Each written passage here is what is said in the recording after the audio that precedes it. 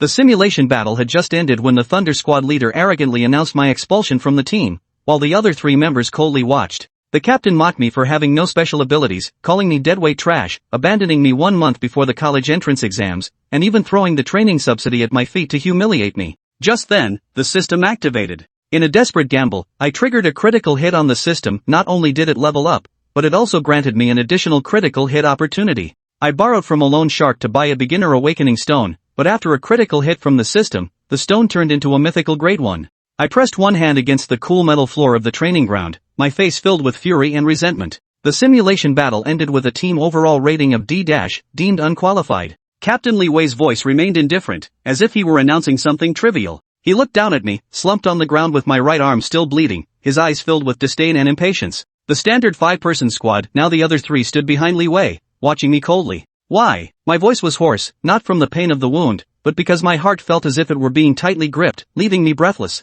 Why? Li Wei let out a scoff, as if he had heard the most ridiculous joke. Do you think we're playing house here? The martial arts college entrance exam is just 1 month away. You're just an ordinary person who hasn't even awakened any supernatural abilities. What right do you have to stay on the team and hold us back? Your role is supposed to be the tank, but your defense can't even withstand a single pounce from a first-tier magical beast. If Nianxue hadn't reacted quickly to shield you, you wouldn't just have an injured arm right now, you'd be dead. Standing beside Li Wei, wearing a white bodysuit and with a frosty expression, Su Nianxue, Li Wei's teammate from the Thunderstrike squad, slightly trembled her eyelashes upon hearing these words but remained silent. I swept my gaze over my former teammates. Wang Meng, the close combat specialist, a nearly 2-meter-tall burly man, crossed his arms and turned his head away, avoiding my eyes. Then there was Lin Xiaoya, the always taciturn long-range archer, who lowered her head to clean her bow, indifferent to everything around her. Betrayal? After nearly 3 years of training together, how many injuries have I suffered for the team? How much blood have I shed? How many brushes with death have I survived?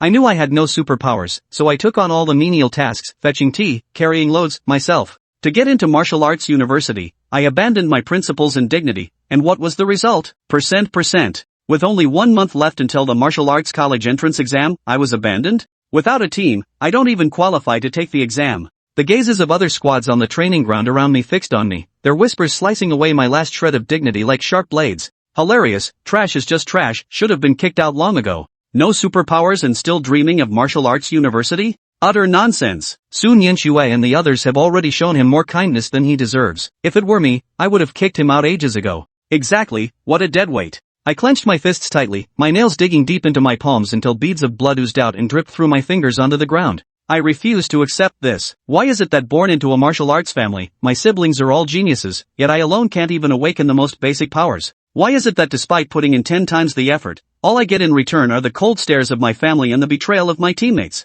Just as I was consumed by hatred and resentment, a drop of blood happened to fall onto the lucky stone hanging at my waist. Ding! A cold, mechanical voice suddenly echoed in my mind. Detecting host's intense feelings of resentment, needing activation conditions. Hundredfold Critical Strike System, officially activated. The host can perform hundredfold critical strikes on any person or object, limited to 1 strike per target. My body suddenly stiffened. Is this an illusion? Then binding to female lead template character, Su Nianxue. Initial favorability, 10, sympathy. Based on the favorability level, the host gains initial critical hits, 1 time. A series of data streams flooded my mind, causing my pupils to suddenly constrict. Subconsciously, I looked up at Su Nianxue, who was preparing to leave with her teammates. In the eyes of others, she remained the unattainable campus belle, the favored child of heaven. But in my vision, Su Nianxue suddenly had a faint pink label hovering above her head, visible only to me. Su Nianxue, favorability, 10, pity. Here's this month's training subsidy, 500 credit points. Take it. Li Wei seemed eager to flaunt his generosity. He pulled out a small credit note from his pocket and tossed it at my feet. From now on, we're even. That flimsy piece of paper felt like a resounding slap, striking hard across my face. But I didn't look at that paper, my attention was completely captured by this sudden system. The system, it's real. Does that mean there's still a chance to turn my life around? The Thunder Squad disappeared through the training grounds doorway without a backward glance, while the surrounding murmurs rose and fell like a swarm of irritating flies. I ignored the credit note at my feet, which carried a hint of charity and humiliation, and slowly stood up, brushing the dust off my clothes. The wound on my right arm still throbbed faintly, but the impact of the mechanical voice in my mind made the pain seem insignificant. Hundredfold Critical Strike System bound to female lead template character Su Nianxue. Favorability, 10, sympathy. Available critical strikes, 1. I looked once more in the direction Su Nianxue had departed, where the pale pink favorability, 10 tag flickered faintly in my field of vision. After 3 years together, in her heart, I turned out to be nothing more than an object of pity. Enough, just you all wait. I withdrew my gaze, burying that lingering affection and the humiliation I'd just suffered deep within my heart. Right now, what matters most is this critical strike system. It can critically strike anyone or anything to improve its quality. But with only one critical strike opportunity available, where should I use it? Thoughts raced through my mind. Using it on myself wasn't the right time. Slamming it against the metal floor of the training arena would be pure madness. Suddenly, a wild idea emerged. Does the critical hit system itself count as an object? Once this thought took root, it spread like wildfire, impossible to suppress. Take a gamble. If I win, I can completely turn my life around. If I lose, I've got nothing to lose anyway, so what's there to fear? System, can I brute force a key to hack you? I was so nervous that I even mispronounced the character for strike. In my mind, the system fell silent for a moment before a series of data streams appeared, indicating that the system's core could be forcefully attacked, but with unknown risks. To hell with the risks. I've been a failure for 18 years, should I stay a loser for the rest of my life? Confirmed. Execute immediately. In an instant, my mind felt as if struck by a sledgehammer, vision turning blank, ears ringing with deafening static. My consciousness was swept into the whirlpool of data flow. Just as my awareness was about to fade completely, I heard, critical hit succeeded. Triggered 10,000-fold amplification. The notification sound. The upgraded system not only increased critical hits from 100-fold to 10,000-fold, but also rewarded an additional critical hit chance. I succeeded. Glancing at the 500 credit paper bill on the ground, I curled my lips in disdain. Straightening my back, I walked out of the training ground. Right now, I need a large sum of money. The best way to stand out in the martial arts college entrance exam is to awaken a supernatural ability before the exam, but I can only rely on an awakening stone to artificially catalyze it. Even the lowest quality beginner awakening stone costs 1,000,000 credit points. My monthly allowance of 3,000 credit points from the family barely covers basic expenses. After much deliberation, I could only turn to the Fu family for help. Half an hour later, I stood before the imposing and sprawling Fu family estate, guarded by massive stone lions at its entrance. The gatekeepers recognized me but showed no respect, stopping me with the excuse that the family head was entertaining guests and no entry was permitted. I explained I was there to see Fu Tianyu, one of the Fu family's prodigies of this generation, eldest uncle's son, a third-tier peak martial artist at just 20 years old, who had awakened an A-grade thunder armor ability, and also one of those who looked down on me the most. After relaying my request, the guard let me through with a strange smile, directing me to wait at the rear courtyard training ground. I entered the estate and arrived at the training ground. Before long, Fu Tianyu appeared, clad in a silver combat suit, surrounded by a crowd. Faint arcs of electricity crackled around him as he deliberately exuded a powerful aura of supernatural energy. Oh, isn't this the famous Fu family member? Heard you got kicked out of the squad, and you still have the nerve to come back? Fu Tianyu opened his mouth with sarcasm. I ignored him and went straight to the point. I need to borrow 1,000,000. He and his followers burst into laughter. 1,000,000? Are you awake? What makes you think you deserve it? I said calmly, I want to buy a beginner awakening stone, and I'm borrowing the money.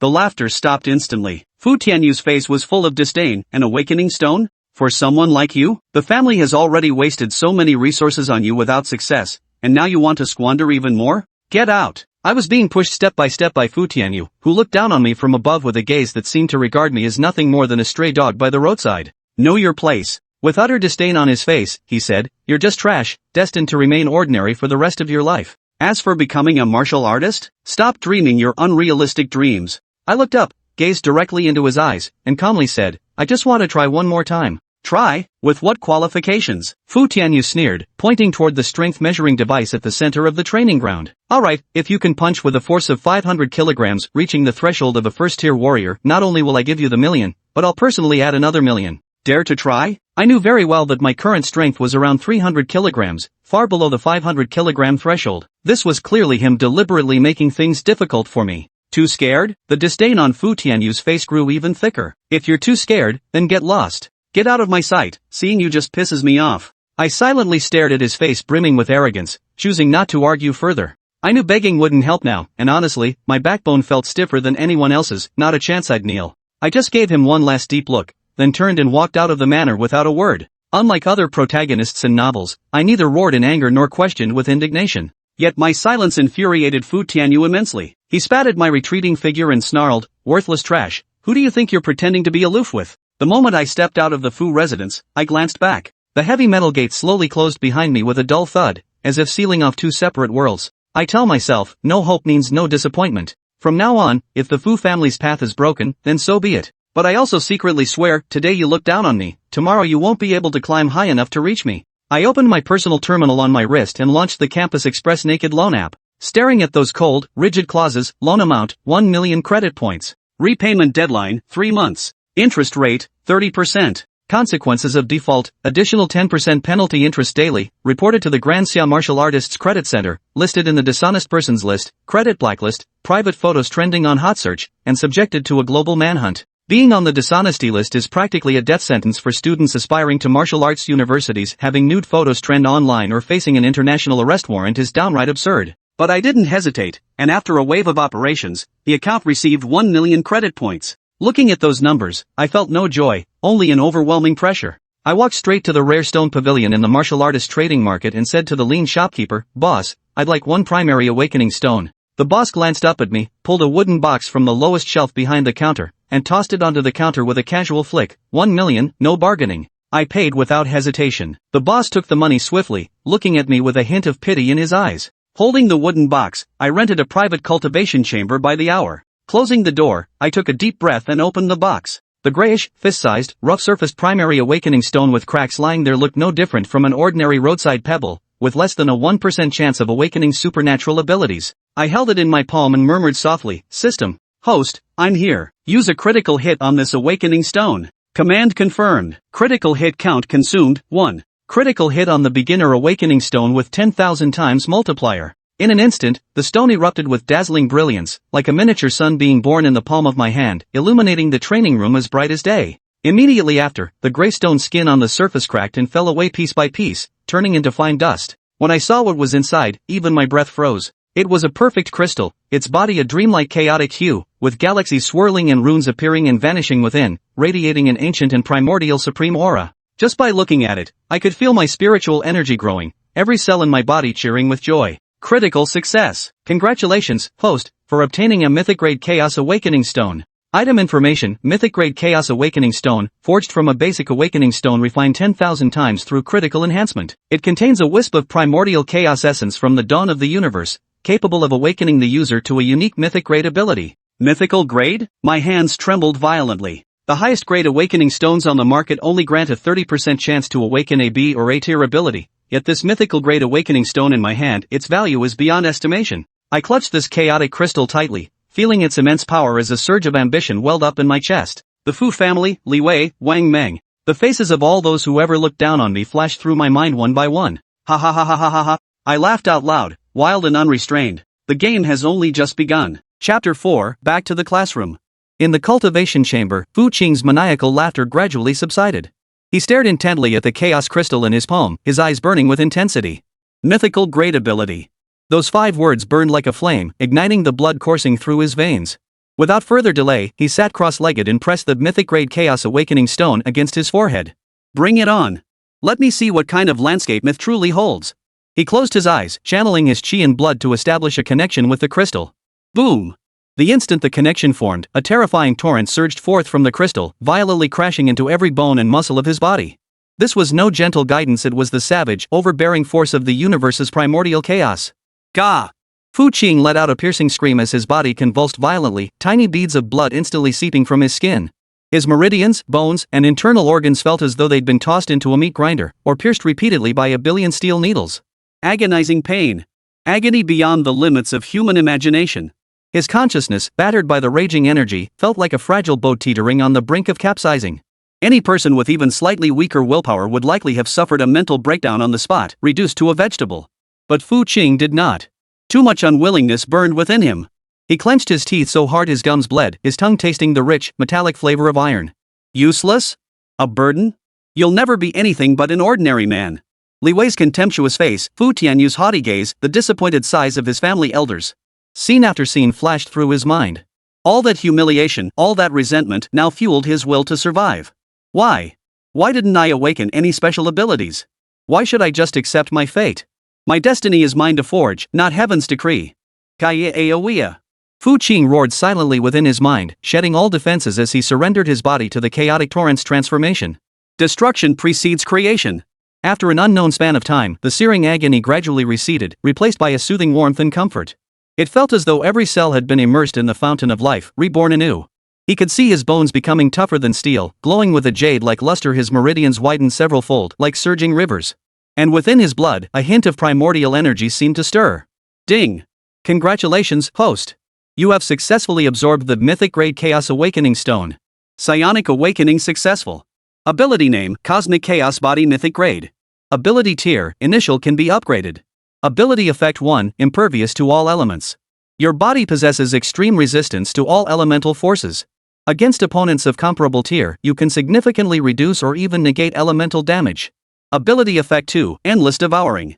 Your body can absorb and convert any form of energy, including but not limited to physical kinetic energy, elemental energy, psychic energy, to restore yourself and enhance your physique. Devouring capacity is affected by tier. Ability effect 3? Unlockable. Ability effect 4? Unlockable. A cascade of information flooded Fu Qing's mind. He slowly opened his eyes, a fleeting streak of chaotic light flickering in their depths. Immunity to all magic? Endless devouring? What the hell? This was practically a god-tier skill tailor-made for his role as a tank. No, this transcended the realm of tanking entirely. Li Wei, didn't you say my defenses couldn't even withstand a first-tier demon beast? Fu Qing stood up and stretched his limbs. Crackle! A crisp cracking sound emanated from his body. He seemed to have grown taller, his previously slightly frail frame now radiating power. He walked over to the strength tester in the corner of the training room. This was a basic model, capable of testing a maximum force of only 3,000 kilograms. Fu Qing recalled Fu Tianyu's arrogant face. 500 kilograms? He took a deep breath, using no martial arts techniques whatsoever. He simply gathered all the power he had awakened into his right fist and swung it out with all his might. Whoosh! The fierce air pressure generated by the fist's momentum slammed violently into the target surface. Boom! A thunderous roar. The numbers on the screen above the dynamometer shot skyward. 500 kilograms. 800 kilograms. 1,200 kilograms. 1,500 kilograms. The number finally settled at a value that even surprised Fu Qing himself. 1888 kilograms. The threshold for a first-tier martial artist was 500 kilograms, while that for a second-tier martial artist was 2,000 kilograms. This single punch had already reached the peak of the first tier, standing but a step away from the second tier. And this was purely physical strength. Fu Tianyu. Fu Qing glanced at his right fist and smiled. Looks like you won't be keeping that 2 million after all. The next day, at Jiangqing 3rd Martial Arts High School. As Fu Qing entered the classroom, the noisy class fell silent for a moment. All eyes instinctively turned to him, filled with undisguised mockery and pity. The news of his expulsion from the Thunderbolt squad had clearly spread throughout the entire grade. Fu Qing remained composed, ignoring the stares as he walked straight to his seat by the window in the back row, next to the trash can. The boy sitting in front of him, Zhao Lei, turned his head and spoke in a sarcastic tone. Well, isn't this Mr. Fu the academic genius? How come you even have time to come to school anymore? I thought you'd found a new squad to train with out in the field. Yeah, wonder which unlucky squad would take him. Don't be so sure. Maybe he's soloing? Solo? Ha ha ha ha. A wave of laughter erupted around them. Fu Qing didn't even lift an eyelid as he pulled out his textbook from his bag. Such trash talk couldn't even ripple the surface of his calm. Just then, several familiar figures appeared at the classroom door. Li Wei, Wang Meng, Lin Xiaoya, and Sun Yanxue surrounded by them. Their new teammate, a burly boy who had also awakened the B-rank defensive ability Stone Skin, was chatting and laughing alongside Li Wei. Li Wei's gaze swept across the classroom, landing on Fu Qing with a mocking smirk. He deliberately raised his voice. Nianxue, Wang Meng, this new guy, has some seriously impressive defense skills. Yesterday we hunted a mid-tier level 1 fanged boar outside the city. He took its frontal charge head-on and didn't budge an inch. Way stronger than certain people around here. Wang Meng chimed in immediately. Exactly. How has AB great ability? How could someone without any abilities compare? Lin Xiaoya kept her head down, saying nothing. Sun Yanxue's icy gaze lingered on Fu Qing for half a second. Seeing his calm profile, her willow brows furrowed almost imperceptibly. He seems different from yesterday? But she couldn't quite put her finger on what exactly had changed. In Fu Qing's eyes, the label above Sun Yanxue's head remained unchanged, affection level 10 sympathy. He felt no stirrings within, and even felt a bit amused. Just then, homeroom teacher Zhang walked in, clutching her lesson plan. He clapped his hands to signal for silence. Students, with only 20-odd days left until the martial arts college entrance exam, the school has decided to hold the final mock practical assessment next week. Your performance in this assessment will directly impact your final recommendation quotas. The rules remain the same as previous years. Participation will be in small teams. As his words fell, most students in the classroom wore expressions of resigned acceptance. Only a handful who hadn't yet secured a team looked visibly uneasy. Teacher Zhang's gaze swept across the classroom before settling on Fu Qing. He sighed. Chapter 5, he must be on drugs. Fu Qing, I've heard about your situation. As he spoke, all eyes in the room turned back to Fu Qing. I know you've been working hard, but teamwork is crucial for the martial arts college entrance exam. Everything must align with real combat scenarios. So, is there any team in the class that needs members? Or one willing to accept Fu Qing? Let's show some spirit of mutual support. The classroom fell deathly silent. Who would want to drag along a liability without any special abilities at such a critical moment? That's not mutual aid, it's suicide. Zhao Lei even shouted dramatically, "Oh no, Teacher Zhang, please don't. Our team is full. We're completely full. Our team doesn't need anyone either. Teacher, you're putting us in a tough spot." Each refusal, whether blunt or polite, pierced Fu Qing's heart like a sharp blade. Teacher Zhang's face flushed with awkward embarrassment. Li Wei stood with his arms crossed, his face brimming with schadenfreude. Amidst this atmosphere of public humiliation, Fu Qing finally lifted his head. He stood up, looked at Teacher Zhang at the podium, and spoke calmly. "Teacher, there's no need to trouble yourself. For this mock assessment, I request to participate alone." As the words fell, the entire classroom plunged into silence once more. Everyone stared at him as if he were insane. A solo assessment? One person filling 5 positions? What kind of joke is this? The simulated assessments at Martial Arts High were as challenging and dangerous as real hunting in the wild. Attending solo? Forget about getting a score, just surviving would be a miracle. Li Wei froze for a second, then burst into exaggerated laughter. Ah, did I hear that wrong? Fu Qing, you must be out of your ing mind. Solo assessment? Are you kidding me? Zhao Lei joined in the jeering. Way to go, Fu Qing. Real man. I salute your guts. Even the usually quiet Lin Xiaoya looked up in surprise. Su Nianxue's delicate brows furrowed tightly. She was convinced Fu Qing must have suffered some trauma and lost his mind. Teacher Zhang grew anxious. Fu Qing, don't be impulsive. This isn't a joke. Teacher, I'm perfectly lucid. Fu Qing looked at him, his gaze calm and resolute. I've made my decision. With that, he ignored everyone and sat back down, as if the person who had just uttered those earth-shattering words wasn't him at all. What remained was a classroom filled with uproar and bewilderment. On the surface, he had once again become a laughingstock. Breaking news! Fu Qing from Senior 3, Class 7, has applied to take the mock assessment solo. Holy crap, is that for real? The loser who got kicked out of the Thunderbolt squad? Absolutely true. Their homeroom teacher is practically furious, couldn't talk him out of it. Damn it, he's throwing caution to the wind. Planning a suicide graduation? This is hilarious, I'm dying lol. Within a single class period, news of Fu Qing's solo exam application spread like wildfire throughout the entire senior class. He successfully replaced campus beauty Su Nianxue as the subject of the latest scandal, becoming the hottest topic on the school forum. Only, the headline read, "The year's biggest joke, a loser's last-ditch desperation." Fu Qing paid no heed to any of it. After school, he didn't even return to the cold, impersonal Fu family estate. Instead, he headed straight to the martial artist trading market. With the last few hundred credit points he had left, he bought the most ordinary Tier 1 standard combat blade. He needed to quickly get used to his surging strength, and while he was at it, earn some money. That 1.3 million credit loan still hung over his head like a sharp sword. As for how to boost his favorability with Su Nianxue, that would require further consideration. He couldn't exactly force himself into her face to show off, could he? That would likely backfire. However, the moment he stepped out of the market, several figures blocked his path. Leading them was none other than his dear cousin, Fu Tianyu. Fu Tianyu's face was so dark it could have dripped water, and the henchmen behind him glared at Fu Qing with equal hostility. Fu Qing. Fu Tianyu ground out between clenched teeth. I hear you applied for the solo assessment? Your sources are well informed, Fu Qing replied indifferently. Are you insane? Fu Tianyu finally lost his temper, grabbing Fu Qing by the collar and roaring, "You're bringing shame upon the entire Fu family. You worthless piece of trash. A solo assessment? You want the whole city of Jiangqing to laugh at the Fu family?" The immense force twisted Fu Qing's collar out of shape. Yesterday, this single tug would have sent him stumbling, perhaps even crashing to the ground. But today, he stood rooted to the spot, unmoving, like an ancient tree anchored to the earth. Fu Tianyu froze. It felt as though he wasn't gripping a collar, but a red-hot branding iron. A searing, colossal force rebounded from his opponent, sending a wave of numbness through his wrist. He was a peak third-tier martial artist. How could this be? Let go. Fu Qing's voice was flat, devoid of emotion. You said it yourself, it's your Fu family. You. Fu Tianyu seemed to be struck by something. Not only did he not let go, but he tightened his grip, veins bulging on his forehead. I demand you withdraw the application. Now. Immediately. Or I'll break your legs today and make sure you can't go anywhere.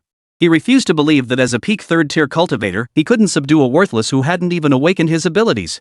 Fu Qing lowered his eyelids slightly, observing Fu Tianyu's hand clenched tightly around his collar. He said nothing more. He simply raised his hand and gently placed it on Fu Tianyu's wrist. Then, his fingers slowly closed. Snap, crack. The sound of bones shifting echoed. Ah! Fu Tianyu let out a piercing scream, his face instantly turning the color of liver, cold sweat breaking out instantly. His wrist felt as though it had been clamped by a hydraulic vice. That terrifying force left him utterly powerless to resist. He tried to pull his hand back, only to find his wrist locked in a death grip by the other's 5 fingers, completely immobilized. What the hell kind of strength was this? Fu Tianyu's henchmen behind him were all stunned. They hadn't seen what happened at all. All they saw was Fu Qing raise his hand, and then their once arrogant boss, Tianyu, scream like he'd seen a ghost. Cousin. Fu Qing lifted his eyes, gazing at Fu Tianyu's face contorted in agony, and spoke slowly. Is this all you've got at peak third-tier strength? A bit disappointing. With that, he flickered his wrist, flinging Fu Tianyu away like discarded trash. Fu Tianyu staggered backward several steps before crashing to the ground. He immediately clutched his nearly shattered wrist, his eyes filled with horror and disbelief. He stared fixedly at Fu Qing as if seeing him for the first time. Monster! This guy is a monster. What the hell happened to him? Fu Qing didn't spare him another glance, nor did he acknowledge the stunned henchman. He merely brushed his collar, turned, hoisted his cheap combat knife, and vanished into the crowd. Behind him, Fu Tianyu sat frozen on the ground, the searing pain in his wrist sending waves of inexplicable dread through him. No. He must be high. Chapter 6, Not Running? Waiting to die? Fu Tianyu was helped to his feet, his face contorted by the searing pain in his wrist. He stared fixedly at Fu Qing's retreating figure disappearing into the crowd. Beyond the venom in his eyes lay deeper confusion and utter dread. What kind of power was that? Pure? Savage? An unreasonable force? He, a genius at the peak of the third tier who had awakened a great ability, couldn't even last a single move against a worthless? Impossible. Absolutely impossible. Brother Tianyu, are you okay? That kid, did he take some kind of banned substance? A henchman approached cautiously, asking. Drugs. Fu Tianyu's eyes lit up, as if he'd grasped a lifeline. Right. It must be banned drugs. The black market circulated some sinister concoctions that could instantly unleash a person's latent potential, but the side effects were devastating. They drained vitality and could even completely destroy one's martial arts foundation. Only this explanation could soothe his wounded pride. Damn it, that lunatic. Fu Tianyu gritted his teeth. For some pathetic shred of dignity, he dared use banned substances. No wonder he requested a solo trial. He wants to die in front of all Jiangcheng. Let's go. His face darkened with malice. I'm going back to tell father. That good-for-nothing Fu Qing dared to bring shame upon the Fu family. He must pay the price. He would destroy Fu Qing's reputation completely, ensuring he wouldn't even get the chance to take the college entrance exams. Meanwhile, Fu Qing stood at the suburban teleportation station, preparing to head to the C-rank wilderness hunting zone, the Blackwind Mountains. This area was specifically designated as a training ground for first-tier martial artists and senior high school students. While the magical beasts here were generally low-level, their sheer numbers made it the ideal place to earn one's first fortune. The few hundred credit points left in his pocket dwindled to almost nothing after paying for the teleportation fee and entry permit. The crushing weight of that 1.3 million credit loan hung over his shoulders like a mountain, compelling him to act swiftly. A flash of white light transported Fu Qing to the edge of a vast jungle. The air carried the earthy scent of soil and a faint tang of blood, punctuated by distant beast roars. He gripped the cheap standard-issue combat knife in his hand, feeling not the slightest tension, but rather a sense of exhilaration like a fish returning to the sea. After awakening the cosmic chaos body, this perilous jungle looked no different to him than his own backyard. He needed a fight to fully familiarize himself with this transformed body. Before long, the bushes ahead rustled violently. A boar the size of a small truck, covered in black keratinous tusks, burst forth with bloodshot eyes. A mid-tier level 1 magical beast, the ironclad boar. Renowned for its impact and defense. Yesterday, Fu Qing would have had to pray his teammates could deliver timely damage and healing against such a beast. But today, instead of fleeing, he stood his ground with keen interest. Come on, let me see what you're made of. The ironclad boar let out a roar, its hooves stomping the ground like an out-of-control heavy truck as it charged straight at Fu Qing. Students nearby who were hunting in groups gasped at the sight. Holy crap! Is that guy little cutie? He's not dodging? He's done for. That charge will turn him into mincemeat. Amidst the horrified stares of everyone present, Fu Qing didn't flinch or dodge. He didn't even assume a blocking stance. He simply met the charge head-on with his chest. Boom! A dull thud echoed through the forest. The expected scene of flesh and blood flying everywhere did not materialize. Fu Qing stood rooted to the spot, unmoving. Instead, the ferocious ironclad boar, charging with overwhelming force, seemed to have collided with an ancient divine mountain. It let out a mournful cry. Its massive head caved in instantly, and its colossal body was hurled backward by a terrifying recoil force. It flew over 10 meters, crashing through several large trees before finally coming to a halt. It twitched twice before falling utterly still. Fu Qing glanced down at his chest. His clothes bore a gaping hole, yet not a single red mark marred his skin. A warm surge of energy flowed into his body from the point of impact, swiftly absorbed by every bone and muscle, transforming into the purest vital energy. It left him feeling utterly refreshed. Endless devouring. So this is what it feels like. Fu Qing's lips curved into a faint smile. You know what? It's kinda nice. This wasn't getting beaten up, it was like getting a luxurious massage. The students gathered around, expecting a spectacle, now had their jaws practically hitting the floor. Holy! Am I seeing things?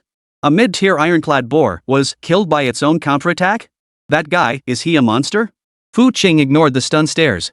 He walked over to the ironclad boar's corpse, skillfully slicing open its skull with his battle knife. He extracted a thumb-sized, faintly glowing pale white crystal core. A mid-tier level 1 crystal core, worth roughly 3,000 credit points on the market. Its iron armor like hide and 2 tusks were also valuable materials. As he processed the materials, a 5-person student squad approached. Their leader glanced at the corpse on the ground, then looked at Fu Qing, his eyes carrying a mix of scrutiny and arrogance. Hey, buddy. All alone? Need something? Fu Qing didn't look up. Nothing much. You look skilled, probably an elite from some school, huh? The leader chuckled. But you're too vulnerable alone in the Blackwind Mountains. How about joining our Blazing Fire squad temporarily? We could use a tank. He suspected Fu Qing had awakened some powerful defensive ability and was tempted to recruit him. Not interested. Fu Qing declined flatly. Like hell I'd team up with you lot, how else would I enjoy getting beaten up to level up? The captain's expression darkened instantly. Behind him, one of his teammates couldn't help but sneer. What are you trying to pull?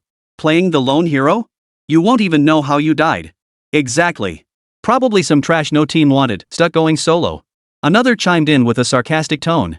Fu Qing finished processing his materials, picked up his knife, and strode straight into the depths of the jungle, never once glancing back at them. To the members of the Blazing Fire squad, his retreating figure appeared solitary and arrogant. Damn it, what kind of jerk is that? One member muttered under his breath. The captain watched Fu Qing's retreating figure with a dark expression, snorting coldly. Ignore him. Arrogant fools like that never last long. Let's move. There are signs of second-tier beasts ahead, that's our target today. Fu Qing pressed deeper into the forest, moving like a tiger among sheep. Any first-tier beasts he encountered, whether low-tier, mid-tier, or high-tier, were dispatched with a single slash. When occasionally attacked, he didn't bother dodging, instead taking the blows head-on with his body, reveling in the exhilaration brought by the endless devouring ability. Within just 2 hours, his backpack was filled with over a dozen first-tier crystal cores, along with various claws, fangs, and hides.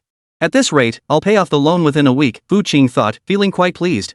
Just then, his keen senses picked up the sound of a fierce battle ahead, mingled with a familiar voice. Chapter 7, One-Hit Kill. Lin Xiaoya, shoot it in the eyes with your piercing cloud arrow. It was Li Wei's voice. Fu Qing halted in his tracks, raising an eyebrow. What a small world. Fu Qing followed the sound, silently stealthing his way to a high slope. Parting the dense shrubbery, he peered down.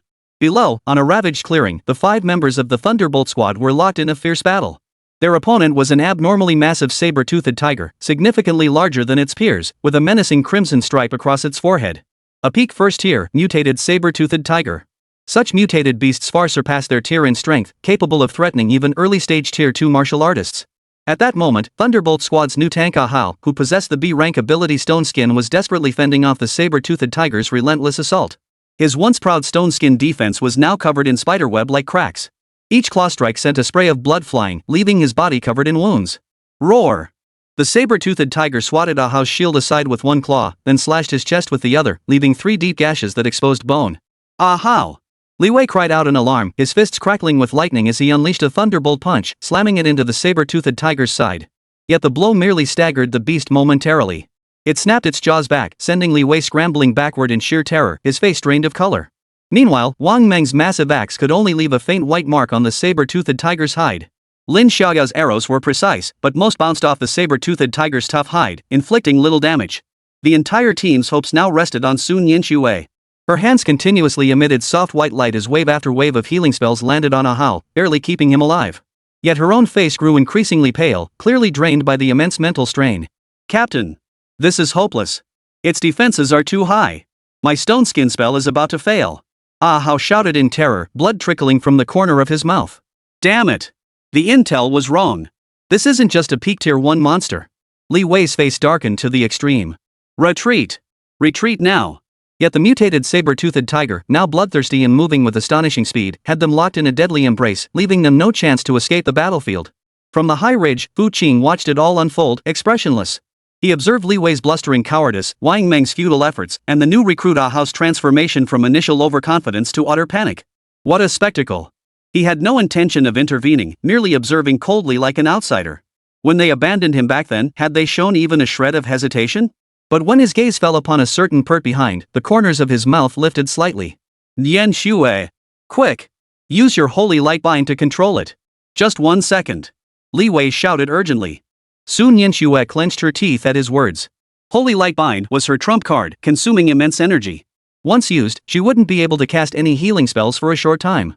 But now, there was no other choice. She drew a deep breath, formed seals with both hands, and strands of sacred light appeared out of thin air, instantly coiling around the saber-toothed tiger's limbs. Roar! The saber-toothed tiger roared in fury, struggling violently. The light ropes soon creaked under the strain. Now! Full power attack! Li Wei roared. He and Wang Meng unleashed their most powerful strike simultaneously, slamming it into the saber-toothed tiger's head. Put! Blood spurted from the saber-toothed tiger's head, but the blow wasn't fatal. Instead, it unleashed its full savagery. Roar! It let out a frenzied roar, its blood patterns flaring intensely as a surge of savage energy erupted, violently shattering the holy light bind. Su Nianxue immediately suffered backlash, grunting softly as a trickle of blood spilled from the corner of her mouth. Her face instantly turned as pale as paper. Oh no! Li Wei nearly lost his mind at the sight. Losing the healer meant certain doom. Sure enough, the saber-toothed tiger, freed from its bonds, locked onto Su Nianxue, the weakest presence, as its first target. Its body instantly blurred into a streak of light as it lunged forward.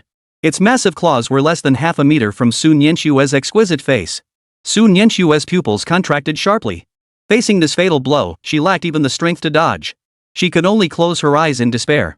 Li Wei, Wang Meng, and the others were too far to help in time, forced to watch helplessly as the tragedy unfolded. Everything seemed sealed.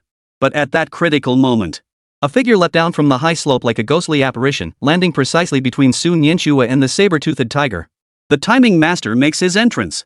The figure wasn't particularly imposing, even appearing somewhat frail, yet it stood before her like an insurmountable mountain. It was Fu Qing.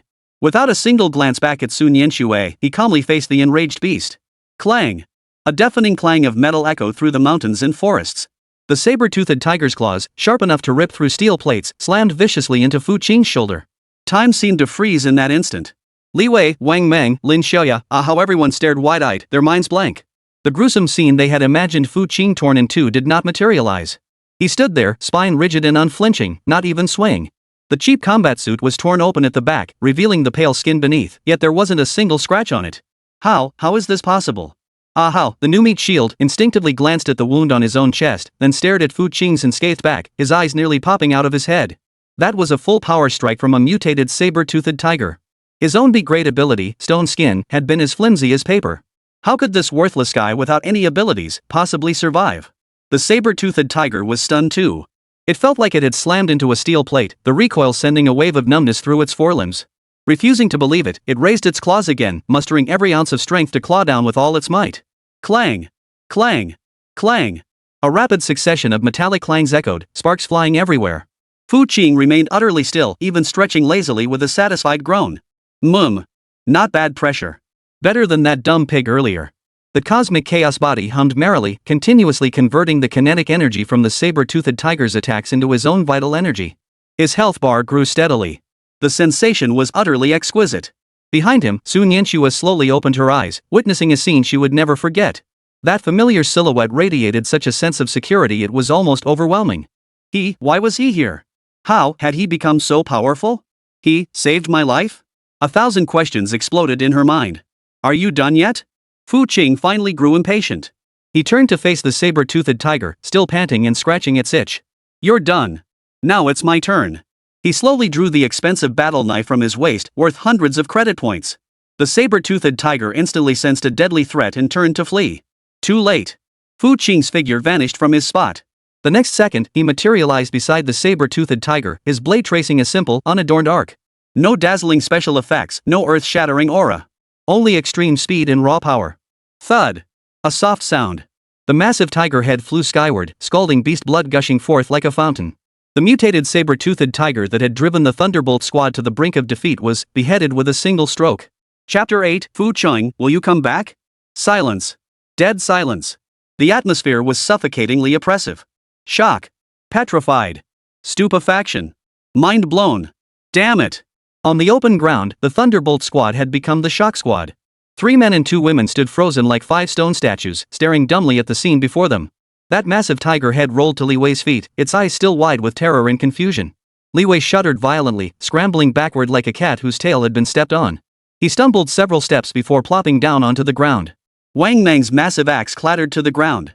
Lin Xiaoya covered her mouth, her beautiful eyes filled with utter shock. As for Ahao, he stood frozen, muttering to himself, one swing, just one swing. What the hell? Is this a human or a ghost? He's clearly a defensive role. Is this what a tank is supposed to do? Flash sale. A clean, decisive kill.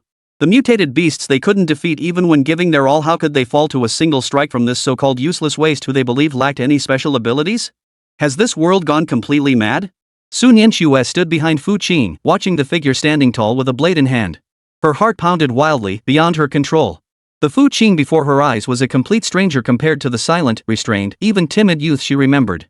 That composure, that power, that ruthless dominance slicing through life and death with a single stroke. It felt utterly unfamiliar to her, yet inexplicably captivating. Ding! A celestial voice echoed in Fu Qing's mind. Detected drastic fluctuations in affinity toward target individual Sun Yanxue. Affection plus 20 shock. Affection plus 10 curiosity. Affection plus 10 admiration. Current affection level 50 admiration. Fu Qing's heart leapt with joy. Admiration? This woman's feelings are developing way too fast. Damn fast. At this rate, it wouldn't be long before another insane critical hit. His expression unchanged, he wiped the blood from his blade with fluid, effortless movements as if he'd merely swatted a fly. Without so much as a glance back at Sun Yanxue, he strode directly to the saber-toothed tiger's carcass. Crouching down, he began skillfully extracting the crystal core and materials. The peak first-tier mutated crystal core felt smooth and warm to the touch, brimming with energy worth at least 20,000 credits. The Pelton fangs would also fetch a good price. His actions jolted the stunned Thunderbolt squad back to reality. Fu Qing. Li Wei finally found his voice. He scrambled to his feet, his face alternating between pale and flushed, his expression a tangled mess. You. He stammered for a long moment, unable to form a complete sentence. Was he questioning why Fu had concealed his strength? Or to thank him for saving the entire team? Neither seemed quite right. All he felt now was a stinging pain across his face, as if someone had whipped him hundreds of times with a shoe sole, leaving him swollen like a pig's head. Yesterday he'd declared with absolute certainty that Ahao was far stronger than Fu Qing. And what was the result? Ahao was beaten like a dead dog, while Fu Qing landed a critical hit for 999 damage, instantly taking down the boss. The slap to his face couldn't have been more resounding. Fu Qing, thank you for saving us. Sun Yanxue strode forward with her long legs, her voice slightly hoarse. She cautiously studied Fu Qing's profile, realizing she dared not meet his eyes directly. Fu Qing's hands never stopped moving. He merely gave a faint as if saving them had been nothing more than an afterthought. This cold indifference caused an inexplicable tightness in Sun Yanxue's chest. Her mind was sharp. Not long ago, she could clearly sense a hint of admiration and tenderness in the way this young man looked at her. But now, it seemed as though she no longer held a place in his eyes. Your ability. Wang Meng couldn't help but speak up. He simply couldn't comprehend it. You weren't supposed to have awakened any abilities. Who told you I don't have abilities? Fu Qing finally finished processing the materials and stood up, glancing at Wang Meng. One sentence silenced Wang Meng completely. Indeed, what gave them the right to assume Fu Qing lacked abilities?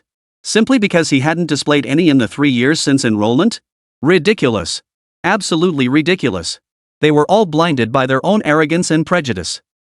What kind of ability do you have? A defensive one? Then how could you kill a mutated saber-toothed tiger with a single strike? Li Wei mustered his courage to press further, desperate for an answer that could salvage his crumbling understanding. Fu Qing stared at him as if he were an idiot. What level are you? Why should I tell you? Me. Li Wei's face instantly turned the color of liver. Fu Qing stowed the spoils into his terminal backpack, satisfied enough. He turned to leave. Wait. Li Wei hurriedly called after him. Taking a deep breath, as if making some decision, he forced a smile uglier than crying. Fu Qing, earlier we were in the wrong. We didn't recognize a mountain when we saw one. I apologize. Look, now that Ahao's seriously injured, our squad's defense position is open. Would you be willing to come back? He actually invited Fu Qing back again. Was he flip-flopping like a clown? At these words, Wang Meng and Lin Xiaoya both wore hopeful expressions. The martial arts college entrance exam differed from the regular one. It was a team-based competition. If they could get someone as powerful as Fu Qing to return, their team would undoubtedly achieve an unimaginably outstanding result in the entrance exam.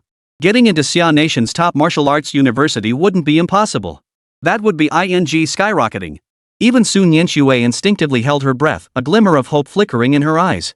Fu Qing halted, turning to regard Li Wei with a faint, ambiguous smile. You want me to come back? Yes. Li Wei nodded frantically, adopting an extremely humble posture. As long as you come back, you can be the captain. We'll all follow your lead from now on. For the sake of results, he was even willing to give up the captain's position. Fu Qing smiled. Hey Li Wei, do you remember what you told me yesterday? Li Wei's face stiffened. Fu Qing mimicked his tone from yesterday, speaking slowly and deliberately. Fu Qing, do you think we're playing house? You're just an ordinary person who hasn't even awakened any abilities. What gives you the right to stay in the team and hold us back? Each word felt like a slap, stinging Li Wei's face. Li Wei stammered, overcome with shame. A good horse doesn't eat the grass it has already grazed on, Fu Qing said, his smile fading as his eyes turned icy. Besides, this grass of yours has already rotted. I've applied for the solo assessment. I won't need any teammates. Especially teammates who slow me down. With that, he ignored the stunned expressions behind him, walking resolutely into the depths of the forest without a backward glance, leaving only a determined silhouette behind. Teammates who slow you down. Those words struck each member of Thunderbolt Squad like a heavy hammer. Once upon a time, those were the very words they used to describe Fu Qing. And today, Fu Qing had returned them, word for word. What a bitter irony. Sun Yanxue stared at the direction Fu Qing had vanished, her pearly teeth biting down hard on her lower lip as a whirlwind of emotions churned within her. She suddenly realized that in the past 3 years, she had never truly known that boy. Then again, the Fu Qing of the past had been utterly invisible. Even among her legion of sycophants, he'd been the most insignificant presence. Chapter 9, Who is that person? Watching the show? Deep within the dense forest, Fu Qing's figure vanished completely. On the clearing, only the 5 members of Thunderbolt Squad remained, along with the mess on the ground and the still warm, headless tiger carcass. The atmosphere was awkward enough to explode. A teammate dragging us down. Li Wei chewed on those words over and over, every muscle in his face twitching. His pride, his B-grade lightning ability and his carefully chosen B-grade stone-skin new teammate had both become utter jokes in the face of Fu Qing's single strike. What genius! What elite! Before absolute power, they were nothing but clowns. Captain, we... Wang Meng picked up the massive axe from the ground, his Adam's apple bobbing as he stared at the menacing tiger head. That blade, if it had been aimed at him. He dared not think it through. Ahao, now being supported by Lin Xiaoya, had lost all light in his eyes. He muttered incessantly, it's fake, it's all fake, defensive abilities, how could that be? His martial arts faith had been shattered by Fu Qing's single strike today. The heart of the Wei shattered. Sun Yanxue remained silent, standing still as she gazed with her beautiful eyes toward the direction Fu Qing had vanished. Her thoughts were a tangled mess. Shock, curiosity, and a hint of regret. For 3 years, no matter how grueling the training became, that young man would always quietly prepare water and energy capsules for the team. No matter what trouble she faced, he was always the first to appear by her side. But how had she treated him? She had taken it for granted, looked down on him from above, and stood by coldly in his final hour. Yanxue, we should go back and treat Ahao first, Li Wei said weakly. Sun Yanxue snapped back to reality and nodded, though her gaze remained fixed on the dense forest. No, I have to do something. Meanwhile, Fu Qing had already cast the Thunderbolt Squad from his mind. To him, they were nothing more than an unpleasant chapter in his past. Heroically rescuing a damsel in distress? Just a passing gesture.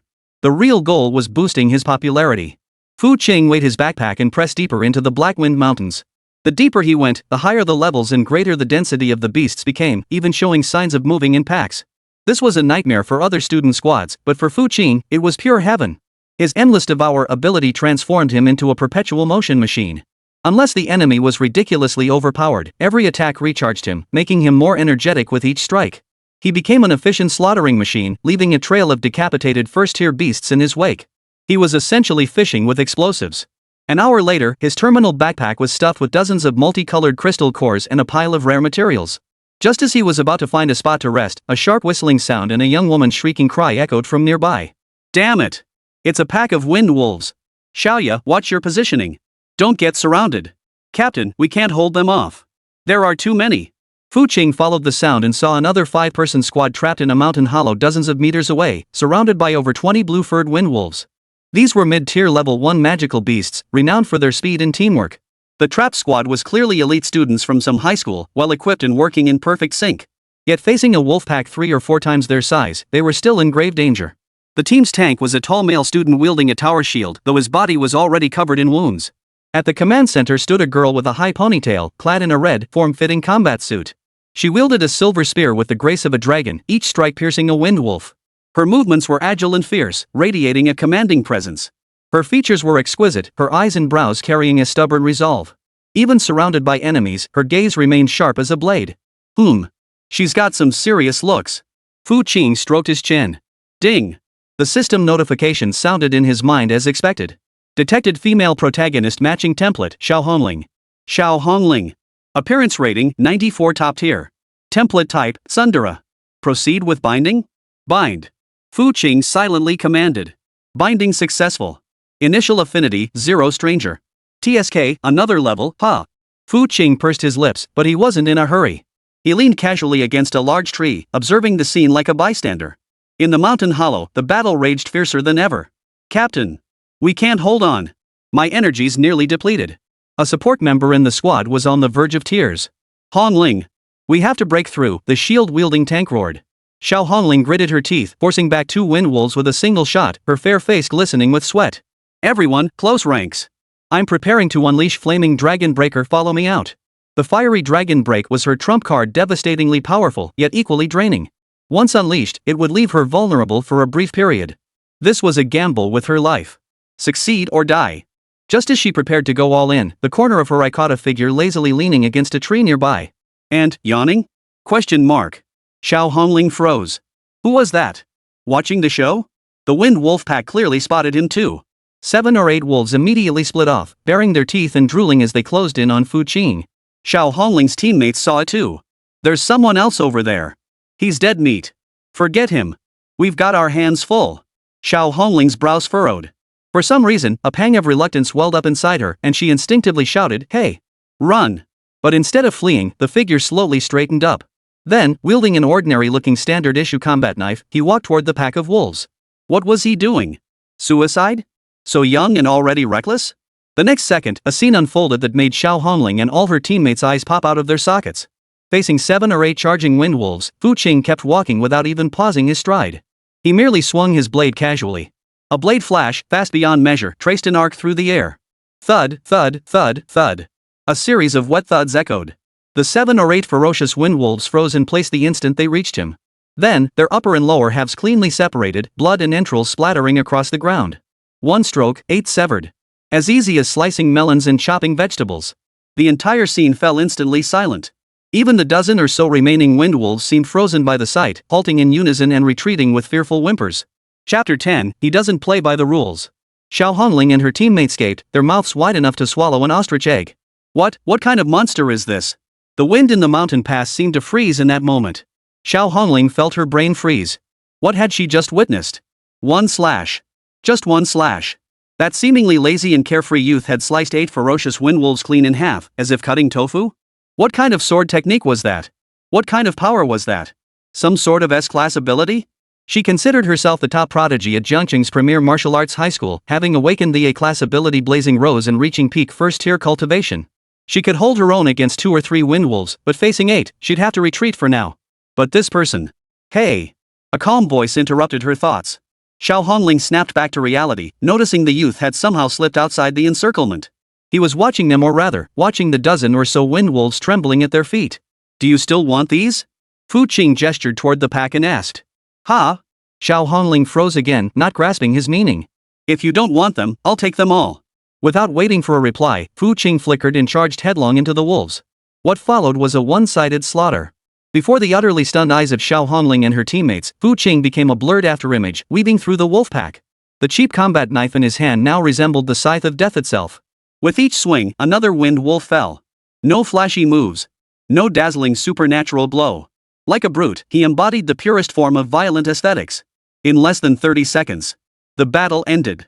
The ground was littered with wind wolf corpses, not a single one intact. Fu Qing stood at the center of the mountain of corpses and sea of blood, flicking the blood from his blade before skillfully filling his stomach and extracting crystal cores. His movements flowed like water, as if he'd performed them thousands of times. The 5 members of Xiao Hongling's squad were collectively frozen in place. Just moments ago, they had been fighting for their lives in a desperate do-or-die situation. And now, it was over? Team leader. One member poked Xiao Hongling with a trembling finger. That person. What school's freak is that? I don't know. Xiao Hongling swallowed hard, doubting her reputation as a genius for the first time. Gulp. The tank-like boy stared at the mountain of corpses piled at Fu Qing's feet, then glanced at the claw marks on his shield, feeling a chill run down his spine. This guy was definitely a second-tier martial artist, maybe even stronger. Was he some senior from a university here for training? What the hell is a max-level veteran doing in a newbie village? Are you out of your mind? Fu Qing quickly finished looting the spoils. He weighed the items in his hands and nodded with satisfaction. Not bad at all. Then he turned to leave. Wait. Xiao Hongling finally snapped out of it and hurriedly called after him. Fu Qing turned back, raising an eyebrow. Thank you for saving us. Xiao Hongling took a deep breath. Though her heart was still racing, her upbringing compelled her to step forward and express her gratitude formally. My name is Xiao Hongling. I'm a student at Jiangqing's premier martial arts high school. May I ask your name? Our Rose Squad will repay this debt of gratitude in the future. As she spoke, she studied Fu Qing closely. He looked very young, about her age, probably a senior too. But what senior high school student possessed such terrifying strength? Ding! Detected change in affinity with target Xiao Hongling. Affinity +5 curiosity. Affinity +5 wary. Current affection level 10 wary curious. Question mark. Fu Qing chuckled inwardly. This woman was quite interesting, even her thanks carried scrutiny and wariness. Fu Qing. He stated his name, then waved his hand dismissively. No need to thank me. I was just passing by. He paused, then added, you lot were too noisy, scared off my prey. Consider these wolves your compensation. Question mark. The look of gratitude on Xiao Hongling's face froze instantly. What did he mean? He wasn't here to rescue anyone? He just finds us annoying? Ward FA? The team members behind her were equally stunned. You? Xiao Hongling felt a surge of anger rising to her temples. As the pride of First High School, when had she ever endured such humiliation? This guy is way too arrogant. Ding. Affinity 5 anger. Current affinity 5 angry. Fu Qing. Seriously, playing games with me? What, you expect me to suck up to you? Just by looking at Fu Qing's name, you can tell he's not the type to be a bootlicker. He only makes others call him daddy. Affection? That's only built on worship. He couldn't be bothered with this spoiled princess's nonsense and turned to leave. Stop right there. Xiao Hongling stomped her foot in fury, darting in front of him. Explain yourself. What do you mean we scared off your prey? Exactly what it means. Fu Qing studied her flushed face, finding it rather adorable. Also, you're blocking my way. You. Xiao Hongling was rendered speechless, her chest heaving violently. A male sycophant behind her couldn't stand it anymore. He stepped forward and shouted angrily, Hey! How dare you talk like that? Our captain was kindly thanking you, and this is the attitude you give him? Exactly. Don't think you can act like a jerk just because you're strong. Fu Qing glanced at them, his expression calm and unruffled. What? Want to pick a fight? Those simple words felt like a bucket of ice water, instantly dousing the two boys' fiery tempers. Only then did they remember who stood before them, the ruthless fighter who could take down 8 wolves with a single strike and clear an entire battlefield in 30 seconds. Fight him? With what? The pair instantly wilted, retreating sheepishly. Xiao Hongling was also stunned by Fu Qing's blunt and forceful resolution. She realized that her proud family background, natural talent, and social status seemed utterly useless in front of this man. He defied all conventions, countering every argument with sharp retorts. You, which school do you even go to? She pressed, unwilling to concede. She knew every top student in Jiangqing's high schools, but Fu Qing was definitely not one of them. Third High. Fu Qing uttered the 2 words indifferently. Chapter 11, accusing me of drug use? Where's the proof? Third High? Xiao Hongling froze, then frowned. Impossible. I know the strongest students at Third High. You? Suddenly, she remembered Triple High did have a Fu, but he was supposedly a useless loser who hadn't even awakened his abilities and got kicked off the team? She'd overheard people discussing it just yesterday. Her gaze toward Fu Qing instantly turned incredibly peculiar. Could it be the rumors were wrong? If someone this strong got kicked out, how formidable must the other 4 in his team be? Third High, a den of hidden dragons? Move aside. Fu Qing had lost his patience. Xiao Hongling instinctively stepped aside. She could only watch helplessly as Fu Qing vanished into the jungle without a backward glance. Captain, he just walked off like that? Captain, he's so cool. I really like him. He's so incredibly strong. How am I supposed to learn from that? Xiao Hongling stood rooted to the spot, her emotions in utter turmoil. Fu Qing, the top 3. She pulled out her personal terminal and quickly searched the campus for him. Soon, a post titled "The Year's Biggest Joke, A Loser's Last Desperate Act" caught her eye. The post portrayed Fu Qing as a delusional clown who, after being abandoned by his teammates, lost his mind and foolishly attempted to take the simulation assessment solo. The replies below were filled with nothing but ridicule and mockery. Xiao Hongling read the post's contents, then recalled the domineering figure from moments ago, one who sliced through 8 wolves with a single stroke, treating the entire pack as nothing. A faint smile curved her rosy lips. Useless? Insane? Interesting. Fu Qing. I'll remember you. Ding. Affinity plus 10 strong interest. Current affinity, 15 interest. Fu Qing, who had already walked far away, paused in his steps, a faint smile curling his lips. Tsundere types? This is exactly what they fall for. The more you fawn over her, the more she thinks you're a jerk. Fu Qing didn't return to the cold, distant Fu family estate, nor did she head back to her dormitory.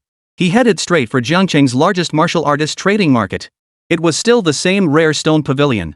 The lean, middle-aged proprietor was dozing on the counter. Hearing footsteps, he lifted his head lazily. When he recognized the visitor as Fu Qing, a flicker of pity crossed his eyes. This poor soul must have failed his awakening, right? Boss. Fu Qing retrieved a bag of urea from his terminal and slammed it onto the counter with a thud. Take the materials. The boss froze, peered into the sack, and instantly sprang up from his chair. Holy! This kid! His startled exclamation drew stares from nearby customers. Inside the bag, a dazzling array of monster materials was crammed to the brim. First-tier low-grade, mid-grade, and high-grade crystal cores were piled together as if they were worthless, radiating energy halos. Even more astonishingly, several peak Tier 1 crystal cores were mixed in, and among them, a mutated crystal core shimmering with a faint blood-red glow. Beyond that, there were intact claws, tusks, and hides of the highest quality, all acquired with astonishing skill. You got all this by yourself? The shopkeeper's voice trembled. You successfully awakened? In all his years running the shop, he'd never seen a high school senior produce such a massive haul of premium materials in one go. Did you just slaughter the entire outer rim of the Black Wind Mountains? Calculate the total cost, Fu Qing stated concisely. Alright, got it. The shopkeeper's face flushed crimson with excitement as he immediately pulled out his professional equipment to begin tallying the items. The surrounding onlookers crowded closer, staring at the mountain of spoils piled on the counter, each of them gasping in awe. Holy crap, how many beasts did they have to kill? Look at how pristine the hides are. This is definitely the work of a master hunter. Who is this kid? He looks completely unfamiliar. Amidst the stunned murmurs, the shopkeeper quickly calculated the total. Young man, I'll round up the change for you. That'll be 1,420,000 credit points total. The figure sent another wave of gasps through the crowd. 1,420,000. Holy moly, holy moly, holy moly. For a high school senior, this was an astronomical sum. Fu Qing nodded, satisfied with the price. He crossed off 1,300,000 and transferred it directly to that shameful Campus Express naked loan account. This was an official loan, yet they were so rude. Ding! Your 1 million loan has been settled, with an additional 300,000 in interest deducted. Thank you for using our service. We look forward to serving you again, dear. Seeing this message, Fu Qing's mouth twitched. Cooperation my ass. With the loan paid off, Fu Qing felt a wave of relief wash over him. The remaining 12,000 was more than enough to cover his daily expenses before the college entrance exams. He tucked away his personal terminal and, under the awestruck gazes of the crowd, turned and left the trading market. But the moment he stepped through the market gates, several people blocked his path. Leading them was a stern-faced middle-aged man in a black uniform, wearing a school badge on his chest. Wang Hai, director of academic affairs at Jiangqing Third Martial Arts High School. Behind Wang Hai, Fu Tianyu watched him with a smug expression. Fu Qing, Wang Hai said, adjusting his glasses as he scrutinized him from head to toe. We've received reports that you used banned substances to artificially enhance your abilities during the mock assessment in order to achieve better results. Come with me back to the school for investigation. His voice wasn't loud, but passers-by nearby heard every word clearly. Prohibited substances? The crowd erupted instantly. Everyone's gaze shifted from awe to contempt and disdain. I knew it. How could a student be that good? Turns out he was on drugs. What a disgrace, sacrificing their dignity for grades. Someone like this should be expelled immediately and banned from taking exams for life. No need for that. How long can he live on drugs? He'll probably kick the bucket in a couple of days. Fu Tianyu heard the surrounding murmurs, and his smile grew even brighter. He intended to destroy Fu Qing's reputation in front of everyone. He leaned close to Fu Qing's ear and whispered in a voice only they could hear, "Little loser, surprised? Unexpected? I told you I'd make sure you don't even qualify to take the college entrance exam." Fu Cheng stared at his smug, triumphant face. Instead of anger, a smile spread across his own lips. Oh? Reported? He turned to Wang Hai. Where's the evidence? Chapter 12, Cousin, 2 million cash or transfer? Wang Hai frowned, clearly annoyed by Fu Qing's brazen attitude. The proof is your sudden surge in strength. Fu Tianyu said you crushed his wrist yesterday and he's a peak third-tier martial artist. That's not something an ordinary senior high student could do. So, no physical evidence, just his speculation? Fu Qing shrugged. Director Wang, don't you find this laughable?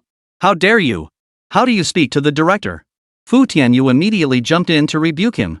Whether it's conjecture or not, a comprehensive physical examination at school will prove it, Wang Hai said coldly. If you're innocent, the school will naturally restore your reputation. But if you really did take drugs, you'll face the consequences yourself. Come with me. Stop making a spectacle of yourself here. With that, Wang Hai turned and walked away. Fu Qing shrugged and followed. He glanced at Fu Tianyu as if looking at a clown. Fu Tianyu felt a chill run down his spine under that gaze, but he soon sneered coldly. What are you pretending?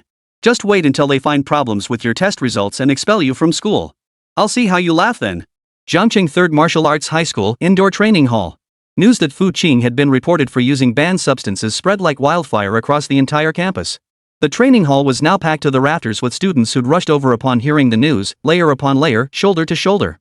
Everyone wanted to witness Fu Qing's downfall with their own eyes. Members of the Thunderbolt squad were naturally among them. Li Wei and Wang Mang wore expressions of schadenfreude. I knew it.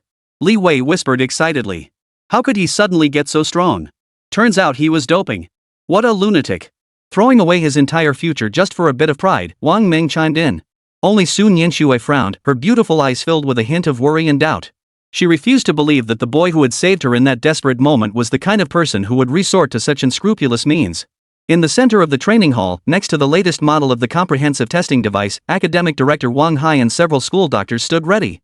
Fu Tianyu stood nearby, arms crossed, looking like a victor waiting to enjoy the show. Fu Qing, step forward, Wang Hai commanded expressionlessly. Fu Qing didn't move. He scanned the crowd of onlookers who seemed to relish the drama, then fixed his gaze on Fu Tianyu. Director Wang, I'll take the test, he said. But before we begin, I'd like to settle a personal score. What grudge? Wang Hai frowned. Fu Qing stepped forward, walking directly to Fu Tianyu. Cousin, he smiled. Do you remember what you said to me at the Fu family martial arts arena? Fu Tianyu froze. Fu Qing mimicked his tone from that day, repeating word for word, if you can punch out 500 kilograms of force and reach the threshold of a first-tier martial artist, forget $1 million, I'll personally give you another $1 million. Do you still stand by those words? The moment these words were spoken, the entire room erupted in an uproar. No one had expected Fu Qing to bring up this wager in such a setting. Fu Tianyu's face instantly turned grim. He hadn't anticipated Fu Qing daring to bring up old grievances in public. What do you mean by that? He barked, his voice harsh but betraying inner fear. Nothing special, Fu Qing replied, gesturing toward the nearby dynamometer. Just want you to honor your promise. Ha ha ha. Fu Tianyu burst into exaggerated laughter as if he'd heard the most ridiculous joke. Fu Qing, have you lost your mind from all that drug use? You cheated, why would I bet with you now? Unless you can pump out 3,000 kilograms of force right now. Then I'll admit you've got me beat. 3,000 kilograms? Fu Qing's only a first-tier martial artist. Even if he overdosed on drugs, he couldn't possibly hit that. If he can hit 3,000 kilograms, I'll eat my own. The surrounding students joined in the jeering. Wang Hai grew impatient. Fu Qing. Stop stalling. Get tested immediately. No rush. Fu Qing shook his head, locking eyes with Fu Tianyu. His voice wasn't loud, but it carried clearly throughout the entire training hall. 3,000 kilograms, huh? I'll make you lose so convincingly you'll have no choice but to admit defeat. With that, he ignored everyone else, turned, and walked over to the heavy-duty dynamometer capable of testing up to 5,000 kilograms. All eyes instantly focused on him. Fu Qing stood firm, drew a deep breath, pulled his right arm back, and lowered his body slightly. No supernatural abilities were summoned, no martial techniques employed. He channeled the purest, most primal physical strength of the cosmic chaos body into his right fist. Then, he swung it out with all his might. Whoosh! His fist tore through the air, emitting a deep, thunderous roar. Under the stunned gazes of everyone present, the fist slammed viciously into the target surface of the dynamometer. Boom! A deafening roar erupted like thunder from a clear sky, causing the entire training hall floor to tremble. The massive screen above the dynamometer began displaying numbers that shot upward wildly. 500 kilograms. 1,000 kilograms. 1,500 kilograms. 2,000 kilograms. The numbers kept climbing. 2,500 kilograms. 3,000 kilograms. Finally, amid a deathly silence throughout the venue, the numbers slowly came to a halt. 3,254 kilograms. 3,254 kilograms. This had already surpassed the realm of a second-tier martial artist, approaching that of a third tier. The entire training hall was so quiet you could hear a pin drop. Everyone seemed frozen in place, their eyes wide with disbelief, minds blank. Li Wei's mouth gaped wide, his eyes nearly popping out of their sockets. The water cup in Wang Meng's hand clattered to the floor, shattering into pieces. Sun Yinxue covered her mouth with her hand, her usually cool eyes now filled with nothing but boundless shock and wonder. Ding! Detected drastic fluctuation in target Sun Yinxue's affinity. Affection plus 20 admiration. Affection plus 10 admiration. Current affection level 80 admiration.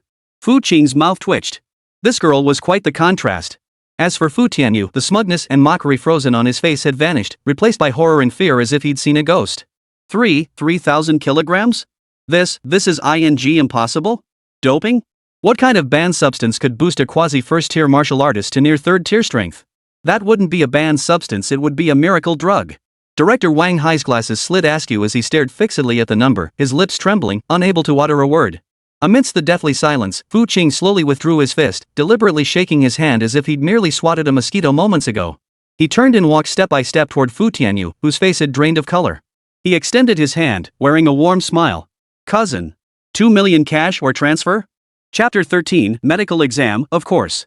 The terrifying figure of 3,254 kilograms still hung on the screen, like a red-hot branding iron seared onto everyone's retinas. Fu Qing's casual question, however, acted like a fuse, instantly igniting the frozen air. Put. Someone couldn't hold back and burst into a pig-like snort. Soon, snickers and roars of laughter spread like a tidal wave. 2 million. Haha, Fu Tianyu just got screwed big time. He didn't just lose big, he lost his face. Who just said they'd eat if he hit 3,000 kilos? Step up and show us. I'll witness it myself. I recorded it. Fu Tianyu said it himself, 3,000 kilograms, and he'd admit defeat. Now let's see how he backs out. Back out? Would the Fu family's prodigy back out? No way, right? Each comment, each taunt, pierced Fu Tianyu's ears like countless steel needles. His face turned from white to red, then crimson, finally turning ashen. All his shock and fear now boiled over into boundless humiliation and fury. Fu Qing! He roared, his eyes blazing crimson. His great ability, Thunder Armor, erupted uncontrollably, countless arcs of lightning flashing wildly around him. You dare play me? He glared at Fu Qing, his gaze seething with a hatred that seemed ready to devour him alive. Trick you? Fu Qing's smile remained unchanged, even tinged with innocence. Cousin, how could this be called tricking you? It's in black and white. Oh wait, no, it's right here in front of everyone. You set the wager yourself. I just happened to fulfill it. You? Fu Tianyu trembled with rage, pointing at Fu Qing yet unable to utter a word. What could he say? Accuse Fu Qing of cheating? Using banned substances? What a joke! What kind of banned substance could grant someone power surpassing the peak of the second tier, pushing straight toward the third tier? If such a miracle drug existed, the state would have monopolized it long ago. How could a worthless branchline scum like you ever get your hands on it? This number, solid and undeniable, punch by punch, kick by kick, had sealed off every excuse, every escape route he had left. Enough! A furious shout cut off Fu Tianyu's rampage. Academic Director Wang Hai approached with a face as dark as iron. He first shot Fu Tianyu a fierce glare, then took a deep breath. The look in his eyes as he turned to Fu Qing had completely changed. No longer was it one of scrutiny and impatience, but one of solemn gravity. Fu Qing, this is a school, not a place for settling personal grudges, Wang Hai said in a deep voice. The allegations about your use of banned substances have now been proven completely groundless. The school failed to investigate thoroughly. I apologize on behalf of the institution. His words effectively settled the matter. The accusation was false. Fu Qing was innocent. Fu Tianyu was nothing but a petty clown who made false accusations and couldn't handle losing. Director Wang. Fu Tianyu snarled in frustration, Shut your mouth. Wang Hai whipped around, his voice sharp and commanding. Fu Tianyu. As a direct descendant of the Fu family, you were admitted to Jiangcheng University from here. Instead of striving to bring honor to the school, you stir up trouble for no reason and frame your classmates. Where is your honor? Where is the honor of the Fu family? Wang Hai was truly furious. Today's incident had him roasting over a fire too. If he hadn't personally made such a huge fuss, the school wouldn't have been so thoroughly disgraced. A genius at the peak of the third tier had all his pride shattered by a single punch from an obscure waste of space. Word of this would spread far and wide. While the third high school would gain notoriety, he, the academic director, would become a laughingstock in others' eyes. Fu Tianyu was berated relentlessly, his face alternating between crimson and pallor as the thunderous aura surrounding him gradually dissipated. He knew the tide had turned against him. Persisting would only bring further disgrace. Fu Qing. He clenched his fists so tightly his nails dug deep into his palms. He lifted the personal terminal on his wrist and began operating it with gritted teeth. Ding! A soft chime sounded from Fu Qing's terminal. Fu Tianyu has transferred 2 million credit points to you. The money had arrived. I gave you the money. Fu Tianyu's voice was hoarse, dripping with venom. But mark my words, this isn't over. With that, he couldn't bear to stay any longer. Pushing through the crowd, he fled the training hall in disarray amid a chorus of jeers and pointed fingers.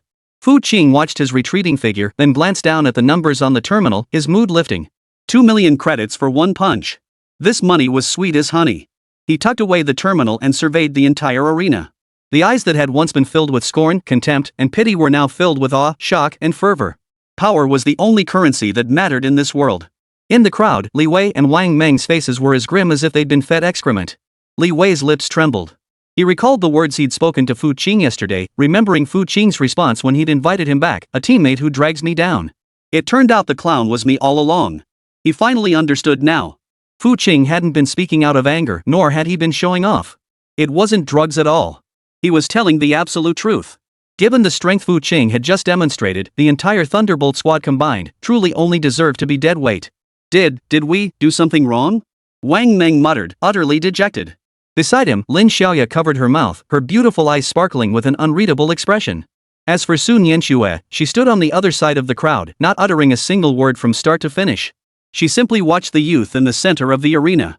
Watching him handle everything with calm composure, watching him reduce Fu Tianyu to a raging fury with just a few words, watching him settle the matter with a single punch, watching him accept 2 million yuan with the nonchalance of a cloud drifting by.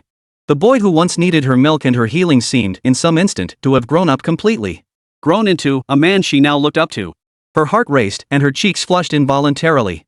Ding! Detected change in target Sun Yanxue's affection level. Affection +5 admiration. Affection +5 admiration. Current affection level, 90 admiration. Fu Qing raised an eyebrow. Seems like rescuing a damsel in distress while showing off in public really is the ultimate way to boost affection. Fu Qing, Wang Hai cleared his throat, forcing a friendly smile. Now that the misunderstanding is cleared up, what do you say, should we proceed with the test? He now regarded Fu Qing as if she were a precious treasure. Nearly third-tier strength. If this were the martial arts college entrance exam, he'd be an absolute dark horse sensation. What about Zhengqing's top high school? In the face of this single punch, they're all nobodies. Of course I'll take it, Fu Qing smiled. Some people need to be convinced once and for all. As he spoke, he shot a glance toward Li Wei lurking in the corner. Chapter 14, Assign me a teammate? Who? Li Wei shuddered under his gaze, quickly lowering his head, unable to meet his eyes. Fu Qing strode confidently toward the comprehensive testing machine. Soon, a series of test results appeared on the large screen. Medical report. Name, Fu Qing. Vital energy, 2,980 units peak tier 2 level. Mental power, 1850 HP tier 1 level. Physical activity, extremely high. Cellular strength, extremely high. Abnormal energy fluctuations, none. Residual prohibited substances in body, none. When the words no traces of banned substances appeared, the last shred of doubt in the entire venue vanished.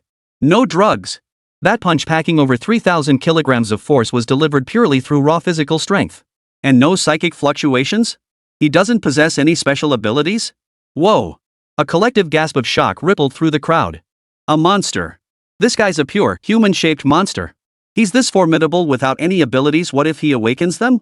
This is a true genius. Compared to Fu Qing, Fu Tianyu is nothing.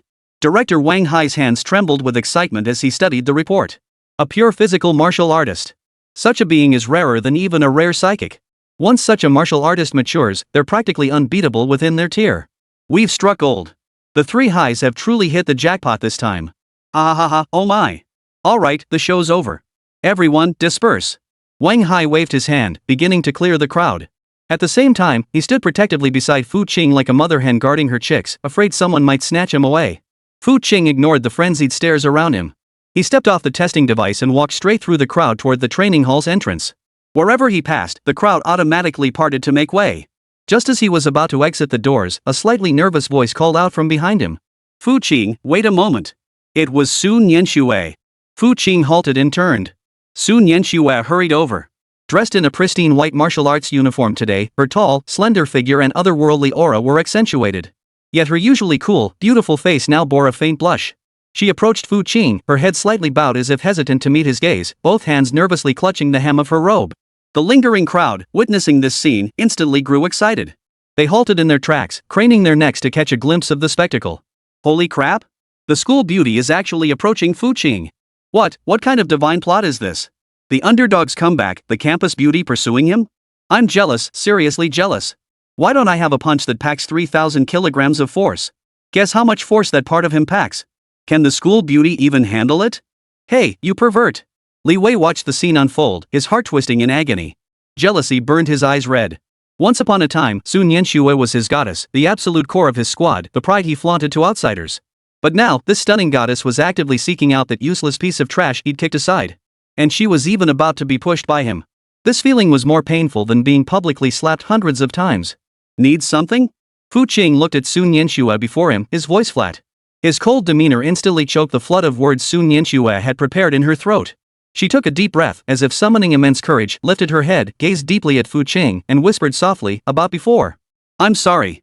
We shouldn't have abandoned you back then. Her words carried genuine remorse. She truly regretted it. If only she had been a little more resolute back then, if only she had stood up and said a word for Fu Qing, perhaps she would still be the one standing by his side now. Fu Qing looked at her. It must be said, the school beauty was indeed the school beauty. This pitiful, heart-rending look of hers was enough to soften any man's heart. Unfortunately, he was no ordinary man. It's all in the past, Fu Qing's tone remained unruffled. I didn't dwell on it. Not dwell on it? This hurt her more than any direct accusation ever could. It meant that while she was still tormented by regret over the past, he had long since moved on. She along with the entire Thunderbolt squad had likely ceased to hold any place in his heart long ago.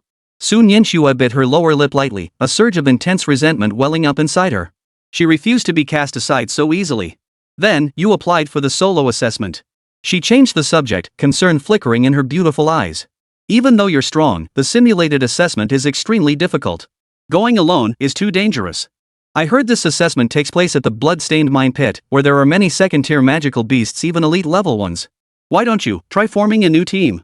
With your current strength, the school will definitely assign you the best teammates.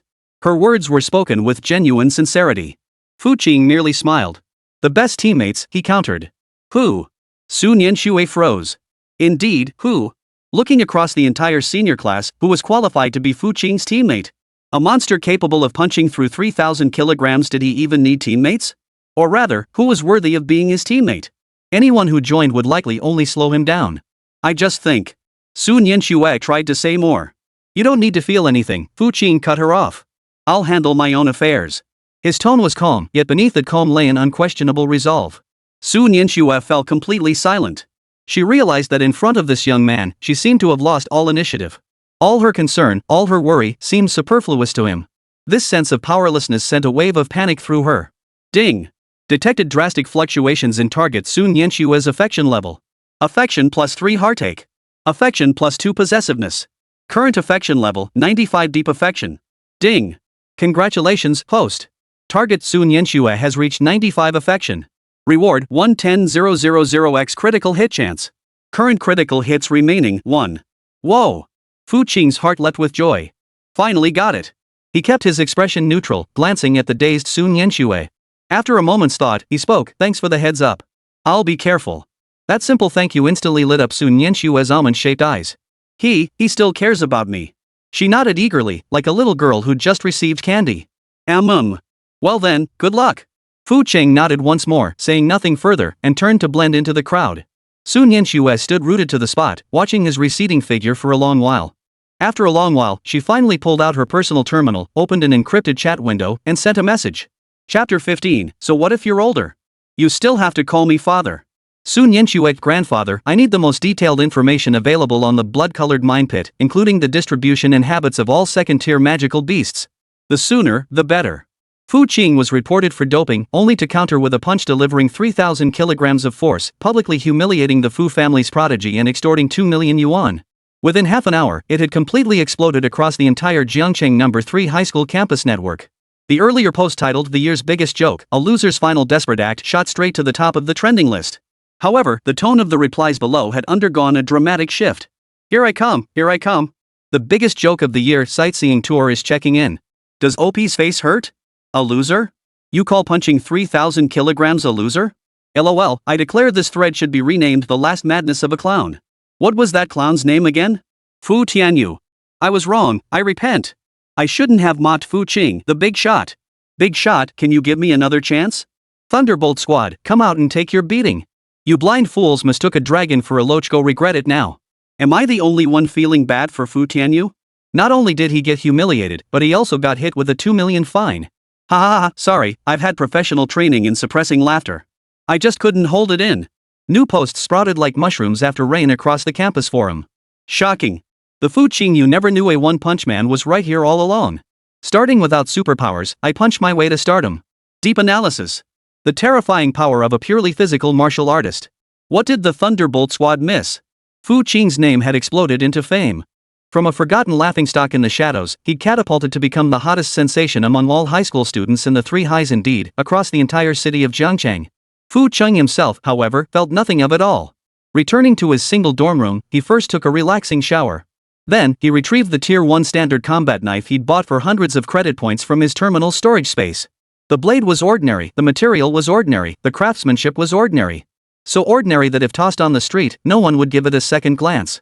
Old man and old lady, who do you think you're looking down on? Now that I've got my critical hit count, it's time to upgrade you. Fu Qing ran his fingers over the cold blade, a hint of anticipation curling his lips.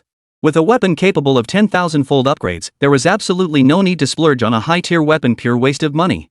With a thought, he communicated with the system. System, apply the 10,000-fold critical strike to this battle blade. Ding! Target locked, Tier 1 standard combat blade. 10,000-fold critical strike activated. Quality enhancement in progress. In an instant, the battle knife in Fu Qing's hand erupted with a blindingly intense black gold light. Everything went pitch black. An ancient, vast, and utterly domineering aura thundered outward. The once ordinary blade began shattering inch by inch, only to reassemble in a profoundly mystical manner. Intricate, enigmatic patterns of chaos emerged on the hilt, while the blade itself turned as black as ink, seemingly capable of swallowing all light. Most astonishing was the blade itself. It was no longer solid, but transformed into a golden light as thin as a cicada's wing, flickering on and off, emitting a terrifying sharpness potent enough to cleave space itself. The entire process lasted a full dozen seconds. When the light faded, a brand new, imposing and dazzling battle blade hovered silently before Fu Qing. Ding! 10,000x critical hit success. Congratulations, host, on acquiring Mythic Grade Blade of Chaos Annihilation. Weapon name, Chaos Extinction Blade Mythic Grade. Weapon tier? Evolving. Bound user, Fu Qing. Special effect I, Annihilation. This blade ignores tier suppression and pierces through psychic defenses, dealing additional damage to energy entities, spirit forms, and rule-based forces. Special effect 2, Devour. This blade consumes the life essence and soul fragments of slain foes, either to fortify the blade itself or to channel them back to the wielder. Special effect 3, Chaos to Unity. The host may channel their cosmic chaos form energy into the blade to unleash the unification slash. Its power depends on the amount of energy infused. Cooldown, 24 hours. Note, this blade possesses a spirit. Treat it with respect. Fu Qing gripped the hilt and an instantaneous sense of kinship surged through him. He could distinctly sense the blade rejoicing, exulting. Mythic tier. Fu Qing couldn't help but exclaim in awe. No wonder it boasts a 10,000x critical hit rate. It's elevated a piece of scrap metal to an unimaginable mythic tier. Moreover, each of its 3 special effects was more insane than the last. The annihilation effect meant ignoring all defenses, whether it was B-grade stone skin or S-grade invulnerability. Nothing stood a chance against this blade. They were as soft as tofu. The Devour effect perfectly complemented his endless Devour ability. It was practically tailor-made for him. Growing stronger by slaying foes? That's practically the protagonist's default setting. As for Chaos Unification, it was undoubtedly his ultimate trump card. What a blade! What a blade! Fu Qing swung it a few times, unable to put it down. The pitch-black blade sliced through the air without a sound, leaving only faint spatial cracks flickering around its edge. He even felt that if he wanted to, he could cleave this dorm room in two with a single stroke. That arrogant dorm supervisor wouldn't dare make a peep. With this blade, the upcoming simulation assessment will be far more interesting.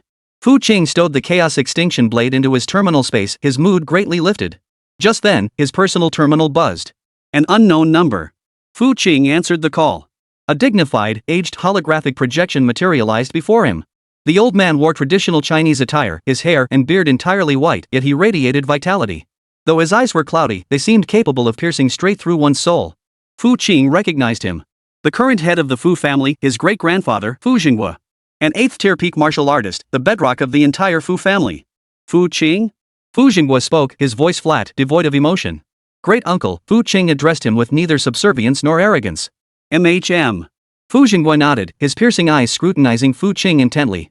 I heard about what happened at the three highs today. Fu Qing remained silent, waiting quietly for more. Very good, Fu Jinghua uttered slowly. Our Fu family has no use for useless people, but we must never bury a genius. You're quite capable, far superior to that bully of a cousin of yours. This praise was undeniably high. Yet Fu Qing felt no ripple of emotion. When he had been ignored by the family and humiliated by Fu Tianyu, where had this head of the household been? Now that he'd shown his talent, he came out to say a few kind words? Think I'm too weak to stand up for myself? So what if he's older? Doesn't he still have to call me father? Chapter 16, Principal, you're too kind. Starting today, you'll move back into the main residence, Fu Jinghua declared in a tone brooking no argument. The family will provide you with the finest resources, the best mentors, and dedicate all efforts to your cultivation. Your monthly allowance will be raised to match Tianyu's level 1 million credit points per month, with unlimited supplies of all cultivation elixirs. There is only one requirement: in this martial arts college entrance exam, you must become the top scholar of Jiangcheng and bring glory to the Fu family. These terms were undeniably generous. Any other collateral branch heir would likely have been so overwhelmed upon hearing this that they would have prostrated themselves in gratitude. Fu Qing, however, smiled. Great uncle, I appreciate your kindness, he shook his head. But I've grown accustomed to living outside the estate. I won't be returning. As for resources, I won't be needing them either. I can manage on my own. I will become the top scorer in the college entrance exam, but not for the Fu family, for myself. His words were spoken with unwavering resolve. Fu Jinghua, on the other end of the call, was visibly stunned. In his decades at the helm of the Fu family, no younger generation had ever dared speak to him in such a tone. Refusing his goodwill? And now he wanted to sever ties with the family? His brow furrowed, and an aura of authority befitting an 8th-tier powerhouse radiated through the screen. Do you realize what you're saying? I know exactly what I'm saying, Fu Qing met his gaze without flinching. Back then, when I had nowhere else to turn, I borrowed $1 million from the family to buy an awakening stone. What did I get in return? Fu Tianyu's humiliation. Everyone's cold stares. Now, I don't need it anymore. I'll walk my own path. With that, Fu Qing ended the call without waiting for a response. Silence fell over the dormitory. Fu Qing exhaled a long breath. To say he wasn't nervous would be a lie. After all, this was an 8th-tier peak powerhouse, the head of the Fu family. But he had to make his stance clear. Fu Qing was no dog kept by the Fu family, summoned at will and dismissed on a whim. He would make it clear to everyone, he lived only for himself.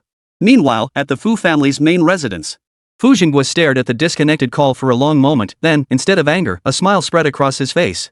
Well said, my path, I shall walk myself. Spine. Just like me in my youth. Far from anger, his eyes gleamed with deep admiration. Someone. Master, a butler appeared silently behind him. Investigate. Find out exactly what happened when Fu Qing borrowed money. Fu Jinghua's voice turned cold. If it's truly as he claims, that brat Tianyu. Send him to the mining district outside the city for a month. Let him toughen up. And don't bother with Fu Qing. Let him stew in his own mess. I'll see just how far he can go. The next day, as soon as Fu Qing arrived at school, his homeroom teacher, Mr. Zhang, summoned him to the office.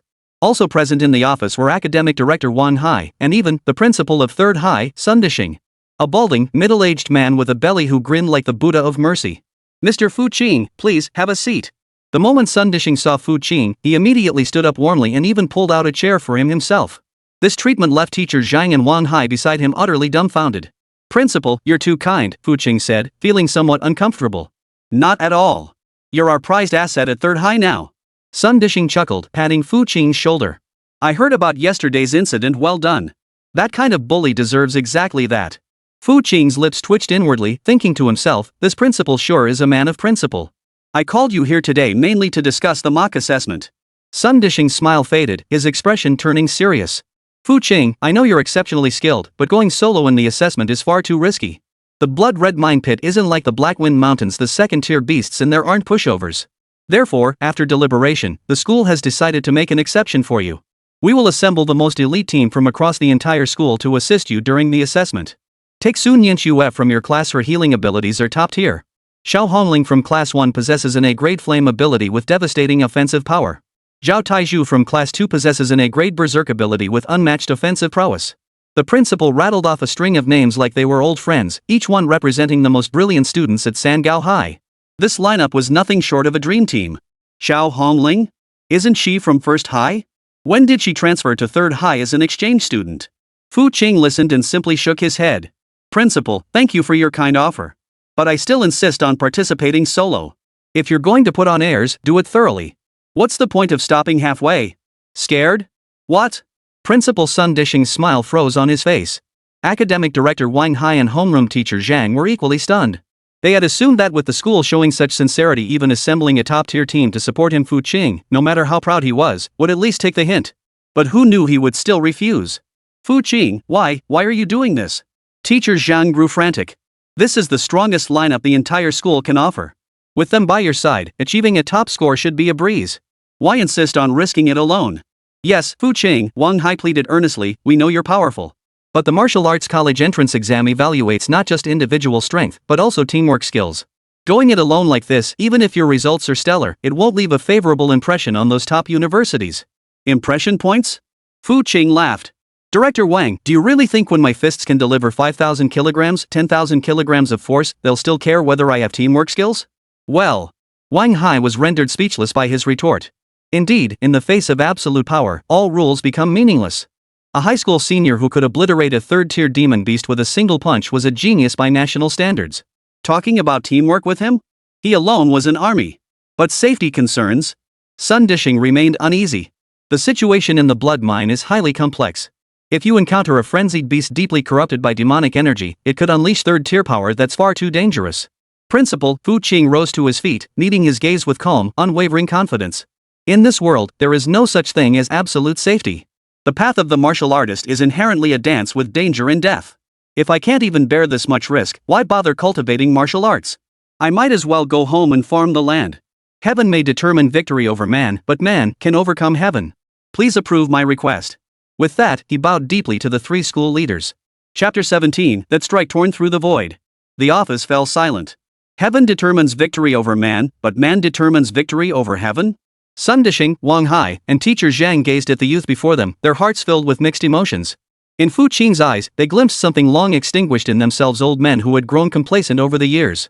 It was the sharp edge of youth, the fearless spirit to challenge anything, the courage to charge forward undeterred by 1,000 foes. After a long pause, Sun Dishing sighed deeply. Enough, he waved his hand, a wry smile touching his lips. Young people have their own ideas. We old fogies can't control them anyway. I approve. But you must wear this. Sun Dishing pulled a bracelet from his drawer and handed it to Fu Qing. The bracelet was sleek and silver, radiating a distinctly high-tech feel. This is the military's latest emergency survival beacon. Once you crush it, within 3 minutes, troops stationed outside Jiangchen will dispatch at least 7th-tier experts to rescue you. This is the final safeguard I can offer you. Fu Qing looked at the bracelet, a flicker of warmth passing through his heart. This principal truly cared about his students. Thank you, principal. He solemnly accepted the bracelet and slipped it onto his wrist. 1 week later, at Jiangcheng 3rd Martial Arts High School, the final mock college entrance exam combat assessment officially commenced. The testing site, the sea-level danger zone, the blood-red mine pit. Over 1,000 senior students were teleported en masse to the assembly point at the mine's perimeter. A temporary security camp had been established here, surrounded by towering alloy electric fences. Numerous soldiers armed with live ammunition and schoolteachers maintained order. A massive screen at the camp center displayed scrolling text outlining the assessment rules and map. This assessment operates on a point system, 1 point for defeating a Tier 1 magical beast, 10 points for a Tier 2, and 50 points for a Tier 2 elite. Final rankings will be determined by each squad's total points. The assessment lasts 8 hours. All students must return to the camp after 8 hours. Attention! Unknown dangers lurk deep within the mines. Students are strictly prohibited from crossing the red warning line. Fu Qing's appearance immediately caused a stir throughout the venue. Look! It's Fu Qing. He really came. And, he's truly alone. Holy crap, he's so cool. One man, one knife, it's like a straight-up novel protagonist template. What do you think? How many points will he score this time? Can he break into the top 10? Top 10? Dude, you're underestimating him. I bet he'll sweep the top 3 all by himself. Cut the hype, will ya? Can he split himself in 2 or something? Amidst countless gazes, some admiring, some curious, some envious, Fu Qing walked calmly to the registration desk and signed his name. Senior 3, Class 7. Fu Qing. Solo team. The teacher in charge glanced at him with a complex expression before finally stamping the approval seal. Not far away, the 5 members of the Thunderbolt squad wore varied expressions. Li Wei and Wang Meng kept their heads down, unable to meet Fu Qing's gaze. Ah Hao, barely recovered from his injuries, stared blankly ahead. Lin Xiaoya's eyes flickered, her thoughts hidden. Su Nianxue stood at the back of the line, watching the solitary figures retreating back. Her beautiful eyes were filled with worry. She had already anonymously sent Fu Qing the information her grandfather had provided. Yet she still couldn't shake her unease. Meanwhile, a spirited young woman had also noticed Fu Qing. It was Xiao Hongling, the exchange student from Jiangcheng First High. Today, she led her Rose Squad to participate in the mock exam at Third High. "Captain, is that the Fu Qing you mentioned?" One team member followed her gaze and looked surprised. "He doesn't seem particularly remarkable." "Shut up," Xiao Hongling snapped coldly. "Never judge someone's strength by appearances. It'll get you killed fast." Her gaze locked onto Fu Qing's retreating figure as a fierce battle cry surged within her. "Fu Qing, let me see just how strong you really are." As the bell signaling the start of the assessment rang out, one 5-person squad after another charged orderly into the blood-red mine shaft. Fu Qing didn't rush out. He waited until most had disappeared into the distance before strolling leisurely, blade in hand, into the area shrouded in crimson mist. The moment he entered the pit, a thick stench of blood and sulfur assaulted his senses. Rugged red rock walls and deep pits surrounded him, while eerie growls echoed intermittently from the darkness. Fu Qing had barely taken a few steps when 3 lizard-like beasts, covered in crimson scales, burst around the corner ahead. Second-tier low-grade beasts, blood-scale beasts. Almost the moment he spotted them, Fu Qing moved. He didn't accelerate, merely maintaining his original pace as he advanced toward them. Then, just as the 3 crimson-scaled beasts were about to pounce upon him, the blade in his hand, the Chaos Extinction Blade, slipped from its sheath. No earth-shattering aura. No extravagant light effects. Only a razor-sharp, pitch-black blade flash so swift it seemed to devour all light streaked across the air. Thud. A soft thud. The 3 ferocious second-tier beasts froze simultaneously. The next instant, their bodies were neatly bisected from head to tail by an invisible, razor-sharp line. The cuts were smooth as glass, not a single drop of blood spilling. It was as if all life within them had been utterly extinguished in that instant. Instant kill. Instant kill again. At the central monitoring screen in the camp, Sun Dishing, Wang Hai, and others responsible for overseeing the entire operation collectively gasped in shock at the sight. Teacups froze mid-air in their hands, suspended for an eternity. What was that just now? One teacher stammered. A flash of steel, maybe, another teacher replied uncertainly. Wang Hai pushed his glasses up his nose, staring intently at the replay footage, trying to capture the fleeting trajectory of that instant. But he failed. All he could see was a flash of darkness, and then the fight was over. What kind of sword technique was that? Wang Hai muttered, his mind in turmoil. That strike tore through the void? Principal Sun Dishing sprang up from his chair. His gaze locked onto the blade in Fu Qing's hand. A powerful intuition gripped him. That blade was absolutely no ordinary weapon. Chapter 18, Don't Call Me Father, I Have No Such Rebellious Son. Fu Qing sheathed his blade with fluid grace, as effortless as slicing fruit. He walked over to the 3 neatly dismembered crimson-scaled beasts, skillfully extracting their crystal cores and casually stripping off the finest quality scales. The cosmic chaos body devouring trait activated silently. 3 streams of pure life essence surged through his palms into his body, transforming into the purest vital energy. The physical exertion from his recent strike was instantly restored to perfection, even experiencing an imperceptible surge. Better than nothing. Fu Qing weighed the 3 early-stage second-tier crystal cores in his hand before casually tossing them into his terminal storage space. Meanwhile, the monitoring center at the security camp had erupted into chaos. What are you all standing around for? Replay. Quickly set the footage to 0.1x speed replay. Academic Director Wang Hai practically had his face pressed against the screen, his glasses nearly touching it. The massive screen displayed the footage slowed to an extreme crawl. Everyone held their breath, staring intently. They saw Fu Qing's figure cross paths with 3 crimson-scaled beasts. Then, a faint, jet-black line flashed through the air. It wasn't the flash of a blade. For light itself cannot be captured. It felt more like a conceptual rupture. As if space itself had been sliced open by that black line, only to heal instantly. Immediately afterward, the bodies of 3 crimson-scaled beasts were perfectly severed in the middle. Whoosh! A chorus of gasps filled the monitoring room, rising and falling in waves that lingered long after the sound faded. What is that? A teacher's voice trembled. Spatial. Is it a spatial ability? But his assessment report clearly stated he had no abilities. It's not an ability. Principal Sun Dishing fixed his gaze on the knife in Fu Qing's hand. It's that knife. There's something wrong with that knife. An ordinary combat blade couldn't possibly produce this effect. That's a cut transcending the physical realm. How many secrets does this kid still have hidden away? Sun Dishing muttered to himself. Suddenly, he felt that giving Fu Qing an emergency survival beacon earlier might have been a bit redundant. The ones needing survival, it seemed, weren't Fu Qing but the unfortunate beasts trapped in the blood mine. Fu Qing remained unaware that he had become the focus of intensive research. He pressed deeper into the mine. Ordinary second-tier beasts posed no threat to him, they weren't even worthy of warming him up. The annihilation effect of the Chaos Extinction Blade was too overwhelming, it ignored defenses entirely. Unless the target possessed exceptionally thick health bars, a single strike would level all beings equally. He now needed stronger opponents. For instance, a second-tier elite-grade magical beast. According to the anonymous intelligence provided by Sun Yanxue, the B3 sector of the Blood Mine was home to a second-tier elite blood armor Earth Dragon. With thick, tough hide and immense strength, even a standard 5-man squad would have no choice but to detour around it.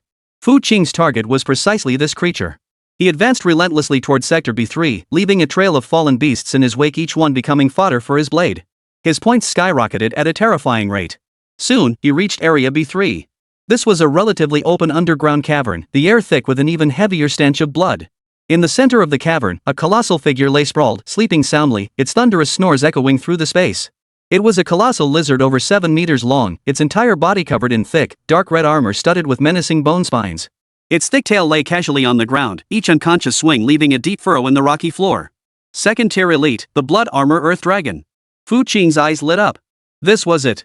But just as he prepared to strike, footsteps and voices echoed from the other entrance of the cavern. Brother Zhao, the map shows that blood armor Earth Dragon is right around here. Everyone stay alert.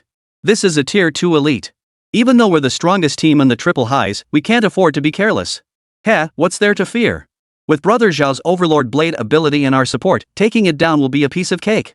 Once we bag those 50 points, we'll shoot straight to the top of the leaderboard. That solo challenger Fu Qing, his points have already broken 100. What a bloody freak. Pfft, what good is being strong alone? When he faces elite-level beasts, he'll be just as helpless as the rest of us. Teamwork is king. No sooner had the words left their mouths than a group of 5 emerged from around the corner. Leading the way was a burly young man wielding a broadsword. Despite his youth, his face was already scarred and rugged, his expression haughty. They were Class 2's Ace Squad, the Battleblade team. The moment they entered the cavern, they spotted the blood armor Earth Dragon slumbering in the center and Fu Qing standing not far from it. Question mark. The 5 froze in surprise. Holy crap, who's that kid? Is he crazy? Getting that close to a blood armor Earth Dragon? Alone. Could he be that Fu Qing? What's he trying to do? Take on the blood armor Earth Dragon solo? He must be out of his mind.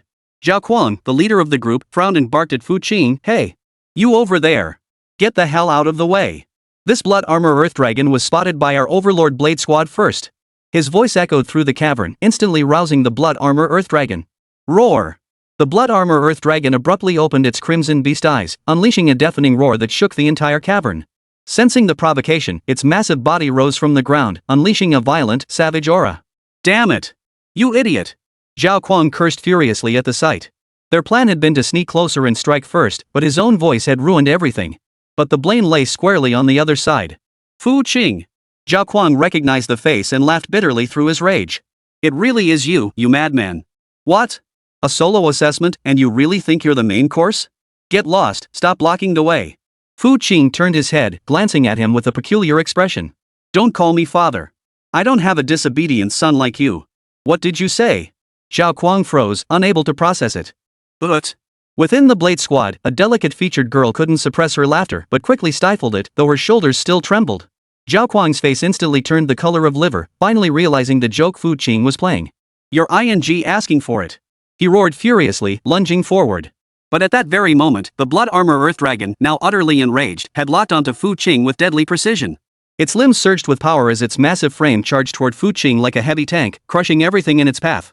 That kid's dead. Seeing this, the members of the Overlord Squad all wore expressions of schadenfreude.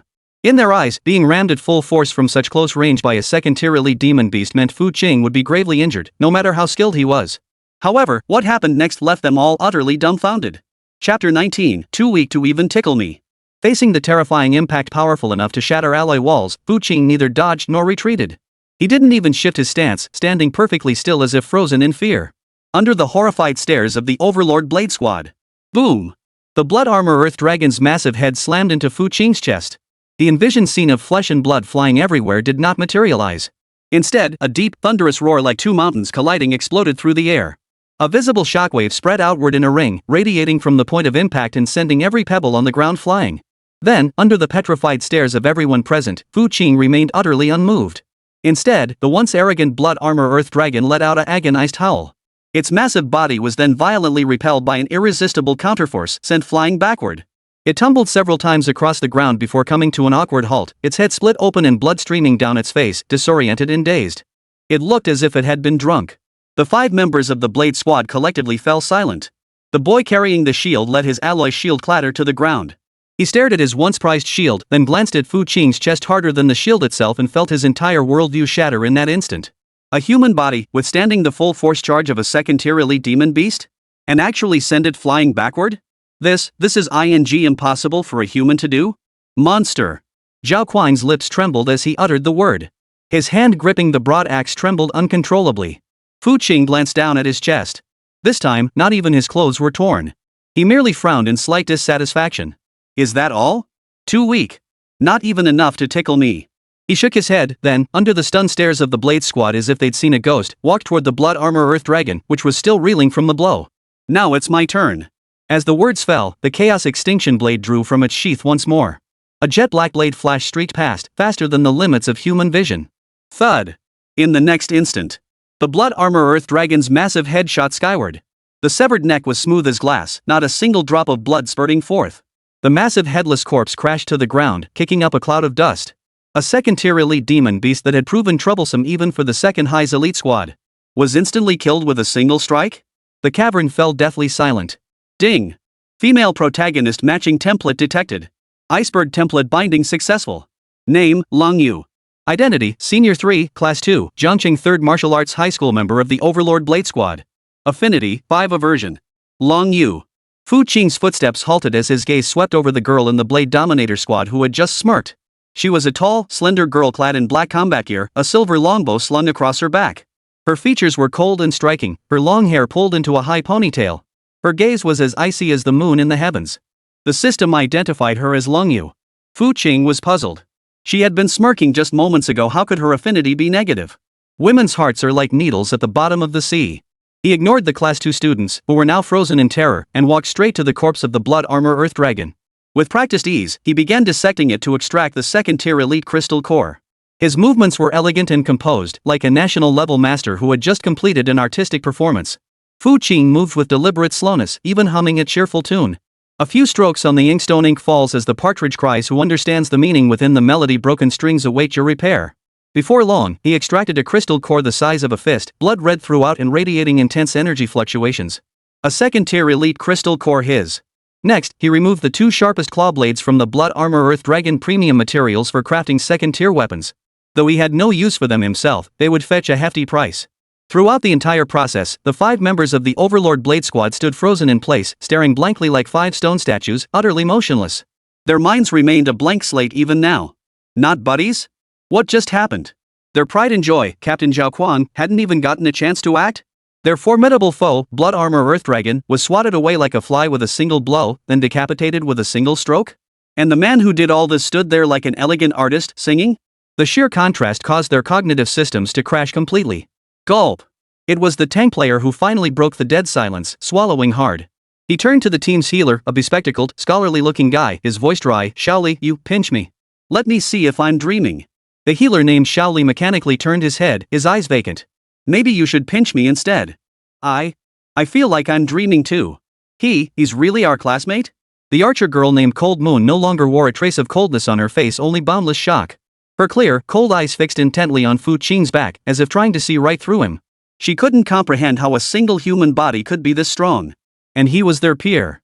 That wasn't flesh and blood, it was an immovable mountain of divinity. Captain Zhao Kuang, his face deathly pale, his forehead covered in cold sweat. He stared at Fu Qing, his eyes filled with terror. He couldn't help but recall Fu Qing's earlier words, "I don't have a disobedient son like you." Now he realized it wasn't a joke or an insult. It was a statement of fact. Given the power Fu Qing had just displayed, Zhao Kuang wasn't fit to be his son. He wasn't even worthy of tying his shoes. His so-called a great Overlord Blade ability was nothing but a joke in the face of the other man's unimaginable physical prowess and lightning-fast swordplay. Fu Qing swiftly dealt with the spoils of war. He stood up, clapped his hands, and swept his gaze over the 5 members of the Overlord Blade Squad. Finished watching? The 5 men jolted awake, as if snapping out of a dream. Zhao Kuang's body trembled involuntarily. He opened his mouth, wanting to say something, but found he couldn't utter a single word. He wanted to apologize to atone for his earlier arrogance and insolence. But he couldn't bring himself to do it. He was Class 2's ace, the pride of the heavens. How could he bow his head and admit fault to a peer or rival, no less? Seeing his constipated expression, Fu Qing couldn't be bothered to argue with him. He turned to leave. Wait. Just then, the archer girl named Lung Yu mustered her courage and called out to him. Fu Qing turned back, raising an eyebrow at her. Chapter 20, It's all Fu Qing's fault. You're really strong. Lung Yu met Fu Qing's gaze, her pretty face flushing slightly as she spoke nervously. Earlier, we were wrong. We shouldn't have. Enough. Fu Qing waved his hand, cutting her off. I'm not holding it against you. He paused, then added, though you were a bit of a nuisance. Never mind, it's not really your fault. The Blade Squad's heads were filled with question marks. What does that mean? So we showed up and actually held you up? 5 of us aren't as good as you alone? That's hurtful. Zhao Kuang's face instantly turned grim. Ding. Detected change in target Cold Moon's affinity. Affinity 5 Shame and Anger. Current affection level 10 Extreme Disgust. Fu Qing. Damn it, I was just being honest. How does that lower my favorability? Does this Ice Queen's brain work in such bizarre ways? Fu Qing couldn't be bothered to waste words on them. He turned and walked away, his figure quickly disappearing into the depths of the cave. After he left, the members of the Overlord Blade Squad exchanged glances, the atmosphere thick with tension. Captain, what do we do now? The tank-type guy whispered. Zhao Kuang remained silent, his grip on the broad blade tightening until his knuckles turned white. After a long silence, he ground out 2 words through clenched teeth. Back. Ha? Back? But the assessment just started. I said, back. Change locations. Zhao Kuang whipped his head around, his eyes bloodshot as he roared, Don't you think we've embarrassed ourselves enough? The team members fell silent, frozen in fear, daring not utter another word. They knew the captain's resolve had been shattered completely by that man named Fu Chung. One collision, one blade. Meanwhile, at the camp's monitoring center. When the footage of Fu Qing instantly slaying the blood armor Earth Dragon arrived, the entire center fell into a prolonged, deathly silence once more. If the earlier instant kill of 3 second-tier novice beasts had merely shocked them, then now, withstanding a second-tier elite's charge head-on and countering with a single slash to kill it instantly, had filled them with terror. Monster. No. Damn it, this is a freak of nature. Director Wang Hai muttered to himself, leaning heavily on the desk to steady himself. Principal. He looked at Sun Dishing, his eyes brimming with tears. Our 3rd high school is about to produce a true dragon. Sun Dishing remained silent, his gaze fixed intently on the receding figure on the large screen, his expression complex beyond words. Suddenly, he felt that this small pond of Jiangcheng might not be able to contain this true dragon. On the other side of the screen, the real-time scoreboard scrolled continuously. At that moment, the name at the top of the list was none other than First place, Fu Qing Senior 3, Class 7 Solo. Points, 185. In second place was the Rose Squad led by Xiao Hongling, with a paltry 42 points. As for the once feared Thunderbolt Squad, they hadn't even cracked the top 50. Elsewhere in the mine shaft. Captain, we only have 15 points. We're probably going to be dead last. Wang Meng stared at the rankings on the terminal, utterly dejected. Li Wei's face was equally dark enough to rain. Ever since Fu Qing left, their squad's hunting efficiency had dropped by more than a notch. The new tank, Ahao, had decent defense, but he didn't inspire the same sense of security as Fu Qing. Most critically, without Fu Qing's mastery of taunting, they often couldn't maintain stable aggro control over the beasts. This frequently disrupted their formation, resulting in abysmal efficiency. It's all that Fu Qing's fault. Wang Meng muttered under his breath. If he were still with us, how could things be this miserable? Shut up. Li Wei snapped irritably. What good does complaining do now? He glanced at the name towering atop the leaderboard, his heart brimming with envy and resentment. Why? Why did that worthless piece of trash I kicked out end up so high up? While I, the prodigy, am left struggling like a dog here? Nianxue, do you have enough mental energy left? Search the area again for any lone beasts. Li Wei suppressed his irritation and addressed Su Nianxue. Su Nianxue didn't respond. She simply stared silently at the name on the terminal, her beautiful eyes glinting with an unusual light. She felt neither jealousy nor resentment. Only a sense of pride, as if sharing in the glory. As if the one standing at the pinnacle were none other than herself.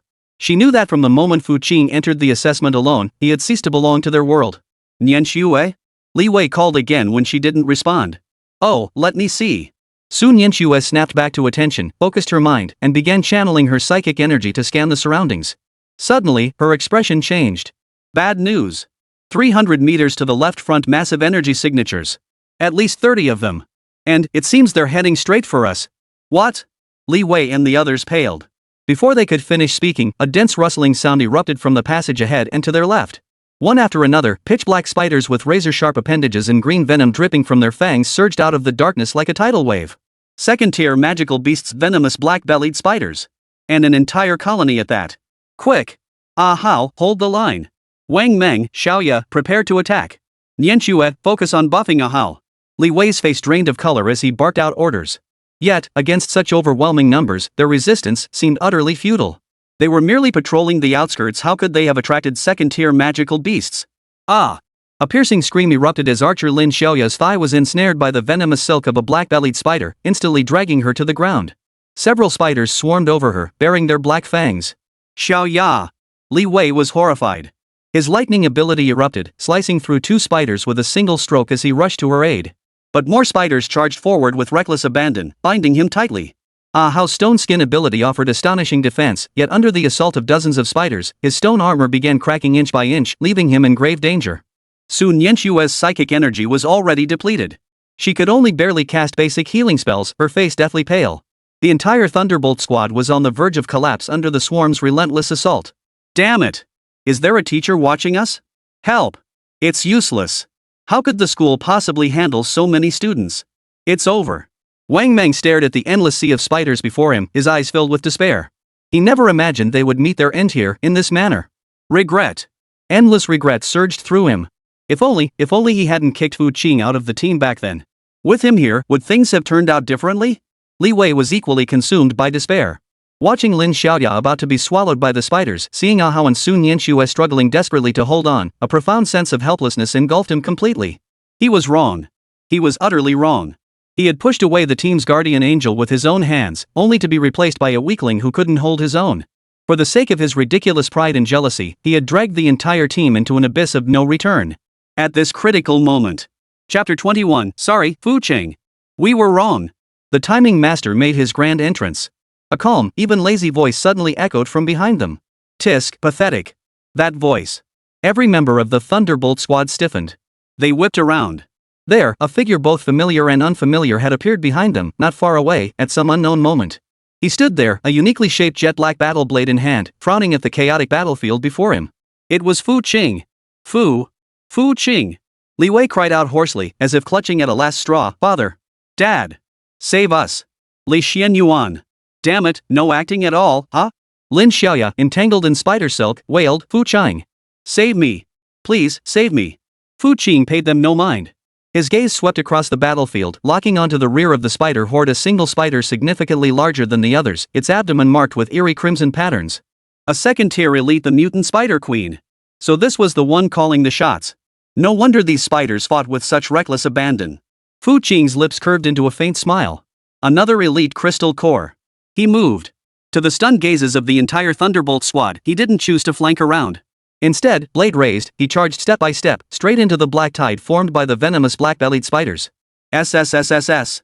Countless spiders screeched as they lunged toward him. Green venom, razor-sharp appendages, and dense webs descended from all directions, overwhelming him. Every member of Thunderbolt squad felt their hearts leap into their throats. Sun Nianxue instinctively lunged forward to heal him, but Ah Hao grabbed her arm. Don't go. You'll die. In his eyes, Fu Qing's actions were tantamount to suicide. A high school senior couldn't possibly be invincible, could he? Yet the scene that unfolded next made their hearts and their minds stop beating altogether. The green venom, potent enough to corrode steel, splashed onto Fu Qing's body. Yet it seemed to encounter some invisible barrier, sliding off without even dampening the hem of his clothes. Instead, the hard rock beneath him began to sizzle and crackle as it corroded. The spider webs, tough enough to bind a second-tier martial artist, melted away the instant they touched his body, vanishing into nothingness like ice meeting fire. As for the spider's razor-sharp appendages, they emitted only a series of sharp clangs as they struck him, then snapped one after another, sparks flying everywhere. Cosmic chaos body. That's how formidable it is. Fu Qing's stride didn't falter for an instant. He strolled through the swarm of spiders, a force capable of annihilating any student squad, as if taking a leisurely walk in the garden. Spiders lunging at him were either knocked flying or smashed to smithereens. It was a one-sided, crushing, utterly unreasonable stroll through the living room. The entire mine shaft fell deathly silent. Only Fu Qing's leisurely footsteps echoed, punctuated by the crisp snaps of spider limbs snapping. The members of Thunderbolt squad were utterly petrified. Li Wei's mouth hung open, his eyes wide as copper bells. His prized B-grade lightning abilities seemed utterly laughable in the face of this spectacle. Wang Meng collapsed onto the ground, eyes vacant, muttering, "A god. Is he a god?" Lin Xiaoya had forgotten to cry. Staring at the lone figure moving through the swarm of spiders as if through empty space, her face was frozen in utter stupor. As for Sun Nianxue, she clamped her hand over her mouth to stifle a gasp. Her clear, cold eyes held no trace of worry or fear now, only a fervor bordering on religious devotion. She gazed at Fu Qing as if he were a deity walking among mortals. The boy who once needed her healing and protection had, within a single day, grown to a height she could only look up to. Just how far could he go? Fu Qing didn't turn back, his gaze fixed on the mutated Spider Queen, who had sensed something amiss and was now emitting uneasy screeches. Your little dolls don't seem to be doing too well. Fu Qing smiled, leaving a trail of afterimages in his wake. In the next instant, he materialized before the mutated Spider Queen. The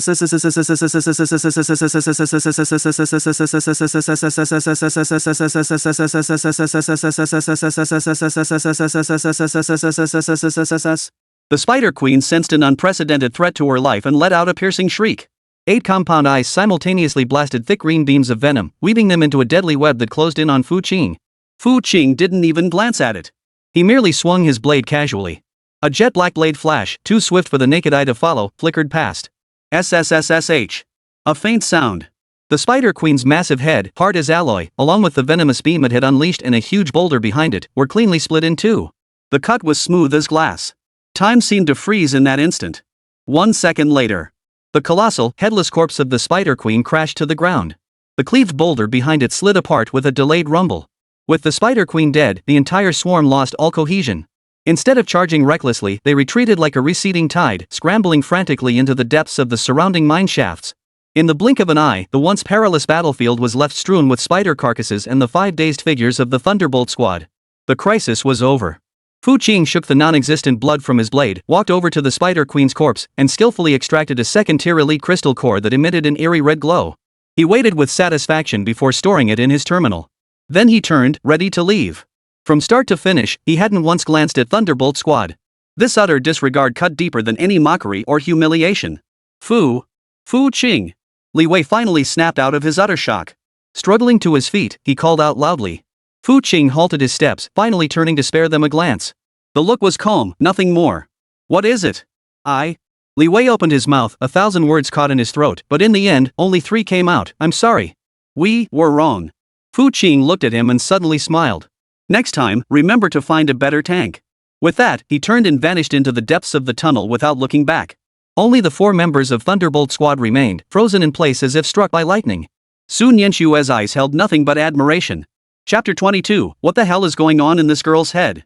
Li Wei staggered, spitting a mouthful of blood. He could no longer hold himself up, his knees buckling as he collapsed to his knees. The mine shaft fell deathly silent. Kneeling on the ground, he stared blankly in the direction Fu Qing had vanished, his eyes devoid of any spark. Wang Mang and Ah Hao slumped to the ground, gasping for breath. The relief of surviving the ordeal and the humiliation of being utterly crushed tangled together, leaving their minds in chaos. Lin Xiaoya stood frozen in place. The spider silk on her leg had vanished without her noticing, yet she felt her heart tightly ensnared by another vast web, suffocating her. It dawned on her, in that youth's eyes, she had been nothing but a clown from the very beginning. Sun Yinxue was the only one of the 4 still standing. She didn't look at her collapsed teammates, only staring silently down the dark passageway. After a long moment, she pulled out her personal terminal and opened the encrypted chat window. Sun Yinxue, Grandpa, look up someone for me. Sun Yinxue, Fu Qing, student at Jiangcheng 3rd Martial Arts High School. I need all records from his birth to present. Meanwhile, Fu Qing was cheerfully counting his haul. 2 second-tier elite crystal cores, over a dozen second-tier common crystal cores, and countless first-tier ones. My points must have surpassed 300 by now? He opened the rankings to check. First place, Fu Qing Senior 3, Class 7 Individual. Points, 312. This score has already left the second place far behind. That should be enough. I can head back after browsing a bit more. Fu Qing stretched lazily, about to find a spot to rest, when suddenly his ears twitched. From not far ahead came the sounds of intense combat and a young girl's sharp shouts. Damn it! Why won't these dungeon worms just give up? Captain! I'm running out of strength. Hold on. We're surrounded, there's no way out. That voice sounded familiar. Fu Qing raised an eyebrow and crept silently toward the commotion. In an area dotted with pits of varying sizes, he spotted 5 figures. It was Xiao Hongling, the exchange student from Jiangcheng First High, and her Rose Squad. At that moment, they were completely surrounded by dozens of massive subterranean worms, each armed with ring-shaped, razor-sharp mouthparts. These worms kept emerging from underground holes, charging at them with reckless abandon. Xiao Hongling had switched weapons this time, wielding a crimson longsword. Flaming rose-like energy flared around her body, and with each swing, she unleashed a fiery sword chi that incinerated a subterranean worm into charcoal. But the worms were simply too numerous. For every one slain, 2 more would immediately burrow up from the ground, an endless tide. Her 4 teammates were already showing signs of exhaustion, their formation shrinking smaller and smaller, on the verge of being completely swallowed by the worms. TSK, another bunch of unlucky souls. Standing high above, arm-crossed guy folded his arms, watching the spectacle with keen interest. He held no particular dislike for this haughty young lady, but neither did he feel any affection for her. Naturally, he wouldn't intervene proactively like last time. He wouldn't let her have it too easily. Stop them before they get greedy. Ding! Detected change in target Xiao Hongling's favorability. Affection +5 anxious. Current affection level, 20. Fu Qing's lips twitched. This actually increases her affection? Hey, you over there. Since you're here, why not show yourself? Xiao Hongling abruptly looked up during a lull in the battle, her gaze locking precisely on Fu Qing's hiding spot as she called out loudly. We are the Rose Squad from Jiangqing First High School. We implore you to lend us your strength. We promise generous rewards afterward. Her voice rang clear and commanding, even amidst the fierce battle. Fu Qing curled his lip. Asking for help with such arrogance? That spoiled brat temperament never changes. He emerged slowly from behind the rocks, revealing himself. Well, what a coincidence. We meet again, he greeted lazily. It's you? Xiao Hongling froze upon seeing Fu Qing, then a flicker of joy crossed her eyes. She had witnessed Fu Qing's terrifying prowess firsthand, slaying 8 wolves with a single stroke. With him here, there was hope to overcome this crisis. Quick! Help us deal with these insects. Xiao Hongling urged, her tone demanding. Fu Qing, however, stood rooted to the spot, not moving an inch. Instead, he asked with leisurely composure, Miss, why should I help you? You? Xiao Hongling was momentarily speechless before flaring up. Didn't you say we were too noisy and would scare away your prey? These bugs, consider them my compensation. She remembered his excuse from last time. Fu Qing chuckled. Sorry, but I really can't be bothered with such low-grade trash. Though numerous, the caveworms were only peak first tier in strength, not even reaching second tier. To him, they were no different from weeds by the roadside. You? Xiao Hongling's face flushed crimson with fury, her chest heaving violently. What exactly do you want? Nothing, Fu Qing shrugged. Just here for the show. You bastard. Ding. Affinity 10 anger. Current affinity 10 anger curiosity. Fu Qing. See? You're getting worked up again. In the mere seconds they spent bickering, Team Rose's defensive line was finally breached. A subterranean worm sidestepped the frontline tanks, opened its gaping maw, and lunged toward the petite healer in the squad. Ah! The girl's face drained of color in terror as she closed her eyes. Xiao Hongling's face drained of color. She tried to rush to her aid, but 2 worms had her pinned down, leaving her unable to move. Tragedy seemed imminent. Whoosh! A barely perceptible whistling sound cut through the air. A small pebble, propelled at a terrifying speed exceeding the speed of sound, struck the mouthparts of the burrowworm with pinpoint accuracy. Timing master strikes at the perfect moment. Put! The pebble pierced through the back of the worm's head, spurting out a fountain of green slime. The worm's body stiffened, then collapsed limply to the ground. The entire scene fell silent in an instant. Everyone froze, their eyes fixed on Fu Qing, who stood atop the high ground, still holding the finger-snapping gesture. Killing with a snap of the fingers? No killing insects? Xiao Hongling's pupils suddenly contracted. She had seen it clearly. Fu Qing had merely picked up a small pebble at his feet and flicked it with a flick of his finger. That ordinary pebble, in his hand, had transformed into a terrifying weapon capable of piercing a demon beast's skull? What terrifying control and explosive power was this? This wasn't merely raw strength, it was the mastery of one's power, wielded with extreme precision and subtlety. What are you staring at? Hurry up, or your healing will turn into insect dung. Fu Qing withdrew his hand and said indifferently. Xiao Hongling snapped back to her senses and immediately reorganized her defenses during the brief moment of chaos among the swarm of worms. The look in her eyes as she regarded Fu Qing had completely changed. No longer was it merely curiosity and wariness, now it held a hint of apprehension. This man was far more terrifying than she had ever imagined. Ding! Affection 5 embarrassment anger. Affection +15 awe shock. Current affection 20. Fu Qing was thoroughly baffled. What on earth was going on in this girl's head? Chapter 23, Fu Qing, you've gone too far. Xiao Hongling gritted her teeth. She had never endured such blatant disregard and humiliation. From childhood, she had been a pampered princess possessing an great ability, born into a prestigious family, the center of attention wherever she went. Yet this man before her had never once looked at her properly since their first meeting. Last time it was compensation, this time it was spectating. His lazy, detached attitude drove her mad more than any vicious words ever could. You! Rage fueled her sword strike, cleaving a worm before her. Flaming sword energy exploded outward, filling the air with the stench of scorched flesh and charred remains. Yet more worms burrowed up from the ground, seemingly endless. Captain, stop wasting words with him. We can't hold out much longer. Zhou Kai, the burly tank in the squad, shouted urgently at Xiao Hongling. His shield was already covered in cracks, and blood dripped from the palm of his hand. Yeah, Captain. Our energy's almost depleted. Another teammate, responsible for ranged attacks, was also deathly pale. As for their healer, the petite girl Fu Qing had rescued earlier, she now cowered behind Zhou Kai, her face deathly pale. Even her healing spells faltered, becoming erratic and intermittent. The defensive line could collapse at any moment. Xiao Hongling took a deep breath, forcing down the pride of a spoiled young lady. She knew this was no time for impulsive actions. She looked up at the man standing above, arms crossed, seemingly enjoying the spectacle like a spectator. Her voice was no longer commanding, it carried a hint of plea, though she herself hadn't even noticed the shift in tone. Fu Qing, consider it a debt owed by Team Rose. If you're willing to step in, you name the terms. She made the greatest concession she could. In her eyes, this was the ultimate concession she could make. Fu Qing finally showed some reaction upon hearing this. He held up a single finger and shook it slowly. Favors? They're worthless. A playful curve touched his lips. But then again, considering how hard you've worked to put on this show, I suppose I could help. Xiao Hongling froze, the hope that had just ignited in her eyes doused halfway by his nonchalant demeanor. What do you want in return? Simple. Fu Qing snapped his fingers. All the gains from this assessment mine. What? Impossible. The Rose Squad erupted in chaos. After fighting so hard for half a day, they were supposed to hand over all their materials? This was no different from robbery. You're going too far. Xiao Hongling snapped, furious. This guy was literally taking advantage of the situation. Over the top? Fu Qing shrugged. You could also choose not to share, then get dragged into the ground by these bugs and become their dinner. I couldn't care less. Worst case, I'll just miss a bit of the show. His words poured over them like a bucket of ice water. Right. Did they even have the right to bargain anymore? Life or loot, which mattered more? The answer was obvious. Zhou Kai and the others turned to Xiao Hongling, their eyes filled with anguish and pleading. Xiao Hongling's face flushed alternately pale and crimson, her chest heaving violently. She glared at Fu Qing as if she could devour the despicable man whole. Roar! At that moment, a roar unlike any ordinary subterranean worms echoed from the depths below. The entire cavern shook violently. Immediately, a massive pit exploded open not far beneath the Rose Squad's feet.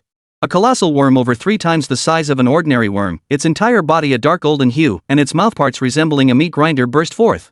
A Tier 2 junior-level magical beast, the elite cavern worm king. A savage aura far surpassing that of ordinary worms instantly locked onto Xiao Hongling. No! It's the Worm King! Zhou Kai's face paled.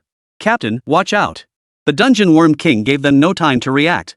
Its massive body charged like a locomotive, its gaping maw filled with ringed fangs snapping viciously toward Xiao Hongling. Its speed was incomparably faster than any ordinary worm. Xiao Hongling's pupils contracted as she pushed her flaming rose ability to its absolute limit. Blazing flames erupted from her crimson sword, ready to meet the attack head-on. But she knew her energy reserves were severely depleted. Taking this blow head-on would leave her gravely injured, if not dead. In that split second, a dark shadow materialized before her without warning. It was Timing Master. He had descended from above at some unknown moment, now standing with his back to her, blocking the Worm King's charging path. That figure wasn't particularly imposing, yet at that moment, it gave Xiao Hongling an unprecedented sense of security. Hey! You! She was about to warn him to be careful. Fu Qing moved. Facing that gaping maw large enough to swallow a tank hole, he didn't draw his sword. He simply lifted his right foot and, with a light kick, propelled it forward. The motion was casual, as if shooing away a stray dog blocking his path. However, boom! A deafening roar exploded through the cavern. The arrogant cavern worm king's massive body jerked mid-air, as if colliding with a divine mountain. The next instant, its dark golden, hardened head exploded like a watermelon. Red and white fluids, mixed with shattered carapace, sprayed wildly in all directions. Fu Qing merely tapped the tip of his toe lightly against the exploding head of the Worm King, using the momentum to float backward. He landed steadily before Xiao Hongling, his entire process untouched by a single speck of dust. He even had the leisure to brush imaginary dust from his trouser legs. Subtle swagger is the deadliest kind. The entire world seemed to have been silenced. Every member of the Rose Squad, including Xiao Hongling, froze solid in place. They stared at the headless corpse crashing to the ground, then glanced at the nonchalant youth, their minds completely frozen. One kick. Just one kick? Was enough to kick the head clean off a second-tier elite beast? What kind of power was this? Could this possibly be the strength of a high school senior? They felt their entire martial arts worldview shatter into pieces at that very moment, shattered by Fu Qing's single kick. Fu Qing turned to face Xiao Hongling, who stood frozen in shock, raising an eyebrow. Now, do you still think my terms are unreasonable? Xiao Hongling's lips trembled, yet not a single word escaped her. Excessive? All she could think now was that Fu Qing was asking for far too little. With his power, let alone demanding all their spoils if he asked them to kneel and sing conquered, they'd probably have to seriously consider it. Ding! Detected drastic fluctuation in target Xiao Hongling's affinity. Affection plus 20 awe reverence. Current affection, 30 awe curiosity. This woman is surprisingly conservative. Chapter 24, Big Busted Beauty Ichiluo. With the Worm King's demise, the remaining cavern worms seemed to lose their anchor, their attacks becoming chaotic and sluggish. But their sheer numbers remained overwhelming, still posing a massive threat. Alright, we agree. Xiao Hongling finally found her voice, her gaze toward Fu Qing filled with profound complexity. Fu Qing said nothing, answering her only with action. He turned to face the writhing tide of worms, the chaos extinction blade in his hand finally drawing slowly from its sheath. No thunderous aura. No dazzling light effects. Only a jet black line flashed through the air. Then, he took his first step. He did not charge, nor did he dodge. With deliberate, measured steps, he walked into the heart of the swarm. Every member of the Rose Squad held their breath, eyes fixed and unblinking. They wanted to see how this monster would deal with nearly 100 beasts. The next second, they witnessed a scene they would never forget for the rest of their lives. Fu Qing's figure moved through the swarm like a ghostly apparition. He let the worms crash into him, only to be flung backward. The blade in his hand moved like a calligrapher's brush. Each swing traced a slender, pitch-black path through the air, as if it could swallow all light. No deafening roar, no gruesome scenes of flesh and blood flying everywhere. Only the sound of plop, plop, plop echoed endlessly. Any cave worm sliced by that jet-black blade instantly froze stiff. Then, from the point of contact, they split cleanly and smoothly into two halves. The cut was as smooth as a mirror, not a single drop of fluid escaping, utterly bizarre. It was as if they weren't severed by a blade, but erased entirely from existence at the conceptual level. Fu Qing's figure left streaks of after-images as he moved through the swarm. Wherever he passed, one subterranean worm after another collapsed limp, disintegrating into fragments. This was not combat. It was an elegant yet bloody art of slaughter. A dimensional strike. The members of Team Rose had completely lost the ability to think. Watching that leisurely strolling figure, they felt a chill run from the soles of their feet straight to the crown of their heads. Too powerful. So powerful it defied reason. So overwhelming it left them feeling utterly hopeless. The monster tide that had pushed them to the brink, forcing them to exhaust every last resource and play their final cards, now seemed as fragile as paper before this man. Who the hell is he? The healer girl covered her mouth, her voice trembling. Jiangqing third high, when did it produce such a monster? The ranged attacker muttered. Seems like he just appeared out of nowhere these past couple days. Tank Shokai looked down at his shield, now covered in cracks, then glanced at Fu Qing, who didn't even need to defend himself. He gave a bitter smile. Could the gap between people really be this vast? Was he cheating? Xiao Hongling stared intently at Fu Qing's every move, trying to decipher some secret technique. But she failed. All she could see were swaths of darkness sweeping past, followed by lives being reaped one after another. Simple and brutal. Her prized a great fiery rose ability seemed laughable in the face of Fu Qing's brutal aesthetic. Less than a minute. When Fu Qing emerged from the opposite end of the swarm, sheathing his blade, not a single living cave worm remained behind him. The entire cavern floor was carpeted with neatly severed worm carcasses. A burnt, acrid smell hung heavy in the air. Fu Qing frowned, seemingly displeased by the smell. He walked over to the corpse of the largest cave worm king, casually slicing out a second-tier crystal core that glowed with a dark golden light. He then snapped off several of its hardest fangs. Then, like a diligent janitor, he began weaving through the scattered carcasses, picking up each first-tier crystal core one by one and tossing them into the terminal space. From start to finish, he never once glanced at the Rose Squad. That feeling of being utterly ignored left Xiao Hongling with a lump in her throat. She took a deep breath, smoothed her hair, and stepped forward. "Thank you," she murmured softly, standing behind Fu Qing. Fu Qing paused in his gathering, replying without turning his head, "No need to thank me. Fair trade." Xiao Hongling felt the pain in her heart flare up again. Couldn't this guy just speak properly? Gritting her teeth, she pressed on, "Have you always been this strong?" "Not bad," Fu Qing replied casually, picking up another crystal core. "Occasionally I have off days." Xiao Hongling. "You call that decent? So when you're in top form, can you one-punch a 9th-tier demon beast?" "You?" She felt like this man was driving her mad. Just then, a lively voice tinged with a hint of charm suddenly echoed from the other entrance of the cave. "Wow, it's so lively in here. Hey! Isn't this Miss Xiao from First High? What are you doing here cleaning up the battlefield with your team?" As the words fell, a group of 5 emerged from around the corner. Leading the group was a stunningly beautiful young woman with a fiery figure. She wore a deep V-red leather armor, revealing a sliver of her snow-white waist. Her voluminous curls cascaded casually over her shoulders, and a faint smile played at the corners of her lips. Her almond-shaped eyes sparkled with a captivating allure. Beside her followed a cheetah engulfed in ghostly blue flames, its eyes sparkling with an intelligent light. A spirit beast? Jiangqing 3rd High School, Senior 3 Class 1, holder of the S-Class Ability Spirit Beast contract Yi Qiluo. Fu Qing froze in his movements. He lifted his head, his gaze settling on the new red-clad girl. Ding! Female protagonist matching template detected. Fairy template binding successful. Name, Yi Qiluo. Identity, Senior 3, Class 1, Jiangqing 3rd Martial Arts High School. Affinity, 5 Curiosity. Yi Qiluo. He was somewhat surprised. So young, yet so developed? Yi Qiluo's arrival made the atmosphere even more awkward. The moment she entered, her gaze locked onto Xiao Hongling, her words dripping with obvious teasing and provocation.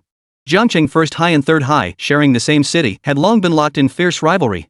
Xiao Hongling and Yi Qiluo, one an A-grade gifted heiress, the other an S-grade gifted enchanting older sister, were equally stunning. Constantly compared by others, they privately harbored mutual resentment. Yi Qiluo? Xiao Hongling frowned the moment she saw the newcomer, her expression turning cold. What we do is none of your business. Chapter 25, Assessment Results Announced. Oh, come on, don't be so hot-headed. Yi Qiluo grinned as she walked up beside her, poking Xiao Hongling's shoulder with a finger. I'm just concerned about you. Look at you all, covered in dust and dirt, your energy nearly depleted. Did you run into trouble? Need your big sister to lend a hand? Her words were feigned concern, but her almond-shaped eyes sparkled with pure provocation. Xiao Hongling was thoroughly annoyed and was about to retort, but upon seeing the ground littered with worm corpses and glancing at Fu Qing, who was still silently collecting crystal nuclei nearby, she swallowed her words. The truth was plain, they had indeed been rescued, but at the cost of all their spoils. If word got out, both her Rose Squad and her own reputation would be utterly ruined.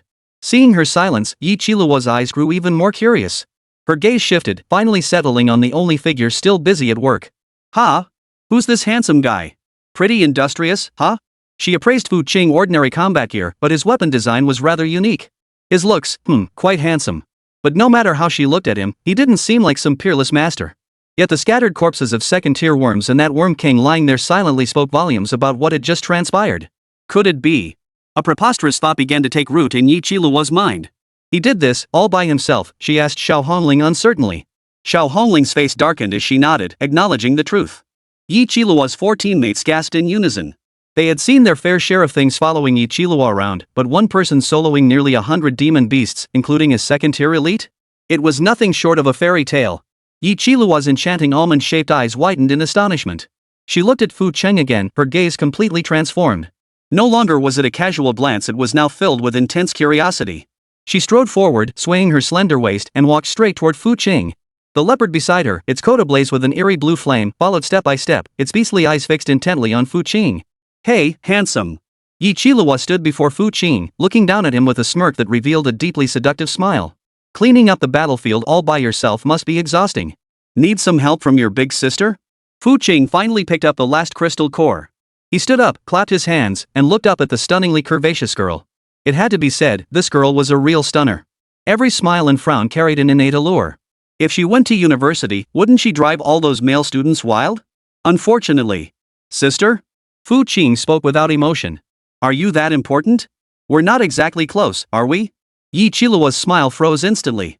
The team members behind her looked utterly bewildered. Are you kidding me? Their captain, the acknowledged class beauty of the 3 highs, an S-class ability user, had actively approached a guy, only to be rejected? Wasn't that big enough? Is this guy blind? Or is he just brain dead? Who is Yi Qiluo? She's the goddess countless 3rd high boys dream about. On any given day, if she so much as flick her fingers, the line of guys wanting to talk to her would stretch from the first classroom all the way to the school gate. But today, she came to him willingly, only to get such a cold shoulder? But not far away, Xiao Hongling witnessed the scene and couldn't help but laugh out loud. Suddenly, she felt that Fu Qing, though despicable, could be rather endearing at times.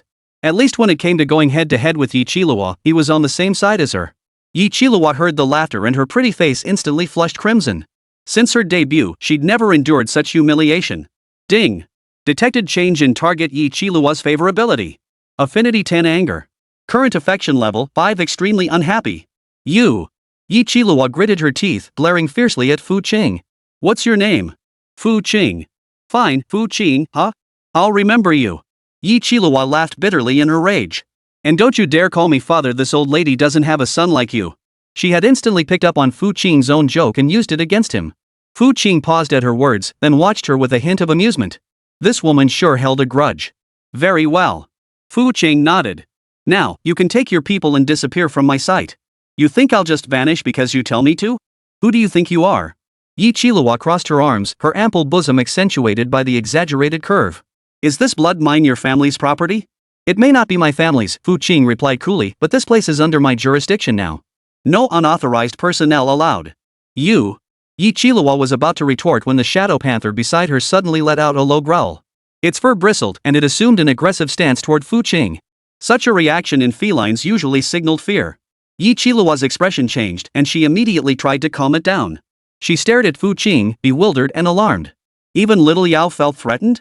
Just who was this Fu Qing fellow? Why had she never heard of him before? Could he really be one of those useless characters from novels who suddenly pull off an incredible comeback? Just then, the bell signaling the end of the assessment echoed throughout the blood-red mine pit. Assessment time is over. All students, return to camp immediately. Repeat, return to camp immediately. The broadcast echoed through the cavernous tunnels. Fu Qing shot Yi Qiluo a glance, unwilling to waste another breath on her. He turned and headed back the way they came. Hey! Don't go! Yi Qiluo called out instinctively. But Fu Qing paid her no mind whatsoever, his figure quickly vanishing into the dark tunnel. This is infuriating. Infuriating. Yi Qiluo stamped her foot in place, her pretty face alternating between red and white. Captain, we should probably head back too, one team member whispered cautiously. Go back. Yi Qiluo glared at him. That stinking guy. I'll see just how many points he can actually score. With that, she stormed off, leading her team back toward camp. A storm that would soon unleash a tidal wave of chaos at the camp was already brewing. Outside the blood-red mine pit at the temporary camp. As the bell signaling the end of the assessment rang out, teams some intact, others scattered emerged one after another from the mine shaft's exit. Exhaustion was etched on every face, but excitement and anticipation dominated. At the camp's center, the giant screen displayed the real-time leaderboard. Each refresh sparked waves of gasps and murmurs. Chapter 26, So Angry I Could Spit Blood. Look! Team Rose is out. 67 points, they've shot up to second place. Damn, no wonder they're from first high, they're fierce. Team Blade Master is back too. Ha! Only 40 points? Didn't they go challenge the Blood Armor Earth Dragon? No clue. Look at Zhao Kuang's face, he looks like he just lost his horse. Probably messed up. Thunderbolt Squad mingled among the crowd. Li Wei, Wang Meng, and the others stared at their pitiful 20 points, each wishing they could sink into a hole in the ground. Only Sun Yanxue kept her gaze fixed on the very top of the leaderboard. That name had dominated the top spot since the assessment began, never wavering. First place, Fu Qing Senior 3, Class 7 Solo. Points? Ever since Fu Qing's points surpassed 300, his score had become a string of question marks. This only fueled everyone's curiosity and speculation. How many beasts did this Fu Qing slay? Why aren't his points showing anymore? I bet it's a system glitch.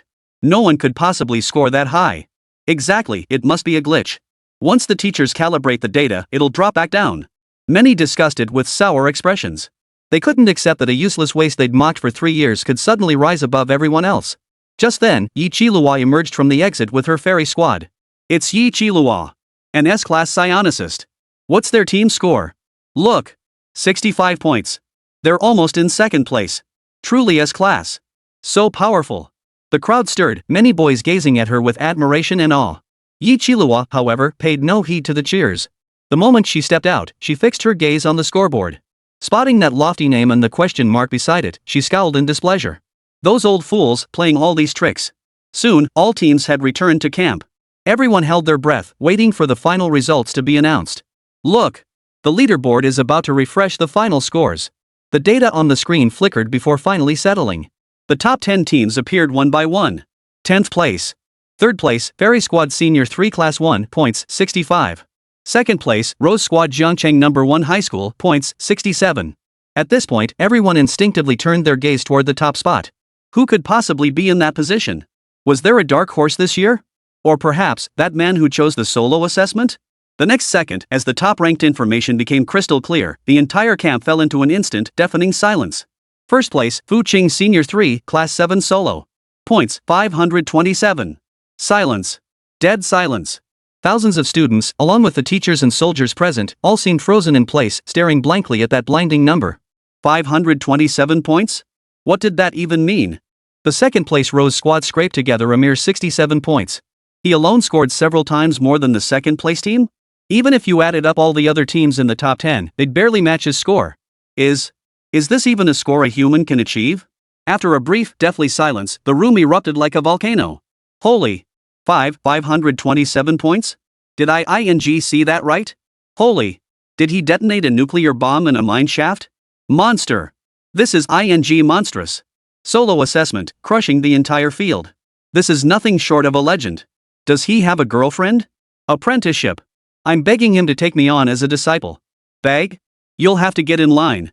Li Wei's legs buckled beneath him and he collapsed onto the ground, his eyes vacant. Zhao Kuang trembled all over. The image of that single slash that instantly killed the blood armor earth dragon flooded his mind, and a fear stemming from the depths of his soul completely overwhelmed him. Xiao Honling and Yi Qilihua, these two prodigies, now had their own faces drained of color. They stared blankly at the number, speechless for a long time. They finally understood the true magnitude of the gap between themselves and that man. It was not a quantitative gap, but a qualitative chasm. It was the distance between mortal man and divine being. No wonder he was so arrogant. He had every right to be. Just as the entire crowd erupted in excitement, a figure emerged leisurely from the mine shaft entrance, carrying a uniquely shaped black blade. It was Fu Qing. He surveyed the crowd, taking in the gazes filled with shock, admiration, or fear, and found it somewhat puzzling.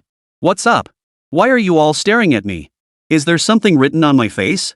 Outside the city walls, the abandoned mining zone designated B-17.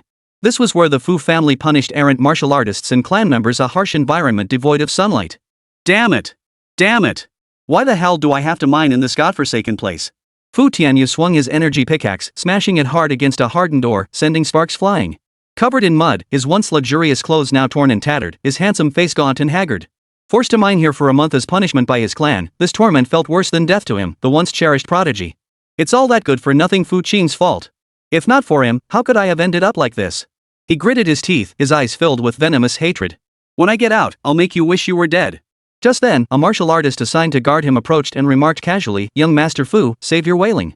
Your cousin Fu Qing is living it up compared to you." What did you say? Fu Tianyu froze.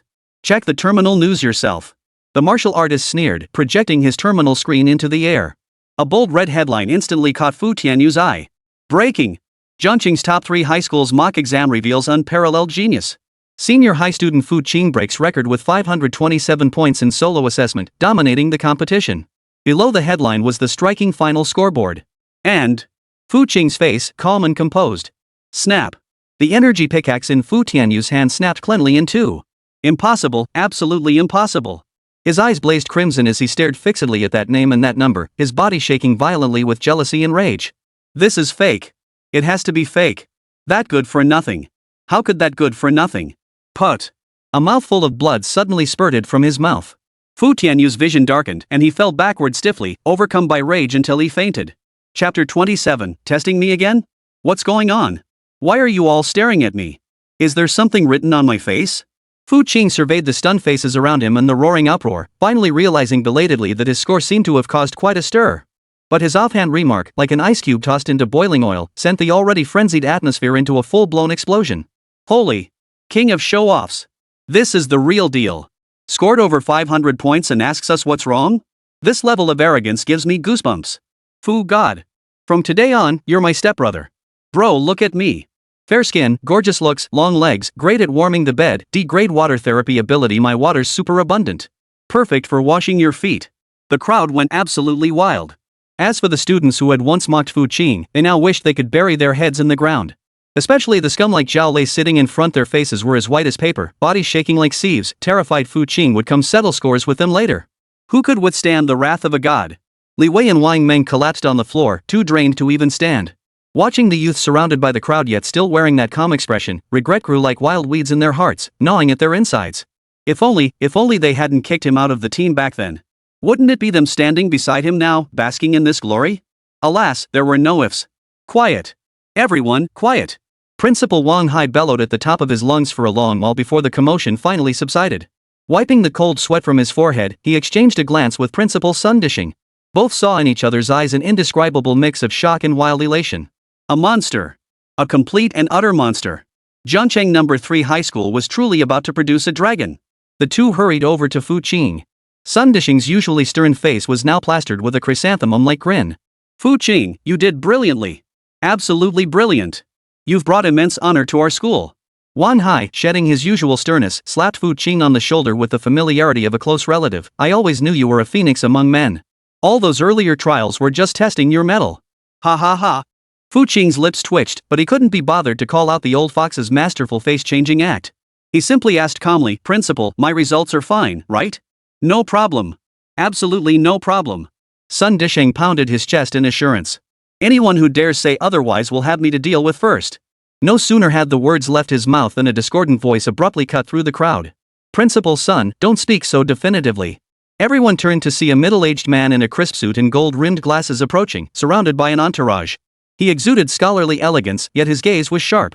A badge pinned to his lapel bore the inscription, "Jiangcheng Martial Arts Education Administration." Its deputy director Lu Mingyuan from the Jiangcheng Education Administration, a student recognized him and exclaimed. Sun Disheng and Wang Hai's expression shifted slightly. Lu Mingyuan was notorious within the Education Administration for his ironclad impartiality, overseeing the assessment discipline of all major martial arts high schools. Why would he personally come here? "Deputy Director Lu, what brings you here?" Sun Disheng hurried forward to greet him. Lu Mingyuan pushed his glasses up, but his gaze swept past Sun and landed squarely on Fu Qing. He scrutinized Fu Qing from head to toe, his eyes brimming with scrutiny and suspicion. "I received a report alleging severe data irregularities in Jiangcheng No. 3 High School's mock assessment. I came specifically to investigate." His voice wasn't loud, yet it carried clearly to everyone's ears. "Data anomalies? Wasn't this an outright accusation that Fu Qing's scores were compromised?" The camp, which had been bustling moments ago, fell silent once more. All eyes darted back and forth between Fu Qing and Lu Mingyuan as a palpable tension filled the air. Sun Disheng's expression darkened slightly. "Director Lu, our school's assessment system is provided by the military. It's networked and monitored throughout the entire process. There's no way it could be wrong. Every single point Fu Qing earned was hard-earned through his own efforts." "Oh? Is that so?" Lu Mingyuan smiled noncommittally. "Principal Sun, you're a veteran martial artist yourself. You should understand how utterly implausible it is for a student who has never awakened any special abilities whose file shows a maximum recorded punch force of only 300 kilograms to suddenly achieve a score of 527 in less than 10 days. But that file is outdated." "Silence." He cut off Sun Disheng abruptly, his voice rising sharply. "This can no longer be explained by mere genius. This is nothing short of trampling the rules of martial arts and insulting every diligent candidate who trains tirelessly." His words rang out with force. Students who had already harbored jealousy toward Fu Qing immediately began whispering among themselves. "He's right. How could one person be this outrageous? Could it be he really cheated? Like using some high-tech gadget we don't know about? I knew it. A loser can't just suddenly become a genius." Listening to the surrounding murmurs, Xiao Honling frowned deeply. Though she too was stunned by Fu Qing's prowess, she had witnessed his combat skills firsthand. This was no mere cheating. "This Lu Mingyuan, isn't he being a bit too strict?"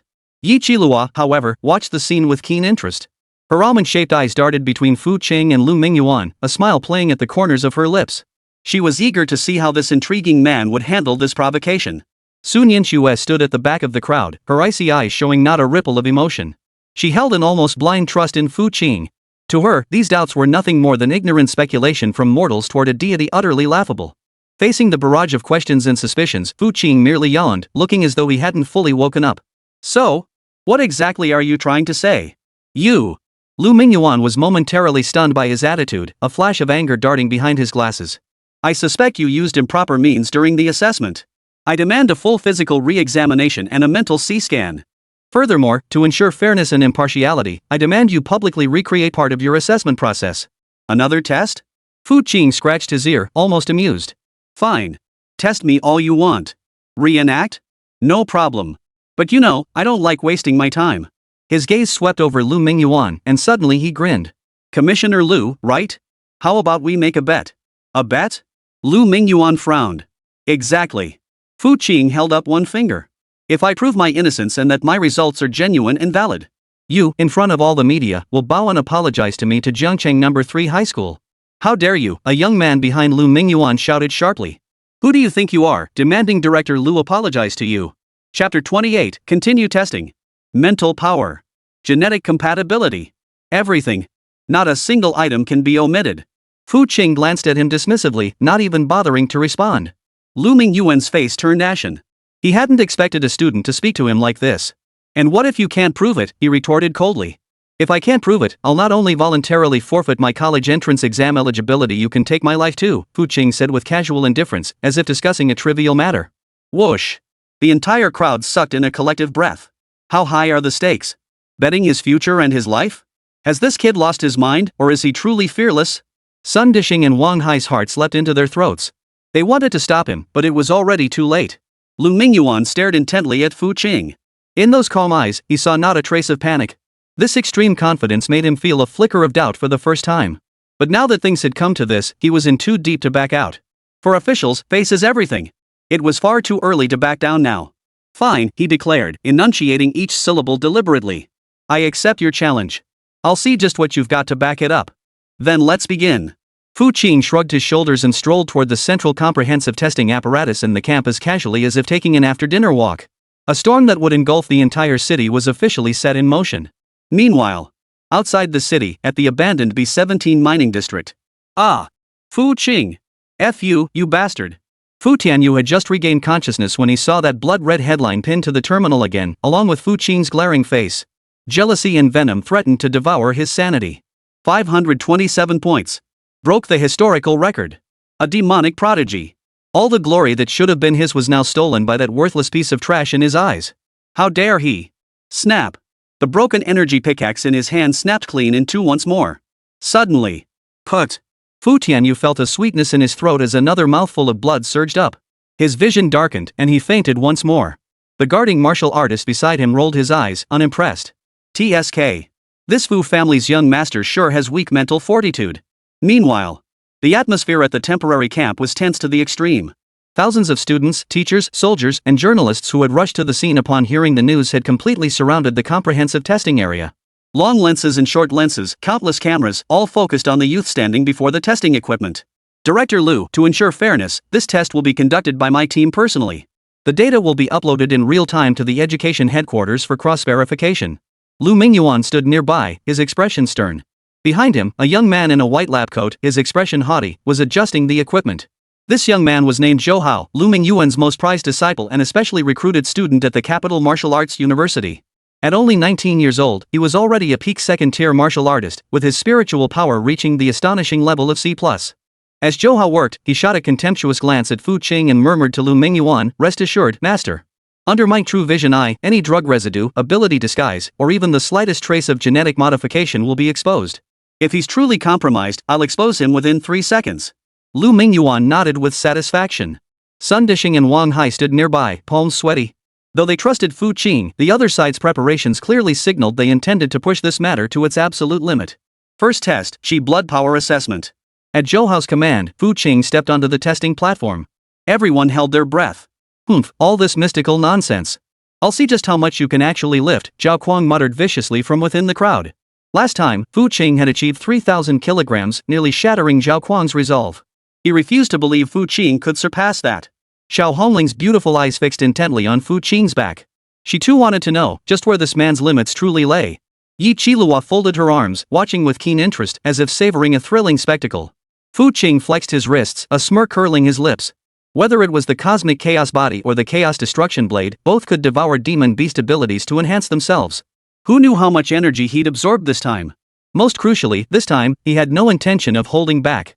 He raised his hand, clenched his fist, and unleashed a strike. The motion appeared utterly ordinary. Yet when the fist struck the dynamometer, boom! A thunderous, bone-deep roar, like a giant hammer striking the heart, sent a deafening buzzing through everyone's eardrums.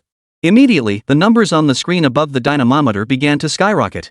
1,000 kilograms. 3,000 kilograms. 5,000 kilograms. 8,000 kilograms. The numbers surged past the 10,000 mark, finally locking in amid a shrill alarm. Warning! Force overload. Exceeding instrument measurement limits. Final reading, 10,000 plus kg. The entire world seemed to have been silenced. Everyone, including Lu Mingyuan and Zhou Hao, froze solid in place. 10,000 kilograms? And that's the upper limit? What does that even mean? Normally, a second-tier martial artist's strength peaks around 2,000 kilograms, while a third-tier martial artist can reach 5,000 kilograms. 10,000 kilograms?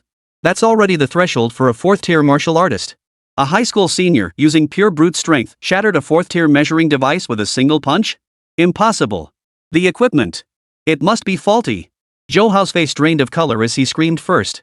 His pride in his professionalism was shattered into pieces by that single punch. Yet before his words faded, the military-grade force gauge worth millions emitted a strained creak. Then, amid the horrified stares of the crowd, it exploded with a thunderous boom, scattering parts everywhere. Now, no one doubted it anymore. It wasn't broken, it simply couldn't withstand the force of that punch. Gulp! Someone swallowed hard, unable to suppress the sound. Thousands in the crowd watched the youth retract his fist, then dismissively shake his hand with a look of disgust. Their worldviews felt repeatedly crushed, reduced to dust. "This thing of yours, not exactly top-notch quality," Fu Qing remarked with a frown. "Everyone. You call this subpar quality? Is that even human speech? Is this even human behavior?" Lu Mingyuan's face had already turned from iron gray to deep purple. He felt his face stinging and burning as if it had been struck repeatedly by that punch. Ahem. Sun Dishing suppressed his inner elation, deliberately clearing his throat twice. "Director Lu, it seems our school's testing equipment is indeed a bit outdated. How about we skip the rest of the tests?" "Skip? Why skip?" Lu Mingyuan snapped back instinctively. "Brute strength doesn't mean everything. It could very well be some kind of instant burst banned substance. Continue testing. Mental strength.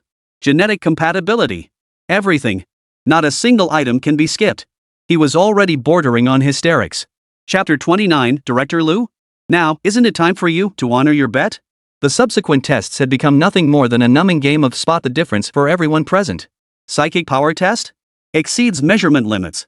Genetic matching test, 99.99% match with human gene database. No signs of genetic modification detected. Cellular activity test? Beyond measurement limits. Psionic fluctuations, none. Each result that came out felt like a resounding slap, stinging the faces of Lu Mingyuan and Zhou Hao. Zhou Hao was utterly dumbfounded. Staring at the string of question marks, he muttered to himself, "Monster, non-human, these are God's cells."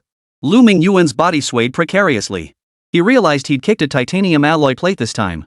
The wager he had lost. He had lost miserably. Director Lu, Fu Qing stepped down from the last instrument, observing him with leisurely composure. "Are you satisfied with the test results?" Lu Mingyuan's lips trembled, unable to utter a single word. "Now that we have the results, shouldn't we proceed to the second part?"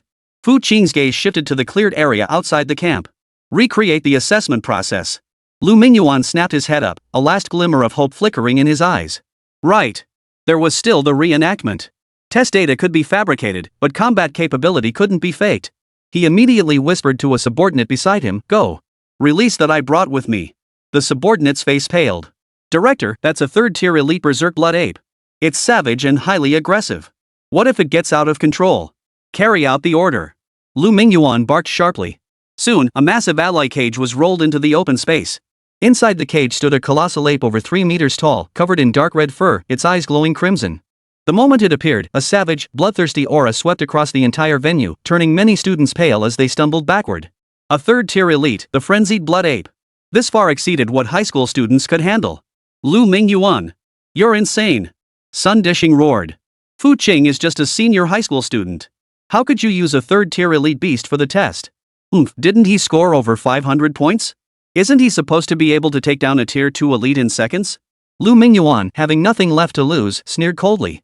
"Then dealing with a tier 3 elite should be no problem, right?" This was a calculated gambit using overwhelming force to force Fu Qing into a blunder.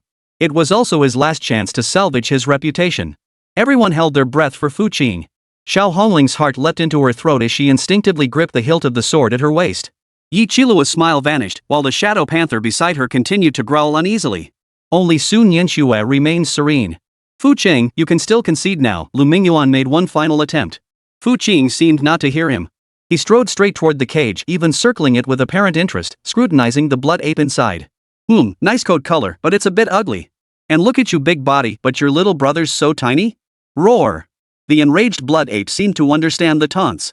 It slammed violently against the alloy cage, letting out a deafening roar. "Getting impatient? Open the cage," Fu Qing ordered the soldier beside him. "But..." The soldier hesitated. "Open it," Lu Mingyuan ordered. As the gate slowly rose, the colossal form of the bloodthirsty blood ape burst forth with a wave of foul wind. Its crimson eyes instantly locked onto Fu Qing. Its thick hind legs slammed against the ground, causing the earth to crack.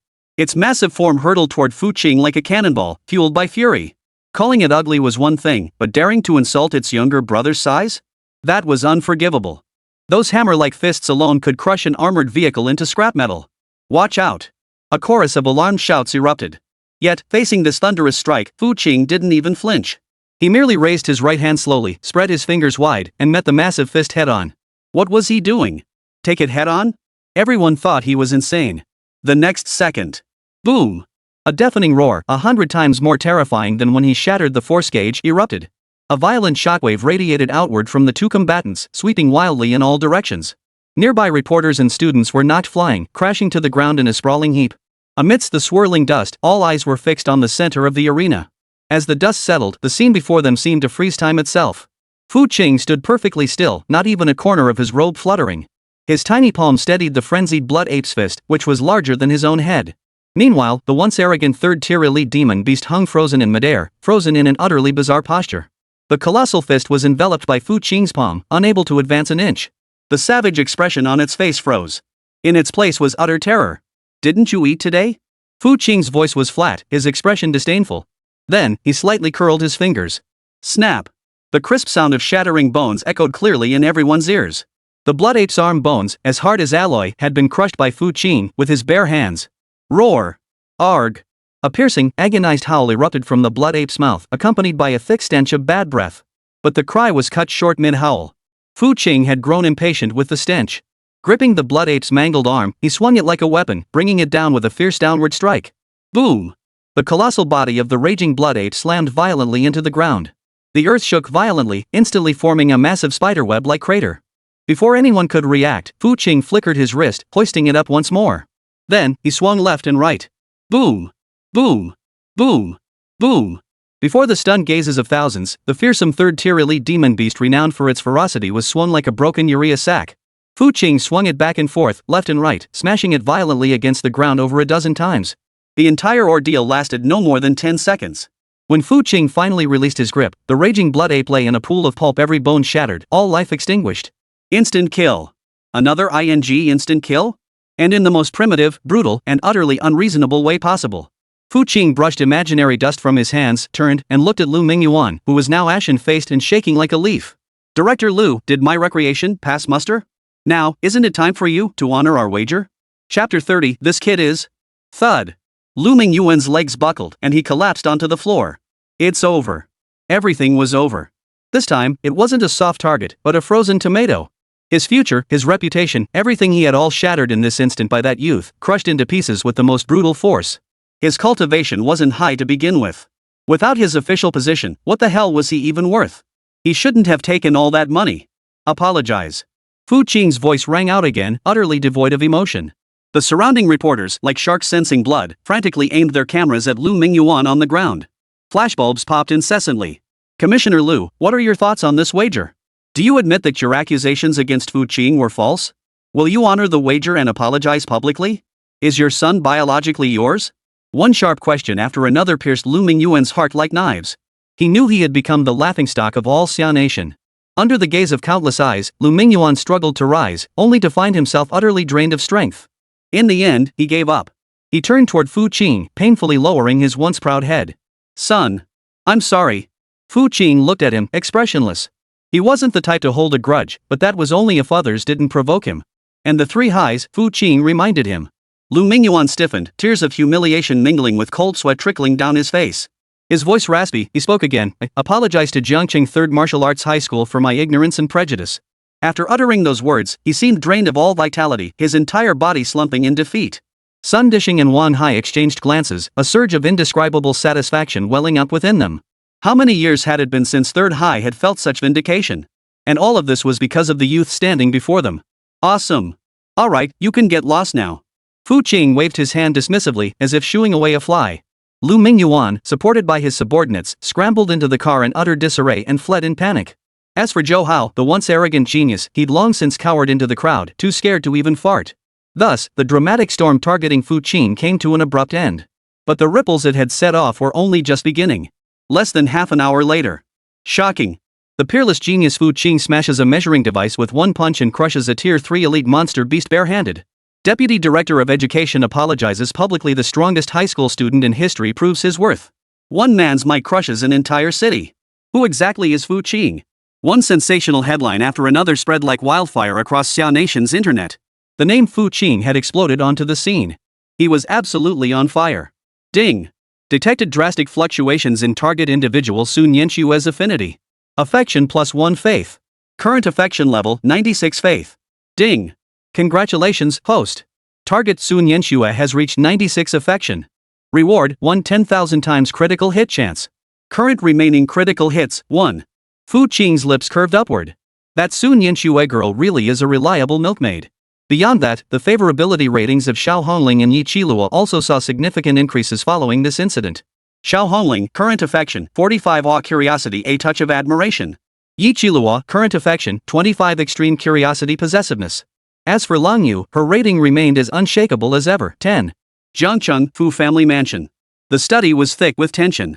Fu Jinghua, head of the Fu family, silently watched the recording on the light screen showing Fu Qing tearing apart a raging blood ape with his bare hands. The footage played over and over. Behind him stood several core elders of the Fu family, each face etched with profound shock. After a long while, Fu Jinghua finally shut off the holographic display, lifted his teacup, and blew gently on it. "What are your thoughts?" His voice was flat, betraying no emotion. One elder hesitated before speaking up. "Head of the family, this boy is clearly..." "Humph." Fu Jinghua glared at him. This youth is no ordinary talent." The elder quickly amended his words. "To confront a third-tier elite with pure physical strength alone, such innate prowess is unheard of. I propose we bring him back to the main house immediately and pour all our resources into his cultivation." "Exactly," another elder chimed in. "Tianyu is also a prodigy, but compared to this youth, it's like a firefly trying to outshine the moon. Our Fu clan might, because of him, produce another martial god within a century." "Cultivate? Humph. Only now do you think of cultivating him?" Fu Jinghua set down his teacup with a cold snort. When his mother was gravely ill and he knelt at the main residence's gate for 3 days and nights, begging for money to buy life-saving medicine, where were you all then? Where were you when he was publicly humiliated by Fu Tianyu and forced to take out campus loans? Now that you see his value, you want to reap the rewards? Nothing in this world comes that cheap. Several elders fell silent under his scolding, lowering their heads one by one, though curses still seethed within them. "You bastard, talking as if you hadn't treated him that way yourself." Fu Jinghua rose and walked to the window, gazing at the distant sky. A complex flicker crossed his eyes. "Transmit my orders. First, conduct a thorough investigation into the circumstances surrounding Fu Qing's mother's death years ago. Every single person involved without exception will be severely punished. Second, extend Fu Tianyu's punishment by 3 months. Let him reflect deeply in the mine shaft on what it means that there are always higher heavens and greater men. Third," he paused, his voice taking on a meaningful tone, "assign personnel to protect Fu Qing's safety. Before he comes into his own, I don't want to see any foolhardy individuals disturbing him. As for his return to the family, there's no rush. This wild horse has too fiery a spirit. The best time will be when he chooses to return on his own."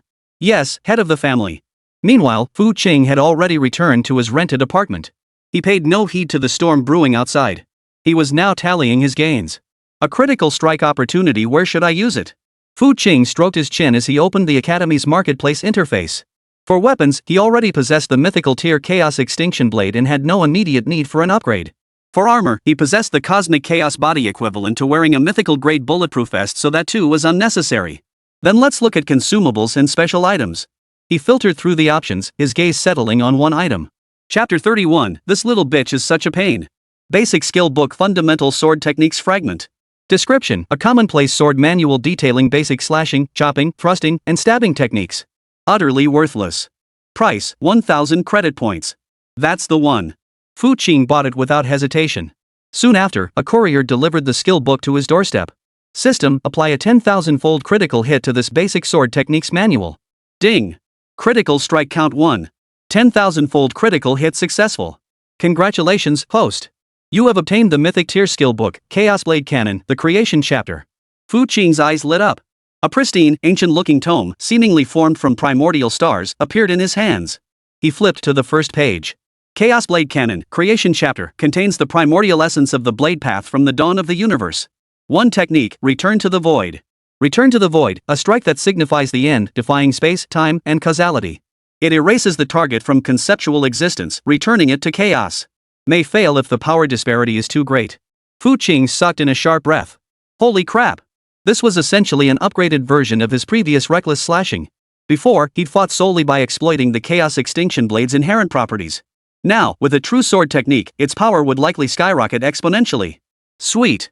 The next morning, just as Fu Qing was about to head out for a stroll, his personal terminal suddenly rang. It was an encrypted call from an unknown number. Fu Qing raised an eyebrow and answered the call. On the light screen appeared a figure clad in fiery red leather armor, her figure stunningly voluptuous. It was Xiao Hongling. She appeared to be in a dimly lit underground passageway, her pretty face looking pale. Her combat suit was torn in several places, revealing patches of pale skin beneath. Fu Qing. Spotting him, she clung to him like a lifeline. Come save me. Fu Qing froze. What's wrong now? I took a private contract from the Martial Arts Academy to clear a velociraptor nest in an abandoned subway station. But it wasn't velociraptors at all. It was a third-tier elite ground dragon. My team is badly injured, and we're trapped inside with no way out. Xiao Hongling rattled off the details at breakneck speed. A ground dragon? Fu Qing frowned. That thing was a sub-dragon species tough as nails, incredibly strong, and even more troublesome than a raging blood ape of the same tier. This girl really is a troublemaker. Rebellious young ladies are always like this, craving excitement. Wouldn't it be better to just stay put as a family's golden cage bird? So clueless yet so eager to play. Send me the address. You're actually coming? Xiao Hongling could hardly believe it.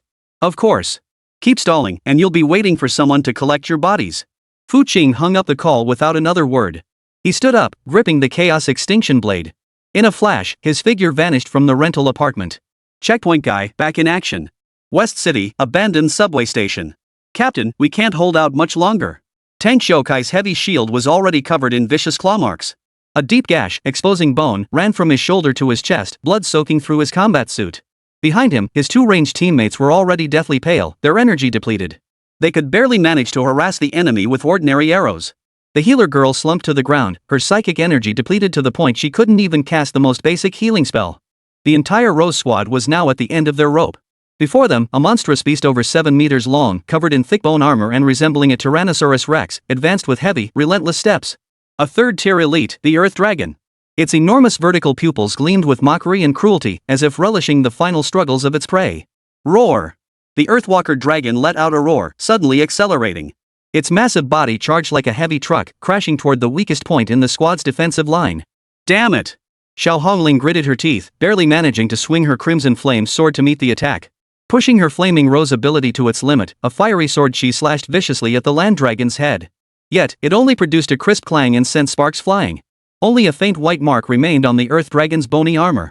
Its physical defense was far too high.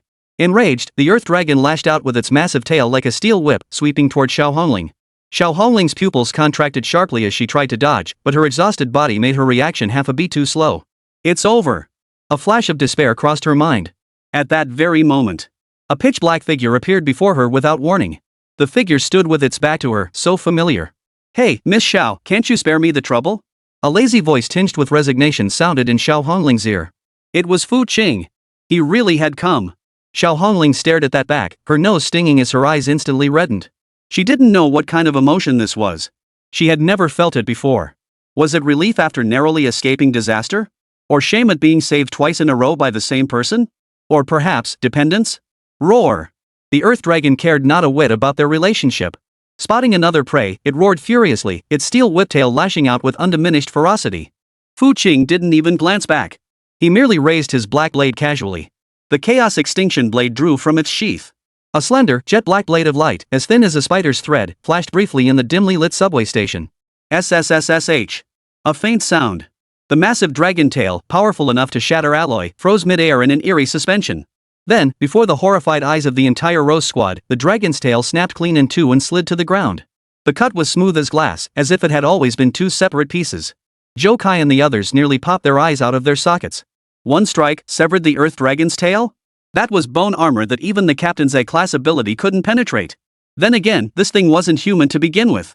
Roar! Wah-ah! The excruciating pain finally reached the Earth Dragon's brain. It let out a piercing, agonized howl as its massive body convulsed violently, blood gushing like a fountain from the severed tail. Its gaze toward Fu Qing was filled with terror. What the hell are you howling about? Shut up! Fu Qing frowned. His figure flickered, leaving an afterimage in his place. In the next instant, he appeared directly above the Earth Dragon's head. The blade in his hand swung down once more. This time, everyone saw clearly. The pitch-black blade light seemed to originate from another world. Wherever it passed, space itself twisted slightly. It wasn't cutting, it was erasing. Thud! The Earth Dragon's massive head slid cleanly off its neck. The massive headless corpse crashed to the ground, kicking up a cloud of dust. The crisis was over. From the moment Fu Qing appeared to the end of the battle, the entire sequence lasted no more than 5 seconds. Chapter 32, Kid, hand over the goods while you still can. The entire subway station fell deathly silent. The 5 members of the Rose Squad, including Xiao Hongling, stood frozen like puppets whose souls had been ripped out. They stared blankly at the massive corpse, then shifted their gaze to the youth slowly sheathing his blade. It happened again. Another senseless, overwhelmingly swift defeat. This man's power seemed to have no limits. What kind of sword technique was he using just now? The ranged attacker muttered to himself. He thought he'd caught a glimpse of the sword technique's trajectory, but it was too profoundly mysterious, utterly incomprehensible. The healer girl covered her mouth, her eyes filled with nothing but fervent admiration. Xiao Hongling's lips trembled, yet not a single word escaped her. Shame, shock, gratitude, awe, curiosity. 1,000 complex emotions tangled within her heart. Before this man, everything she had once prided herself on seemed utterly laughable. Fu Qing paid them no mind. He walked over to the corpse of the earth dragon, dissecting it to extract a third-tier elite crystal core that glowed with an earthy yellow light. He then snapped off 2 of the sharpest dragon fangs, storing them in his terminal with satisfaction. Then he turned to face the Rose Squad, frozen in place. "Alright, now let's discuss the matter of compensation," he said, clapping his hands and smiling warmly. That familiar line, that familiar smile, instantly jolted Xiao Hongling out of her complex emotions. Staring at Fu Qing's handsome yet infuriating face, her anger flared. Couldn't this guy act a little more like a noble savior? Every single time he saves someone, the first thing he does is talk about money? He's nothing like those sycophants. What do you want?" she demanded through gritted teeth. Fu Qing stroked his chin, pondering briefly. "I'll gladly accept the materials from this earth dragon. Also, considering how pitiful you lot are, I'll spare you from handing over your entire team's loot this time." Xiao Hongling froze at his words, a fleeting illusion of his generosity flickering in her mind. "But..."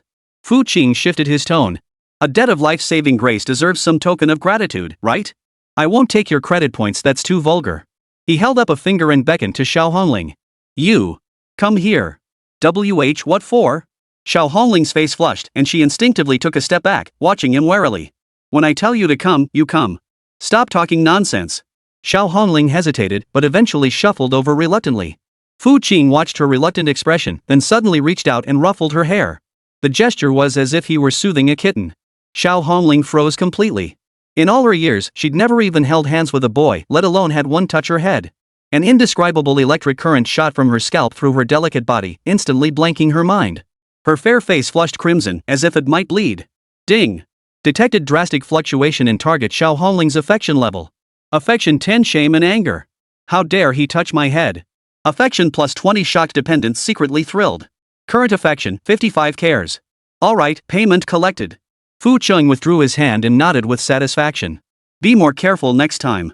I won't always be this free. With that, he turned to leave. You wait. Xiao Hongling finally snapped out of it. Clutching her flushed cheeks, she called after him, both embarrassed and angry. What did you mean just now? Your little head feels nice. Fu Qing waved without turning back. I quite liked it. You bastard. The young Mrs. Furious shrieks echoed behind him. Fu Qing's lips curved into a satisfied smile. Teasing this proud young lady was rather entertaining. Fu Qing was grinning mischievously when suddenly, his footsteps halted. From the dark subway passage ahead came a cacophony of footsteps and arrogant curses. Damn it! Who the hell stole my dragon of the earth? Get your ass out here. Don't you know this is Black Snake Gang territory? As the words faded, 7 or 8 rough-looking martial artists tattooed and armed with various weapons emerged from the corner. Leading them was a bald, one-eyed man, a third-tier novice martial artist whose aura radiated unabashedly. The moment they appeared, they saw the utter devastation and the corpse of the earth dragon lying on the ground. And Fu Qing, who was about to leave, along with the Rose Squad behind him. Oh? So it was you school kids who snatched my monster? The one-eyed man's gaze swept shamelessly over Xiao Hongling and the healer girl, his eyes gleaming with lecherous intent. Damn, schoolgirls really are tender. Kid, show some sense. Hand over the crystal core and materials, then let these 2 chicks entertain us. I'll spare your life. Xiao Hongling and the others paled. The Black Snake Gang. Jiangqing's notorious underground syndicate, burning, killing, looting, committing every conceivable evil. Fu Qing turned to face the one-eyed man inside. Why did such blind fools always show up? He spoke slowly. What rank are you? The one-eyed man froze. What? You think you're worthy to breathe the same air as me? The one-eyed man's face instantly turned the color of liver. You little bastard, you're asking for death. He roared furiously, charging at Fu Qing with a machete raised. But after taking just 2 steps, he caught sight of Fu Qing's face. Then, the rage on his face froze instantly, morphing into sheer terror. It's you? One Punch Man Fu Qing? The one-eyed man let out a shriek, slamming on the brakes so hard he nearly twisted his ankle. His henchmen behind him all recognized Fu Qing too, each terrified out of their wits, dropping their weapons everywhere. Are you kidding me? This was the man who crushed a third-tier elite demon beast barehanded and forced high-ranking officials from the Education Bureau to apologize publicly. They were nothing but a bunch of lowly scum, not even good enough to clean his teeth. The one-eyed man reacted with lightning speed. With a thud, he dropped to his knees cleanly and began frantically kowtowing to Fu Qing. Master Fu. Master Fu, I was wrong. I didn't recognize a mountain when I saw it. I'm not even human, I'm nothing but a fart. Please, in your magnanimity, spare me. This dramatic scene left the members of the Rose Squad behind utterly dumbfounded. Especially Xiao Hongling.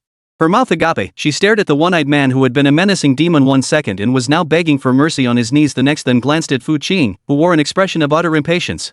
Suddenly, she felt this world was utterly surreal. Xiao Hongling. It's you again. Why is it always you? Just then, an angry voice echoed from another passageway entrance. Yi Qiluo appeared in everyone's line of sight, leading her fairy squad. But when she saw the thugs and ruffians kneeling on the ground and then Fu Qing, her almond-shaped eyes filled with a huge question mark. What on earth was going on here? Chapter 33, Selling Goods. Yi Qiluo stared at the surreal scene before her, her almond-shaped eyes widening in disbelief. She recognized the one-eyed man, a notorious tough guy, yet now he was banging his head on the floor before Fu Qing, his posture groveling and his tone obsequious. For a moment, she thought she was hallucinating. At the center of it all, Fu Qing stood lazily, his face even showing a hint of irritation at being disturbed. Master Fu, please hear me out, the one-eyed man wailed, tears streaming down his face. I truly had no idea you were here. If I'd known, not even 100 dares would have made me come near to fart. Fu Qing picked at his ear, seemingly annoyed by the commotion. Enough, stop wailing, he said indifferently. Where do you get all that wind from?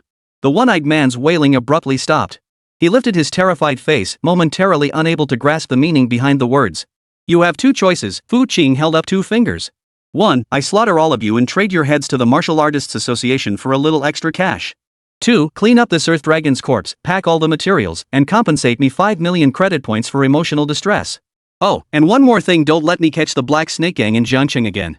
I choose option 2. I choose option 2. The one-eyed man nodded like a bobblehead, as if granted a royal pardon. Thank you, Master Fu, for sparing our lives. Thank you, Master Fu. 5 million credit points would make him bleed, but compared to his life, it was nothing. As for disbanding the gang, he had no choice but to comply. The man before him was a ruthless figure who dared to confront high-ranking officials from the Education Bureau head-on. Who would dare disobey his orders? Fu Qing nodded with satisfaction, then turned, his gaze sweeping past the stunned Rose Squad to land on Yi Qiluo, who had appeared last. Well, isn't this our Class 1 beauty, Yi Qiluo? Fu Qing's lips curved into an amused smile. Feeling particularly generous today, he decided to tease the girls a bit. What brings you to this abandoned subway station for an adventure? Yi Qiluo snapped back to reality. She flicked her long, wavy hair and shot Fu Qing a flirtatious glare, her almond-shaped eyes batting seductively. I heard there was rare shadowstone here, hoping to get some snacks for my little you. Who knew I'd walk in on such a show? She glided over to Fu Qing, a faint, sweet fragrance wafting toward him. Mr. Fu, you never cease to surprise me, her voice held a hint of enchantment as her fingers nearly brushed his chest. First, you dominated the simulation assessment. Now, even local thugs like the Black Snake Gang scatter before you like mice before a cat. I'm curious, just how many secrets are you hiding? Her boldness was far more daring than any other girl's. Watching this unfold, Xiao Hongling felt an inexplicable pang of irritation. That Yi Qiluo was still as skilled at seduction as ever. She instinctively stepped forward, positioning herself between the two. Puffing out her cheeks at Fu Qing, she huffed indignantly, hey! You still owe me an explanation for what you did to me earlier. The memory of Fu Qing's hands on her head made her cheeks burn uncontrollably. What explanation? Fu Qing looked at her innocently. I received my payment. What more do you want? It was a life-saving favor. Are you trying to renege on the debt? You! Xiao Hongling's chest heaved with fury. Is groping a girl's head your idea of payment? You lecher! Ding! Xiao Hongling affection 5 embarrassed angry. Current affection 50 caring awkward. Far from angered, Fu Qing found this amusing. He leaned closer to Xiao Hongling, lowering his voice to a whisper audible only to them. What else? Did you want me to collect my payments some other way? Like this? His gaze swept suggestively beneath her skirt. Xiao Hongling followed his gaze and instantly understood. Her pretty face flushed crimson once more. You scoundrel! Shameless! She recoiled several steps like a cat whose tail had been stepped on, pointing at Fu Qing, so flustered she could barely form coherent words. Ha ha ha! Fu Qing let out a low chuckle, no longer teasing her. Yi Qiluo watched the two interact with keen interest from the side, her eyes brimming with growing curiosity. This Fu Qing, not only was his strength unfathomable, but his personality was also quite intriguing. Faced with a thorny rose like Xiao Hongling, he didn't grovel and fawn like other boys. Instead, he effortlessly turned the tables and teased her back. It was simply unbelievable. How fascinating. Alright, enough of this charade. Fu Qing clapped his hands, addressing the still dazed Rose Squad. You're wounded, need treatment. Get moving. He glanced at Xiao Honling again and waved his hand. This time, I'll just pat you on the head. Next time you get into trouble, the fee will double. Without waiting for Xiao Hongling's retort or acknowledging Ichiluo's gaze, he turned and strode toward the subway exit, his figure quickly vanishing into the darkness. Only the stunned crowd remained behind. The Black Snake gang members, still trembling, had begun preparing to dispose of the Earth Dragon's corpse. But when they looked up, the man was gone. Then they saw the corpse had been stripped bare. Damn it, did he think we were too slow? The members of the Rose Squad, meanwhile, wore expressions of sheer relief at having survived the ordeal. Captain, we. Tang Xiukai clutched his wound, looking at Xiao Honling. Xiao Honling stared blankly in the direction Fu Qing had vanished, her small hand unconsciously touching the top of her head. She bit her pink lips, lost in thought. That guy. Yi Qiluan narrowed her beautiful almond-shaped eyes, a confident smile playing at the corners of her lips. Fu Qing. Zhongqing's top 3 high schools, and they're hiding such an interesting treasure boy? I can't miss out on this. She pulled out her personal terminal and sent a message to a certain contact. Look up someone for me, Fu Qing from Jiangchang number 3 high school. I want every detail from birth to present. The more thorough, the better. This man was hers. Jiangchun, martial artist trading market. Unlike the commoner district Fu Qing had visited before, this time he headed straight for the market's core area, the VIP trading building. Every individual entering or exiting here was either a martial artist of at least 3rd tier or a wealthy merchant. Even the guards at the entrance were uniformly peak 2nd tier martial artists, their auras deep and solid. Fu Qing's arrival caused little stir. Though his fame had soared after the simulated assessment, few had actually seen his face in person. Most people merely listened to the rumors. He entered a shop called 10,000 Treasures Pavilion. This establishment was the largest materials trading house in all of Jiangchang. Rumored to have military backing, it enjoyed an impeccable reputation and never engaged in underhanded price gouging. Of course, that was assuming your goods were worthy of their attention. Sir, how may I assist you? A waitress dressed in a qipao, her figure gracefully curved, approached him, a professional smile gracing her face. Fu Qing cut straight to the point. I need your best appraiser. I have a batch of materials from 3rd tier elite magical beasts to sell. The waitress's smile broadened at this, though her eyes narrowed in appraisal. 3rd tier elite materials, this was no small matter. The youth before her didn't look old, yet his tone was bold. Certainly, sir. Please follow me. She led Fu Qing to a VIP room, served him fragrant tea, then withdrew. Shortly after, an elderly man with a goatee, dressed in traditional Chinese attire and radiating an ethereal, scholarly aura, entered surrounded by an entourage. Chapter 34, The Campus Beauty's Invitation. I am Gu He, Chief Appraiser of the 10,000 Treasures Pavilion. I hear you have something valuable to sell? The old man's piercing gaze swept over Fu Qing before he gave a slight nod. The youth before him possessed an aura of profound stillness and unshakable composure, so deep that even the master found it difficult to fathom. Master Gu. Fu Qing nodded, then without hesitation, retrieved the Earth Dragon crystal core, 2 of the sharpest dragon fangs, and all the materials he had collected during the assessment from his terminal storage space. Boom! When the fist-sized, 3rd tier elite crystal core appeared, shimmering with a deep, earthy yellow glow, the entire VIP room seemed to grow heavier, the air itself thickening. Gu He's eyes instantly lit up.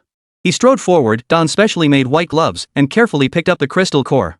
He then meticulously inspected the dragon teeth and bone armor. Perfectly cut, a crystal core with no energy leakage whatsoever. The extraction technique is ruthlessly precise, preserving the material's integrity to the utmost. Gu He grew increasingly astonished. He looked up at Fu Qing, his gaze shifting from scrutiny to utter shock. Young friend, this 3rd tier elite Earth Dragon, did you hunt it down single-handedly? Is there a problem? Fu Qing lifted his teacup and took a light sip. No problem. Gu He took a deep breath, suppressing the horror surging within him. Hunting a 3rd tier elite Earth Dragon alone. What did that signify? It meant the youth before him possessed at least peak 3rd tier strength, perhaps even terrifying 4th tier combat power. That was strength sufficient to command a city guard battalion. Master Gu, name your price, Fu Qing said calmly. Young friend, please wait a moment. Gu He hurriedly replied, turning to whisper instructions to a middle-aged man behind him who appeared to be a manager. The manager's expression changed upon hearing this. He then bowed respectfully to Fu Qing and hurried away. Young friend, the quality of this batch of materials is exceptional, far surpassing ordinary goods on the market. Our 10,000 Treasures Pavilion is willing to offer 8 million credit points for the entire lot. Furthermore, we would like to present you with a purple gold VIP card from our establishment. With this card, you will receive a 20% discount on all future purchases at our store. Gu He offered a highly competitive price. 8 million. Agreed. Fu Qing nodded. The transaction was swiftly concluded. Fu Qing's personal terminal received the transfer notification for 8 million credits, instantly pushing his total assets past the 10 million mark. He tucked away the purple gold card, preparing to leave, when Gu He called out to him. Young Master Fu, please stay. Gui's tone grew even more respectful. Our building master is quite interested in meeting you. Would you be so kind as to grant us the honor? Not interested. Fu Qing waved dismissively without turning back. I have business to attend to. Excuse me. With no goods left in his pockets, what was there to see? He walked straight out of the 10,000 Treasures Pavilion, leaving Gu He and the staff standing there with wry smiles. This young man truly had a straightforward temperament. Meanwhile, at the abandoned B-17 mining site dozens of kilometers from Zhongcheng. The environment here was harsh, the air thick with the pungent stench of sulfur. Damn Fu Qing. Damn Fu Jinhua. Damn them all. Fu Tianyu swung his new energy pickaxe, smashing it hard against a chunk of black iron ore, sending sparks flying everywhere. His face caked in grime, his heart aflame with rage, his anger only intensified the more he thought about it. Sent to this godforsaken place to mine, working himself to death every day, this was the treatment he deserved. Meanwhile, that good-for-nothing in his eyes was stirring up a storm in Jiangcheng, the center of everyone's attention. Why the hell? Beep beep. The terminal on his wrist suddenly buzzed a notification from the family. Fu Tianyu impatiently tapped it open. When he saw the contents, he froze in place as if struck by lightning. Notice, due to collateral descendant Fu Qing's appeal regarding his mother's death years ago, the family council has decided to reopen the investigation. Upon investigation, it was found that Fu Tianyu repeatedly intercepted and withheld medical supplies and resource requests during his mother's critical illness. His actions were heinous and violated basic humanity. The Elders' Council has resolved to double Fu Tianyu's punishment, extending his mining labor sentence by 3 months. Put. Fu Tianyu felt a sudden sweetness in his throat as a mouthful of blood gushed forth, splattering onto the ore before him. Fu Qing. His eyes blazed crimson, his expression frenzied as a rabid beast, a tearing roar erupting from his throat. He had concealed the medicine embezzlement so meticulously, how could it have been uncovered? It had to be Fu Qing. He must have seized power and dug up old grievances to exact revenge. I refuse to accept this. I absolutely refuse to accept this. Fu Tianyu's fingernails dug deep into his palms, blood dripping freely. Jealousy, rage, resentment, these venomous emotions gnawed at his sanity like poisonous snakes. You want me dead? I won't let you have your way. Fu Qing, just you wait. Just you wait. When I get out, I'll make sure you wish you were dead. His shrill roar echoed long and hard through the dark, cavernous mineshaft. Comfortable. 10 million credit points. Staring at the long string of numbers on his personal terminal, Fu Qing felt quite pleased. Money is the hero's courage. In this world, without money, you couldn't get anywhere. Back then, for a mere 1,000,000 credit awakening stone, he'd begged in vain, even resorting to taking out a campus payday loan. Now, he could easily rake in nearly 10 million in a single day. Power was the foundation of everything. Lying on his dorm bed, he began calculating how to use this fortune. First, he needed to upgrade to a better place. His current dorm room was far too cramped. Second, he could scout around for something worth splurging on. Like a basic gene enhancer, or perhaps a mental crystallization agent? His cosmic chaos body was powerful, but that was merely the foundation. To grow stronger, he couldn't neglect the two critical factors, physical strength and mental power. Just as he was mapping out his future plans, his personal terminal buzzed again. An unfamiliar encrypted communication request appeared. Fu Qing raised an eyebrow and casually accepted the call. The light screen illuminated, revealing a face of icy beauty on the display. It was Su Nianxue. At this moment, she must have been in her own room, having shed her usual school uniform for a white, flowing dress meant for home. She seemed less of an icy wall and more approachable. The white dress was almost the same color as her skin, it couldn't be any paler. Fu Qing, she murmured softly, her voice tinged with nervousness. What is it? Fu Qing replied indifferently. Su Nianxue's favorability had already reached 96, contributing 2 critical hits. He found himself growing increasingly fond of her. Su Nianxue seemed to be gathering her words, a faint blush spreading across her fair cheeks. I wanted to thank you in person and also apologize. There were too many people at school earlier, she added. Fu Qing looked at her, saying nothing. On the other end of the screen, Su Nianyan saw he hadn't responded and felt even more anxious. She gripped the hem of her skirt tightly and mustered her courage to say, Do you have time tomorrow? I'd like to treat you to a meal. Would that be okay? The Ice Queen, idolized by every boy in the school, was actually inviting a guy out to dinner. If word got out, it would probably send shockwaves through the entire Jiangcheng No. 3 high school. Fu Qing paused for a moment. It wasn't that he was particularly interested in the meal itself, but interacting with the female lead was the best way to boost his affinity rating. It seemed that once affection reached 95%, each additional point gained a critical hit chance. Su Nianxue was currently at 96. Perhaps all it took to reach 97 was this one meeting. And while he was a man of strong principles, he was still just 18, full of youthful vigor and, well, a virgin. All right. He nodded. You decide the time and place. Chapter 35, The Wei Family? What is that? Really? Sun Yenshue's eyes instantly lit up, her pupils sparkling like starlight. Then tomorrow at noon, at the Cloudtop restaurant, would that work? Cloudtop restaurant was one of Jiangcheng's most exclusive establishments, perched atop the city's tallest skyscraper. A single meal there could easily cost as much as an average family's annual income. Sun Yanshue had always kept a low profile before, but now it seemed the campus beauty's family background was no ordinary affair. Could it be that someone in her family held a high-ranking government position? All right. Fu Cheng agreed before hanging up the call. Staring at the darkened screen, Sun Yanshue exhaled a long breath. Her heart felt like it was about to leap out of her chest. She buried her face in the soft pillow, yet a smile couldn't help but curve her lips. He agreed. The next day, at noon, Fu Qing changed into a clean set of casual clothes and arrived punctually at the entrance of the Yunding restaurant. Just as he was about to enter, his personal terminal suddenly vibrated. It was an urgent communication from Sun Yanshue. Fu Qing frowned and answered the call. Fu Qing, hurry over. Save me. Sun Yanshue's voice sounded particularly panicked on the holographic screen. The image flickered slightly. The background appeared to be a private dining room within a restaurant. I'm in private room number 1. Hurry over. Before Fu Qing could ask further questions, the call abruptly disconnected. Fu Qing's eyes instantly turned cold. Without a moment's hesitation, he vanished in a flash and charged straight into the building. The door attendant only caught a blur before his eyes, as if a gust of wind had swept past. He hadn't even caught a glimpse of the figure. Yunding Restaurant, Suite Number 1. The atmosphere within the opulent private room was oppressively tense.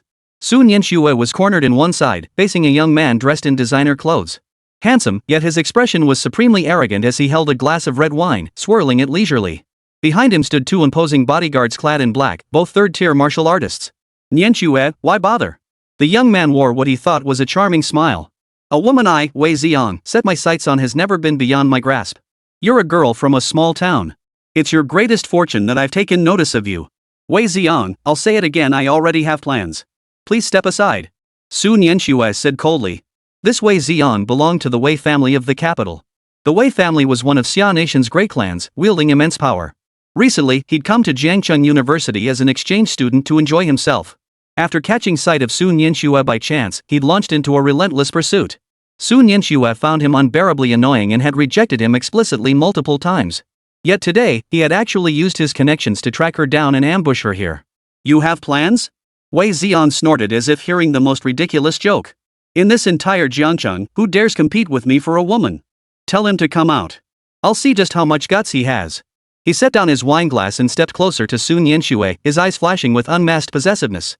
Yanshue, I advise you to just play along. Angering me will bring no benefit to you or your family. He reached out, his hand closing around Sun Yanshue's slender wrist. Sun Yanshue paled and instinctively stepped back, only to find herself cornered against the wall with nowhere left to retreat. At that very moment, bang! The door to the private room, crafted from precious solid wood, was kicked open from the outside, shattering into pieces. The deafening noise startled everyone inside. Wei Ziong's movements froze. He spun around, furious, and bellowed, "Who the hell kicked my door?" At the doorway, a tall, slender figure slowly stepped inside. It was Fu Qing. His gaze swept over Sun Yanshue, cornered against the wall, then settled on Wei Ziong, whose face was twisted with arrogance. His expression remained calm. I did kick it, Fu Qing stated flatly. Got a problem with that? Wei Ziong stared at this uninvited intruder who had barged in, his brows furrowing tightly. He sized Fu Qing up from head to toe.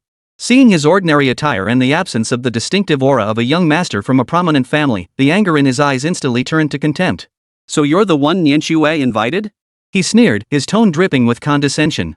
What kind of nobody dares show up at a place like the Cloud Peak restaurant? If you know what's good for you, kneel down, kowtow to this young master, and get out. I'll pretend nothing happened. The moment Sun Yanshue saw Fu Qing, the anxiety that had been gnawing at her heart miraculously settled. She hurried behind Fu Qing and whispered, Fu Qing, be careful. He's from the Wei family in the capital. Fu Qing didn't turn around, nearly murmuring a soft mm. His gaze remained fixed on Wei Ziong. The Wei family from the capital? A faint smile curved Fu Qing's lips. Is that supposed to mean something? Wei Ziong's expression darkened. In Jiangcheng, no one had ever dared speak to him in such a tone. Boy, looks like you're choosing to drink the punishment wine instead of the complimentary one. He signaled to the 2 bodyguards behind him. Disable him.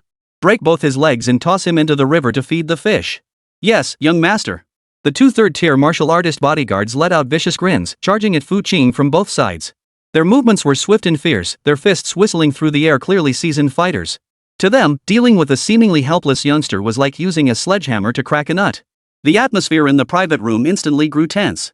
Sun Yanxue instinctively grabbed Fu Qing's sleeve, her eyes filled with worry. Yet Fu Qing didn't even lift an eyelid. Just as the two fists were about to crash into his face, he moved. No one could discern how he struck. Only two crisp slaps echoed through the air, smack, smack. Immediately afterward, the two fierce third-tier martial artists flew backward at a speed even faster than their initial charge. Boom! Boom! Their bodies slammed hard into the wall of the private room, shattering the expensive mural, before slumping limply to the floor. Blood spurted from their noses and mouths as they instantly lost consciousness. One move. Not even a single move. Two slaps. Two third-tier martial artists, unable to even touch Fu Qing's hem, were instantly killed. The entire private room fell into a deathly silence. The arrogance and disdain frozen on Wei Xiong's face solidified completely. In their place came boundless horror and dread. His mouth gaped open, eyes bulging wide as if he'd seen some ghostly apparition.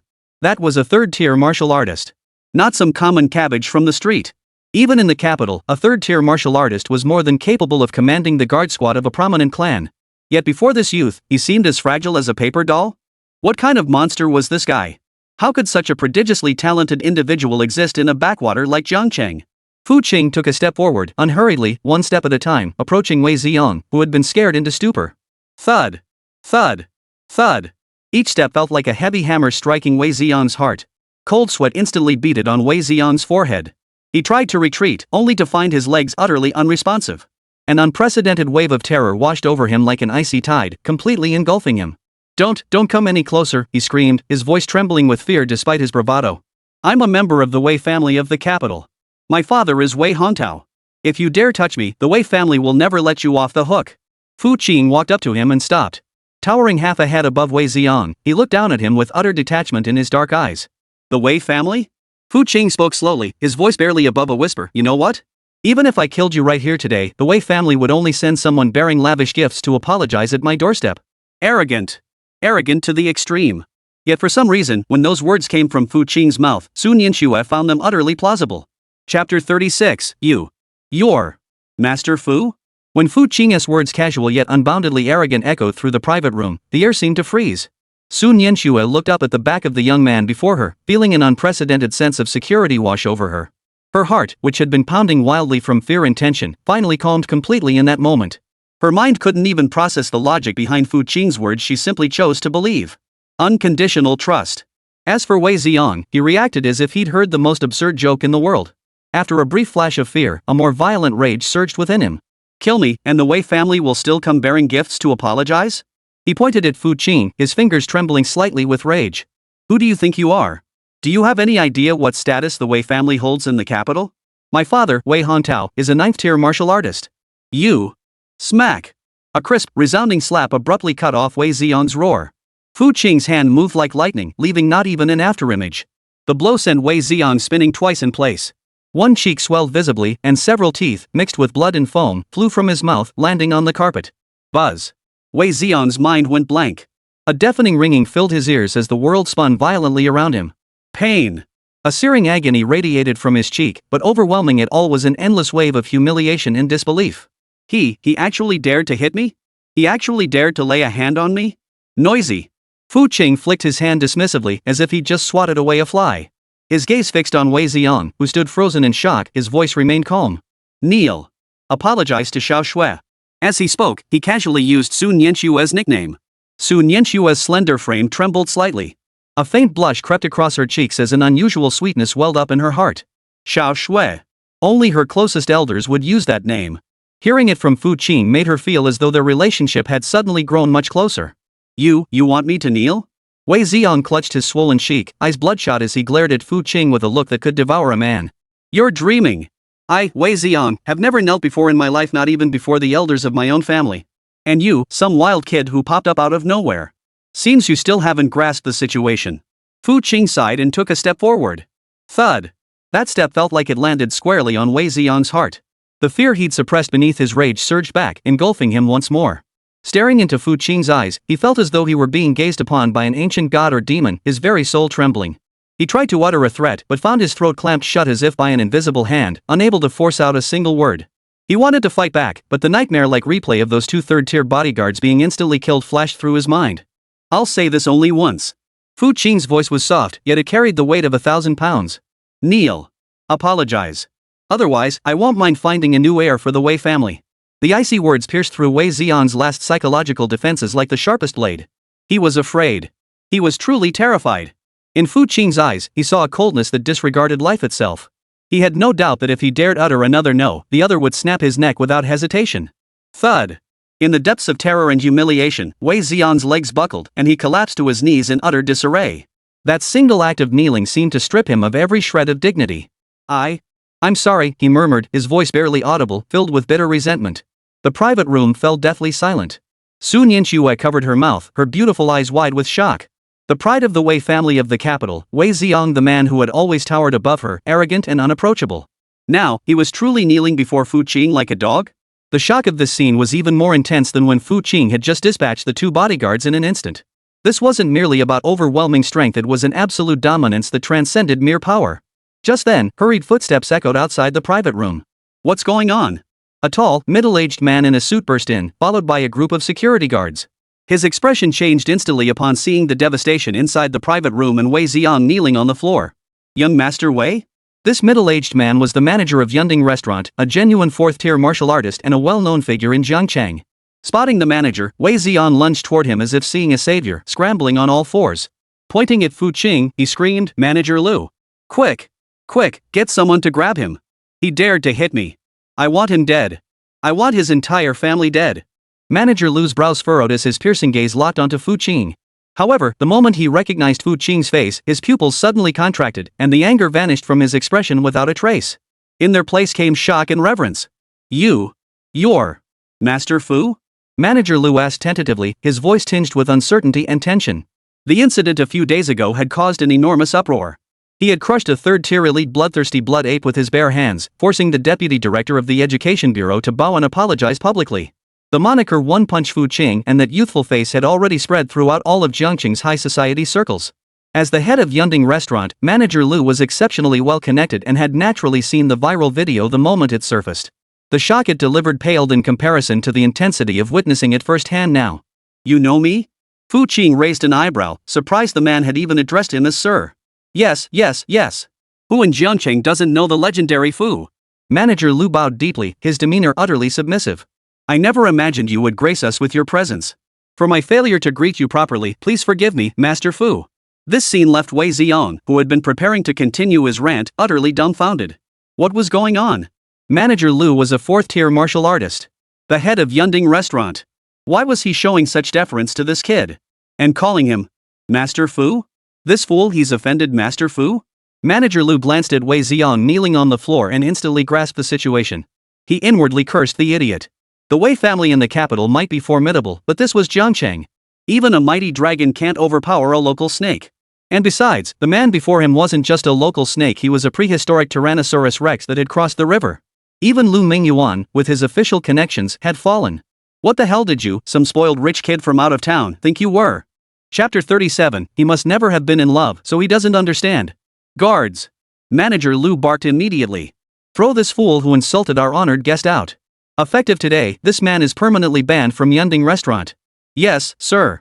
Several security guards immediately stepped forward, hoisting the completely dazed Wei Xiong and dragging him out like a dead dog. Manager Lu. You dare? My father is Wei Hontao. Just you wait. The Wei family won't let you off the hook. Wei Xiong finally snapped, letting out a blood-curdling scream. Manager Lu remained completely unmoved, even waving his hand to signal the security guard to gag him. The security guard was even more extreme, jamming two fingers directly into the man's nostrils. After dealing with Wei Xiong, Manager Lu instantly switched to a fawning smile, bowing and scraping before Fu Qing. Master Fu, my deepest apologies for letting this trash spoil your evening and that of this young lady. Your entire bill for today is on the house.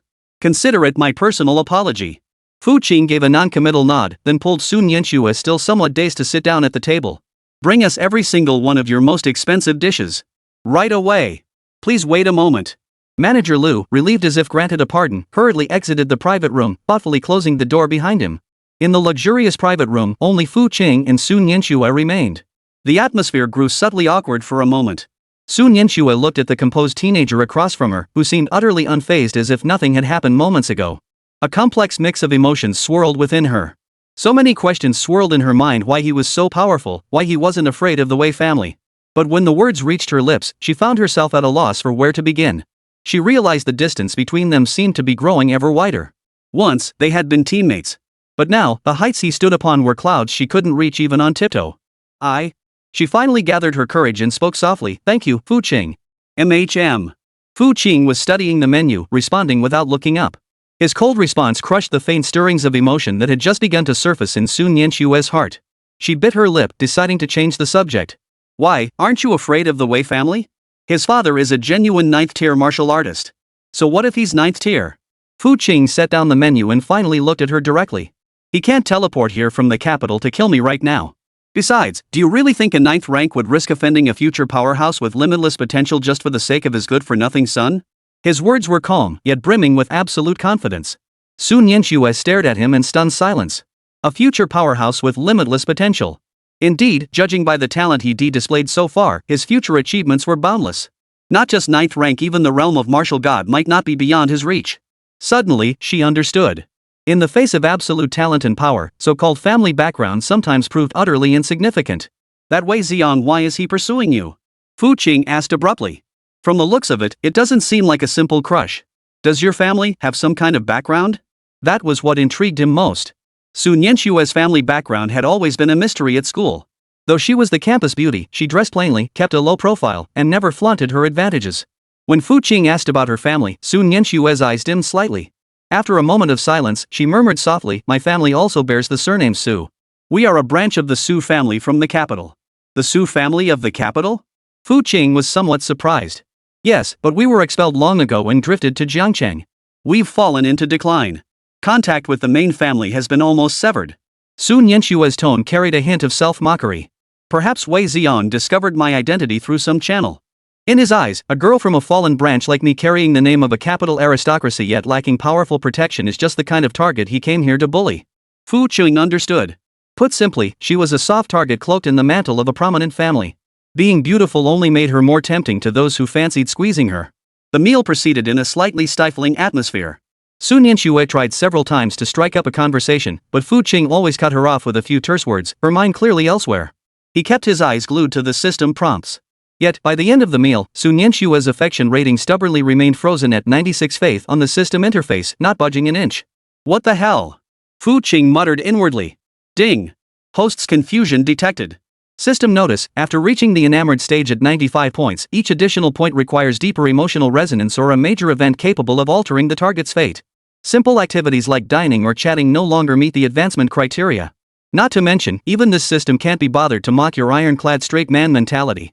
Fu Qing. Damn it. There's a setting like this? Me, a straight guy? Really? I just haven't figured out how to handle all these girls yet. Do I really have to flirt with all of them at the same time? This is way too much to ask of a high school senior. He looked at the girl across from him, her eyes brimming with both anticipation and anxiety, and suddenly felt a headache coming on. Looks like I'll have to put some thought into this. I'm done eating. Fu Qing set down his chopsticks and stood up. If you ever have this kind of trouble again, just call me directly. With that, he turned and left the private room. Sun Yanxue was left alone, staring blankly at his retreating figure and the table laden with expensive dishes that remained mostly untouched, her emotions tangled. Could it be he doesn't think much of me? But he clearly risked offending the Wei family for me. His actions spoke louder than any sweet words. Right, he must not have dated before, so he just doesn't get it. That must be it. Looks like I need to take the initiative. As Fu Qing stepped out of the Cloud Peak restaurant, his personal terminal buzzed. It was Xiao Hongling. "Hey, busy bee, got a minute?" came the young lady's slightly awkward voice from the other end. "No time. You." Xiao Hongling choked on her words, her voice brimming with indignation. "I found a clue to what that vixen Yi Qiluo was looking for." "Oh?" Fu Qing perked up. "What is it?" "Shadowstone." Xiao Hongling's tone carried a hint of triumph. "I found out that traces of this ore were discovered in a newly identified Class C danger zone called the Sunken Ruins. But it's extremely dangerous. Rumor has it that high-level ghost-type beasts roam there, and ordinary physical or elemental attacks are largely ineffective." Chapter 38, Grabbing Wraiths Barehanded? She paused, then shifted her tone, laced with a hint of challenge. "So? Dare you join me on an expedition? Just the two of us. Whoever finds the ore first gets it. The loser has to grant the winner one favor." Fu Qing smiled. This proud young lady truly wouldn't give up. Still, free goodwill delivered to his doorstep was too good to pass up. "Fine," he replied bluntly. "But I make the rules." "What rules?" "Everything we find belongs to me." "You're dreaming." What gives you the right? The young lady's furious shrieks echoed again on the other end of the line. Because I'm the one who can get you out of here alive. Fu Qing's single sentence left Xiao Hongling speechless. You. Deal. Xiao Hongling spat out the two words through gritted teeth on the other end. Though Fu Qing was utterly ruthless, she had to admit he was telling the truth. The sunken ruins, a sea-level danger zone, were notorious for their elusive and troublesome ghost-type beasts. Even as an A-class psionic, her blazing rose ability would be severely weakened against spectral beasts. Without Fu Qing, that psychotic bodyguard, going in alone would be tantamount to suicide. Meet me at the ruins entrance on the western outskirts in half an hour. Fu Qing hung up the communication, a satisfied smile curling his lips. He had come to understand these pampered princesses, each one was arrogantly proud. To raise their favorability, saving their lives and showing strength alone wouldn't suffice. He had to crush them repeatedly in the very fields they excelled at and took pride in, utterly shattering their pride before effortlessly manipulating them. He hadn't expected this young miss to be scheming behind Yi Qiluo's back too. Quite the schemer. Half an hour later, Fu Qing arrived at the entrance of the sunken ruins. This is a vast depression, once seemingly a lake. Now the water has dried up, leaving only a bottomless cavern. Gusts of chilling wind pour out from the opening, carrying eerie howls within. Barricades had been erected at the entrance, guarded by military personnel. Xiao Hongling had arrived, clad in a form-fitting black combat suit that accentuated her stunning figure to perfection. Her flashy red hover sports car sat parked nearby, standing out like a sore thumb. Seeing Fu Qing approach empty-handed, dressed only in casual clothes, she couldn't help but frown. Is that all you're wearing? Where are your weapons? Your supplies? Not needed, Fu Qing replied succinctly. Xiao Hongling's lips twitched, but she couldn't be bothered to criticize this eccentric anymore. After presenting their martial artist credentials and completing registration, the guards granted them passage. Below lies the ruins of an ancient city, sunk to the lake bottom for reasons unknown. Xiao Hongling summarized the intel she'd gathered before entering the cave entrance. The structure is incredibly complex, like a massive underground labyrinth. Plus, signals get severely jammed. The map function on personal terminals is basically useless.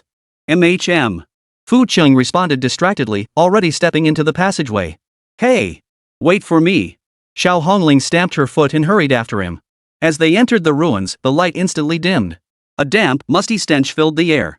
Slippery bluestone slabs formed the path beneath their feet, flanked by the crumbling outlines of ancient structures.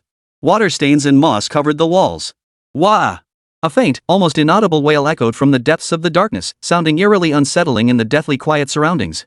Xiao Hongling instinctively moved half a step closer to Fu Qing, her palm gripping the crimson flame sword, growing slightly sweaty.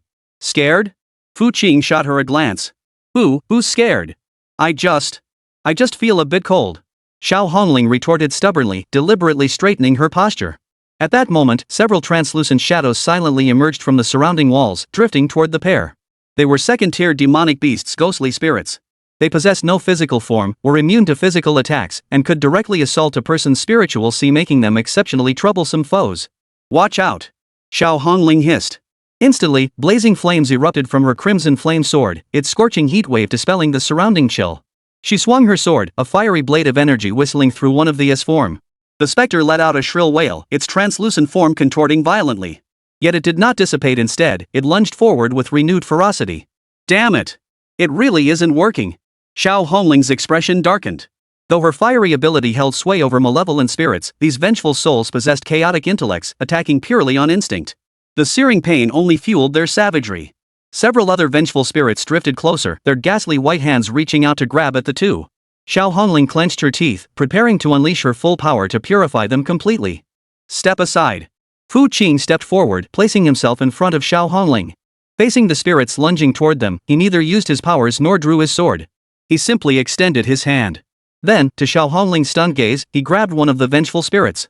The sensation was peculiar, like grasping a cold, viscous mass of jelly. The vengeful spirit's claws had touched Fu Qing's forehead, yet they couldn't even pierce his skin. Instead, they emitted a sizzling sound and billowed black smoke. Immune to all magic. Woo! The trapped vengeful spirit thrashed violently, shrieking in terror. What the hell are you screaming about? You're so damn noisy.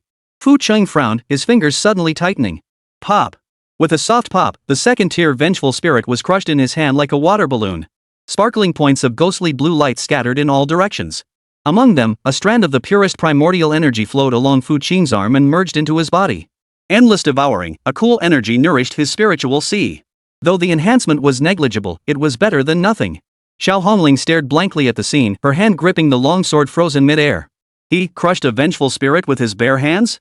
What the hell kind of godly move is this? That was a vengeful spirit.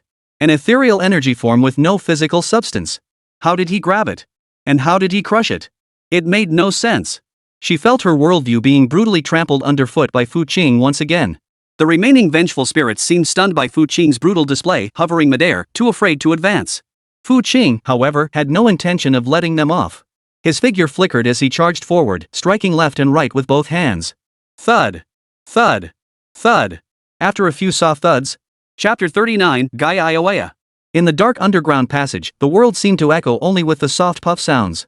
Xiao Hongling froze in place. Her prized-to-grade flame rose ability now seemed like childish fireworks, utterly lackluster. She watched the youth effortlessly crush those troublesome vengeful spirits one by one, like popping bubbles, a method she couldn't begin to comprehend. That effortless ease, that utter naturalness, carried more impact than any earth-shattering technique. Playing? What kind of monster was he? Squeezing vengeful spirits? Is this truly something a human being can accomplish? Fu Qing dispatched the last vengeful spirit, clapping his hands as if nearly brushing away dust. Waves of faint yet pure, cool energy flowed into his spiritual sea, leaving him feeling remarkably refreshed. Though the improvement was slight, every little bit helped. Turning around, he saw Xiao Hongling looking utterly distraught and raised an eyebrow. Snap out of it, young lady. Keep spacing out, and we'll be spending the night in this haunted place.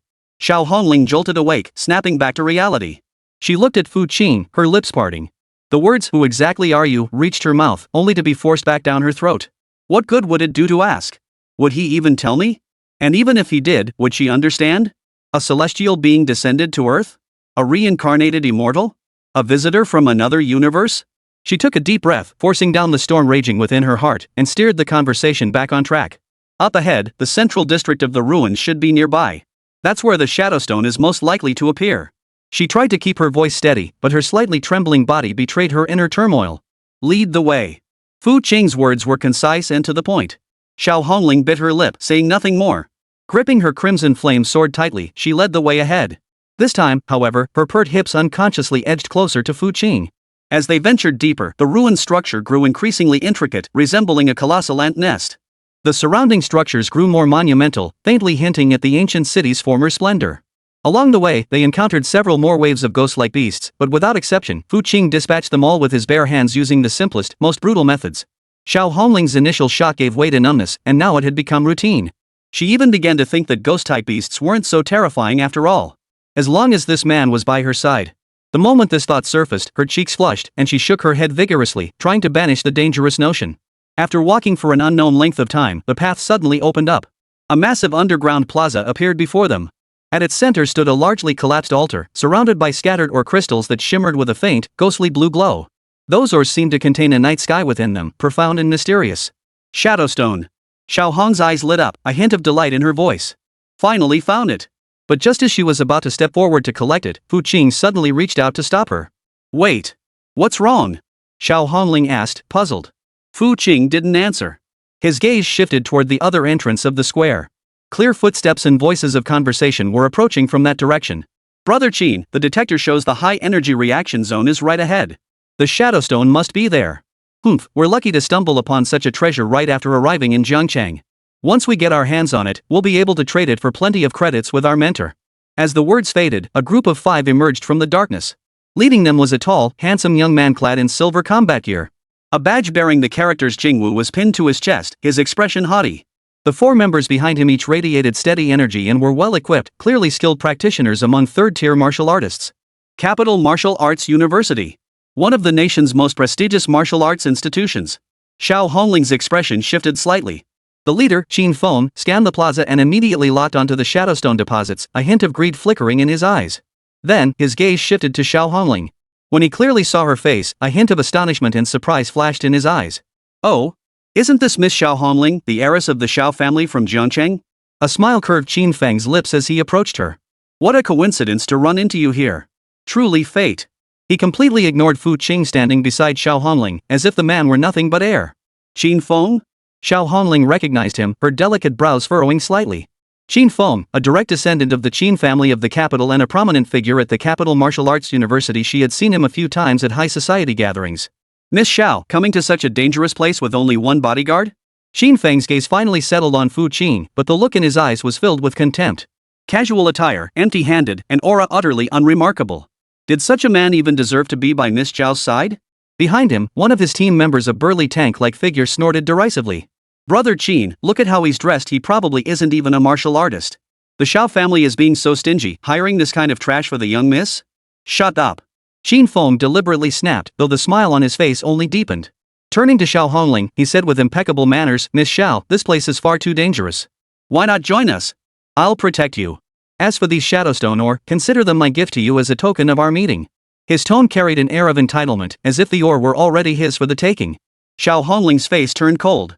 Not necessary. We discovered these ores first. First to discover? Qin Feng snorted as if he'd heard a joke. Miss Xiao Hongling. In the wilderness, resources belong only to the strong. With just the two of you, can you even take them? Can you hold them? As soon as he finished speaking, the burly tank-like team member stepped forward, his imposing presence erupting as he tried to intimidate them into retreating. Kid, if you know what's good for you, get lost. This isn't where you belong. He extended his fan-like hand, ready to shove Fu Qing aside. Xiao Hongling's heart tightened, and she instinctively prepared to intervene. But Fu Qing was faster than her. No, it wasn't even a matter of speed. He hadn't moved at all. Facing the tank crewman's fierce shove, Fu Qing simply stood there motionless. Thud. A dull thud echoed. The tank crewman's palm slammed squarely against Fu Qing's shoulder. The expected scene of Fu Qing being knocked flying did not materialize. He stood immovable, like a mountain that had stood since time immemorial. Instead, the tank crewman's face instantly drained of color. His entire arm twisted at an unnatural angle, and beads of cold sweat instantly formed on his forehead. Kaya awaya. A piercing scream shattered the silence of the underground plaza. He felt he hadn't pushed against a human shoulder, but against a spiked plate armor. The terrifying recoil shattered his palm bones and arm bones in an instant. So careless, huh? Fu Qing's lips curled into a smirk as he finally moved. Casually raising his hand, he flicked the tank crewman lightly across the chest. Chapter 40, he was killed by a monster. We saw nothing. Thud. The massive frame, weighing over 300 pounds, flew backward as if struck by a speeding train. His agonized scream abruptly ended as he slammed into the stone wall over 10 meters away. The impact cracked the solid wall into spiderweb-like fissures before he slid to the ground, unconscious and unresponsive. The entire plaza fell into an instant, deathly silence. Qin Feng's smile froze on his face. Behind him, the mocking expressions on his teammates' faces froze. They turned to look at their fallen comrade lying in the distance, his chest completely caved in, then shifted their gaze to the youth slowly retracting his fingers, his expression as calm as ever. Their minds went blank. One finger. A single finger had instantly killed a third-tier peak heavy tank? What the hell kind of plot twist is this? Killed him? Xiao Hongling gaped, her small mouth agape as she stared blankly at the scene. She knew Fu Qing was powerful, but every time, this man shattered her understanding of what strength could be. And before, he'd only slain beasts, but this time, he'd actually killed a human? Fu Qing was a bit dazed too, momentarily forgetting his opponent was human, not a beast. This guy's as fragile as a flower. Who the hell are you? Qin Feng finally snapped out of it. Staring at Fu Qing, his voice dripped with horror and disbelief. Fu Qing ignored him, turning instead toward the altar and speaking slowly. After watching for so long, it's about time you showed yourself, isn't it? The moment his words fell, the scattered ghost shadow ores surrounding the altar suddenly began to violently tremble. A cold, violent aura far surpassing any vengeful spirit before exploded from beneath the altar. The temperature across the entire plaza plummeted to freezing. Roar! A frenzied roar echoed from the depths of the earth. A monstrous creature, composed of countless twisted, translucent arms and faces twisted with hatred, slowly crawled out from the ruins of the altar. At its core lay a skeleton clad in tattered ancient armor, its eye sockets burning with two ghostly blue flames of soul fire. Third-tier elite, the Wraith General. The moment the wrathful spirit general appeared, a terrifying aura swept across the entire plaza. A spiritual storm, forged from the resentment of hundreds upon hundreds of souls, directly assaulted the minds of everyone present. Qin Feng and his three remaining teammates instantly turned ashen-faced, their legs shaking uncontrollably, their weapon-gripping hands trembling. They felt as though their very souls were being frozen and torn apart by that icy, malevolent force. Was this the oppressive presence of a third-tier elite spectral beast? Merely standing there nearly robbed them of all will to resist. Qin, what should we do? One team member asked, his voice trembling. Qin Feng's throat went dry, unable to utter a single word. What should we do? How could he possibly know what to do? His proud family lineage, his status as a top student at the Capital Martial Arts University, all were utterly worthless before this monster, born purely of slaughter and resentment. The general of resentment's eye sockets, burning with soulfire, slowly turned toward Qin Feng's squad, the closest to it. To its senses, these trembling living beings were the freshest, most delicious soul snacks. Roar! It roared, countless arms of resentment coalescing into a colossal ghostly claw that slammed down toward Qin Feng and his companions. Before the claw even reached them, the soul-chilling gale it carried swept over them, stinging their eyes shut. The shadow of death instantly engulfed them. It's over. Qin Feng's mind was filled with only those two words, his face etched with despair and regret. He should never have provoked this demonic star. Yet, just as the ghostly claws were about to strike, a lazy voice sounded out of place. Seniors, need some help? Yes. We need it. Qin Feng screamed without a moment's hesitation. Then what about your friend? He was killed by a demon beast. We didn't see anything. Qin Feng instantly grasped the other party's intent. The rest of his teammates quickly chimed in, right. We didn't see anything. Then, under everyone's horrified gaze, Fu Qing slowly raised his right hand. The plain black blade that had been strapped to his back all along finally drew from its sheath. Fu Qing gripped the hilt and casually swung it forward toward the massive ghost claw descending overhead. Gu Xiu. He murmured the two words softly. A blade light, darker than the night and purer than nothingness, flashed and vanished. That blade light seemed to belong to no dimension. Where it passed, there was no sound, no light or shadow, even space itself seemed to tear apart. Time itself seemed to pause in that instant. The enormous ghostly claw froze mid-air. The general of wrathful spirits' roaring posture froze. The entire world fell silent. The next instant. Rip. A sound like fabric being torn echoed. The enormous ghostly claw, formed from countless arms of resentment, split cleanly down the middle. It dissolved into a swirling cloud of spectral particles, dispersing into the air. Immediately after, the massive form of the wrathful spirit general appeared. From head to toe, a straight, mirror-smooth incision appeared out of nowhere. His body was split clean in two. The burning flame of its soul flickered violently once, then extinguished completely. The colossal form crumbled inch by inch like a sandcastle, ultimately dissolving into a sky filled with specks of light before vanishing without a trace. Behind it, the altar of solid rock and the stone wall beyond it both developed a bottomless, pitch-black fissure.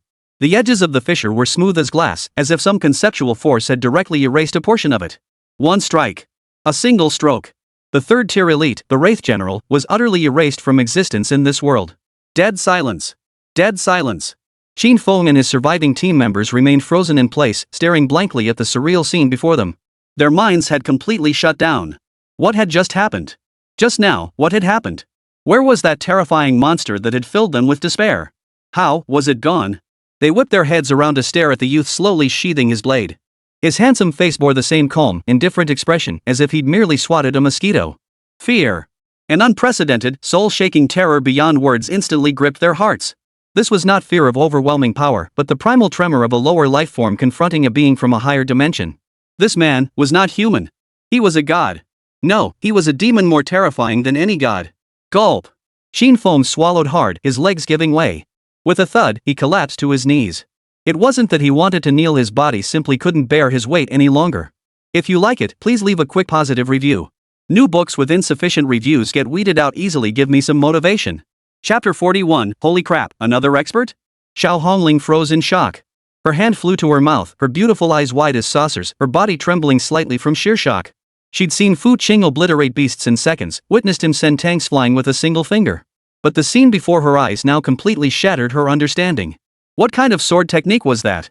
No, it could no longer be called a technique. It was the way. It was the creation of heaven and earth, the end of all things, the embodiment of the way. Before this man, her prized a great ability, her proud lineage, everything she held dear, all seemed so childish. Ding! Detected drastic fluctuations in target Xiao Hongling's affinity. Affinity plus 30 worldview collapse, divine worship awe as a deity. Current affection level 80 awe. Fu Qing ignored the system's alert. He walked to where the wrathful spirit general had dissipated, bent down, and picked up a fist-sized, ghostly blue crystal radiating pure soul energy fluctuations. A third-tier elite soul crystal, an unexpected windfall. Then, he began leisurely gathering the shadow or scattered across the ground. Throughout the entire process, he did not spare Qin Feng and the others a single glance. That utter disregard felt more devastating than any mockery or humiliation. Finally, Xiao Hongling regained a sliver of her senses from the overwhelming shock. Staring at Fu Qing's retreating figure, she opened her mouth, her voice dry. You. Fu Qing turned around, stowed the last shadowstone into his terminal space, and clapped his hands. All right, as agreed, these belong to me now. He smiled warmly at Xiao Hongling. That familiar line, that familiar smile, instantly shattered Xiao Hongling's defenses. The admiration and awe that had just begun to rise were instantly replaced by irritation. This guy. Couldn't he act a little more like a sage? He just performed a miracle, and the next second he's already settling scores? Here. Take it all. She puffed out her little lips in a huff. Just then, the entire underground plaza suddenly began to shake violently. Rumble. The rock layers overhead groaned under the strain, sending countless fragments of stone and dust cascading down. Oh no! The ruins are collapsing. Xiao Hongling's face turned pale. Fu Qing's strike had been too devastating, directly shattering the core structure of the ruins. Hold on to me. Fu Qing swept his arm around Xiao Hongling's slender waist, leaving her no chance to react. Xiao Hongling stiffened, her fair face flushing crimson in an instant. But the next second, she felt her feet lift off the ground. Carried by Fu Qing, she became a blur as they dashed toward the passage they had come through. Xin Feng and the others finally snapped into action, scrambling desperately to flee.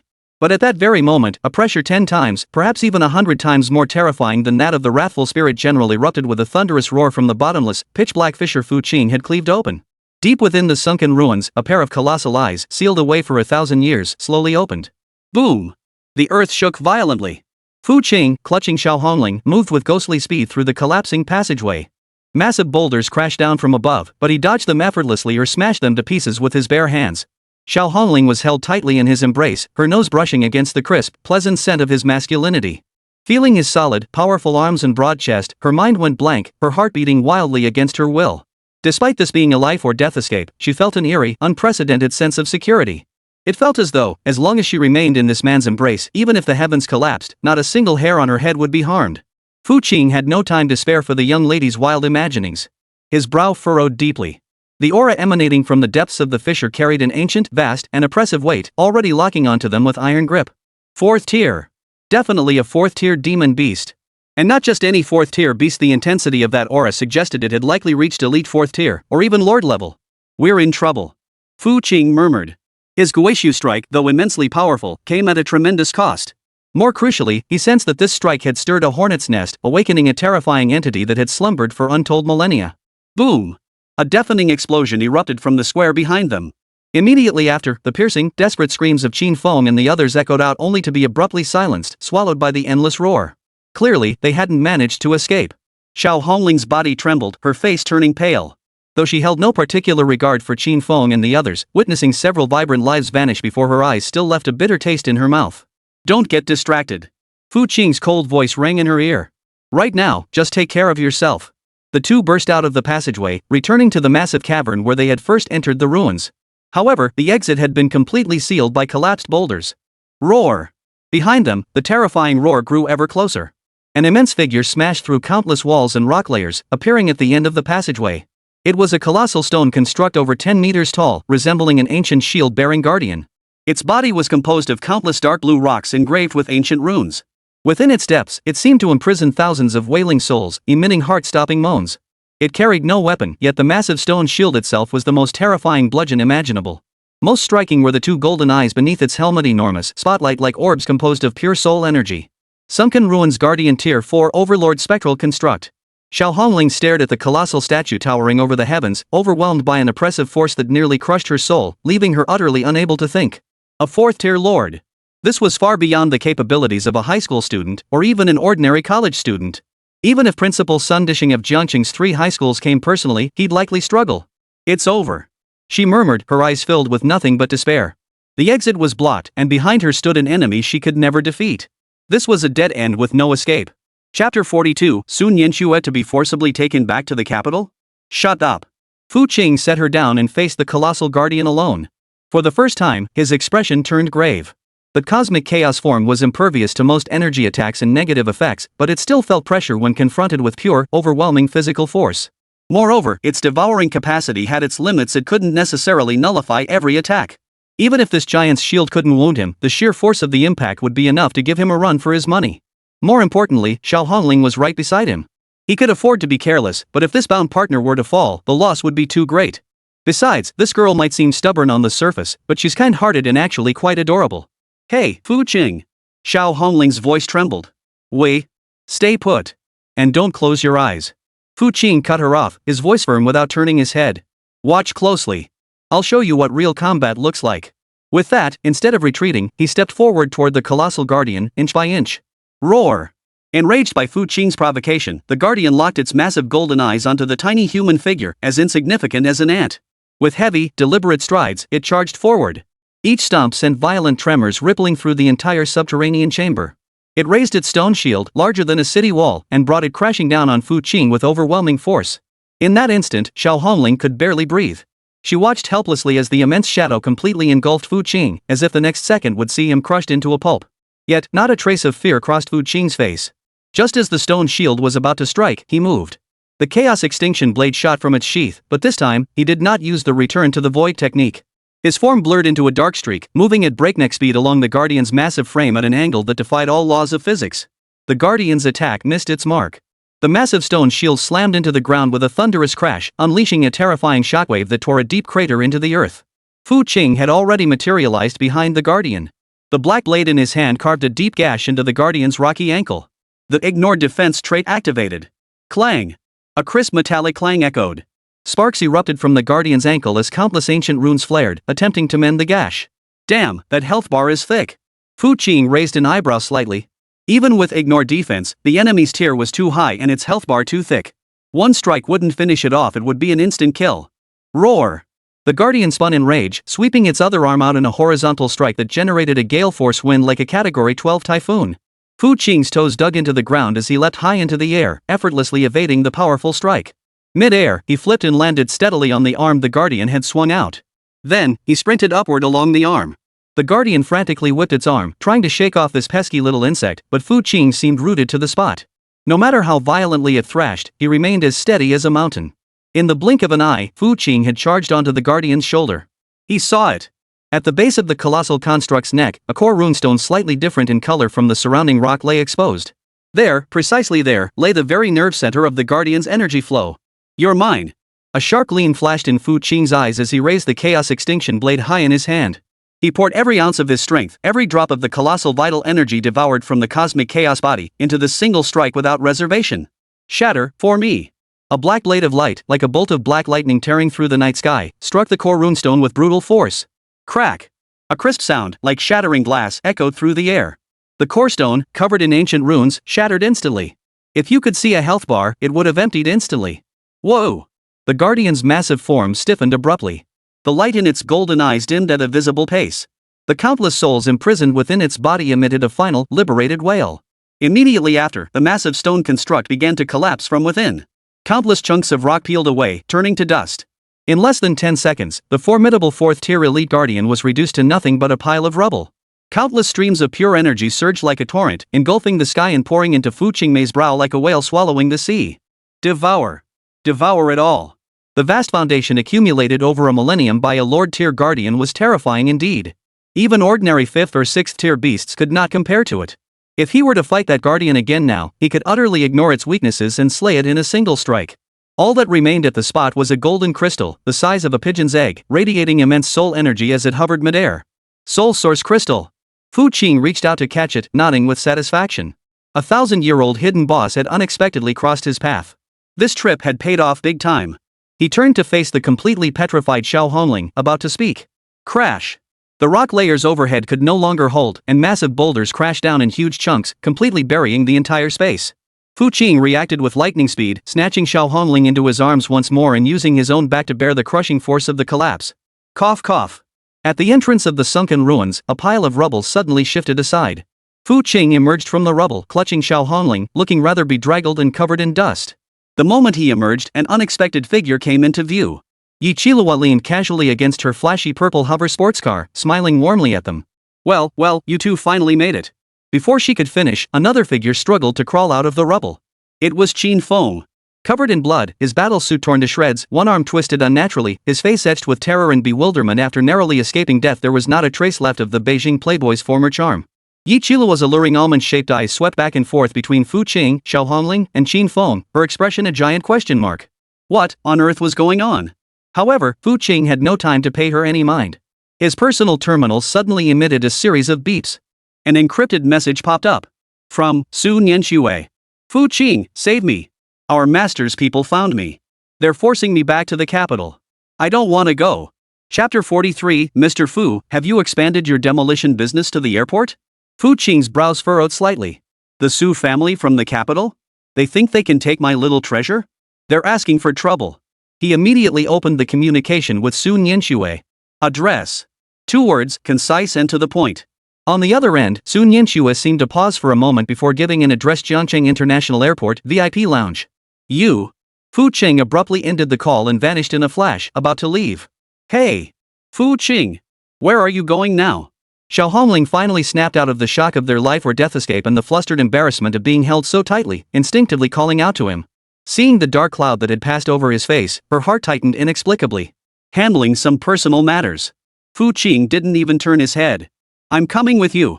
Xiao Hongling blurted out. She didn't know why the words had come out. Perhaps the brush with death had sparked an almost instinctive reliance on this man. Or perhaps it was simply that she didn't want him to be alone with another woman. Especially since she vaguely suspected that whatever had provoked such a reaction in him was most likely connected to that Sun Yinxue. That classmate was indeed quite beautiful. Fu Qing halted, turned around, and eyed her with a look that said, "What are you going to do? Tag along like a nuisance? You." Xiao Hongling's face flushed crimson with anger, her chest heaving violently. Why did this guy have such a sharp tongue? Oomph. This lady doesn't need to go with you. She turned her head away, adopting an "I'm angry, so come comfort me" expression. Fu Qing couldn't be bothered with her nonsense. His figure blurred into a trail of afterimages, vanishing from the spot in an instant. Xiao Hongling was left stamping her foot in place, glaring angrily at the direction he vanished. Beside her, Yi Qilua watched the scene with keen interest, a playful smile on her face. She walked over to Xiao Hongling and nudged her with her elbow. TSK. Looks like our proud Miss Xiao has been caught off guard? What nonsense are you spouting? Xiao Hongling bristled instantly, like a cat whose tail had been stepped on. Enough with the act. Yi Qilua's smile faded, a flicker of intrigue dancing in her peach blossom eyes. But this Fu Qing, he's becoming more and more interesting. Should we follow him and see if he's planning another heroic rescue act? Let's go. Xiao Hongling agreed instantly. Jiangcheng International Airport VIP Lounge. The atmosphere was so oppressive it felt suffocating. Sun Yinxue stood alone in the center of the lounge, her face pale as she bit her lip tightly. Before her stood three figures. At the head was a middle-aged man with a sinister expression, dressed in an impeccable black suit. His aura was steady and commanding, clearly a fourth-tier martial artist. His name was Su Changming, one of the stewards of the Su family in the capital. Behind him stood two peak third-tier martial artists, their eyes sharp and temples bulging, clearly battle-hardened elite fighters. Miss Nianxue, please don't make this difficult for us, Su Changming said in a flat tone that nonetheless carried an oppressive sense of superiority. The family head has ordered that you must return to the capital with us immediately. I won't go back. Sun Yinxue stubbornly lifted her head. I'm living perfectly well in Jiangcheng. Very well? Su Changming scoffed, his contemptuous gaze sweeping over her. You dare call it very well while wallowing in this third-rate backwater town with a bunch of good-for-nothings? A fallen branch of the family, instead of striving to return to the main house and bring honor to our name, you choose to wallow in self-destruction. You've brought utter shame upon the Su family. His words pierced Sun Yinxue's heart like sharp thorns. I haven't. She clenched her fists, arguing back. I worked hard and got into Jiangcheng No. 3 high school. Enough. Su Changming cut her off impatiently. Your achievements are nothing but a firefly's light compared to the true prodigies of the main family. Stop this futile struggle. The family head has already arranged a marriage alliance for you with the Wang family from the capital. An arranged marriage? Sun Yinxue staggered as if struck by lightning, her face draining of color in an instant. No wonder. She finally understood why the main family had suddenly sent people to forcibly take her back. It turned out she was merely a tool to consolidate the family's interests. Possessing only a beautiful exterior without any real power meant she was utterly powerless to control her own fate. I'd rather die than agree. Her voice trembled, yet her eyes flashed with unprecedented resolve. That's not for you to decide. Su Changming's eyes turned cold. Guards, take the young lady away. If she resists, knock her unconscious. Yes. Two third-tier martial artists behind him stepped forward at his command, reaching out to grab Sun Yinxue's arm. Don't touch me. Sun Yinxue stumbled backward in fright. At that very moment. Boom! A deafening crash. The heavy door of the lounge, forged from special alloy, seemed to be struck head-on by a raging beast. It caved inward, warped, and then crashed down with a thunderous roar. The deafening roar shook the air. The immense noise and shockwave startled everyone inside the lounge. Through the swirling dust, a tall, slender figure strolled in at a leisurely pace. Dressed in casual clothes, hands in pockets, expression impassive, as if merely out for a stroll. It was none other than Fu Qing, the man known as the Timekeeper. Fu Qing. Sun Yinxue's eyes, filled with despair, instantly lit up with hope upon seeing him. Clutching at what felt like her last lifeline, she rushed toward him without hesitation, hiding behind his back. Fu Qing glanced at her but said nothing. Su Changming and his two companions were also startled by this sudden turn of events. But upon recognizing the newcomer as merely a teenager of 17 or 18, the shock on their faces quickly turned to gloom and contempt. Who the hell are you, some street punk, to meddle in the Su family's affairs, a third-tier martial artist Bart? He couldn't quite grasp it. Miss Su seemed so innocent, yet she called someone else dad? How could she be playing such dangerous games? Fu Qing finally lifted his eyelids to meet the glare of the loudmouth. What are you, some kind of thing? Who do you think you are to bark at me? You're asking for death. The third-tier martial artist erupted in fury. He'd never endured such humiliation. He roared, thrusting his feet into the ground as his body surged forward. A heavy punch, channeling the Be-Great ability Mountain Collapse, tore through the air with a piercing whistle, slamming viciously toward Fu Qing's face. Su Nianxue gasped in fright. Su Changming's lips curled into a cruel, cold smile. Foolish fool, not knowing when to quit. Yet, in the next instant, the smile froze solid on his face. Facing a punch powerful enough to shatter steel plates, Fu Qing didn't even blink. He merely raised his hand casually. Smack! A crisp, thunderous slap echoed throughout the entire lounge. The fierce third-tier martial artist was sent flying backward at a speed several times faster than his approach, as if struck by a high-speed train. Spinning 720 degrees in midair, he smashed through an expensive solid wood table before crashing heavily into the wall, leaving spiderweb-like cracks in the sturdy structure. Then he slid to the floor like a pile of mud, blood spurting from his nose and mouth, unconscious on the spot. The entire lounge fell into a deathly silence. The remaining third-tier martial artist stared blankly at his comrade's gruesome state, then glanced at the youth who was slowly retracting his palm as if he'd merely swatted a fly. Cold sweat instantly beaded on his forehead. Su Changming's pupils contracted sharply. One slap instantly killed a peak third-tier martial artist? What kind of monster is this kid? And you? Fu Qing's gaze settled on the last remaining third-tier martial artist. The warrior shuddered violently, stumbling backward in terror. His voice cracked with feigned bravado, "Don't come any closer. I warn you, we're from the Su family of the capital." The capital? The Su family? Fu Qing snorted as if hearing a laughable joke. Impressive, huh? He took a step forward. The warrior's mental defenses shattered completely.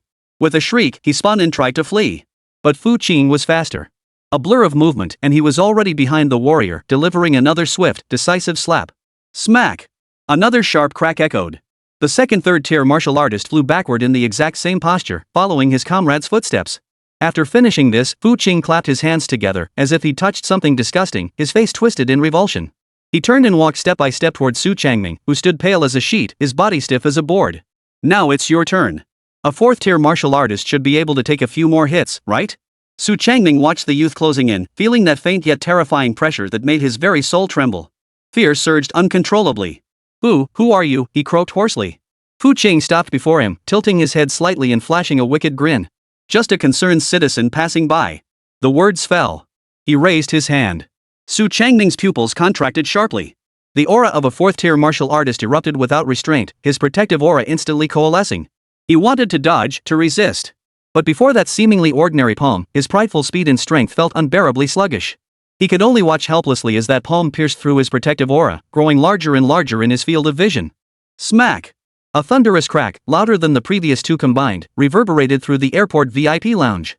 Su Changming was sent flying through the air, tracing a parabolic arc before crashing through the lounge wall and flying out the other side, unconscious and possibly dead. Inside the airport terminal, countless passengers and staff stared in stunned silence as a middle-aged man in a suit flew out of the VIP lounge wall and crashed heavily to the floor. Immediately afterward, they witnessed a teenager stroll nonchalantly out of the gaping hole. Behind him followed a girl of ethereal beauty. Fu Qing pulled Su Nianxue, who was still in a daze, ignoring the horrified stares of everyone around them as they strode straight toward the airport exit. Just as they reached the doorway, two familiar figures blocked their path. It was Yi Qilihua and Xiao Hongling, who had rushed over to see the commotion. The two women looked at Fu Qing, then glanced at the wall behind him now riddled with a gaping hole and the three bodies lying within. Their expressions were nothing short of priceless. Yi Qilihua immediately gave Fu Qing a thumbs up. Damn impressive, Fu. Your demolition business has even reached the airport now? Chapter 44, The Wei family arrives to demand accountability. Fu Qing shot her a dismissive glance, unwilling to engage. He took Su Nianxue's hand, ready to leave immediately. Su Nianxue's small hand was slightly cold and trembling, but enveloped by Fu Qing's warm, calloused palm, a wave of warmth and unprecedented security washed over her. A faint flush returned to her pale cheeks. Xiao Hongling watched their clasped hands, a strange tightness rising in her chest. She quickened her pace to catch up, positioning herself on Fu Qing's other side, and snorted. You always make such a scene. Aren't you afraid of getting into trouble? Trouble? Fu Qing didn't pause his stride, his tone as flat as if discussing a trivial matter. Anything that can be solved with fists isn't trouble. No sooner had the words left his mouth than a rush of footsteps and shouts echoed through the air. Freeze! Everyone stay where you are. A dozen or so martial artists clad in airport security uniforms, radiating fierce energy, swiftly closed in. Each held a specialized energy weapon, their black muzzles trained on Fu Qing and his companions. Leading them was a stern-faced middle-aged man with a square jaw. His name tag read, Airport Security Chief, Sun Long. He glanced at the massive, human-shaped hole in the wall, then at the three figures lying inside, their condition unknown. His face instantly darkened like the bottom of a pot. How dare you! Causing trouble at Jiangcheng International Airport and injuring people. Sun Long unleashed his aura without restraint, the imposing pressure of a fifth-tier martial artist bearing down on Fu Qing like a mountain. Whoever you are, whatever connections you have, none of you are leaving today. Xiao Hongling and Yi Qilua both felt immense pressure, instinctively channeling energy to resist. Only Fu Qing seemed completely unfazed, even going so far as to scratch his ear. Sun Yanxue, shielded behind him, remained completely unaffected. Supervisor Sun, this person is... A special guard squad leader hurried over to Sun Long and whispered a few words in his ear, his face filled with fear and unease. As Sun Long listened, his brow furrowed deeper and deeper. The anger on his face gradually gave way to astonishment and disbelief. A single punch shattered the dynamometer? Forced Lu Mingyuan from the Education Bureau to bow and apologize in public? Master Fu? He snapped his head up, scrutinizing the teenager before him once more, hands in pockets, expression nonchalant.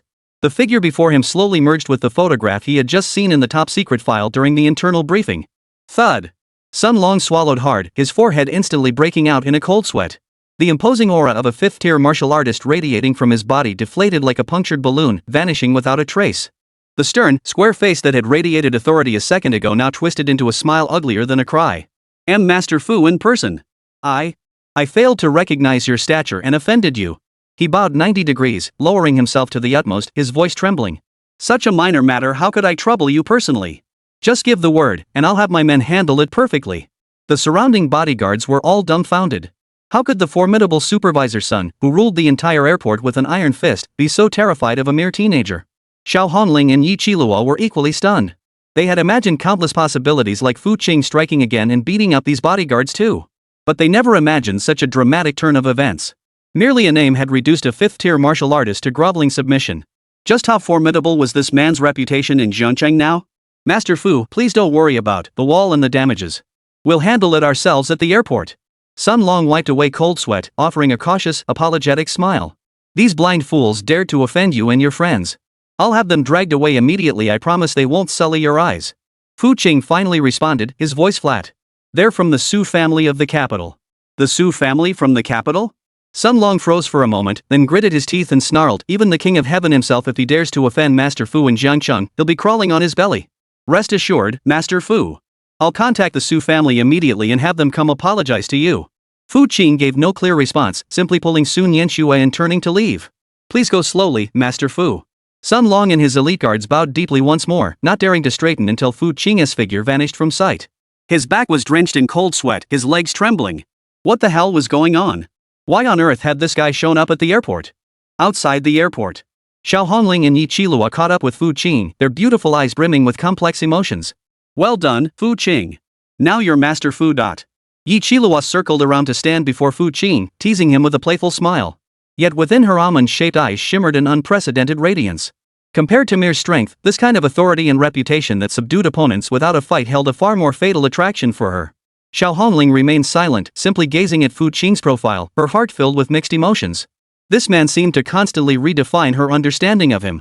Every time she thought she'd glimpsed his limits, he'd prove her wrong in the most spectacular fashion, showing her it was merely the tip of the iceberg. Fu Qing, thank you. Sun Yanxue finally gathered her courage and whispered softly. Her voice was faint, tinged with timidity, yet her eyes shone with an intensity that held not just gratitude, but a light-cold faith. He looked at Sun Yanxue and asked, does the Su family of the capital have a residence in Jiangcheng? Sun Yanxue nodded. Yes, at Yunlu Manor in the western part of the city.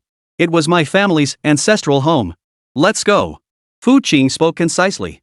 Where to? Sun Yanxue looked bewildered. To your home, Fu Qing stated matter-of-factly. Let's settle this once and for all, so no more flies come bothering you. Sun Yanxue's heart skipped a beat, a wave of warmth flooding through her body. Was he going to the Su residence to stand up for her? I'm coming too. I'm coming too. Xiao Hongling and Yi Qilua chimed in unison, afraid of being left behind. Fu Qing frowned, eyeing the two trouble-loving women, but ultimately said nothing. Just then, at the airport entrance, several black luxury hovercars screeched to a halt with an air of arrogance.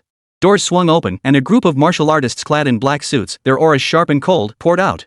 Leading them was a middle-aged man with a sinister gaze and prominent temples. His aura revealed him to be a fifth-tier martial artist. After stepping out, the man's gaze darted like lightning across the entire scene, finally settling on Fu Qing and his group. When he spotted Sun Yanxue shielded behind Fu Qing, a flicker of understanding crossed his eyes. He strode forward with purpose, radiating an aura of confrontation. Chapter 45, This Kid's Taking on 3 Beauties at Once? The man was none other than Wei Zhan, the Wei family's guard commander, sent by the Wei clan to restore Wei Xian's honor. A 5th-tier martial artist. The aura radiating from him far surpassed that of the 4th-tier Su Changming earlier. The pressure, dense and tangible, thickened the air itself. Xiao Hongling and Yi Qilua both felt their hearts skip a beat, their internal energy surging involuntarily to barely withstand the overwhelming pressure. Is it you who injured our Wei family's eldest young master? Wei Zhan's voice was not loud, but it carried immense weight. His hawk-like eyes locked onto Fu Qing, filled with scrutiny and coldness. Fu Qing didn't even bother to lift an eyelid, deliberately holding Sun Yanxue's hand as if this 5th-tier martial artist before him were no different from a worthless pebble by the roadside. Having just devoured the lifetime cultivation of a lord-level demon beast, his confidence was rock solid. He'd gone this far, backing down now would make it all for nothing. You're his father? Fu Qing asked casually. Wei Zhan froze, unable to follow the abrupt shift in logic. He instinctively frowned. No, I'm not. Oh. Fu Cheng nodded, her tone growing even flatter. Then you're here on behalf of his grandfather? Wei Zhan's expression darkened. He felt like he was being toyed with. Kid, I don't care who you are or what connections you have. Wei Zhan's voice turned icy. You hurt someone from the Wei family. You'll pay the price. Now, kneel. Sever your own arms. Then follow me back to the capital to await the family head's judgment.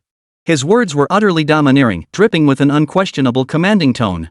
In his eyes, even if a genius emerged from a small place like Zhangcheng, they would have to bow obediently before the colossal might of the Wei family in the capital. Yet what he received in return was not Fu Qing's fearful pleas for mercy, but a light chuckle. Poof. Fu Qing finally released Sun Yanxue's small hand, took 2 steps forward, and stood before Wei Zhan. Standing slightly taller than Wei Zhan, he tilted his head slightly downward, looking at him with the expression one might reserve for a clown. Kneel before you? Sever my own arms? Fu Qing tilted his head from side to side, cracking his neck with a sharp pop. Do you know where the last person who spoke to me like this ended up? Wei Zhan's pupils contracted slightly. From Fu Qing, he actually sensed a hint of danger. This wasn't normal. How could a teenager not even 20 pose a threat to him, a 5th-tier martial artist? It must be a mistake. Looks like you won't learn until you see the coffin. Wei Zhan lost his patience. He roared in anger, unleashing the full might of his 5th-tier martial artist aura. A violent gale swept outward from his center, causing the alloy floor of the airport terminal to emit a low, rumbling groan. His form shifted as his right hand formed a claw. With a shrill whistle that tore through the air, it shot toward Fu Qing's throat like lightning. This claw strike carried 70% of his strength, enough to crush a tank's armor plate with ease. He would first cripple this arrogant brat before bringing him back to the capital. Xiao Hongling and Yi Qilua's hearts leapt into their throats. A 5th-tier martial artist. This was power beyond what any student could possibly withstand. Fu Qing was abnormally strong, but could he bridge such a vast gap in tears? Sun Yanxue remained serene, her gaze fixed on Fu Qing's retreating figure. Her beautiful eyes held nothing but complete trust. Facing this thunderous claw strike, Fu Qing's response was remarkably simple. He merely raised his right hand. Then, he swung it out. No energy fluctuations. No supernatural blow. Just a simple, ordinary slap. Smack! A sharp, resounding slap echoed through the air louder than any previous sound. Time seemed to hit the slow motion button in that instant. Under the horrified stares of everyone present, Wei Zhan's ferocious claws halted mere inches from Fu Qing's throat. It wasn't that he wanted to stop, but his face had been struck squarely by a palm. That overwhelming, terrifying force instantly shattered his protective aura, driving half his cheekbone inward. Put! A spray of blood mixed with shattered teeth erupted from Wei Zhan's mouth. His entire body flew sideways like a baseball hurled by a giant, defying the laws of physics in its trajectory. Boom! Wei Zhan's body smashed straight through the airport's thicker load-bearing wall on the opposite side, leaving a gaping human-shaped hole before vanishing from everyone's sight. A thunderous crash of something heavy hitting the ground echoed from outside, followed by utter silence. The entire airport terminal fell into absolute, deathly silence.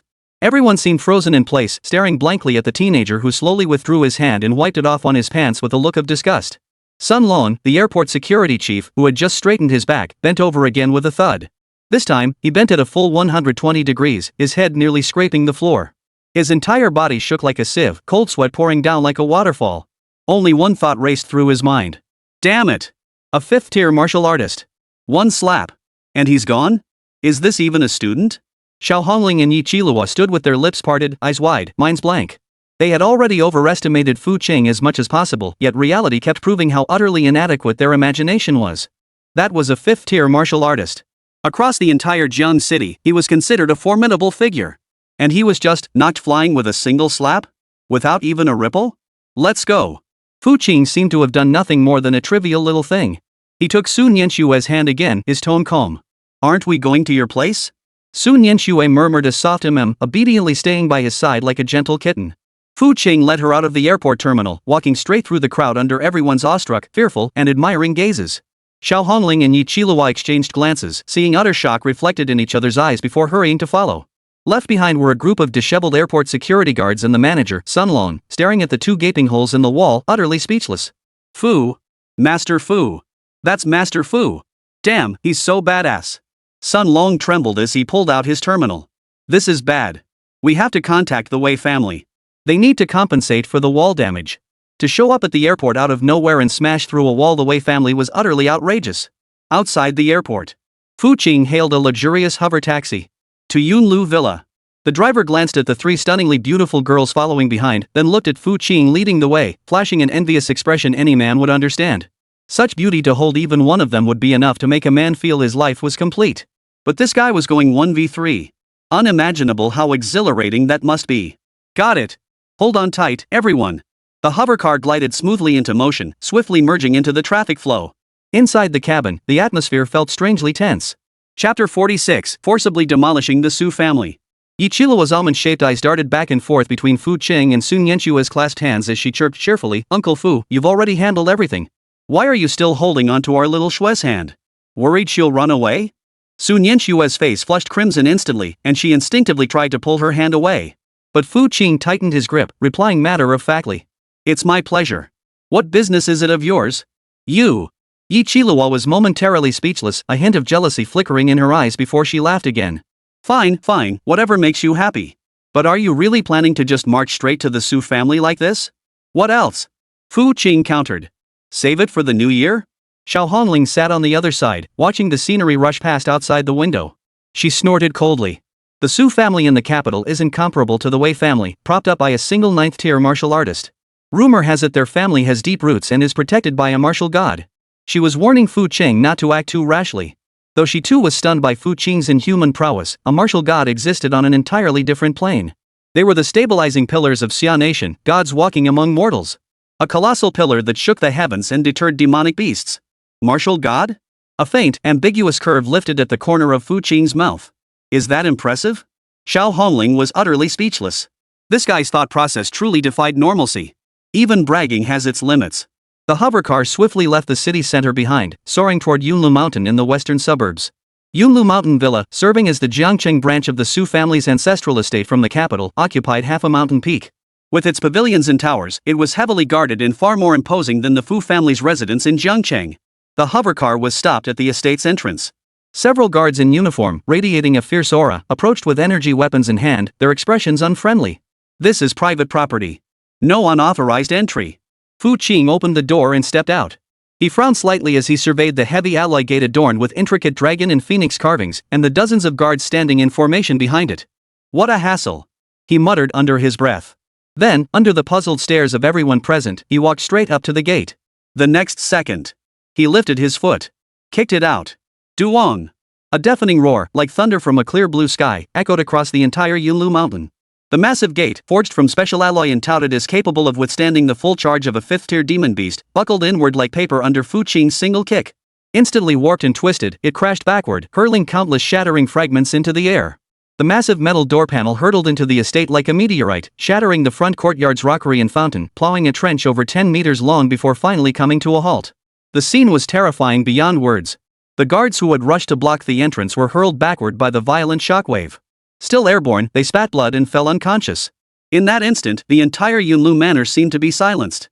Every guard, every servant, stood frozen in place, staring at the youth slowly emerging from the dust. The taxi driver was so terrified he could barely hold onto the steering wheel. He glanced at the gate that had been kicked to pieces, then looked at his own tiny hovercar, swallowing hard. This must be demolition crews arriving, right? He'd picked up a living devil. Let's go. Fu Qing turned around and spoke to the three women in the car, who were now completely frozen in place. Su Nianxue was the first to snap out of it. Taking a deep breath, she stepped out of the car. As her feet touched the ground of the Su family ancestral home, her emotions reached an extreme complexity. This place had once been her childhood home, yet it was also where her nightmares began. Xiao Hongling and Yi Qilihua followed her out of the car. Watching Fu Qing's retreating figure, they were at a loss for how to react. This guy was nothing short of a walking natural disaster. Wherever he went, destruction followed. Enemy attack! Enemy attack! Quick! Sound the alarm! The villa finally sprang into action, its piercing alarm piercing the sky. Countless guards poured in from all directions, surrounding Fu Qing and his three companions. At their head stood a gaunt, sinister-eyed elder radiating peak 5th-tier energy, the estate's current strongest figure, the steward, Su Fu. How dare you! Invading the Su family estate! Su Fu roared, but when he recognized Su Nianxue shielded behind Fu Qing, his expression abruptly changed. Miss Nianxue? How could you be with such thugs? Su Nianxue clenched her fists tightly, lifted her head, and met Su Fu's gaze, speaking each word deliberately. Uncle Fu, I've come to tell you that I will not return to the capital, nor will I accept any arranged marriage. Nonsense! Su Fu's expression darkened. Marriage is a matter decided by parents and matchmakers. How dare you make such a decision? Do you dare defy the head of the family's orders? Su Nianxue faltered under his stern rebuke, her face turning pale. At that moment, Fu Qing stepped forward, placing himself in front of her. Whether she dares or not, I don't know. Fu Qing picked at his ear, looking thoroughly impatient. But I do. He swept his gaze over the armed guards surrounding them, their expressions tense, a mocking curve lifting the corners of his mouth. You lot? You think you're fit to stop me? Arrogant! Su Fu trembled with rage. Seize him! Dead or alive? Yes! Nearly 100 guards roared in unison, their various supernatural abilities flickering as energy weapons began charging. A fierce battle seemed imminent. Yet Fu Qing merely raised his hand and snapped his fingers. Snap! A soft snap. The next instant, an indescribable, terrifying pressure erupted from his body like a tsunami. This pressure belonged to no known ability, no known aura. It seemed to emanate from the primordial will of the universe itself, a force brimming with destruction, deathly stillness, and absolute dominance. How could mere ants hope to stand against the cosmos? Thud! Thud! Thud! Every single Su family guard present, including the 5th-tier peak steward Su Fu, experienced their minds going blank and souls trembling the instant they encountered this pressure. Their weapons clattered to the ground as their legs buckled, forcing them all to kneel uncontrollably. Nearly 100 martial artists knelt in unison, a scene both spectacular and eerie. Their bodies shook violently, cold sweat pouring down their faces. They dared not lift their heads, as if paying homage to a god or demon descended from ancient times. Only Xiao Hongling and Yi Qilihua, standing behind Fu Qing, avoided the direct impact of this overwhelming pressure. Yet they too felt their hearts leap in terror, staring at Fu Qing's back with utter dread. Chapter 47, If the door breaks, remember to get it fixed. What kind of power was this? Merely through aura alone, he forced a peak 5th-tier cultivator and nearly 100 martial artists to kneel en masse? How many days has it been? His growth rate is absurdly fast. Now, can we talk properly? Fu Qing withdrew his aura, hands tucked into his pockets, gazing down at Su Fu kneeling at the front. Su Fu lay trembling on the ground like a sieve. He struggled to lift his head, his weathered face stripped of all arrogance, replaced by nothing but endless terror. Who exactly are you? Who I am doesn't matter. Fu Qing stepped before him, nudging his shoulder with the tip of his boot. What matters is this: right now, immediately, call your so-called family head. Tell him the marriage alliance is off. And don't ever bother my shui again. Fu Qing gestured towards Su Nianxue behind him. Otherwise, I won't hesitate to pay a visit to the capital myself and have a proper chat with your Su family. Su Fu's pupils suddenly contracted. Insane. Too arrogant. This guy actually wants to speak directly to the head of the main family in the capital? And in such a commanding tone? Does he not even hold the martial god in any regard? But he dared not argue. That overwhelming pressure that had nearly frozen his very soul moments ago made it clear, this youth before him absolutely had the authority to speak such words and the power to back them up. A prodigy like this, his backing must be no weaker than the Su families. If he's this monstrous at 18, what about at 28? He'd wipe out all beasts from Blue Star. What? Phone dead? Fu Qing raised an eyebrow at his inaction. No. It's charged. It's charged. Su Fu jolted in fright, hastily pulling a personal terminal from his chest. His hands trembling, he dialed an encrypted communication number. The call connected swiftly, and a commanding, resonant voice boomed from the device. Su Fu? Have you handled matters in Zhongcheng? Did you bring back that girl Nianxue? The voice belonged to none other than Su Jinan, the current head of the Su family in the capital, a genuine 9th-rank martial artist. Su Fu's lips trembled as he glanced at Fu Qing, unsure how to begin. Fu Qing snatched the terminal from his hand and pressed it to his own ear. You're the head of the Su family? Su Jinan on the other end of the terminal paused, his voice instantly turning cold. Who are you? Where's Su Fu? He's kneeling at my feet. Fu Qing's tone was as matter-of-fact as if he were commenting on the weather. What did you say? Su Jinan's voice erupted with fury. How dare you? I've always been bold, Fu Qing chuckled. Long story short, two things. First, cancel Su Nianshue's arranged marriage. Second, from this day forward, she is free. No one from the Su family is to bother her again. You're dreaming. Su Jinan laughed bitterly in rage. Who do you think you are, giving orders to the Su family? I don't care who you are, you'll immediately. Are you the martial god? Fu Qing abruptly cut him off. What? Su Jinan froze again. I ask you, are you the martial god? I may not be, but my family's ancestor. Oh, then never mind. Fu Qing's tone dripped with disappointment. I was hoping to speak with a martial god. Let's just emphasize these 2 points for now. With that, he hung up the call. Then, under the stunned gazes of everyone present, he lifted his foot and stomped down on the mobile terminal. Crunch! The expensive, custom-made terminal was crushed to pieces under his foot. Dead silence filled the room. Xiao Hongling and Yi Qilua were numb with shock. This man not only directly threatened the head of the Su family but also humiliated him in such a manner. He was declaring an all-out war with the entire Su family of the capital. Su Fu was so terrified he nearly lost his mind. It's over. This time, it's truly over. Just then, a heavenly voice echoed in Fu Qing's mind. Ding! Detected major alteration in target individual Su Nianshue's fate trajectory. Suffering immense psychological shock. Affection +1. Current affinity 97 unique. Congratulations, host. You've obtained a 10,000x critical hit chance x1. Fu Qing's lips curved into a faint smile. Finally, it was his. He turned around and ruffled Su Nianshue's hair, his movements natural and affectionate. There. That's settled. No more flies will bother you from now on. Su Nianshue lifted her head to look at him. Her clear, cool eyes were misty, as if stars were twinkling within them. She said nothing, only nodded firmly. Fu Qing took her hand and turned to leave, ignoring the Su family guards kneeling on the ground. Xiao Hongling and Yi Qilua hurried to follow. As they approached the wreckage of the Kickton Gate, Fu Qing seemed to remember something. He turned back and addressed Su Fu, who remained kneeling on the ground. The gate's broken. Remember to get it fixed. The cost? Bill it to the Wei family in the capital. With that, he walked away from Yunlu Manor without looking back. Only Su Fu and the Su family guards remained, left disheveled in the wind, exchanging bewildered glances as they questioned their very existence. Only after Fu Qing departed with the 3 women did the terrifying stillness of Yunlu Manor finally break. Steward Su Fu trembled as he scrambled to his feet, staring at the ravaged estate and the gate now utterly destroyed. All color drained from his face. He immediately ordered everything that had transpired to be reported to the main family in the capital, encrypted at the highest security level. Meanwhile, in the capital, at the Su family's main residence. In his study, Su Jinan, the head of the Su family, listened to the busy tone coming from the communicator. His naturally imposing face darkened with storm clouds. He, the head of the prestigious Su family and a 9th-rank powerhouse, had been hung up on by some upstart nobody? And in such a humiliating manner? Unbelievable. Absolutely unbelievable. He slammed his palm onto the rosewood desk before him, instantly cracking the surface. Just then, a trusted aide burst into the room. Master. It's bad. Urgent intelligence from the Jiangcheng branch. Su Jinan snatched the intelligence terminal and scanned it rapidly. His pupils contracted sharply when he saw the footage of Fu Qing forcing Su Fu and nearly 100 guards to kneel solely through his imposing presence, then kicking the alloy door flying with a single kick. His expression turned extremely peculiar when he read Fu Qing's final line, send the bill to the Wei family in the capital. The Wei family? He immediately made the connection and barked an order, investigate.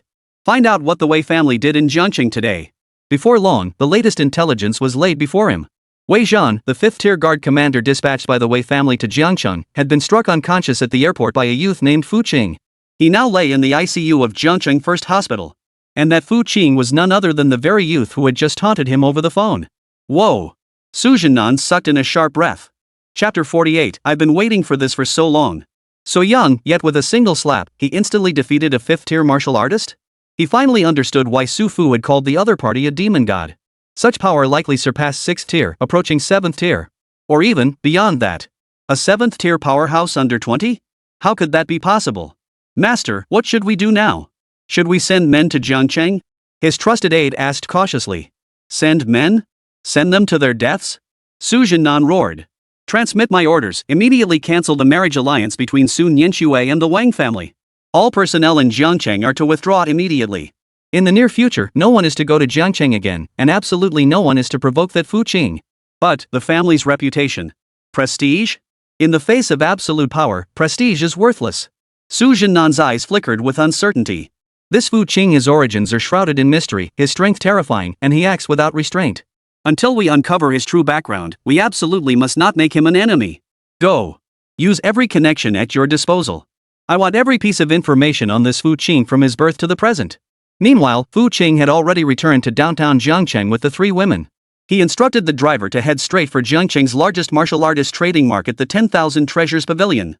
What are you doing here? Xiao Hongling asked curiously. To spend money. Fu Qing's reply was concise as he strode ahead into the 10,000 Treasures Pavilion. Drawing on his previous experience, he immediately presented the purple gold VIP card. The moment the manager saw the card, his demeanor shifted to one of utmost deference.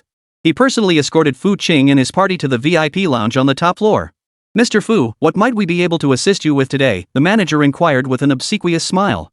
Basic gene enhancers. Do you have them? Fu Qing asked indifferently. Entry level? The manager froze, certain he'd misheard. Given Fu Qing's current reputation and wealth in Jiangcheng, why would he want such a basic consumable? Yes, of course we have it, he nodded hastily. How many would you require? Just one vial will suffice. The steward was even more bewildered, but dared not ask further, quickly giving the order. Soon, a syringe filled with blue liquid was brought up. Mr. Fu, this basic gene enhancer retails for 100,000 credit points. With your 20% discount, it comes to 80,000. Fu Qing transferred the payment with a flick of his wrist, then said to the steward, I need a quiet room. Certainly, sir. Please follow me. The steward led Fu Qing to a private chamber specifically designed for cultivation and potion absorption before respectfully withdrawing. Xiao Hongling, Yi Qilua, and Sun Yanxue were directed to wait in the adjacent lounge. Hey, what do you think Fu Qing needs a basic gene enhancer for? Yi Qilua sipped her juice, her curiosity piqued. Who knows about him? Xiao Hongling snorted. He's so mysterious. Sun Yanxue remained silent, sitting quietly. She trusted that whatever Fu Qing did, he had his reasons. Inside the secret chamber, Fu Qing examined the unremarkable basic gene enhancer in his hand, a faint smile playing at the corners of his mouth. System, activate 10,000-fold critical strike. Ding. 10,000 times critical hit. System activated. Critical hit target, basic gene enhancer. Critical multiplier, 10,000x. Critical strike in progress. The syringe in Fu Qing's hand began to vibrate violently. The once clear blue liquid instantly turned murky, then began to boil, its color wildly shifting through the spectrum of red, orange, yellow, green, blue, indigo, and violet. Finally, all colors merged into chaos, transforming into wisps of gray mist that swirled and condensed within the syringe. An ancient, vast, and supreme aura emanated from the syringe. Ding! Congratulations, host. Critical hit success. Acquired Mythic Grade Chaos Primordial Source Enhancer X1. Item, Mythic Grade Chaos Primordial Source Enhancer. Tier, Mythic. Effect, contains a trace of the primordial essence of all paths, enabling fundamental optimization and restructuring of the user's genetic makeup. Significantly enhances physical strength, cellular activity, and energy affinity, with a chance to grasp the embryonic form of a cosmic law. Note, this item transcends the mundane. Use with caution. Another Mythic Grade item. Fu Qing's breath caught slightly. Chaos 10,000 Dao Source Foundation. Just hearing the name made it clear how utterly god tier this thing was. Without hesitation, he aimed the syringe at his arm and pressed the injection button. SSSSHHH. The murky, chaotic liquid flowed slowly through the needle, seeping into his body. Boom! An indescribable terror erupted instantly throughout his entire body. It felt as though billions of stars were exploding simultaneously within every cell of his body. Fu Qing's body was instantly enveloped in a dense, gray divine light. Countless intricate golden patterns emerged on his skin's surface, shifting from dragon and phoenix forms to sun and moon configurations before ultimately dissolving back into primordial chaos. Under the wash of this primordial energy, the cosmic chaos body emitted a joyful hum. His limitless devouring ability activated passively, frantically absorbing this energy. The strength of his physical body, his vital energy, and his spiritual sea all surged at an unimaginable rate. After an unknown span of time, when the divine light within the chamber dissipated, Fu Qing slowly opened his eyes. His eyes seemed to hold the swirling rivers of stars, the birth and death of the cosmos. He clenched his fist lightly. Crack! Fine black cracks began to appear in the surrounding space. So powerful! Fu Qing felt the surging power within him, so immense it threatened to overflow, leaving him utterly stunned. He felt that with his physical body alone, he could now shatter an asteroid with a single punch. If his previous physical prowess had been at the peak of Tier 3, he now felt he had reached at least Tier 5. Perhaps even higher. This was merely the most fundamental enhancement. A significant portion of the Chaos 10,000 Tao Source Foundation's energy remained dormant deep within his cells, waiting to be continuously unleashed through his future cultivation. Not bad. Fu Cheng nodded with satisfaction. Just as he was about to leave the chamber, his personal terminal suddenly rang. He glanced at the caller ID, an unfamiliar number. Fu Qing answered it casually. Hello? A voice as sweet as honey, tinged with laziness and teasing, came through the line. Mr. Fu, my hero, have you finally finished your busy schedule? It was Yi Qiluo. Fu Qing raised an eyebrow. You guys are back? Not exactly. I just couldn't wait outside any longer, so I called to check. Yi Qiluo giggled sweetly on the other end. Oh, and by the way, isn't it time you handed over that shadow or you brought back from the sunken ruins? I've been waiting forever. As payment, I've reserved the best private room tonight at the top-tier club Heaven on Earth. Whether you come or not is entirely up to you. Chapter 49. If you need anything from Wanbao Tower, just ask. The door to the secret chamber slowly creaked open. Fu Qing emerged, the dense gray divine light that had enveloped him long since faded. He appeared unchanged from before, still that same refined, handsome figure, his demeanor as calm as still water. Yet both the Wanbao Tower steward waiting outside and the three women in the lounge who sensed his presence felt their hearts skip a beat. They could distinctly sense that Fu Qing now seemed separated from the entire space by an invisible barrier. He stood there, yet it felt as though he existed in another dimension. A fleeting glance from his deep, piercing gaze gave the illusion that one's very soul had been laid bare. He seems to have grown stronger again, Xiao Hongling murmured, her crimson lips parting slightly, her beautiful eyes brimming with disbelief. How long had it been? Barely an hour. Could absorbing a single basic gene enhancer truly bring about such a transformative change? That's ridiculous. Sun Yanxue remained silent, her gaze fixed on Fu Qing. Within her cool, beautiful eyes, the flames of admiration and devotion burned ever brighter.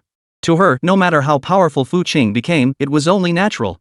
Only Yi Qiluo, her alluring almond-shaped eyes narrowing into a dangerous arc, felt her curiosity and possessiveness toward Fu Qing nearly boil over. The secrets this man held were far more numerous and alluring than she'd ever imagined. Master Fu, have you finally finished your business? Yi Qiluo's voice, sweet and seductive to the bone, broke the silence. Fu Qing glanced at her, seemingly oblivious to the deliberately flirtatious look she cast his way, his tone flat, Oh my, you were in there for so long, I missed you terribly, Yi Qiluo giggled coquettishly. Heaven and earth. Fu Qing nodded, then glanced at the quiet Sun Yanxue beside him, followed by a sidelong look at Xiao Hongling, whose face was twisted with displeasure. A faint curve touched his lips. You two can come along too. Who wants to go with you? Xiao Hongling retorted immediately, but regretted the words the moment they left her mouth. Watch Fu Qing and Yi Qiluo go to that kind of place? She couldn't bear it. That stinking Fu Qing, who does he even like? Surely not all three of us together. Sun Yanxue nodded softly. All right. She didn't want to interfere with Fu Qing's decisions, but she wanted even less to leave his side. Fu Qing didn't leave immediately. Instead, he turned to the manager of Wanbao Tower who had been waiting outside and said, Take me to see your tower master. Ha! The manager froze again. See the master? It was well known that the master of Wanbao Tower was as elusive as a dragon glimpsed only by its head, his identity shrouded in mystery. Not only could a mere steward never secure an audience, but even the president of the Jiangchang Martial Arts Association might not be granted a meeting. But this man before him was Master Fu. He dared not refuse outright, forcing himself to say, Mr. Fu, our master, his whereabouts are unpredictable. I haven't been able to contact him either. Is that so? Fu Qing remained non-committal as he retrieved an object from the storage space of his personal terminal. It was a fist-sized crystal, pitch black yet seemingly containing endless starlight. It was the very soul source crystal dropped by the fourth-tier lord, the guardian of the sunken ruins. The moment the crystal appeared, the temperature in the VIP lounge seemed to drop several degrees. A vast, overwhelming surge of soul energy radiated out, causing everyone present to feel a shudder in their spiritual seas. The steward's eyes nearly popped out of his head. He stared fixedly at the crystal, his lips trembling so badly he could barely form coherent words. This is a soul source crystal? As the steward of 10,000 Treasures Pavilion, he had seen countless treasures, but this legendary artifact formed from the concentrated essence of a lord-level soul-type demon beast upon its death was the first time he had ever laid eyes on the real thing. Rare. Utterly rare. For martial artists specializing in spiritual power or masters of soul-based secret arts, this object held immeasurable value.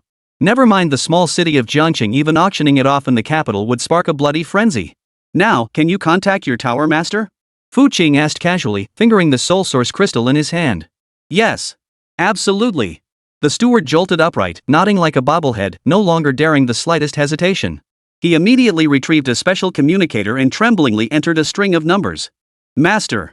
It's an emergency. The Jiangcheng branch has discovered a treasure, a soul source crystal. A moment of silence followed on the other end before an aged yet commanding voice echoed through the line. Who has it? It's in Master Fu's possession. Fu Qing? The voice paused noticeably, clearly recognizing the name. Hand him the communicator. The steward promptly handed the communicator to Fu Qing with utmost respect. Young friend, it's been a while. The aged voice carried a hint of amusement. Fu Qing was somewhat surprised. Judging by the tone, the other party seemed to have known him for quite some time. Do we know each other? Ha! At 18, you unleashed a punch with 10,000 gene of force, forcing the deputy director of the Education Bureau to bow and apologize publicly. You sent the Wei family's 5th-tier guard commander flying with a single slap, and your aura alone intimidated nearly 100 guards of the Su family. With such a stir in Jiangcheng, young friend, it would be hard for this old man not to know. Fu Qing's eyes narrowed slightly at these words. This proprietor of the 10,000 Treasures Pavilion wielded considerable influence, knowing his whereabouts so intimately. Name your price. Fu Qing cut straight to the chase, sparing no words. You speak plainly, young friend, the proprietor chuckled. Soul Source crystals are rare treasures in this world, their value beyond measure in credit points. How about this? I offer 200 million credit points. Furthermore, should you ever require the 10,000 Treasures Pavilion's assistance with anything, just ask. What do you say? Xiao Hongling and the steward beside him both sucked in a sharp breath. The Wanbao Tower proprietor was blatantly trying to win Fu Qing over? Compared to that, 200 million credits were nothing. Xiao Hongling's family was among Jiangcheng's wealthiest, yet their combined assets paled before the treasure pavilion like dust. Fu Qing was about to ascend to the heavens in one fell swoop. Fu Qing pondered for a moment before nodding. Agreed. Since that's the case, I'll throw in a 3rd-tier elite soul crystal as a bonus. Ha ha ha, excellent. But I shan't take advantage of you on that soul crystal. I'll add another 3 million. That makes 200 million and 3 million total, transferred immediately to your account, young friend. The tower master appeared remarkably generous. Soon after, Fu Qing's personal terminal received the transaction confirmation. His savings skyrocketed to 218 million in an instant. But money no longer held much significance for him. Whenever he desired it, countless discerning individuals would eagerly offer it to him. Fu Qing's lips twisted into a wry smile. This forum owner was indeed a man of vision and perspective. He was the first major figure in Xia Nation to openly seek his favor. After settling the spoils of war, Fu Qing, in high spirits, departed the 10,000 Treasures Pavilion with his 3 female companions. Finally, with Xiao Hongling wearing a distinctly awkward expression, the group of 4 departed the 10,000 Treasures Pavilion. They boarded an extended-length luxury hovercar and headed toward Jiangcheng's most exclusive den of iniquity, heaven on earth. The Heaven and Earth Clubhouse, nestled in Jiangcheng's most bustling central district, occupied a vast expanse with opulent decor. Rumors suggested the influence of a prominent high-city family behind it, making it the favorite gathering spot for the city's elite martial artists and the powerful from surrounding regions. The hovercar pulled up at the entrance, where a graceful attendant in a cheongsam immediately opened the door. Fu Qing stepped out first, followed closely by Sun Yanxue, Xiao Hongling, and Yi Qiluo. When these 3 strikingly different yet equally breathtakingly beautiful young women appeared together, the air at the club's entrance seemed to freeze. Everyone stared in stunned silence, their gazes fixed on the trio as if mesmerized, their jaws practically dropping to the floor. Sun Yanxue's ethereal aloofness, Xiao Hongling's proud radiance, and Yi Qiluo's enchanting allure, any one of them could cause a sensation. Now gathered together, they formed a sight that made every male creature's blood boil. Yet, when the crowd's gaze fell upon Fu Qing, who walked at the forefront, their expressions turned peculiar. Chapter 50, beat these guys up and dump them in the dumpster. Dressed in plain casual clothes, with an ordinary demeanor, he looked like the boy next door. No matter how you looked at him, he seemed completely out of place with the 3 heavenly beauties behind him. Holy, who's that guy? What kind of bull lot does he have to be with 3 goddesses at once? Look at his cheap, tacky style. He must be some sugar daddy's kept boy, right? TSK, rich women have such peculiar tastes these days. My special ability is iron will. Wouldn't it be better to keep me? You're so ugly, what rich woman would want to be hit on by you? Say that again?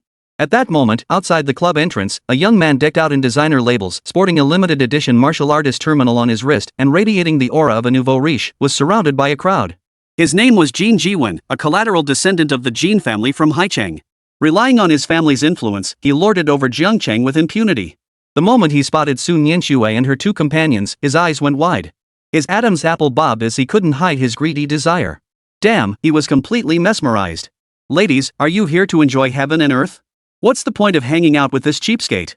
Jin Jiwen swayed his wineglass, striding over with what he thought was a dashing air, completely ignoring Fu Qing. I'm Jin Jiwen, from the Jin family of Haicheng. I've reserved the imperial suite on the top floor tonight. Why not join me for a drink? His entourage immediately swarmed around them, grinning and chiming in. Exactly. Ladies, with our young Master Jean, we guarantee you'll have a fantastic night. What could this kid possibly offer you? Look at him, he probably can't even get through the door here. Xiao Hongling's face instantly froze over with frost. The aura of her great ability, Fiery Rose, escaped uncontrollably, causing the surrounding temperature to rise several degrees. Su Nianshua's delicate brows furrowed slightly, a flash of disgust crossing her eyes. Only Yi Qilua watched the scene with keen interest, a smile of relish playing at the corners of her mouth. She knew Fu Qing all too well. When someone came knocking for a beating, he never failed to deliver. Yet Fu Qing's reaction caught everyone off guard. He seemed to have completely ignored Jin Jiwen's provocation, treating them as if they were invisible. He retrieved a peculiar mineral stone glowing with a faint, eerie light from his terminal storage space and casually tossed it to Yi Qilua. Your thing. Yi Qilua caught it steadily. It was indeed the Shadow Stone. She fluttered her eyelashes at Fu Qing. Thanks, my hero. This intimate interaction completely ignited Jin Jiwen's jealousy. Ignored. Utterly ignored. The humiliation of being ignored turned his face the color of liver. Kid. Are you deaf? This young master is talking to you. Jin Jiwen roared. A burly bodyguard beside him stepped forward, his steady aura radiating a fierce pressure that slammed into Fu Qing. Kid, it's your honor that young Master Jin is speaking to you. Kneel and apologize immediately, or else, we'll break your limbs. The bodyguard's voice boomed like a bell, his face twisted into a vicious grin. In his eyes, dealing with an ordinary teenager who looked incapable of lifting a chicken required no physical force. The sheer pressure alone should be enough to scare the out of him. Yet when that pressure hit Fu Qing, it vanished like a stone thrown into the sea, stirring not a single ripple. Fu Qing didn't even lift an eyelid, merely uttering two indifferent words. Noisy. Before the words had fully left his mouth, he finally lifted his gaze to meet the fourth-tier bodyguard's stare.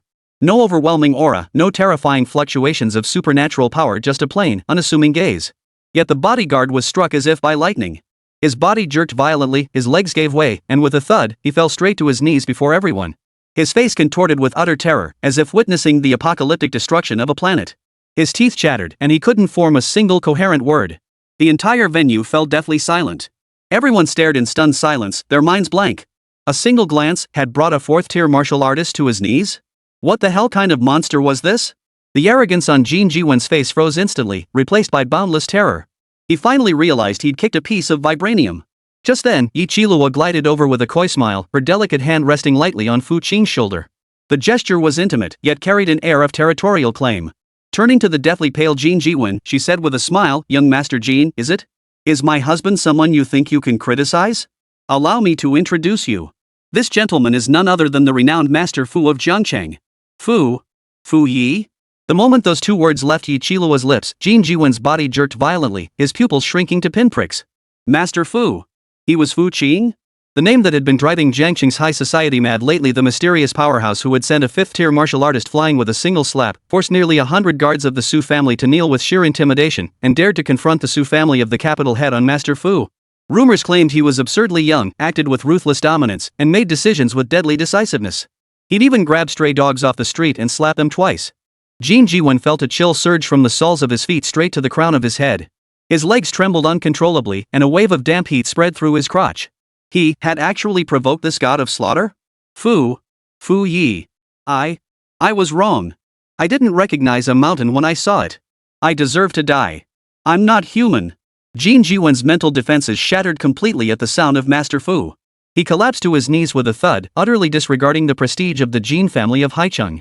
He began frantically kowtowing to Fu Qing, his forehead colliding with the floor tiles, producing dull thuds. The henchmen behind him were terrified out of their wits, scrambling to kneel one after another, their bodies trembling like autumn leaves in the wind.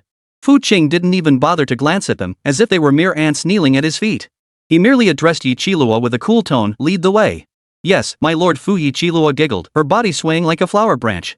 She took his arm, her ample bosom brushing against him with deliberate carelessness, drawing a murderous glare from Xiao Hongling standing nearby. Fu Qing inwardly sneered. His affection gauge didn't lie. Yi Qilua's acting skills were truly formidable. Just then, a middle-aged man dressed in traditional Chinese attire, who appeared to be the manager, rushed out from inside the club. He was the general manager of Heaven and Earth, a genuine peak fifth-tier martial artist and a prominent figure in Jiangcheng. He had just received a report from his staff about a disturbance at the entrance. But when he recognized Fu Qing, arm in arm with Yi Qilua, his heart skipped a beat. "Fu? Master Fu?" The manager jolted upright, taking 3 steps in 2 strides to reach Fu Qing. He bowed deeply at a 90-degree angle, his voice filled with reverence. "I had no idea Master Fu would grace us with your presence. My deepest apologies for failing to greet you properly. His demeanor was even more humble than Jin Jiwen's earlier kneeling. For he understood better than Jin Jiwen what the title Master Fu now signified in Jiangcheng. It signified unrivaled power in the future, the authority to grant life or death. How could the authorities not keep a constant watch on such a pillar of society? To put it bluntly, if anyone dared to harm him, the Xia state authorities would be the first to object. Fu Qing shot him a glance. You've got a lot of flies here, huh? The manager instantly understood, cold sweat pouring from his forehead. He turned and roared at Jin Jiwen, still kneeling on the floor. Jin Jiwen, you have some nerve. Daring to offend Master Fu in heaven and earth. Guards! Drag these blind fools outside, beat them senseless, and dump them in the garbage dump. The manager's words dripped with menace, both resolving the trouble and pledging loyalty to Fu Qing. Beat them up? Jin Jiwen fainted on the spot upon hearing this. Readers, please leave positive reviews. These jerks give bad ratings after barely reading a few pages. This book is about to get cancelled. Chapter 51, Targeting the Girl's Family? Looking for Death. Soon, a group of black-clad guards burst in, dragging Jin Jiwen and his companions away like dead dogs. The scene was quickly cleared. The manager bowed deeply to Fu Chung once more. Master Fu, I apologize for disturbing your enjoyment. I shall arrange the finest imperial suite for you immediately. No need. She's already made the reservation, Fu Qing said, gesturing toward Yi Qiluo. Yes. The manager hurried ahead, personally escorting the four to the top-floor private room, reaching for the moon, which offered the finest views and most opulent decor. Upon entering the private room, the manager presented an array of the finest spiritual fruits and rare wines before carefully withdrawing. The vast private room held a slightly awkward atmosphere. Xiao Hongling plopped down on the sofa furthest from Fu Qing, arms crossed, sulking. Su Nianxue sat quietly beside Fu Qing, pouring him a cup of spirit tea. Yi Qiluo reclined lazily on the chaise longue. With a flick of her jade-like hand, a jet-black leopard seemingly formed from shadows appeared silently beside her. This was her S-grade contract spirit beast, the Shadow Leopard. The Shadow Panther affectionately rubbed against Yi Qiluo's calf before fixing its gaze on the Shadow Or and letting out a low growl. Go on, Xiao Yu. This is a special treat Grandpa Fu found just for you. Yi Qiluo tossed the ore to it. The Shadow Panther caught it in its jaws, chewing it to bits and swallowing it in a few swift motions. The aura emanating from its body visibly intensified. It let out a satisfied belch, then turned its pair of shadowy green feline eyes toward Fu Qing, its gaze brimming with flattery. It sensed a terrifying power within this human that made its very soul tremble. It wanted to rub against him, yet fear held it back. Ding! Detected fluctuation in target Yi Qiluo's favorability. Affection +10, he's so kind to me. Affection +5, he's so strong and domineering, I love it. Current affection level, 40, intense interest, possessiveness. Hearing the system notification, Fu Qing remained utterly unfazed. Only this much? Keep acting, keep playing along. Yi Qiluo licked her red lips, her eyes narrowing seductively as she gazed at Fu Qing. Master Fu, you've given me the ore. Now, you must accept my reward. Speak. Fu Qing lifted the tea offered by Su Nianxue and took a small sip. Unlike certain shallow individuals who only offer money and favors as payment, Yi Qiluo remarked pointedly, shooting a meaningful glance at Xiao Hongling, who responded with a dismissive roll of her eyes. Straightening her posture, her expression rare in its seriousness, she continued, I know that with your abilities, an ordinary top scorer in the college entrance exam no longer satisfies you. I have a better opportunity here. The three most prestigious martial arts institutions in Xia Nation, the Martial God Hall, the Heavenly God Academy, and the Demon Sealing Martial Arts Academy, have jointly established a super elite experimental class this year. This class doesn't recruit through the regular college entrance exams. Instead, it uses an invitation system, conducting an internal selection trial before the exams. Successful candidates not only gain direct admission to one of the three premier martial arts universities: Capital Martial Arts University, Demon Suppression Martial Arts University, or Yanhuang Military Martial Arts University, but also receive top-tier resources far surpassing those of ordinary geniuses. They might even get a chance to meet the martial god. The trial takes place in a newly discovered Class A hazard zone, the Dragonfall Crater. Participants will undertake survival challenges in teams of 5. I leveraged family connections to secure 2 invitation slots. Yi Qiluo said, waving the 2 gilded invitations in her hand. Now, this one is yours. Fu Qing's eyes finally flickered with a flicker of change. A Class A danger zone, a joint trial, the chance to meet a martial god. This was undeniably far more intriguing than taking the regular college entrance exam. In other words, the regular college entrance exam no longer satisfied his need to show off. What's the point of competing with a bunch of kids? Only crushing the nation's top prodigies would be truly satisfying. Just as he was about to speak, Yi Qiluo's personal terminal suddenly rang. After answering and listening for a few moments, her previously charming face instantly turned grave. Fu Qing, we're in big trouble. She ended the call and said solemnly, the Wei family from the capital has sent a formidable opponent. Not just any martial artist, a retired senior military strategist, Wei Xian's own uncle, Wei Zhentian. He's notorious for his ruthlessness and cunning schemes. They call him the poisonous strategist. He never engages in direct confrontation. His specialty is using underhanded schemes, targeting those closest to you to manipulate opponents at his whim until they break down mentally. According to my intel, his private jet just landed at Jiangcheng International Airport. No sooner had the words left his mouth than Fu Qing's personal terminal buzzed. An unfamiliar encrypted number. Fu Qing answered it casually. Fu Qing? A cold, steady voice came from the other end. Which son of mine are you now? You. Very well. My name is Wei Zhentian. The other party suppressed his rage and introduced himself. I have no interest in fighting and killing. That's too crude. Let's play a game. The game is called Cat and Mouse. And the stakes? The futures of your friends standing beside you. The game begins now. Beep, beep, beep. The call was abruptly disconnected. Almost simultaneously, red emergency alerts flashed on Xiao Hongling and Sun Yanxue's personal terminals. Dad. What's wrong with the company? Xiao Hongling answered the call, but the moment she spoke, her face drained of color. On the other end, her father Jiangcheng tycoon Xiao Zhenhai shouted in shock and fury, "Hongling! Some bastard just launched a devastating short-selling attack on our company's stock. Billions of dollars in capital vanished in an instant. Simultaneously, a massive, mysterious capital force is launching a hostile takeover against us. The company's controlling stake is about to slip away." On the other end, anxiety etched itself across Sun Yanxue's delicate features. She had just received a distress signal from her parents. Their family-run biopharmaceutical company in Jiangcheng, Anha Bioscience, had suddenly been investigated for alleged tax issues and drug safety hazards. The company was sealed off, all accounts frozen, and even her parents had been taken away by the authorities for investigative assistance. It all happened too fast, too suddenly, leaving no time to react. It's that Wei Zhentian. Yi Qilihua gritted her teeth, her beautiful eyes blazing with fury. What a ruthless move. This was the signature style of the poisonous strategist, Wei Zhentian. He never engages in direct confrontation. Instead, he strikes at your most vulnerable points using methods beyond your reach. Open scheming. Blatant, naked strategy. He was telling Fu Qing, so what if you're powerful? When faced with true authority and strategy, you can't protect anyone. Sun Yanxue hung up the call, her face ashen. Yet she neither wept nor panicked. She simply lifted her head, her beautiful eyes fixed on Fu Qing. As if, with this man by her side, the sky could never fall. Xiao Hongling, however, was so frantic her eyes reddened. She clenched her fist so tightly her nails dug into her flesh. She burned with rage at the Wei family's treachery and was consumed by panic. That was her father's life's work. She wanted to beg Fu Qing for help, but that damned pride of hers made it impossible to open her mouth. After all, she had never once begged her own father in all her years. How could she possibly beg Fu Qing? Besides, what could she possibly do? Ask Fu Qing to kill all those troublemakers? That was unrealistic. This was a war of commerce and power, not something resolved by fighting. The atmosphere inside the private room instantly became oppressively heavy. All three women knew Fu Qing was a formidable fighter, but this was an entirely different kind of trouble. Yet Fu Qing, the eye of the storm, remained seated with unwavering calm, even taking the time to savor a sip of his spiritual tea. Not a trace of anger or anxiety could be seen on his face. Chapter 52. Why would the Su family help a broke student?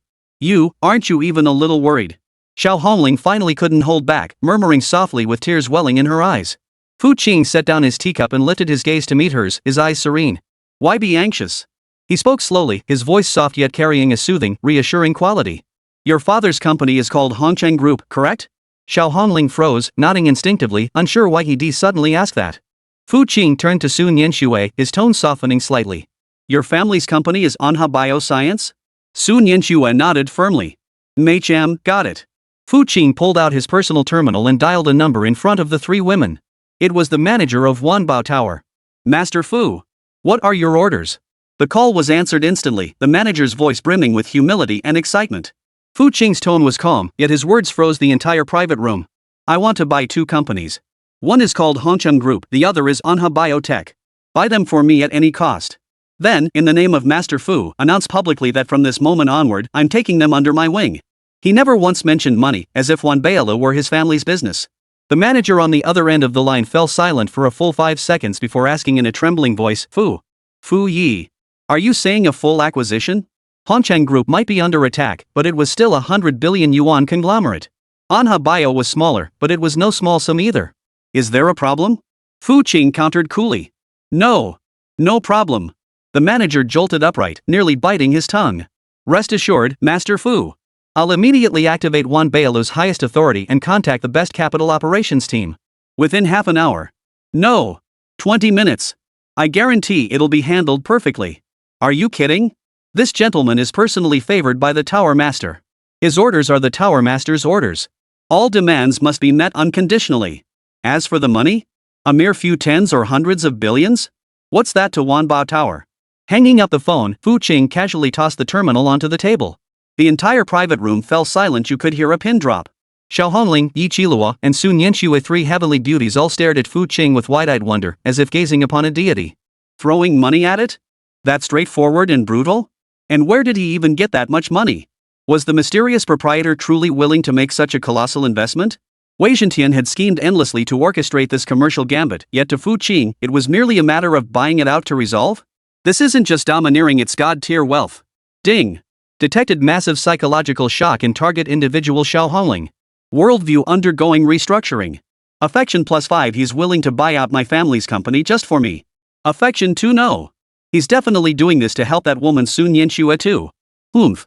I don't care. Current affection 83. Dependence resentment, a hint of sweetness. Crazy. Ding. Detected massive emotional shock in target individual Sun Yanxue. Affection unchanged, but faith foundation solidified, divine radiance begins to coalesce. The $10 billion acquisition funds from Marlborough ultimately ended up in the pockets of Xiao Hongling and Sun Yanxue's fathers. It was a case of passing the buck. Both fathers-in-law would likely owe Fu Qing a debt of gratitude down the line. But Fu Qing remained silent. He felt this alone was insufficient. Wei Zhentian wanted to play games? Then let's play a bigger game. He picked up the terminal again, found a previously saved encrypted number, and dialed it directly. The call rang for an extended period before being answered. On the other end came the cautious voice of Su Jinan, head of the Su family in the capital. Mr. Fu. What? What do you need from me? Su Jinan, Fu Qing cut straight to the point. The Wei family in Beijing played some petty tricks on me in Zhangcheng. I'm not pleased. Su Jinan's heart lurched violently on the other end of the line. The Wei family? Had they lost their minds? How dare they provoke this killing machine? Though he couldn't uncover their true background, the very fact that he couldn't meant their backers were all the more terrifying. Remember, this guy isn't afraid of even the martial god. But then, a wave of wild excitement surged through him. This was an opportunity. A colossal opportunity. The perfect chance for the Su family to pledge their loyalty to this mysterious powerhouse. Mr. Fu, please calm your anger. Su Jinan's voice instantly turned utterly earnest. Name it. Whatever you want the Su family to do. We'll climb mountains of knives and plunge into seas of fire. Nothing is beyond our resolve. The Wei family's business holdings in southern Xia Nation must be substantial, correct? Fu Qing inquired calmly. Quite substantial. Nearly 30% of their family's holdings are in the south. Very well. A faint smile touched Fu Qing's lips. I'll give you 24 hours. I want every single one of the Wei family's southern holdings to collapse completely. Not a single hair left standing. Is that possible? Su Jinan sucked in a sharp breath. Holy crap. This was essentially cutting off one of the Wei family's legs. But without a moment's hesitation, he answered with unwavering certainty, it can be done. Rest assured, Mr. Fu. Within 24 hours, I guarantee the Wei family's influence in the south will be completely wiped off the map. Without a martial god to anchor them, the Wei family couldn't hold a candle to the Su family. Fu Qing hung up the phone. The entire process took him no more than 5 minutes. He lifted his head to look at the three women, who were now completely frozen in place. He shrugged his shoulders. There. Problem solved. Then, he turned his gaze to Yi Qilihua, who was still reeling from the immense shock. That trial you mentioned earlier, I'm quite interested. But 2 spots aren't enough. Since it's a team assessment. Fu Qing held up 5 fingers. I want 5. Yi Qilihua snapped back to reality, staring at the man before her who had crushed the poisoner's conspiracy with ease through money and power, all while laughing and joking. For the first time, her heart skipped a beat. She suppressed the turmoil within, flashing a smile that was even more captivating than before. 5 spots. That would require involving high-level officials. It's quite difficult. She leaned close to Fu Qing's ear, her breath warm and sweet. But for you, my dear brother, no matter how difficult it is, I'll make it happen for you. Meanwhile, at a secret base in Zhangcheng, Wei Zhentian held a glass of red wine, listening to his subordinate's report with a smug, knowing smile. But mid-smile, his expression froze. Report. The target companies, Hongcheng Group and Anheshing Bio, have been fully acquired by a mysterious buyer known as Master Fu. All our plans have failed. What? Wei Zhentian crushed the wine glass in his hand with a sharp crack. Before he could erupt in fury, another, even more urgent report came in. Report. Report. Commander Wei. The Su family in the capital. The Su family has gone mad. They've allied with over a dozen major families in the south and launched a full-scale war against all our Wei family holdings in the south. Our defenses have nearly collapsed across the entire front. Wei Zhentian froze in place as if struck by lightning. For the first time, his perpetually impassive face betrayed utter horror and bewilderment. The Su family? Master Fu? What on earth is going on? Investigate. Investigate immediately. This Fu Qing, who the hell is he? Why would the Su family help some penniless student? Wei Zhentian roared hysterically. Chapter 53, You're going to use this thing to tickle a monster? Inside the private room. After effortlessly resolving all the trouble, Fu Qing leaned back on the sofa, eyes closed, taking his time to relax. As if nothing had happened. Beside him, Sun Yanxue's cheeks flushed slightly as she carefully peeled a spirit fruit and offered it to his lips. Xiao Hongling, seated farthest away, found her beautiful eyes constantly drifting toward Fu Qing against her will. Finally, Yi Qilua broke the delicate balance. She stretched lazily, her movements accentuating the full curves of her chest, her seductive eyes fixed on Fu Qing. Brother. Her voice was sickeningly sweet as she leaned close to Fu Qing, her breath fragrant. You mentioned 5 trial spots for the super elite experimental classes, right? Fu Qing didn't even lift an eyelid, merely grunting a MHM through his nose. Brother Yi Qilua extended her slender jade-like fingers, tracing gentle circles on Fu Qing's chest. This is the highest-level trial jointly hosted by the 3 major martial arts universities. Each spot is incredibly precious, requiring intervention from the highest echelons of the military and the Ministry of Education. While our Yi family has some influence, securing 5 at once. She deliberately drew out her words, hoping to gauge Fu Qing's reaction. Yet Fu Qing remained utterly unmoved. Yi Qilua felt a pang of disappointment, yet she couldn't help but think this was precisely the kind of man she was drawn to. She sighed helplessly, rolling her eyes at him. Fine. You've got me beat. For you, big brother, I'd pierce a hole through the sky if I had to. I'll make it happen. She immediately stepped aside and dialed an encrypted communication. The moment the call connected, her charming, alluring demeanor vanished instantly, replaced by the decisive authority befitting a young lady from a top-tier noble family. Dad, it's me. Yes, I need 5 trial spots for the Dragonfall crater. Oh, don't ask why. Just get them to me within 3 days. After hanging up, Yi Qilua's face regained that captivating smile. All set, she winked at Fu Qing, her lashes fluttering. Well done. Fu Qing finally opened his eyes, pinched her cheek playfully, then turned to survey the 3 women beside him. Healer, Sun Yanxue. Melee, Xiao Hongling. Summoner, Yi Qilua. Still needed 1 ranged damage dealer. Based on his prior knowledge from school, the strongest archer in the entire Jiangqing 3rd Martial Arts High was undoubtedly the Ice Queen class beauty from Senior 3, Class 2 Longyu.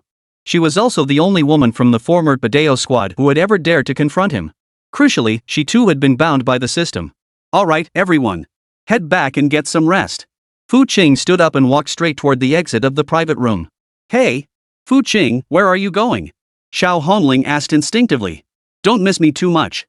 Fu Qing waved without turning back, his figure quickly disappearing at the doorway. After he left, only the 3 women remained, their gazes locked in a tense standoff. Sun Yanxue and Xiao Hongling shared the same unspoken message in their eyes. Fu Qing can only be mine. Only Yi Qilua felt differently. She actually thought, the more the merrier. A man like Fu Qing, who defied the heavens, was never someone she could hope to possess exclusively. That was the real reason her feelings for him never deepened. Besides, a man like him was destined for the stars and the sea. How could he possibly focus all his attention on women? The next day. Jiangqing 3rd Martial Arts High School, Gravity Training Chamber. A tall, slender girl clad in black martial arts attire stood expressionless within the 50-fold gravity zone, a silver longbow in her hands. Her silky black hair flowed down her back, her skin as white as snow, and her features were so exquisitely carved they resembled a work of art. Her eyes, however, were as cold as stars, devoid of any emotion. She was Lengyu, the class beauty of Senior 3, Class 2. At this moment, she repeated the motions of drawing the bow and aiming over and over. Sweat soaked through her clothing, clinging tightly to her chest and outlining the budding curves of her young figure. The 50-fold gravity made each breath painfully laborious, her arms throbbing with exhaustion, yet her gaze remained unwaveringly resolute. Ever since that simulated assessment in the blood mine, she had been consumed by deep self-doubt. The impact that boy, Fu Qing, had on her was simply too great. One strike to instantly slay a second-tier elite blood armor earth dragon. That overwhelming power haunted her like a nightmare, day and night. They were all peers, once evenly matched, but this blow was simply too crushing. Especially Captain Zhao Kuang, who shattered his Dao heart and abandoned his college entrance exams to drop out a devastating blow to the entire Blade Dominion squad.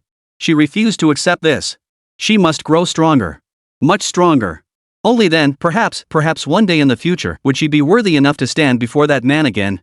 Just as her emotions churned, the alloy door of the gravity training chamber swung open without warning from the outside. Cold Moon's delicate brows furrowed slightly, a flicker of displeasure crossing her eyes. When the gravity chamber was in use, a red light should illuminate outside, prohibiting anyone from entering. That was the rule. Who was so inconsiderate? Did they intend to cause trouble at school? She turned her head. The instant she recognized the figure, her entire body froze as if struck by lightning.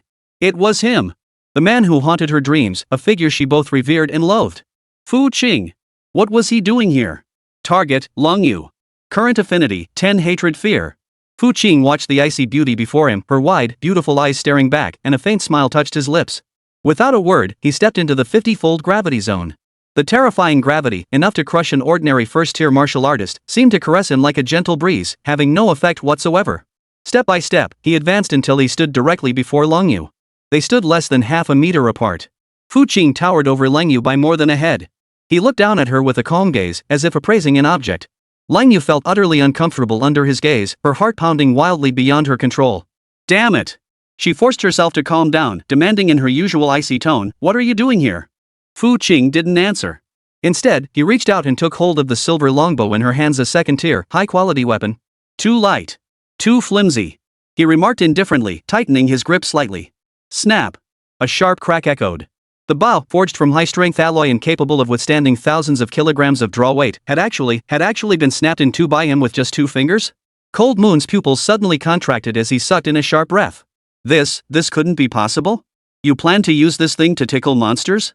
Fu Qing snatched the ruined bow from her grasp and tossed it aside casually. She stumbled backward, her face flushing with both shame and fury. His gaze returned to Long Yu's exquisitely delicate face. In 2 weeks, the Dragonfall Crater trial. I need an archer who can keep up with me. You belong to me now. His tone held no room for negotiation or invitation, only command. Since this girl's heart was harder than ice, well, we'll just have to wait and see. Chapter 54, Ancient River, Master Fu, long time no see. Why should I go with you?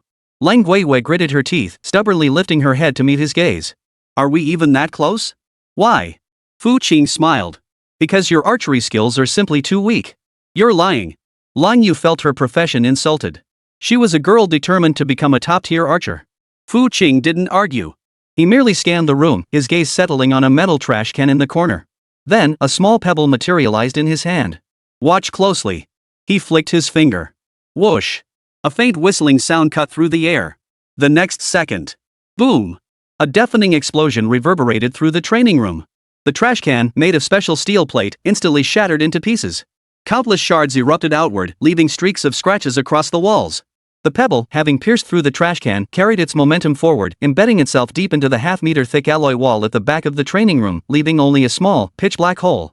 Cold Moon was utterly petrified. She stared blankly at the trash can fragments, then at the tiny hole in the wall, her mind going completely blank. What kind of power was this? A pebble? How could that be?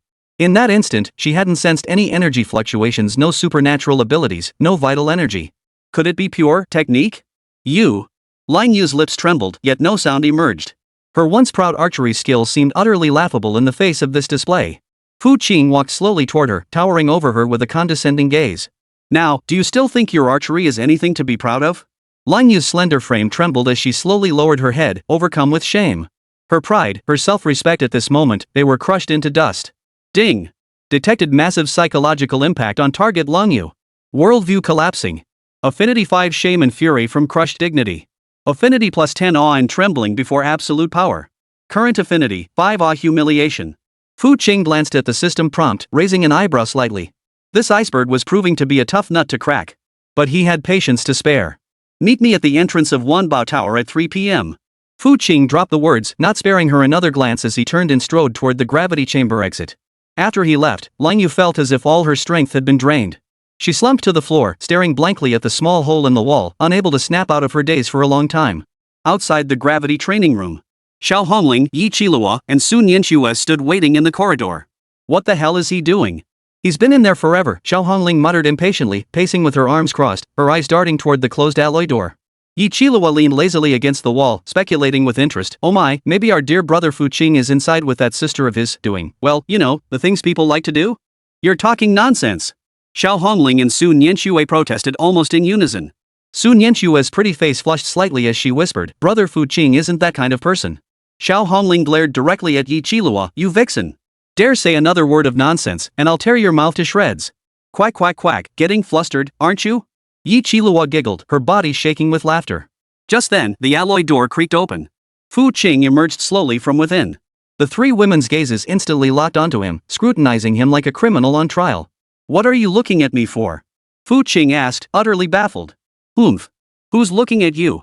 Xiao Hongling turned her head away, but the corner of her eye betrayed her. Brother Yi Qilua immediately pressed close, affectionately hooking her arm through his.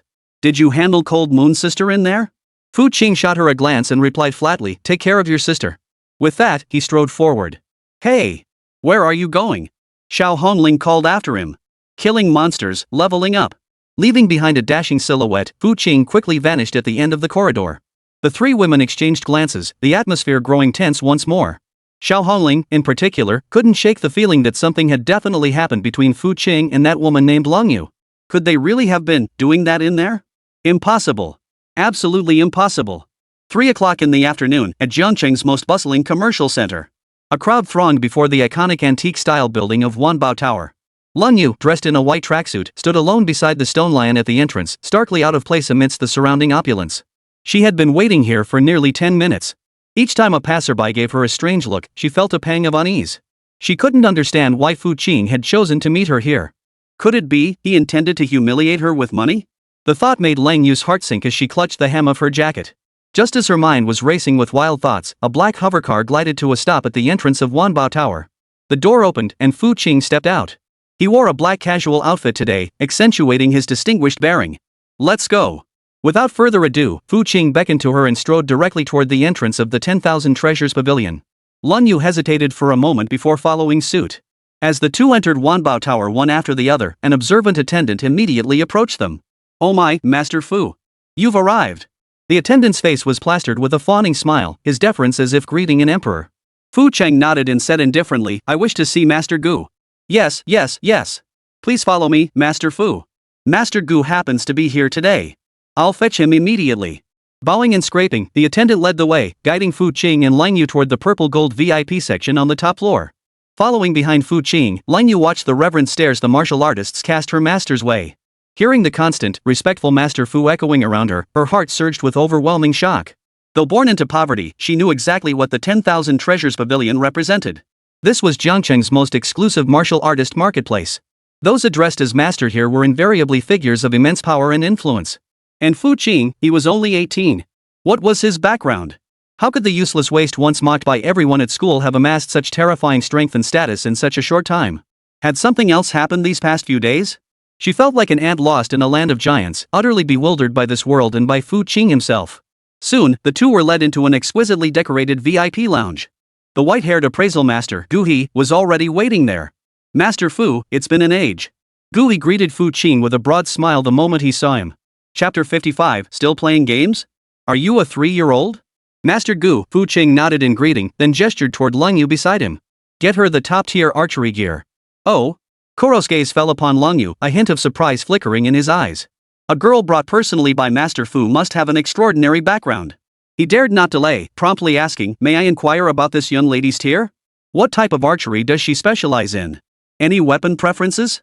Lang Yu felt flustered by the attention, her voice trembling. I'm at peak tier 1.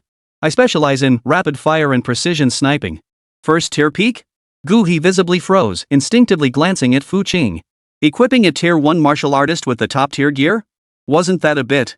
Fu Qing noticed his confusion and said calmly, don't worry about the tier. Just bring out the best bow you have here. The best? Gu He sucked in a sharp breath. Master Fu, the finest bow in our Jiangcheng branch's inventory is the 5th-tier masterpiece, Falling Star. It's forged from meteorite iron blended with the bones and tendons of a 5th-tier wind elemental lord-class beast, the wind god wyvern, and its price tag? A staggering 80 million credit points. 80 million? Upon hearing that figure, Lang Yu's face drained of color, her eyes widening in shock. She'd never seen that much money in her entire life. This was pure fantasy. Yet Fu Qing didn't even blink. Let me see it. Alright. Seeing that Fu Qing didn't seem to be joking, Gu He was shaken to the core and immediately contacted the warehouse through the terminal. Soon, 2 guards entered carrying a long alloy case. The case opened to reveal a magnificent longbow, its entire body a deep golden hue, its bowstring radiating a starlight-like glow, resting quietly within. A colossal aura surged forth, nearly taking Long Yu's breath away. Was this what a 5th-tier weapon felt like? Merely looking at it sent a wave of palpitations through her. Swipe the card. Fu Qing produced the purple gold VIP card and handed it over. Mr. Fu. Mr. Fu, are you sure you don't want to reconsider? Gu still found it hard to believe. No need. Fu Qing waved his hand dismissively. Add the finest arrows and a storage quiver. Calculate the total price. Yes, sir. Gu dared not ask further and promptly had someone process the order. In the end, the complete set of equipment was assembled. Even with the 20% discount from the purple gold VIP card, the total price still soared to 72 million credit points. When the terminal displayed payment successful, the VIP lounge fell into complete silence. Cold Moon stared blankly at Fu Qing, feeling as though her heart might leap out of her throat. 72 million. He just spent that much without batting an eye? All for this, friend? Classmate? Or whatever he was. What exactly was he trying to do? Take it. Fu Qing thrust the longbow, radiating an eerie aura, toward her. I can't accept this. Lang Kaiyue stumbled back a step, shaking her head vigorously. It's far too valuable. I could never repay you in a lifetime. Her pride wouldn't let her accept such an extravagant gift. Repay? Fu Qing scoffed. Do you think I need you to repay me? He stepped forward, forcing the falling star into her arms. Her delicate frame trembled. Fu Qing leaned down, his breath warm against her ear as he murmured in a voice only they could hear. This isn't a gift. It's an investment in you. I intend to win first place in the Dragonfall Crater trial. Your performance will be the return. If you hold me back, or if I feel this investment is a loss. He didn't finish, but the feigned threat in his tone sent a chill down Lung Yu's spine. So, that's how it is? He wasn't bestowing charity, he was making a deal? Using this astronomically priced gear to buy her performance in the trials? This reasoning provided her battered pride with a plausible way out. As for the peril of the Dragonfall Crater or the true meaning of the trial, strangely enough, she found herself paying little heed to these matters. At this moment, what else could she do but obey? I understand. Lung Yu lowered her head, clutching the falling star longbow in her arms tightly. Ding!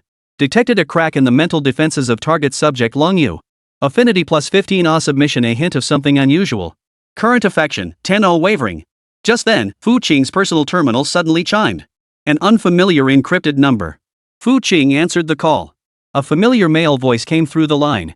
Fu Qing, or should I say, Master Fu. This is Wei Zhentian. You destroyed my brother and ruined the scheme I'd set up in Zhangchang. But I admire you. So I want to play another game with you. Fu Qing raised an eyebrow. Play another game? Are you a 3-year-old? A game of cat and mouse. Wei Zhentian's voice trembled, clearly enraged, yet he continued unabated. The location, the ruins of Fantasyland in the western part of the city. Time, 8 o'clock tonight. Oh? And the stakes? Fu Qing asked with interest. The stakes? Wei Zhentian laughed. The stakes are the families of your female confidants. For instance, the father of that woman named Xiao Hongling, I hear he's been frequenting the gambling dens outside the city lately to unwind?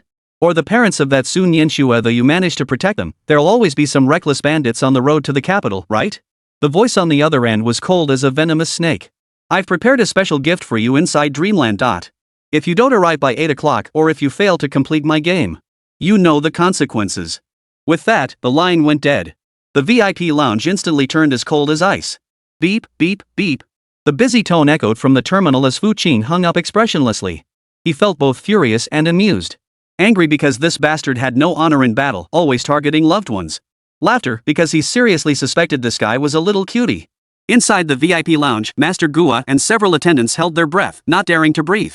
Though they hadn't overheard the conversation, Fu Qing's suddenly icy aura made it clear nothing good had transpired. Cold Moon stood nearby, clutching the falling star longbow, her pretty face etched with tension. Wei Zhentian. She had heard that name before. The mastermind of the Wei family in the capital, nicknamed the poisonous strategist, notorious for his ruthlessness and mastery of cunning schemes. He was personally stepping in to deal with Fu Qing? And he was threatening Fu Qing with the lives of Xiao Hongling and Sun Yanxue's families? Fu Qing, you. Lung Yu couldn't help but speak up, wanting to and not to act impulsively. Yet Fu Qing seemed unfazed, turning his gaze toward Master Gui. Master Gu, investigate a location for me, the ruins of Dreamland.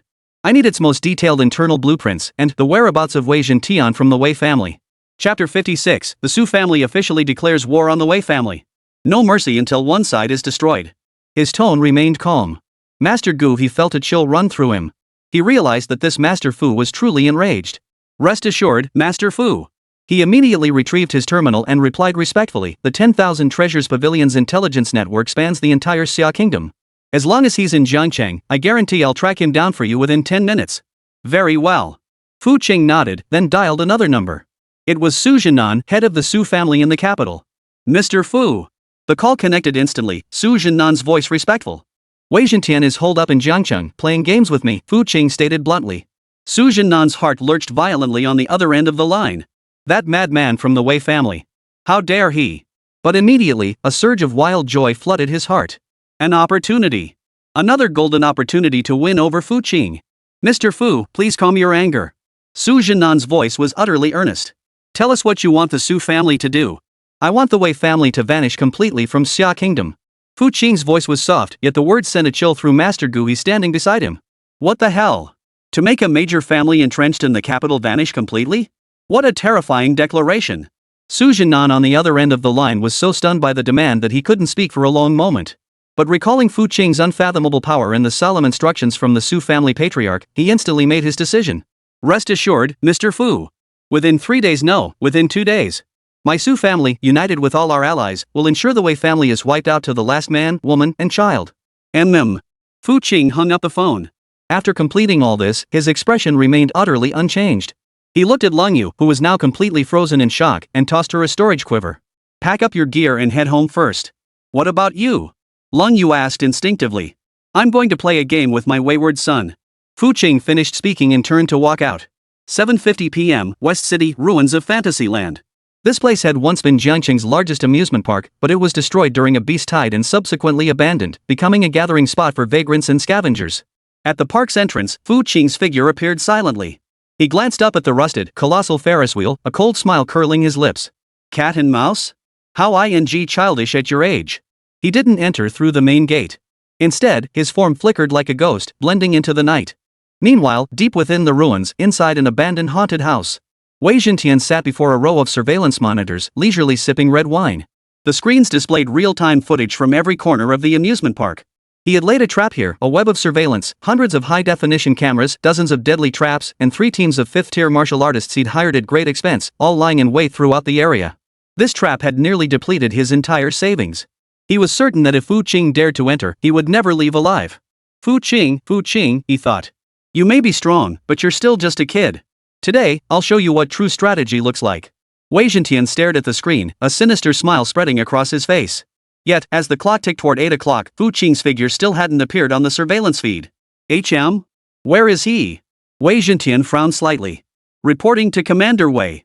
The target has not been detected at any entry point, a subordinate relayed. Impossible. Wei Zhentian leapt to his feet. He will come. Search thoroughly. Just then, a calm voice suddenly emerged from the shadows behind him. Looking for me? Wei Zhentian's hair stood on end as he whipped around. Fu Qing had appeared silently behind him at some point, now watching him with an amused expression. You? How did you get in?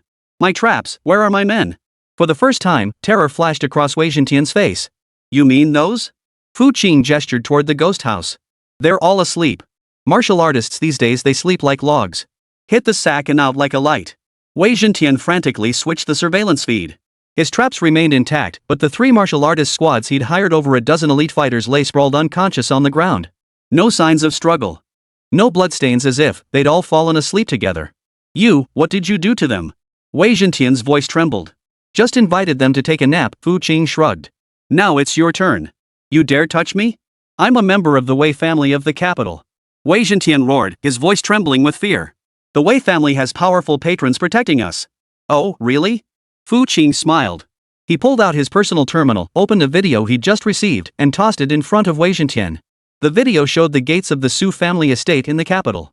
Su Jinan, the head of the Su family, stood before countless media cameras, declaring with righteous indignation. Due to the Wei family's treacherous actions in the capital and their assassination of a pillar of the nation, the Su family hereby declares war on the Wei family. We will fight to the death. In the background, countless Su family warriors were assembled, their killing intent sky high. Impossible. How dare the Su family? Wei Zhentian stared at the video, struck as if by lightning, his body collapsing to the ground. His greatest reliance, the family legacy he had always prided himself on, had become a laughingstock in that instant. The game has begun, and it has ended. Fu Qing stepped before him, towering over Wei Zhentian with a cold, piercing gaze. You like playing games? Then I'll play a big one with you. Now, tell me. Who is this big shot you mentioned? Fu Qing had long suspected that Wei Zhentian alone couldn't have uncovered the whereabouts of Sun Yanxue and Xiao Hongling's families in such a short time. So there was a mastermind behind the scenes. It was even possible that this was the same group that had previously reported his abnormal assessment data, drawing the attention of Lu Mingyuan, the deputy director of the Education Bureau. Wei Zhentian's body shook violently as his psychological defenses crumbled completely. I'll talk. I'll tell you everything. Half an hour later, Fu Qing emerged from the haunted house. Behind him, Wei Zhentian had become a cold corpse. This time, Fu Qing directly dialed the exclusive communication line of Jin Hong, the proprietor of Wanbao Tower. Jin Hong's voice came through with a smile. Young Master Fu, what brings you to me? Master Jin, I need your help investigating an organization hidden within the upper echelons of Xia Nation. They may be called Divine Awakening or something similar? From Wei Zhentian's mouth, he had pried out a shocking secret. A mad organization dedicated to researching the God gene, seemingly intent on creating a new breed of humanity. And Fu Qing had apparently become their perfect test subject. The trials at the Dragonfall crater might be more than just a selection process. It gathered the most gifted students from across Xia Nation. Each one of them was the finest specimen for experimentation. Chapter 57, Is the Martial God that impressive? On the other end of the line, Jin Hong's laughter gradually faded. The night winds swept through the crumbling ruins of the abandoned amusement park. Fu Qing stood beneath the rusted Ferris wheel, his shadow stretched long and thin. Divine Awakening. After a long silence, Jin Hong's voice finally resounded again, no longer as easygoing as before, but carrying an unprecedented gravity. Young Master Fu, where did you learn this name? Fu Qing didn't answer, only responding calmly, Master of the Tower, do you know them? Ha! Jin Hong let out a bitter laugh. I wouldn't say I know them. It's just that occasionally, in some top-level intelligence reports, I catch glimpses of that term. It's a taboo, a specter that haunts the highest echelons of Xia's power structure. No one knows who they are, where they come from, or what their purpose is. The only certainty is their extreme obsession with genes, divinity, and evolution. Any incident entangled with them invariably ends in bloodshed. Both the military and the martial god temple have attempted to investigate, yet all efforts have ended in failure. Worse still, they've lost more than one high-ranking martial artist in the process. Jin Hong paused, his voice dropping lower. Young Master Fu, provoking them is likely more troublesome than offending a martial god. They provoked me, Fu Qing corrected. Another silence fell on the other end of the line. Then, Jin Hong's voice came through again, I understand. Young Master Fu, I, Jin Hong, pledge my friendship to you. From this moment onward, every intelligence network of the 10,000 Treasures Pavilion within the borders of Xia Nation will be mobilized for you at any cost. Should Divine Awakening dare show their face, I guarantee we'll dig to the depths of the earth to root them out. This was an immense favor, a solemn pledge from a 3-star martial god, the head of a vast commercial empire. All because they were betting on Fu Qing's future potential to rise to the top. Thank you for your efforts. Fu Qing felt his heart settle. Since Jin Hong showed such foresight, Wanbao Tower would be firmly under his protection from now on. After ending the call, his figure flickered and vanished into the night. Half an hour later, at the VIP entrance of the 10,000 Treasures Pavilion. Having just finished an archery training session here and preparing to head home, Lan Yu received a brief message from Fu Qing. Meet me at the entrance of the 10,000 Treasures Pavilion. Lan Yu frowned slightly at the commanding tone of the message, yet found herself inexplicably obeying and waiting. She didn't know what Fu Qing had in mind this time, feeling both resistance and a hint of anticipation. Before long, Fu Qing's figure appeared silently. He looked her up and down, taking in her worn combat uniform, and felt a flicker of satisfaction. Among Cold Moon's sycophants were plenty of rich second-generation types. If she ever entertained the slightest mischievous thought, she'd never lack for money. Follow me. Without further ado, he turned and led Lan Yu back into the VIP lounge. Appraisal Master Guhi, seeing Fu Qing return, hurriedly approached with deference. Master Fu, have you finished your business? Is there anything else you require? He could guess Wei Zhentian's fate, and his sense of awe deepened. We were interrupted earlier. Besides the bow, what other equipment does an archer need? Fu Qing hinted. Master Guhi paused, then realized what was meant. His gaze fell on Lan Yu as he hastily replied, Sir Fu, a top-tier archer's equipment set should include, besides the primary weapon, light armor for agility and defense, combat boots for increased movement speed and burst power, a headband or faceplate to enhance mental lock-on and sight range, and enchanted arrows with special functions. Then equip her as you described. Fu Qing waved his hand dismissively, his tone as casual as haggling over cabbages at the market. And make sure it's the best. Yes, sir. Master Gua's heart lurched violently once more. The very best? This little girl is incredibly lucky. He dared not delay, immediately heading to the storeroom to make the selection himself. Soon, a set of gear gleaming with a faint blue radiance was presented, the Shadow Assailant set, forged from the hide of a 4th-tier elite Shadowcat and infused with mithril. Light armor, war boots, gauntlets, and a faceguard, every piece was complete. Each piece radiated the aura of at least a 4th-tier premium item. This Shadow Striker set greatly enhances the wearer's speed and stealth, while offering excellent defense against attacks of Tier 3 and below. The total price for the set is 36 million credit points. With our 20% discount, it comes to 28,800,000. Master Guha quoted the price cautiously. Cold Moon felt numb. From 80 million to 36 million, her grasp of numbers had been utterly shattered today. Fu Qing didn't even lift an eyelid, simply transferring the funds. Beep. The payment confirmation tone rang out, causing Long Yu's entire body to stiffen. Here you go. Fu Qing pushed the gear set toward Long Yu, his voice flat. Do your best. Long Yu's slender frame trembled violently as she jerked her head up. Her eyes were filled with struggle, humiliation, and a hint of bewilderment. Why, was he being so kind to her? No, this wasn't kindness. This was an investment. She must give her all, create value for him, only then could she begin to repay this mountain-heavy investment. Only this thought eased the sting to her pride. Take it. Fu Qing's tone brooked no argument. Cold Moon bit her lower lip, her slender frame trembling slightly. In the end, she reached out and stored the cold shadow assailant set into her terminal storage space. Ding. Target Lang Yu's mental defenses completely shattered. Affinity +5 awe confusion reassurance. Current affection 15 awe shaken submission. Go home. Get acquainted with your new gear. Fu Qing tossed out the words before turning and walking away. In the VIP lounge, Long Yu remained alone, standing motionless in place. Watching his retreating figure, a complex mix of emotions churned within her. He spent 100 million yet didn't make any unreasonable demands? This guy seemed different from those suitors who only lusted after her body. After a long moment, she took a deep breath, as if making a decision. She opened her personal terminal and found several familiar numbers. They belonged to her former teammates. She sent a message to each of them. I've found a new team. The captain is incredibly strong. Meanwhile, Fu Qing had just stepped out of Wanbao Tower when his personal terminal vibrated again. It was an encrypted message from Su Jinan. Mr. Fu. Su Jinan's voice was urgent. All of the Wei family's holdings in the south have been completely destroyed. But, we've run into trouble here in the capital. The Wei family, they've actually managed to secure the protection of a martial god. A martial god?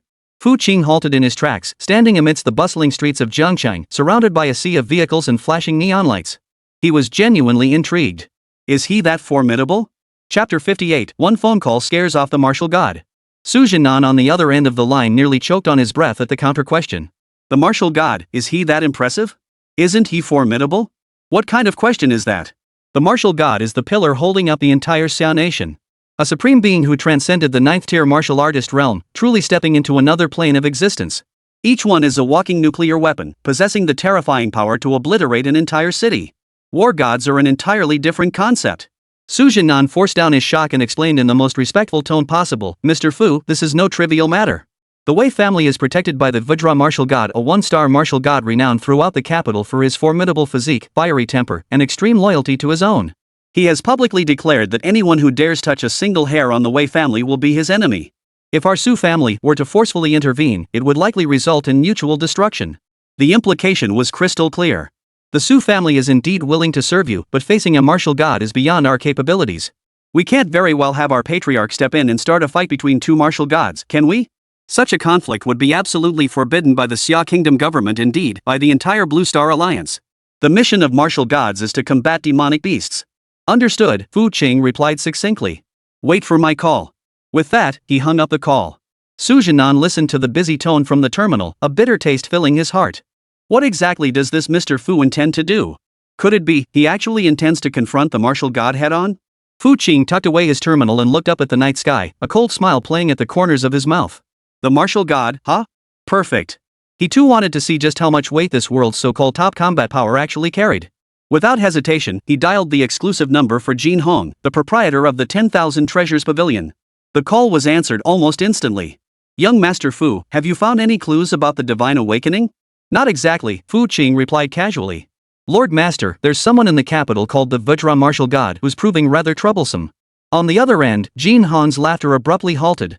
A full 5 seconds passed before an even more exaggerated roar of laughter erupted. Ha ha ha ha ha. You little brat, you actually dared to say that.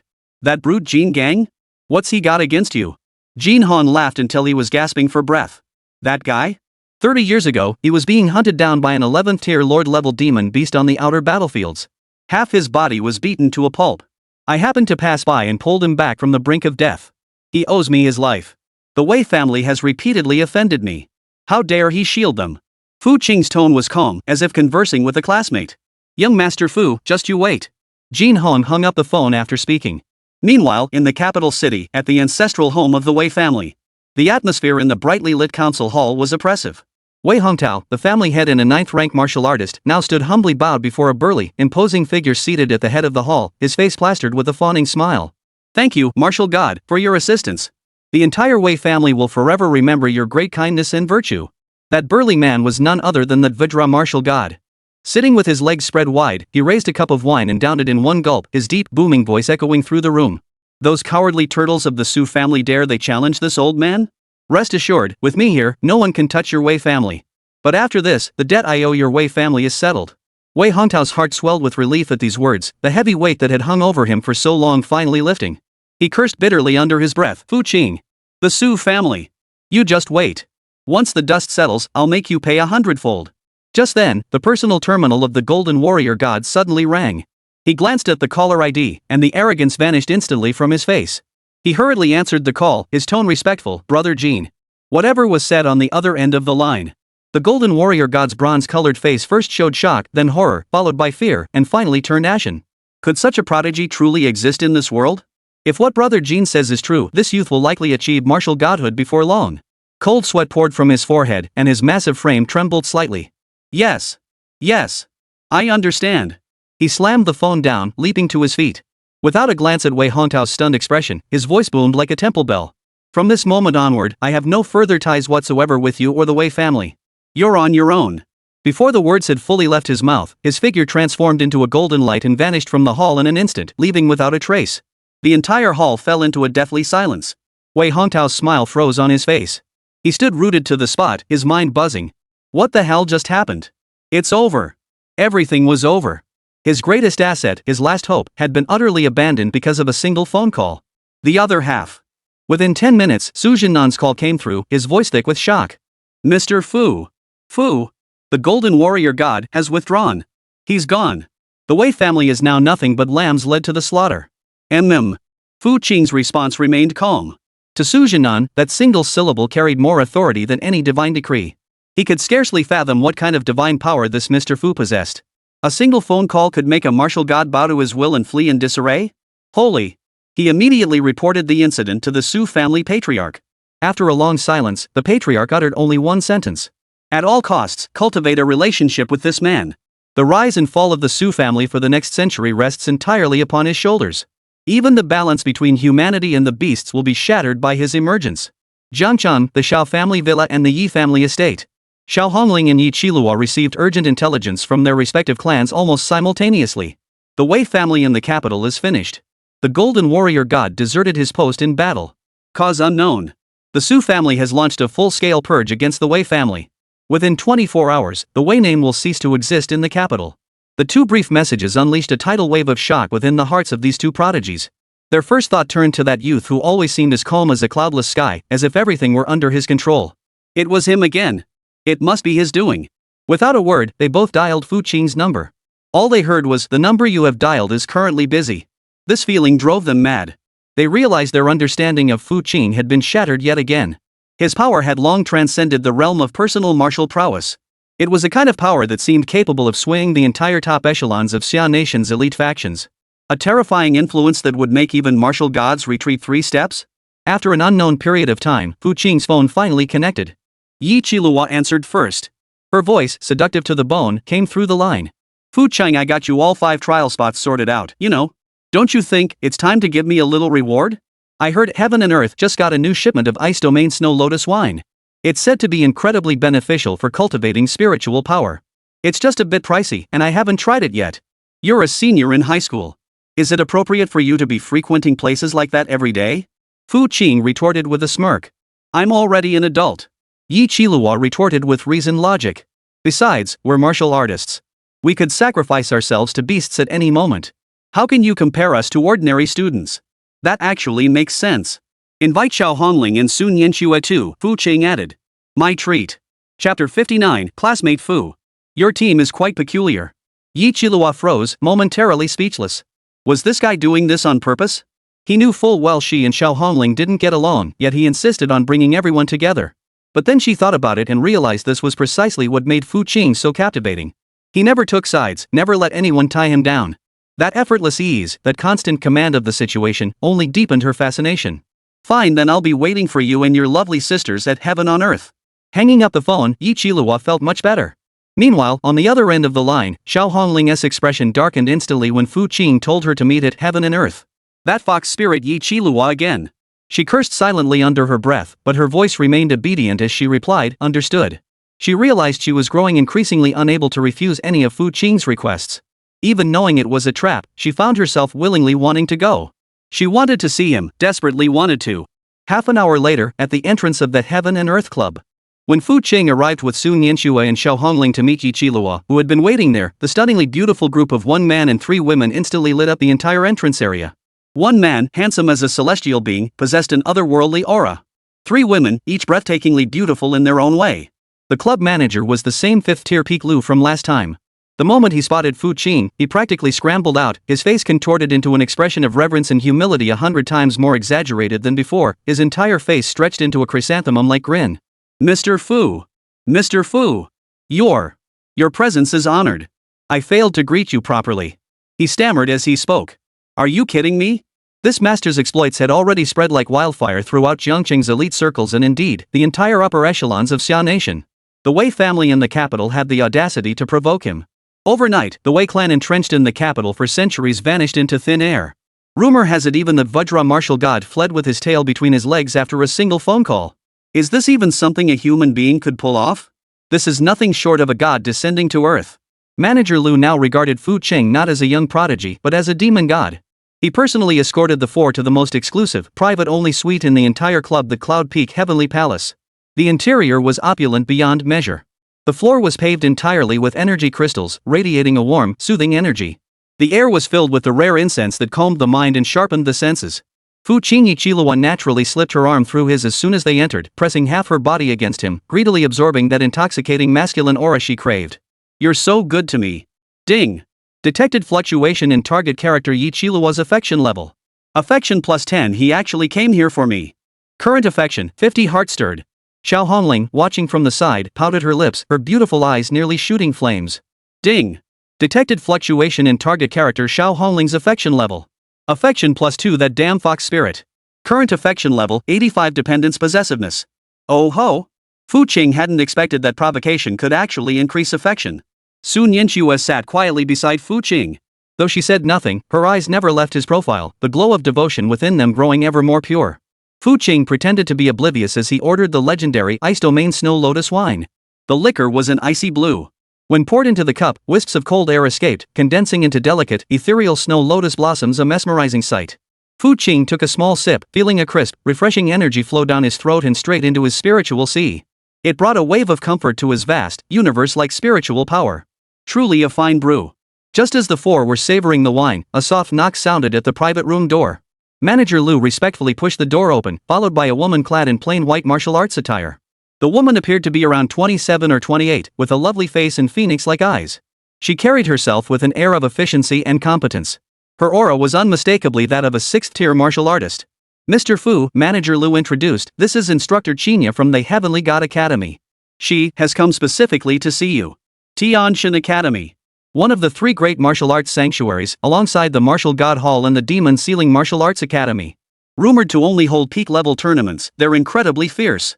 Xiao Hongling and Yi Qilua's expressions instantly turned serious. Xinya's gaze locked directly onto Fu Qing. Her sharp, phoenix-like eyes scanned him up and down, as if trying to see right through him. But she was disappointed. The youth before her concealed his aura to the utmost, like a bottomless black hole. Even her sixth-tier perception couldn't discern any trace of his true strength. You are Fu Qing? Xinya spoke, her voice cold and clear. Fu Qing lifted his eyelids slightly, offering no reply. He simply took another sip of wine. Ignored? Xinya frowned, but remembering the dean's stern instructions before her departure, she forced down her irritation. She retrieved an antique black iron box from her terminal and placed it on the table. By the highest directive of the Martial Arts Alliance, I have come to deliver the Dragonfall Crater Special Trial Credentials to Mr. Fu Qing. She opened the box, revealing 5 tokens engraved with the Azure Dragon totem lying quietly inside. The dean asked me to convey that this trial is no ordinary matter. Xinya's gaze swept over the 3 girls seated before her, her tone tinged with warning. The Dragonfall crater is the ancient battlefield where a demon dragon and a peak martial god clashed. The space there is chaotic, the energy violent, and its death rate consistently ranks highest among all class of danger zones. Recently, we detected increased activity by the Divine Awakening organization near the crater's perimeter. Therefore, this trial serves not only as a selection process but also as a purge operation. Her words confirmed Fu Qing's suspicions. Fu Qing reached out, storing the 5 tokens into his terminal. Xinya glanced at his hastily assembled team, her lips twitching. These 3 women seemed to have just broken through to second-tier martial artists. While they might be considered prodigies in Jiangcheng, in the Sky Pit trial, they were nothing but dead weight. Mr. Fu, your team composition is quite novel. But I must remind you, in the Dragonfall Pit, individual strength alone doesn't determine everything. A team lacking cohesion will be the first to be eliminated. Fu Qing still ignored her. Xinya felt her patience wearing thin. She took a deep breath, ready to walk away. But at the very moment she turned, she couldn't resist. She spun back with an extremely serious tone and delivered her final words. Mr. Fu, your personal records have been classified as top secret by both the Martial Arts Alliance and the military. And the Dragonfall crater is a place where any secret can be magnified. Whether you go or not is entirely up to you. She paused, her voice dropping to a near whisper. Be careful. Too many eyes are watching you. Chapter 60, Xiao Shue's fiancé? I decide that. Xinya's words sent ripples through the hearts of the 3 celestial beauties. They knew about the Dragonfall crater. But what the hell was this Divine Awakening organization? The former was officially recognized by the Xia Nation as a class A danger zone with the highest mortality rate, a graveyard for countless martial prodigies. Its perilous nature rivaled that of S-class forbidden zones in certain aspects. The latter, however, sounded like even the Heavenly God Academy held it in awe. The expressions on the women's faces began to shift. They instinctively looked toward Fu Qing, only to find the man still wearing his usual expression of utter indifference.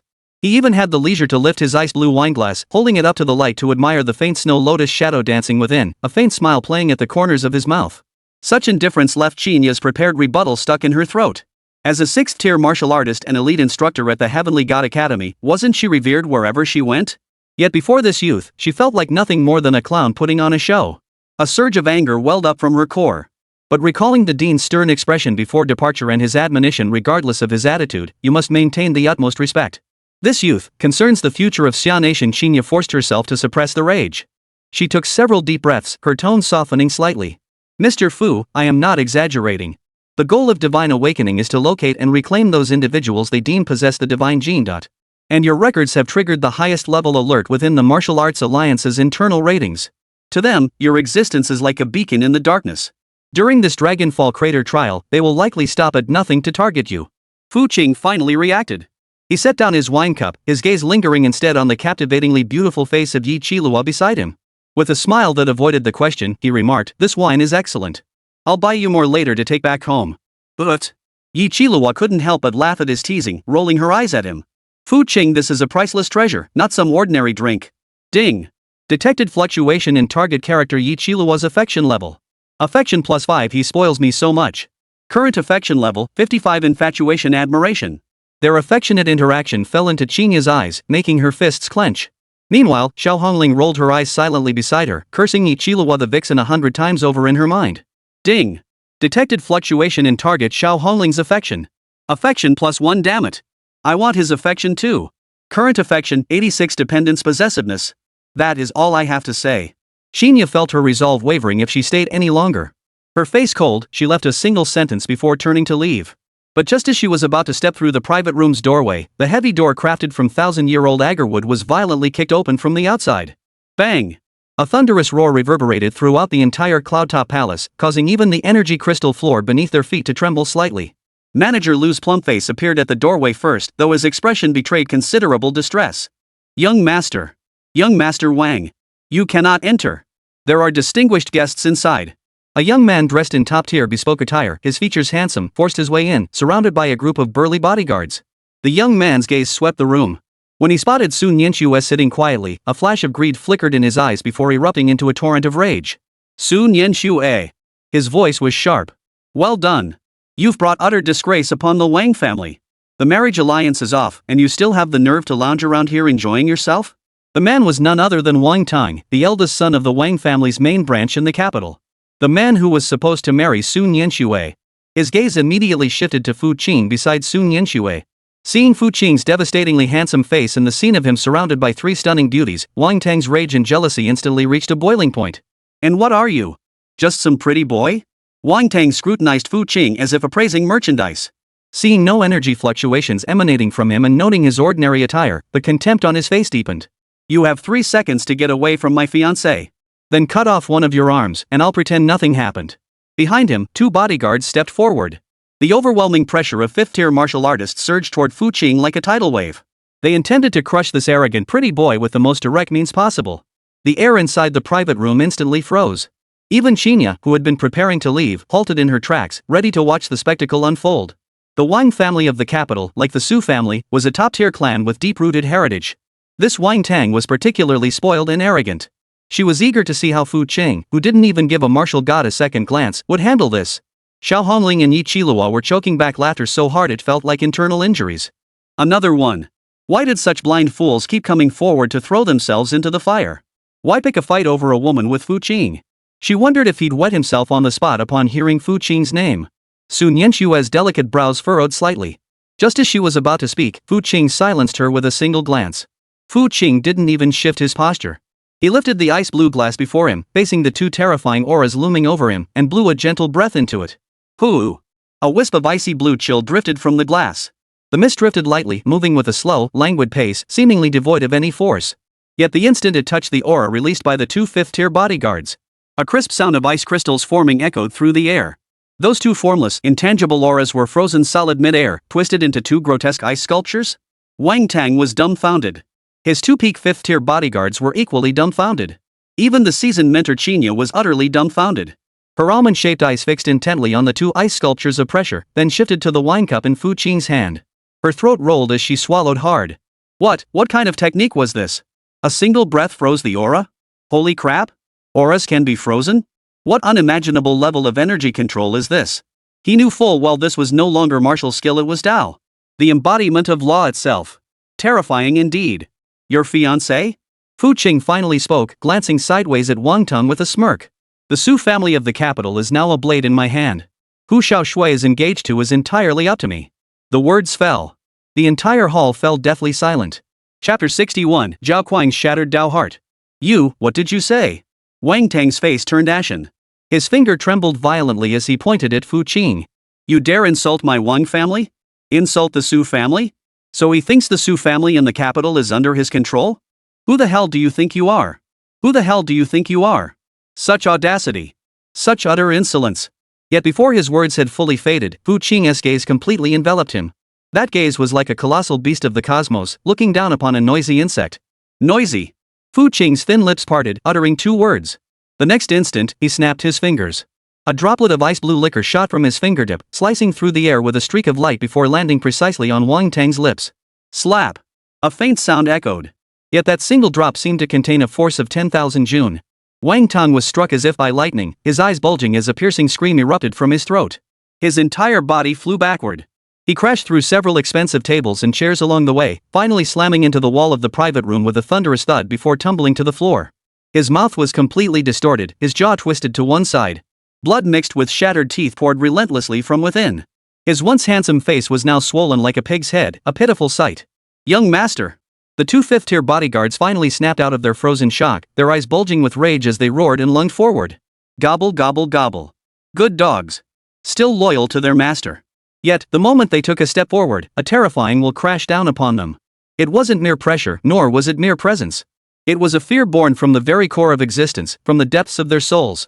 It felt as though the mere thought of the opponent could obliterate their very souls, condemning them to eternal damnation. Thud. Thud. 2 peak 5th-tier cultivators couldn't hold out even a second. Their knees buckled, and they fell to their knees simultaneously, unable to control themselves. Their bodies shook violently like sieves, cold sweat cascading down their foreheads like waterfalls, soaking through their robes. They tried to lift their heads, but found themselves utterly unable to do so. That overwhelming will crushed them, threatening to shatter them from within. The entire private room fell deathly silent. Manager Lu and the staff were already scared out of their wits, cowering in the corner, wishing they could crawl into the walls. Qinya stood frozen in place, unable to move. Her back was drenched in cold sweat, soaking through her undergarments. As a 6th-tier martial artist, she could feel all too clearly just how terrifying the willpower Fu Qing had unleashed moments ago truly was. Faced with that will, even her 6th-tier cultivation felt like a tiny boat adrift in a vast ocean, ready to capsize at any moment. A monster. This isn't human. The dean was right. He truly has the power to alter the future of Xia Nation. A tidal wave of emotion surged within Qing's heart. Everything she witnessed today had utterly overturned her martial arts understanding of over 20 years. I'm not one for trouble. Fu Qing's voice echoed faintly. He stood up and walked over to the 2 bodyguards kneeling on the ground, looking down at them from above. Tell your master, Wei Hongtao. No, wait, the head of the Wang family, what was his name again? Fu Qing seemed to ponder for a moment before dismissively waving his hand. Never mind. Call him and tell him to come to Jiangqing personally to collect his man. Tell him I'll only wait until noon tomorrow. No exceptions. With that, he walked straight past them without a glance at Wang Tong, who lay on the floor like a dead dog. Only when Fu Qing, accompanied by the 3 women, departed from heaven and earth under manager Lu's almost prostrate farewell did Qing suddenly snap back to reality. Did I just freeze up from shock? She shook her head and immediately dialed the encrypted line to the director. On the way back, the atmosphere inside the hovercar was heavy and stifling. Just as soon Yanxue was about to ask something. At that moment, Fu Qing's personal terminal lit up. It was Long Yu. Hello. Fu Qing answered. Long Yu's urgent voice came through the line. Fu Qing, I'm in trouble. Trouble? Fu Qing raised an eyebrow slightly. Xiao Hongling and Yi Qilua exchanged glances, each spotting a flicker of wariness in the other's eyes. Trouble again. Could this Long Yu fellow be joining the jealousy squad too? What trouble? Fu Qing's tone remained calm. On the other end, Long Yu seemed to be struggling to control her emotions, her voice clearly unsettled. My former captain, Zhao Quan, he ambushed me with his men. I just sent them a message saying I'd found a new team. Zhao Quan gave up on the college entrance exams himself and now belongs to an underground organization called the Blood Wolfgang. But he said it's all because of you that he ended up like this. He told me to call you, saying he wants to. Location. Fu Qing spoke concisely. West City, 3rd Steel Mill. Stay there. Don't move. Fu Qing hung up immediately after finishing his sentence, then issued commands to the vehicle's intelligence system. Switch destination to West City 3rd Steel Plant. Engage maximum speed. The hovercar hummed as it instantly accelerated, transforming into a streak of light that vanished into the night. This vehicle was acquired for free from Wanbao Tower. He had intended to pay, but the seller insisted, making it impossible to refuse such generosity. Silence fell once more within the cabin. Off to rescue the damsel in distress again, Yi Qilua murmured teasingly. Brother Fu Qing, your talent for stirring up trouble is truly unmatched. Xiao Hongling snorted coldly. Zhao Quan? A defeated foe dares to brag? How laughable. Though she spoke thus, an inexplicable irritation welled up within her. The women surrounding Fu Qing seemed to be multiplying. And each one seemed to share some intricate connection with him. This feeling left her deeply unsettled. Fu Qing paid no heed to the women's open and veiled jabs. He leaned back in his seat, eyes closed, resting his mind. This Long Yu really was clueless. Even going home could get you blocked on the road. I should have just driven her back. Meanwhile, in the western part of Jiangqing, at the abandoned 3rd Steel Plant. The place had been abandoned for years, its vast factory buildings rusted and decaying. In the center of one building, the tall, coldly beautiful Lang Yu was surrounded by over a dozen martial artists radiating fierce energy. Leading them was none other than her former squad leader, Zhao Quang. The Zhao Quang before them bore no resemblance to the spirited young man from their school days. His eyes were dark and menacing, his face bearing a sickly madness. The aura of his great ability, Overlord Blade, swirled around him, yet it felt extremely unstable. Chapter 62. Congratulations, host, on acquiring the title, Friendly Money Squeezer King. Cold Moon, Cold Moon. I never imagined you'd betray me inside with that pretty boy Fu Qing. Zhao Quang glared at Long Yu, his eyes filled with venom and jealousy. My future is ruined all thanks to him. Very well. I'll cripple you, traitor, first. Let him taste the agony of losing someone precious. Cold Moon held the falling star longbow, her gaze cold as ice. You lack the skill, your resolve is weak, yet you blame others? Don't you find that laughable? Ridiculous? Zhao Quang burst into maniacal laughter as if hearing the greatest joke in the world. Ha ha ha ha ha ha. I'm ridiculous? I admit I'm no match for him, but do you think, just because you followed him, you'll suddenly rise to the top? I'm a man too. Men know men best. He just wants to sleep with you. Once he's tired of you, won't he just toss you aside? Beside him, a one-armed, scarred brute licked his lips, his eyes gleaming with lecherous intent. He was the Blood Wolf Gang's leader, a peak 4th-tier martial artist. Zhao Quan, why waste words with this chick? She's the renowned beauty of your school. Now that she's fallen into our hands, we'll make sure she tastes the joys of being a woman. Ha ha ha, the boss is absolutely right. Zhao Quan, you're such a useless piece of trash. You've had her for so long and still haven't taken her? If it were me, I'd have forced myself on her ages ago. The surrounding gang members erupted in a chorus of lewd laughter. Cold Moon gripped her longbow tightly. Her body trembled instinctively with fear. Yet she showed no trace of fear, her gaze unwaveringly resolute. In her mind, the scene replayed, that boy crushing her longbow with just 2 fingers. And the scene of him casually tossing over 100 million credit points for her. She was no longer the person she once was. She had made her decision. Her future belonged entirely to that boy. Even if it meant death, she would never bring shame upon him. Cold Moon drew back her bowstring. An arrow formed instantly from condensed energy, locking onto the Blood Wolf Gang leader from afar. Overestimating yourself. The scarred brute sneered contemptuously, unleashing his peak 4th tier chi blood power in a thunderous burst, ready to strike down the petite beauty. But at that very moment, a streak of light descended from the heavens. Boom! A luxurious, elongated hovercar smashed through the steel mill's thick wall, drifted through the air, and came to a smooth halt in the center of the scene. The doors opened. A tall, slender figure stepped out. Bathed in moonlight, he was as handsome as a god, his aura transcendent, as if he didn't belong in this mortal world. It was none other than Fu Qing, the man known as Timing Master. He didn't even glance at the Blood Wolf Gang members, who stood frozen in shock. His gaze fixed directly on Cold Moon, his brow furrowing slightly. Can't even handle a few low-level thugs? Did I equip you just to be a decoration? His voice was low, yet every ear caught his words clearly. Lan Yu's slender frame trembled. Her hand holding the bow dropped slightly, shame evident on her face. I'm sorry. Small fry? The Blood Wolf Gang leader finally snapped out of his shock. He looked at Fu Qing, then at the expensive hovercar, a flash of greed crossing his eyes. Kid, you're that Fu Qing? Talks big for you. Today, neither of you is leaving here alive. The moment Zhao Quan caught sight of Fu Qing, his pupils suddenly contracted, and his body involuntarily took a step back. The fear of being dominated by Fu Qing surged back into his mind. But then he remembered his current predicament, thought of everything he had lost, and a mad hatred overwhelmed his fear once more. Fu Qing, he roared hysterically, you finally come. Today, I'll make you watch with your own eyes as I slowly destroy your teammates. Fu Qing finally turned his gaze toward him. His gaze remained as calm and indifferent as ever. Father? Fu Qing tilted his head, a hint of confusion visible. When did I ever have such a disobedient son? Put. The moment those words left his mouth, Yi Qilua and Xiao Hongling, who had just stepped out of the car, couldn't help but burst into laughter. He was still as sharp-tongued as ever. You're asking for it. Zhao Quan nearly spat blood from the insult. Roaring with fury, he unleashed his great ability, Overlord Blade, at full power. A savage blade aura formed from lightning crashed down toward Fu Qing. Fu Qing stood rooted to the spot, not moving an inch. He merely raised his hand, extending 2 fingers. His index and middle fingers. To the stunned disbelief of everyone watching, he casually pinched the furious blade aura between his fingers. Snap! A crisp snap echoed. The thunderous blade energy shattered instantly, scattering into countless sparks that vanished into the air. The entire steel mill fell into a deathly silence once more. Everyone stood frozen in place, staring blankly at the scene. 2 fingers? Crushed in A-class ability's full power strike? This can't be human? The madness on Zhao Quan's face froze instantly, replaced by endless fear and despair. It's over. I lost my mind just now. He's Fu Qing. He's Fu Qing, for God's sake. Too weak. Fu Qing shook his head, seemingly disappointed. He took a step forward, and his figure vanished from the spot in an instant. The next second, he materialized before the Blood Wolf Gang leader. Under the horrified gaze of the scarred burly man, a single slap lightly landed on his face. Smack! Ding! Detected host enjoys slapping others.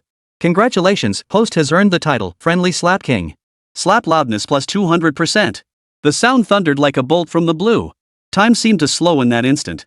Everyone watched in horror as the head of the gang, a peak 4th tier powerhouse, exploded like a watermelon. Red and white splattered all over Zhao Quang's face. The warm liquid sent a shudder through Zhao Quang's body. Finally, from the depths of utter terror, he let out a piercing scream.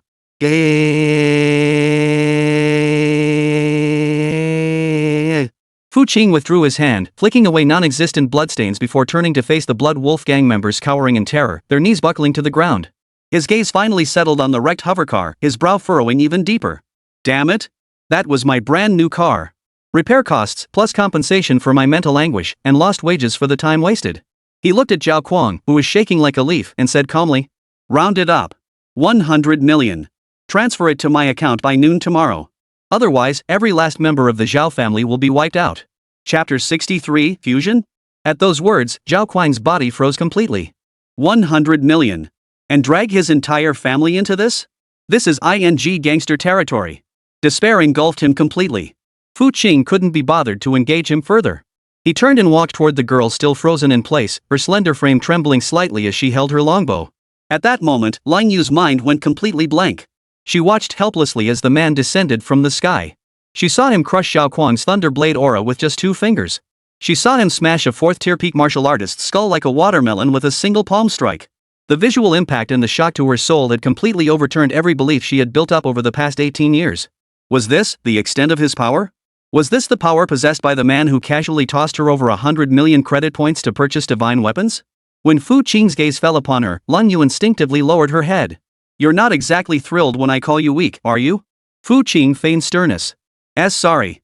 Lang Yu's voice grew fainter, thick with shame and self-reproach. Facing the Blood Wolf Gang's assault, though her resolve to fight remained firm, deep down she was still plagued by doubt in her own abilities. From start to finish, she hadn't once raised a hand. She had even been waiting for him to appear. And he had truly descended like a god. Yet she had let him down.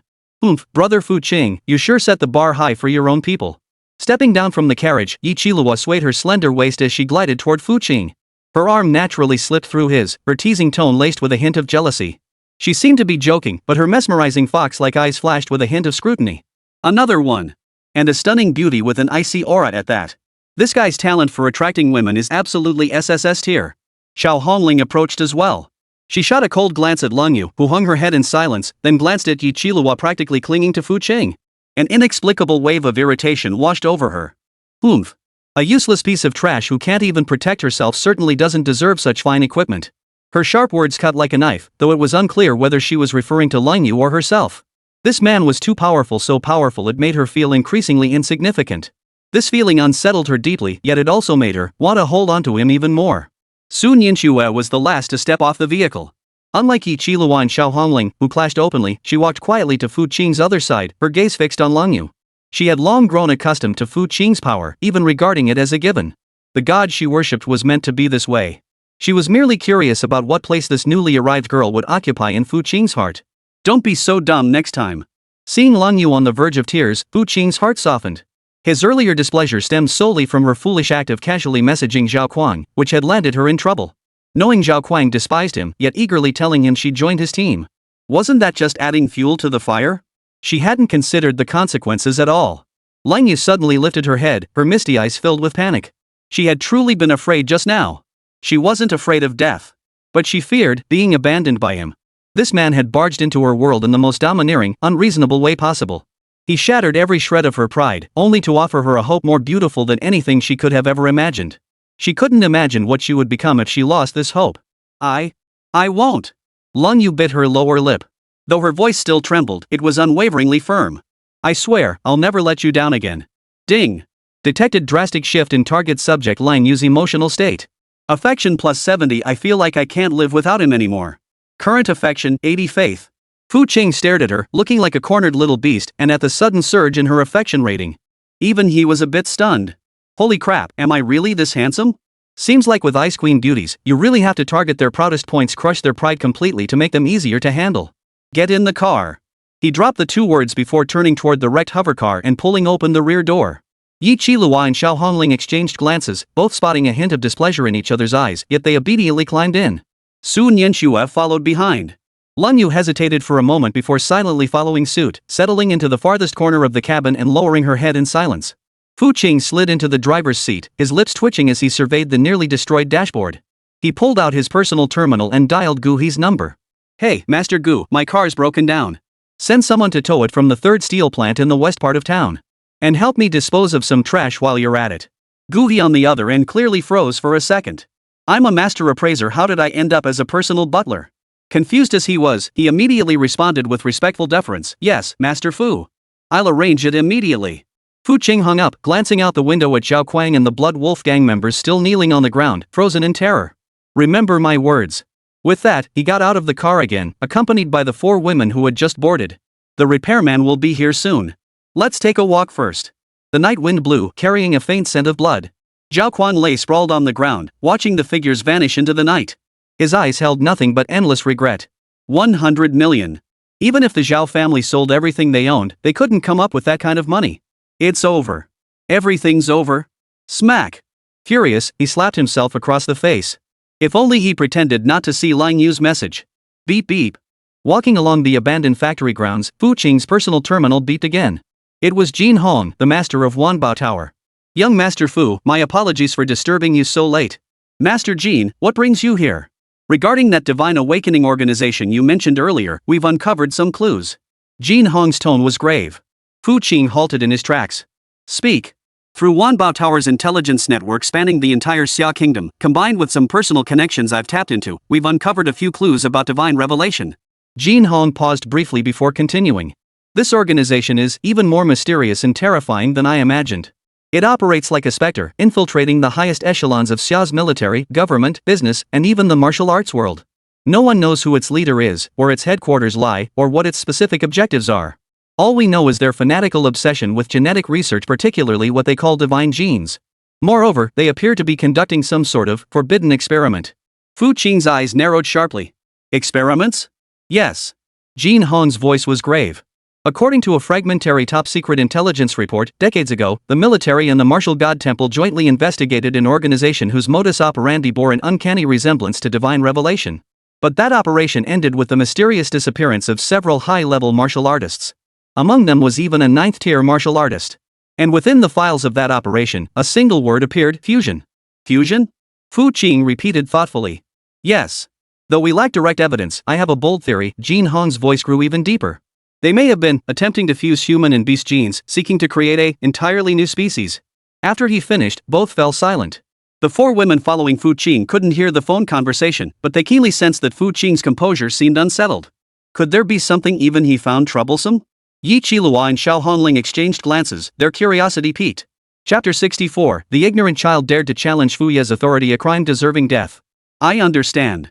After a moment, Fu Qing spoke slowly. I trouble you, Lord of the Tower, to continue investigating on my behalf. Young Master Fu, you jest. We are friends across generations, Jin Hong replied immediately. However, young Master Fu, I must warn you, they have likely already set their sights on you. Exercise utmost caution on your journey to the Dragonfall crater. MHM. Fu Qing ended the communication, a flicker of murderous intent flashing in his eyes. Divine awakening? Fusion with new humans?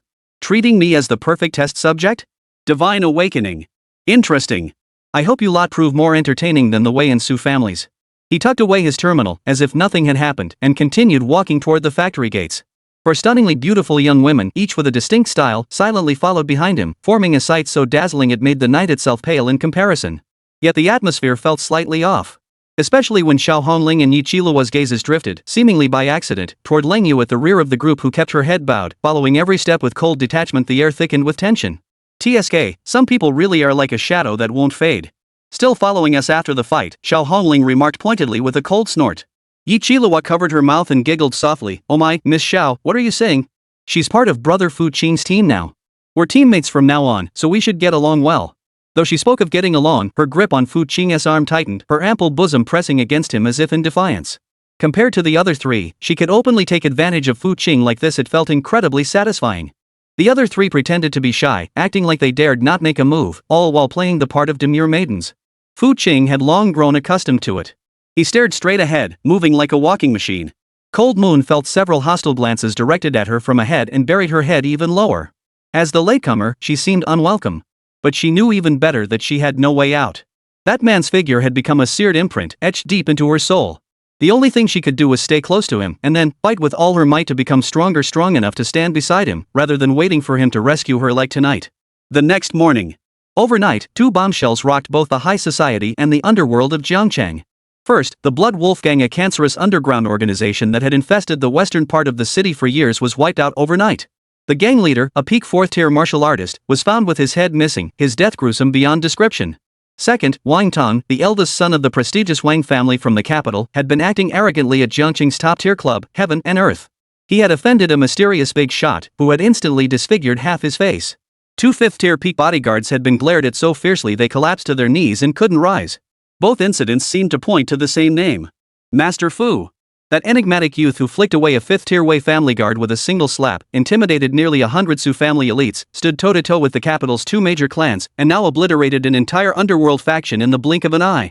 In Jiangcheng, the name Master Fu had become an absolute taboo, a legend. Countless factions frantically investigated this Master Fu's origins, only to uncover one truth: he hailed from Jiangcheng's long-established powerhouse, the Fu family.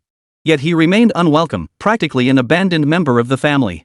Moreover, how could the insignificant Fu family possibly nurture such a ruthless figure? Fu Qing must have had a powerful mentor guiding him from behind the scenes, enabling him to dominate the city through the most ruthless means.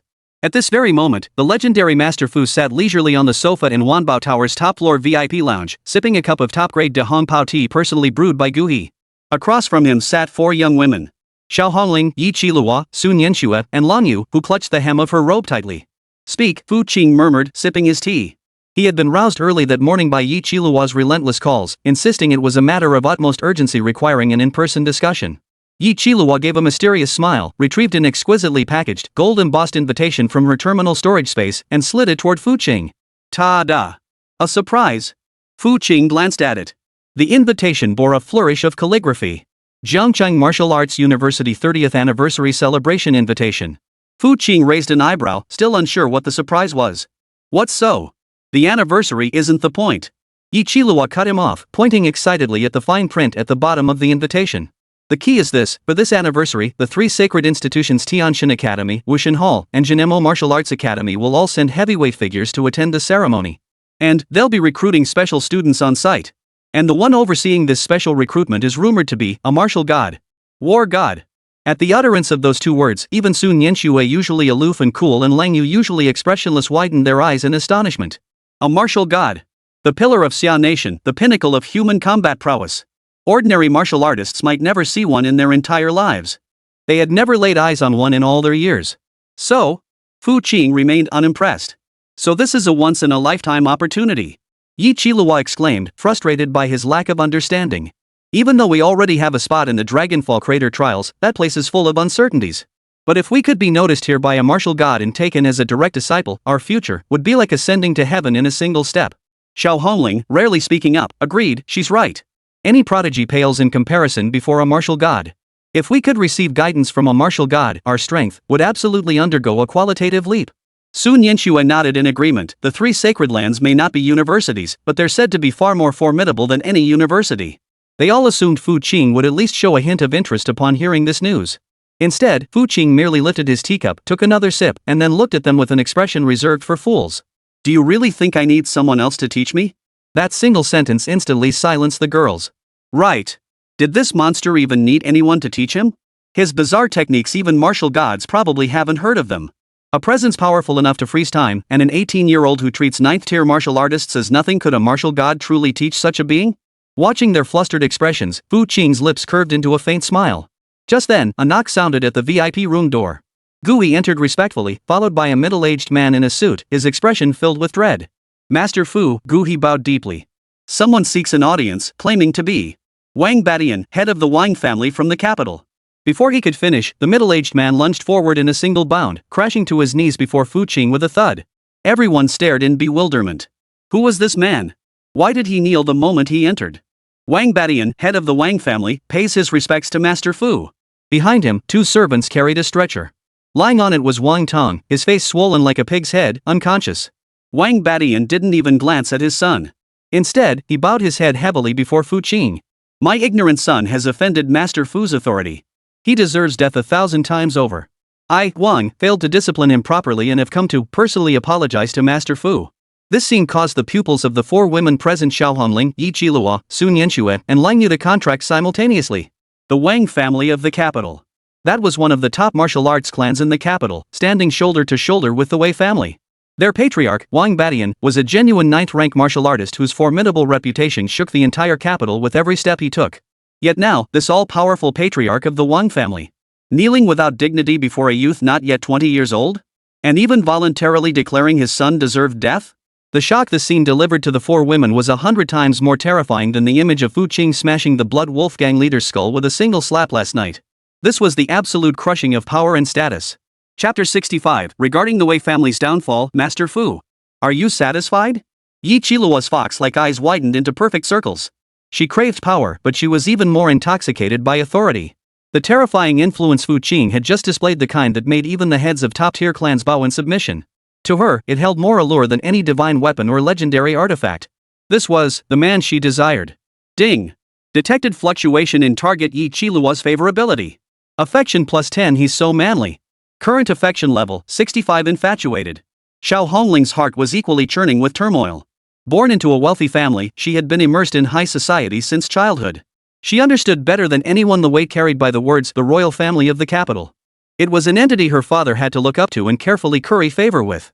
Yet now, the head of the Wang family was kneeling before Fu Qing like a dog, wagging his tail in supplication. She turned her head to look at Fu Qing's profile, and a powerful sense of unreality washed over her. What kind of person had she fallen for? Ding! Detected fluctuation in target Xiao Hongling's affection level. Affection +4, damn it.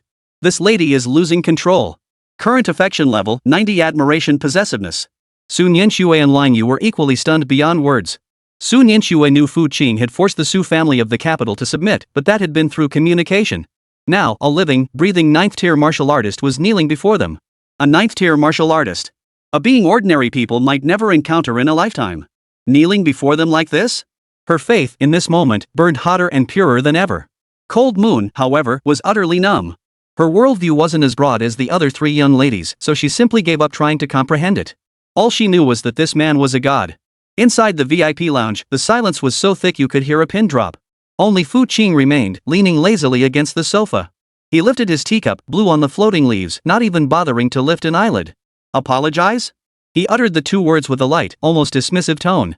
Wang Badian knelt on the floor, his forehead covered in cold sweat, his body trembling slightly from sheer terror. Daring not to raise his head, he spoke in a tone bordering on servility. Yes. This humble one has brought a meager token of respect. Though it may seem inadequate, I beg Master Fu to spare my son's life. As he spoke, he pulled an unmarked purple gold crystal card from his robe and held it high above his head with both hands. This card holds 10 billion credit points, a token of my sincerity. Furthermore, the Wang family is willing to transfer 50% of all its holdings in Southern Xia Nation to Master Fu, free of charge. Whoosh! Hearing this condition, even Koga beside him couldn't help but gasp in shock. 10 billion credit points. 50% of the Wang family's southern holdings? This wasn't merely an apology, it was like cutting flesh. Cutting flesh from the heart. The Wang family's southern holdings spanned mining, pharmaceuticals, real estate, and more, generating astronomical profits annually. The value of a 50% stake was beyond calculation.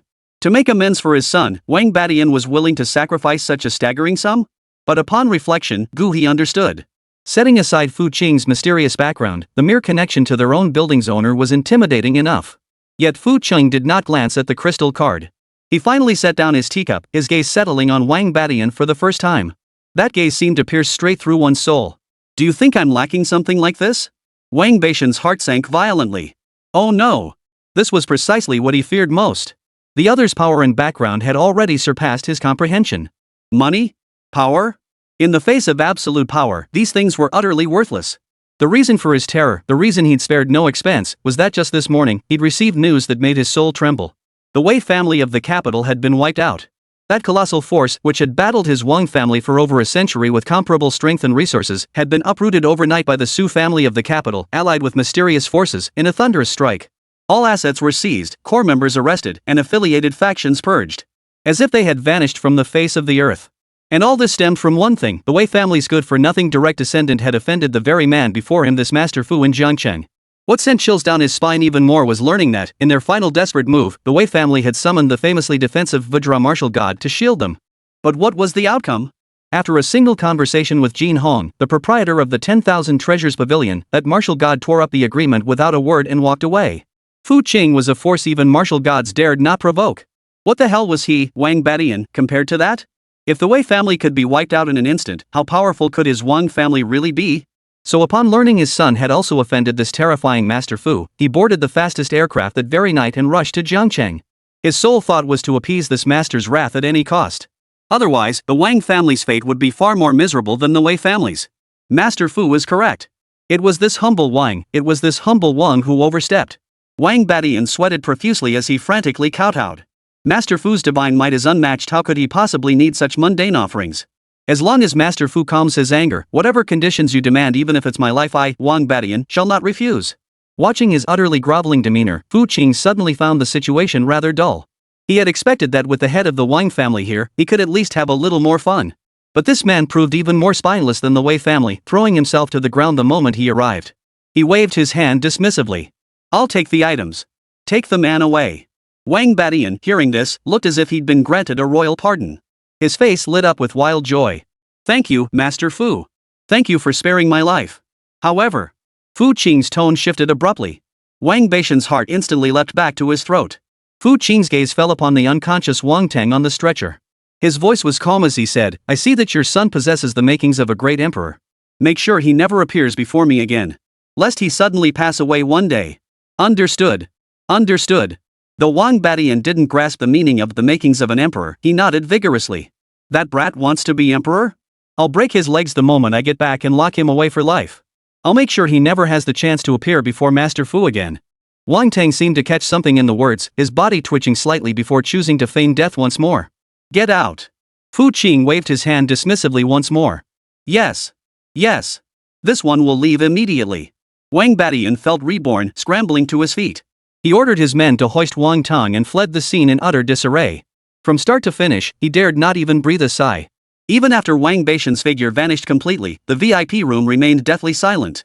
The gazes of Yi Qilihua, Xiao Hongling, Sun Yanxue, and Lang Yu all converged on the youth who had merely sat on the sofa and sipped tea throughout the entire ordeal.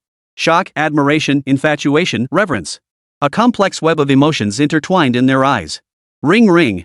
Just then, a series of urgent rings shattered the room's tranquility. It was Fu Qing's personal terminal. He picked it up and saw an unfamiliar encrypted number displayed. Fu Qing answered the call without hesitation. On the other end, an aged voice sounded slightly nervous. May I ask, is this Mr. Fu? This is Su Xiaotian. Su Xiaotian? The patriarch of the Su family? That one-star martial god? Fu Qing casually countered. What's this about? Heh heh. On the other end, Su Xiaotian let out an awkward chuckle. This old man merely wishes to confirm one matter with Master Fu.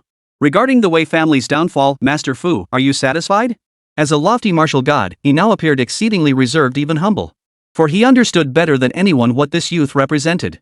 This was a being so formidable that even Jin Hong, the master of the 10,000 Treasures Pavilion, was willing to go out of his way to befriend him, a presence that made even the Vajra martial god retreat at the mere mention of his name. They, the old guard who had toiled for centuries just to scrape their way into the realm of martial gods, were utterly insignificant before a prodigy like Fu Qing, a being beyond comprehension. At Fu Qing's age, most of them were still mere first or second tier martial practitioners, fighting tooth and nail over a few energy capsules. And Fu Qing? He already looked down upon martial gods. Such a gap was utterly despairing. Chapter 66, Go. Fetch 4 primary awakening stones. Fu Qing finally perked up. You Su family sure moves fast. Not at all, not at all. Su Xiaotian hurriedly replied, it is an honor for the Su family to serve Master Fu. Should Master Fu ever require our assistance, every member of the Su family will obey without question. These words amounted to staking the entire Su family of the capital on Fu Qing. This was the heaviest wager ever placed by a martial god and a top-tier clan. Fu Qing responded with a faint nod. If there's nothing else, I'll hang up now. No, no, no. Su Xiaotian panicked. Master Fu, this old man has one more request. Speak. My son, Jin Nan, is immature and has offended you before. I beg your forgiveness, Master Fu. Furthermore, that girl Nianxue, being by your side, Master Fu, is a blessing she earned through 8 lifetimes of virtue. My Su family will never interfere again. We only ask that when you rise to great heights in the future, you might remember our shared surname and extend a little favor to the Su family. This martial god patriarch had lowered himself to an almost begging posture. Fu Qing listened to the voice on the other end, a faint curve forming at the corner of his mouth. He neither agreed nor refused, simply hanging up the call. Beep, beep, beep. Dead silence hung in the VIP lounge. Furukawa stood to the side, eyes fixed on his nose focused on his heart, not daring to breathe a single breath, though inside, his emotions were already churning like a stormy sea. That was the Su family patriarch. Su Xiaotian, the one-star martial god. And yet, he actually used the word beg with Master Fu? Holy crap! This world is insane. As for Yi Qilihua, Xiao Hongling, Sun Yanxue, and Lang Yu, the 4 women, they had completely lost the ability to think. Their minds were a blank void. Moments ago, they witnessed Wang Badian, a 9th-rank martial artist and head of the Wang family, kneeling like a dog, begging for mercy. Now, in the blink of an eye, they were hearing a legendary martial god plead for Fu Qing's forgiveness and patronage over the phone, using a tone almost like that of a grandson. A martial god. A martial god. The guardian deity of humanity, a pinnacle existence towering above billions. And just like that, Fu Qing casually hung up on him? And he was the one being begged for favors? In that moment, they finally grasped the meaning behind Fu Qing's earlier words. Is the martial god really that formidable? Yes. To ordinary people, the martial god is like heaven. But in his eyes, perhaps, it truly meant nothing. Ding. Detected fluctuation in target Yi Qilua's favorability. Affection plus 15. This man treats the martial god like a dog. Current affection level 80. Obsession. Yi Qiluo's gaze toward Fu Qing was no longer merely infatuation and possessiveness. It was a near fanatical worship. She prided herself on her cleverness, knowing how to leverage her advantages to manipulate power. Yet her petty schemes were utterly laughable in the face of Fu Qing's absolute power of force that treated the martial god as nothing. For the first time in her life, she felt such an obsessive, maddening infatuation for a man. Xiao Hongling's heart was equally unsettled. Her proud self-respect had long been crushed into dust by Fu Qing's repeated blows. Yet now, a new, even more intense pride welled up from the depths of her being.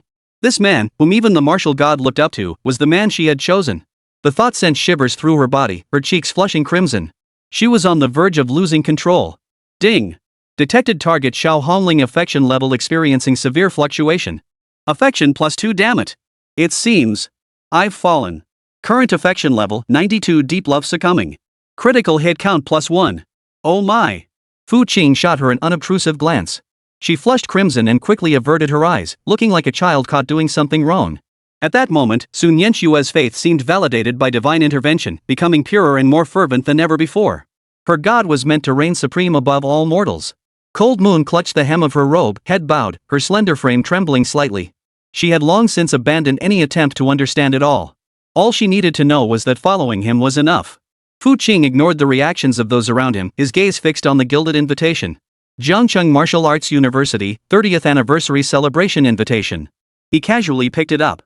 Fiddling with the card, he remarked indifferently, "Well, I suppose I could go take a look." "Ha?" Yi Qilua froze. "I've got nothing better to do anyway," Fu Qing said lazily, leaning back on the sofa. Consider it an after-dinner pastime. He wasn't particularly interested in any martial deities. He just figured that going to a crowded place like this might lead to encountering some interesting binding partners. These 4 girls, their milk production isn't quite up to par. Wait a minute. Fu Qing's eyes suddenly lit up. He seemed to have thought of a way to make their affection for him skyrocket instantly. He lifted his head, his gaze sweeping over the 4 stunningly beautiful girls before him. Yi Qilua, Xiao Hongling, Sun Yanxue, Longyu. The journey to the Dragonfall crater was fraught with the unknown. Though to him, it was merely a grand game. But lugging around these 4 deadweights was still a hassle. They were far too weak. Even the strongest among them, Xiao Hongling and Yi Qilua, were only at the 2nd tier. Faced with real danger, they were utterly useless, only distracting him as he had to protect them. It seemed time to strengthen them. And while I'm at it, I'll reshape them completely into my image, utterly devoted, forever and ever. Korika.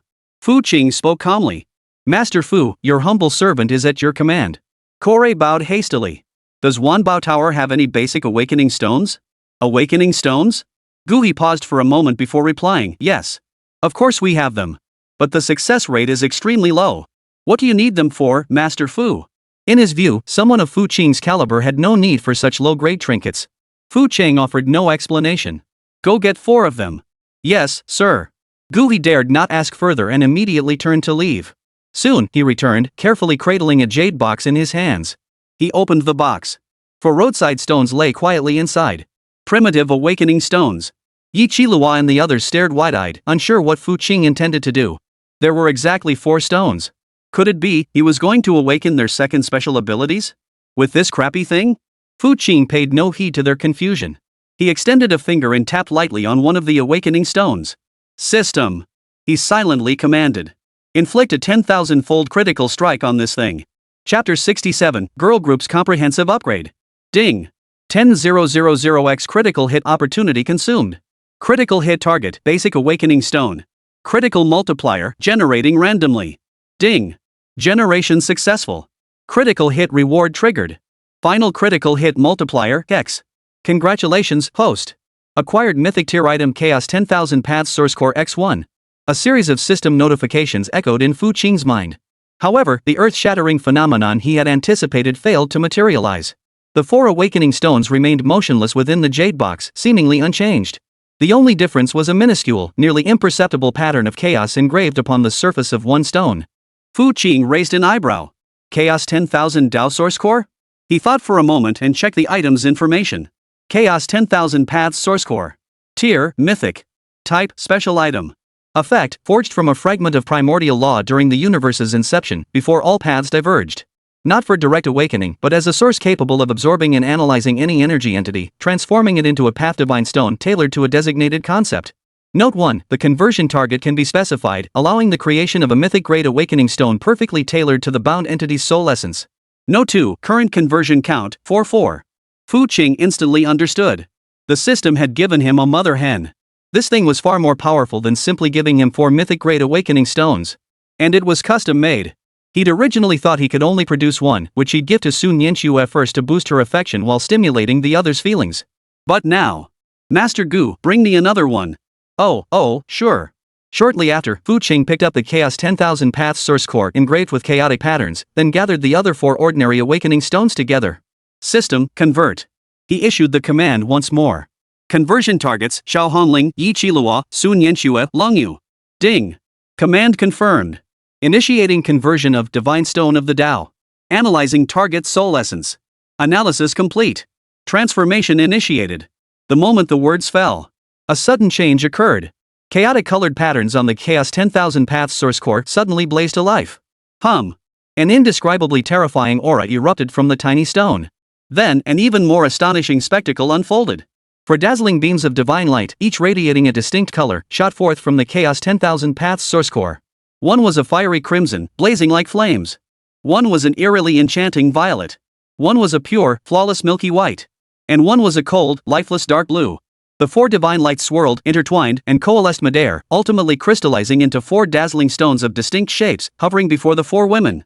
Each crystal radiated a heart-stopping aura of law, as if containing a complete world within. Ding! Conversion successful. Congratulations, host, you have obtained Mythic Grade Inferno Lotus Awakening Stone Xiao Hongling's exclusive. Mythic Grade Queen of All Souls Awakening Stone exclusive to Yi Qilua. Mythic Grade Divine Oracle Awakening Stone exclusive to Sun Yanxue. Mythic Grade Silent Extinction Ice Wheel Awakening Stone exclusive to Longyu.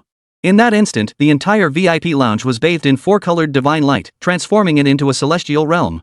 Guha, who witnessed it all firsthand, felt his legs give way. With a thud, he collapsed to his knees.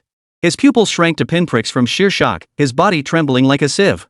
His lips quivered, yet not a single word escaped him. A miracle. This is a miracle. What had he seen? Turning stones into gold? No. This was creation. This was forging laws out of nothingness. This Master Fu, what kind of being is he? Is he a deity reincarnated? As for the 4 girls blessed by this miracle, they had long since frozen in place, utterly petrified. They stared blankly at the exclusive awakening stones suspended before them, radiating the essence of the Tao, feeling their very souls tremble. These are for them? Fu Qing created 4 heaven-defying awakening stones for them? Inside the VIP lounge, the silence was so thick you could hear a pin drop. Time seemed frozen in that moment. Yi Qilua, Xiao Hongling, Sun Yanxue, and Longyu stood motionless, like 4 exquisite sculptures. Their eyes brimmed with waves of disbelief. Don't get too excited, they're just mythic-grade awakening stones. Fu Qing sipped his tea, as if to say he had plenty of these things. Mythic grade. The meaning behind those 3 words was enough to drive any martial artist mad. The tiers of supernatural abilities ranged from D to S. Above that lay the legendary SS tier, and beyond that, the elusive SSS tier. Mythic grade transcended all these tiers, a concept existing only in ancient legends. It was said that the first martial god in human history possessed a mythic tier ability. Since then, no other bearer of such power had ever emerged. And now, Fu Qing, right before their eyes, had casually bestowed upon each of them a mythical tier ability. What kind of feat was this? What divine might was this?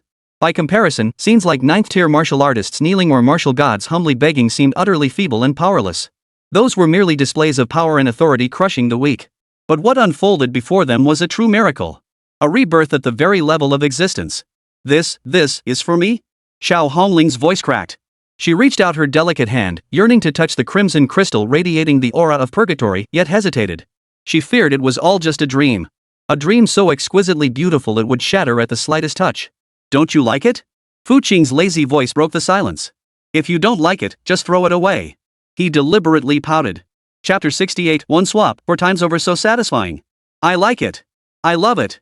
Xiao Hongling reacted like a cat whose tail had been stepped on, instantly bristling as she clutched the Purgatory Red Lotus Awakening Stone tightly to her chest, terrified someone might snatch it away. She lifted her head, her usually haughty phoenix-like eyes now misty with tears glistening. She looked at Fu Qing, her lips trembling with 1,000 words she wanted to say. In the end, it all dissolved into a single choked-up sob, thick with nasal resonance. Thank you. Ding. Detected a revolutionary shift in the target's Xiao Hongling's emotional state. Affection +3 this life, I will marry none but you. Current affection, 95 through life and death. Congratulations, host. You have obtained a critical hit opportunity X1. Fu Qing raised an eyebrow. It worked. And it even comes with a bonus critical hit chance? Not bad. This investment was a total win.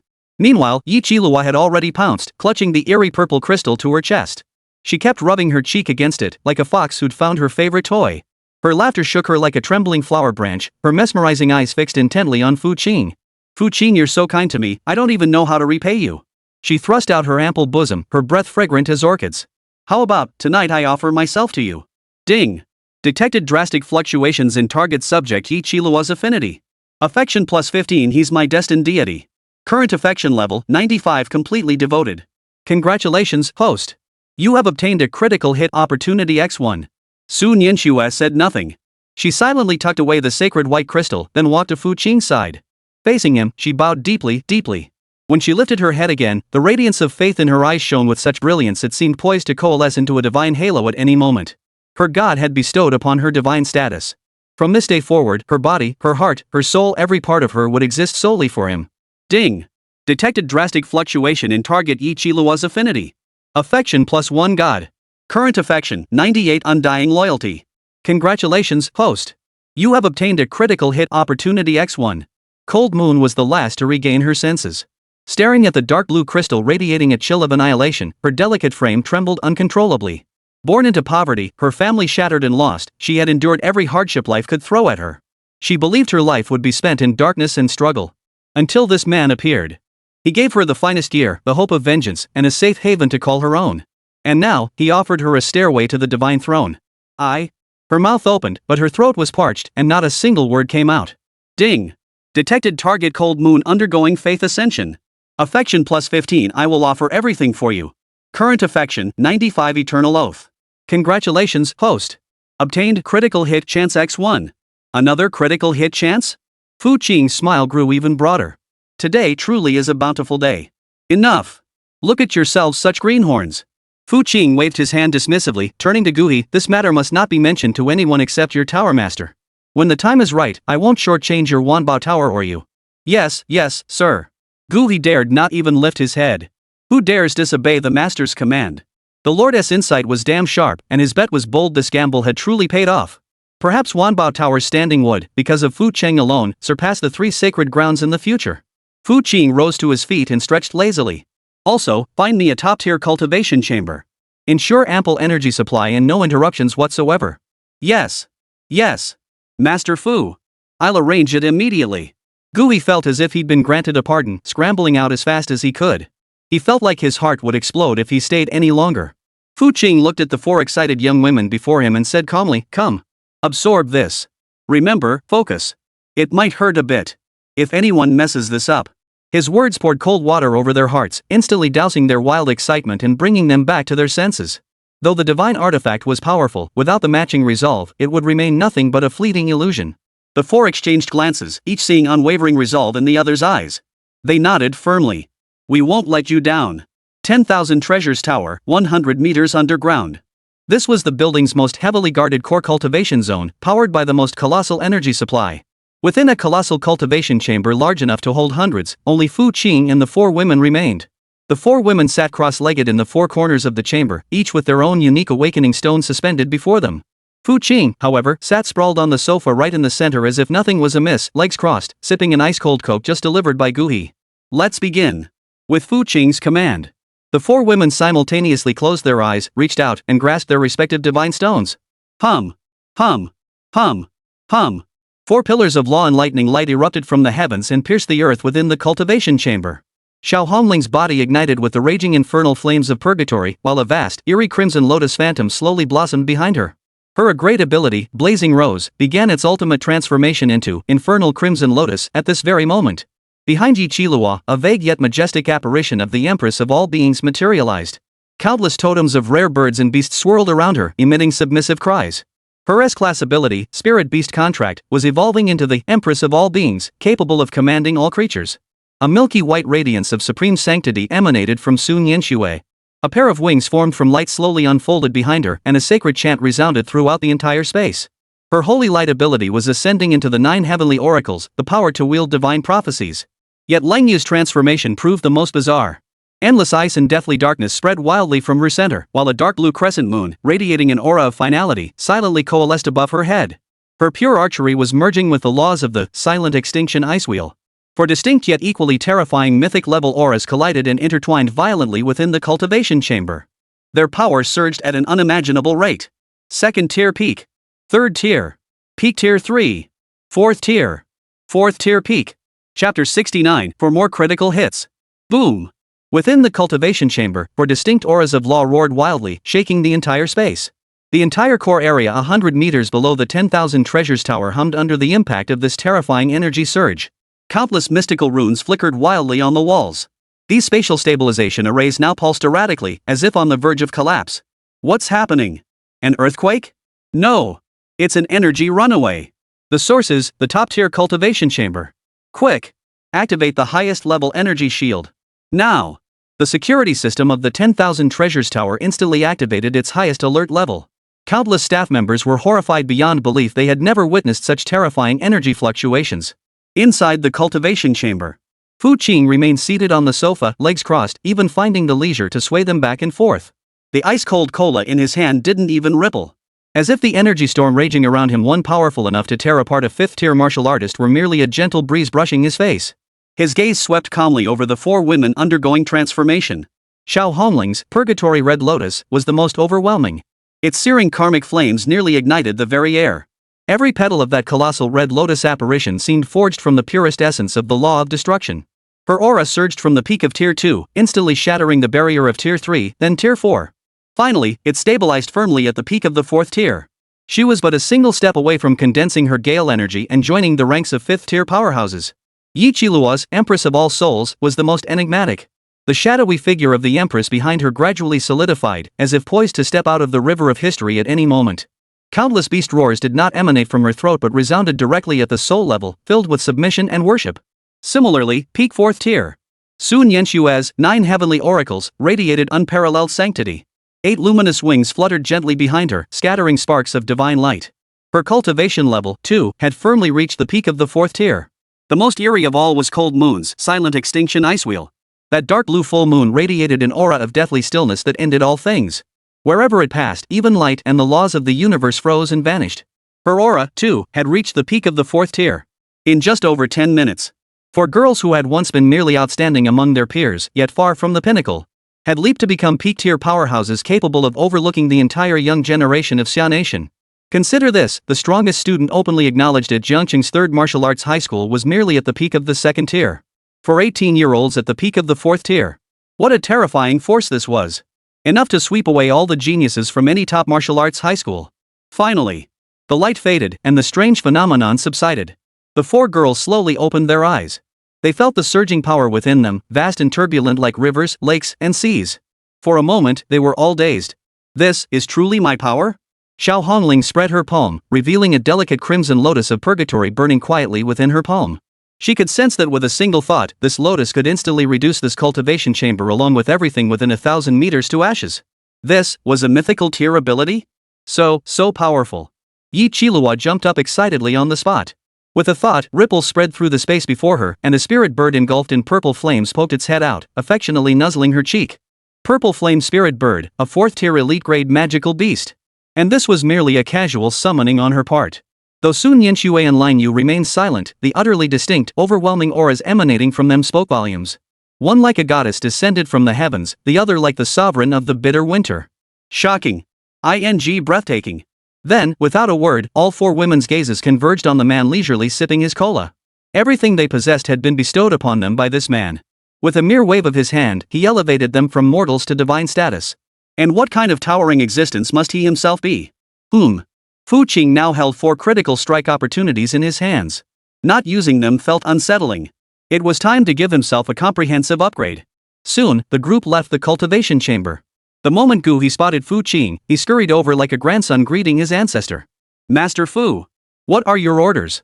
His current reverence for Fu Qing was genuine and heartfelt. Fu Qing headed straight toward the VIP lounge, casually instructing. Bring me 4 types of potions. The basic ones. Mental focus potion, strength potion, agility potion, and life potion. 1 vial of each. Korika froze upon hearing this. Basic potions? Why would a godlike figure like Master Fu want this junk that only martial novices use? Each vial was worth only tens of thousands of credit points. 4 of them together wouldn't even add up to 200,000. Could it be Master Fu was about to perform another miracle? He dared not ask further, hastily bowing and scraping as he hurried off to prepare. Soon, 4 ordinary vials containing liquids of different colors were presented in a jade box before Fu Qing. Yi Qilua and the other 3 women watched with equal curiosity. Then, right in front of everyone, Fu Qing made the 4 vials levitate in midair and poured their entire contents into his own mouth. He was utterly dumbfounded. No miracle display this time? What's the point of drinking this crap? Master Fu's actions, he just couldn't make heads or tails of it. Yi Qilua and the other 3 women were equally perplexed. They watched Fu Qing drink those 4 basic potions which tasted no different from tap water to them. Then, nothing happened. Fu Qing, are you okay? Sun Yanxue asked with concern. Though she knew Fu Qing was unfathomable, this baffling behavior still made her uneasy, even wondering if he'd lost his mind. What could possibly be wrong? Fu Qing leaned back on the sofa and closed his eyes. In his mind, a series of system alerts were blaring non-stop. Ding! Critical hit opportunity consumed. X4. Critical hit targets, basic mental condensation agent, basic strength potion, basic agility potion, basic health potion. Critical multiplier, generating randomly. Ding! Generation successful. Final critical multiplier, 10,000x. Congratulations, host. You have obtained Mythic Grade Stellar Sea Divine Essence Condenser X1. Mythic Grade Chaos Ancestral Dragon Power Potion X1. Mythic Grade Void Phantom Speed Potion X1. Mythic Grade Source of the Immortal World Tree Potion X1. Boom!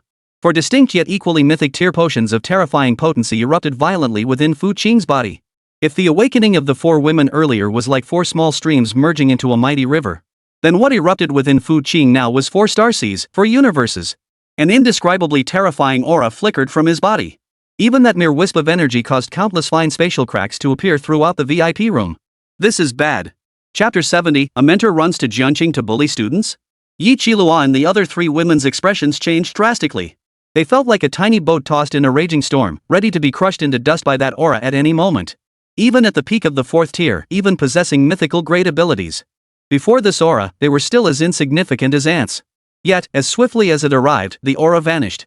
In an instant, Fu Qing withdrew it back into his body. His eyes remained closed, as if nothing had happened.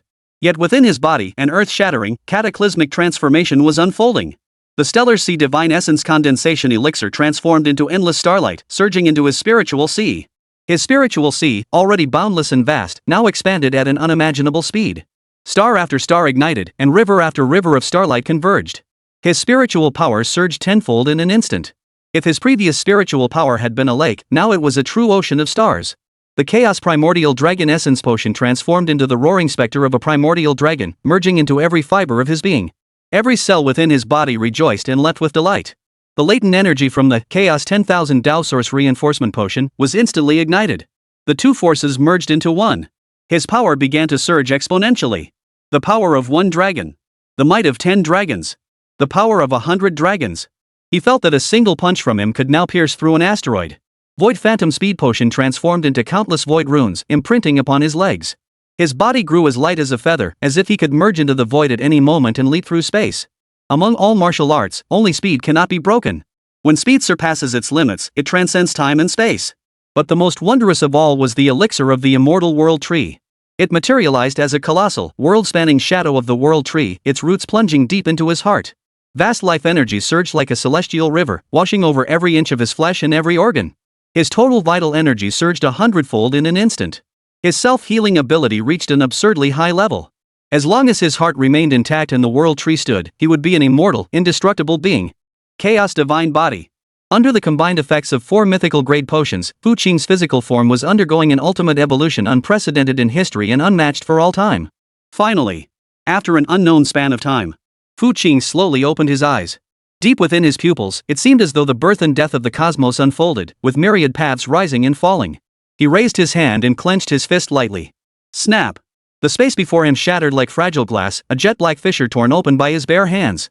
Physical strength shattering space. This was something even many high-tier martial gods couldn't achieve. This. Yi Qilua and the other 3 women were utterly numb. Their mouths hung open, yet no sound escaped. They knew Fu Qing was powerful, but surely there had to be a limit? Every single time they thought they'd witnessed Fu Qing's limit. He would prove them wrong in an even more astonishing way, declaring, "No, what you've seen is merely the tip of the iceberg." Feels pretty good. Fu Qing felt the surging power within him and nodded with satisfaction. Only now did he truly possess the means to protect himself. At the very least, when facing so-called martial gods, he no longer had to worry about accidentally killing them. The following noon, at the main venue of Zhongcheng Martial Arts University's anniversary celebration. At the center of the venue, a young instructor clad in the uniform of Heavenly God Academy, radiating a formidable sixth-tier aura, stood arrogantly atop the elevated platform. Beneath his feet lay a genius student from Zhongcheng Martial Arts University, covered in blood and long since unconscious. "Is this the best Zhongcheng has to offer?" The young instructor's booming voice echoed throughout the entire venue. "A bunch of useless trash. You can't even withstand a single move from me. I hear Zhongcheng produced several so-called senior geniuses this year who even secured special trial slots? I'll say it right here today." The young instructor's gaze swept across the crowd, brimming with defiance. "If any of these 5 can last 3 moves against me, those 5 spots are theirs. If no one dares to step forward." He sneered coldly, shifting his weight slightly. "Then you can all pack your bags and head back. Don't go embarrassing yourselves at the Dragonfall crater. Everyone here is welcome to try their luck." Arrogant. Arrogance taken to the extreme. The moment those words left his mouth, the atmosphere froze to a bitter chill. Tens of thousands of students and faculty, along with distinguished guests from all walks of life in Zhongcheng, now fixed their gaze upon the elevated platform. That 6th-tier instructor from the Heavenly God Academy, Zhou Qi. Moments ago, the 3rd-ranked genius of Zhongcheng Martial Arts University, a 4th-tier martial artist, had stepped forward to challenge him. The result? He couldn't even break through Zhou Qi's protective aura. A single finger sent him flying, blood spurting from his mouth as he lost consciousness. This wasn't even a contest. It was a crushing defeat. A massacre. The surrounding spectator stands erupted in murmurs, a continuous stream of complaints and curses. That guy must be close to 30, right? Bullying a student with such righteous indignation? What a piece of... Give me a few more years, and I'd have him crawling on the ground begging for mercy. What's so great about Heaven's Academy? Turns out it's full of jerks like this. If you're so tough, fight our teachers. What kind of skill is bullying students? Exactly. You go all out against students? What student could possibly beat a teacher? Give us our money back, you piece of s. Zhou Qi's mouth twitched at the insults, but he ignored them, forcing out a mocking tone. Anyone else? Is this what they call a martial arts stronghold? More like a den of cowards. Ha ha ha ha. Behind him, several fellow students from the Heavenly God Academy joined in the mocking laughter. Humiliation. A wave of profound humiliation washed over every Zhongcheng native present. Fists clenched so tightly their nails dug deep into their palms, yet not a single one dared to step onto the stage again. To step forward would be to invite humiliation. Crucially, the teachers dared not confront the Heavenly God Academy, remaining utterly silent. Even the chairman of the Zhongcheng Martial Arts Alliance, seated in the front row of the VIP section, along with several peak 7th-tier powerhouses, sat stone-faced and silent. These venerable elders certainly couldn't intervene. If word got out, the entire martial arts world of Zhongcheng would become a laughingstock across Xi'an Nation. Yet to stand by meant watching Zhongcheng's dignity trampled into the dirt. Enough. Zhou Qi. Finally, the martial god from the martial god hall seated at the head of the table spoke slowly. His aura was ethereal, as if fused with the heavens and earth. His voice was not loud, yet it carried clearly to every ear. It's merely a sparring match. Stop at the right moment. This martial god was none other than the Phantom Sea martial god, a renowned 3-star martial god who had come to oversee the special recruitment. Upon hearing the martial god speak, Zhou Qi finally restrained himself somewhat, bowing slightly in the martial god's direction. As the martial god commands. However, this student believes that if they cannot even face this level of challenge, then granting them the so-called special trial spots would be a waste. His words, between the lines, still carried contempt for the geniuses of Zhongcheng. The illusory sea martial god frowned slightly but refrained from further comment. The Heavenly God Academy held immense influence, and its headmaster stood at the same level as himself. He had no desire to completely alienate such a powerful ally over a minor matter. Just as the entire hall fell into deathly silence, with everyone expecting this farce to conclude with Zhongcheng's utter defeat, a lazy voice suddenly echoed from the entrance of the venue. Chapter 71, Student Instantly Defeats Mentor. Quite the commotion, huh? Looks like we're not late after all. Swish. In an instant, every pair of eyes turned toward the entrance. 5 figures, bathed in sunlight, were walking in slowly. Leading the way was a young man dressed in casual clothes, handsome yet unremarkable in aura. Hands tucked into his pockets, he walked with leisurely steps, as if merely passing by for a stroll. However, as the crowd's gaze fell upon the 4 young women behind him, the entire venue erupted in a collective gasp. Holy, they're too damn gorgeous for words. And there are 4 of them. 4 whole ones. If I could just have one, I'd be smiling in my sleep. What kind of breathtaking beauties were these 4?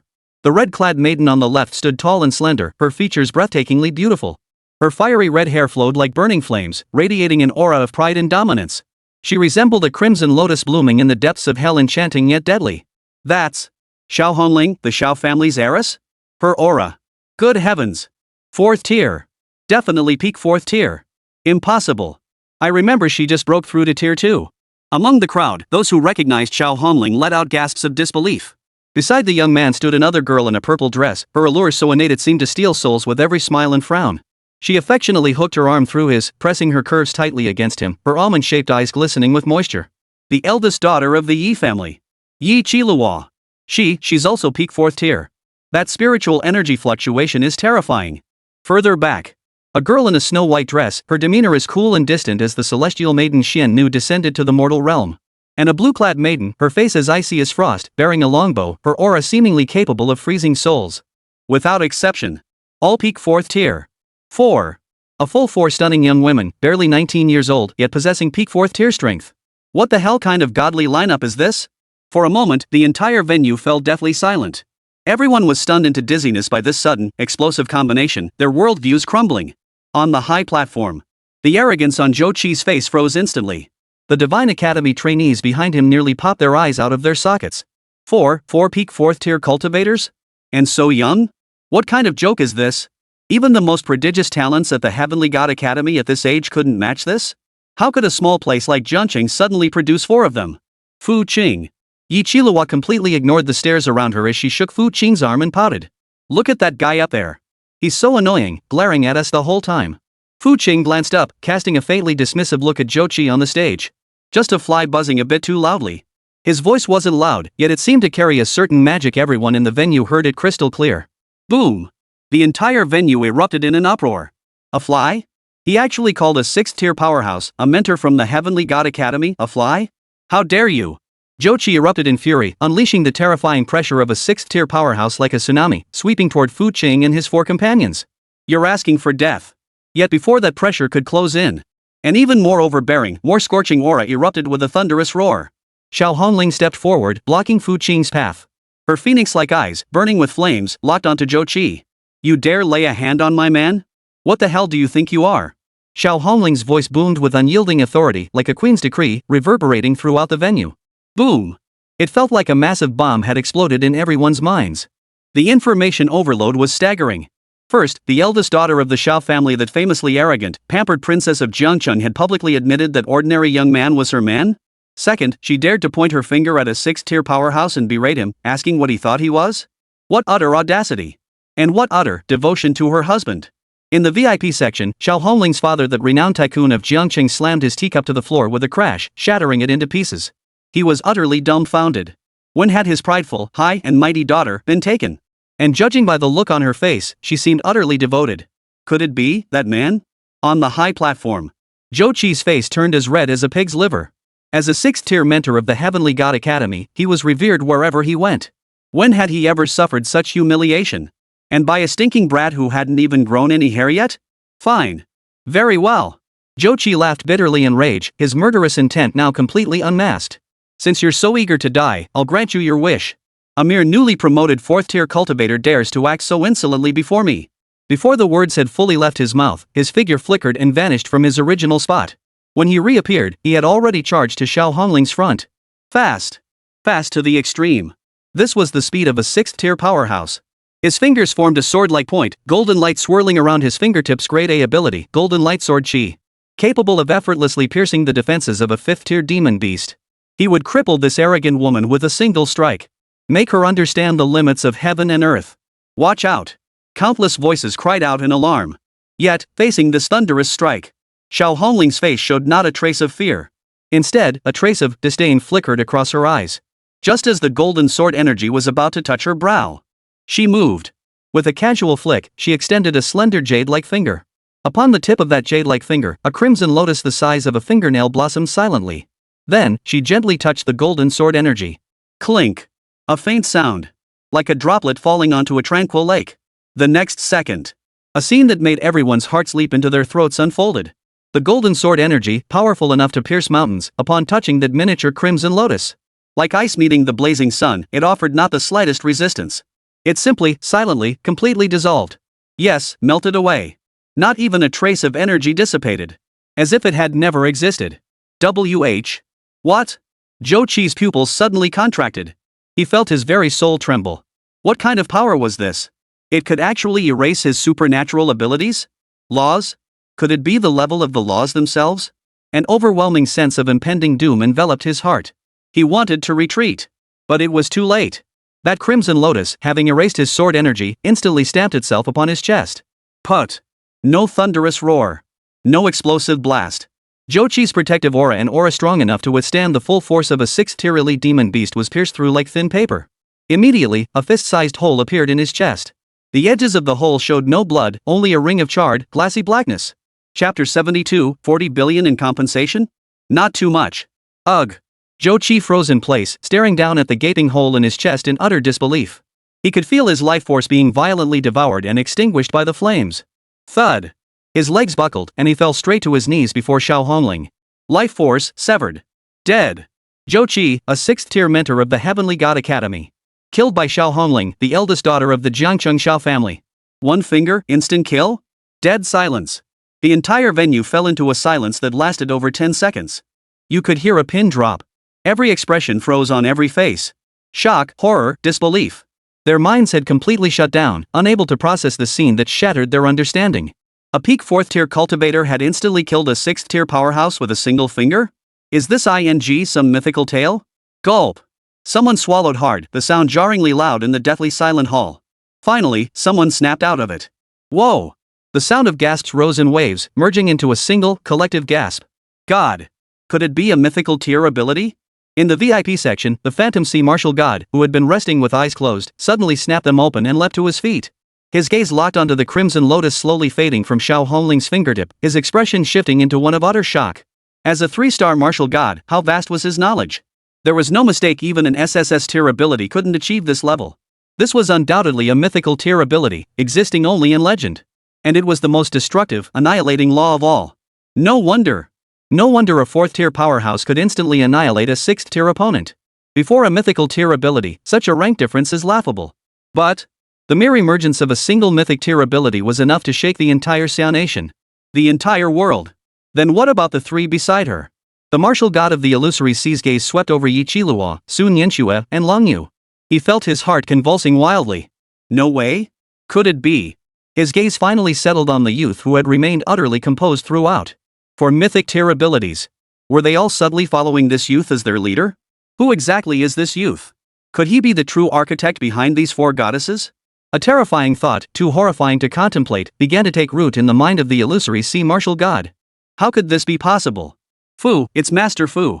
Amidst the crowd, someone finally recognized Fu Qing and shouted aloud this title, one that had become taboo within Jiangqing's high society circles. Master Fu. As the title echoed through the venue, the atmosphere instantly shifted from shock to reverence and fervor. Especially among Jiangqing's native martial artists, their gazes fixed on Fu Qing were filled with nothing but reverence. This was the true master of Jiangcheng. What about the Divine Heaven Academy instructors? Before Master Fu, they were nothing. Fu Qing. So it was him. Everything suddenly made sense. In this moment, the moniker Master Fu transcended its status as an elite legend confined to Jiangcheng. Instead, through the voices of tens of thousands and countless livestreams, it spread across the entire nation of Xia in the most shocking and domineering manner. Word spread like wildfire, with some even hailing him as a celestial being descended from the heavens, a cosmic visitor seeking to dominate Blue Star. Murder! Sorry Rang. How dare you, Jiangcheng, publicly murder my Divine Academy instructor? At that moment, the Heavenly God Academy students behind Zhou Qi finally snapped out of their terror. Pointing at Xiao Hongling, they screamed with feigned ferocity, their voices trembling with fear. Xiao Hongling's phoenix-like eyes flashed with coldness, revealing a murderous intent. She was about to strike, intending to eliminate these flies as well. Fu Qing waved his hand, halting her. He stepped forward, approaching the students with a warm smile on his face. The group instantly fell silent, sweat pouring down their faces. Don't be nervous. Killing is wrong. But he attacked first. This is called self-defense. Fu Qing's tone was as if he were chatting with friends. Yet the trainees backed away in terror, their faces drained of color. The man before them, though his aura was subtle, exerted pressure upon them 10,000 times more terrifying than that red-robed demoness who had just instantly killed their instructor with a single finger. Furthermore, Fu Qing shifted his tone. Your instructor injured our people on our turf, terrified our children, and wasted our precious time. Compensation for emotional distress, lost wages, property damage. We should probably tally that up, right? He began counting on his fingers, his expression serious as he calculated. I'm a fair person, after all. Alright then, since you're from the Celestial Academy, I'll give you a discount. Let's round it up to 20 billion credit points. Pay up, and you can take the bodies. Fu Qing finished speaking, patted one of the trainees on the shoulder, and smiled even more brightly. Is that okay? Put. The entire crowd nearly choked on their drinks. 20 billion? You call this a discount? You're robbing us worse than a bank heist. Those Heavenly God Academy students were so terrified their souls nearly fled their bodies they almost wet themselves on the spot. 20 billion? They wouldn't fetch that much even if sold off piece by piece. You're extorting us, one student finally gathered the courage to stammer. Oh? Fu Qing raised an eyebrow. Seems you take issue with this price. Very well. He sighed, adopting an easygoing demeanor. Since you find it too expensive, then 40 billion. Not a penny less. Thud. The trainee's eyes rolled back, foam forming at his mouth as he fainted on the spot. Devil. This man is a devil. The entire scene fell deathly silent. Everyone stared at Fu Qing with eyes filled with terror. Now that's a truly ruthless individual. After taking a life, he crushes the spirit. Not only does he want your life, but he wants your money too. At that moment, the figure of the illusory sea martial god appeared before Fu Qing. He bowed solemnly before Fu Qing. This, young friend Fu. He chose his words carefully, adopting an extremely humble demeanor. I shall personally negotiate with the Heavenly God Academy. Shall we let this matter rest? He dared not refuse. An entity capable of casually cultivating mythical tier abilities possessed power beyond his wildest imagination. Such a figure could only be befriended, never offended. Fu Qing glanced at him indifferently. Who are you? The phantom sea martial goddess lips twitched. A 3-star martial god like himself, being asked who are you? Yet he dared not show the slightest hint of displeasure, hastily introducing himself. This old man is Huanhai, an elder of the martial god hall. Oh, a martial god, huh? Fu Qing nodded, then stated, not a single coin less. That is my rule. With that, he dismissed the martial god entirely.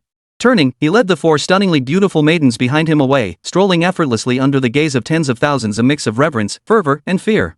Only when the 5 figures vanished completely from the venue's exit did the crowd begin to stir. Only the martial god of the illusory sea remained behind, left standing alone in the wind. He had been completely ignored? The onlookers were utterly dumbfounded, gasps of shock echoing through the crowd. Chapter 73, Xiao Shui's father wants to see me? The illusory sea martial god stood rooted to the spot, his face alternating between pale and crimson. He, a 3-star martial god and elder of the martial god hall, had been utterly ignored by a youth not yet 20, right before tens of thousands of people. He wanted to rage.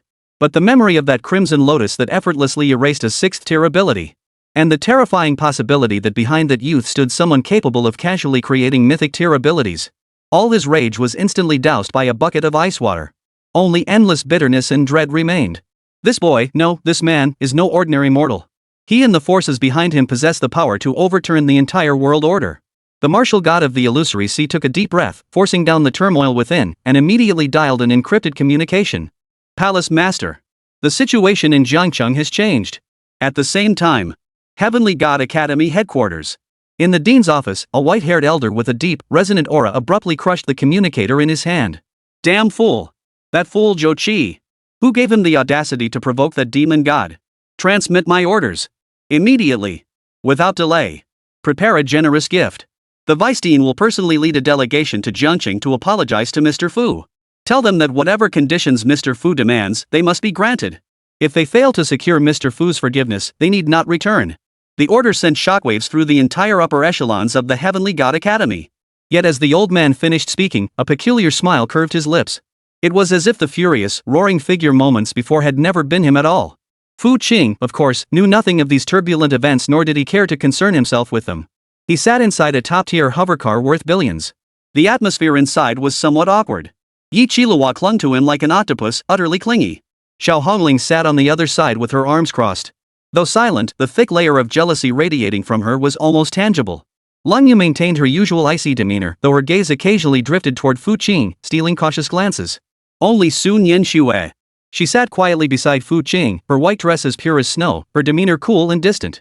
Yet at this moment, a faint blush tinged her flawless cheeks. After hesitating for a long while, she finally gathered her courage and whispered softly to Fu Qing. Fu Qing. My father, he wants to meet you. He wants to thank you in person. Her voice was barely audible, clearly betraying the tension within her heart. The moment those words left her lips, Yi Qilua and Xiao Hongling's eyes instantly sharpened with caution. Meet the parents? What the hell is going on? This is moving way too fast.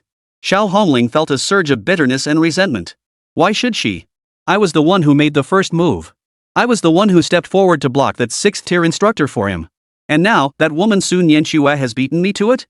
Fu Qing turned his head at the words, his gaze settling on Sun Yanxue.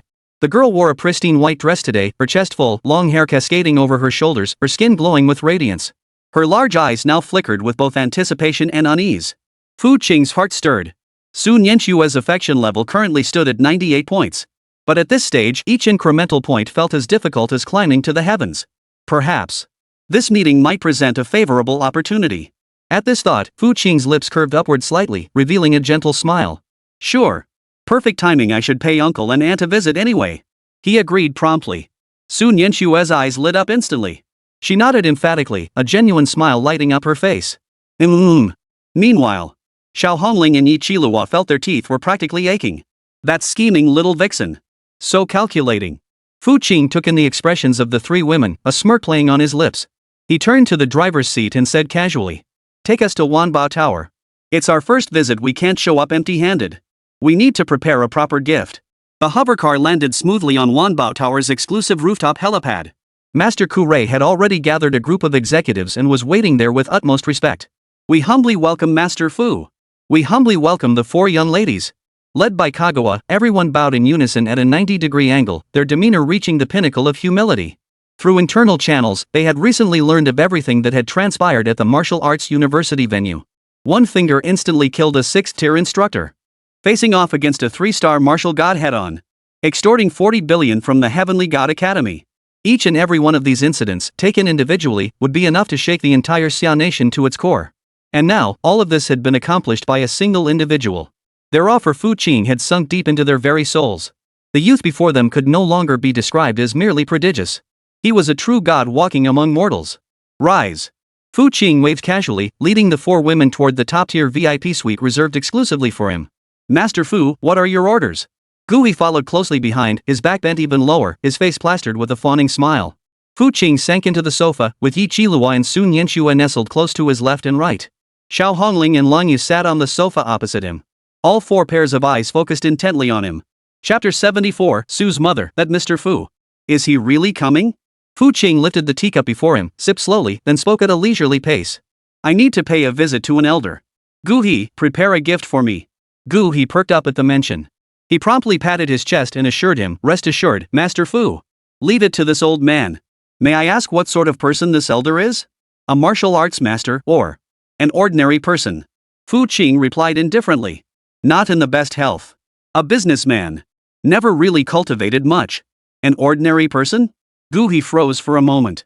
A mere ordinary person was worthy of Master Fu personally paying a visit? But he quickly recovered, his smile growing even more respectful.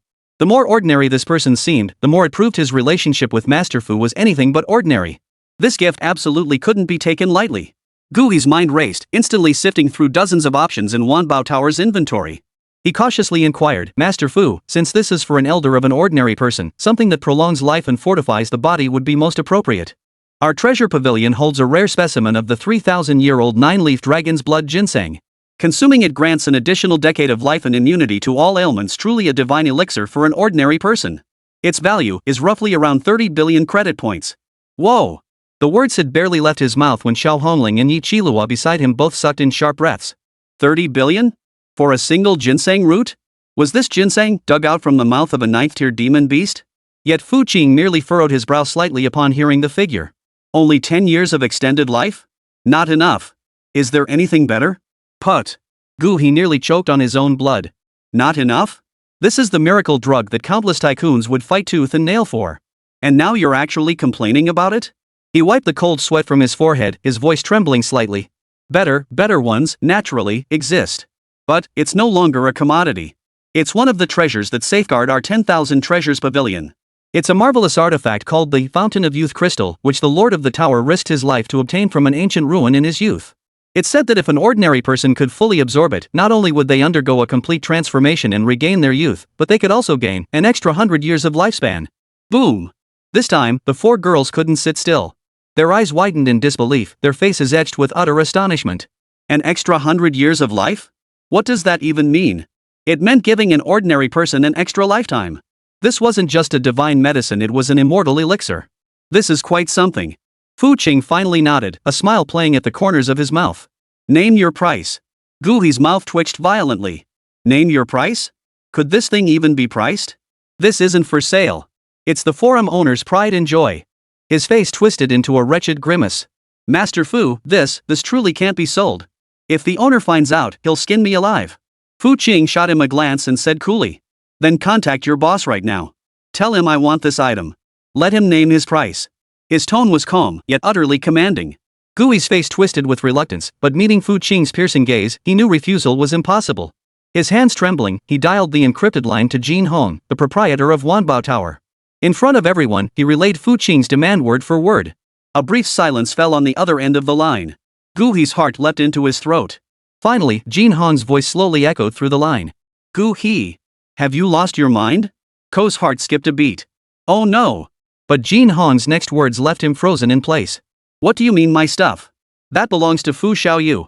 You dare haggle over his things? Give it to me now. Immediately. Deliver the Fountain of Youth crystal with utmost respect to young Master Fu. And bring him those 2 bottles of Heavenly Palace Jade Brew from my personal collection too. If he refuses, bring your head to me. Beep, beep. The call disconnected. The VIP lounge fell into a deathly silence. Gu He, Xiao Hongling, Yi Qilihua, Sun Yanxue, Lang Yu. Each of them stared in stunned silence, their minds blank. A gift? The priceless treasure that could extend an ordinary person's lifespan by a century. Just given away for free? And judging by the tone, they seemed afraid Fu Qing wouldn't accept it? What the hell kind of favor is this? This is mind-boggling. Fu Qing remained remarkably calm, as if all this were perfectly natural. He glanced at the stunned Gu He and said indifferently. Did you hear that? Aren't you going yet? Huh? Oh. Yes. Gu He snapped out of his daze and scrambled out the door. Soon, a box crafted from 10,000 source divine iron and engraved with sealing runes was carefully brought in. Inside lay a fist-sized crystal stone, quietly radiating a halo of life energy. It was the Fountain of Youth crystal. Beside it sat 2 flasks crafted from warm jade. Inside them was the Heavenly Palace Jade Brew, a liquor coveted even by martial gods. Fu Qing casually closed the box and handed it to Sun Yanxue beside him. Take it. Sun Yanxue instinctively took it, feeling the tiny box weigh 1,000 pounds. What lay within was a fortune beyond what her father, indeed the entire Su family, could ever imagine. And all of this came about because of a single word from the man before her. Her gaze toward Fu Qing grew even more adoring. Let's go. Fu Qing stood up, preparing to leave.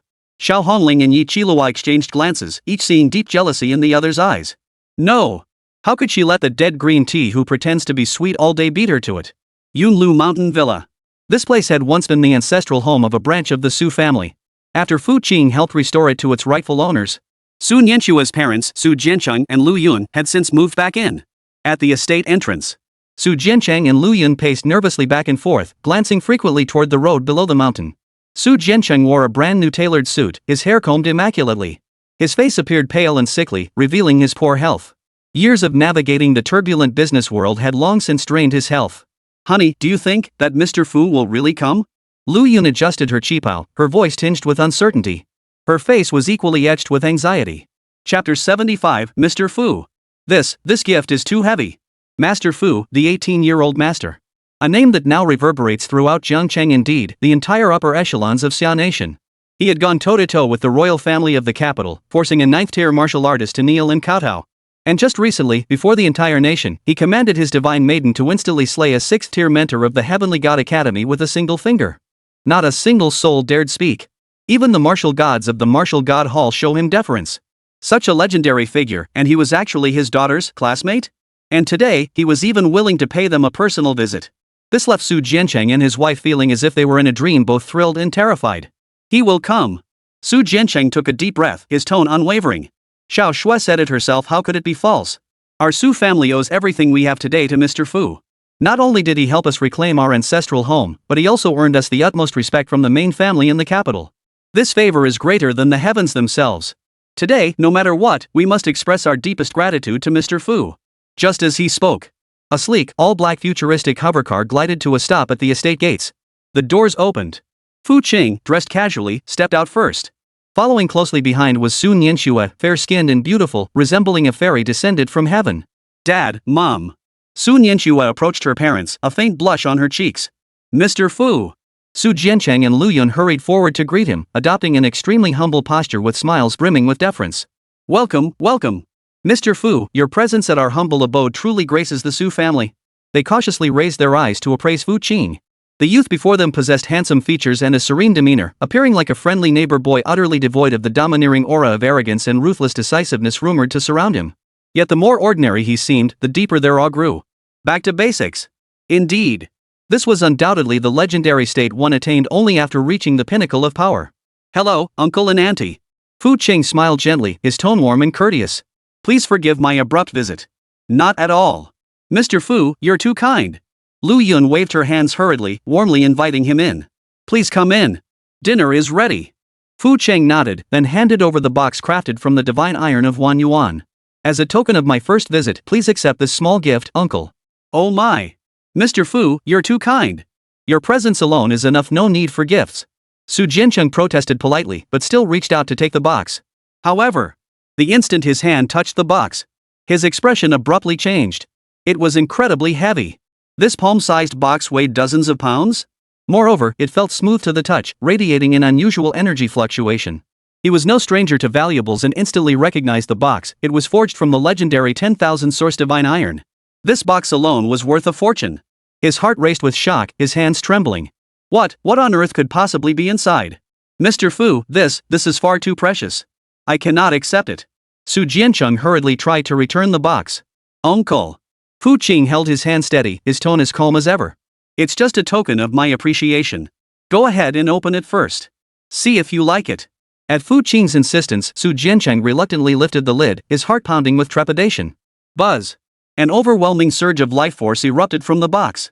With just one breath, Su Jiancheng felt every ounce of fatigue vanish from his body. His body, depleted from years of overwork, felt as though it had been infused with a warm current. Every cell was in ecstasy. When he finally saw what lay within the box, he froze solid in place, as if struck by lightning. It was a fist-sized crystal stone radiating a multicolored halo. No. The Fountain of Youth Crystal? Su Jiancheng's voice, distorted by utter shock, became sharp and hoarse. He had once glimpsed an image of this divine artifact on the giant screen during a top-tier auction in Xi'an Nation. And it was displayed only, never for sale. Rumor had it this was the private treasure of the Wanbao Tower's master, a truly priceless artifact. It could extend an ordinary person's lifespan by 100 years. Now, this legendary artifact, existing only in tales, was actually being presented as a greeting gift delivered right into his hands? Oh my! Su Jiancheng's legs buckled, nearly causing him to kneel on the spot. Fortunately, Su Nianxue beside him caught him in time. Dad! What's wrong? I can't accept it. Absolutely not. Under no circumstances can I accept it. Su Jiancheng's face turned deathly pale, too shaken to stand steadily. Mr. Fu! This gift is too precious. How could I, Su Jiancheng, ever deserve such a divine object?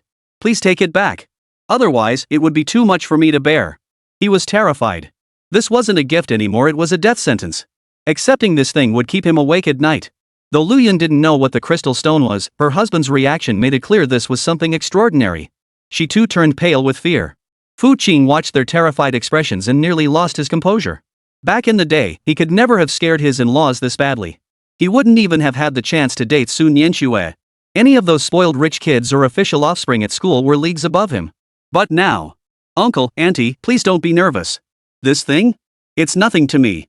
Uncle, you're not in the best health. This will help regulate your condition.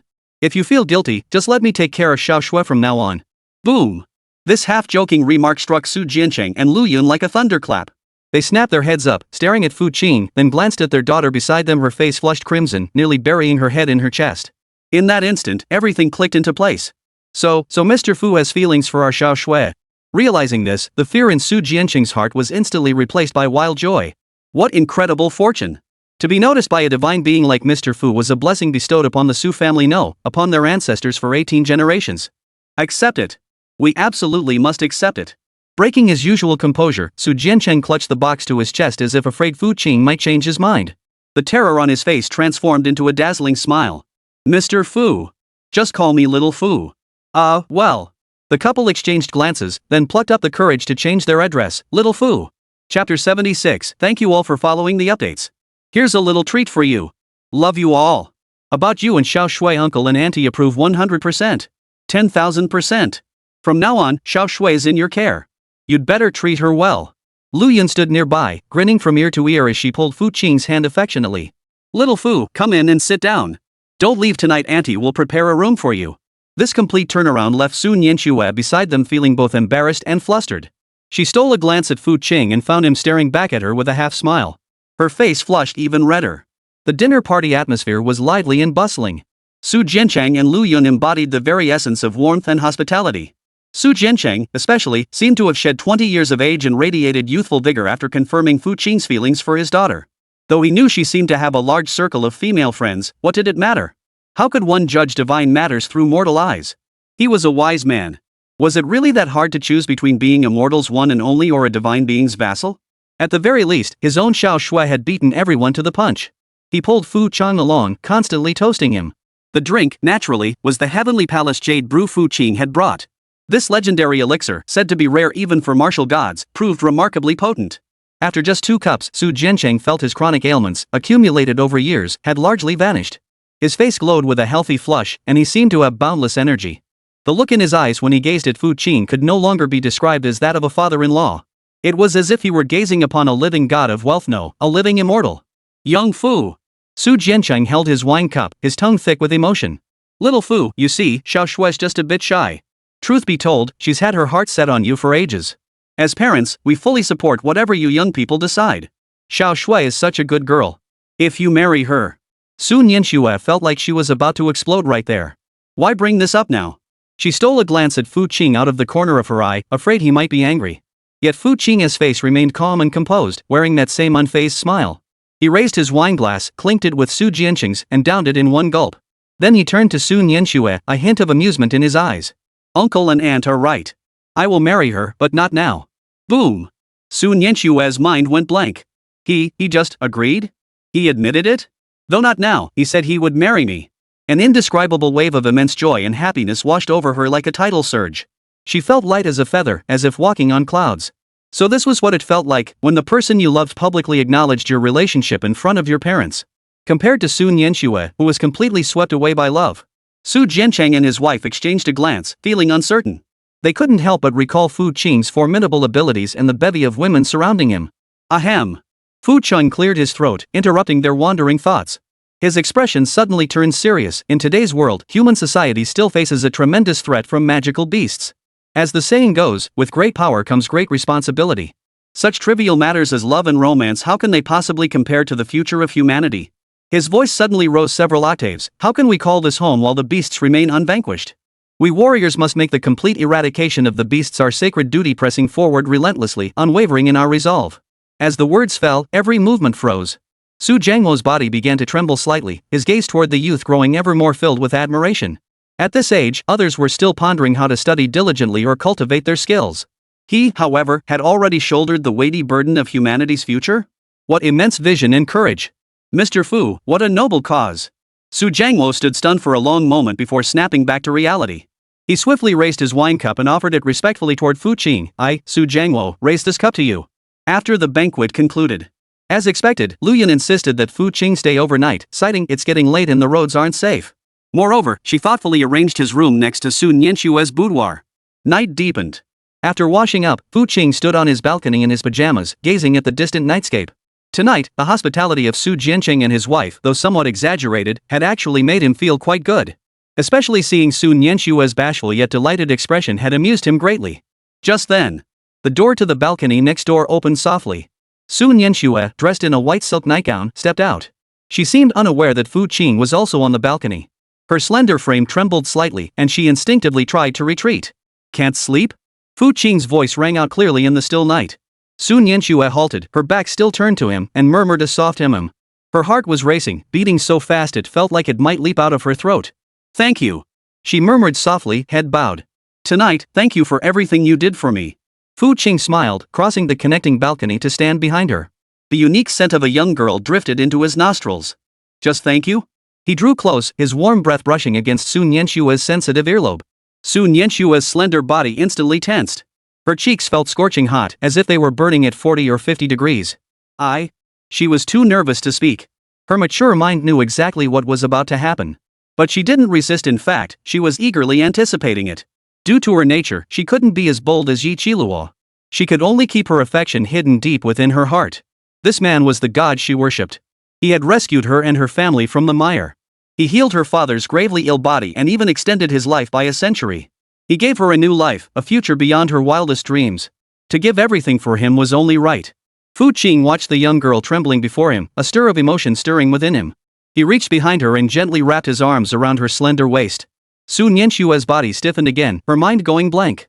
But soon, she relaxed. She leaned back obediently against his broad chest. Xiao Shui, I like you. Fu Qing deliberately leaned close to her ear and whispered softly. Those 3 words felt like a spell, shattering Su Nianshue's last psychological barrier. Her eyes instantly reddened. Tears slipped down her cheeks uncontrollably. She spun around abruptly, stood on tiptoe, and with every ounce of strength, pressed her lips to his. Clumsy, yet fiery. Chapter 77, Affection Level 99. Under the moonlight, 2 figures clung tightly to each other. The balcony door closed softly. Inside the room, the sound of clothes hitting the floor echoed, followed by the girl's soft, pained whimper. Soon, the sound transformed into hazy, blush-inducing, heart-racing breaths. This night, the cold and distant 9 heavens mystic maiden had completely fallen into the mortal world. She offered everything she had, without reservation, to the one deity in her heart. She would surely advance in her cultivation. Who knows how long it took? When all had settled into stillness, Fu Qing's mind was finally pierced by the celestial chime of the system notification. Ding! Detected ultimate transformation in the mindset and soul of target subject Su Nianxue. Affection +1 God loves the world, but I love only God. Current affection, 99 the one true God. Reward, 10,000 times critical hit chance x1. It's finally here. Fu Qing felt the power surging anew within him, along with that precious critical strike opportunity once more, and a faint smile touched his lips. He lowered his gaze to the figure in his arms. Su Nianxue lay curled up in his arms like a docile kitten, sleeping soundly. Her fair, coldly beautiful face still bore a faint flush of contentment. Having undergone the transformation from girl to woman, her aura seemed to have shifted slightly. Gone was the ethereal detachment untouched by worldly concerns, replaced by a captivating allure that stirred the heart. The next morning, as the first rays of sunlight filtered through the curtains and into the room, Su Nianxue slowly opened her eyes. Gazing at the handsome, sleeping face mere inches away, she felt momentarily dazed. Everything from the night before replayed in her mind like a dream. Her cheeks flushed crimson once more. But this time, it wasn't shyness, it was a sweetness that came from deep within her heart. She tentatively reached out a finger, intending to touch Fu Qing's face. Before her hand could fully reach out, it was caught by a large hand. Fu Qing had woken up at some point and was now grinning mischievously at her. Morning! Morning! Su Nianxue quickly buried her head in the pillow, unable to meet his gaze. Watching her adorable reaction, Fu Qing couldn't help but curve his lips upward. He pulled back the covers and drew her entire body into his embrace. By the time the two emerged from the room, it was already 10 in the morning. Su Jianchang and Lu Yun had been waiting downstairs in the living room for quite some time. Seeing the unmistakable springtime glow in their daughter's eyes and the slightly awkward sway in her walk, the couple exchanged a knowing glance and shared a smile. It's done!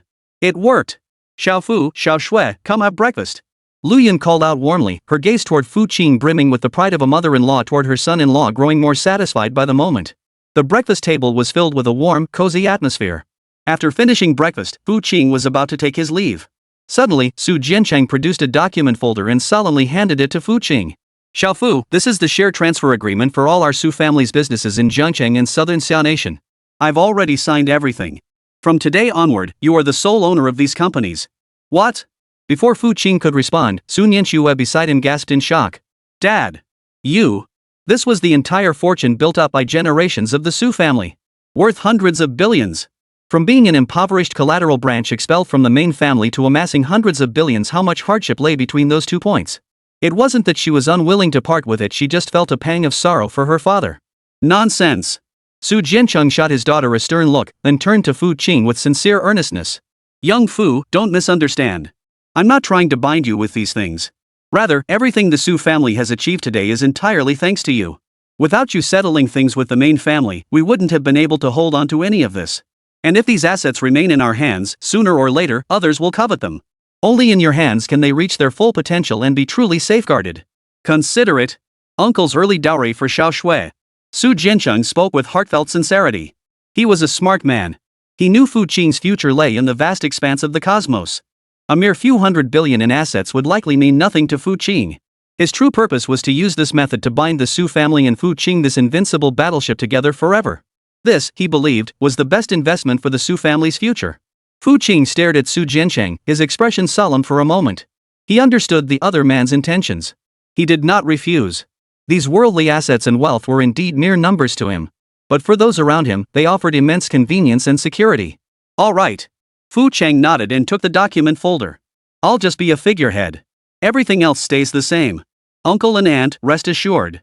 With me here, no one can touch the Su family. He made a promise. A promise, one that was priceless. Su Jiancheng and Lu Yun were overjoyed upon hearing this, their excitement beyond words.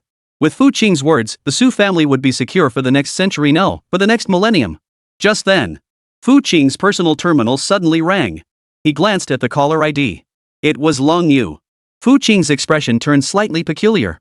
He cursed inwardly, blaming the system entirely for forcing him into the role of a playboy. Then he stepped aside and answered the call. Fu Qing. Lang Yu's panicked voice came through the line. My old enemies have found me. They're powerful. I'm trapped in the Blackstone mining district outside the city. There are so many of them. I can't fight them off. Fu Qing's brows instantly furrowed. Enemies? He recalled Long Yu's background. Her family had apparently provoked a powerful force, leading to their ruin and the destruction of their clan. He never imagined they'd track her all the way to Jiangcheng. Don't be afraid.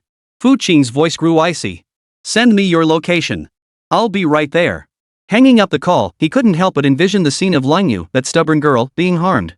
In that instant, a torrent of murderous intent surged from his body, skyrocketing upward.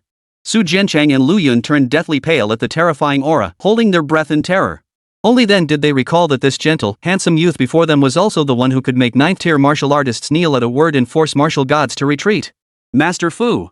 Fu Qing, what's wrong? Su Nianxue asked anxiously. Nothing. Fu Qing suppressed his killing intent and gave her a faint smile. I'll go handle something. With that, his figure vanished instantly from where he stood. Chapter 78. Red and white splattered everywhere. Whoosh. Fu Qing's figure left an afterimage in his place. Space seemed to ripple with invisible ripples from his collision. Su Jiancheng and Lu Yun, the couple, felt a momentary blur before their eyes. The youth who had just been chatting and laughing with them vanished completely. They stood frozen in place, hearts pounding wildly. What kind of terrifying speed was this? Teleportation? At the same time, west suburbs of Jiangcheng, Blackstone mining district. Once the largest source of energy ore in Jiangcheng, it was completely abandoned after being mined dry a century ago. Now, only deep, cavernous tunnels remain scattered everywhere, along with blackened soil barren of any vegetation, ravaged by industrial waste. Thud! A figure was violently hurled by a surge of frenzied energy, crashing into a massive piece of discarded ore with a dull thud. Cold Moon struggled to her feet, wiping blood from the corner of her mouth. Her 4th-tier shadow assailant set lay in tatters, revealing slashed patches of pale skin beneath. A crack had appeared on the bow of her falling star longbow. Her face was as pale as paper, her energy nearly depleted. Before her stood a dozen martial artists clad in black combat attire. Leading them was a middle-aged man bearing a scorpion tattoo on his face, radiating the formidable aura of a 7th-tier martial artist. He Tianxie, leader of the Black Scorpion Gang. He was also one of the masterminds behind the annihilation of her clan years ago. Heh, you little bastard from the Long family. Never would have guessed. He Tianxie licked his lips, his eyes brimming with greed and mockery. You managed to escape back then, yet you dare return to Jiangcheng now? And from a helpless little girl, you've grown to peak 4th tier? With a damn set of top-tier gear on your back? Looks like you've been hooking up with old men these past few years? So, how's it feel getting kissed by an old man? He scanned her delicate, curvaceous form with unabashed lechery. Hand over that item from the Long family. Then, serve me well and obediently. I might consider letting you die a little more painlessly. Pa! Lang Yu spat out a mouthful of blood-tinged saliva, her eyes icy cold. Dream on. Her last reserves of energy surged wildly. An arrow forged from the purest ice once more found its place upon the falling star. This was her final reserve of strength. She knew she might not escape today.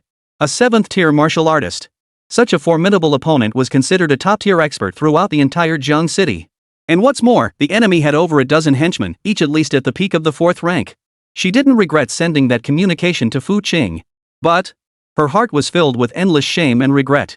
Why was she still so weak? Why did she always cause him trouble? He had given her mythical tier abilities, top-tier equipment. Yet she couldn't even protect herself. She was nothing but a burden. You're courting death. He Tianxia's eyes flashed with cold fury as his patience snapped. A terrifying aura befitting a 7th-tier martial artist crashed down upon Leng Yu like a mountain collapsing or a tidal wave. Kneel before me. Thud. Already teetering on the edge, Leng Yu's body could no longer withstand the crushing pressure. She collapsed to one knee, crashing heavily to the ground. Shards of rock pierced her knee. Yet her upper body remained rigidly upright. Her icy eyes locked onto Yi Tianxi, filled with utter resolve. You're asking for death. Enraged by her gaze, Yi Tianxi's form flickered. A claw, gleaming with a sinister blue light, lashed down toward Leng Yu's head. That single claw strike was enough to crush her skull like a watermelon. Leng Yu slowly closed her eyes. In her mind's eye, the image that surfaced was that handsome face, always wearing a hint of playful amusement. Fu Qing. I'm sorry. In my next life, I will become strong enough. Strong enough to stand by your side, not become a burden to you. A fierce claw wind swept toward her face. The shadow of death enveloped her completely. Yet, the expected excruciating pain never came. All around, a deathly silence. Cold Moon felt a twinge of confusion and slowly opened her eyes. Then, she witnessed a scene she would never forget for the rest of her life. A familiar figure had appeared before her, though she couldn't say when. He stood there silently, as if he had been standing there since time immemorial. And Yi Tianxi's claw capable of splitting mountains and shattering rocks had halted before him, unable to advance an inch. No. Not stopped. But gently pinched between two fingers. Yi Tianxi's mouth twitched violently. The savage grin on his face froze instantly, replaced by endless horror and dread. How could this be? When did this person appear? As a 7th-tier martial artist, how could he have failed to detect him? He hadn't even sensed the slightest energy fluctuation emanating from the other person. Like an ordinary person? An ordinary person could block the full force of my great ability, the Ghost Claw, with just 2 fingers? Who are you? Yi Tianxia was utterly horrified. He tried to pull his hand back, only to find his claw stuck as if welded in place, not budging an inch. Me? Fu Qing slowly turned his head, a cold smile playing at the corners of his mouth. He glanced sideways at Leng Yu, who knelt on one knee, covered in wounds, and frowned. His gaze returned to Yi Tianxi. You're asking for death. The words fell. Snap. A sharp crack echoed. Yi Tianxi's claw forged from psychic energy and vital blood, hard as 7th-grade alloy, was crushed clean off by Fu Qing's 2 fingers.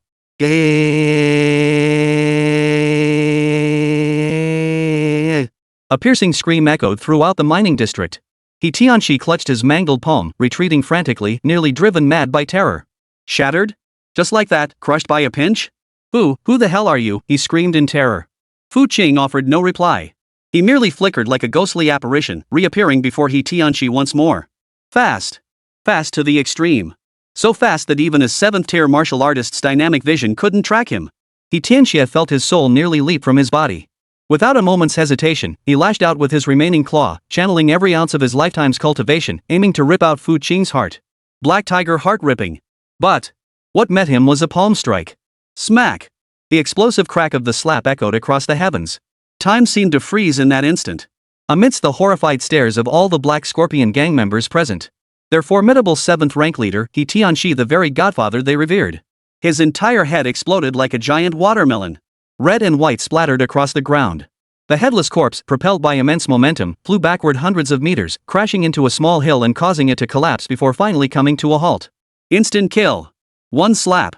A genuine 7th-tier powerhouse, without even a chance to react, had his head smashed to pieces with a single slap?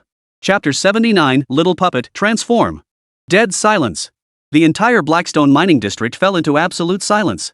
Every Black Scorpion gang member froze in place, stiff as statues, as if plunged into an ice cave. Their faces were etched with fear and bewilderment unlike anything they had ever known. Who am I? Where am I? What am I seeing? Is this heaven? Damn it all. Fu Qing shook his hand free, turned around, and walked slowly toward Leng Yu, who remained kneeling on the ground, utterly frozen in shock. He reached out and gently brushed a smear of blood from her cheek. You dare lay a hand on my people? His voice was soft. Yet it carried an undeniable air of authority. Boom! Cold Moon's mind went blank. Fu Qing.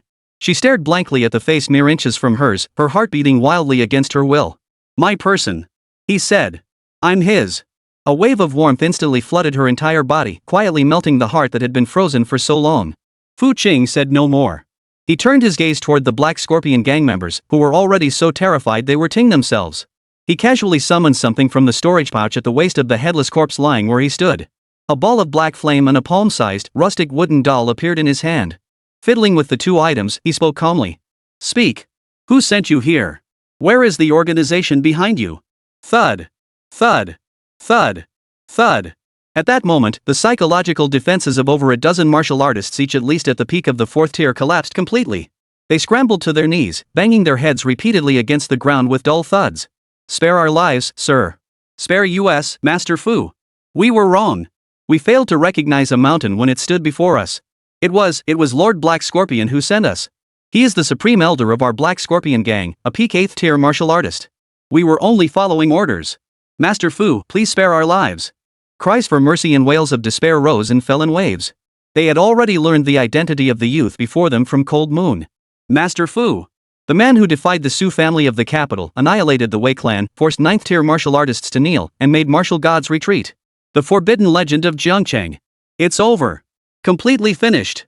Lang Yu hadn't hooked up with some old geezer, she'd hooked up with Master Fu. They actually dared to lay a finger on this master's woman? This isn't just courting death, it's begging for their entire clan to perish faster. Black Scorpion King? 8th tier peak? Fu Qing's eyebrow arched, a cold smile curling his lips. Where is he? A martial artist who appeared to be a minor leader answered tremulously, "Sir. Sir Fu, Lord Black Scorpion is stationed at the headquarters in Southern Province." Very well. Fu Qing nodded. He asked no further questions. For him, this information was sufficient. He glanced at the trembling crowd kneeling on the ground, shaking like sieve flour, growing impatient. Their pants were soaked through with both feces and urine. Killing them would be too dirty a job. But leaving them alive was an eyesore. He paused, then addressed the minor leader, "You. Go back and deliver a message to that Black Scorpion King." The subordinate, hearing this, felt as if he'd been granted a pardon. He began frantically kowtowing, "Master Fu, please speak. I will deliver the message. I will deliver it." Delivering the message meant he might still live. Fu Qing said indifferently, "Tell him my name is Fu Qing. Have him clean his neck and wait. I'll be paying him a visit very soon to collect his head." Silence. Dead silence. Everyone was stunned into silence by Fu Qing's words, spoken with the calmness of a breeze yet carrying an overwhelming sense of dominance. An 18-year-old boy personally visiting to claim the head of an 8th tier veteran? How utterly audacious. Yet somehow, coming from this young master's mouth, it felt utterly natural. It was as if he wasn't issuing a threat, but stating an impending fact. "Get lost, you stink." Fu Qing waved his hand dismissively, as if shooing away a pile of moving excrement. The Black Scorpion gang members scrambled away as if granted a pardon, not daring to make a sound. They fled with all their might from this hellish battlefield they would never forget. In an instant, the entire mining area was left with only Fu Qing and Lang Yu. Lang Yu struggled to her feet. Her gaze fixed on Fu Qing's retreating figure, her expression a tangled web of emotions. Shock, gratitude, admiration, shame.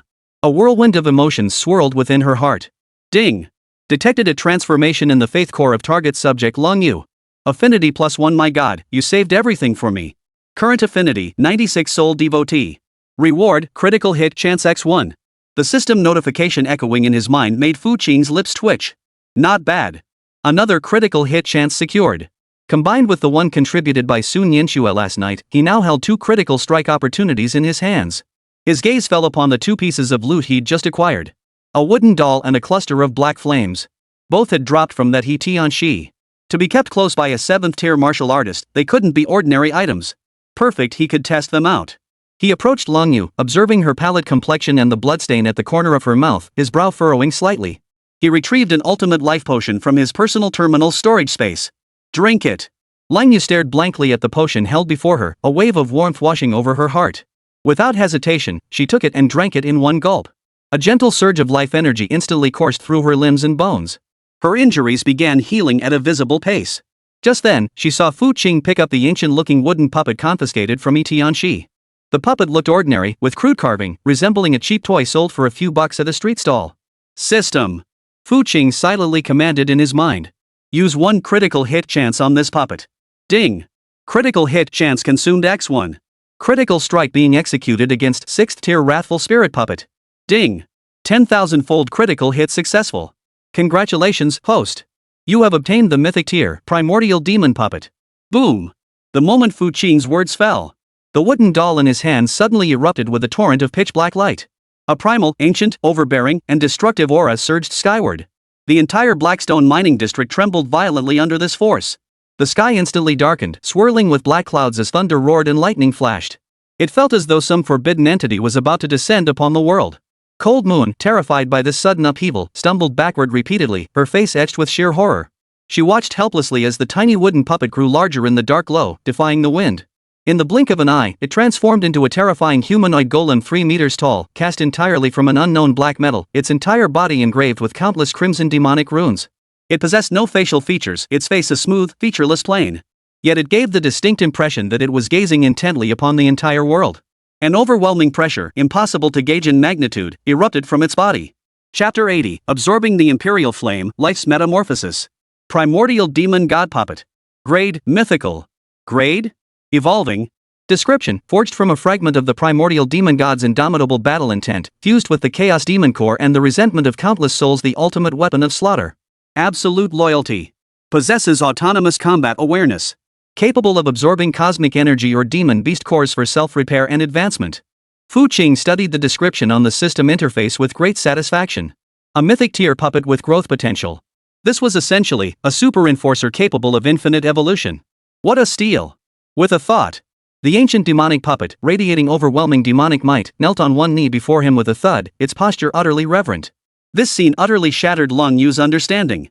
What had she just witnessed? A crude wooden puppet, in Fu Qing's hands, had transformed into a demon god puppet in the blink of an eye? What kind of technique was this? Transmuting stone into gold? No! This was a billion times more terrifying than turning stone into gold. This is nothing short of the divine power of a creator god. It seems he can create anything? What kind of being is he, exactly? Fu Qing casually stowed the primordial demon god puppet into his storage space. His gaze then fell upon another piece of spoils. That massive black flame, radiating a chilling aura. 9 netherworld flames, fragmented ember. Grade, 5th tier. Description, flames originating from the depths of the 9 netherworlds, capable of scorching souls. However, the fire seed is incomplete, greatly diminishing its power. A 5th tier, not bad. Too bad it's only a fragment. Still, he currently holds 1 critical strike opportunity in his hands. System. He licked his lips, a flicker of anticipation stirring within him. Use 10,000 times critical strike on this 9 netherworld flames. Fu Qing's voice echoed within his mind. Ding. 10,000fold critical strike, chance X1, consumed. Target locked, 9 netherworld flames, fragmented ember. 10,000 times critical strike, activated. Boom. A roar like the Big Bang erupted within Fu Qing's soul. The black flame in his hand instantly shed all its cold, sinister aura. In its place surged an overwhelming divine might, supreme, exalted, sovereign, and sacred. The black flame began to transform wildly. Red, orange, yellow, green, cyan, blue, violet. Countless hues flickered, intertwined, and merged within it. Ultimately, all hues converged into primordial chaos. A speck of chaotic flame, no larger than a grain of rice and seemingly on the verge of extinguishing, floated silently in Fu Qing's palm. It appeared so minuscule, so fragile. Yet the space around it violently twisted, collapsed, shattered only to be instantly restored. As if even the laws of space could not bear its existence. Cold Moon stood beside him, utterly dumbfounded. If the demonic god puppet had earlier struck her with awe through sheer power, then this tiny flame now brought her something stemming from the very essence of life, from the primordial core of her soul, absolute suppression. She sensed that if this flame so desired, a single thought could utterly erase her along with this entire realm from existence. Ding! Critical hit success. Congratulations, host, on acquiring Mythic Tier Chaos Emperor Flame Seed. Chaos Emperor Flame Seed. Grade, Mythic. Grade? Currently in seed form. Description, born from the singularity of the Big Bang, the origin of all fires, the Emperor of all flames. Embodies the most primordial cosmic laws of creation and destruction, capable of incinerating all things, consuming laws themselves. Nothing escapes its flames, nothing remains unbroken. Currently in seed state, capable of devouring all matter in heaven and earth to grow and evolve. Gazing at the system panel displaying that mind-boggling description, his heart couldn't help but thud violently. Chaos Emperor Flame? The source of all fires. This ING thing, each cheat is more insane than the last. It seemed even more terrifying than the previous Chaos Divine Body. Shall I bind with the host soul and integrate into the Chaos Divine Body? The system prompt sounded once more. Yes. Fu Qing hesitated not a moment. Such a divine artifact, if not fused into his body immediately, was he supposed to save it for the new year? The next instant, that strand of chaotic flame transformed into a streak of light, instantly piercing into his brow. Boom! Unimaginable agony erupted within Fu Qing's body like a billion volcanoes exploding simultaneously. It was not merely physical agony. It was a burning that originated from his genes, his cells, his very soul. The Chaos Emperor Flame was reshaping his body in the most tyrannical manner. Even his Chaos Divine Body seemed strained under this overwhelming force. His skin cracked inch by inch, blood evaporating instantly before it could flow. His bones crackled and popped, as if on the verge of melting. His sea of consciousness churned with towering waves, as if it were about to boil over completely. Ugh! Even Fu Qing, with his willpower far surpassing ordinary men, couldn't help but let out a muffled groan. His body went limp as he dropped to one knee, trembling violently. Beads of sweat the size of beans seeped from his forehead, only to evaporate instantly into white vapor. Fu Qing! Cold Moon, seeing this, paled visibly. She cried out in alarm and rushed forward to support him. "Don't come near me!" Fu Qing gritted his teeth, forcing the words out through clenched jaws. His body now resembled a nuclear reactor poised to explode at any moment. The terrifying heat radiating from him had already scorched the ground within 100 meters, leaving it charred black. If Lun Yu got too close, she would vaporize instantly. Seeing Fu Qing's agonized expression, Lun Yu felt as if her heart were being torn apart. It hurts. So much pain. It felt 1,000 times, 10,000 times worse than her own injuries. She could do nothing. She could only watch helplessly as the god she worshipped endured such torment. Helplessness. An unprecedented sense of helplessness and bone-deep self-reproach overwhelmed her. She hated her own weakness. Her eyes blazing crimson, she bit her lip hard, turned, and faced the mine entrance. She drew the falling star longbow from her back, channeling every last ounce of strength she possessed into it. There was nothing else she could do. But she could protect him. Any creature daring to disturb them would have to step over her dead body first. The girl's figure appeared so frail against the howling wind. Yet her gaze was utterly unwavering. Chapter 81, Whoever dares touch you, I'll wipe out their entire clan. Time ticked by second. The agony within Fu Qing's body not only failed to lessen but intensified with each passing moment. The Chaos Emperor's flames were undergoing the deepest fusion with his Chaos Divine body. This was a process of destruction followed by rebirth. Every cell within him was being destroyed, only to be reborn. His genetic chains were being shattered, only to be rearranged in a more perfect form. He had no idea how long it had been. As the first rays of dawn sliced through the sky, the terrifying heat, intense enough to scorch the heavens and boil the seas, finally began to slowly subside. The cracks on Fu Qing's body rapidly healed under the powerful self-regenerative abilities of the immortal world tree source. He slowly opened his eyes. Boom! 2 chaotic flames flickered within his eyes. The space within 100 meters of his gaze was obliterated into nothingness under those 2 gazes. Success! Fu Qing slowly rose to his feet. He could feel just how formidable he had become. His Chaos Divine body, tempered by the Chaos Emperor's flames, had grown even more formidable and utterly indestructible. His strength, speed, and mental power, all had undergone a terrifying leap forward. More importantly, from this moment onward, he commanded the source of all flames, the Chaos Emperor flame. He was the very king of flames. With a flicker of his intent, a strand of chaotic-colored flame danced merrily at his fingertip. He could feel the blood-bound connection between himself and this flame, as natural as moving his own arm. He withdrew the flame and lifted his head to look at the girl who had kept watch for him all night. Cold Moon remained poised with bow drawn, frozen like a statue of ice. When she saw Fu Qing rise to his feet, unharmed, the nerves that had been taut all night finally relaxed. A wave of overwhelming weakness and exhaustion washed over her like a tidal surge. Her vision darkened, her body went limp, and she collapsed backward. The next second, she fell into a warm, strong embrace. Fu Qing caught her. Looking at the pale, haggard face of the girl in his arms, and her eyes reddened with worry and fear, Fu Qing felt an inexplicable pang in his heart. He retrieved a brand new women's combat suit from his storage space. "Change into this," he said gently. "Let's go home." Lun Yu stared at him blankly, her eyes stinging. Tears, unable to be held back any longer, spilled over her cheeks. She said nothing, only stretched out her arms and clung tightly to his waist. As if she wanted to melt herself into his very being. From now on. The young girl's tearful whisper echoed softly in his embrace. "My life, my body, my soul. All yours." At that very moment, Fu Qing's personal terminal suddenly chimed in at the most inopportune moment. Humph. Why is every day so busy? He glanced at the caller ID. Yi Qiluo. Fu Qing frowned slightly and answered the call. The next second, Yi Qiluo's anxious voice came through. "Fu Qing, it's bad. The rules for the Super Elite Experimental Class Trial suddenly changed. Someone's targeting us." The Martial Arts Alliance website just urgently updated the rules for the Dragonfall Crater Special Trial. The original points-based elimination system has been changed to a death race. All participating teams will be randomly deployed to different areas within the Dragonfall Crater. The ultimate goal is to reach the finish line at the crater's center. Only the top 3 teams to arrive will earn the right to advance to the 3 sacred lands for further training. Fu Qing found it baffling. Isn't that great? Saves a lot of hassle. What's so good about it? Yi Qiluo remained anxious. The crucial part is, there's an additional note in the rules. Once the trial begins, the coordinates of one team will be displayed in real time on every participant's personal terminal. And the team whose coordinates are exposed is us. Yi Qilua grew angrier as she spoke. This blatantly makes us the live target for everyone. Letting all teams hunt us down. This is definitely the work of those bastards at the Heavenly God Academy. They're getting back at you. During the last school celebration, Xiao Hongling instantly defeated their 6th-tier mentor, humiliating them completely and extorting 40 billion from them. Given the Heavenly God Academy's vindictive nature, revenge was inevitable. Unable to confront Fu Qing directly, they're sabotaging them through the rules. How utterly malicious. This effectively pits Fu Qing's team against the nation's elite prodigies. The crucial point is that behind each of these prodigies stands a colossal power. Oh? Upon hearing this, Fu Qing's face showed no anger, but instead a peculiar smile. Is that all? Ha? Yi Qilua on the other end of the line froze in shock. That's it? Wasn't that enough? This trial gathered all the top geniuses from the entire Xia Kingdom and even several neighboring countries. Among them were prodigies at the 5th tier, even the 6th tier. They were far beyond the reach of 2nd or 3rd tier geniuses from Jiangchang. What's even more infuriating is, to lay a finger on those people, how many clans, how many factions would you have to offend? Such a sinister plot. How come he's not worried at all? Alright, I understand.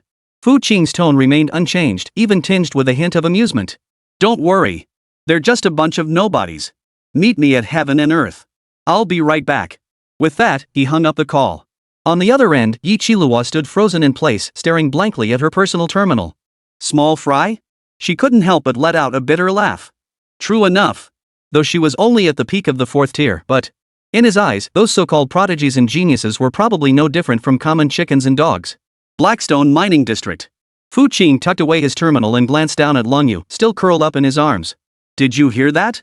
Long Yu nodded softly, her voice muffled and heavy with self-reproach. I'm sorry. It's my fault again. It's not your fault. Fu Qing's mouth twitched as he interrupted. He couldn't figure it out. Long Yu was so beautiful, yet why was she always so insecure? Could it be that I'm too intimidating? I'm such a refined and easygoing person. He pinched Long Yu's cheek and declared, remember, you belong to me. Anyone who dares touch you, I'll wipe out their entire family. Anyone who targets you will be utterly annihilated. It's that simple. Arrogant. Unreasonable. Yet it instantly filled Long Yu's icy heart with a profound sense of security. She lifted her head, locked eyes with Fu Qing, and nodded firmly. Half an hour later. Chapter 82, Daring to Show Off in Front of the Patriarch? Jiangchang, Heaven and Earth Club, Imperial Suite. Yi Qilua, Xiao Hongling, and Sun Yanxue sat restlessly, waiting. The suite door swung open. Fu Qing entered, bringing Long Yu with him. Swish. The moment he stepped inside. 3 pairs of eyes instantly fixed on Long Yu behind him. The air seemed to freeze solid in that instant. An invisible tension spread throughout the private room. Oh dear, brother Fu Qing. The first to break the silence was Yi Qilua. In a flash, she transformed into an octopus, clinging to Fu Qing and rubbing against him. Pouting her rosy lips, she shot a reproachful glance at Long Yu. You're finally back. Hongling, Xiaoxue, and I were worried sick about you. You went to rescue our cold moon sister without even telling us, making us worry for nothing. Her voice was sweet as honey, sounding like she was pouting. Yet beneath the words, the thick, tangy jealousy was unmistakable to anyone who heard it. Xiao Hongling, however, lacked such skill in acting. She merely snorted coldly, arms crossed over her chest as she leaned back on the sofa. Her phoenix-like eyes flashed like daggers, slicing across Long Yu's cheek. Poof.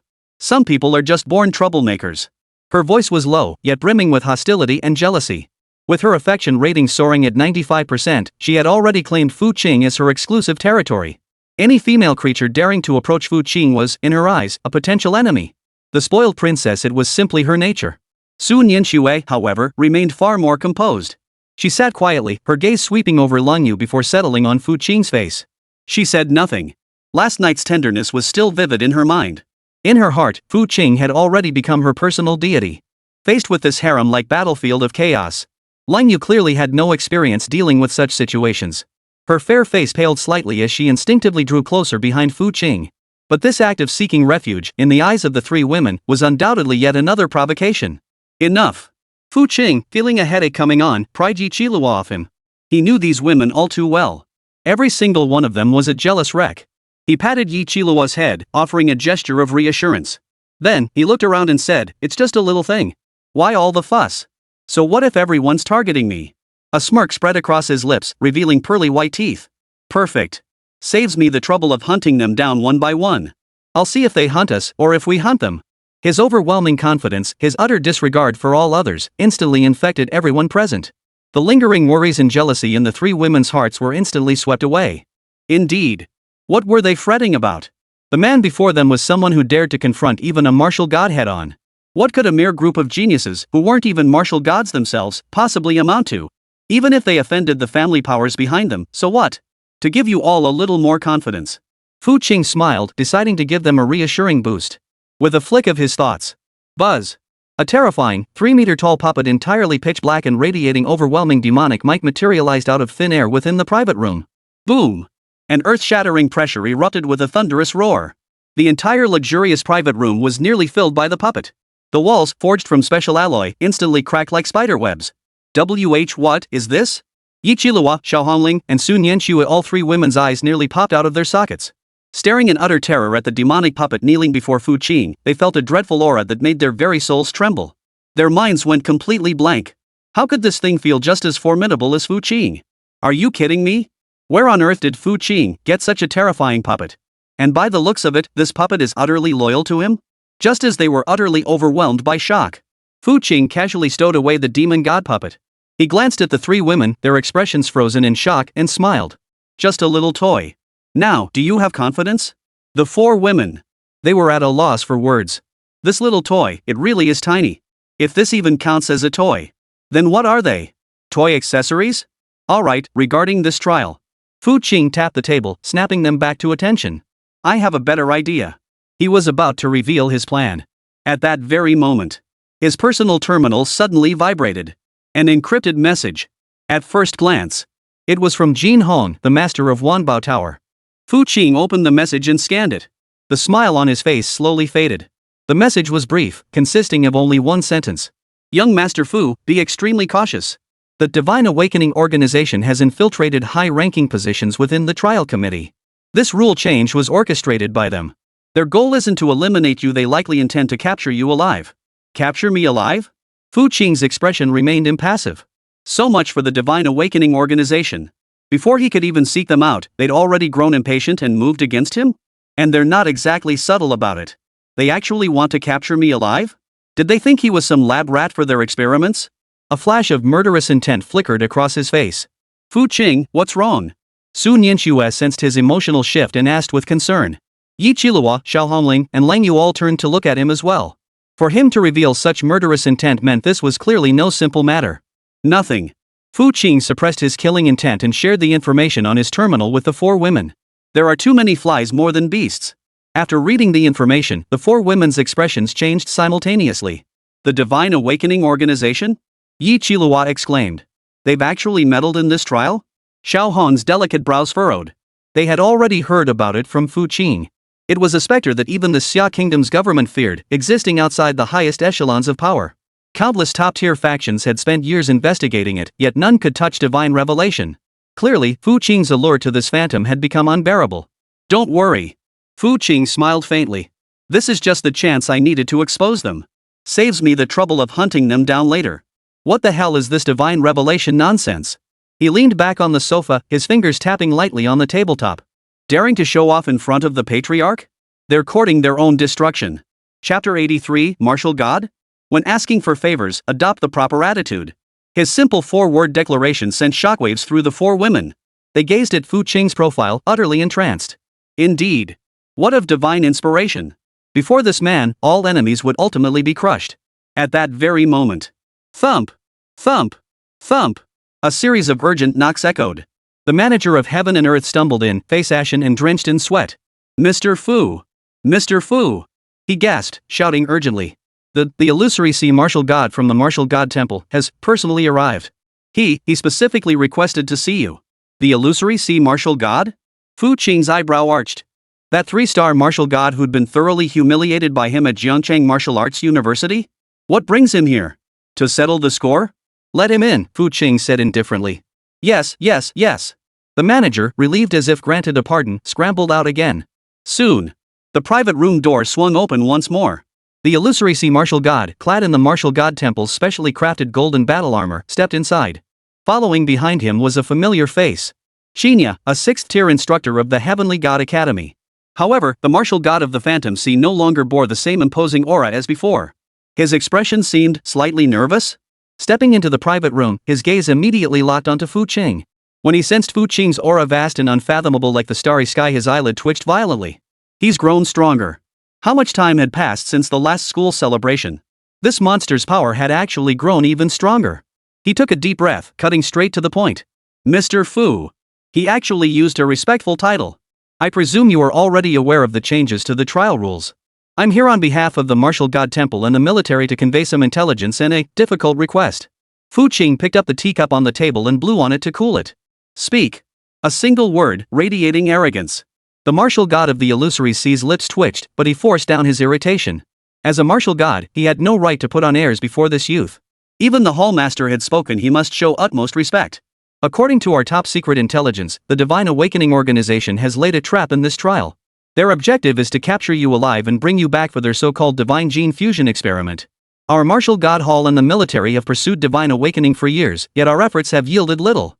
This time, they've exposed their greatest vulnerability, and it's our best chance to uproot their entire southern Xia Kingdom operation in one fell swoop. Huan Hai Wuxian paused here, his gaze intense as he looked at Fu Qing. Therefore, we hope to collaborate with you, Mr. Fu.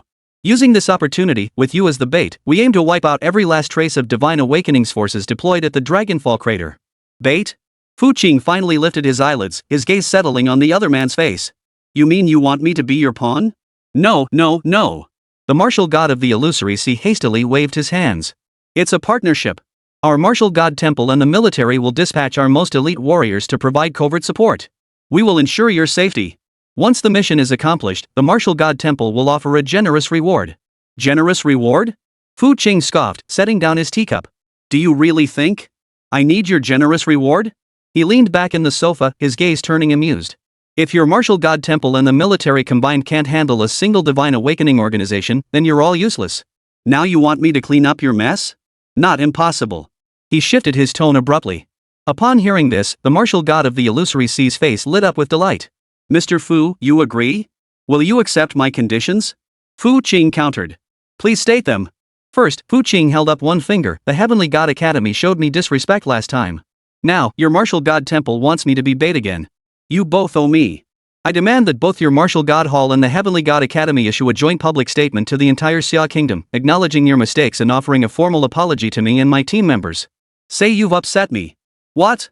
The expressions of the martial god of the illusory sea and Qing changed drastically. Make the two great martial arts sanctuaries publicly apologize? Upset him? This was nothing short of grinding their faces into the dirt.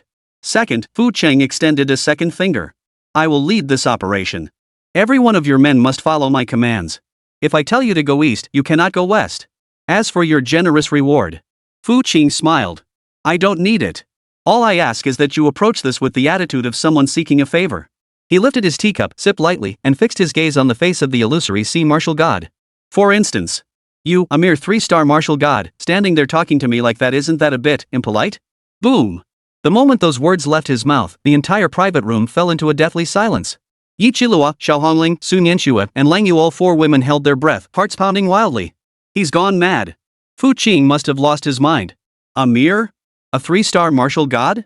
He actually made a martial god lower his stance for him? A martial god. The very pillar holding up the Xia Kingdom. The guardian deity of humanity.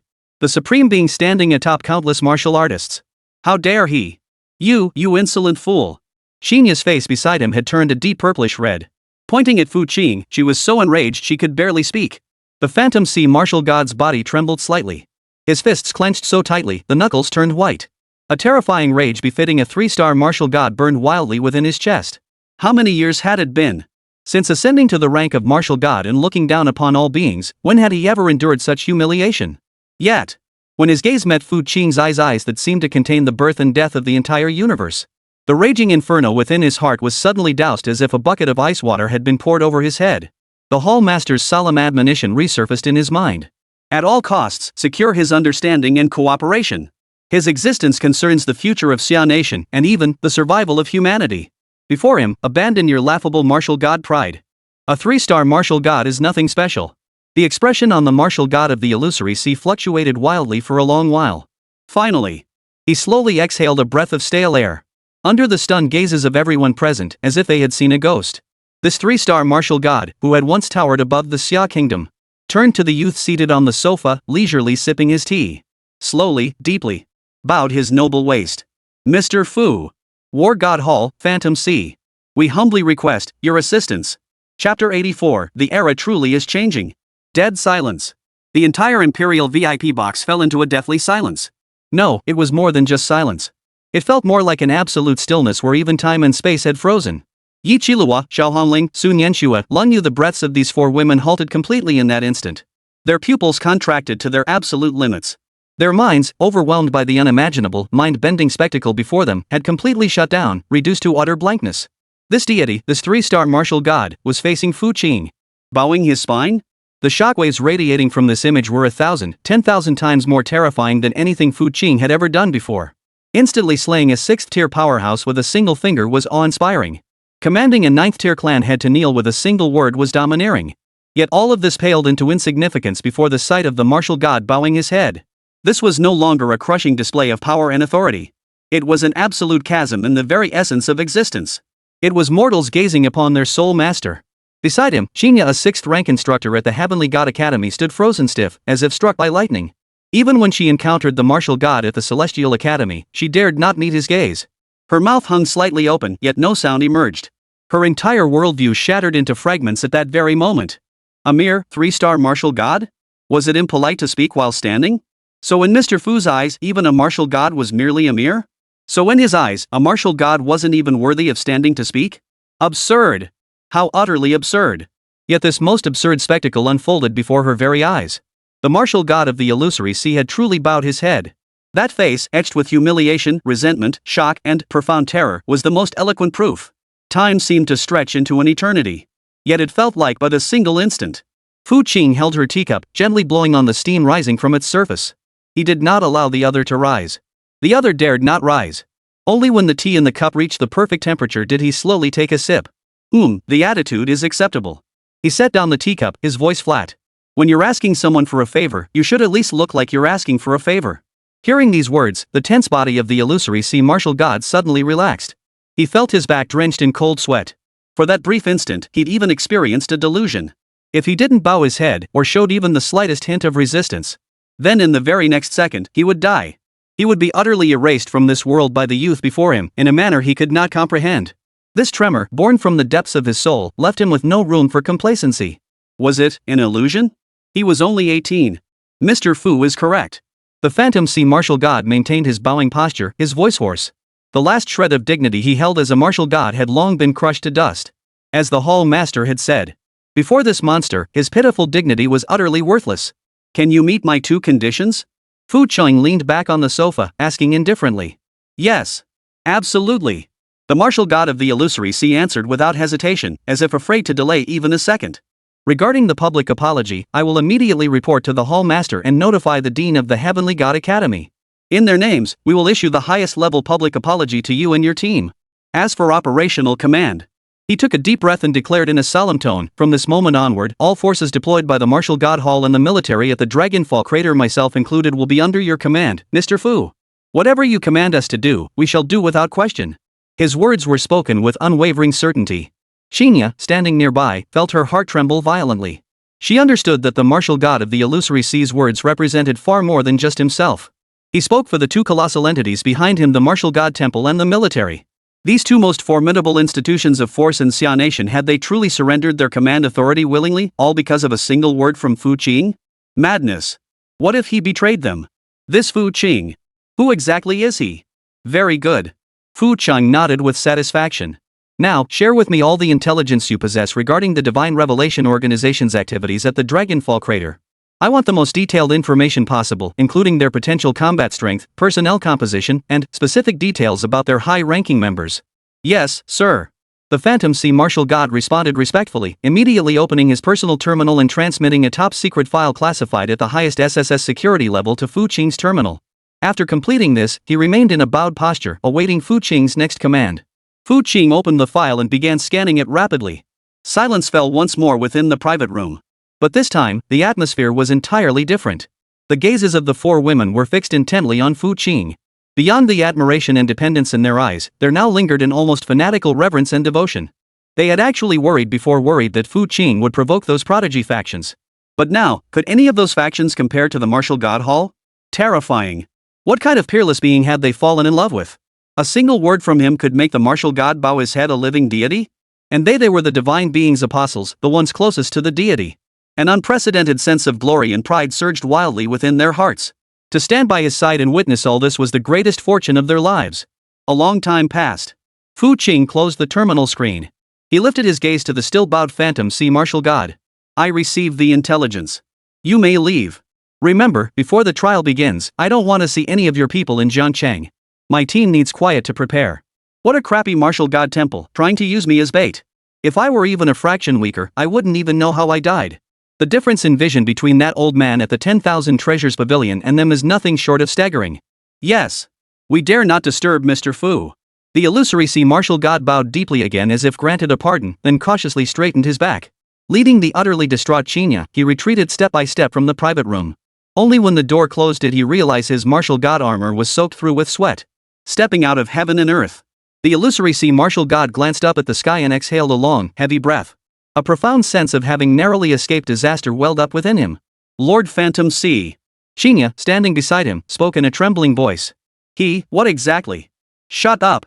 The martial god of illusory sea whipped his head around, his gaze as sharp as a blade. From this moment on, everything that happened in that private room today stays buried inside you. Not a single word more. Not a single word is to be spoken outside these walls. Otherwise, not just you, but the entire Qin family will be wiped out. Do you understand? Qinya trembled violently under the terror of his gaze, nodding frantically. I understand. I understand. Only then did the illusory sea martial god withdraw his gaze, a trace of self-mockery flickering across his face. He lifted his head, glancing once more at the imperial suite atop the clubhouse. The palace master was right. He murmured to himself. The era truly is changing. And he is the one who will usher in this new era. No. Perhaps he himself is one who transcends the era. A god. Human civilization is saved. Within the imperial suite. With the departure of the illusory sea martial god and Qinya, the oppressive atmosphere finally dissipated. Phew. Yi Qilihua was the first to exhale deeply, then clung to Fu Qing like a koala once more. Chapter 85, Xiao Qingcheng. Fu Qing, you're just absolutely gorgeous. Her large eyes sparkled with tiny stars, her face radiating pure adoration and infatuation. That's a martial god. A 3-star martial god. And you just scolded him like he was your grandson. So satisfying. Seeing him act all high and mighty earlier just made me furious. Though not as effusive as her, Xiao Hongling crossed her arms, unable to suppress the upward curve of her lips. Her phoenix-like eyes sparkled with excitement. The shock within her heart was no less than Yi Qilua's. This man kept pushing the boundaries of what she considered power higher and higher. From the very beginning, sending a 5th-tier cultivator flying with a single slap to confronting the Su family of the capital head-on, and now, making the martial god bow his head. He was like an abyss with no bottom. You could never fathom where his limits truly lay. This unfathomable mystery and overwhelming power held a deadly allure for a young lady like her who was drawn to strength. Though Sun Yanxue and Lin Yu remained silent, their eyes fixed intently on Fu Qing, unwilling to look away for even a moment, spoke volumes. All right, get down. Fu Qing sighed, gently prying Yi Qilihua off his shoulders. It was just a minor scene. Is it really worth all this fuss? The 4 women. You call this a minor scene? Then what counts as a big deal? Do you have some misunderstanding about the word scene? Regarding this trial, I'll be making some adjustments. Fu Qing tapped the table, drawing their attention back. The Divine Revelation Organization has me in their sights. They'll stop at nothing to capture me alive. Meanwhile, the Martial God Temple and the military intend to use me as bait to wipe out Divine Revelation's operatives. A cold smile curved his lips. While the mantis stalks the cicada, the oriole waits behind. But they've all missed one crucial thing. I am neither the cicada nor the sparrow. I am the hunter who overturns the table. His gaze sharpened as he looked at the 4 women. This trial has 2 objectives. First, reach the center of the Dragonfall crater and claim the ultimate reward. Second. He paused, his voice thick with murderous intent. To bury every last one of those who dared to target us, whether those so-called prodigies or the scum of the Divine Awakening Organization, every single one of them deep within that pit. I will make the entire Xia nation, indeed, the entire world know who truly is the Father. His overbearing, world-dominating aura instantly ignited the fighting spirit within the 4 women. Their eyes blazed with intense fervor. That's right. They were no longer the women they once were. Possessing mythical tier abilities and having surged to the peak of the 4th tier, coupled with Fu Qing, this unfathomable pillar of strength, what could they possibly fear? Brother Fu Qing, rest assured. Whoever dares come, will slay them. Yi Qilihua declared excitedly, pumping her tiny fist. Oomph, a bunch of puny fools. Perfect for testing my Crimson Lotus fire, Xiao Hongling snorted coldly, borrowing Fu Qing's words. Sun Yanxue and Lang Yu nodded firmly in agreement, their battle fervor burning bright. Excellent. Fu Qing was pleased with their resolve. What he sought were not delicate vases sheltered in a greenhouse, but peerless female warriors who could fight alongside him and slay every enemy. 3 days remain until the trial begins. For these 3 days, you need do nothing else. Focus on solidifying your cultivation bases and getting accustomed to your surging power. Leave everything else to me. With that, he rose to leave. Fu Qing, where are you going? Sun Yanxue asked instinctively. To meet someone interesting. Fu Qing waved without turning back, his figure vanishing at the door of the private room. War God Temple headquarters. Within a magnificent temple suspended 10,000 meters above the earth. The current temple master fell into a prolonged silence after hearing the encrypted report from the illusory sea martial god. Lord, the illusory sea martial god stood below, his expression still somewhat dazed. You did well. After a long pause, the hall master spoke slowly, his voice tinged with an inexplicable sense of emotion. I asked you to set aside your pride, and you did it. This may be the most correct decision you've made since becoming a martial god. Hearing this, the illusory sea martial god felt a chill run through his heart. Hall master, that Fu Qing, what exactly? Don't ask what you shouldn't ask, the hall master cut him off. All you need to know is that his existence is more crucial to the Xia kingdom than our entire martial god hall. Transmit my order, effective immediately, elevate Fu Qing's security clearance to the highest level. Anyone leaking information about him, regardless of status, will be executed without exception. The illusory sea martial god's lips twitched inwardly. How could secrecy possibly be maintained when this man acted with such reckless abandon? Additionally, draft and issue an official proclamation in the highest authority of the martial god hall immediately. The hall master rose to his feet, his gaze piercing through the endless void, settling upon the direction of Jiangcheng. We extend our most sincere apologies to Mr. Fu and the 4 ladies accompanying him. Heavenly God Academy, Dean's office. The Dean, who appeared ethereal and otherworldly, listened to Qing's trembling report. The smile on his face grew increasingly sinister. Ha! Interesting. Truly interesting.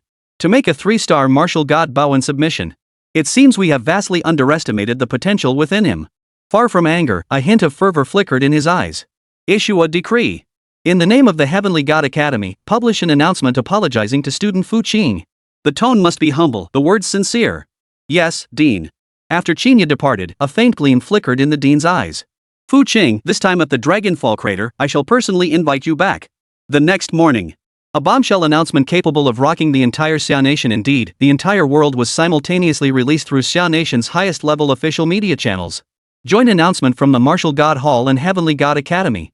Regarding the disturbance and inconvenience caused to Mr. Fu Qing and his team members Ms. Xiao Hongling, Ms. Yi Qilua, Ms. Sun Yanxue, Ms. Lang Yu by our personnel during the Jiangcheng Martial Arts University anniversary celebration, we hereby express our deepest apologies.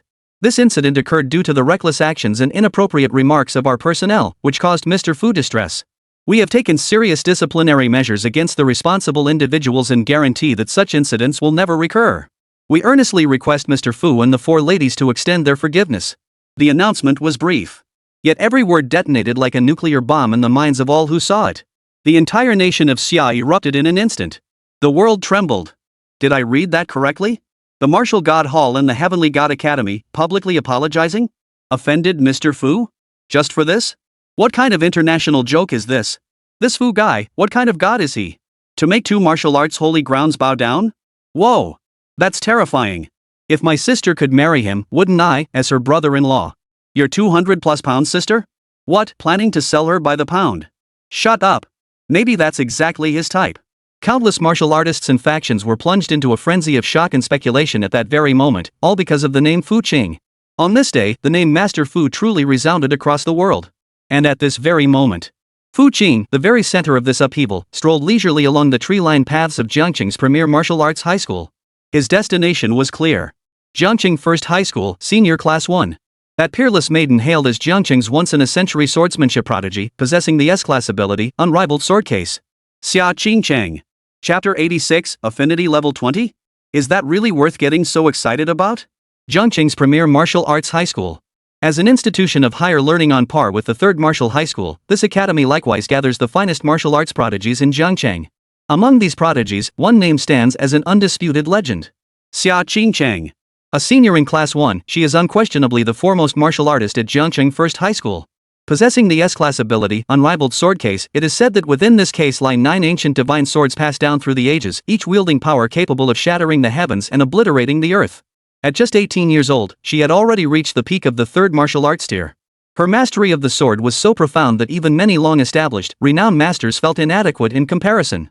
More significantly, her peerless beauty could make the heavens and earth pale in comparison, coupled with an innate, icy aloofness and pride that kept others at arm's length. These qualities made her a goddess in the hearts of countless students at first middle school, one to be admired from afar, never to be approached. Suitors flocked to her like fish crossing the river, from the wealthy young masters of Jiangqing's elite families to the scions of prestigious clans from other provinces. Yet without exception, they were all frozen in their tracks by the icy intent radiating from her sword.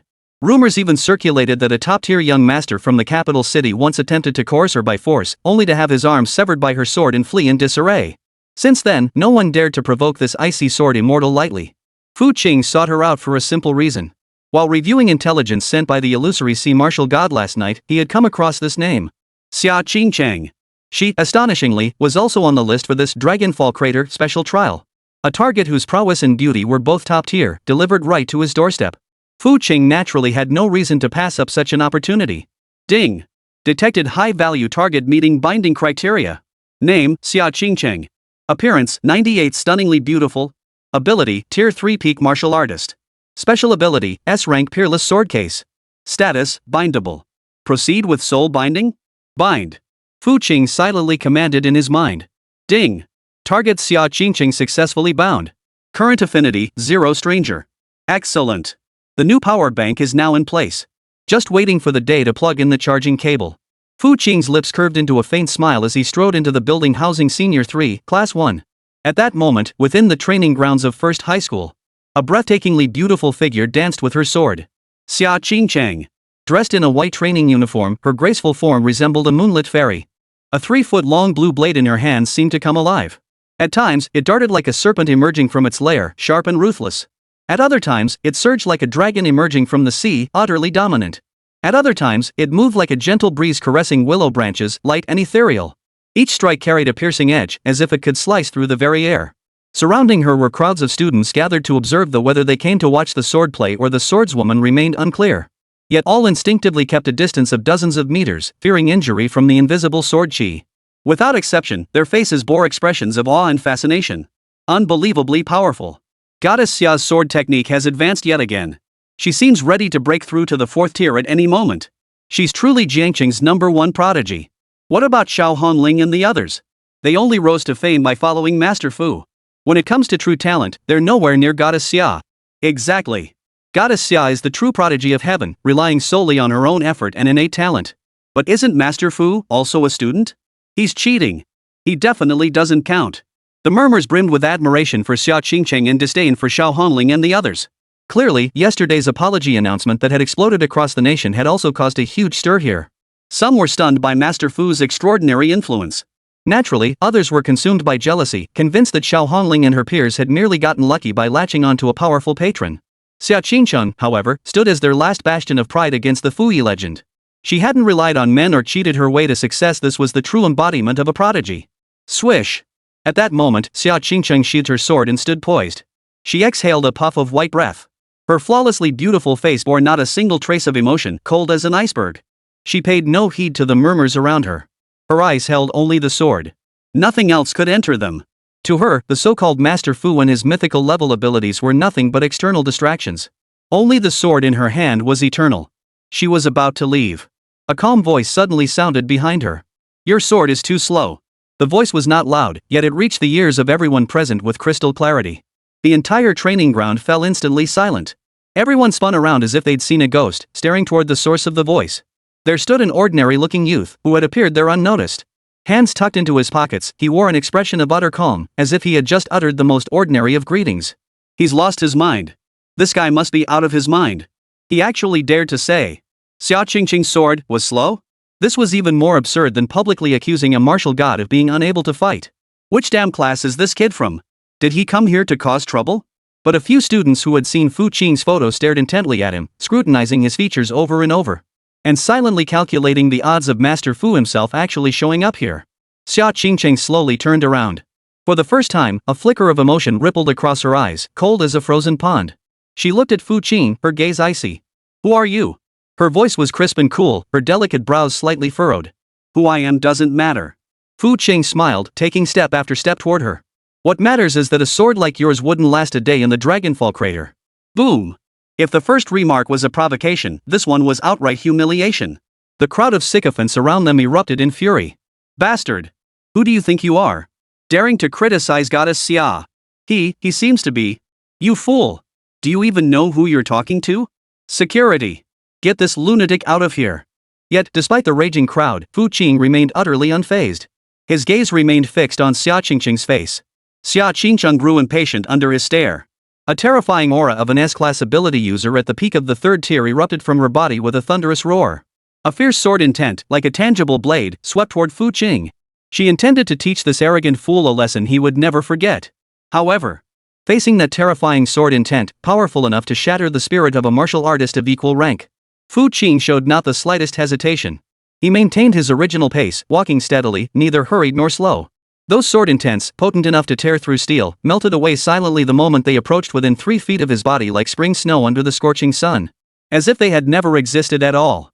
Xia Qingqing's beautiful eyes widened in shock. Her face betrayed utter horror. How could this be? Her peerless sword intent was ineffective against him? Just as her mind reeled in shock, Fu Qing had already stepped before her. The distance between them was less than half a meter. He extended 2 fingers and, under Xia Qingqing's utterly stunned gaze, gently pinched the third-tier fine-grade longsword in her hand forged from a special alloy. Then, he gave it a gentle twist. Clang! A crisp shattering sound echoed throughout the entire venue. The sword shattered inch by inch, starting from the tip. Finally, it lay scattered across the floor as a pile of metallic fragments. Dead silence fell over the entire venue. Everyone's eyes nearly popped out of their sockets. They stared at the scattered fragments, then at the youth who had crushed a third-tier weapon with just 2 fingers. Their minds had completely ceased functioning. Amidst the crowd, a few students had already grasped the implications, terrified beyond belief. Now, do you still think your sword is fast? Fu Qing released his grip, gazed at the exquisite face before him, and smiled faintly. Ding! Detected severe worldview shock to target Xia Qingqing. Affinity 20 shock humiliation. Current affinity 20. Fu Qing? Minus 20? Is it really worth getting this worked up? Chapter 87. Where have you been wandering off to again? Someone swallowed hard, a faint gulp breaking the suffocating silence. Immediately followed by a series of sharp gasps. Who the hell is he? A monster. He's definitely a monster. I remember now. He's that Fu master. The one who made the Martial God Hall and the Heavenly God Academy publicly apologize. Finally, a student who recognized Fu Qing let out a shriek laced with terror. Boom! The words Master Fu thundered through everyone's minds like a bolt from the blue. If before, they still harbored a shred of doubt about the 18-year-old Master Fu who existed only in announcements and rumors. Now, every last shred of doubt was crushed beneath the metal debris strewn across the ground. What could be more real than what they saw with their own eyes? The rumors were true. It turned out someone truly existed who could be this powerful at 18. It turned out that Xiao Hongling and the others hadn't just latched onto a powerful patron. They had followed a living god. This isn't just a powerful ally, it's beyond even a Tyrannosaurus Rex.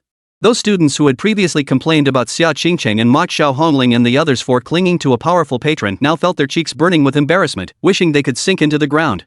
They finally understood how utterly insignificant their revered goddess, Xia Qingqing, truly was in the presence of a genuine deity. Their so-called pride was nothing but a joke in the face of absolute power. And now, Xia Qingqing herself trembled slightly. Not from fear, but because of an unprecedented humiliation. She, Xia Qingqing Jiangqing's once-in-a-century swordsmanship prodigy. Possessor of S-class abilities. From childhood to adulthood, she had always been the most dazzling one. Her sword was her pride, her everything. Wherever she went, she carried herself with unmatched arrogance. But today, everything she held most dear was utterly shattered by the man before her. He said her sword was slow. Then, with 2 fingers, he crushed her sword. This was no longer mere humiliation. It was the most utter contempt a god could show a mortal. You. Xia Qingqing finally snapped back to her senses. She bit her lip hard, 2 flames of rage igniting in her eyes. What the hell do you want? Her voice cracked, nearly breaking into a roar. Me? Fu Qing smiled. He stepped forward, nearly pressing against Xia Qingqing's face as he leaned down to look at her. He could clearly smell the snow lotus-like fragrance emanating from her body. To deal with this kind of stuck-up chick, you had to handle her like you would cold moon. I have no interest in you. I'm only here to inform you of something. He reached out, gently lifting Xia Qingqing's smooth chin, forcing her to meet his gaze. The gesture was brimming with aggression.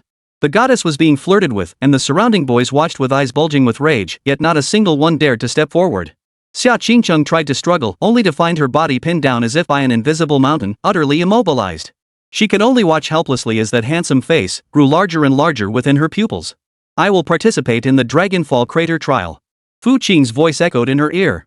I need a sword attendant to fetch tea and water. You seem quite suitable for the role. Just wait for me in the crater. If your sword is still this slow when the time comes. He let out a crooked grin, revealing his white teeth. Then your fate will be far worse than this sword's. With that, Fu Qing didn't spare her another glance. Hands tucked into his pockets, he turned and strolled leisurely toward the exit of the training grounds, under the stunned stares of the students. Only when his figure vanished completely. The terrifying pressure that had been crushing Xia Qingqing finally dissipated. Thud! Xia Qingqing's legs buckled and she collapsed to the ground. She gasped for breath, her forehead covered in a fine sheen of cold sweat. In that instant, she had truly felt death. That fear, born from the depths of her soul, made her doubt her own sword for the very first time. Sword attendant? He actually wants me to be his sword attendant? What utter disgrace! This was a humiliation worse than death itself. Ah! Xia Qingqing could no longer suppress the humiliation and rage within her heart, letting out a piercing scream. Boom! A terrifying sword intent, several times more powerful than before, erupted violently from her body. The S-class ability, Unrivaled Sword Case, materialized behind her. It was an ancient sword case engraved with intricate mystical runes. Now, the scabbard trembled violently, and the seal on one of the swords seemed to show signs of weakening. Fu Qing! Xia Qingqing rose from the ground, her stunningly beautiful face now etched with murderous intent. Do you truly think I'm someone to be trifled with? I, Xia Qingqing, will fight you to the death. She did not weep, nor did she break down. The extreme humiliation only ignited the sword-wielding warrior's innate obsession and madness within her very bones. She pulled out her personal terminal and dialed a number. Grandfather. I've been humiliated. He crushed my sword. And he demanded I become his sword attendant. A long silence hung on the other end. Then, an aged voice, yet one brimming with boundless authority, slowly emerged. The voice was strained with overwhelming fury. Who? Fu Qing. Jiangchang, Heaven and Earth Club, Imperial Suite. Have you been training diligently? The moment Fu Qing pushed open the door, 3 pairs of resentful eyes instantly fixed on him. Oh my, brother Fu Qing, you're finally back. Yi Qiluo was the first to wrap herself around him like an octopus, rubbing her little head against his chest. Where've you been off fooling around? You vanished all morning flirting with some new vixen again? She pouted her lips, seemingly acting coy, but her large, watery eyes darted around, clearly scrutinizing him. Xiao Hongling, arms crossed over her chest, leaned back on the sofa and gave a cold snort. Oomph. Some people just get more and more brazen. They make us stay here training while they come and go as they please. Her phoenix-like eyes narrowed slightly as she glared fiercely at Fu Qing. Her affection level soared to 95%, her possessiveness off the charts. Any moment Fu Qing slipped from her sight sent waves of intense unease through her. Su Nianxue was much quieter. She simply poured Fu Qing a cup of warm water and handed it to him. Jealousy wasn't absent from her heart, but at least she knew she had already given herself to Fu Qing. Facing this seemingly thorny love triangle, Fu Qing navigated with ease. He first skillfully peeled Yi Qiluo off him, ruffling her hair. Only then did he lift the cup Su Nianxue had offered and take a sip. I went to handle some business, he said casually. Important business? Yi Qiluo perked up instantly, her curiosity ignited. What kind of business?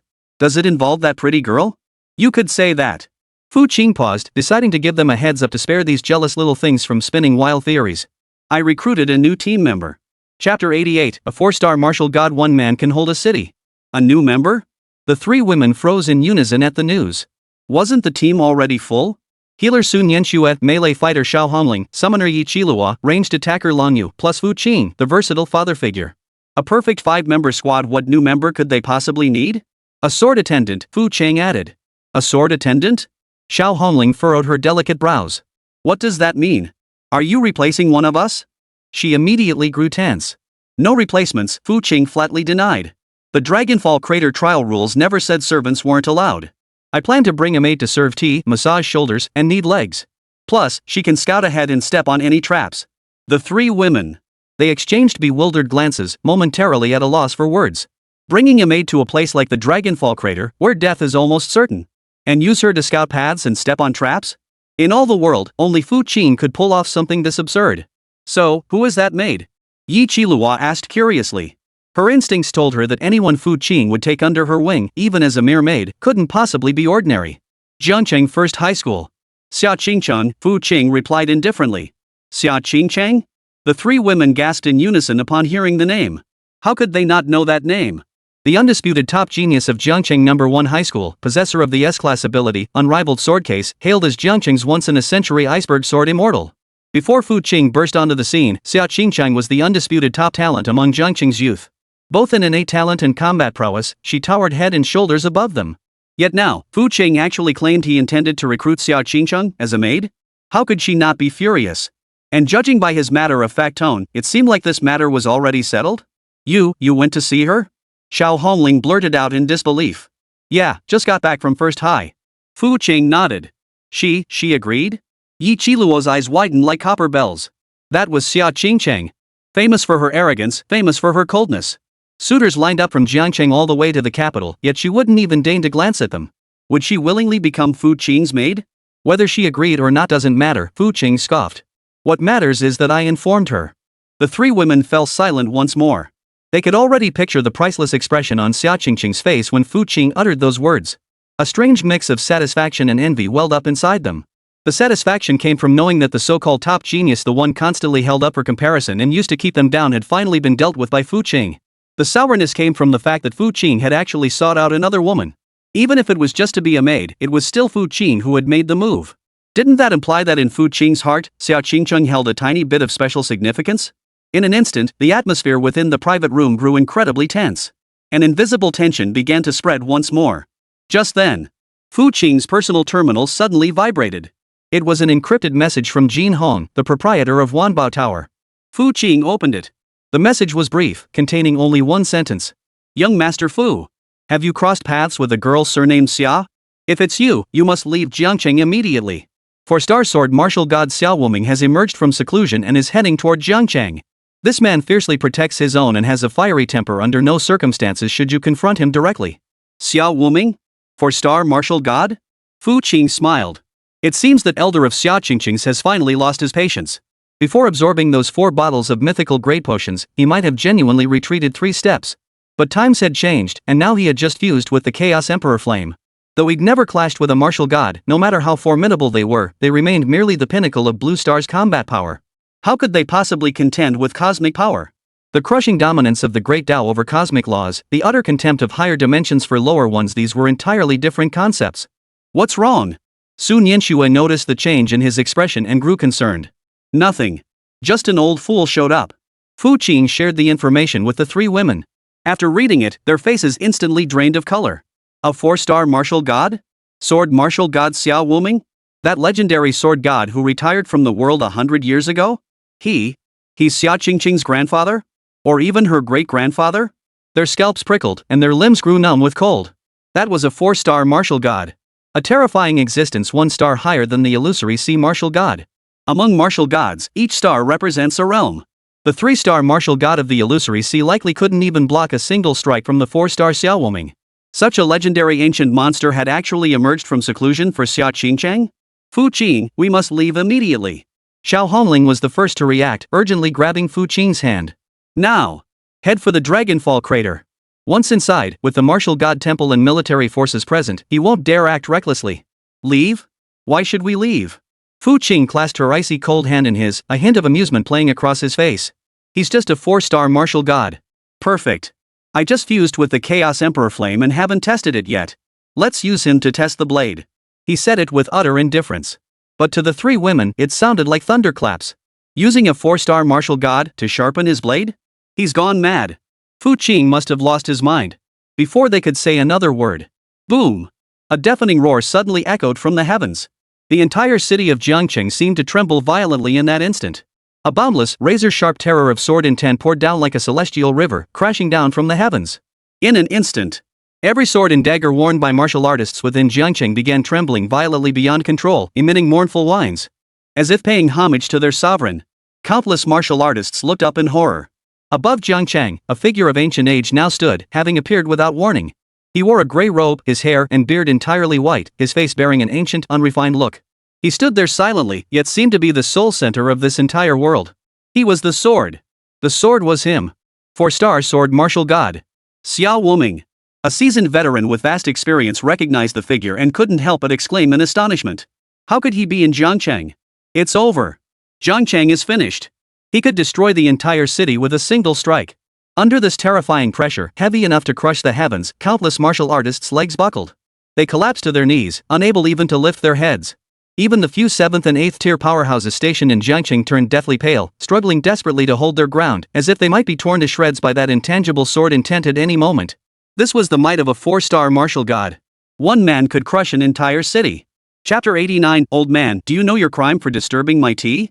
In the emperor's private room of heaven and earth. Xiao Hongling and the other 2 women were already deathly pale, their faces drained of all color. Had Fu Qing not woven an invisible protective barrier around them, they would likely have crumbled to their knees in submission like the martial artists outside. He's here. Yi Qilua's voice trembled uncontrollably. At that very moment, that aged yet commanding voice echoed throughout the entire city of Jiangcheng.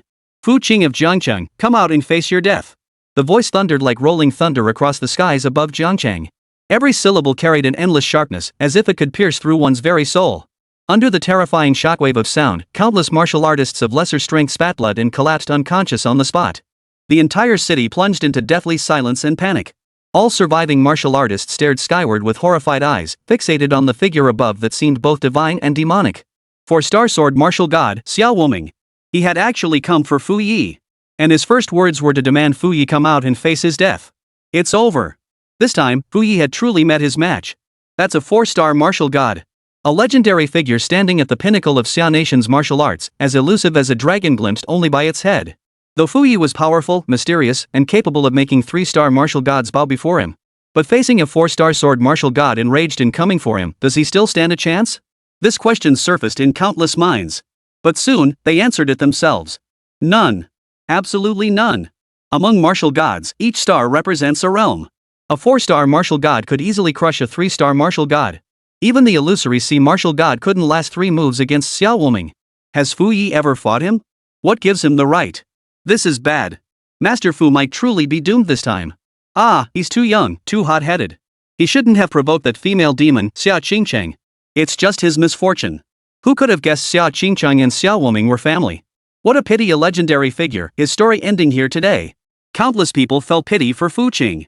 Inside the 10,000 Treasures Pavilion, Master Gui stared at the sky, his face ashen, pacing like a caged animal. Master! Master! Think of a way. If we don't go now, Master Fu, he'll be slain by Xiao Woming. He frantically tried to contact Jin Hong. But Jin Hong's response plunged him into an icy abyss. Wait and see.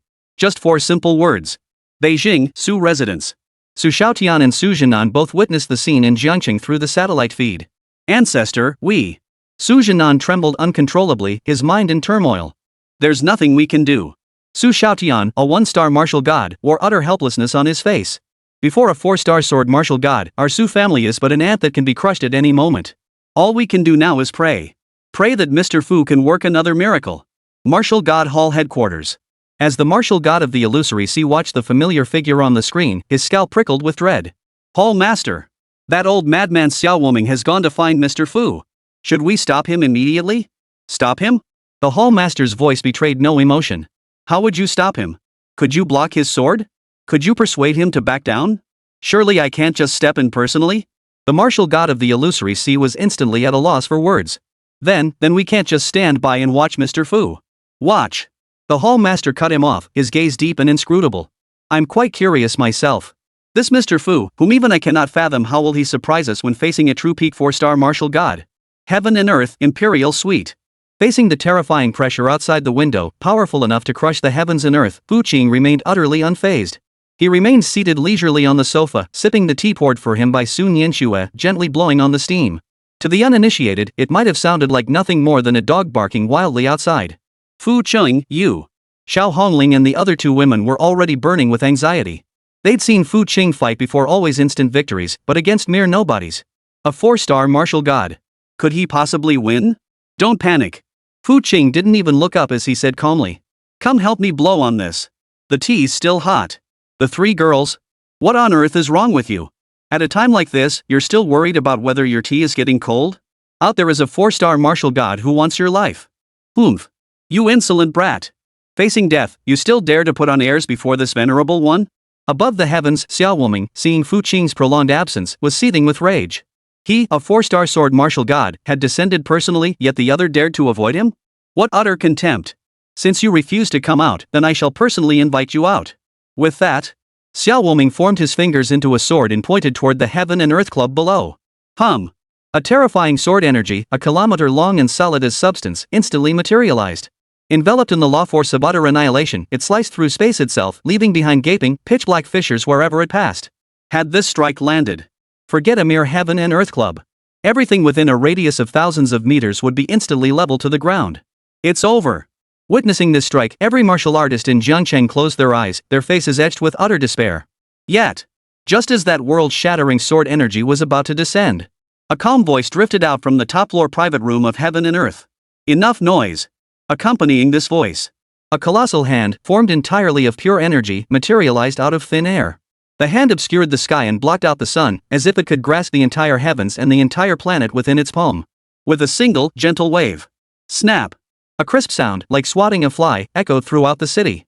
That earth-shattering sword energy had actually been dispersed by a single slap? The sword energy collapsed, shattering into countless specks of light that vanished into nothingness. The entire city fell deathly silent. Everyone's eyes widened to their limits. How is this possible? Above in the sky, Xiao Woming's pupils suddenly contracted. At that very moment, a figure slowly emerged from the heaven and earth private room onto the balcony. Then, he stepped onto the balcony, cup in hand, walking through the air. The void beneath his feet shattered completely. Finally, he came to a halt before Xiao Woming. Old man. Fu Qing looked at the four-star martial god before him, a wicked smile curling his lips. Disturbing my tea, do you know your crime? Chapter 90, a single drop of tea defeats the martial god. Boom! The moment those words left his mouth, the entire city erupted in chaos. Everyone stared at Fu Qing as if he were a ghost. Not only had he blocked the attack of a four-star martial god, but he had actually turned around and questioned the opponent. Did you know your crime? Master Fu, an 18-year-old senior in high school, had already grown this powerful? Could he be some ancient monster in disguise? Good. Xiao Woming laughed bitterly in rage. In his century of dominance across Xia Kingdom, he had never encountered such an insolent young upstart. It seems you won't understand what the title god of martial arts truly signifies unless I teach you a lesson. His hair and beard stood on end as a terrifying aura, 10 times more formidable than before, erupted with a thunderous roar. The space behind him shattered inch by inch, turning into a chaotic void. His entire being seemed to transform into a peerless divine sword poised to leave its scabbard. Fu Qing. His gaze locked onto Fu Qing, each word spoken with deliberate emphasis, his murderous intent palpable. Now I ask you, do you know your crimes? Xiao Woming's voice echoed across the heavens and earth. Each syllable transformed into an invisible blade, striking at Fu Qing's very soul. This was the power of words becoming law. It was the mastery of the laws wielded by a 4-star martial god. For any 3-star martial god present, these words alone would be enough to shatter their Tao heart and severely wound their divine soul. Yet, faced with this soul attack potent enough to slay gods and annihilate Buddhas, Fu Qing merely scratched his ear, looking thoroughly annoyed. Old man, you're noisy. And, he remarked indifferently, at your age, you're still mimicking my speech? How childish is that?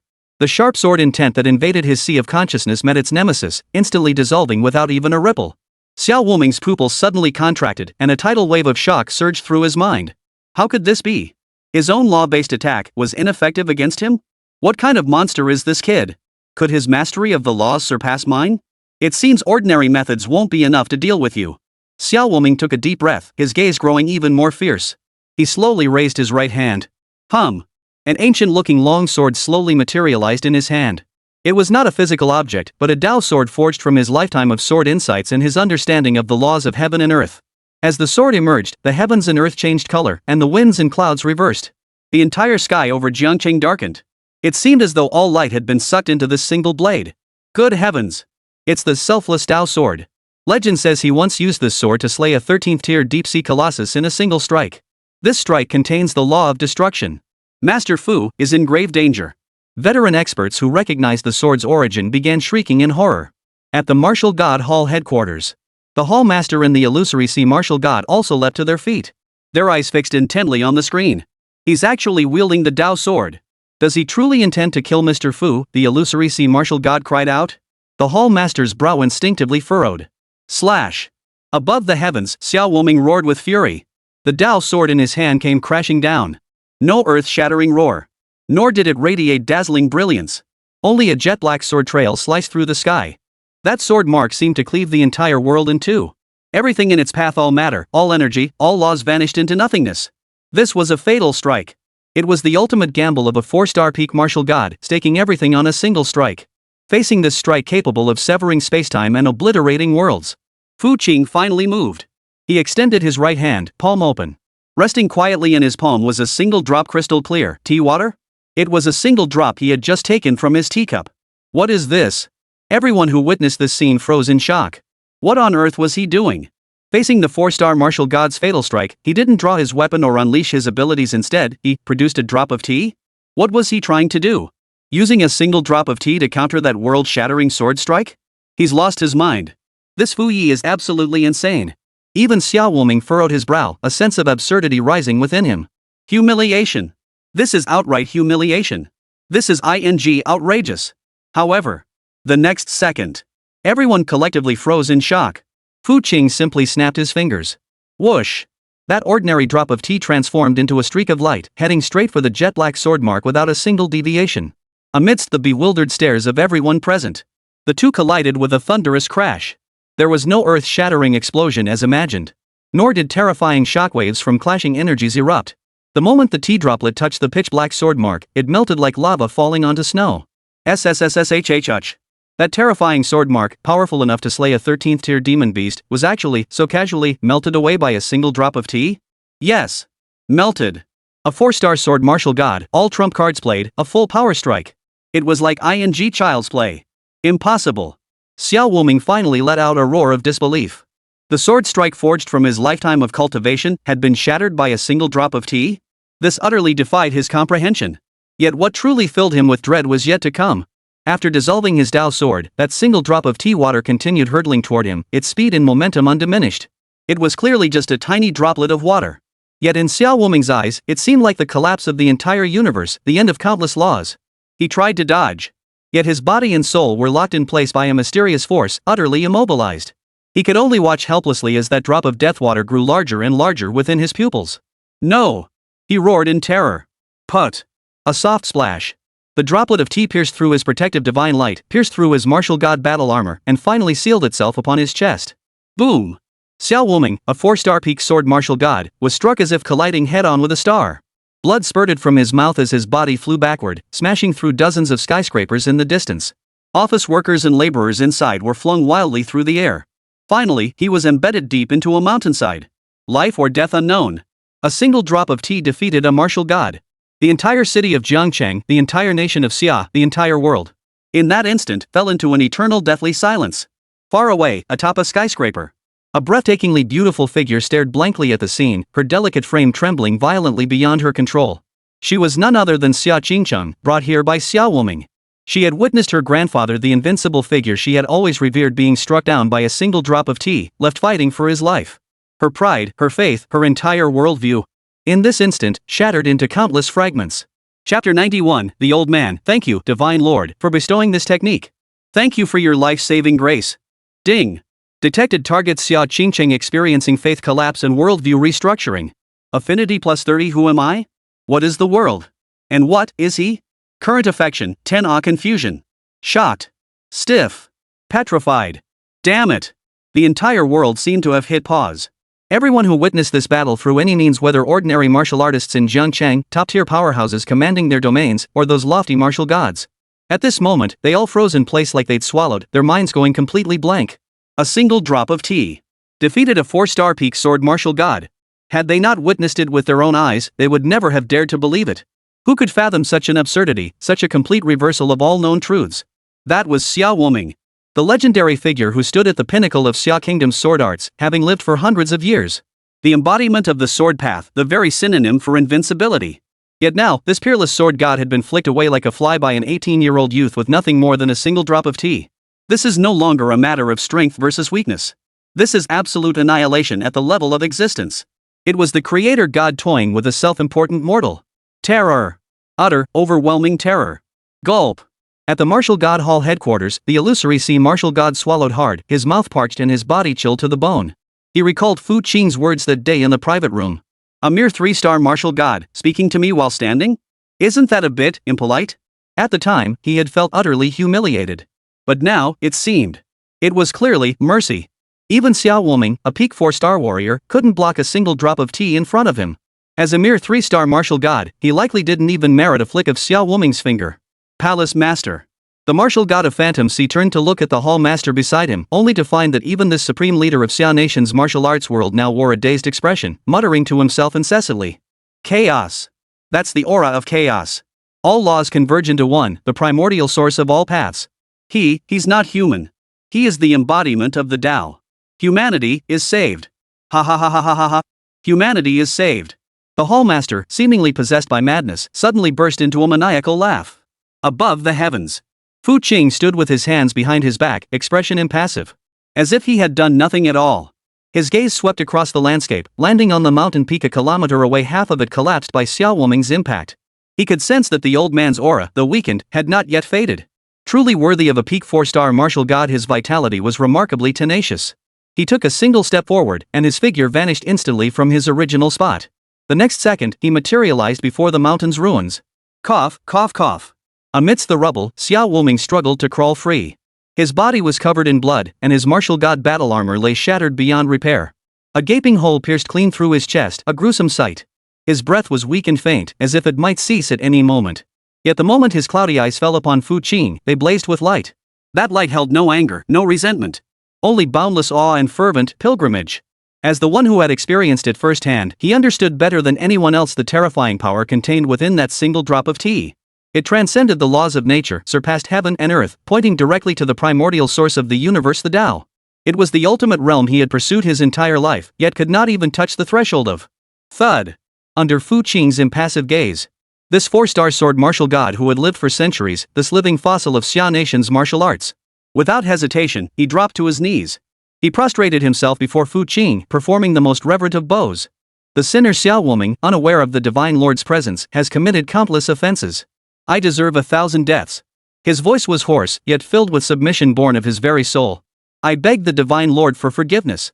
Were this scene witnessed by outsiders, it would likely trigger another level 12 super earthquake. The martial god bowed his head. And this was a 4-star peak sword martial god. Divine Lord? Fu Qing raised an eyebrow at the address. I am no god. You are. Xiao Wuming lifted his head, his eyes burning with fervor. You are the embodiment of the Tao. The true deity who guides us mortals to transcend the sea of suffering. This old fool failed to recognize the mountain before him, daring to show disrespect to a god. My sins are truly profound. I beg the Divine Lord to mete out punishment. Even if it means the annihilation of my soul and spirit, I shall utter not a single word of complaint. Fu Qing stared at the man's fervent, fanatical expression, utterly speechless. These old codgers, do they all have such vivid imaginations? Enough. Rise.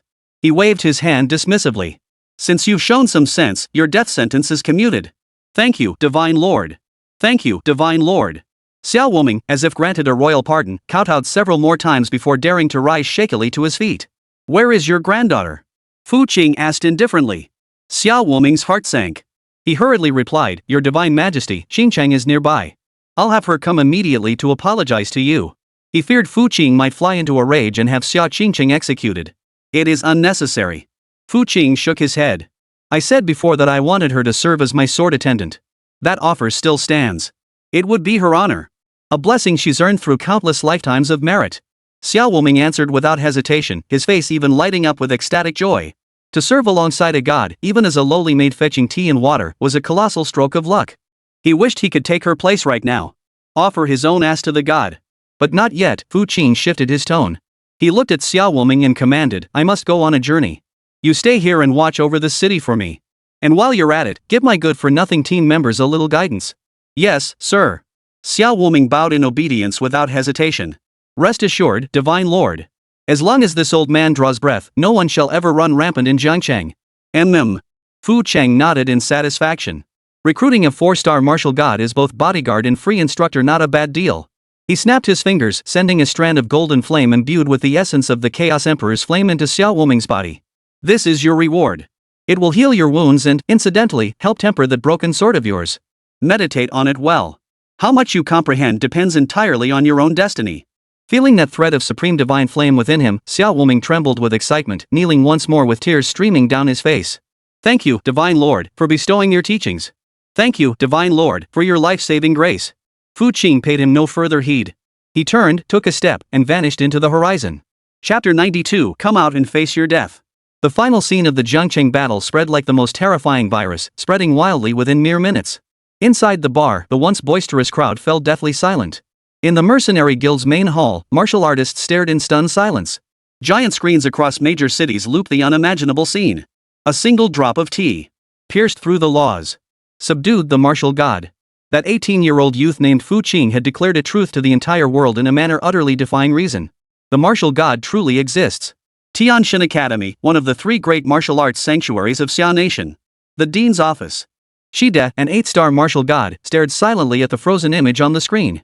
Unlike the martial god hallmaster, he felt no wild elation. Unlike the others, he showed no shock or dread. A faint smile even lingered on his face. That smile was identical to the one he had worn earlier during the phone call when he had ordered an apology to Fu Qing. Eerie and chillingly unsettling. Dean. A pitch-black shadow materialized silently behind him. Xiao Wuming has been defeated. As expected. Shide lifted his teacup and took a light sip. A 4-star martial god, before the way, is no different from an insect. The shadow fell silent for a moment before asking, then what of our plan? The plan remains unchanged. Shide set down his teacup. No, it should be accelerated. This vessel is far more perfect than we ever imagined. The divine gene within him has begun to fully awaken and is even evolving in ways we never imagined. He rose and walked to the massive floor-to-ceiling windows, surveying the entire Tianshan Academy below. Send word. Prepare the grandest welcoming ceremony for our honored guest. The Dragonfall crater is the finest stage we have prepared for him. His voice was soft yet icy. Remember. This time, spare no expense. We must bring him back to the academy. Alive. Jiangcheng. Upon the ruins of the mountain peak, half collapsed by Xiao Wuming, the 4-star sword martial god sat cross-legged. His injuries had long since healed completely under the power of that strand of Chaos Emperor flame bestowed by Fu Qing. Not only that, he could distinctly feel his body, his soul, and even the sword cultivation laws he had spent his entire life mastering being continuously tempered, purified, and reshaped by that supreme divine flame. It felt like undergoing a complete rebirth. The bottleneck that had plagued him for nearly a century now showed signs of cracking. Divine grace is boundless. Xiao Wuming's eyes welled with tears of excitement as he prostrated himself once more in the direction Fu Qing had departed. Rising to his feet, his gaze swept across the entire city of Jiangcheng, his eyes growing unwaveringly resolute and piercing. The divine sovereign's command. Guard this city. Guide his team members? He took a single step forward, his figure instantly appearing above the Heaven and Earth Club. At that moment, inside the imperial suite, Yi Qilihua, Xiao Hongling, and Sun Yanxue chattered excitedly. Brother Fu Qing is just too cool. With a single drop of tea, he sent that so-called sword god flying. Yi Qilihua hugged a pillow, rolling around on the sofa, her eyes sparkling with admiration. Isn't that just par for the course? Xiao Hongling's words carried a hint of disdain, but her damn smile was harder to suppress than an AK-47, betraying the pride in her heart. That was her man. Sun Yanxue remained silent, yet her lips also curled upward. Just then, Fu Qing appeared silently in the living room, accompanied by Long Yu. Fu Qing. Brother Fu Qing. The 3 women immediately surrounded him. Are you okay? Xiao Hongling spoke first, her voice thick with concern. Yi Qilihua pushed past her and clung tightly to Fu Qing's arm. Well, now even the sword god's granddaughter has become your sword attendant. How impressive. A palpable scent of jealousy filled the air. A battlefield of rivalry was about to erupt. Fu Qing, however, seemed oblivious. His expression remained calm as he spoke. It's time to avenge Cold Moon. I'm taking her to Nan Province. The 3 women froze at his words. Fu Qing's gaze swept over them, his voice calm yet carrying an undeniable authority. As long as the menace of the beasts remains unchecked, humanity's future remains shrouded in darkness. Romantic entanglements are not what we should be discussing now. This tactic again.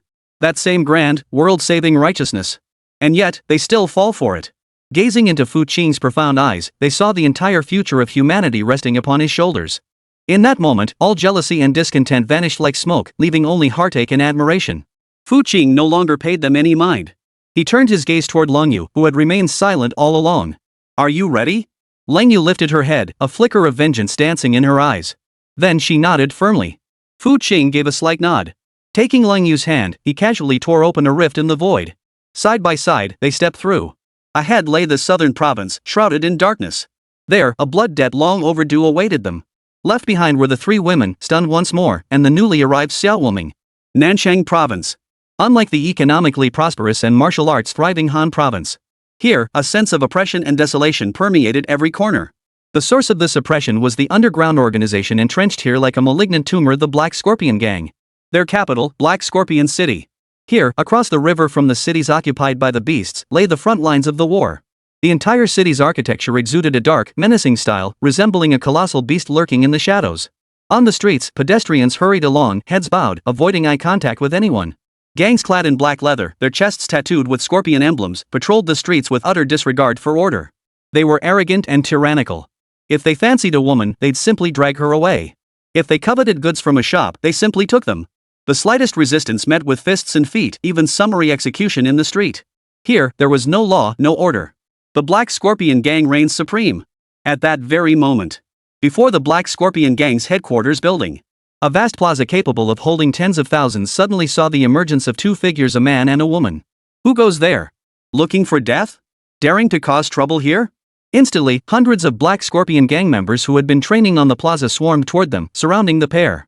Fu Qing didn't even glance at the shouting gang members surrounding him. He merely lifted his head, his gaze calmly fixed upon the monstrous structure before him. Then, he spoke. His voice was not loud, yet it seemed imbued with a peculiar power that made his words carry like law, resonating clearly to every corner of the city and into every ear. Black Scorpion King. 3 words plunged the entire city into an instant, deathly silence. Everyone immediately froze in their tracks, heads snapping up in terror as they searched for the source of the voice. Fu Qing's voice continued to echo. Cold and commanding. Come out. Face your death. Chapter 93. Boom. A single stone sent ripples across the pond. The entire Black Scorpion City erupted in chaos. He's gone mad. That kid must be out of his mind. Does he even know who he's talking to? He actually dared to address the king by name and tell him to come out and face his death? The Black Scorpion Gang members surrounding him froze for 3 seconds. Then, a torrent of rage erupted. You! Kill him. Chop him into pieces and feed him to the dogs. How dare he insult our king? Make him wish he were dead. They roared, brandishing their weapons, surging toward Fu Qing like a tidal wave. Amidst the crowd, a Black Scorpion Gang lieutenant, missing one arm, fixed Fu Qing with a deathly stare. His face bore no anger, only endless terror. His eyes bulged to their limits. His body shook like a sieve. It was him. It was him. The demon god who, in the Blackstone mining district, had crushed the skull of the 7th-tier Lord Yi Tianxi with a single slap. He? How could he be here? No! He screamed hoarsely, summoning every ounce of strength. Everyone, stop! That's Lord Fu. Yet his voice was instantly drowned out by the frenzied roar of the crowd. It was already too late. The crazed gang members were now less than 10 meters away from Fu Qing. Their eyes burned with savage intent. As if they already saw this arrogant young upstart torn to shreds before their eyes. But at that very moment, boom! A terrifying, earth-shattering pressure descended from the top of the Scorpion Claw building like the sky collapsing and the earth splitting apart. Every gang member charging toward Fu Qing froze in place. The next second, pop, pop, pop. Their bodies were crushed as if by an invisible giant hand. They turned into clouds of blood mist filling the sky. The entire colossal plaza was instantly dyed a shocking crimson. A figure instantly materialized atop the 100-story tower. Clad in a black and gold royal robe, his face was grim and menacing, his eyes sharp as a scorpion's. He was none other than the leader of the Black Scorpion Gang, the peak 8th-tier martial artist, the Black Scorpion King. He looked down from above at the 2 figures in the square. His gaze then settled on the sole survivor, the armless leader, now cowering in terror on the ground. His brow furrowed slightly as he demanded coldly. You said earlier. What's his name? The one-armed leader trembled violently, his teeth chattering so hard he could barely form coherent words. Wang. Wang. He is. Fu. Master Fu. Boom. The words Master Fu struck like 2 bolts of divine thunder, crashing violently into Black Scorpion King's mind. His expression changed instantly. The terrifying aura of an 8th-tier peak powerhouse vanished without a trace. His sinister gaze was utterly replaced by boundless terror and horror. Master Fu. The man who single-handedly kept the entire upper echelons of Xia Nation cowering in submission? Master Fu? How could he be here? The next second. Under the stunned gazes of countless onlookers throughout the city, the underground kingpin of Southern Province performed an act that made everyone's jaws drop. He leapt from hundreds of meters above. No attack. No display of power. Only a perfect parabolic arc. Plop! Black Scorpion King landed with a posture so textbook it couldn't be more textbook, sliding smoothly to his knees and slamming them down before Fu Qing. He buried his head deep into the ground, his voice thick with flattery and trepidation. This lowly Black Scorpion did not know Master Fu had graced us with his presence. I failed to greet you properly, I deserve 1,000 deaths. Silence. Dead silence. The entire Black Scorpion city fell silent enough to hear a pin drop. Everyone who witnessed the scene, whether ordinary citizens on the street or surviving Black Scorpion gang members, froze in place, their minds going completely blank. The king. In their hearts, he was like a god, the all-powerful king. The underground ruler of Nan province. The peerless powerhouse at the peak of the 8th tier. And now, at this very moment, kneeling like a dog before a young man? And begging for mercy with kowtows? What on earth is going on? Who exactly is that young man? Master Fu? Which Master Fu? Could it be that one who's been making headlines across the entire Xia kingdom for going toe-to-toe with the Su family? How outdated is that news? The Su family is nothing. Some recalled that near mythical legend, their voices trembling. As this conjecture spread through the crowd, panic, like a plague, swept through the entire city in an instant. Yes. It must be him. The Black Scorpion gang had hit a brick wall. No, it wasn't a brick wall. It was a meteorite smashing down from the heavens. In the square, Black Scorpion King remained kneeling on the ground, his body shaking violently from sheer terror. He dared not lift his head. He could feel a calm gaze fixed upon him. Master Fu! Master Fu, spare my life! Black Scorpion King wept uncontrollably, frantically banging his forehead against the hard ground, producing dull thuds. This is all a misunderstanding. A colossal misunderstanding. If I had known this young lady belonged to you, even if you gave me 10,000 dares, I wouldn't have dared touch a single hair on her head. He suddenly pointed behind him at his gang members, who were now frozen in terror. It's all them. Those blind, worthless dogs. They took it upon themselves to offend your friend. Rest assured. I shall execute every last one of them this very moment. To give you and this young lady a proper accounting. With a flash of savagery in his eyes, he rose to execute his own loyal men. Their lives would be the price for his own survival. Enough. A detached voice cut through the air. Black Scorpion King's movements froze, and he obediently knelt back down.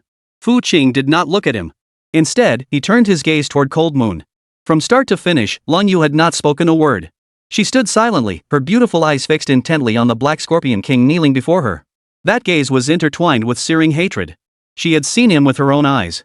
This once arrogant enemy who had destroyed everything she held dear with his own hands. Now, like a dead dog, he knelt before her, begging for mercy. Is it him? Fu Qing asked. Cold Moon gritted her teeth and said. It's him. Back then, it was him who led the massacre of my Lung family. And it was he who personally beheaded my father. Fu Qing's mouth twitched. He'd almost thought it was his own head that had been severed. He turned his head, his gaze settling once more on the Black Scorpion King. You heard that. 3 simple words. Yet they felt like a sword of judgment from the heavens, plunging deep into the Black Scorpion King's heart. His face instantly drained of color, turning as pale as paper. At this moment, begging for mercy was useless. The moment that woman spoke those words, his fate was sealed. A surge of extreme hatred and madness erupted from the depths of his soul.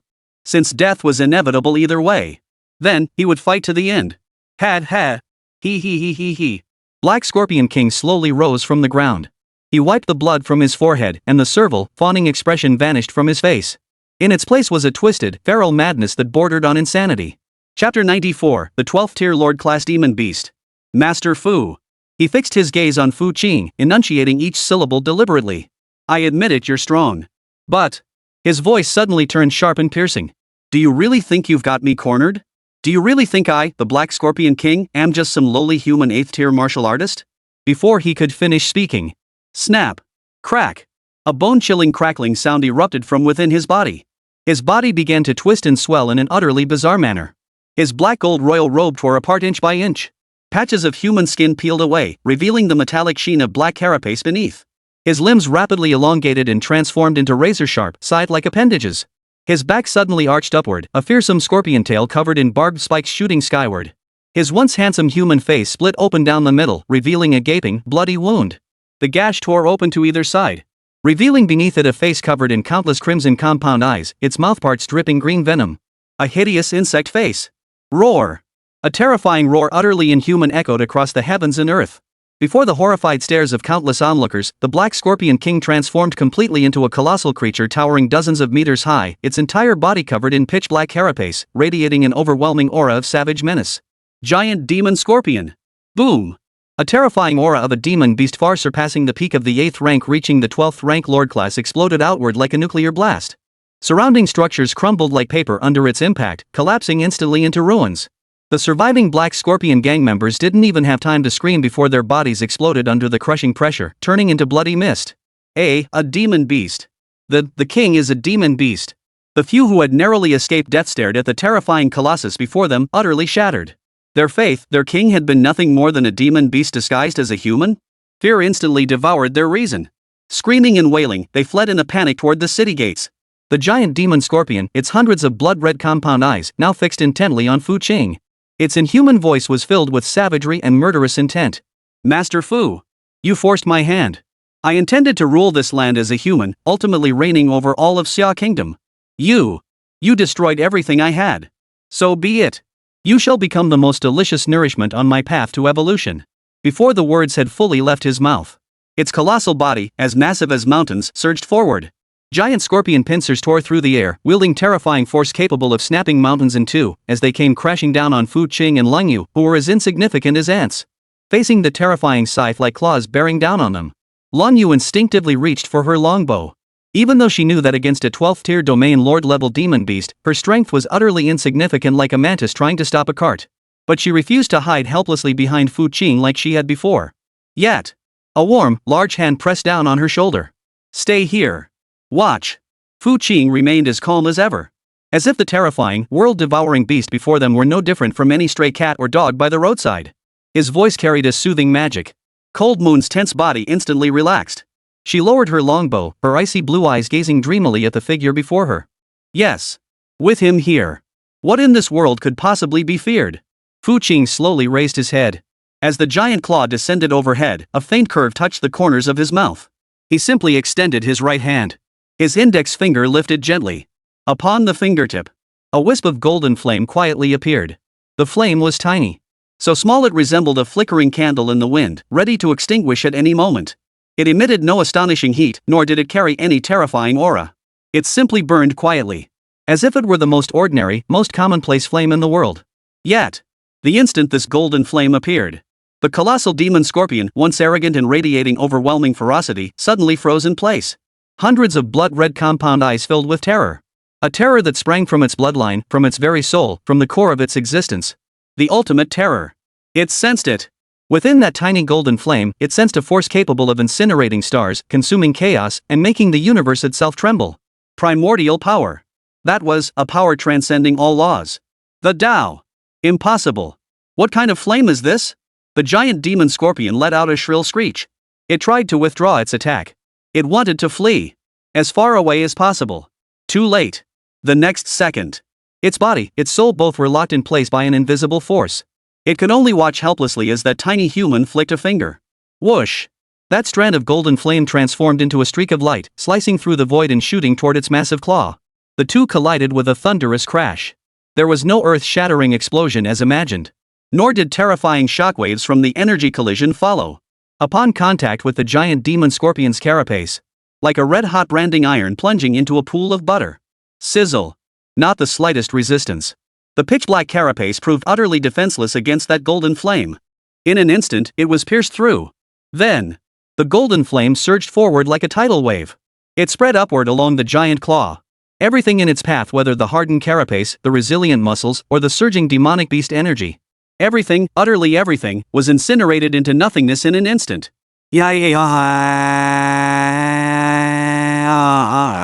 A shrill scream, unearthly and beyond the realm of any living creature, pierced the heavens.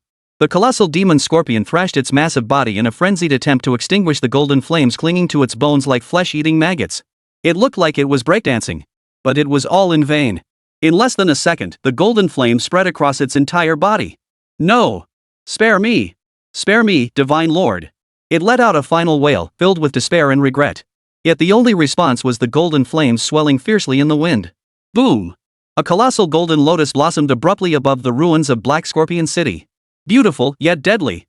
As the lotus slowly dissipated, that once mighty 12th-tier sovereign-level demon beast had vanished completely from this world. Not even a speck of ash remained. As if it had never existed at all. Ding! Detected fluctuations in the target individual Cold Moon's state of mind. Adoration and faith toward the host have been imprinted upon the deepest recesses of her soul. Affinity +1. Current affinity, 97. Exclusive devotion, eternal allegiance. The system alert suddenly echoed in Fu Qing's mind. He immediately turned to the icy maiden beside him, now completely frozen in place. A faint curve lifted the corners of his mouth. His gaze then returned to the spot where the demon scorpion had vanished. There, suspended in stillness, was a peculiar crystal nucleus fist-sized, pitch black throughout, its surface covered in countless mysterious patterns. Chapter 95, The Dragonfall Crater, about to open. Fu Qing beckoned with a flick of his hand. The crystal core flew into his hand. Item, high-grade mimetic crystal core rare. Tier 12. Effect, imbued with potent camouflage principles, enabling the user to simulate the aura and appearance of other creatures to a certain extent. However, perfect replication is impossible, and the effect is time-limited. Note, this is a Lord tier magical beast that has grasped a fragment of the laws over eons, an extremely rare occurrence. Mimicry crystal core? Fu Qing raised an eyebrow. This was an interesting little thing. Too bad the effect is a bit rubbish. A thought flashed through his mind. System, use critical strike on this thing. Ding. Performing 10,000x critical strike on high-grade mimicry crystal core. Ding. Boom. An aura infinitely more terrifying than when the Chaos Emperor's flames had appeared erupted from the crystal core in Fu Qing's hand. The entire world lost its color in that instant. The sun and moon lost their light, the stars dimmed. It seemed as though the very laws of the universe itself were cheering and bowing down in submission to the birth of this divine artifact. The light dissipated. A brand new crystal core appeared in Fu Qing's palm. No longer pitch black, it now radiated a dreamlike, chaotic hue. Countless runes swirled within it, forming and dissolving, as if manifesting the myriad forms of all worlds and countless living beings. Ding! Congratulations, host! You have obtained the mythic tier item, the nucleus of omniscient mimicry. Item, omniscient mimicry core. Tier, mythic unique. Effect, upon binding to the soul, allows the user to perfectly mimic and transform into any living being, including its appearance, aura, energy fluctuations, soul frequency, and even select innate talents and abilities. No time limit, no energy consumption. Can also be applied to others. Note, you are light, and you are darkness. You are God, and you are demon. You are all things, and all things are you. From this moment onward, it will be your countless incarnations that walk the world. Reading the description of this mythical artifact, Fu Qing let out an eerie chuckle. This thing. Its potential uses are limitless. Whether infiltrating the Divine Awakening organization or paying a visit to the Celestial Academy, or disguising oneself as an ordinary person to play dumb and strike hard, it would prove exceedingly convenient. When Fu Qing returned to Jiangcheng with Longyu, the sky was already turning light. The Black Scorpion gang of Nan province had been utterly annihilated overnight. The news spread like wildfire across the entire nation of Xia. Yet this time, it failed to stir much commotion. Everyone had grown numb. After all, even a 4-star martial god had been subdued by Master Fu with a single drop of tea.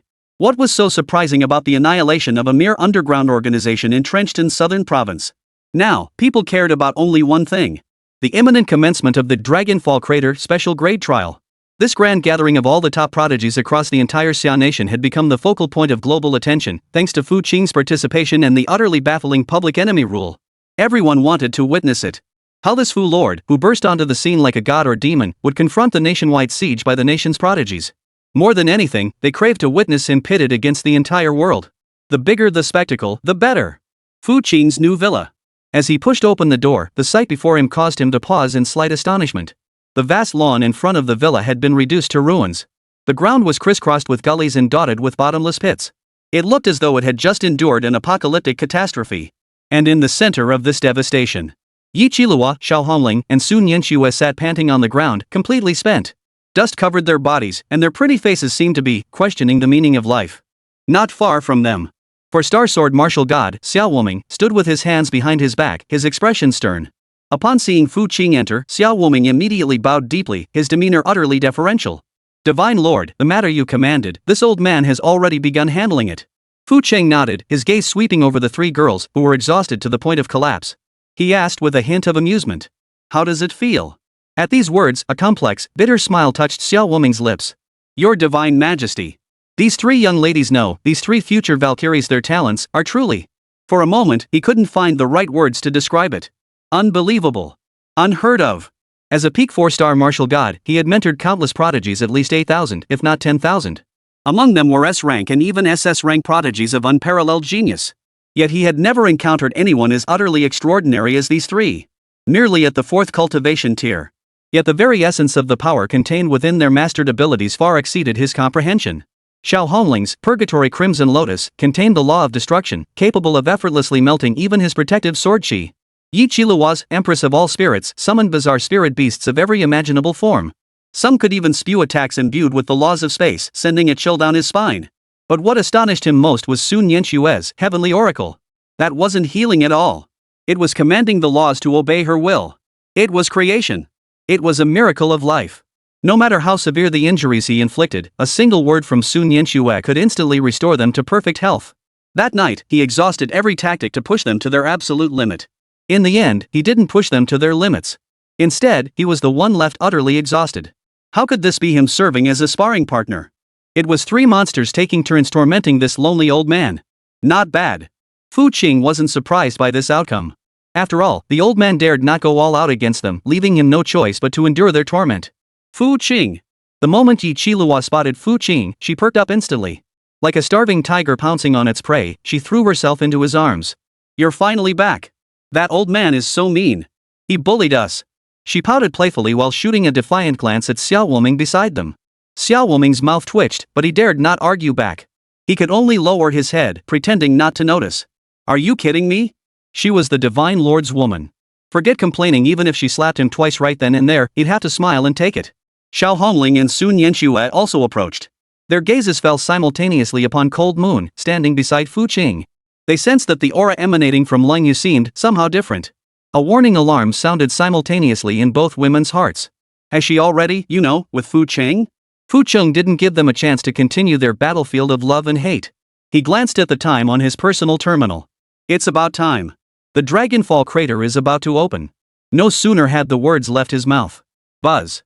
The personal terminals implanted with the special trial credentials on all 5 wrists lit up simultaneously.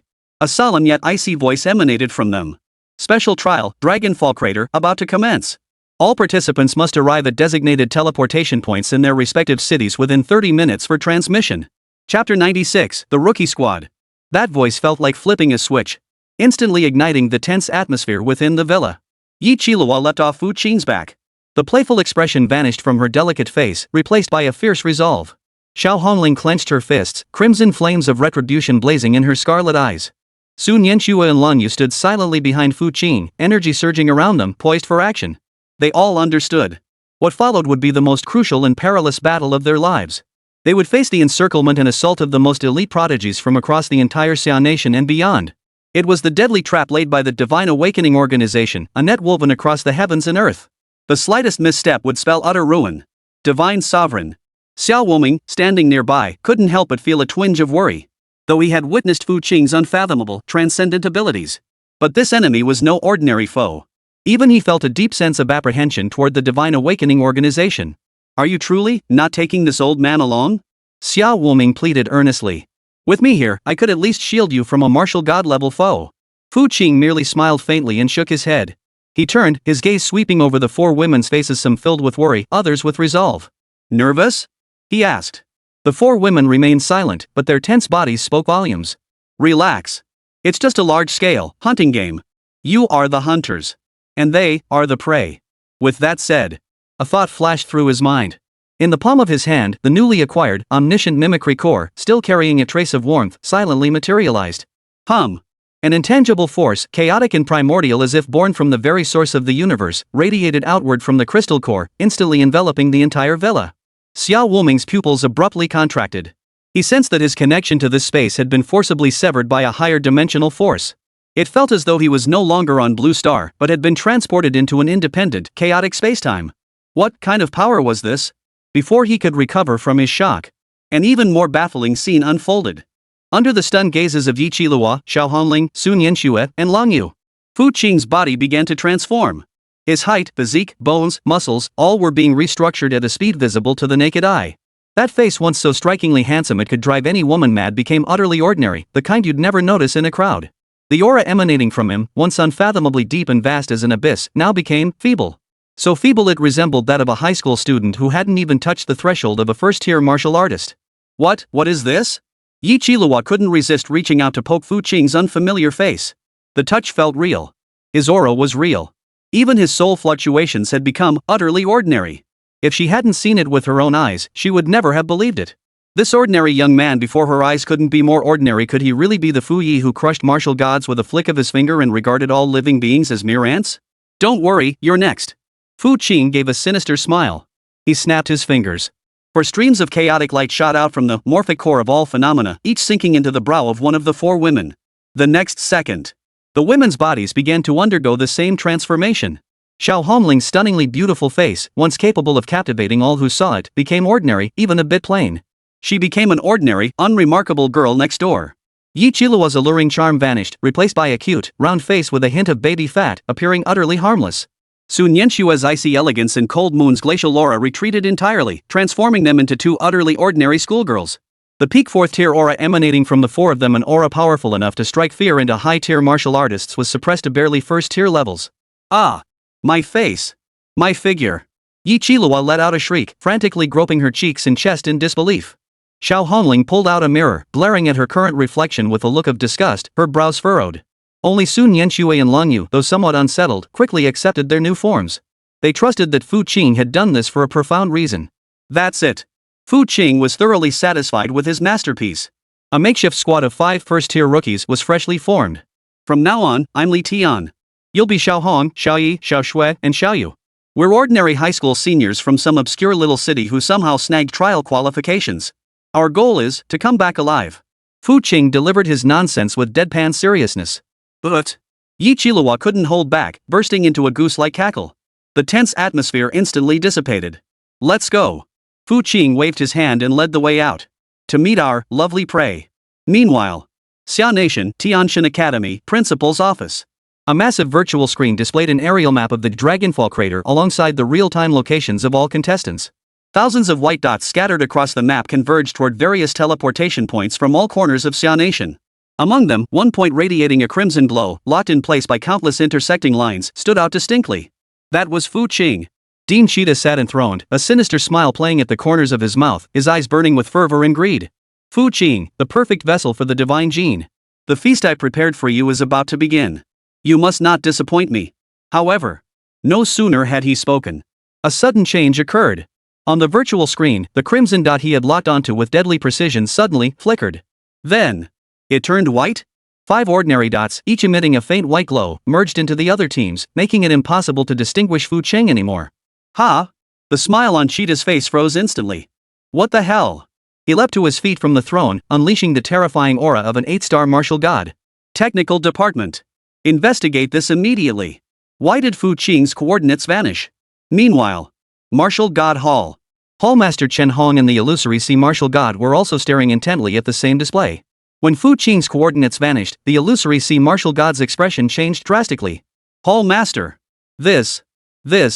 He evaded the heavenly eyes lock on? Chen Hong's gaze grew grave. He slowly uttered a few words. No. He didn't evade it. He created new rules. Jiangcheng, Central Square Teleportation Point. The area was already packed with people. Countless prodigies converged here from all directions. Each radiated an aura of immense power and unwavering confidence. They were Jiangcheng's most dazzling geniuses. The future stars of martial arts. Yet at this moment, every pair of eyes was fixed intently on the same direction. They waited for the man known as Master Fu to appear. It's almost time. Why hasn't that Fu Qing shown up yet? Could he be scared? A genius exchange student from the capital sneered disdainfully. Scared? Impossible. That's Master Fu. The man who subdued a 4-star martial god with a single drop of tea. You must be out of your mind, kid. Exactly. I think he's waiting for all of us to gather before making his grand entrance. That's the aura of a true powerhouse. He's radiating confidence. Yeah, right. He wouldn't stoop to showing off in front of nobodies like us. The crowd buzzed with chatter. Just then, a 5-member noob squad pushed through the crowd, timidly making their way to the edge of the teleportation array. Chapter 97. Even if you hide in hell, I'll drag you out. The leader, an ordinary-looking youth with a faint aura, appeared visibly nervous. The 4 girls behind him kept their heads bowed, afraid to meet the gazes of the prodigies surrounding them. Hey, where did these country bumpkins come from? Is this even the place for you lot? A 2nd-tier peak genius nearby sneered with disdain. 1st-tier trash daring to join the special trial? Don't you fear death? I'm speechless. Even if you're pulling strings, you don't do it like this. Facing the scolding, the youth named Li Tian merely shrugged his shoulders and flashed a fawning smile. Guys, we're just here to see the world. We wouldn't dare compete with you. His pathetic act was so over the top it drew a wave of laughter from the crowd. Ha ha ha ha. What a useless piece of trash. Get lost. Don't block my path. Amidst the jeers and shooing, Li Tian and his 4 noob teammates slunk off to the most inconspicuous corner of the teleportation array. No one noticed. Deep within his lowered gaze, a fleeting glimpse of mockery and coldness flashed. 30 minutes had passed. Buzz. A pillar of light shot skyward, enveloping every contestant on the square. The next second, the light dissipated. The entire plaza was now deserted. Dragonfall Crater. The hunt officially begins. The dizziness from the spatial shift vanished in an instant.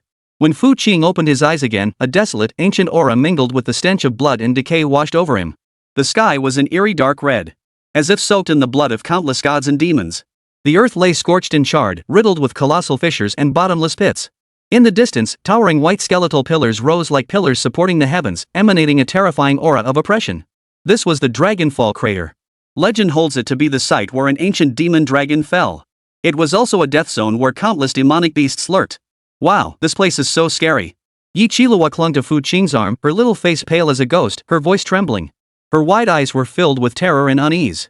Xiao Hongling clenched her fists nervously, scanning the surroundings warily. Sun Yenshui and Lan Yu cowered fearfully behind Fu Qing, looking as if they might burst into tears at any moment. This inexperienced team perfectly embodied the essence of weak, pitiful, and helpless. Not far away, another team, also teleported to this area, spotted them. Comprising 5 peak second-tier martial artists from the southern stronghold of Xia Nation, Yan City, their uniforms bore an embroidered flaming tiger. Their leader, a youth named Wang Hu, possessed the great ability, Explosive Flame Frenzy Tiger. He was a renowned figure among Yan City's younger generation. Never expected to run into a bunch of first-tier trash right after entering. A team member with a sharp, monkey-like face spat contemptuously beside Wang Hu. Captain, should we take them out while we're here? A whole team is worth 500 points. Wang Hu glanced at Fu Qing and his 4 companions, huddled together and trembling, a flash of arrogance crossing his eyes. Forget it. He waved his hand dismissively, a hint of pity in his tone. A bunch of first-tier nobodies. Killing them would only dirty my hands.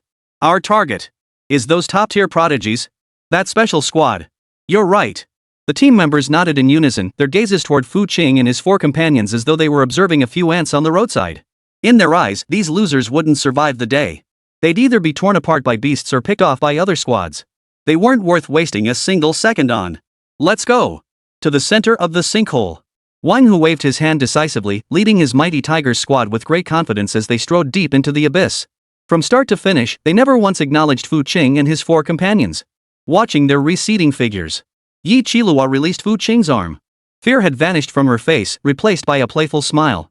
Fu Qing, it seems like they look down on us. Fu Qing shrugged. Isn't that exactly the effect we wanted? He glanced up at the crimson sky.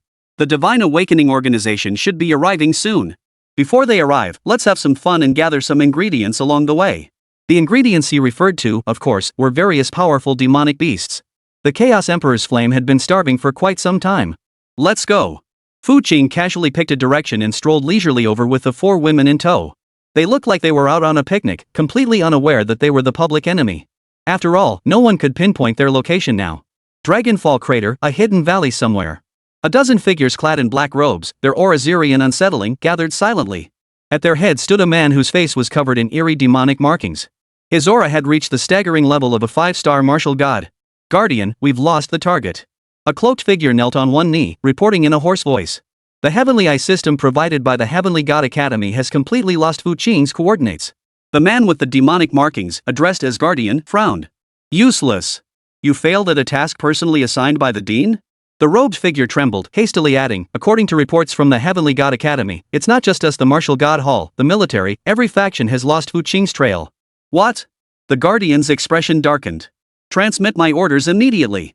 All Divine Awakening squads, form 3-person teams and fan out to search. Focus your investigation on those low-level squads composed of 1st and 2nd-tier martial artists. Fu Qing is a cunning individual. He's highly likely to be disguised as a weakling, blending in among them. If you spot a potential target, do not alert him. Report immediately. Yes, sir. The cloaked figure acknowledged the order, flickering into the shadows and vanishing. The Demon Rune Guardian lifted his head, gazing beyond the valley with a cold, menacing stare. Fu Qing, even if you hide in hell, I will drag you out. Your perfect divine gene shall become the finest offering for my master's descent. 1 hour later. Dragonfall Crater, eastern region, a field of scattered boulders.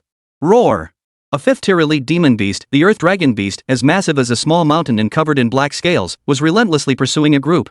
It was none other than the fierce Tiger Squad that had earlier dismissed Fu Qing and his companions with utter contempt. Now they were in utter disarray. Captain Wang Hu was covered in blood. The fiery tiger formed by his great ability, Explosive Flame Frenzy Tiger, had been crushed to pieces by the Earth Dragon Beast's claw. Damn it! How could a 5th-tier elite beast be here? Wang Hu roared furiously while dodging the Earth Dragon Beast's charges. Their intelligence had indicated that the strongest beasts in this outer region were merely 4th tier. Captain! I can't hold on much longer, cried the pale-faced support member of the team. Her energy reserves were nearly depleted. Hang on a little longer. Wang Hu gritted his teeth, a flicker of despair crossing his eyes. Though he put on a brave front, he knew they were doomed. As prodigies, they possessed the ability to fight opponents of higher tiers, no doubt about it. But against this Earth Dragon Beast with its absurdly high defense, their prideful attacks felt like mere tickles. Chapter 98, Can't you be more refined and easygoing like me? Boom! The Earth Dragon Beast lashed out with its tail, a massive, black whip-like appendage slashing viciously toward the support girl in the group. Xiao ya! Wang Hu's eyes nearly popped out of his head. It's over. Just as the support girl closed her eyes awaiting death, and Wang Hu and the others sank into despair, a lazy voice suddenly rang out beside them. Oh my, what's going on here? Gentlemen, need some help? Wang Hu whipped his head around. Not far away, perched atop a massive boulder, stood 5 figures. It was the very Li Tian squad they had dismissed as trash earlier. At that moment, the girl with the cute round face Yi Qilua was grinning at them, as if watching a play unfold. It's you? Wang Hu was both shocked and furious. Are you out of your minds? Run! There's a 5th-tier elite demon beast here. He roared instinctively. Though he looked down on this bunch of rookies, he wasn't about to abandon them to their fate. Run? Yi Qilua tilted her head, asking innocently. Why run? It's just a big lizard, after all. What? A big lizard? Wang Hu nearly spat out a mouthful of blood. You call this thing a lizard? Yet, the very next second, he witnessed a scene he would never forget. Yi Qilua extended her delicate white hand, drew a gentle arc through the air. A portal shimmering with multicolored light materialized out of thin air. Then, a fluffy, plump, rabbit-like creature with a pair of tiny wings, a white, adorable little thing hopped out of the gate. It was no bigger than a palm, its ruby-like eyes peering curiously around. Tweet? The white creature chirped softly, its voice sweet and adorable. My hair? A thick shelled crab? Wang Hu and his team were all dumbfounded. What is this thing? A summoned beast? Is that it? Are you kidding me? The Earth Dragon Beast was clearly taken aback by this sudden little snack. A flicker of contempt passed through its massive beastly eyes. Roar! It instantly opened its gaping maw, ready to swallow this reckless little creature whole. But just then, the white, adorable creature seemed to have been provoked. Its tiny body suddenly burst into a blinding golden light. Squeak! A shrill cry pierced the heavens, echoing across the land. Its body rapidly expanded within the golden light. 1 meter. 10 meters. 100 meters. 1,000 meters. In the blink of an eye, a divine bird appeared in the sky, its wingspan exceeding a kilometer, its entire body engulfed in golden flames, radiating an aura capable of shattering the heavens and obliterating the earth. Its imposing presence surpassed even that of a 10th-tier Lord-level demon beast, comparable to a human 1-star martial god. As if descended from mythical legends, the golden-winged giant eagle. Random summoning, terrifying indeed. Even Fu Qing couldn't help but regard Yi Qilua with newfound respect. That arrogant 5th-tier Earth Dragon Beast, in the presence of this divine bird, seemed as insignificant as a mere insect. Its massive body trembled violently under the terrifying pressure, collapsing limp to the ground, defecating and urinating simultaneously. The divine bird lowered its head, its golden eyes filled with utter indifference. It merely opened its beak. A gentle inhale. Whoosh! An irresistible, terrifying suction force erupted from nowhere. The 5th-tier Earth Dragon Beast didn't even have time to scream before being yanked straight into the divine bird's maw by that suction. Crunch! The divine bird chewed once. Then, it belched. Burp! Dead silence fell over the entire scene. What the? Wang Hu and his team stood frozen in place like 5 stone statues. Their brains had completely shut down. What had they just seen? A seemingly harmless, adorable young girl summoned a mythical golden-winged giant phoenix, and in one bite obliterated a 5th-tier elite Earth Dragon Beast? Has this world gone mad? Or have I gone mad? Job done. Yi Qilua clapped her hands, and the 1,000-meter-tall divine bird instantly shrank back into a palm-sized, adorable rabbit that hopped back onto her shoulder. She turned her head, grinning at the petrified Wang Hu and the others. Guys, you okay?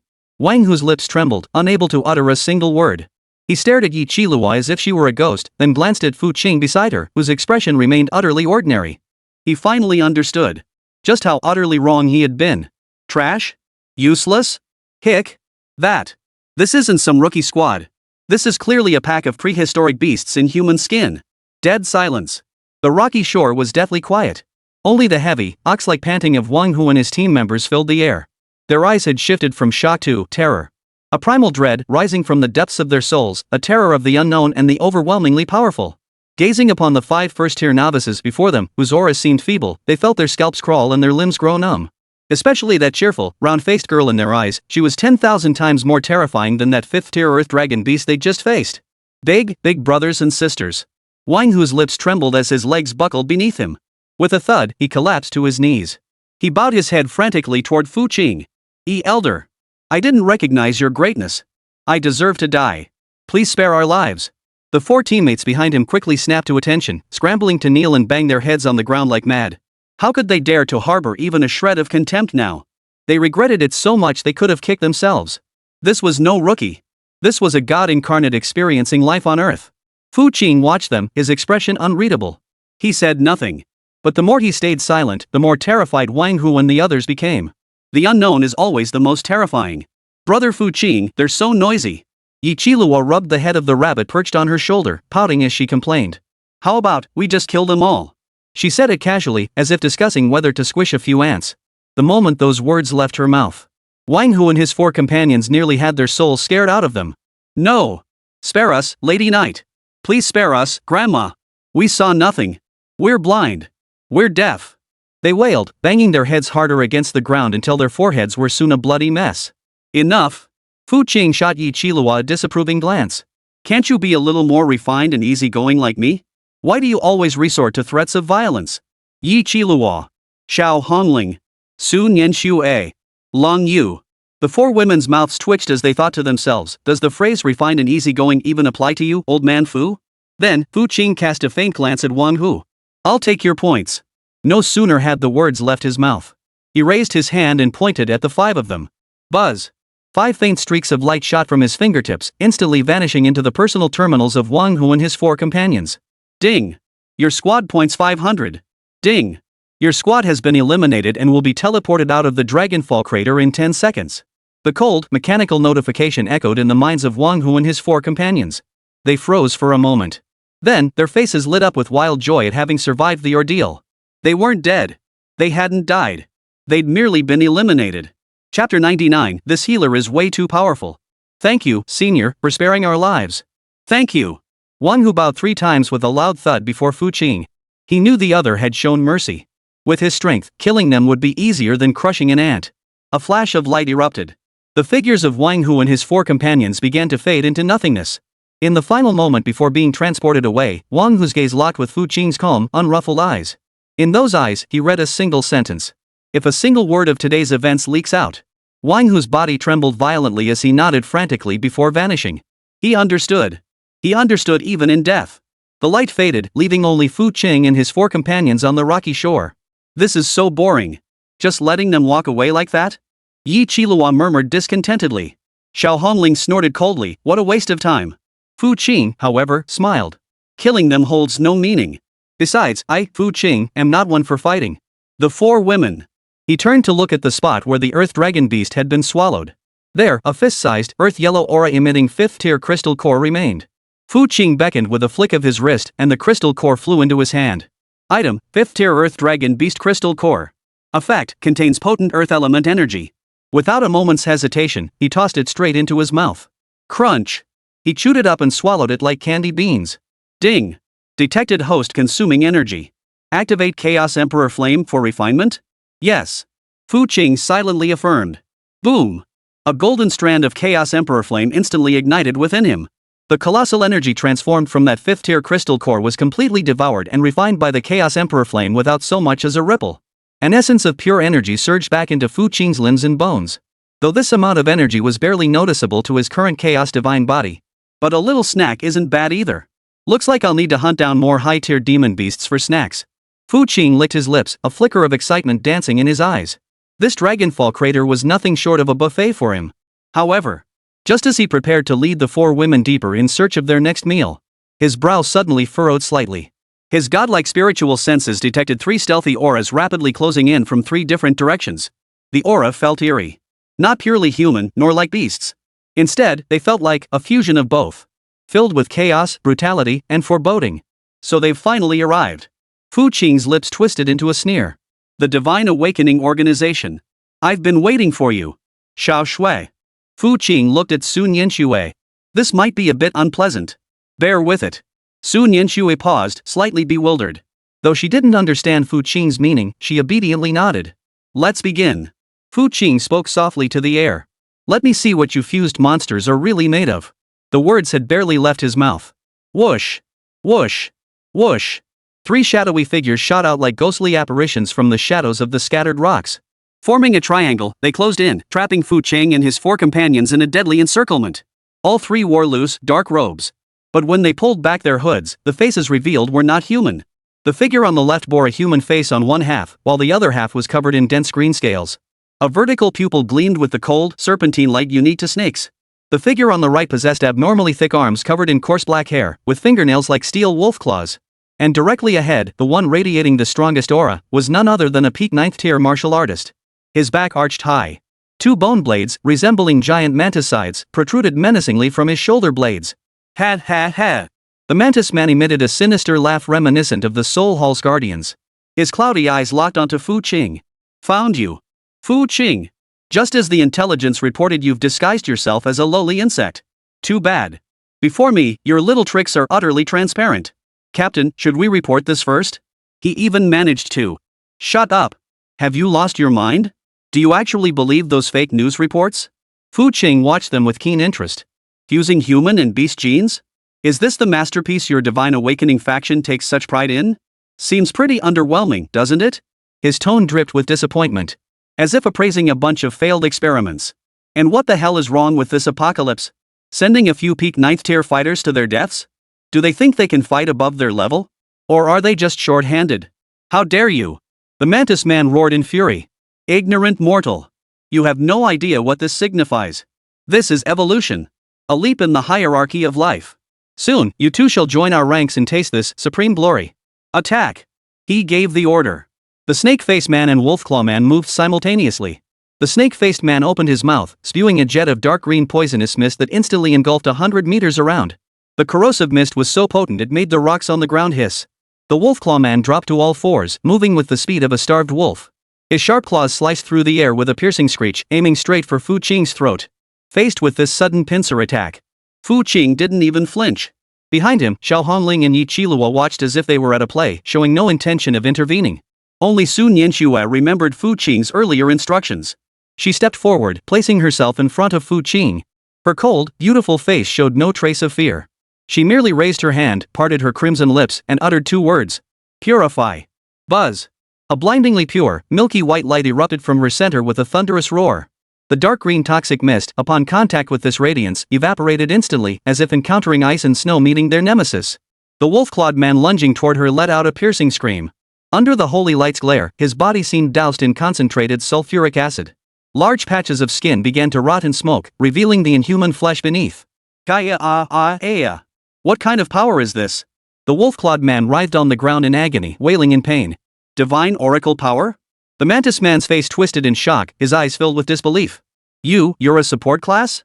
How could you possess such terrifying offensive power? Sun Yanxue didn't answer him. She merely watched the monster writhing in agony on the ground, her delicate brows slightly furrowed. Indeed. It was a bit disgusting. Seems your fusion wasn't quite perfect. Fu Qing's voice echoed slowly. You've forfeited your humanity yet failed to gain the power of beasts.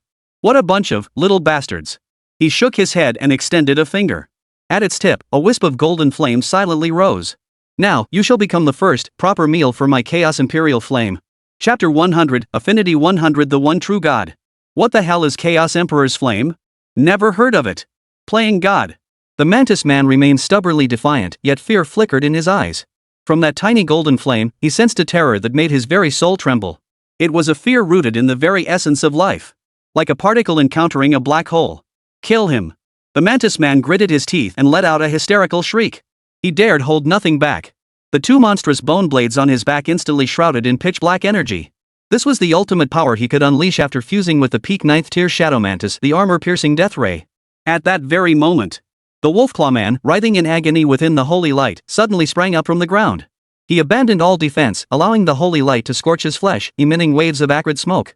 His claws, now mangled and fleshless from corrosion, tore through the air with suicidal resolve. In a final, frenzied lunge, they aimed straight for Fu Qing's heart.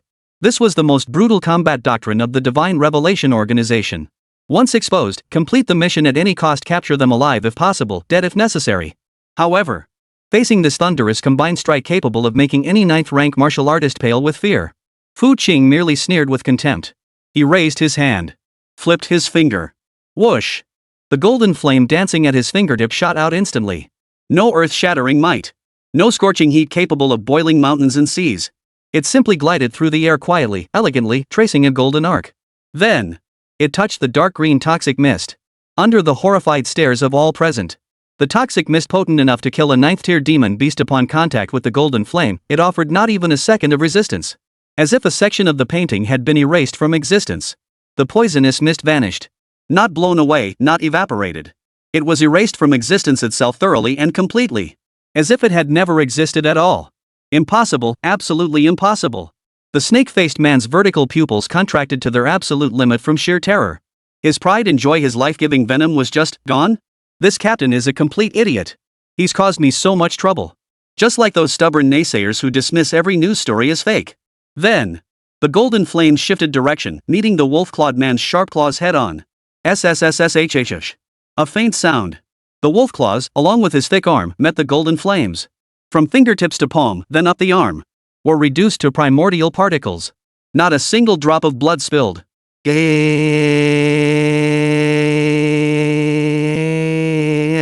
wolf-clawed man could only manage a short, guttural cry from his throat. His life, his hatred, everything he was, all vanished beneath that golden flame, reduced to nothingness. Finally, the golden flame drifted playfully toward the mantis man like a mischievous child. It met the two pitch-black bone blades, the embodiment of the mantis man's entire life's cultivation. Shatter! The mantis man's eyes blazed crimson, his expression frenzied. He poured every ounce of his strength into those two bone blades. He could feel it. If he could just block this strike, he would survive. Snap! A sharp crack echoed. His bone blades did indeed shatter. But not from impact. Instead, it had been consumed by the flame. That golden flame seemed to possess a life of its own. Like a greedy little mouth, it took a gentle bite out of the pitch-black bone blade. The bone blade, infused with the armor-piercing law, lost a piece. Another bite. Another chunk was gone. He watched helplessly as his mightiest weapon, his hardest bone, was slowly and methodically devoured piece by that tiny flame as if it were a snack. No healing potion. The mantis man's mental defenses shattered completely in that instant.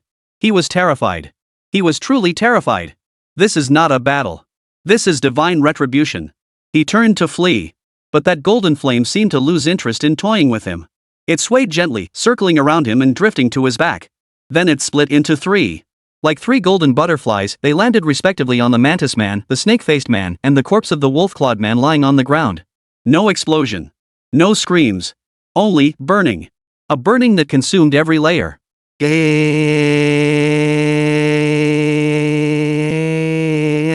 The mantis man and snake-faced man finally let out inhuman, piercing wails.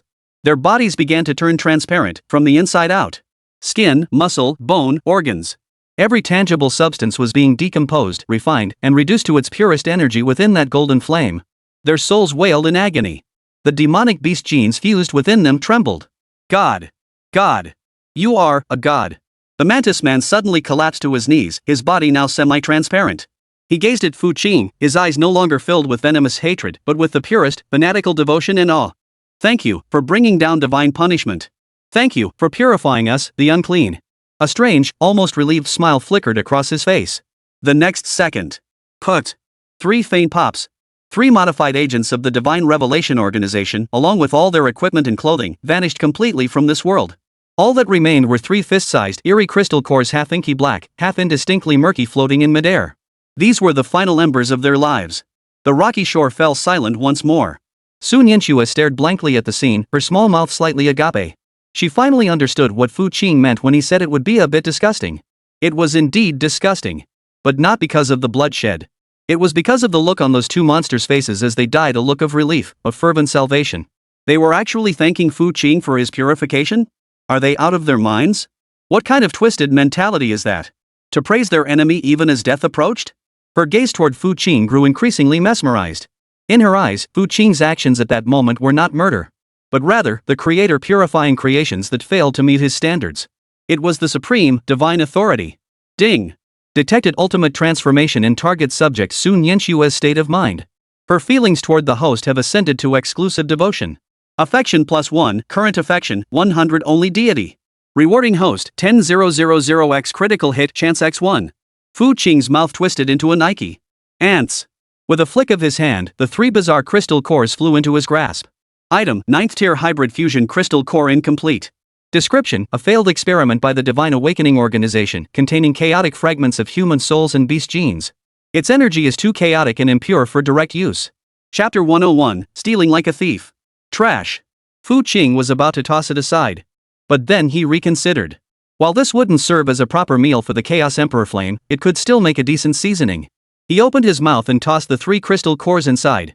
Crunch. Chicken flavor. The Chaos Imperial flame reignited, instantly devouring the chaotic energy. A faint yet exceptionally pure soul energy fed back to Fu Qing. His mental power seemed to solidify a fraction more. Fu Qing raised an eyebrow.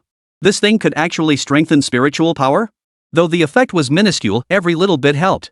Seems like this Divine Awakening organization is full of treasures. Fu Qing's lips twisted further. He could almost see countless walking psychic energy supplements waiting for him to sample within the Dragonfall crater. The 4 women beside him watched with their mouths twitching wildly, thinking to themselves, this disgusting thing looks revolting, how could anyone possibly eat it? Let's go. Fu Qing clapped his hands. Time to hunt for the next batch of ingredients. He had just obtained a chance for a 10,000-fold critical hit and was worried he wouldn't have a place to use it. But then, at that very moment, buzz. The entire Dragonfall crater shook violently without warning. A majestic and boundless will, filled with infinite authority, seemed to descend from the heavens, sweeping across every corner of the crater. Immediately after, a cold, booming voice echoed within the minds of all the trial participants. Temporary mission issued. Tears of the gods emerged. Coordinates, Central Region, Bone Burial Ground 771, 943. Mission objective, reach the Bone Burial Ground within 1 hour. The first 10 teams to arrive will qualify for the Tear of the Gods contest. Reward, SSS grade item Tears of the Gods. Failure penalty, all teams failing to arrive within the time limit will have their points reset to 0 and be immediately eliminated. Boom! This announcement detonated like a nuclear bomb within every trial participant's mind. An SSS grade item? Are you kidding me? This is the legendary treasure that even martial gods would go mad for. In an instant, the entire Dragonfall crater erupted into chaos. Countless geniuses lurking in the shadows emerged, their eyes blazing with greed and madness. They transformed into streaks of light, racing toward that coordinate. It's obviously a trap. Xiao Hongling spoke coldly. Since they can't find us, they're trying to force us out this way. Yi Qilua's smile faded, her expression turning grave. Brother Fu Qing, should we go? Fu Qing stared at the coordinates, the smile on his lips growing ever more pronounced. We go. Why wouldn't we? His gaze drifted toward the distance, his deep eyes seeming to reflect the vastness of the starry sea. They've set the banquet table and built the stage. Even the prizes were ready. If we, the main characters, don't show up to support them. He paused, flashing a row of white teeth. Wouldn't that be a bit rude? But isn't this too dangerous? Sun Yanshua couldn't help but speak up, a hint of worry in her voice. Her fear wasn't directed at the so-called geniuses, but at the hidden threat lurking in the shadows, the Tianqi organization. Everyone's rushing there. The Divine Awakening organization must have set up a massive trap. Exactly. Yi Qilui nodded vigorously, like a chick pecking at grain.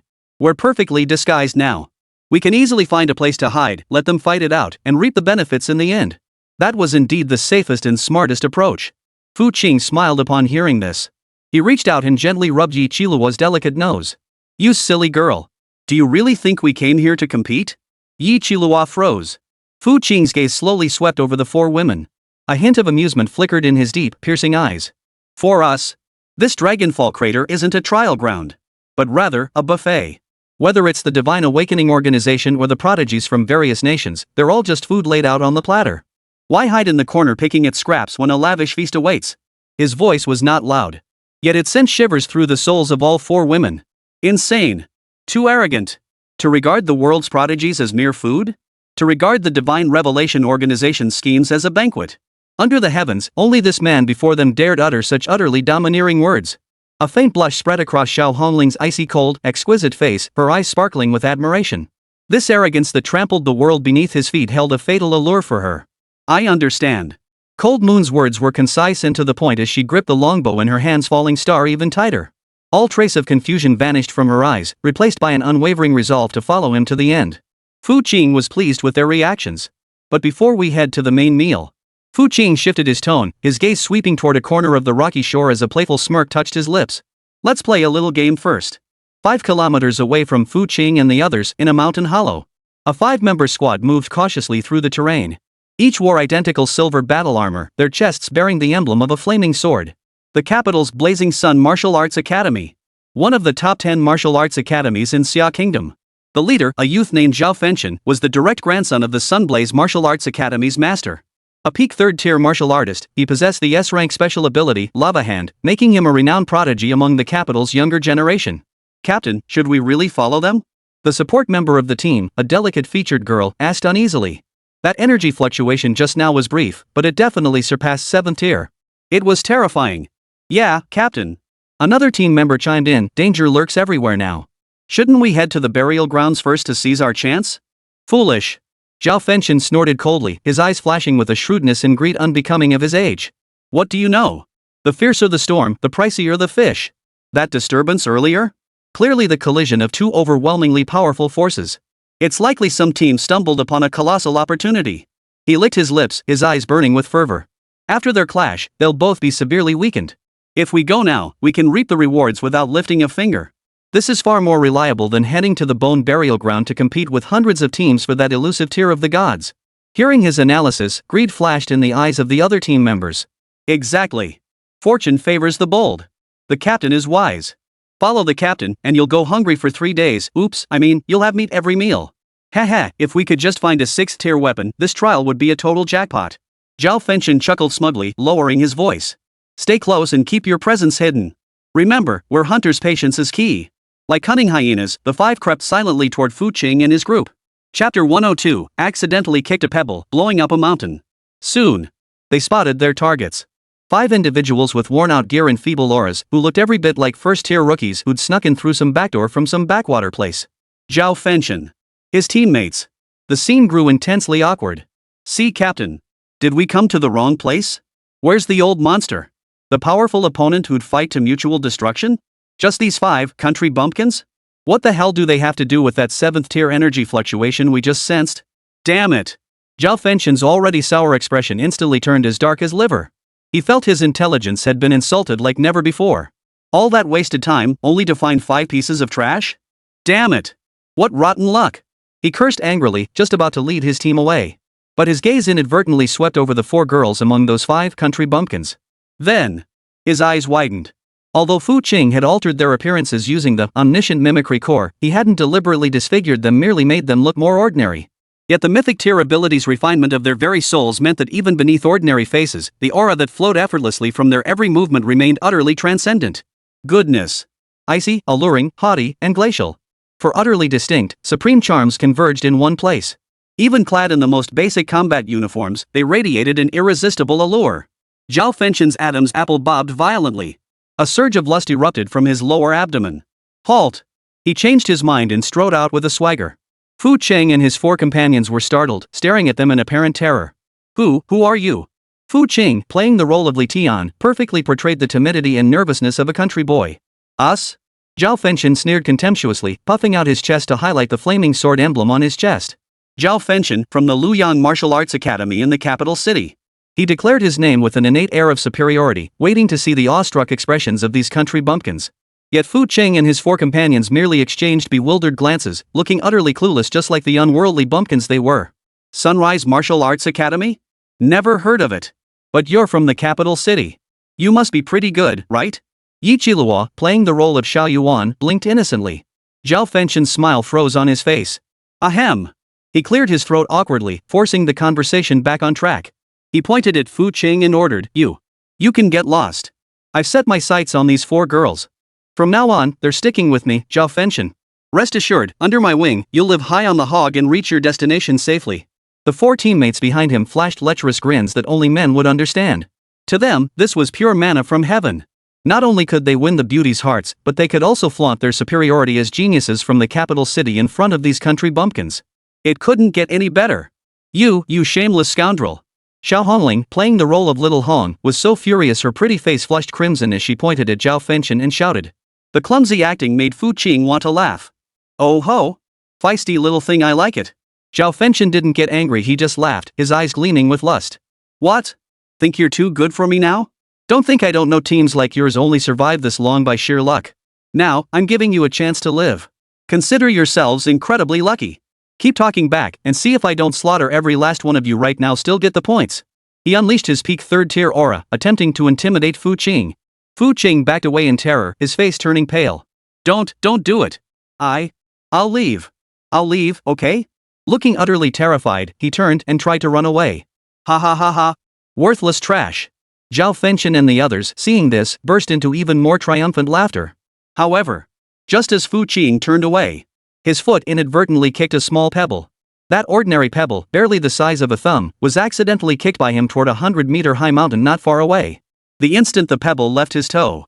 A faint, indistinct chaotic glow flickered across the surface of the pebble as it soared through the air. Its flight path remained unchanged. Its speed did not increase in the slightest. It remained just a small stone. Then, under the mocking gazes of Zhao Fengchen and his four companions, who regarded it like a clown, amidst the four women's eyes, filled with fervor as if witnessing a miracle, this tiny pebble completed its journey. Gently, struck the 100-meter-tall mountain. No sound. Not a single sound. That towering stone mountain seemed like a castle built of sand. From the point where the stone struck, a small cavity appeared. Then, this void began to spread wildly, defying every physical law in the world. 1 meter. 10 meters.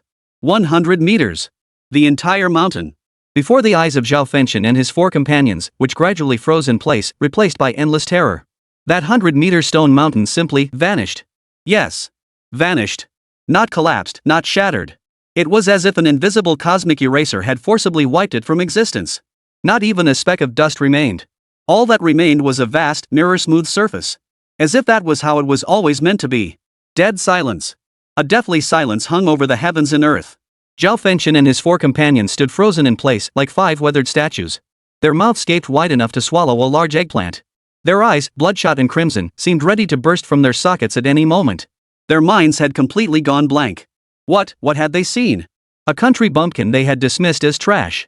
Had merely, accidentally, kicked a pebble. Then, a mountain. Gone? Has this world gone ing mad? Or have I gone mad? A mountain breeze swept past. Zhao Fengchen felt a chill between his legs. A warm liquid trickled slowly down his thigh. He, Zhao Fengchen, the prodigy of the capital's Blazing Sun Martial Arts Academy, possessor of an S-class ability, had been scared out of his pants. The wind still blows, carrying a faint whiff of urine. After a dozen seconds, Zhao Fengchen and his four teammates remained frozen in place, utterly motionless. Their souls seemed utterly drained from their bodies by the scene they just witnessed. Whoops, I slipped. Fu Qing stared blankly at the smooth, mirror-like surface. Chapter 103, You're a guy, why are you obsessed with me? He scratched his head, looking utterly innocent at Zhao Fengchen, who was already lost in thought. You guys? Where is Sean? How come it's gone? He stammered out the questions, his acting so masterful it would bring tears to the eyes of an Oscar-winning actor. Thud. That single question seemed to be the final straw that broke the camel's back. Zhao Fengchen's legs gave way beneath him. Unable to support his weight any longer, he collapsed straight to his knees. His gaze slowly shifted from the empty space to Fu Qing's face. That face, which had once seemed ordinary and even a bit plain to him. Now, however, it seemed shrouded in an indescribable, divine radiance. Fear. Endless terror, like icy seawater, drowned all his reason. Useless? Hick? What the hell kind of joke is this? Kicking a pebble by accident could wipe a 100-meter-high mountain off the face of the earth. Is this something a human being could possibly do? This is godhood. This is a true god, walking among men. And just now, I actually tried to snatch the goddess's companion? And even kill him? The thought sent Zhao Fengchen shaking like a leaf. He dared not imagine what would have happened if that kick had struck him instead of the stone mountain. God. God-honored one. Zhao Fengchen began wailing, tears and snot streaming down his face. He frantically began kowtowing to Fu Qing. Thud. Thud. Thud. Each blow was delivered with all his might, as if only this could ease the terror gripping his heart. Divine Lord, spare my life. Spare me, Divine Lord. I was blind. I'm a fool. I shouldn't have offended the Divine Lord and the immortal maidens. Please, Divine Lord, consider my arduous cultivation journey. Treat me like a fart and let me go. The four members behind him finally snapped out of their hellish shock. They stared at their captain, reduced to utter humiliation, then shifted their gaze to the youth with his innocent expression. In that instant, enlightenment struck them all. Thud. Thud. Thud. Thud. 4 muffled thuds rang out in perfect unison. 5 prodigies from the Imperial Sun Martial Arts Academy knelt in a straight line, bowing their heads to Fu Qing with such force it resembled pounding garlic. The scene was truly spectacular. Hey, what on earth are you doing? Why such an elaborate bow? Yi Qiluo walked over with a playful smile, looking down at them from above, feigning ignorance. Weren't you all so full of yourselves just a moment ago? Why did you suddenly kneel? Fairy. Grandma. We were wrong. Zhao Fengchen wailed like a child, all traces of his earlier arrogance vanished. We're trash. We're maggots. We're not worthy to tie your shoes, fairies. As he spoke, he lashed out at his own ears with fierce slaps. Smack. Smack. Smack. The sound rang out crisp and loud. Enough. Fu Qing spoke indifferently. His timid facade had vanished without a trace. In its place now was a serenity that seemed to see through the universe itself. The 5 geniuses before him, groveling for mercy, seemed no different from pebbles by the roadside. Yet the more serene he appeared, the deeper the fear gripped Zhao Fengchen and the others. I, Fu Qing, have always been a man of goodwill, never one to hold grudges. Fu Qing spoke slowly. Hearing this, Zhao Fengchen and the others flashed a look of wild joy, as if they'd just escaped death. No grudges? Wonderful. The divine sovereign truly is magnanimous. Yet Fu Qing's next words plunged them into an icy abyss. Because I hold grudges, I usually settle them on the spot. Zhao Fengchen and the other 4 turned ashen white in an instant. Your divine majesty. But then again. Fu Qing shifted his tone, eyeing them with amusement. Today I'm in a good mood. Death penalty may be spared, but punishment for the crime remains. He transformed into a bandit. Hand over your points and everything of value you have on you. Then get lost. Remember to slap yourselves 1,000 times each when you get back. A twist of fate. From hell to heaven. Zhao Fengchen and the others froze in shock, then their faces erupted with disbelieving ecstasy. Slapping their own faces? This was nothing short of a divine blessing. Thank you, Divine Lord. Thank you for sparing our lives. Without a moment's hesitation, Zhao Fengchen opened his personal terminal and transferred all his squad's points to Fu Qing. Ding! Your squad points plus 1,250. Then, together with his teammates, he frantically emptied everything from their storage spaces in one go. Weapons, potions, crystal cores, materials. Piled up into a small mountain. Among them were even several life-saving trump cards bestowed upon them by their clan elders. But at this moment, no one dared to hold anything back.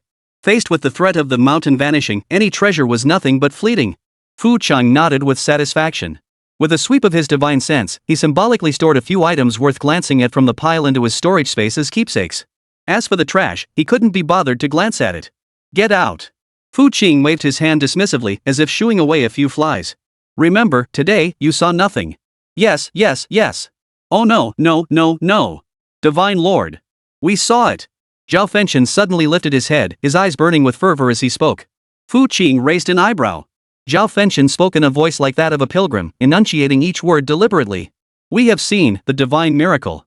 With that, he bowed 3 times with a loud thud before Fu Qing. Then, with 4 teammates whose eyes burned with the same fervor, they scrambled away, disappearing into the distance. They knew that after today, their martial spirit might be shadowed by fear. But they knew even more clearly that they had witnessed the true God with their own eyes. Ding!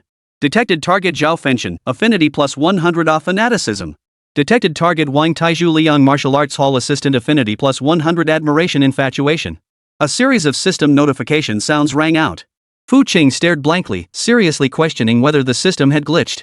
What the hell is this affinity nonsense? And that Wang Taizhu, what the hell are you infatuated with, you jerk? Did you even notice a ghost had joined our party? This is so lame. Just letting them walk away like that? Yi Qiluo muttered discontentedly. In her view, anyone who dared show disrespect to Fu Qing deserved to die. They're just a bunch of ants. Killing them would be beneath us.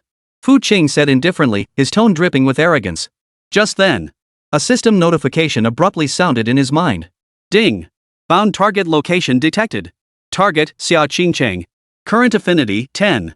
Current location, Dragonfall Crater, Burial Ground 773, 940. Chapter 104, Dean Fucheng. Xia Qingcheng? And judging by the situation, she was already nearing the burial ground. Fu Qing found it rather amusing.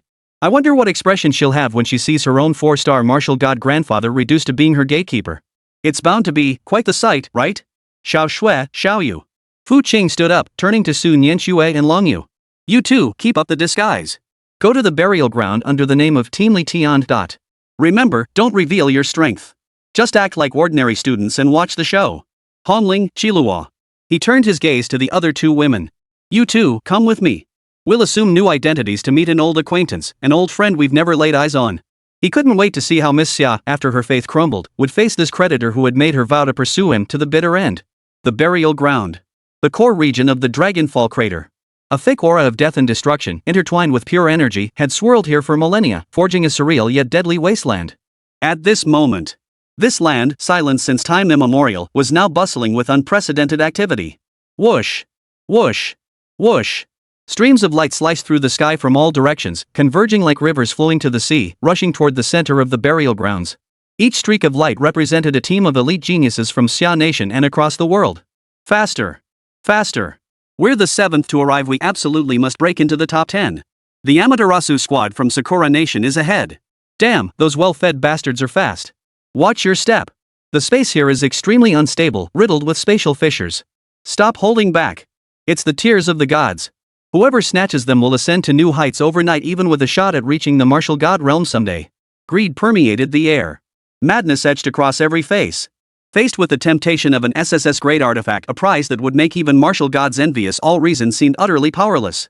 At the heart of the burial grounds lay a vast, circular valley. At its heart, a spring gushed forth, its waters bubbling and shimmering with a rainbow-hued radiance. Hovering above the spring was a teardrop-shaped crystal. Crystal clear, it seemed to contain all the sorrow and purity of the universe. A single glance was enough to unsettle one's spirit, as if the soul itself were being cleansed. The tear of the gods. At this moment, 9 teams had successfully reached the valley. Each had staked out a territory, facing off warily against one another in a tense standoff. One team stood out among them. It consisted of a single individual. A breathtakingly beautiful maiden clad in a snow-white gown, bearing an ancient sword case upon her back. Her face was as cold as ice, her demeanor resembling a glacier that had never melted, keeping others at arm's length. It was Xia Qingcheng. An invisible barrier seemed to surround her, and no team dared to approach within 100 meters of her. This wasn't merely due to the formidable reputation of her S-rank ability, unrivaled sword case, but also because, just moments ago, a top-tier squad from the kingdom of Goryo that had dared to challenge her had been eliminated in an instant, all their points wiped out by a single stroke of her blade. The brilliance of that single strike sent shivers down everyone's spine. Xia Qingcheng stared coldly at that drop of divine tear. Her gaze was more resolute, more fervent than anyone else's. She would obtain it. At any cost. Only by gaining greater power would she have a chance to challenge that man, the one who crushed her pride. The demon who had inflicted upon her a shame so profound it could never be washed away in a lifetime. Fu Qing. Stronger than my grandfather? Then I'll surpass my grandfather. And surpass you. The mere mention of that name sent a shiver through Xia Qingcheng's slender frame. It was the ultimate fury, and a stubbornness ingrained deep within her very being. She closed her eyes, drew a deep breath, and forced the man's image from her mind. She wasn't worthy of thinking about him yet. What she needed to do was grow stronger. To keep growing stronger. Until the day she could repay that humiliation 100-fold, 1,000-fold to him. Just then. Whoosh! The tenth streak of light, pressing against the very edge of time's end, barely landed within the valley. The light faded, revealing the figures of 2 girls. It was Sun Yanxue and Long Yu, disguised. Their aura remained fixed at peak tier 1, standing out like 2 little rabbits lost in a pack of wolves among a crowd of geniuses who were all at least tier 3. Ha! First tier trash? How did they sneak in? What incredible luck! They barely scraped into the top 10? Probably just avoided any tough beasts on the way. Once the real competition starts, they'll be the first to die. A chorus of undisguised mockery and contempt erupted around them. Sun Yanxue and Lang Yu paid no heed. They simply followed Fu Qing's instructions, finding an inconspicuous corner to stand in, quietly observing as spectators. At that very moment, on the summit of a mountain peak thousands of meters away from the valley, 2 figures stood suspended in midair. Among them was none other than Qida, the dean of the Celestial Academy. That elusive 8-star martial god, seen only in glimpses. No. More accurately, it was Fu Qing disguised as Qidi after activating the omniscient mimicry core. Beside him stood Yi Qilihua, disguised as the vice dean of the Heavenly God Academy, alongside another elder of the academy. Ha ha ha! Qida emitted a deep, commanding laugh. Standing with hands clasped behind his back, his gaze seemed to pierce through the void as he looked down upon the group of geniuses trapped like beasts within the valley. The fish have all entered the net. Everything is unfolding exactly as the dean planned. Beside him, Vice Dean Yi Qilihua delivered a perfectly timed flattery, her charmingly deferential posture executed with flawless precision. Qidi nodded with satisfaction. His gaze swept slowly across the valley. It passed over the geniuses from the major factions. It passed over the 2 seemingly ordinary first-tier novices in the corner. Finally, it settled upon the solitary, snow-white dressed maiden. Xia Qingcheng. A meaningful smile curved the corners of Cheetah's mouth. What a splendid spectacle, he thought to himself. At the same time, in an extremely hidden underground chamber on the outer periphery of the burial grounds, several members of the Divine Revelation Organization, clad in black robes, gathered around a massive array core. Leading them was a guardian known by the codename Black Serpent. A middle-aged man with a cold aura and gaunt physique, his serpentine eyes flickered with a cruel light. His strength had reached the staggering level of a 5-star martial god. Guardian, the heavily net formation is fully prepared and ready for activation at any moment, a subordinate reported respectfully. Chapter 105, Xia Kingdom's Cutie. Your first time belongs to me. Very good. The guardian of the Black Serpent nodded, extending his serpentine tongue to lick his parched lips. His gaze fixed upon the vast energy-formed light screen hovering above the array's core. The screen clearly displayed everything within the circular valley. Guardian, aren't those 3 getting too close? Should I take care of them? No need, the black snake rasped. It's that old fox, Cheetah. Elder Qi? How did he get here? Ignore him. She stared intently at the light screen and asked. Fu Qing, has he not appeared yet? Reporting to the Guardian, based on the last coordinates recorded by the Heaven's Eye system, he should be somewhere nearby. But we still can't pinpoint his exact location. Useless. Guardian she snorted coldly, a flicker of impatience crossing his eyes. Enough. Even that old fox Cheetah said his camouflage abilities have surpassed the comprehension of the Heavenly Eye system. Not finding him is only natural. But it doesn't matter. A smug grin spread across his face, revealing his complete confidence. He'll come out eventually. Under the temptation of the tears of the gods, no one can resist. And besides, his gaze shifted to Xia Qingqing on the light screen, his eyes burning with greed.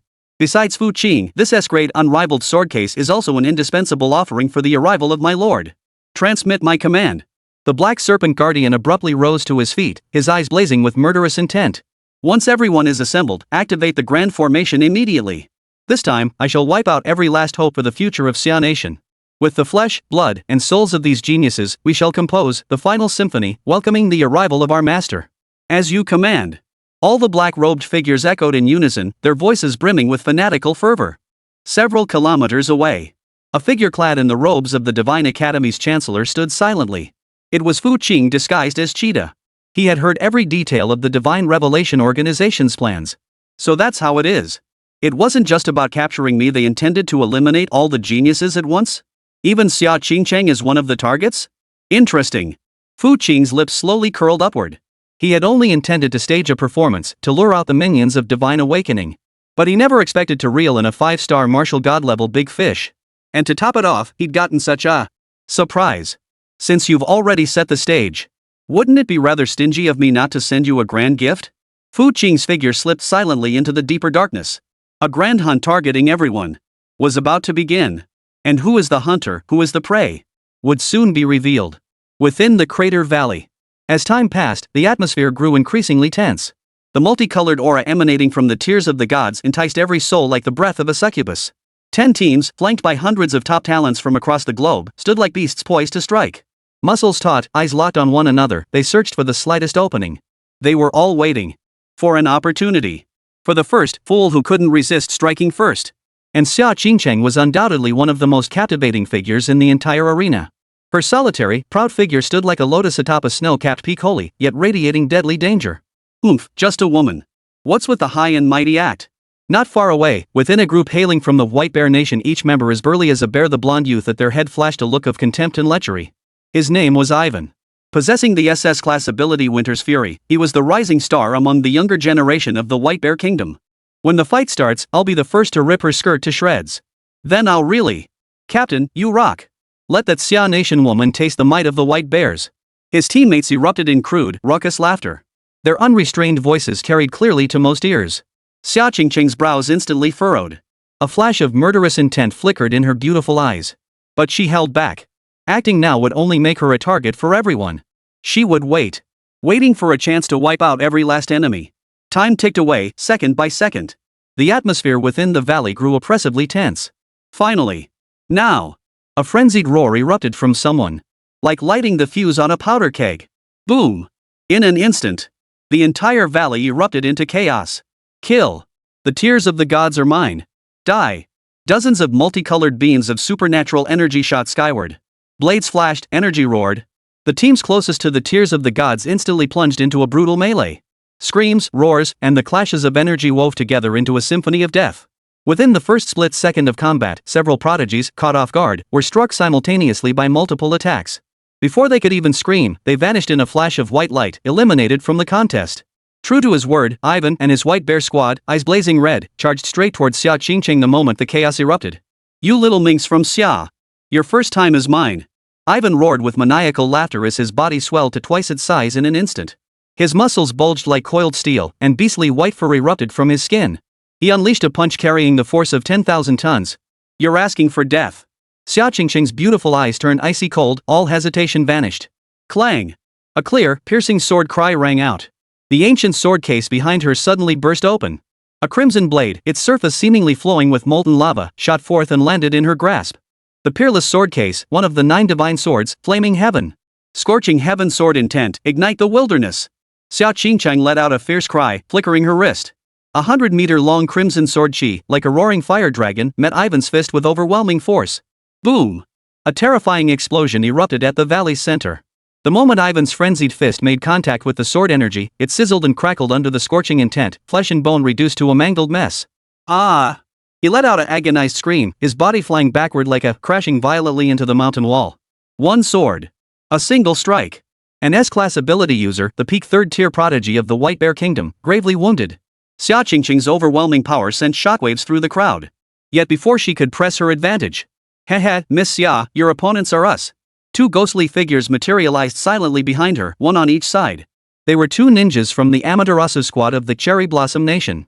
The poison-tipped daggers in their hands, like venomous fangs, lunged straight for Xia Qingqing's back and throat. Xia Qingqing's expression didn't waver. She didn't even turn around. Clang! From the sword case, another blade icy blue threw out, radiating bone-chilling cold shot forth. Chapter 106, Welcome to Your Father's Hunting Ground. The peerless sword case, one of the 9 divine swords, Ice Soul. Ice Soul sword intent, Frostbite. The Ice Soul sword traced a graceful arc through the air, its boundless chill instantly transforming the 100-meter radius around Xia Qingqing into a realm of absolute zero. The savage grins on the 2 ninjas' faces froze solid. Their bodies, along with their movements, were frozen solid by the terrifying cold, turning them into 2 ice sculptures. Crack! Without so much as a glance, Xia Qingqing merely focused her intent. The 2 ice sculptures shattered with a thunderous crash, scattering into a sky filled with ice crystals and 2 streaks of white light the eliminated ninjas. Both swords struck simultaneously. Ice and fire, 2 extremes. Xia Qingqing, sword and box in hand, stood proudly at the center of the battlefield like an invincible Valkyrie. Every enemy who dared approach her was struck down by her sword with thunderous force. Her power, her brilliance, drew countless eyes and captivated all who witnessed her. Yet, no one noticed. Beyond the valley, atop the highest peak, Fu Qing, disguised as Cheetah, watched this scene unfold, yet merely yawned in boredom. Sigh. He sighed, his tone brimming with disappointment. Is that it? Beside him, Vice Dean Yi Qilua's mouth twitched at the words. Hey, my Fu Qing brother that was once the top genius of Zhongcheng. How come he sounds like just another cabbage from the roadside in your mouth? Dean, you really are setting the bar too high. Yi Qilua could only grit her teeth and continue her performance. Cheetah shook his head, his expression one of heartfelt regret, as if declaring, this is beyond redemption. Very well. Since these individuals have completed their warm-up exercises? Then, his gaze suddenly sharpened like an eagle's, piercing through space to fix upon that hidden subterranean chamber. It's time for the real villain to make their entrance. Within the subterranean chamber, Xian Shihuefei watched Xia Qingqing, who was slaughtering enemies left and right like a Valkyrie on the light screen, his eyes flashing with an increasingly greedy and frenzied light. What a splendid sacrifice! What kind of monster could be forged if she were used as a vessel? Fu Qing must be among them. Strike now! He roared. Activate the heavenly net. Let these ignorant insects taste true despair. Yes. At his command. Buzz. An indescribable wave of terror erupted with a thunderous roar, radiating outward from the cratered valley. A massive, ink-black light barrier rose from the earth and descended from the sky, instantly forming an impenetrable black cage that sealed the entire valley shut. The heavenly net and earthly web formation activated. Every genius caught in the melee paled in shock. What the hell? What is this? My power, it's being suppressed. I can barely muster half my usual strength. This is bad. It's a trap. We've fallen for it. Panic spread through the crowd like a plague. At that very moment, a gaunt, icy figure slowly materialized from the void, hovering directly above the valley. It was none other than the Xian Snake Guardian. The terrifying pressure of his 5-star martial god rank crashed down like a billion mountains. Thud. Thud. Within the valley, only a handful like Xia Qingcheng could barely remain standing by relying on their trump cards. Nearly 100 other geniuses were all crushed to their knees by this overwhelming pressure, unable to move. Their faces were etched with sheer terror and utter despair. A martial god. It was actually a martial god-level powerhouse. Ha ha ha ha. The guardian of the mystic serpent emitted a hideously grating cackle. He spread his arms wide like a king embracing the world, gazing down upon the insects kneeling before him. Welcome, all of you, to the final stage prepared for you by my divine enlightenment. It is my honor to inform you all that you, along with your flesh and souls, shall become nourishment sacrifices to welcome the arrival of my Lord. Now, wail to your heart's content. Tremble with fear to your very last breath. Your despair shall be the most exquisite hymn offered to our Lord. Despair. Bone-chilling despair engulfed every heart. Before a martial god, these so-called geniuses possessed not even the right to resist. Xia Qingcheng's fair face turned deathly pale. She bit her lip hard, her twin swords held horizontally across her chest in a final act of resistance. But she knew it was all futile. This was a martial god. An existence that commands the very laws of the universe. An insurmountable chasm for mortals to ever cross. Was she truly destined to die here in humiliation?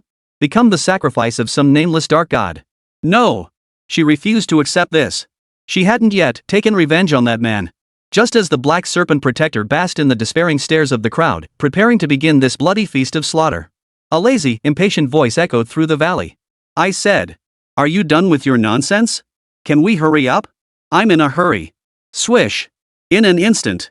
Every pair of eyes, including those of the Xian Snake Guardian in the sky, snapped toward the source of the sound. They saw. In an inconspicuous corner at the edge of the valley. A youth clad in tattered combat gear, his aura barely reaching first tier, was slowly rising from the ground while picking his ear. He ignored the guardian serpent's terrifying aura, powerful enough to crush mountains, as if nothing had happened. He lifted his head, meeting the guardian serpent's gaze first filled with astonishment and suspicion, then shifting to furious rage.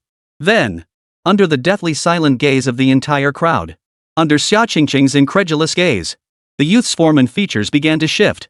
The unremarkable face of Li Tian, like melting wax, rapidly reshaped itself. Replacing it was a face so strikingly handsome it made heaven and earth pale in comparison, a face so familiar to her it was etched into her very soul. Fu Qing. It was him. He was here too? You. The Xian Snake Guardian's pupils contracted sharply as he stared intently at Fu Qing, his heart churning with overwhelming turmoil. How could he possibly ignore his imposing presence? Fu Qing paid no heed to his shock. He merely scanned the scene, the geniuses kneeling on the ground, faces etched with despair, then looked up at the Xian Snake Guardian in the sky in the pitch-black so-called heavenly net. He smiled. What a contemptuous smile. My apologies for interrupting your pleasant gathering. But...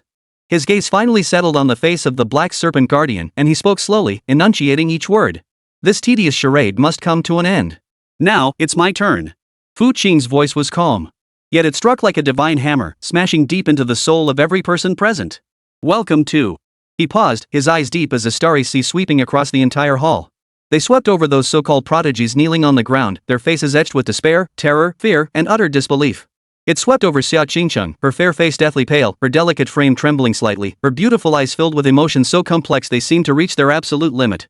Finally, his gaze settled upon the sky, upon the face of the arrogant five-star martial god, the guardian of the mystic serpent. A smirk curved his lips, like a cat toying with a mouse. Your father's hunting ground. Chapter 107, Flower. Boom. Words became law. An unrivaled, unstoppable will descended. If the five-star martial god's pressure from the Xian Snake Guardian were the crushing weight of 1 billion tons of seawater, crushing everything beneath it, then the aura emanating from Fu Qing at this moment was the sole law upholding the entire universe. It was the Tao that transcended all laws. The ink-black heavenly net formation, sealing off heaven and earth, groaned under the strain of this overwhelming will. The martial god's pressure, powerful enough to force nearly 100 prodigies to their knees, melted away like ice under blazing flames, vanishing without a trace. Thud. Thud. All the suppressed geniuses felt the weight of countless mountains lift from their shoulders in an instant. They gasped for breath, greedily inhaling the air as if drowning men had been given a second chance at life. But soon, the expressions on their faces turned even more horrified than before. Even dread. The most primal fear a low-dimensional being feels when confronted by a higher-dimensional existence.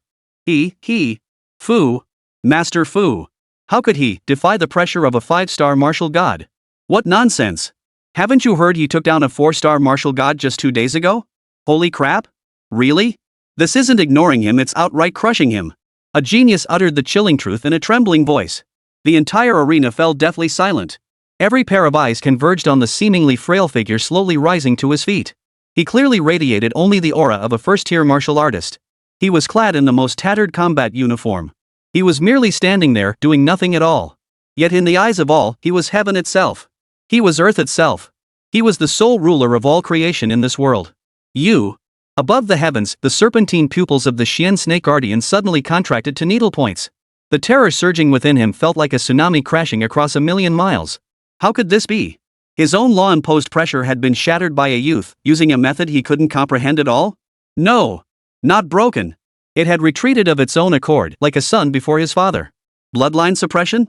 What the hell kind of monster is this? You are Fu Qing? The Xian snake guardian grew visibly shaken. He stared intently at that handsome face. The photo in the intelligence report matched the man before him perfectly. A single drop of tea defeated the 4-star sword martial god, Xiao Wuming. He had harbored doubts about it. After all, an 18-year-old boy defeating a 4-star martial god sounded utterly absurd. But now, this was actually true? How dare you? Before Fu Qing could speak, Yi Qiluo, the disguised vice dean behind him, strided forward and barked the warning. She was now fully immersed in her role, enjoying the power she borrowed from others, oblivious to the fact that she had reverted to her true form. A mere cultist hiding behind a mask dares to address Lord Fu by name? Upon seeing my master, kneel and accept your death. Xiao Hongling, Su Nianxue, and Lang Yu, the three women, glared at the Xian snake guardian with icy stares, their eyes blazing with murderous intent. As if they were looking at a dead man. This scene plunged the entire crowd into stunned silence once more. Especially Xia Qingcheng. Her beautiful eyes widened, her red lips parted slightly as she stared blankly at the four girls, whose otherworldly aura made them seem like goddesses. They were all under that man's command? How could this be possible? Each of these four possessed terrifying strength and potential that rivaled her own. Such heavenly born prodigies would willingly follow another man? That man. Is he really that good? Just how terrifying in existence is he? Xia Qingcheng felt her worldview being shattered, reshaped, and shattered again over and over this very day.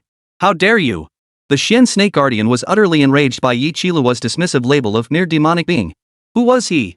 Guardian of the Divine Awakening Organization. A 5-star martial god. An existence standing at the pinnacle of this world's hierarchy. When had he ever been so scolded by a mere young girl? His pride flared up. A brat with some strange tricks and a few sharp-tongued girls. Do you truly believe you can oppose this sovereign? I shall show you what true despair truly means. Law of the 10,000 serpents. The black serpent guardian roared, holding nothing back. The martial god's power surged wildly within him. The space behind him began to warp and collapse. Giant serpents of energy, forged from the pure laws of darkness and venom, emerged from the collapsing spatial fissures. Thousands. Tens of thousands. Densely packed. Each serpent radiated a terrifying aura potent enough to effortlessly poison and kill even a 1-star or 2-star martial god. Tens of thousands of law serpents obscured the sky, transforming the entire heavens into a writhing sea of blackness. The nauseating stench and bone-chilling cold plunged every genius in the valley back into an endless hell. It's over. This is the true power of a martial god. We are doomed. Despair once again enveloped every heart. Xia Qingcheng's fair face turned as pale as paper. The twin swords behind her, Flaming Heaven and Frozen Soul, emitted uneasy whispers. She trembled.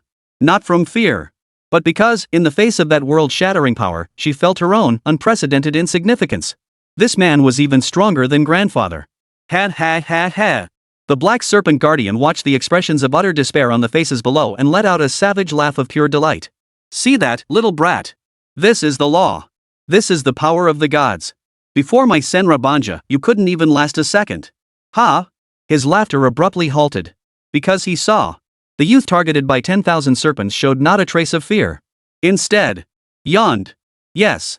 In the presence of a 5-star martial god, facing his world-shattering ultimate attack, before nearly 100 geniuses gathered there. He yawned lazily. That look seemed to say. Is that it? After all that build-up, this is what you've got? Noisy. Fu Qing scratched his ear and finally lifted his eyelids. His gaze settled calmly upon the countless serpentine shadows that obscured the sky. Then, he slowly raised his right hand, extending a single finger toward that terrifying sea of snakes. He tapped lightly. Flower. A single word. A single, weightless word. Uttered from his lips. The next second. A sudden, drastic change. In the center of that serpentine sea formed by darkness and the laws of poison. A tiny, palm-sized lotus blossomed chaotic in hue. Blooming silently. Its appearance was so abrupt, so defying convention. As if it had always belonged there. As if it were the very source of all beauty and truth in this world. The instant the lotus appeared. The tens of thousands of monstrous, roaring serpents of law, each capable of destroying a city, all froze in unison. In their vicious serpentine eyes, a human-like emotion flickered: fear. It was the most primal fear one feels when facing a natural enemy, when confronting a being from a higher dimension. Chapter 108, My Lord. What is this? The ferocious grin on the black serpent guardian's face froze solid. A deadly sense of peril erupted, making his very soul tremble. He wanted to flee. He wanted to recall his own laws. But it was too late. The chaotic-colored lotus slowly rotated. A single petal drifted down. Its descent was painfully slow. Slow enough for everyone to see it clearly. Yet it was also swift. So fast it transcended the constraints of time and space. The petal's trajectory cuts across the vast sky. Wherever it passed. SSSSH. SSSSSSS. Those colossal serpents of energy, forged from the very fabric of the laws of the universe, seemed to encounter their natural enemy. No explosions. No roar. Not even the slightest ripple of energy rippled through the air. They were silently decomposed, erased, assimilated. Ultimately, they returned to nothingness. A single petal, leveling an entire sea of serpents. 2 petals purified a sky. When the third petal fell, the vast, sky-obscuring sea of serpents had vanished without a trace. As if they had never existed. The sky regained its clarity. Only that small lotus flower, radiating a halo of primordial light, remained, spinning quietly. And a 5-star martial god, frozen stiff, eyes wide with disbelief, as if his soul had been ripped from his body. The entire scene fell deathly silent. You could hear a pin drop. Everyone stood like ducks with their necks wrenched, mouths agape, trying to quack but unable to make a sound. Their minds had completely shut down. What had they witnessed? A boy. A single finger. A single character. A flower. Then, the ultimate killing move of a 5-star martial god, just like that, gone? This ing. Am I dreaming? No, impossible, this can't be happening. Xian Shi Huefei's lips trembled as he muttered in disbelief. The laws he'd spent his entire life cultivating, his pride and joy trump card shattered by a mere flower? This defies logic. It defied the conservation of energy. It defied the very fundamental rules governing this world. Nothing is impossible. Fu Qing's voice echoed faintly, I suppose you're just lacking in experience? He stepped forward slowly, walking on air. 1 step. 2 steps. He strolled casually right up to the Xian snake guardian. He met its gaze. He clearly emitted no aura of authority whatsoever. Yet the guardian serpent felt as though he stood before an ancient deity born from the very dawn of the cosmos. His proud martial god physique trembled violently beyond his control. Is your law truly so remarkable? Fu Qing regarded him with a trace of pity in his eyes, as if observing a frog at the bottom of a well mistaking a puddle for the ocean. You dare call yourself a god before me? Who gave you the courage? Fu Qing extended his hand and lightly tapped the stiff cheek of the Xian snake guardian twice. Pia pia. The gesture was utterly humiliating. Tell me. Who is this my lord of yours? Where is it? Tell me, and I'll grant you a dignified death. Who are you? The Xian snake guardian was ice cold to the touch, his gaunt face contorted by utter terror. His vaunted martial god physique felt as fragile as paper before Fu Qing. He sensed that with a single thought from his opponent, he would be utterly obliterated soul and body alike. Who am I? Fu Qing smiled. The hand that slapped the black serpent protector's cheek tightened slightly. Smack! Smack! The crisp sound echoed through the deathly silent valley. Every genius felt their cheeks sting fiercely. That was brutal. This was worse than death itself. Publicly slapping a 5-star martial god. How utterly domineering. How utterly arrogant. I can't believe it. Fu Qing uttered 3 words, withdrawing his hand, his tone cold and detached. Rebellious son, answer my question. Who is my master? Gulp. The Xian snake protector's Adam's apple bobbed, his eyes flickering with a mix of struggle and fervor. You shall never extract any information about my lord from my lips. My lord is great. He is eternal. He is about to descend. To purify this filthy world. You ants shall all become the offerings for my lord's descent. You don't mean. Fu Qing cut him off impatiently.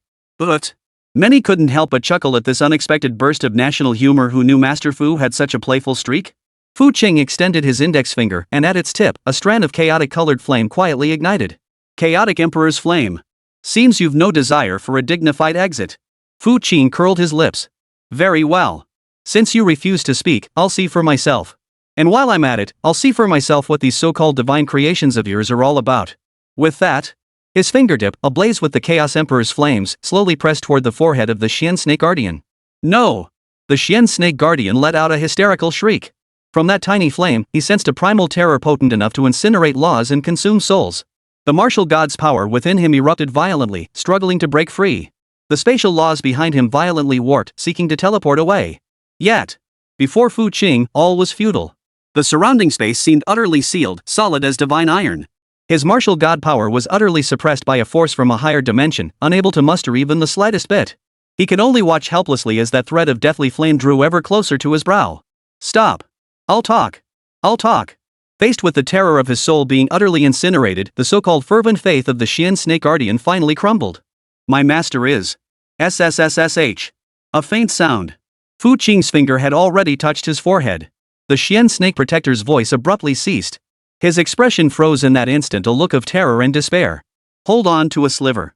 Fu Qing looked at him, a faint curve lifting the corner of his mouth. Too late. And I've changed my mind.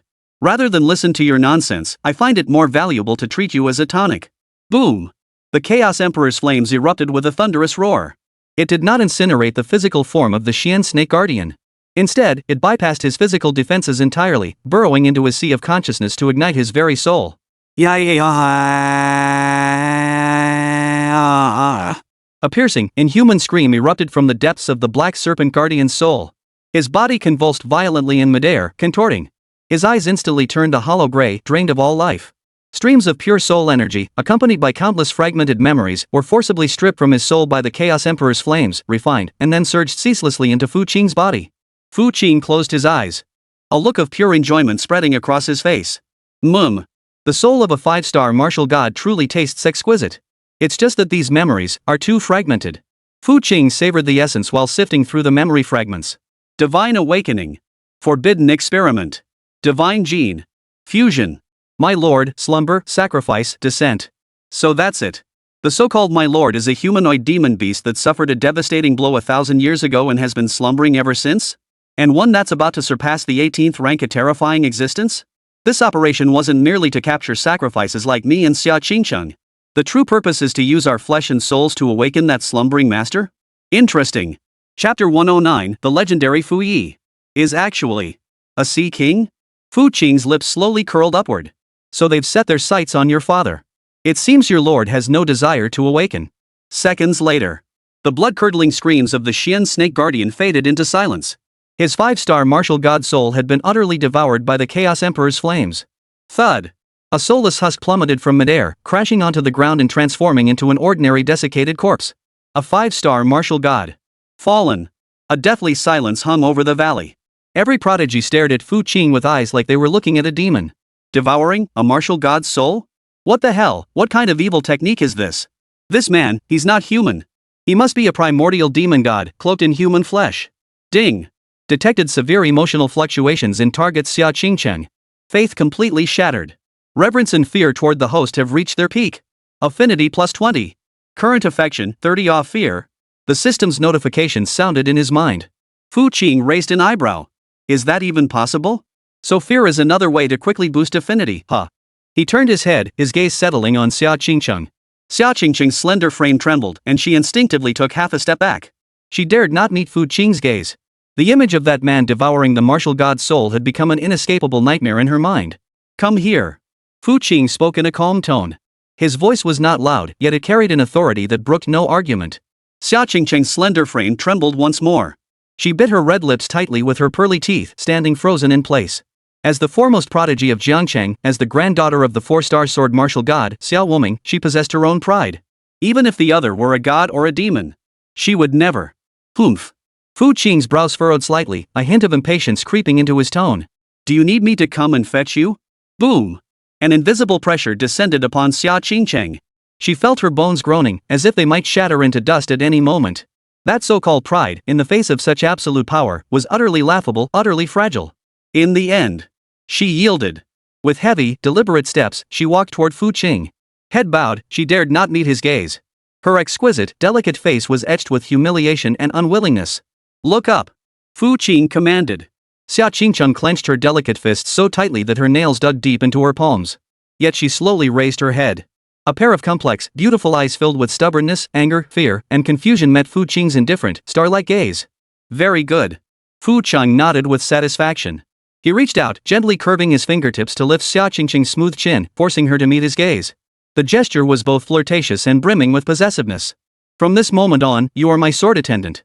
Serving tea and water, massaging shoulders and legs, these are all things you must learn. Understand? Boom. Xia Qingcheng's mind went completely blank. Sword attendant, maid? That bastard.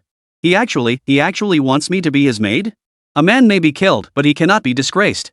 Xia Qingcheng, would rather die than dissatisfied? Fu Qing seemed to have read her mind. It doesn't matter. Your grandfather, Xia Wuming, is working for me now. I'll have him personally teach you how to be a proper maid. I imagine he'd be quite happy to. Put. Xia Qingcheng felt a wave of nausea surge up her throat, nearly spitting out a mouthful of blood. She trembled with rage, her delicate frame swaying precariously. Devil! This man was nothing but a devil. Not only did he humiliate her, but he also dragged her grandfather into the disgrace. Ding! Target Xia Qingcheng detected experiencing extreme emotional shock. Overwhelmed by shame and fury, her spiritual resolve nears collapse. Affection plus 10. Current affection, 40. Humiliation, hatred, fear. Fu Qing's smile grew even wider. Hatred surfacing already? A tough nut to crack? Very well. Hate away. Hate is also a powerful emotion. The deeper the hatred, the more utterly helpless you'll be when love comes. Ding! Detected intense emotional fluctuation in target subject Xiao Hongling. Affection plus 1. Current affection level, 96. Possessiveness, true love. Reward, critical hit chance plus 1. Fu Qing. At that moment, a sharp cry rang out. Xiao Hongling could no longer stand by and watch. She flashed to Fu Qing's side, forcefully prying his hand away from Xia Qingcheng's chin. Her beautiful eyes blazed with fury as she glared at Fu Qing, then shot a wary glance at Xia Qingcheng. Clasping her hands on her hips, she stood like a protective little dragon guarding her food. You big pig's hoof.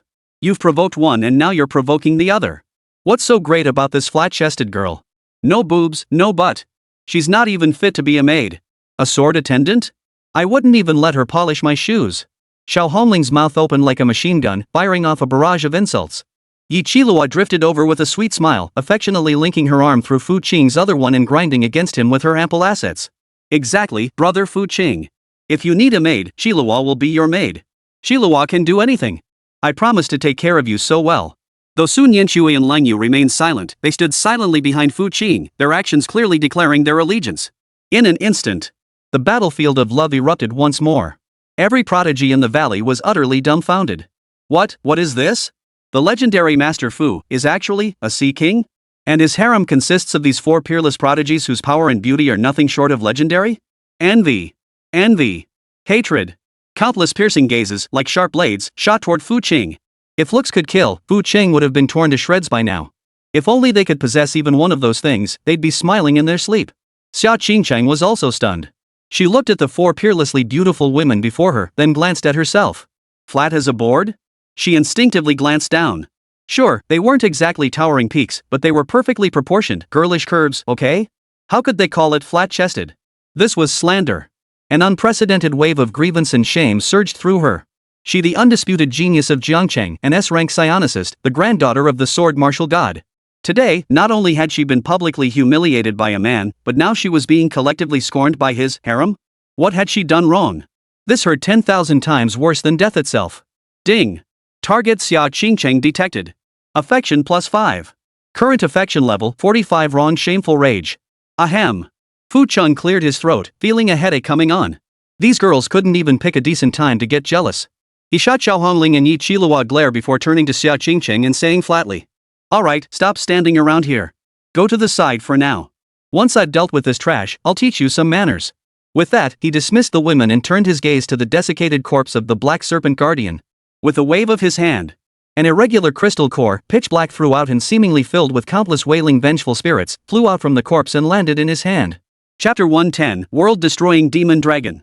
14th Tier Hybrid Crystal Core incomplete. Perfect. I still have 1 critical strike chance left unused. Fu Qing's gaze swept over the 4 crystal cores. Finally, it settled on that particular crystal core. System. Use critical hit on it. Ding. Critical strike chance consumed. Performing a 10,000-fold critical strike on the 9th tier hybrid crystal core incomplete. Critical hit success. Buzz. The crystal core in Fu Qing's hand suddenly burst forth with a blinding, eerie glow.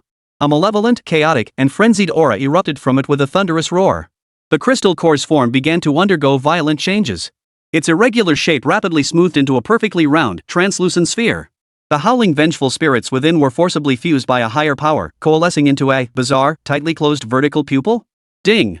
Congratulations, host. You have obtained the Pseudo-God Tier, Abyssal Demon Eye Key. Item, Pseudo-God Tier Abyssal Demon Eye Key. Tier, Pseudo-God Tier. Effect, this is the sole key to unlocking that Abyssal Gate, imbued with a trace of the primordial essence of the Lord of the Abyss. Note, when you gaze into the Abyss also gazes back at you. Now, you have earned the right to knock upon its door. A key? Lord of the Abyss? Fu Qing stared at the large eyeball in his hand, a flicker of astonishment crossing his eyes. Wasn't this the so-called Our Lord of the Divine Revelation organization? After the critical hit, it actually turned into a key? Interesting.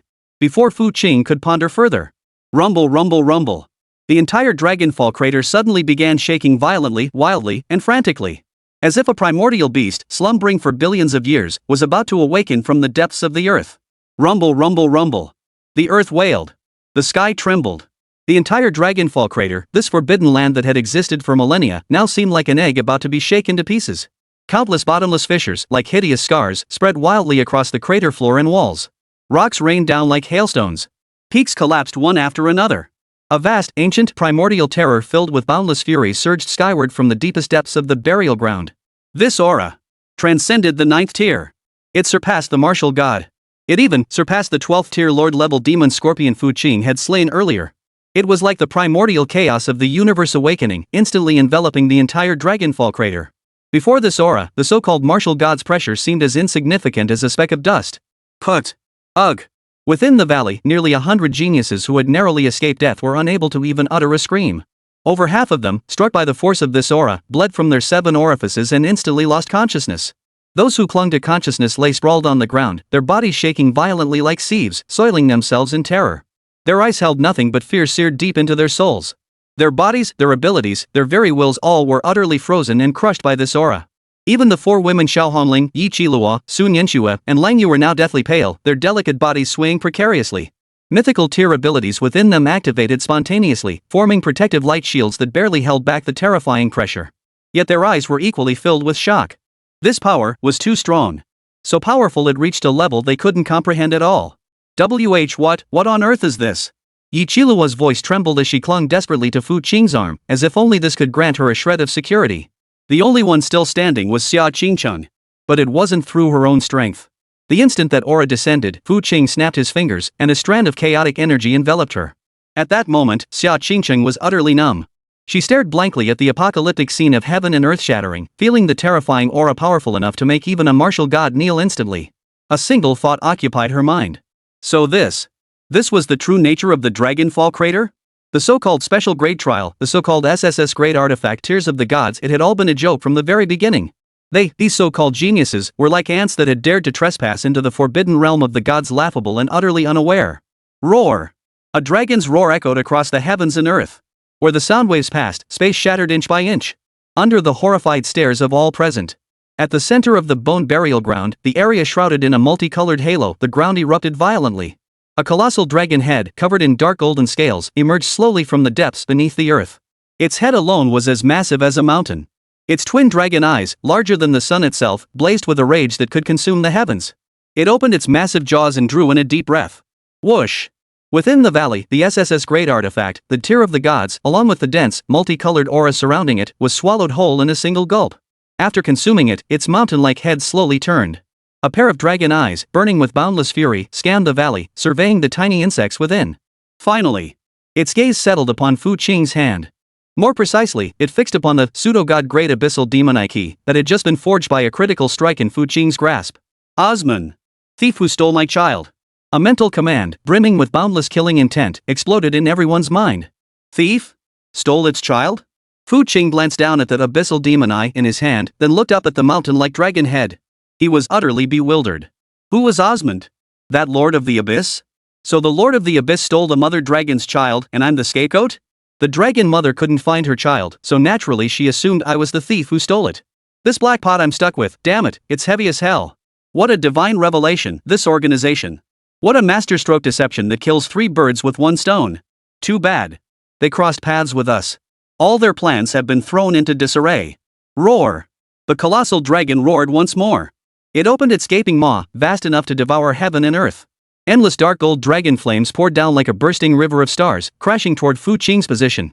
Even before the flames reached him, the scorching heat hot enough to melt space itself had already transformed the entire valley into a fiery inferno.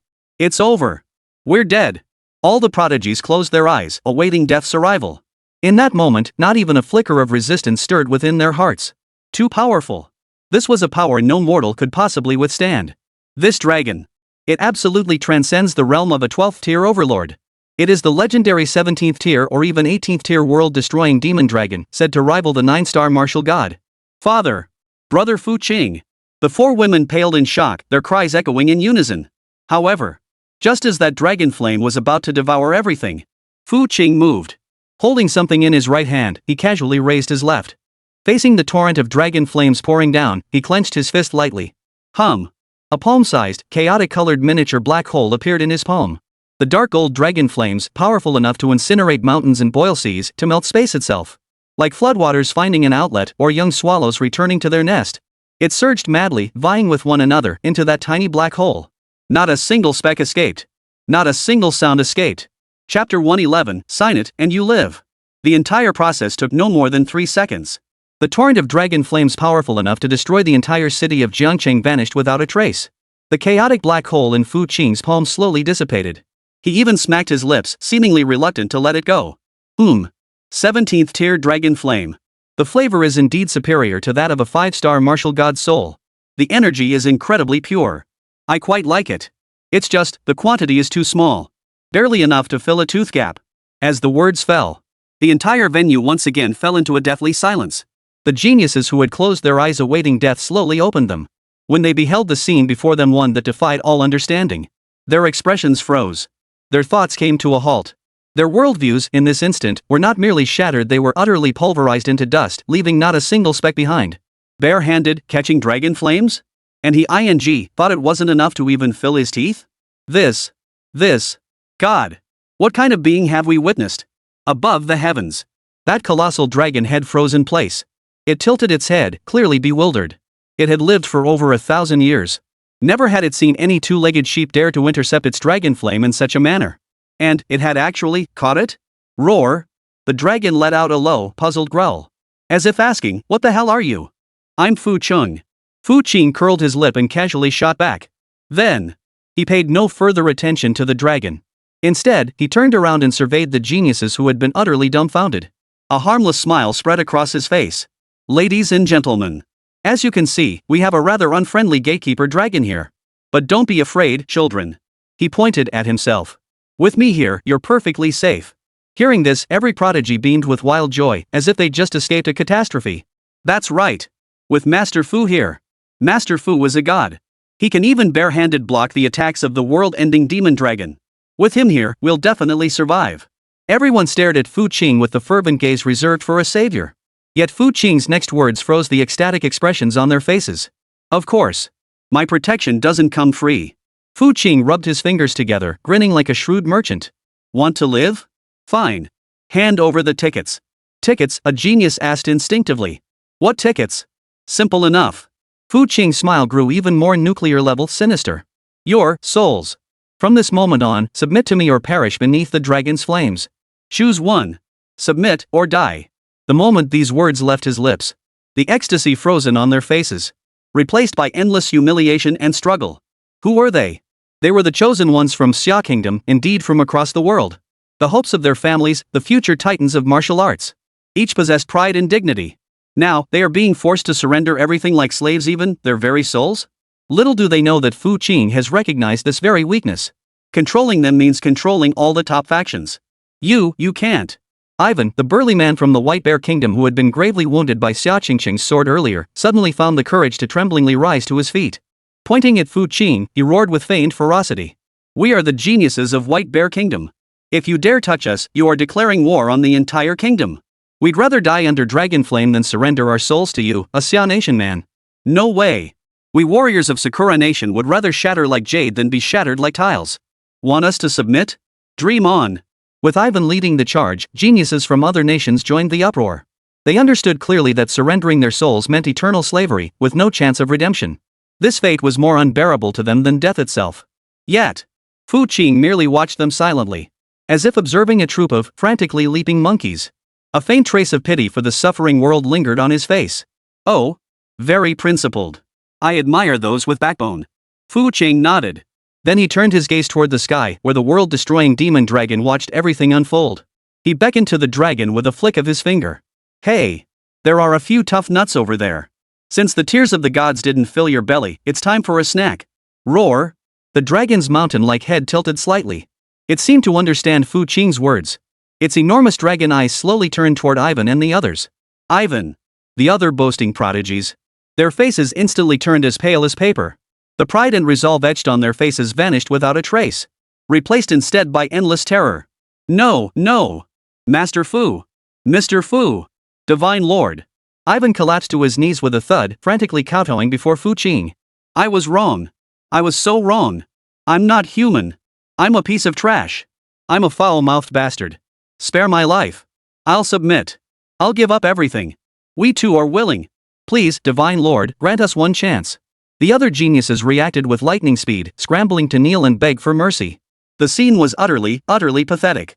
National dignity? Martial spirit?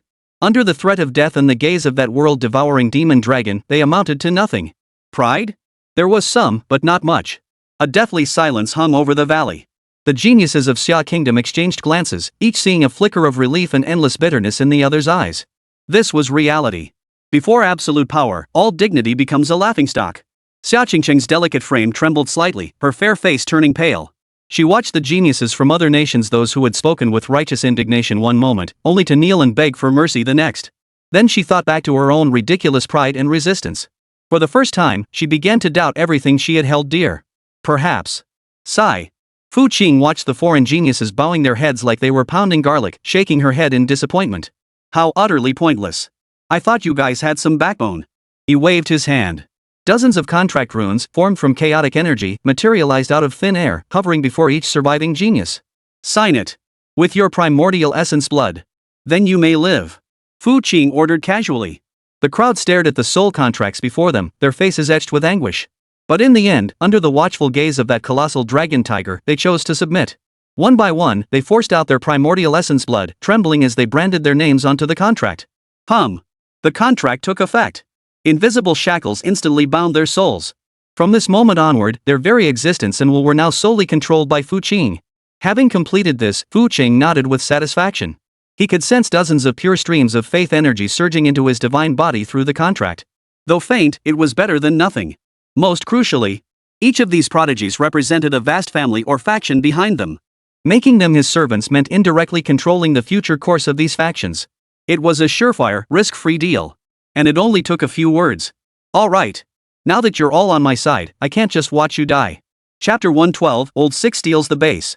Fu Qing snapped his fingers. Buzz. A chaotic-colored light barrier instantly expanded, enveloping all the geniuses who had signed the contract. Beyond the barrier, the terrifying dragons might threaten to shatter the heavens and earth. Within the barrier, however, reigned warmth and tranquility, like a secluded paradise. Feeling this stark contrast, every prodigy experienced a complex mix of emotions. They had lost their freedom. But they had survived. And it seemed they had latched onto a patron unimaginably powerful? Was this a loss or a gain? Roar! Above the skies, the world-devouring demon dragon seemed to have lost patience. It unleashed another earth-shattering roar. It felt toyed with by these mere ants. Its massive dragon head snapped back violently. An energy 10 times more terrifying than before gathered frantically in its throat. The entire Dragonfall crater groaned under the crushing weight of this force. Space shattered like a broken mirror, collapsing in vast, sprawling sections. This is bad. It's unleashing its full power. Yi Qiluo's fair face paled as she cried out in alarm. Everyone's hearts leapt to their throats once more. Yet Fu Qing's face remained impassive. Perfect. I'll use you to test the power of my new toy. Fu Qing thought to himself. Come forth. Ancient demon puppet. Boom. The moment his words fell. A pitch-black demonic light, as dark as ink and seemingly capable of devouring all light, surged skyward from his storage space. Mid-air, it coalesced into a terrifying demon god 1,000 meters tall, clad in hideous bone armor, wielding a colossal axe that could cleave the heavens. This demon god possessed no facial features. Its face was a twisted void. Yet the indomitable fighting spirit radiating from its body, and the ultimate aura of slaughter forged from the resentment of countless living beings, sent a chill through everyone present, including that world-devouring demon dragon. What is this? A golem? Good heavens! What level of puppet is this? Inside the light mask, all the geniuses were once again stunned beyond measure. They felt their understanding of the world had been completely overturned 100 times over today. Their past boasts of being well-traveled and knowledgeable now seemed utterly laughable. Go! Fu Qing issued a simple command to the demonic puppet. Entertain it. Don't kill it, I still have use for it. As you command, my lord. The next second. Boom! The demonic puppet moved. Its kilometer-tall form traversed 10,000 meters in an instant, a terrifying speed utterly disproportionate to its size. The heaven-splitting axe in its grasp, wielding divine might capable of tearing apart the heavens and severing the bonds of causality, came crashing down upon the apocalyptic demon dragon that was gathering its power. Roar! The world-destroying demon dragon sensed the deadly threat. It was forced to interrupt its charge, hastily unleashing a dragon's breath that hadn't fully formed. Boom! The heaven-splitting axe and the dark old torrent of dragon breath collided violently mid-air. A god-tier battle worthy of being recorded in the annals of history erupted. And the instigator? Fu Qing. Yet he did not spare a single glance at the battle unfolding above. His gaze pierced through layer upon layer of space, settling upon the deepest depths of the Dragonfall crater. There! He sensed it. A faint pulse. A dragon egg? Fu Qing's lips curled into a smile harder to suppress than an AK-47. He glanced at the four women beside him, who were too stunned to speak, and at Xia Qingcheng. Stay here. Just watch the show. I'll be back soon. With that, his figure instantly vanished into the shadows beneath his feet. Dragonfall crater, 10,000 meters below the Earth's surface. This was a strange realm, isolated from the main space. Countless crystals, each emitting a soft, gentle glow, floated within the space. At its very center, within a colossal nest woven from life energy and spatial laws, a colossal egg, as large as a house, shrouded in a chaotic hue and covered in intricate mystic patterns, floats silently. Each pulsation resonates throughout the entire space. Fu Qing's figure appeared silently outside the nest. His eyes lit up as he gazed upon the dragon egg before him. The energy contained within this egg surpassed even that of the 17th-tier mother dragon. This absolutely could not be offspring. It felt more like a phoenix rising from the ashes? Was that mother dragon using her entire lifetime's accumulation to protect her new body about to be reborn? Perhaps it was some unique method of breakthrough, like a crab shedding its shell, or perhaps cultivating a clone? Whatever it is. Now, you're mine. Fu Qing's lips twisted into a smirk. Without hesitation, he activated the system. System, if I enhance this thing, will it disobey me once it grows stronger? Ding. Rest assured, host. There is no such risk. Critical hit. He hesitated no longer. Ding. 10,000-fold critical strike activated. Target? Nirvana dragon egg containing a trace of chaos primordial essence. Critical hit successful. Hum. A primordial light, as if emanating from the singularity of the Big Bang, erupted from Fu Qing's palm, instantly enveloping the entire dragon egg. Crack. Crackle crackle. Countless cracks instantly spread across the dragon egg's incredibly hard shell, a shell strong enough to withstand a martial god's attack. A primordial dragon energy, a force billions of times more terrifying than the mother dragon, supreme and transcending all paths, exploded from the cracks. Ding. Congratulations, host. You have obtained a mythic tier unique pet egg, Chaos Ancestral Dragon Egg unhatched. Pet egg, Chaos Ancestral Dragon Egg. Tier, Mythic Unique. Status, Energy Saturated, Imminent Hatching. Description, the ultimate lifeform born from the Nirvana dragon egg undergoing a 10,000-fold critical strike, returning to its primordial essence and ascending.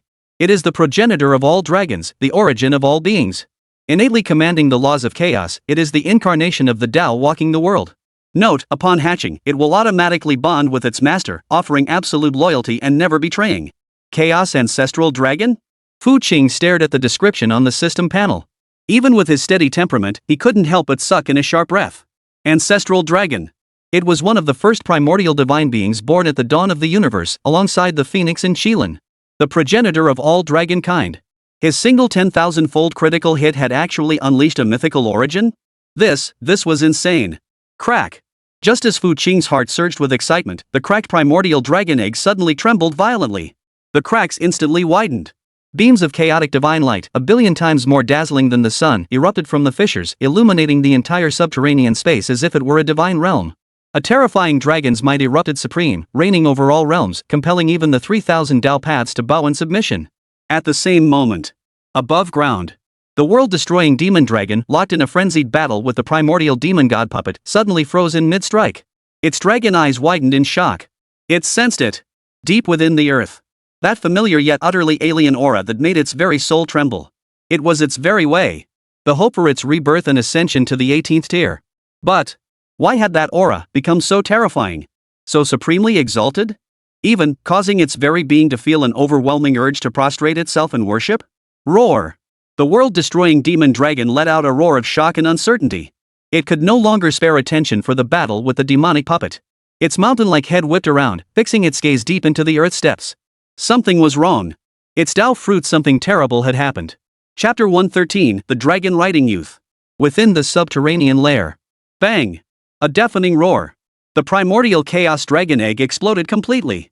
Amidst the blinding divine light, a tiny creature, no bigger than a palm, appeared before Fu Qing. Soft and adorable, it resembled a miniature snake, yet it sported a pair of delicate dragon horns and 4 plump little paws. Its entire body shimmered with 9 colored chaotic hues, resembling a miniature snake, yet it sported a pair of delicate dragon horns and 4 plump little paws. Its large, dark, watery eyes brimmed with curiosity and innocence, staring unblinkingly at Fu Qing. Eek! The little creature tilted its head and let out a soft, babyish cry. Then, it flapped its tiny wings on its back and slowly glided toward Fu Qing. It extended its pink little tongue and gave Fu Qing's cheek a gentle lick. A strange sensation of blood ties and soul resonance surged through Fu Qing's heart. Ding! Pet Chaos Ancestral Dragon hatched successfully. Automatic master recognition complete. Name, unnamed. Species, Primordial Chaos Dragon Juvenile. Tier? Grows over time. Innate talent 1, source of all laws. Innately controls the primordial essence of the 3000 Great Tao, granting immunity to, manipulation of, and absorption of any form of law-based power. Talent 2, Ancestral Dragon's Flesh. Mythic tier indestructible dragon body, impervious to all calamities, reborn from a single drop of blood, immune to all physical and energy attacks. Talent 3, Chaos Devouring. Can consume all things including energy, matter, laws, concepts for self-growth, with no upper limit. Talent 4? To be unlocked. Gazing at the system panel, were a string of dazzling terms like Mythic tier, immunity, and unlimited. Flashed before his eyes.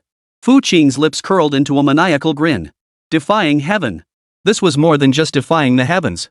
It practically had the word invincible written all over it. Yee-haw! Yee-haw! The little creature seemed to sense Fu Qing's joy and happily somersaulted through the air. It rubbed against Fu Qing's neck, its big eyes brimming with dependence. From now on, your name shall be. Fu Qing pondered for a moment. Little Black? Simple and easy to remember. Yip! Xiao He seemed quite pleased with the name, letting out a happy yelp. However, just then, rumble, rumble, rumble. The entire subterranean chamber began to violently collapse. A terrifying will, brimming with boundless fury and murderous intent, locked onto this location. It was the mother dragon. She discovered her home had been stolen. She's furious? Fu Qing was about to act. Ha! Xiao He glanced outside in confusion. Then, he opened his little cherry mouth. Roar!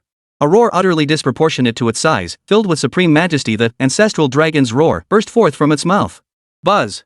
Wherever the sound waves passed, time froze. Space solidified. The furious will of the mother dragon, which had locked down this place, was instantly suppressed and calmed beneath this dragon's roar, like subjects before their sovereign.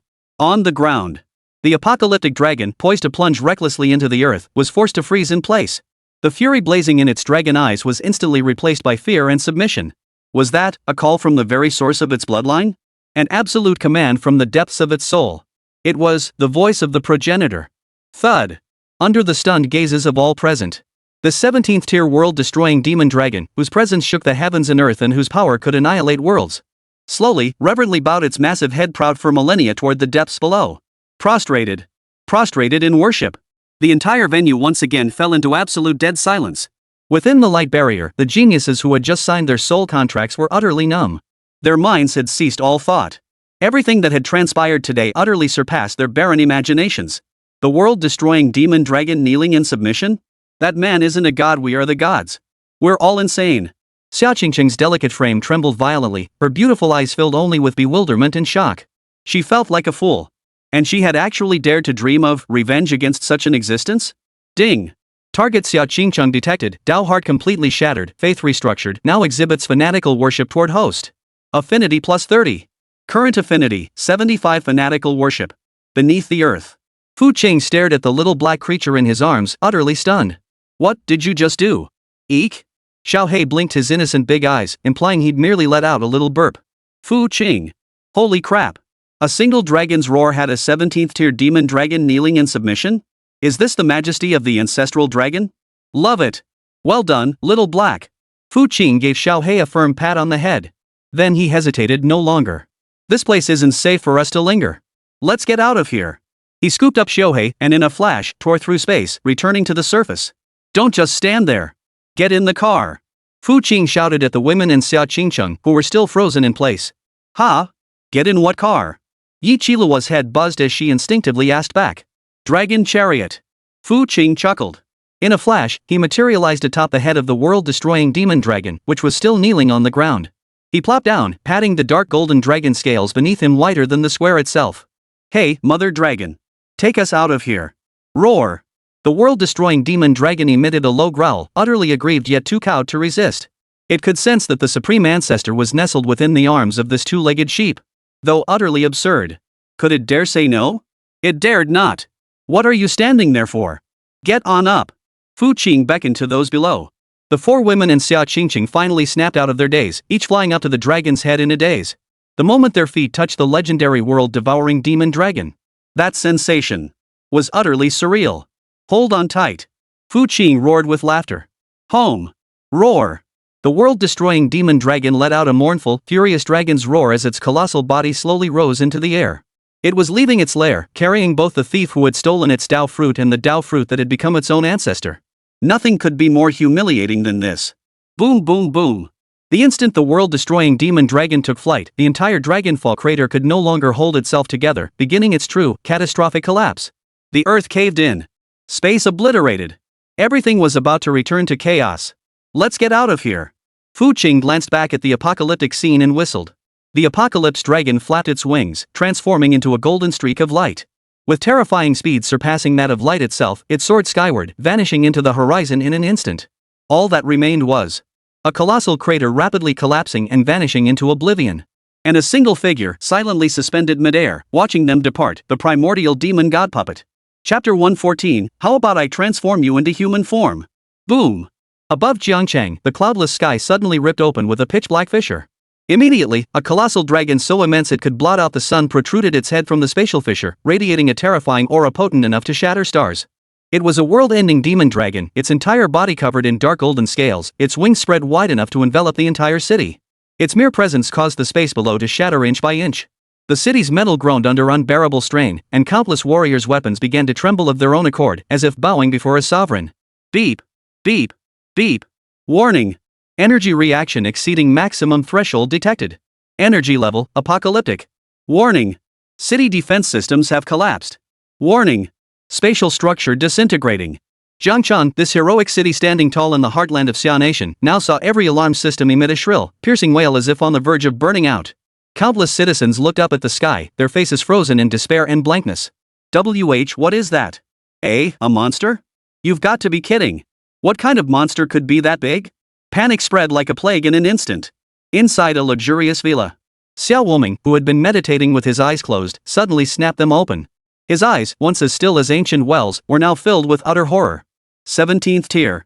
No! Even stronger. Why would an existence of this caliber descend upon Jiangchang? Without a moment's hesitation, his form flickered, transforming into a dazzling sword light that shot skyward. The law energies of a 4-star martial god burned wildly around him, unleashed without restraint. He knew full well that facing a monster of this caliber meant certain death. But behind him lay Jiangchang, the place the divine sovereign had commanded him to protect. He could not betray the divine sovereign's command, even in death. What demonic fiend dares to run rampant here? Xiao Wuming's voice boomed like a temple bell, reverberating across the heavens. His sword hummed as a kilometer-long blade of energy pierced the sky, striking toward the demon dragon with a death-defying resolve. At the same moment, atop the rooftop of the 10,000 Treasures Pavilion, the figure of its master, Jin Hong, appeared. Gazing up at the colossal shadow in the sky, the smile vanished from his plump face for the first time, his lips twitching wildly. The world-destroying demon dragon, a creature that only existed in ancient texts. How could it? He did not act rashly, not because he didn't want to, but because he dared not. He knew that with his mere 3-star martial god strength, he was no different from an ant before this foe. Xia Kingdom, capital city, Martial God Hall. Hall Master Chen Hong was in council with several core elders when the heavenly eye screen at the hall center suddenly turned blood red. Reporting to the Hall Master. Apocalyptic level energy readings detected at Jiangcheng coordinates in Xia Kingdom. Preliminary assessment indicates invasion by a 17th tier or higher demonic beast. What? Chen Hong leapt to his feet, his terrifying aura as an 8-star martial god causing the entire hall to tremble. Mobilize all satellites to lock onto the target immediately. Order the nearest martial gods to rush to the scene at full speed. This hall will depart at once. Hallmaster, it's too late. Their aura has already sealed the entire city. Any spatial teleportation will be instantly torn apart. Damn it. Shen Hong's expression darkened to the extreme. Jiang Cheng. Is it over? That youth he had pinned his hopes on, whom he even considered humanity's savior. Had he already fallen? Above Jiang Cheng, Xiao Wuming's kilometer-long sword chi was shattered into dust by the invisible pressure alone, still a kilometer away from the world-destroying demon dragon. Xiao Wuming reeled as if struck by lightning, spitting out a mouthful of blood as his body recoiled violently. Merely the pressure alone had severely wounded this 4-star sword martial god. Despair enveloped the hearts of all present. Yet, at this very moment of impending doom, a lazy voice drifted down from atop the world-destroying demon dragon's head. Hey, Mother Dragon, I told you to slow down. Look what you've done, scared the plants and flowers below half to death. The voice was soft, yet it reached every ear with crystal clarity. Xiao Wuming snapped his head up, his pupils suddenly contracting. What did he see? Upon the colossal dragon's head, a familiar figure sat cross-legged, one hand propping up a chin while the other gently patted the dragon scales beneath. If it wasn't Fu Qing, then who else could it be? Behind Fu Qing, Yi Qilua, Xiao Honling, Sun Yanxue, Leng Yu, and his granddaughter Xiao Qingcheng stood one after another, their expressions dazed and unfocused, as if they hadn't fully awakened from sleep. The Divine Sovereign? Xiao Wuming's mouth gaped wide enough to swallow a dinosaur egg, his entire body frozen mid-air. Qingcheng? His brain felt like it couldn't process it all. Below, on the top floor of the 10,000 Treasures Pavilion, Jin Hong's teacup clattered to the floor with a crash, shattering into pieces. He rubbed his eyes, confirming he hadn't seen wrong, then fell into a dazed stupor. Capital City, Martial God Hall. Shen Hong and all the elders watching this scene through the heavenly eye system were all frozen in place. A deathly silence hung over the grand hall. After a long moment, an elder murmured in a voice barely above a whisper, he's riding the world-destroying demon dragon? Put. Shen Hong plopped back into the throne, feeling his heart nearly give out. He had thought he had already overestimated Fu Qing. But now it seemed his imagination was still far too limited. Fu Qing glanced down at Xiao Wuming, who was completely dumbfounded, and the countless trembling martial artists below. He yawned. Old man, all this fuss just to welcome me? No need to be so formal. Xiao Wuming's mouth twitched, unable to utter a word. Welcome? I nearly lost my damn life over this. Alright. Everyone, disperse. Fu Qing waved his hand impatiently. My new pet is a bit shy. Don't scare it. Pet. At that word, Xiao Wuming and all the powerful beings spying on this place through various channels shuddered in unison. A world-ending demon dragon of 17th tier or higher as a pet? This world was utterly insane. Fu Qing lowered his head and patted the world-destroying demon dragon's head. Find a secluded spot to land. Roar! The world-destroying demon dragon let out a deeply aggrieved growl, yet obediently flapped its wings and flew toward a barren mountain outside the city. It dared not disobey. For nestled in Fu Qing's arms, the tiny little tyrant named Xiaohei was glaring at it with its big, shiny black eyes, uttering "Iya" sounds as if to say, dare to disobey, and I'll eat you. Boom! As the colossal dragon's body descended onto the barren mountain, the entire earth trembled beneath it. Fu Qing, accompanied by a group of numb girls, glided gracefully down from the dragon's head. He gazed at the colossal demon dragon before him, its eyes brimming with humiliation and fury, a smirk curling his lips. At that moment, atop the barren mountain, the atmosphere felt eerily tense. The 1,000-meter-tall world-destroying demon dragon lay prostrate on the ground, its massive head bowed low. Its golden pupils brimmed with uncontrollable fury and pent-up frustration. Before it, Fu Qing cradled the chaos primordial dragon cub named Xiaohei, as if teasing a kitten. Your size takes up too much space, Fu Qing remarked without looking up.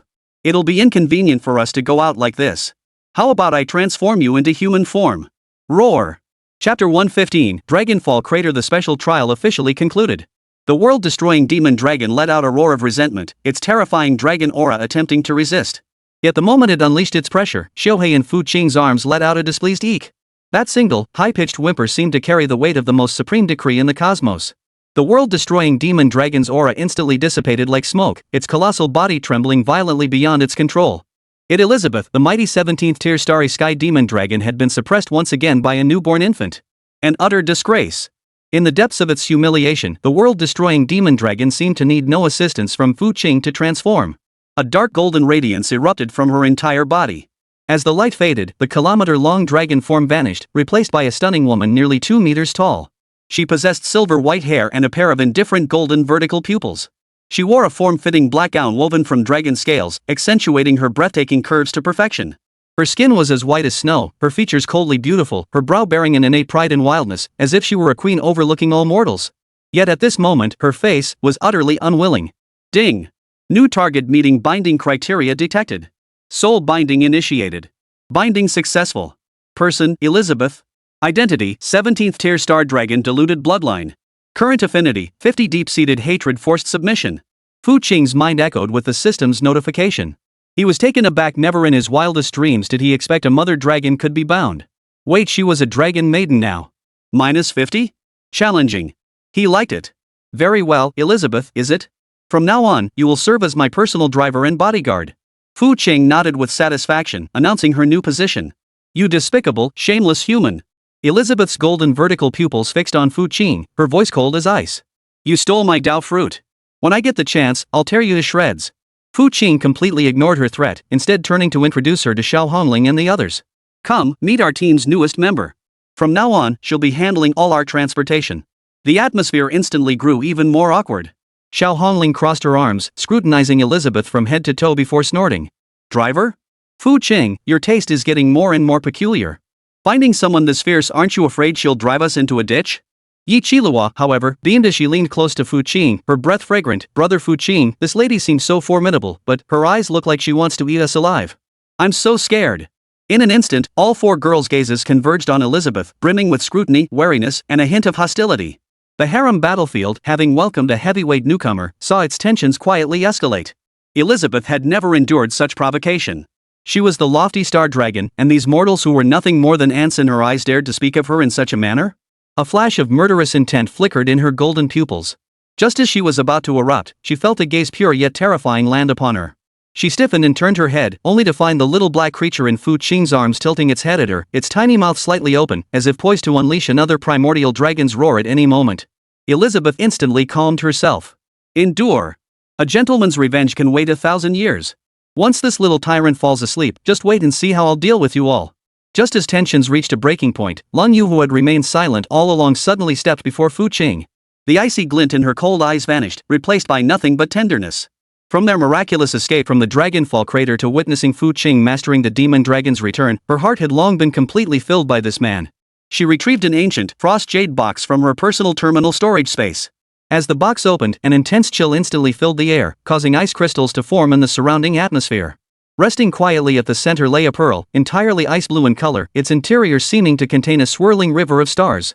This was the very treasure, the cold ice pearl, that He Tianxi, the Black Scorpion King, and others had sought so desperately that they destroyed the Lang family to obtain it. This is the treasure our Lang family has guarded for generations, and the very root that brought our clan's downfall. Lang Yu seemed to let go of everything. In the past, I saw it as the hope for revenge. But now, my only hope is you. Therefore, it should belong to you. She extended the jade box toward Fu Qing. It was not merely a treasure, but the embodiment of her past obsession and her entire future. Ding!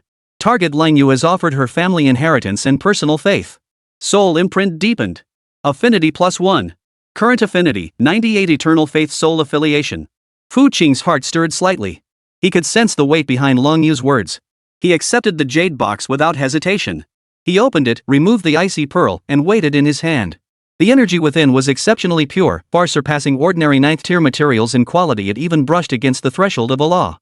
Perfect timing. He'd just acquired a 10,000-fold critical strike opportunity. System, apply the 10,000-fold critical hit to the speed. Ding! 10,000-fold critical strike activated. Target, premium ice pearl, contains a trace of primordial ice law. Critical hit successful. Hum. The cold ice bead in Fu Qing's hand emitted a faint hum, instantly shattering into countless ice blue specks of light before mysteriously coalescing anew. As the light faded, a flawless, crystal-clear heart as if carved from ice crystals floated silently in his palm. It emitted no terrifying chill, yet the surrounding space silently froze and collapsed, as if the laws themselves were solidifying before this heart. Ding! Congratulations, host! You have obtained the Mythic tier unique item, Heart of Absolute Zero. Item, Heart of Absolute Zero. Tier, Mythical Unique. Special effect I, Absolute Zero Domain. Creates a domain where time ceases, space freezes, and all motion of matter and energy falls into absolute stillness. Special effect 2, Primordial Ice Source. This heart is the origin of all ice, capable of absorbing, manipulating, and transforming any form of frost energy and laws, granting the wielder supreme mastery over the way of ice. Special effect 3, Soul Freeze. Ignores all physical and energy defenses to directly attack and freeze the target's soul essence. Mythic Grade. Another Mythic Grade artifact. Fu Qing stared at the Heart of Absolute Zero in his palm, a gleam of sharpness flashing in his eyes. Elizabeth's golden vertical pupils widened in utter disbelief. An ordinary treasure, could it truly become mythic tier so effortlessly? This human.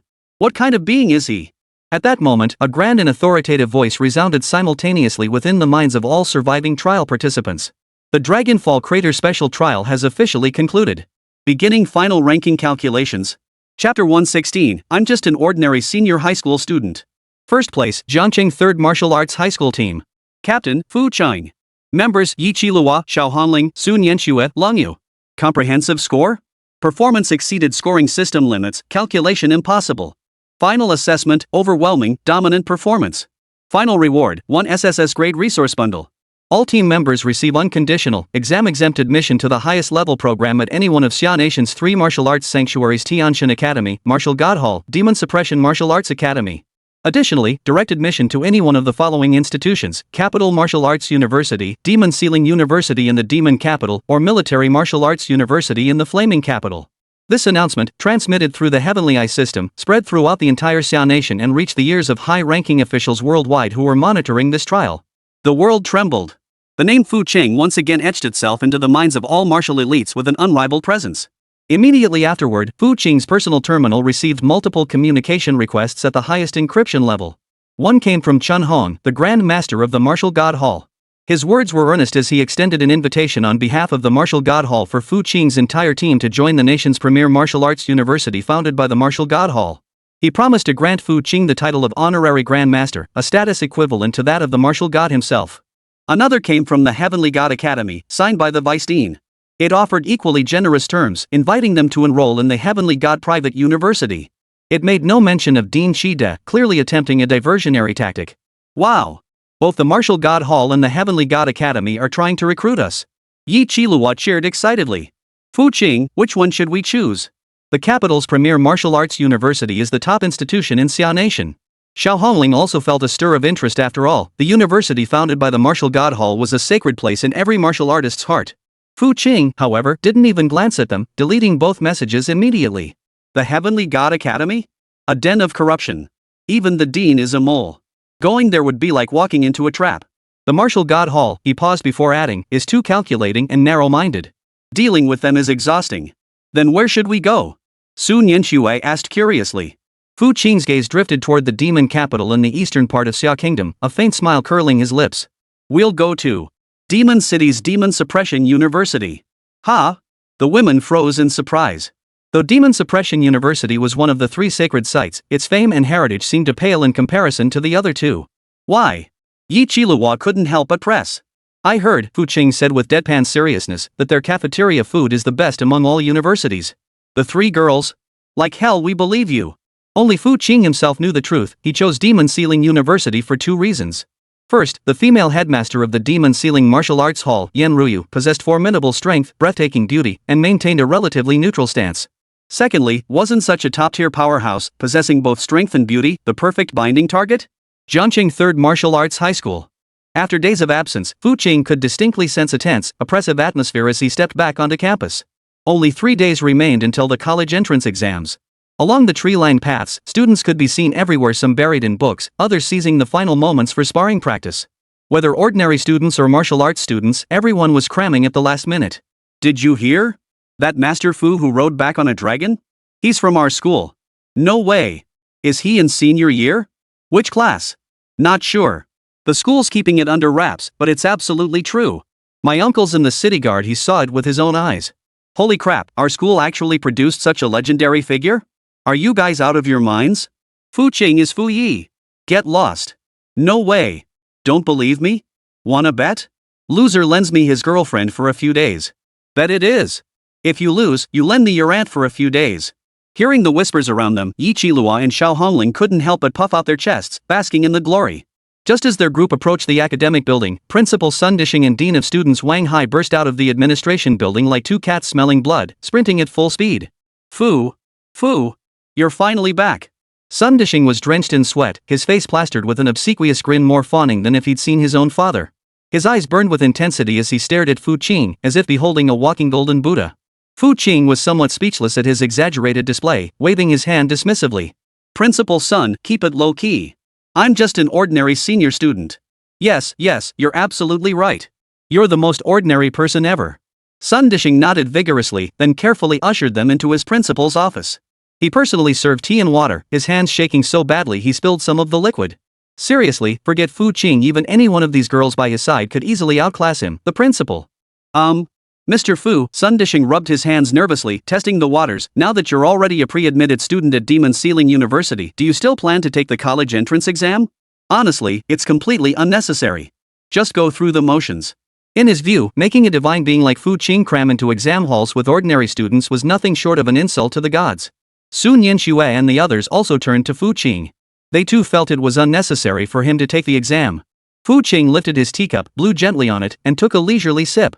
Under Sun Dishing's tense gaze, he set the cup down and said indifferently, "I'll take it." "Why wouldn't I?" "Ha?" Sun Dishing froze. After all, it's one of life's three great illusions, one of the three great experiences. Without going through it, high school life just feels incomplete. Fu Qing leaned back on the sofa, speaking lazily. "Besides," he grinned, revealing a row of pearly white teeth, "I used to dream of becoming the top scorer in the National College Entrance Exam. Might as well give it a shot now." Crazy. So crazy. But to Sun Dishing, coming from Fu Qing, it sounded perfectly natural. Just then, a knock sounded at the office door. "Come in." The door swung open, revealing Fu Qing's former teammates Li Wei and Wang Meng, along with Lin Xiaoya, the girl who had once looked down on him. Seeing Fu Qing seated on the sofa, treated like royalty by the principal and director, regret and awkwardness instantly washed over their faces. Especially Lin Xiaoya, she stole glances at Fu Qing's face, her heart racing wildly. Summoning her courage, her voice trembling, she stammered, Fu Qing, Before she could finish, a cold, haughty voice cut in. Xiao Hongling had appeared before Fu Qing at some point, arms crossed, looking down at Lin Xiaoya. He's busy. He has no time for trivial people saying trivial things. The air froze instantly. Fu Qing didn't even lift an eyelid, as if the people before him were mere air. He stood up and stretched lazily. "Principal Sun, please arrange a quiet classroom for us to study in." Yes. "No problem. I'll arrange it immediately." Fu Qing led his harem squad past his former teammates, their faces flushed with shame, without pausing for a moment. The college entrance exam, for him now, was no longer a test that determined his fate. It was a whole new game. He was eager to see the expressions on the audience's faces. "Hey, bosses, give me a good review, will ya? These brats give bad reviews after barely reading a few pages. This book's about to get trashed." Chapter 117, My Daughter, Xiao Xinghua, is not a commodity for your bargaining. Inside the top-floor multimedia classroom, the windows were bright and clean, the silence so profound you could hear the rustle of leaves in the breeze. Fu Qing sat with one leg crossed over the other, leisurely flipping through a martial arts theory book, though her mind was actually calculating her next move. Yi Qilua and Sun Yanxue sat nearby, one playing a minigame on her personal terminal, the other meditating in quiet contemplation. Cold Moon sat in the corner, meticulously polishing her battle bow over and over. Only Xiao Hongling fidgeted restlessly, several times opening her mouth to speak but stopping herself. Her gaze fell upon Sun Yanxue, and memories flooded back the time Fu Qing had accompanied her home. No, she couldn't wait any longer. She took a deep breath, walked up to Fu Qing, hands clasped behind her back, chin lifted slightly, and spoke in her usual haughty tone. "Hey, Fu Qing." Fu Qing looked up from his book. "My father, he wants to meet you." Xiao Hongling's cheeks flushed slightly, her gaze drifting uncertainly. "Last time you helped our Xiao family resolve the trouble with Wanbao Tower. He's been wanting to thank you in person. And this trial, you've helped me so much too. So, this weekend, would you be free to accompany me home?" The moment the words left her mouth, the classroom fell silent. Yi Qilua paused her gaming, her eyes sparkling as she turned to look. Sun Yanxue opened her cool, clear eyes, a faint smile playing at the corners of her lips. Lan Yu's hand, which had been wiping the bowstring, froze mid-motion. 3 pairs of eyes fixed on Fu Qing and Xiao Hongling. The air thickened with the palpable tension of a battlefield of love. "Oh? Time for the meet the parents round again?" Yi Qilua spoke first, leaning close to Fu Qing with breath like orchids. "Brother Fu Qing, you sure have a lot of potential fathers-in-law." But then again, with Fu Qing being so outstanding, the line of suitors wanting to marry him could stretch from Jiangqing all the way to the capital. Xiao Hongling's face flushed crimson as she shot her a glare. "Don't be ridiculous. It's just that my father wants to thank him." Fu Qing watched Xiao Hongling's adorable, contradictory expression and smiled inwardly.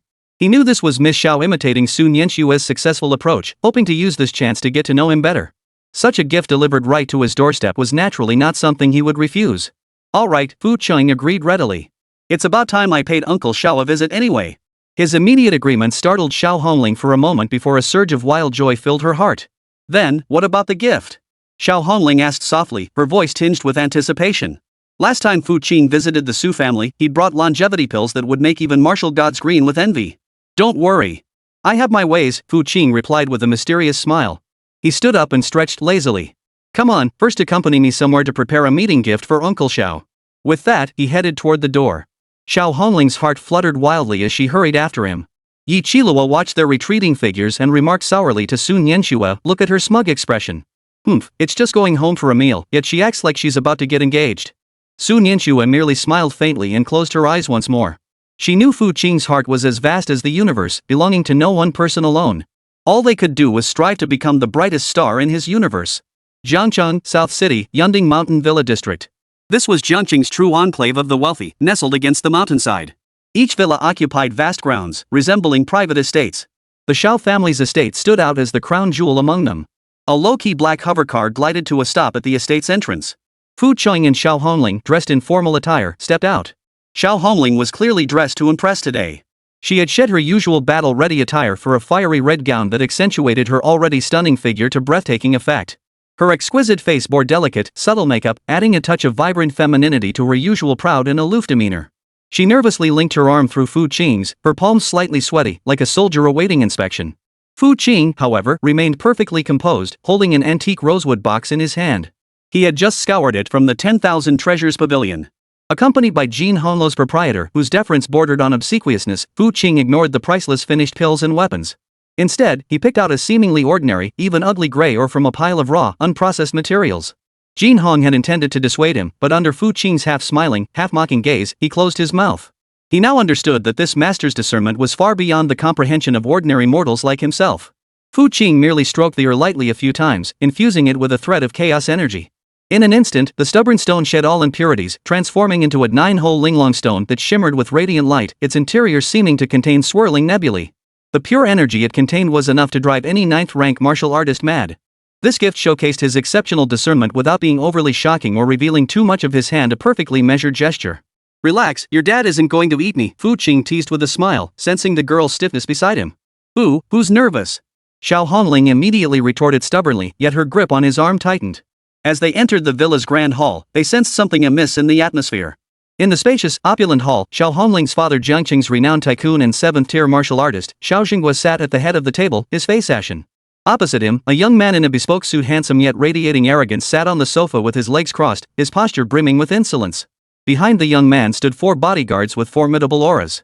All 4 were 5th-rank martial artists, and judging by their stance and aura, they were clearly battle-hardened elite warriors. Uncle Xiao, I'm giving you one final chance, the young man declared in fluent Xia Mandarin, though his tone carried a distinct British accent. Our Chen family taking an interest in your daughter is an honor for your Xiao family. If Hongling marries me, not only will the Chen family invest 10 billion into your corporation, but we will also leverage our connections in the Blue Star Alliance Council to make your Xiao family the new representative of Han Province.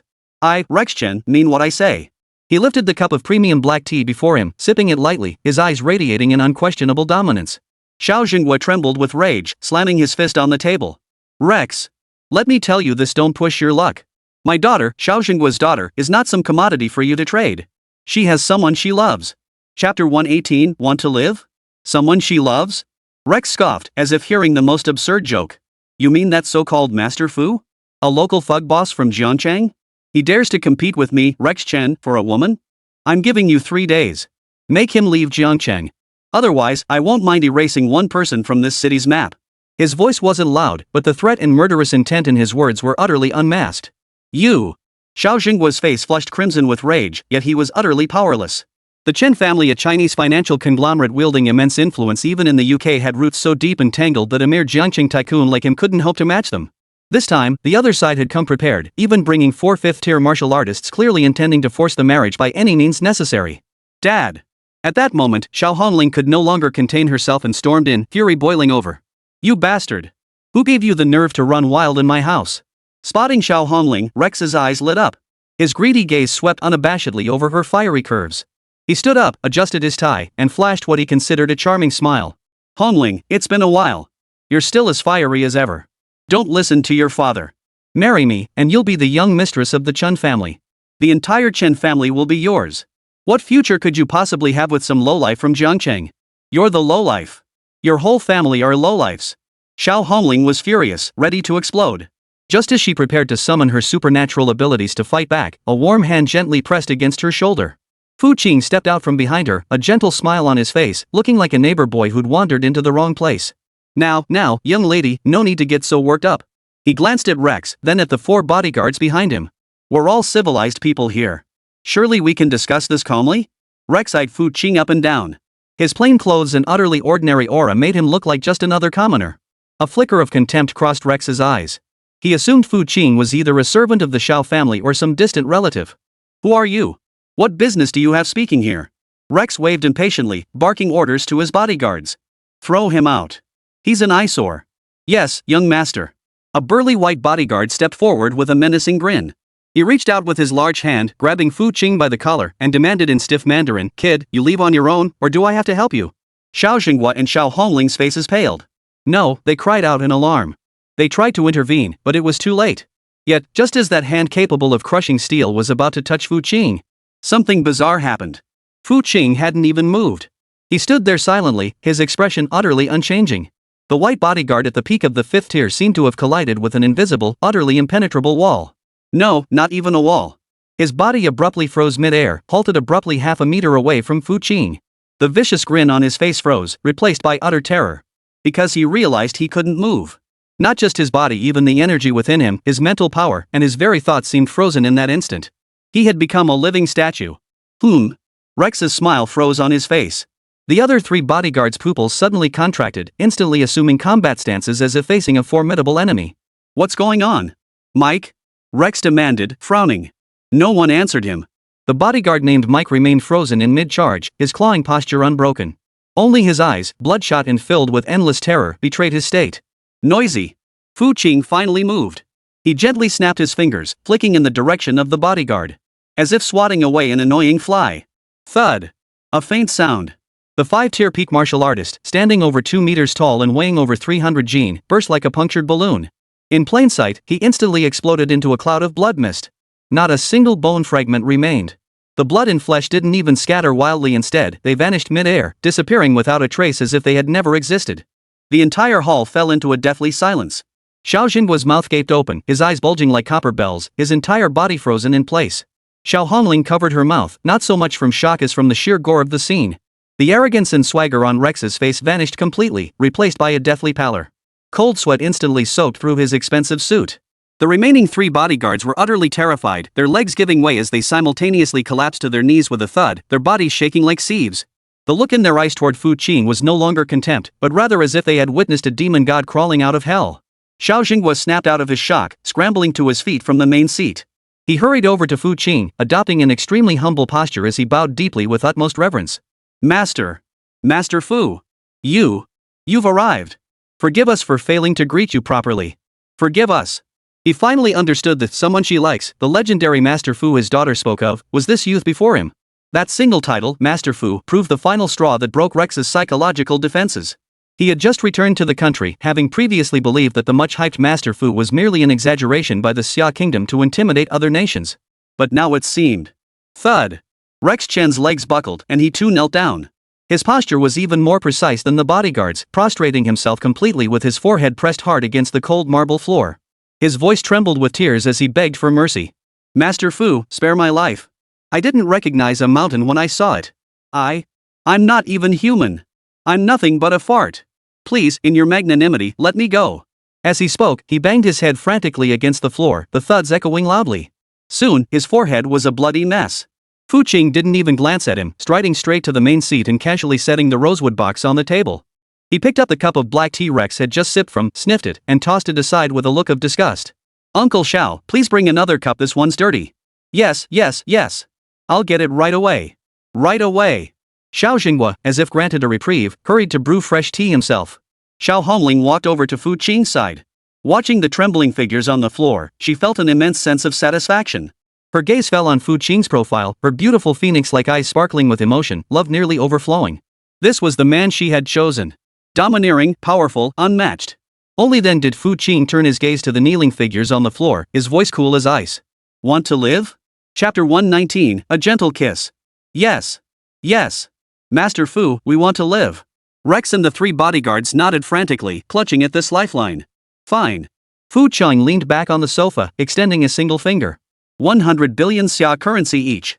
Transfer it to Uncle Zhao's company account. Additionally, he gestured toward the 3 bodyguards. You lot disable your own abilities. Then crawl out of here with him. What? Rex's face drained of color. 400 billion? That was nearly all his available liquid assets.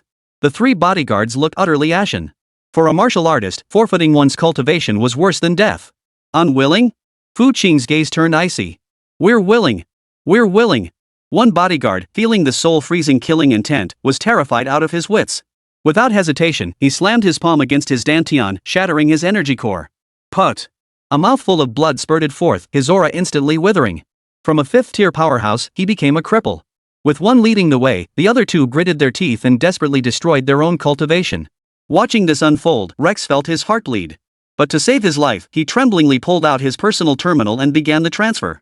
Soon, Xiao Jingguo's personal terminal received the notification of a 400 billion credit transfer. Get lost. Fu Qing waved his hand dismissively, as if shooing away a few flies. Rex and the 3 crippled bodyguards felt as if they'd been granted a pardon. Crawling and scrambling, they literally left Zhao's estate in a pitiful state, crawling away in utter disarray. The crisis was defused with remarkable ease by Fu Qing. Xiao Jingguo presented a freshly brewed cup of premium De Hong Pao tea to Fu Qing with both hands, his back bent at a 90-degree angle, his voice brimming with gratitude and reverence. Master Fu, the Xiao family will never forget this great favor you've shown us today. He knew that without Fu Qing's presence today, the Xiao family would likely have faced utter ruin. Uncle Xiao, you're too kind. Fu Qing accepted the teacup, sipped it, and said, Hongling and I are good friends. When a friend is in trouble, I naturally cannot stand idly by. He slid a rosewood box across the table. A small token for your first visit. Please accept it as a gesture of goodwill. Xiao Jingguo was overwhelmed with gratitude and hastily opened the box. When he saw the dazzlingly luminous, energy-rich 9-cavity Linglong stone, he was utterly dumbfounded. This was the legendary treasure said to help high-tier martial artists break through bottlenecks and even offer immense benefits to 9th-tier powerhouses. And it was being given to him as a mere small gift? Xiao Jingguo felt his worldview shatter once more. His hands trembling, he retrieved a jade box from his storage ring, cradled it in both hands, and presented it before Fu Qing.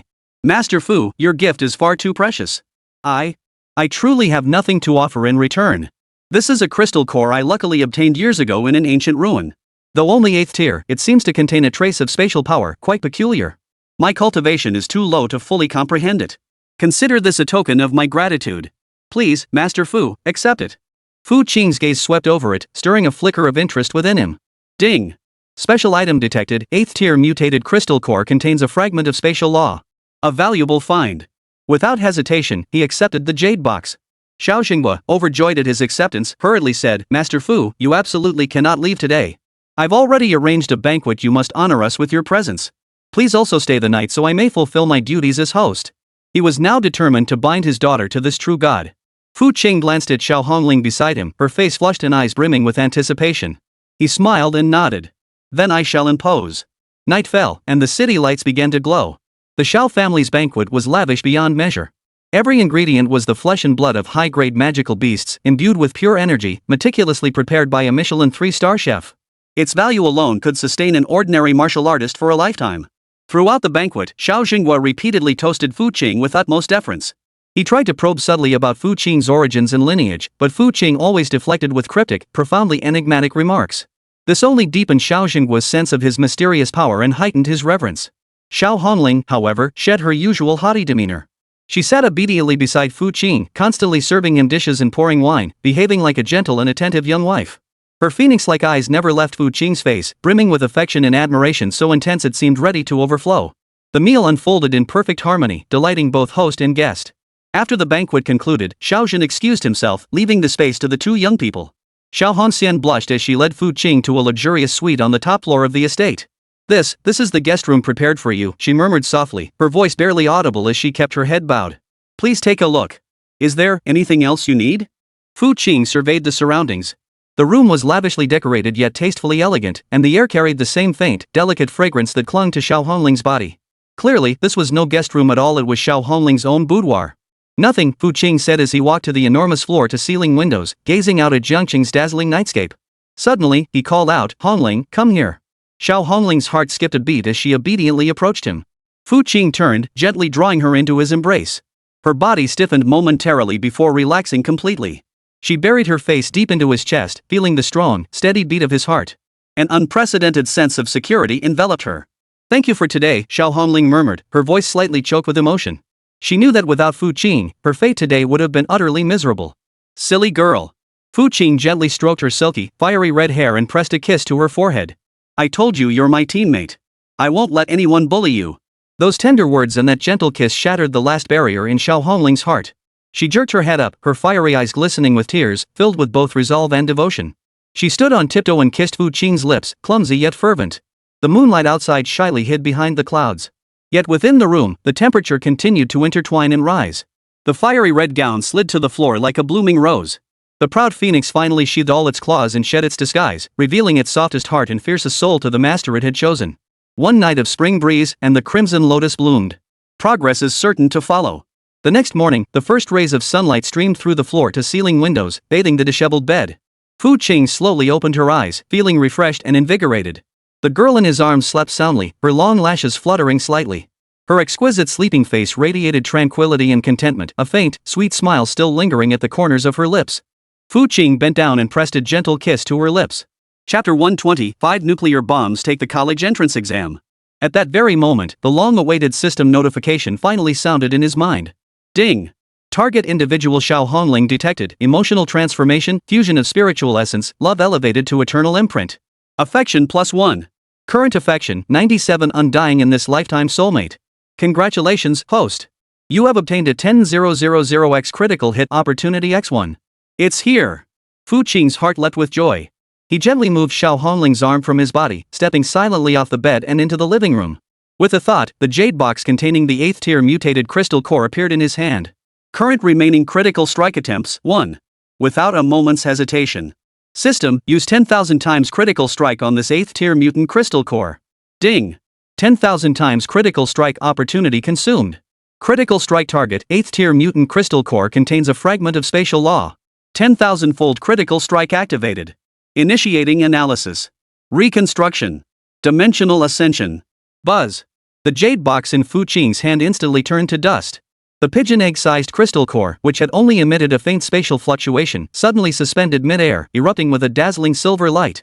The entire room seemed pulled into a bizarre dimension. Space twisted and folded as countless arcane silver runes materialized out of thin air, swirling madly around the crystal core and converging upon it. Within the blinding light, the crystal core's form underwent a rapid transformation. It was no longer a solid crystal, but had transformed into a point.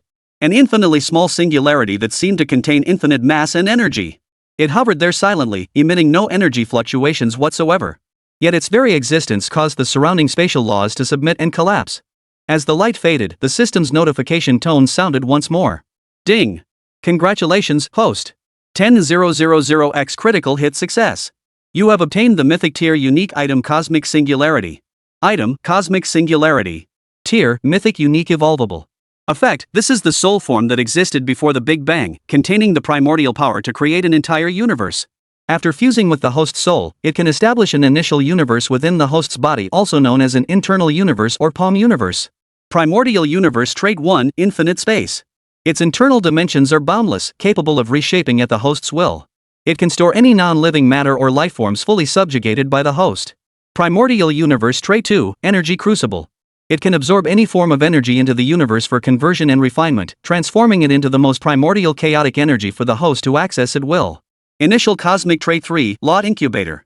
The laws mastered by the host can be evolved and deduced within the inner universe, accelerating the comprehension of laws 10,000-fold. Primordial Cosmic Trait 4? Unlocks upon host's power advancement. Note, from this moment onward, you are no longer a transient visitor to the cosmos. You are the walking universe itself. Mythic tier. And it's a mythic tier treasure intrinsically linked to your cultivation system. Fu Qing stared at the tiny, faintly glowing singularity in his palm, his breathing quickening involuntarily. The value of this thing was beyond description. Infinite storage space, a portable energy converter, and 10,000 times faster comprehension of cosmic laws. This was practically a path to godhood tailor-made for him. Fuse. Without hesitation, Fu Qing issued the command. The cosmic singularity in his palm transformed into a silver beam, instantly sinking into his brow. Boom! Fu Qing's mind felt as though it had truly experienced a cosmic Big Bang. His consciousness was pulled into an endless void of chaos. Then, the singularity erupted with a deafening roar. Light. Infinite, boundless light.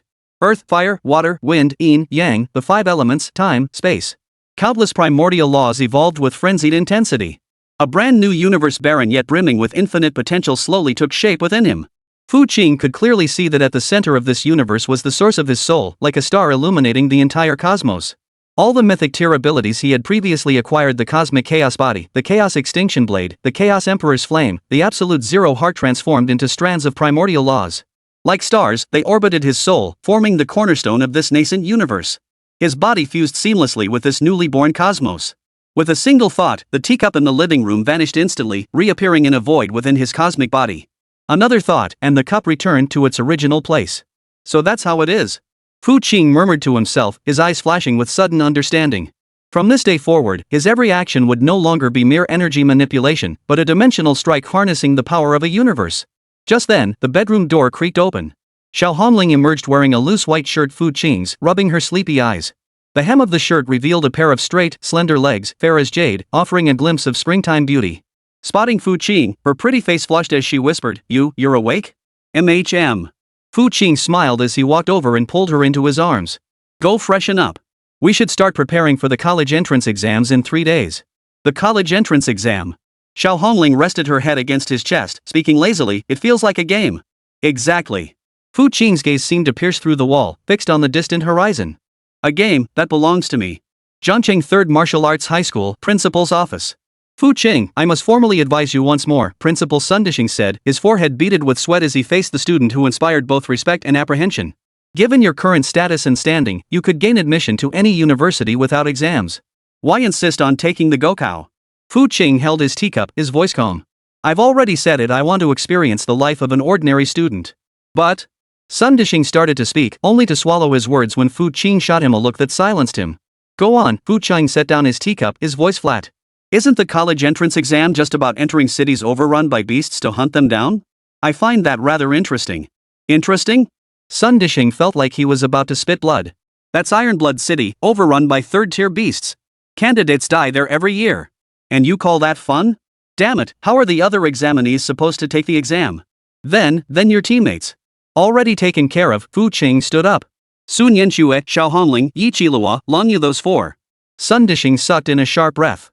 This quintet was nothing short of a nuclear-level force. Alright, fine. He wiped his brow. I'll handle the paperwork immediately. Chapter 121, A Good Show. Zhangcheng First High School, Senior 3 Class 1. What? Fu Qing is taking the college entrance exam? Upon hearing the news, Xia Qingqing's pen snapped clean in two. Yeah, and he's teaming up with Sun Yanxue and the others, her desk mate whispered. Heard they've already signed up. Xia Qingqing's face gradually drained of color. She had believed that with her abilities, she might have a shot at becoming Zhangcheng's top-scoring student. But now. Qingcheng, are you okay? Her desk mate asked with concern. I'm fine. Xia Qingcheng took a deep breath, a resolute glint flashing in her eyes. I need to switch teammates. Change partners? Yes. Xia Qingcheng stood up. I'm going to find the strongest partner. In the college entrance exam, at least I can't lose too badly. Fu family mansion. The moment Fu Qing appeared at the doorway, the entire Fu household erupted in commotion. Quickly notify the head of the family. Fu Qing is back. Good heavens, why has he come back? It's over. He can't be here to take revenge on us, can he? The Fu household servants were terrified out of their wits, some even falling to their knees on the spot. Upon hearing the news, the head of the household, Fu Jinghua, practically scrambled out. Qing. He bowed respectfully the moment he saw Fu Qing. How did you return? Why, can't I come back? Fu Qing looked at her grandfather, who had once looked down on her, with a calm expression. Of course you can. Absolutely. Fu Jinghua nodded frantically. This place will always be your home. Fu Qing entered the parlor and saw the clan members who had once sneered at her, each with heads bowed, afraid to meet her gaze. Look up, Fu Qing commanded, taking the seat of honor. What? Don't you recognize me? The crowd trembled as they lifted their heads, fear etched across their faces. Second uncle, Fu Qing turned to Fu Jinghua. Do you remember what you said? Fu Jinhua's face instantly drained of color. Of course he remembered. He had personally declared that Fu Qing, the good-for-nothing, should be kicked out of the Fu family. Qinger, I was just. Don't be nervous. Fu Qing smiled. I didn't come back today for revenge. Hearing this, the others breathed a slight sigh of relief. I'm here to retrieve something. Fu Qing stood up. The belongings my parents left behind should still be here, right? Yes. Fu Jinghua hurriedly replied. They're all well preserved. I'll have someone fetch them immediately. Soon, an exquisitely crafted box was brought forward. Fu Qing opened the box. Inside were some old photographs and a simple jade pendant. Is that all? Fu Qing's voice was cold. There are some more in the storage room, Fu Jinghua hastily added. Would you like to take a look? Forget it. Fu Qing tucked away the jade pendant. I have the college entrance exam tomorrow, so I won't be staying overnight. College entrance exam? Everyone froze in surprise. With Fu Qing's current status, did he still need to take the college entrance exam? Yes. Fu Qing stood up. To experience the life of an ordinary student. He then turned to Fu Jinhua, second uncle. I believe my cousin is also taking the college entrance exam this year? Fu Jinhua's son, Fu Kai, was also a senior this year. Yes, Fu Jinhua replied nervously. Well, that should be interesting, Fu Chung chuckled. If we happen to cross paths in the exam hall, I'll make sure to give him some special attention. Fu Jinhua nearly fainted upon hearing this. After leaving the Fu residence, Fu Chang arrived at the designated meeting spot. Sun Yanxue, Xiao Honglin, Yi Qilua, and Long Yu had been waiting there for some time. Brother Yi Qilua rushed over the moment she saw Fu Qing. Did you do anything to them at the Fu residence? No, Fu Qing ruffled her hair. I just went back to retrieve some things. That's good, Sun Yanxue breathed a sigh of relief. I was worried you might. I wouldn't, Fu Qing smiled. I'm not the petty type. Yeah, right, Xiao Honglin scoffed, rolling her eyes. He's clearly the vengeful type. She recalled Fu Qing's stormy assault from last night. Fu Qing raised an eyebrow. What did you say? And nothing. Xiao Honglin quickly backtracked. I meant you're incredibly magnanimous. Cold Moon stifled a giggle beside them and whispered, Hongling, your mood swings are way too fast. Look who's talking. Xiao Hongling shot her a glare. Who was the one blushing the moment she saw Brother Qing just now? I didn't. Lan Yu's face flushed even redder. Watching the four girls bicker playfully, Fu Qing felt quite content. All right. He clapped his hands. The college entrance exams are tomorrow. Let's discuss our strategy. Do we even need tactics? Yi Qilua asked doubtfully. Aren't you going to sweep the entire exam hall by yourself anyway? This time is different, Fu Qing replied with a mysterious smile. We're going to play dumb to catch the wise. With that, he produced the omniscient mimicry core. Disguises again? Sun Yanxue sighed helplessly. When will you ever shake this twisted sense of humor? Never, Fu Qing declared with righteous conviction. I'm invincible now. Watching those self-important fools get humiliated, isn't that just delightful? The four women exchanged glances, all feeling speechless. So what are we disguising ourselves as this time? Lung Yu asked. Ordinary first-tier martial artists, Fu Qing replied. And the kind that look utterly useless at first glance. Ha? Xiao Honling frowned. Doesn't that mean we'll be looked down on again? Being looked down on is perfect, Fu Qing chuckled. That's how you get the dramatic effect.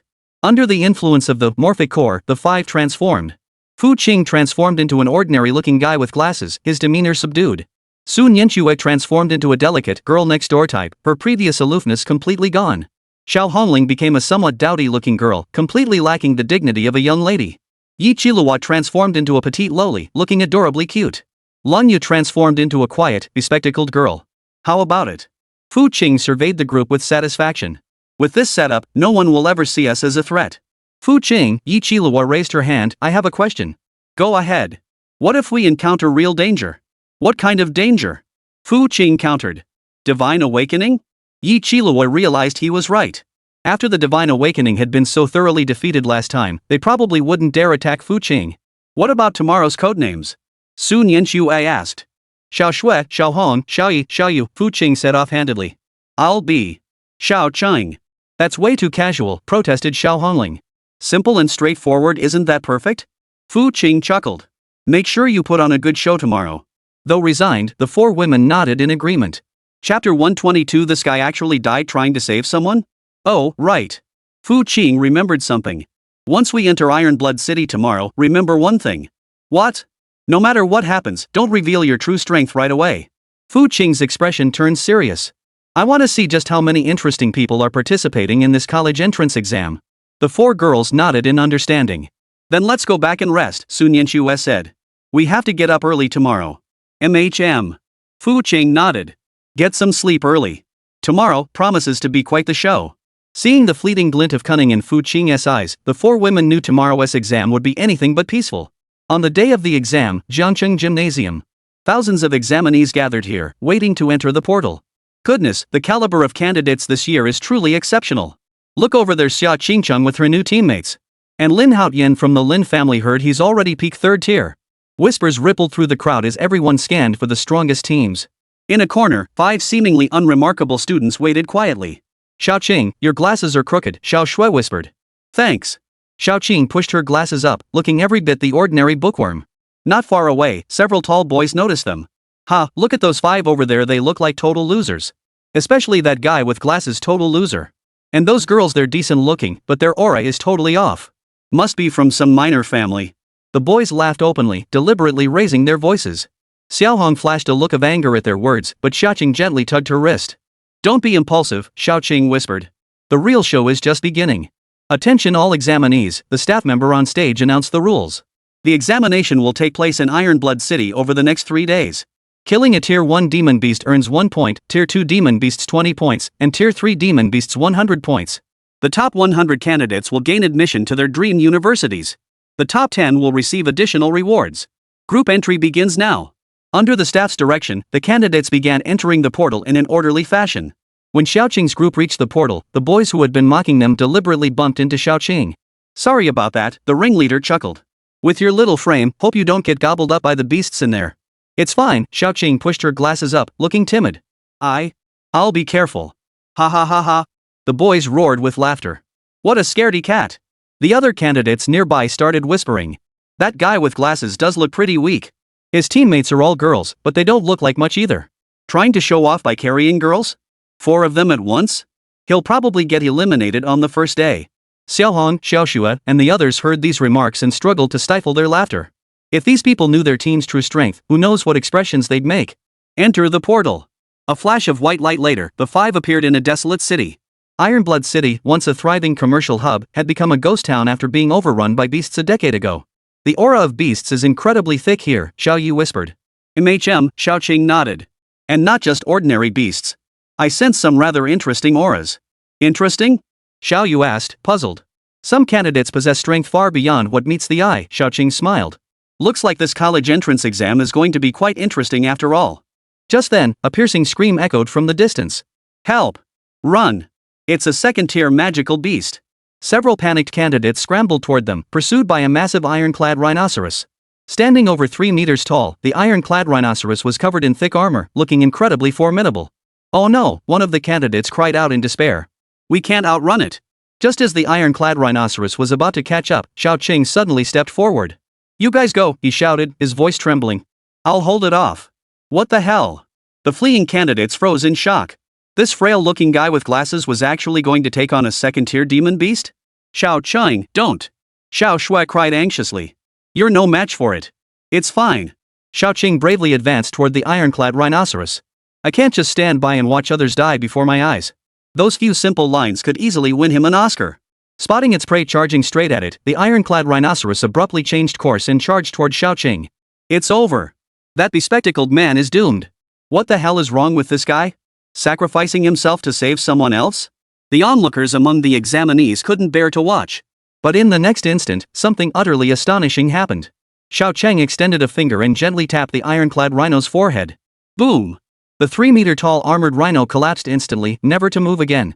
Dead silence. The entire street fell into a deathly silence. Everyone was stunned. One finger? Instantly slaying a 2nd-tier demon beast? Did I just see that? A candidate rubbed his eyes. No, that's impossible. He looked so weak. Xiaoqing pushed his glasses up. Sorry, I went all out just now and didn't control it well. Full power? The onlookers nearly choked on their spit. You call that full power? Xiaoqing, you're amazing. Xiao Yi looked at him with admiration. I knew you could do it. Not at all, Xiaoqing waved modestly. Just got lucky, hit its weak spot. Lucky? Vulnerable spot? Everyone stared at the iron-armored rhino with its head completely blown apart, their mouths twitching. This wasn't hitting a vital spot, it was clearly an instant kill. Thank you for saving us, the rescued candidates approached nervously to express their gratitude. You're welcome, Xiaoqing smiled. We're all classmates. Helping each other is only natural. Turning to the rhino's carcass, he added, Xiaoyu, you handle the materials. Got it. Xiaoyu obediently walked over and began dismembering the ironclad rhinoceros. Her movements were so skilled it was almost frightening, wasting hardly any usable parts. What technique is that? One examinee exclaimed in shock. More skilled than a professional hunter. I've loved dissecting things since I was little, Xiaoyu said, blushing. Enjoyed dissection? Everyone looked at Xiaoyu's innocent face and couldn't help but shudder. Chapter 123, I'm just an ordinary test taker.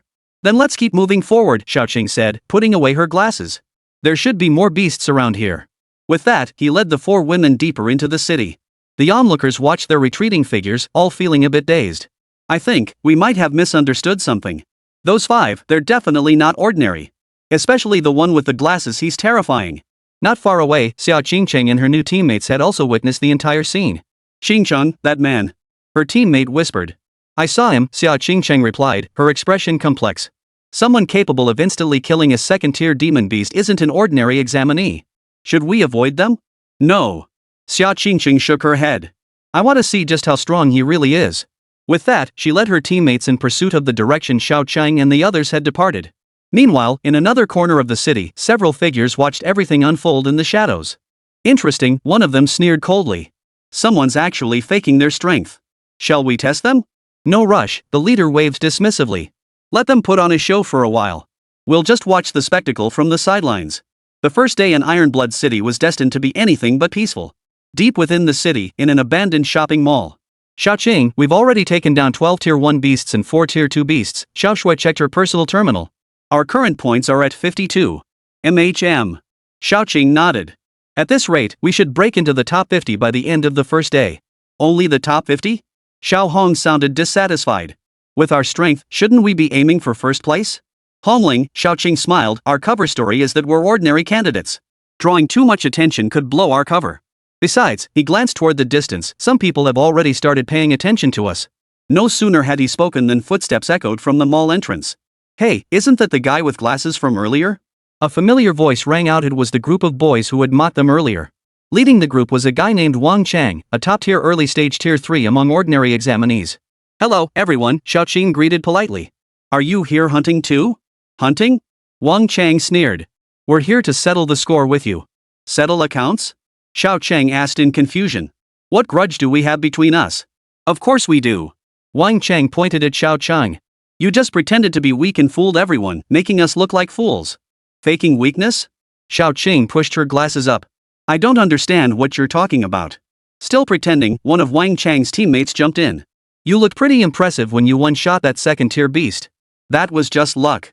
Enough. Wang Chang waved his hand impatiently. If I don't teach you a lesson today, you'll really think you're something special? With that, he unleashed his aura. The aura of an early-stage third-tier martial artist was indeed formidable. But to Xiao Chang and the others, this pressure was barely a tickle. What an overwhelming aura! Xiao Qing took a few terrified steps back. You're a third-tier martial artist? Now you're scared? Wang Chang sneered triumphantly. Too late. Guys, attack. Wang Chang's 3 teammates immediately closed in to surround them. Xiao Qing, let's run. Xiao Shui tugged nervously at Xiao Qing's sleeve. Run? Where to? Wang Chang sneered. This is a sealed space. Just then, applause erupted from another entrance of the mall. Clap clap clap. Brilliant. Absolutely brilliant. A cool, clear female voice rang out as Xia Qingcheng entered with her teammates. Xia Qingcheng? Wang Chang's expression shifted slightly upon recognizing her. Xia Qingcheng's fame among Zhengqing's examinees far surpassed his own. Miss Xia, Wang Chang forced a smile. What brings you here?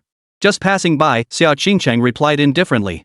Heard the commotion and came to see what was happening. Her gaze lingered briefly on Xiao Qing, a complex emotion flickering in her eyes. Since you're here, Xia, we won't disturb you any longer. Wang Chang felt reluctant, but he dared not act out of line in front of Xia Qingcheng. Hold on.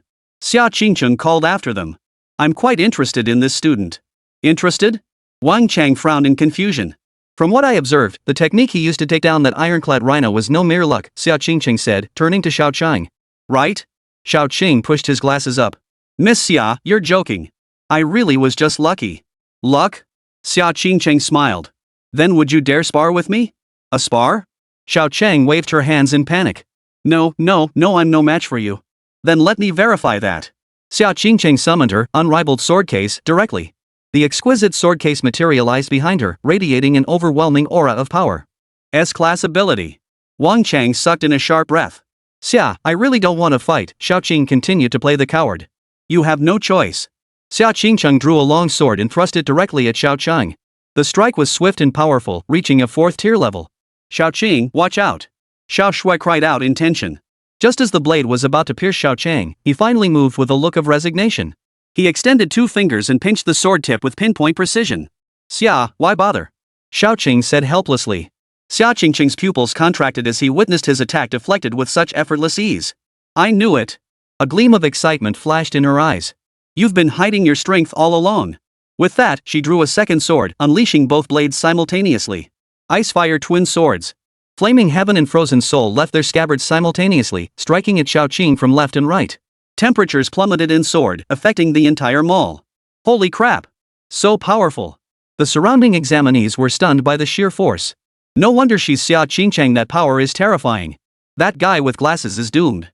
How could he possibly block that? Yet Xiao Qing remained utterly composed.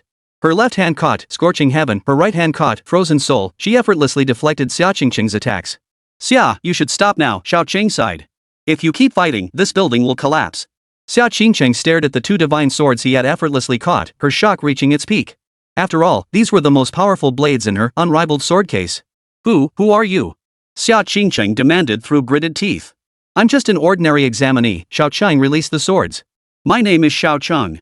Chapter 124, Lin, why get so upset? Xiao Chang? Xia Qingcheng felt the name sounded familiar, but couldn't quite place where she'd heard it before. If you have no further business, Xia, we'll be on our way. Xiao Qing waved to Xiao Shui and the others. It's getting late. We must continue our hunt. Wait. Xia Qingcheng called after them. I want to team up with you. Team up? Xiao Qing turned to look at her. Why? Because. Xia Qingcheng bit her lip. Because I want to get stronger. You're already strong, Xiao Qing said. An S-class ability? You're already at the top among your peers. But it's not enough. Xia Qingqing's eyes blazed with determination. I want to become stronger. Strong enough to. She stopped, leaving the rest unsaid. Strong enough to exact revenge on the man who humiliated her. Xiao Qing looked at her and chuckled inwardly. This girl just won't give up, will she? Sorry, he shook his head. Our team is already full. Then can I join you? Xia Qingqing gritted her teeth. I won't slow you down. The words left everyone stunned. The haughty Xia Qingqing actually volunteering to tag along? This completely shattered their expectations. Whatever, Xiao Qing shrugged indifferently. But we won't wait for you. With that, he led Xiao Shui and the others out of the mall. Xia Qingqing didn't hesitate and immediately followed. Wang Chang and the others watched the scene unfold, utterly dumbfounded. Boss, one teammate whispered, should we still go after that guy with glasses? Like hell we are. Wang Chang snapped irritably. Even Xia Qingqing couldn't beat him. Going after him now would be suicide. Then what do we do now? What else can we do? Wang Chang sighed. Just stick to hunting monsters like normal. Let's aim to make it into the top 100. Meanwhile, in the shadows of the mall, several figures were whispering to each other. Interesting. That guy with the glasses is stronger than we imagined. Even Xia Qingqing's unrivaled sword case couldn't touch him. This guy is definitely no ordinary opponent. Should we go probe him out? No rush, the leader shook his head. Let them go first. We'll play with them slowly. Central District of Ironblood City, an abandoned bank building. Xiao Qing, that Xia Qingcheng has been tailing us. Xiao Yi glanced back. Should we shake her? Let her follow, Xiao Qing said indifferently. She's not getting in the way anyway. Xia Qingcheng maintained a distance of about 50 meters from her teammates, trailing them at a comfortable yet persistent pace. Qingcheng, should we really keep tailing them? Her teammate asked, puzzled. Wouldn't it be better to hunt on our own? You don't understand, Xia Qingcheng said, her gaze fixed intently on Xiao Cheng ahead. That person is definitely not ordinary. But he looks. Looks like what? Xia Qingcheng cut her teammate off. Looks weak? Yeah. Then did you see how he caught my dual blades just now? Xia Qingcheng countered. Her teammate recalled the moment and sucked in a sharp breath. Indeed, anyone capable of catching both the Scorching Heaven and Frozen Soul swords barehanded couldn't possibly be an ordinary examinee. And, Xia Qingcheng continued, his expression just now was too calm. It was like watching children playing house. What are you implying? He didn't even consider me a worthy opponent, Xia Qingcheng said through gritted teeth. Just then, a thunderous roar erupted from ahead. Roar! A third-tier demon beast, an ironclad berserker bear, burst out of the bank building, charging straight toward Xiao Chang and the others. This colossal beast stood over 5 meters tall, its entire body encased in thick iron armor. Its fangs gleamed a sinister white, its menacing aura palpable. A third-tier demon beast. The gathered examinees immediately retreated. Those people are in danger. Run for your lives. Yet Xiao Qing and her companions showed no sign of panic. Xiaohong, it's your turn, Xiao Qing said calmly. Yay! Xiao Hong stepped forward excitedly. Finally, it's my turn. She extended her right hand, and a tiny crimson lotus blossomed in her palm. Purgatory Lotus, first form. The lotus blossomed instantly, transforming into a sea of flames that engulfed the ironclad berserker bear. Roar! The ironclad berserker bear howled in agony within the flames. Its sturdy armor proved as fragile as paper before the lotus's fire. In less than 10 seconds, the 5-meter-tall ironclad berserker bear was reduced to ashes. Dead silence. The entire street fell into a deathly silence.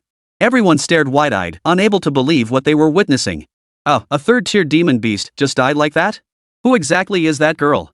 That flame, it's terrifying. Xia Qingqing trembled slightly at the sight. She recognized this flame. Blazing Rose. This was Xiao Hongling's special ability. Impossible. Xia Qingqing murmured to herself. How could Xiao Hongling be here? And how could her strength be this formidable? As far as she knew, Xiao Hongling was talented, but she definitely didn't possess the ability to instantly kill a third-tier demon beast. Good job, Little Red. Xiao Chang walked over and ruffled Little Red's fur. You controlled it perfectly, no damage to the surrounding buildings. Hee hee, Xiao Hong chuckled proudly, I've been practicing for ages. Alright, let's keep moving. Xiao Qing looked toward the bank building. There should be more beasts inside. Just then, a cold chuckle echoed through the air. Humph, you put on quite the show. Several figures emerged from the shadows, led by a young man with a sullen expression. Lin Haotian? Xia Qingqing recognized the man. Lin Haotian, the prodigy of the Lin family, possessed peak third-tier strength, ranking among the elite of Jiangqing's younger generation. Xia Qingqing, you're here too. Lin Haotian glanced at her before turning his gaze to Xiao Qing. But you're not the star of the show today. This Xiao Qing fellow, Lin Haotian sneered, aren't you tired of pretending after all this time? Mr. Lin, you're joking, Xiao Qing pushed his glasses up. I don't understand what you're talking about. Still pretending? Lin Haotian sneered. An ordinary first-tier martial artist could barehanded catch Xia Qingqing's divine sword? Could command teammates to instantly kill a third-tier demon beast? That was just enough. Lin Haotian waved impatiently. I can't be bothered listening to your nonsense. Today, I'll tear off your mask and show everyone exactly what you're made of. With that, Lin Haotian unleashed his aura. The pressure emanating from a peak third-tier martial artist was several times stronger than Wang Chang's. The surrounding examinees felt immense pressure and instinctively stepped back. Yet Xiao Qing remained utterly composed, even taking the time to adjust her collar. Mr. Lin, why get so worked up? Xiao Qing said indifferently. Let's talk this out calmly. Chapter 125, All beings of the multiverse, hear my summons. Excited? Lin Haotian sneered savagely. Once I knock you flat on your back, you'll know what excitement truly means. Thunderous might. Lin Haotian unleashed a lethal strike from the outset. Countless bolts of lightning descended from the heavens, completely engulfing the area where Xiao Qing stood. Xiao Qing! Xiao Shui cried out in apparent panic. Yet when the lightning dispersed, Xiao Qing stood unscathed in the same spot. Ha! He looked at Lin Haotian in confusion. Is that it? What? Lin Haotian's eyes widened. His killing move hadn't even grazed the hem of her robe? Impossible. Lin Haotian refused to believe it, launching another attack. Thunderbolt. Enough. Xiao Qing sighed, interrupting his spell. She gently extended a finger and tapped Lin Haotian's forehead from a distance. Take a nap. Thud. Lin Haotian collapsed onto the bed and fell into a deep, unconscious sleep. The entire arena fell silent once more. Lin Haotian, a peak third-tier cultivator, had been knocked unconscious by a single finger? Boss. His teammates rushed over in panic. Don't panic, Xiao Cheng adjusted his glasses. He's just asleep. He'll wake up in an hour. You, who exactly are you? One teammate asked, trembling. I told you, my name is Xiao Qing, Xiao Qing said innocently. Just an ordinary examinee. An ordinary examinee? The onlookers were ready to curse. You call this ordinary? Alright, we've seen enough of the show. We should go. Xiao Qing waved to Xiao Shui and the others. Wait. Xia Qingqing suddenly ran over, blocking their path. Xia, is there something else? Xiao Qing asked. You're not. Xia Qingqing clenched her jaw, as if she wanted to say something but couldn't quite bring herself to confirm it. What is it? And nothing. Xia Qingqing ultimately kept it to herself. Though suspicion gnawed at her heart, she couldn't be certain that this Xiao Cheng before her was the man who had humiliated her. After all, his appearance was completely different, and his demeanor was far too dissimilar. Then we'll be going. Xiao Cheng smiled and led his teammates away. Xia Qingqing watched their retreating figures, her heart filled with mixed emotions. Qingqing, should we follow them? Her teammate asked. Follow them, Xia Qingqing said firmly. No matter who he is, I need to get to the bottom of this. Meanwhile, atop the bank building, several figures surveyed the scene below. Interesting, one of them chuckled. That fool Lin Haotian actually went to throw himself into the fire. That Xiao Qing's strength surpasses our estimates. Indeed. To instantly kill a peak 3rd-tier martial artist with a single finger, that kind of power. Don't rush, the leader waved his hand dismissively. The real show is yet to come. Boss, when do we move? Wait, the man's eyes flashed coldly. Wait until they let their guard down. Night fell, and the ruins of Ironblood City appeared even more eerie under the moonlight. Xiao Qing and the others found a relatively intact building to use as a temporary base. Not bad haul today, Xiao Shui checked her personal terminal. We're at 347 points now, holding the top spot for now. Put. Xiao Hong rolled her eyes. I thought we'd widen the gap more. Hongling, what kind of talk is that? Xiao Ye sighed helplessly. Second place only has 98 points. We're way ahead, okay? Exactly, Xiao Yi nodded in agreement. And we're still holding back. If we went all out. Shoo. Xiao Qing made a shushing gesture. Someone's coming. Sure enough, footsteps echoed through the room moments later. Xia Qingqing appeared at the doorway with her teammates. Sorry to interrupt, Xia Qingqing said awkwardly. Can we rest here for a bit? It's too dangerous outside. Go ahead, Xiao Qing shrugged indifferently. There's plenty of room. Xia Qingqing nodded gratefully and sat down at a distance from them. She kept secretly observing Xiao Qing and the others, hoping to find some clues. But the more she observed, the deeper her confusion grew. Their coordination was too seamless, and each of their abilities seemed unfathomably deep. Xingcheng, what are you thinking about? Her teammate whispered. I'm wondering. Xia Qingcheng hesitated, who exactly are they? What do you mean? Did you notice how peculiar their fighting styles are? Xia Qingcheng analyzed. That little redhead's flame ability is clearly Blazing Rose. Blazing Rose? Isn't that Xiao Hongling's ability? Yes. Xia Qingcheng nodded. But Xiao Hongling shouldn't possess such formidable strength. And that Xiao Qing, she continued, his fighting style. Xia Qingqing abruptly fell silent, for a terrifying possibility had struck her. That detached demeanor, that overwhelming power, and that casual fighting style. No. Xia Qingqing shook her head. It can't be him. Just then, a commotion erupted outside the building. Help! There's a monster! Run! Xiao Cheng frowned and walked to the window to look outside. On the street below, a group of examinees were fleeing in panic, pursued by a colossal magical beast. A 4th-tier magical beast? Xiao Cheng was taken aback. How could a 4th-tier beast appear here? By all logic, a 4th-tier demon beast shouldn't appear at the college entrance exam venue. Someone must be messing with things behind the scenes. Xiao Qing, should we intervene? Xiao Shui asked. Not yet, Xiao Qing shook her head.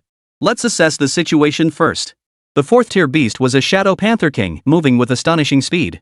In the blink of an eye, it caught up to several examinees. Ah! Shrieks pierced the air as the candidates were instantly torn apart by the Panther King's claws. Witnessing this bloody scene, Xia Qingqing couldn't help but rise to her feet. I'm going to save them. Wait. Xiao Qing called out to her. You're no match for it. But? No buts, Xiao Qing said calmly. A 4th-tier demon beast is beyond your capabilities. Xia Qingchun clenched her jaw but ultimately halted her steps. She knew Xiao Qing was right.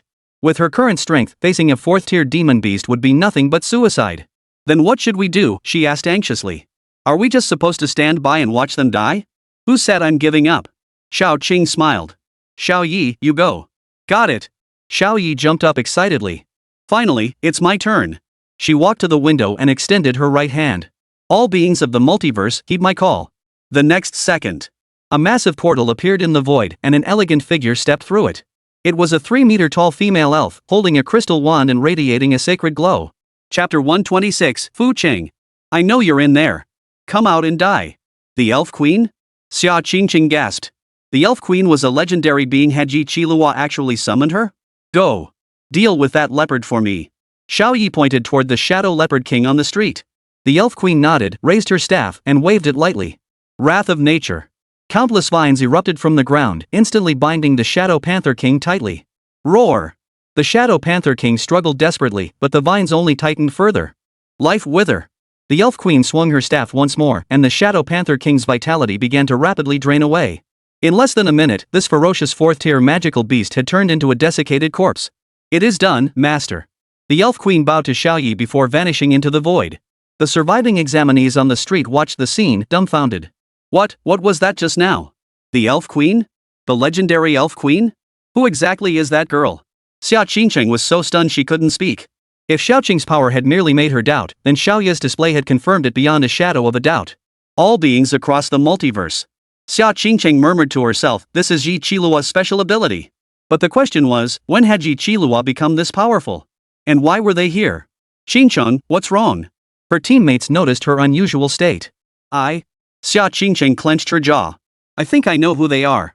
With that, she abruptly walked toward Xiao Qing. You're Fu Qing's teammates, right?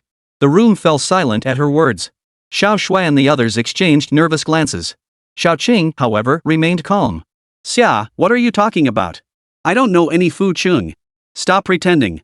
Xia Qingcheng exclaimed, her voice trembling with emotion. Sun Yanxue, Xiao Hongling, Yi Qilua, Lung Yu, you are them, aren't you? And you? She pointed at Xiao Qing. You're Fu Qing.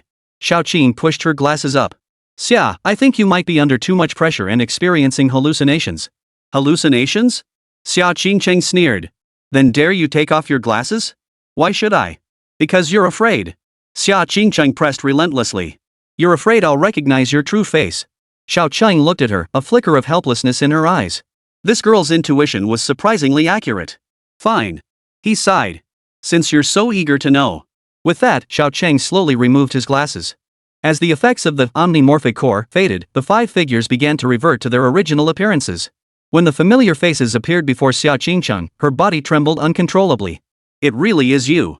Her voice cracked slightly. Fu Qing. It's been a few days, Fu Qing smiled. You've grown much stronger. Why are you here? Xia Qingcheng asked through gritted teeth. Taking the college entrance exam, Fu Qing replied matter-of-factly. I'm a senior too. Is there a problem? But you. What about me? Fu Qing countered. Can't I take the college entrance exam? Xia Qingcheng was at a loss for words. Indeed, by status, Fu Qing was qualified to take the exam. Then why are you pretending? She pressed. For fun, Fu Qing shrugged. Watching those self-important jerks get humiliated, isn't that entertaining? Xia Qingcheng nearly fainted from anger at this answer. For fun? Just for fun, you went out of your way to mess with everyone? She started to erupt in anger, but suddenly remembered Fu Qing's terrifying power and swallowed her words. What am I? Fu Qing smiled warmly at her. Go ahead, speak your mind. Xia Qingcheng gritted her teeth. I have nothing to say. Good. Fu Qing nodded. Since our identities are out, there's no need for us to hide anymore. Xiao Shui, check the current rankings. Got it. Sun Yanxue checked her personal terminal. We're currently in first place with 547 points. Second place is Lin Haotian's team with 98 points. Only 98 points? Xiao Hongling scoffed with obvious disdain. Those guys are so weak. Hongling, don't speak like that, Lung Yu admonished. They've already tried their hardest. What good is effort? Yi Qilua waved her hand dismissively. If you lack the strength, no amount of effort will help. Xia Qingcheng listened to their conversation, her heart filled with mixed emotions. Was this the gap? The very people she was striving so desperately to catch up to were here discussing how weak others were. By the way, Fu Qing suddenly turned to Xia Qingcheng, haven't you always wanted to become stronger? What do you mean? Come with us. Maybe you'll learn something, Fu Qing smiled. Consider it, special consideration for you. Hearing this, Xia Qingcheng felt both gratitude and humiliation welling up inside her. Gratitude that Fu Qing was willing to guide her. Humiliation at this patronizing attitude. Don't rush to refuse, Fu Qing cut her off. This is a one-time opportunity.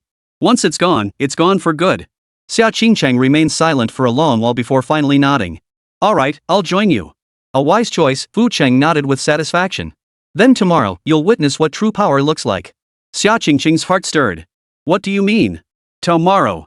Fu Qing gazed out the window, a flicker of excitement in his eyes. We'll have a more interesting opponent. I can't wait. The next morning, sunlight streamed through shattered glass into the abandoned building. Fu Qing opened his eyes to find Xia Qingcheng already awake, sitting in the corner staring at them. This girl, didn't she sleep at all last night? Morning, Xia. Fu Qing yawned. Did you sleep well last night? I didn't sleep, Xia Qingcheng replied bluntly. Why? Sun Yanxue asked with concern. I was pondering a question, Xia Qingcheng stood up. Just how strong are you guys? Xiao Hongling stretched lazily. Want to know? Then brace yourself. What do you mean? It means you might be devastated when you find out, Yi Qilua said with a smile. Xia Qingcheng clenched her jaw. I'm prepared. Very well. Fu Qing rose and walked to the window, gazing outside. Today you'll see for yourself. No sooner had the words left his mouth than 7 figures suddenly materialized on the street. Each figure radiated a terrifying aura of power, causing the entire building to tremble slightly. 7-star martial gods? Xia Qingcheng's face instantly drained of color. How is that possible? Why would martial gods appear here? Seems the Divine Awakening organization couldn't sit idly by any longer, Fu Qing remarked calmly. The Divine Awakening Organization? Xia Qingqing asked in confusion. What is that? A pack of rats hiding in the shadows, Lang Yu said coldly. Outside, the leader of the black-robed figures looked up at the building. Fu Qing. I know you're inside. Come out and die. Chapter 127. Watching you go from arrogant to this cowardly state is quite amusing. Hearing this, Fu Qing walked toward the entrance. Wait. Xia Qingqing hurriedly grabbed his arm. That's a 7-star martial god. Taking on 7 of them alone is far too dangerous. 7? Fu Qing glanced back at her.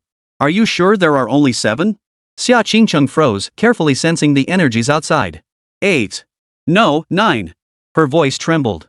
9 7-star martial gods. That's impossible. How could there be so many martial gods in the world? Nothing is impossible, Sun Yanxue said calmly. The Divine Awakening Organization will stop at nothing to take down Brother Qing. But 9 7-star martial gods. Xia Qingqing was on the verge of tears. Even a 9-star martial god might not be able to handle them. Who said I intended to confront them? Fu Qing smiled. What do you mean? I mean, my target isn't them. It's the one pulling the strings behind the scenes. By the time he finished speaking, Fu Qing had already stepped outside the door. 9 black-robed figures immediately closed in, each radiating the terrifying aura of a 7-star martial god. Fu Qing. The leader's voice was cold and menacing. You finally deigned to show yourself. Today, all 9 of us archbishops have mobilized our full forces. You cannot escape your fate. Don't call me father, Fu Qing said lazily. I have no disobedient son like you. Insolent, another robed figure roared, enraged. Today is the day you die. My day of reckoning? Fu Qing yawned. With just a bunch of minnows like you? Small fry, another roared. Insolent brat. Is the 7-star martial god so formidable? Fu Qing shrugged. To me, he's no different from a 1-star. Arrogant. 9 black-robed figures attacked simultaneously. Terrifying forces of law intertwined in the air, causing the entire Iron Blood City to tremble under the overwhelming pressure. Inside the building, Xia Qingqing's palms were sweating with tension. 9 7-star martial gods attacking simultaneously, such power could obliterate an entire city in an instant. Yet in the next instant, she witnessed a scene she would never forget. Fu Qing merely raised his hand lightly. Those terrifying attacks of divine law, as if encountering their natural enemy, instantly dissipated without a trace. What? The 9 cloaked figures cried out in unison. I told you, Fu Qing said calmly, in my eyes, you're no different from a 1-star martial god. In fact, you're even weaker than them. Impossible. Why did our law power fail? Because you touched what you should never have touched, Fu Qing's eyes flashed with a cold gleam. The Divine Awakening Organization's fusion experiments strip you of your humanity. Before me, you are nothing but a bunch of monsters. With that, Fu Qing extended a single finger. Chaos Emperor Flame. A golden flame leapt from his fingertip, instantly splitting into 9 streams that shot toward the 9 cloaked figures. Kaya Awaya. Shrieks pierced the sky. The 9 7-star martial gods, scorched by the golden flames, were utterly annihilated without even a chance to resist. Fu Qing showed no restraint, causing the entire process to unfold in less than 3 seconds. Inside the building, Xia Qingqing was utterly speechless. 9 7-star martial gods, gone just like that? Is this Fu Qing's true power? She murmured. And that's not even his full power, Sun Yanxue remarked calmly. When Brother Qing gets serious, he's far more terrifying than this. Serious? Xia Qingqing swallowed hard. What would that be like? You wouldn't want to know, Xiao Honling shook her head. That kind of scene is too terrifying. Outside, Fu Qing frowned at the 9 piles of ashes on the ground. Not even a decent crystal core. What a load of junk. He lifted his gaze toward the distance, a flicker of murderous intent flashing in his eyes. Looks like it's time to pay a visit to the Divine Awakening headquarters. Brother Qing. Sun Yanxue and the others rushed out. What's wrong? You're going to the Divine Awakening headquarters? Yi Qilua asked anxiously. MHM. Fu Qing nodded. These small fry coming to us means they've reached their breaking point. In that case, I'll give them a surprise to prevent these bastards from becoming desperate. What about us? Lung Yu asked. You two keep taking the college entrance exams, Fu Qing considered for a moment. I'll be back soon. No way. Xiao Hongling grabbed his arm. It's too dangerous. Dangerous? Fu Qing smiled. I'm the biggest danger. But, don't worry, Fu Qing patted her head. I'm not going to die. I'm just collecting what's owed. With that, he drew the abyssal demon eye. The pitch-black eyeball glinted in the sunlight, radiating a heart-stopping aura. What is that? Xia Qingqing couldn't help asking. A key to open doors, Fu Qing replied casually. What door? The Abyss Gate. What? Xia Qingqing felt her worldview shattered once more. The Abyss Gate? She'd never even heard of such a thing. Brother Qing, why don't we go with you? Su Nianxue suggested. No need. Fu Qing shook his head. You two focus on your exams here. I'll be back soon. Well, okay. Su Nianxue nodded reluctantly. Oh, right. Fu Qing suddenly remembered something. Where's Elizabeth? She came over last night, but I haven't seen her. She said she was going to look for food, Lang Yu replied. Food?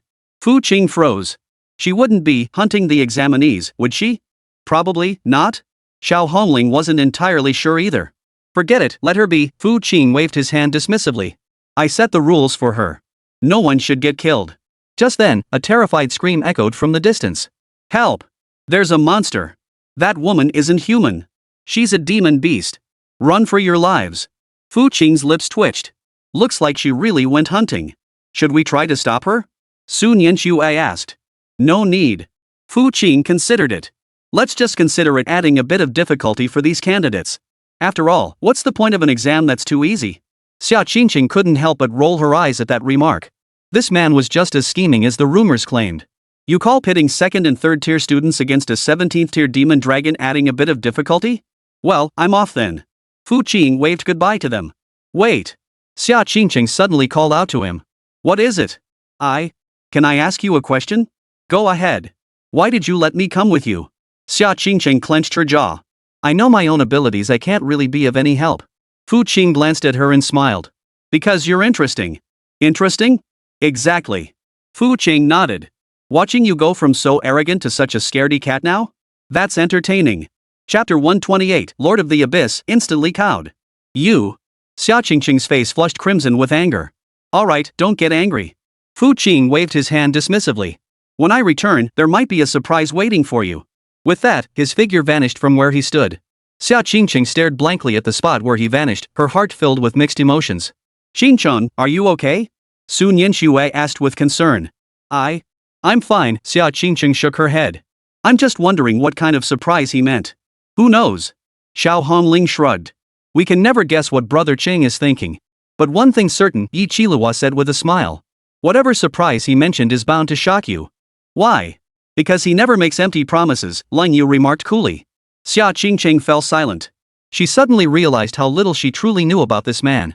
And she began to wonder what exactly this surprise he spoke of could be. The headquarters of the Divine Awakening organization was located in a concealed underground base. Deep within the base, a massive altar glowed with an eerie crimson light. At the altar's center, an ancient stone door was embedded. The stone door was covered in intricate runes, resembling some kind of seal. Report! All 9 bishops are missing. A panicked Divine Revelation member rushed in. What? The leader of Divine Revelation, seated before the altar, leapt to his feet. How is that possible? They're 9 7-star martial gods. According to the last transmission, they found Fu Qing, and then nothing more. Fu Qing. The Divine Revelation leader gritted his teeth. That damn brat. Leader, what do we do now? Activate the final plan immediately. A mad gleam flashed in the Divine Revelation leader's eyes. If we can't capture him alive, then let our Lord take action personally. But our Lord is still in slumber. Forcibly awakening him. We can't afford to wait, the Divine Awakening leader cut him off. If we delay any longer, that brat will utterly destroy our entire movement. With that, he drew a sharp dagger and slashed his own wrist. Blood flowed down his arm, dripping onto the altar. In the name of the Divine Awakening leader, I summon our Lord to descend. The altar began to emit an even more intense crimson glow, causing the entire base to tremble. At that moment, a calm voice echoed through the base. No need for such trouble. I'll open the door for you. Everyone turned to see Fu Qing, who had appeared at the base entrance without anyone noticing. Fu Qing. The Divine Awakening leader's eyes widened. How did you find this place? Simple enough. Fu Qing waved his hand casually, and dozens of Divine Awakening members nearby collapsed into sleep. I followed the scent of those minions. Impossible. Our base is protected by a concealment formation. A concealment array? Fu Qing laughed. What good is such a petty trick against me? With that, he drew the abyssal demon eye. At the sight of the pitch-black eyeball, the Divine Awakening leader's face instantly drained of color. The abyssal demon eye. How did you get this? Take a guess? Fu Qing toyed with the demonic eye. Come to think of it, I should thank you lot.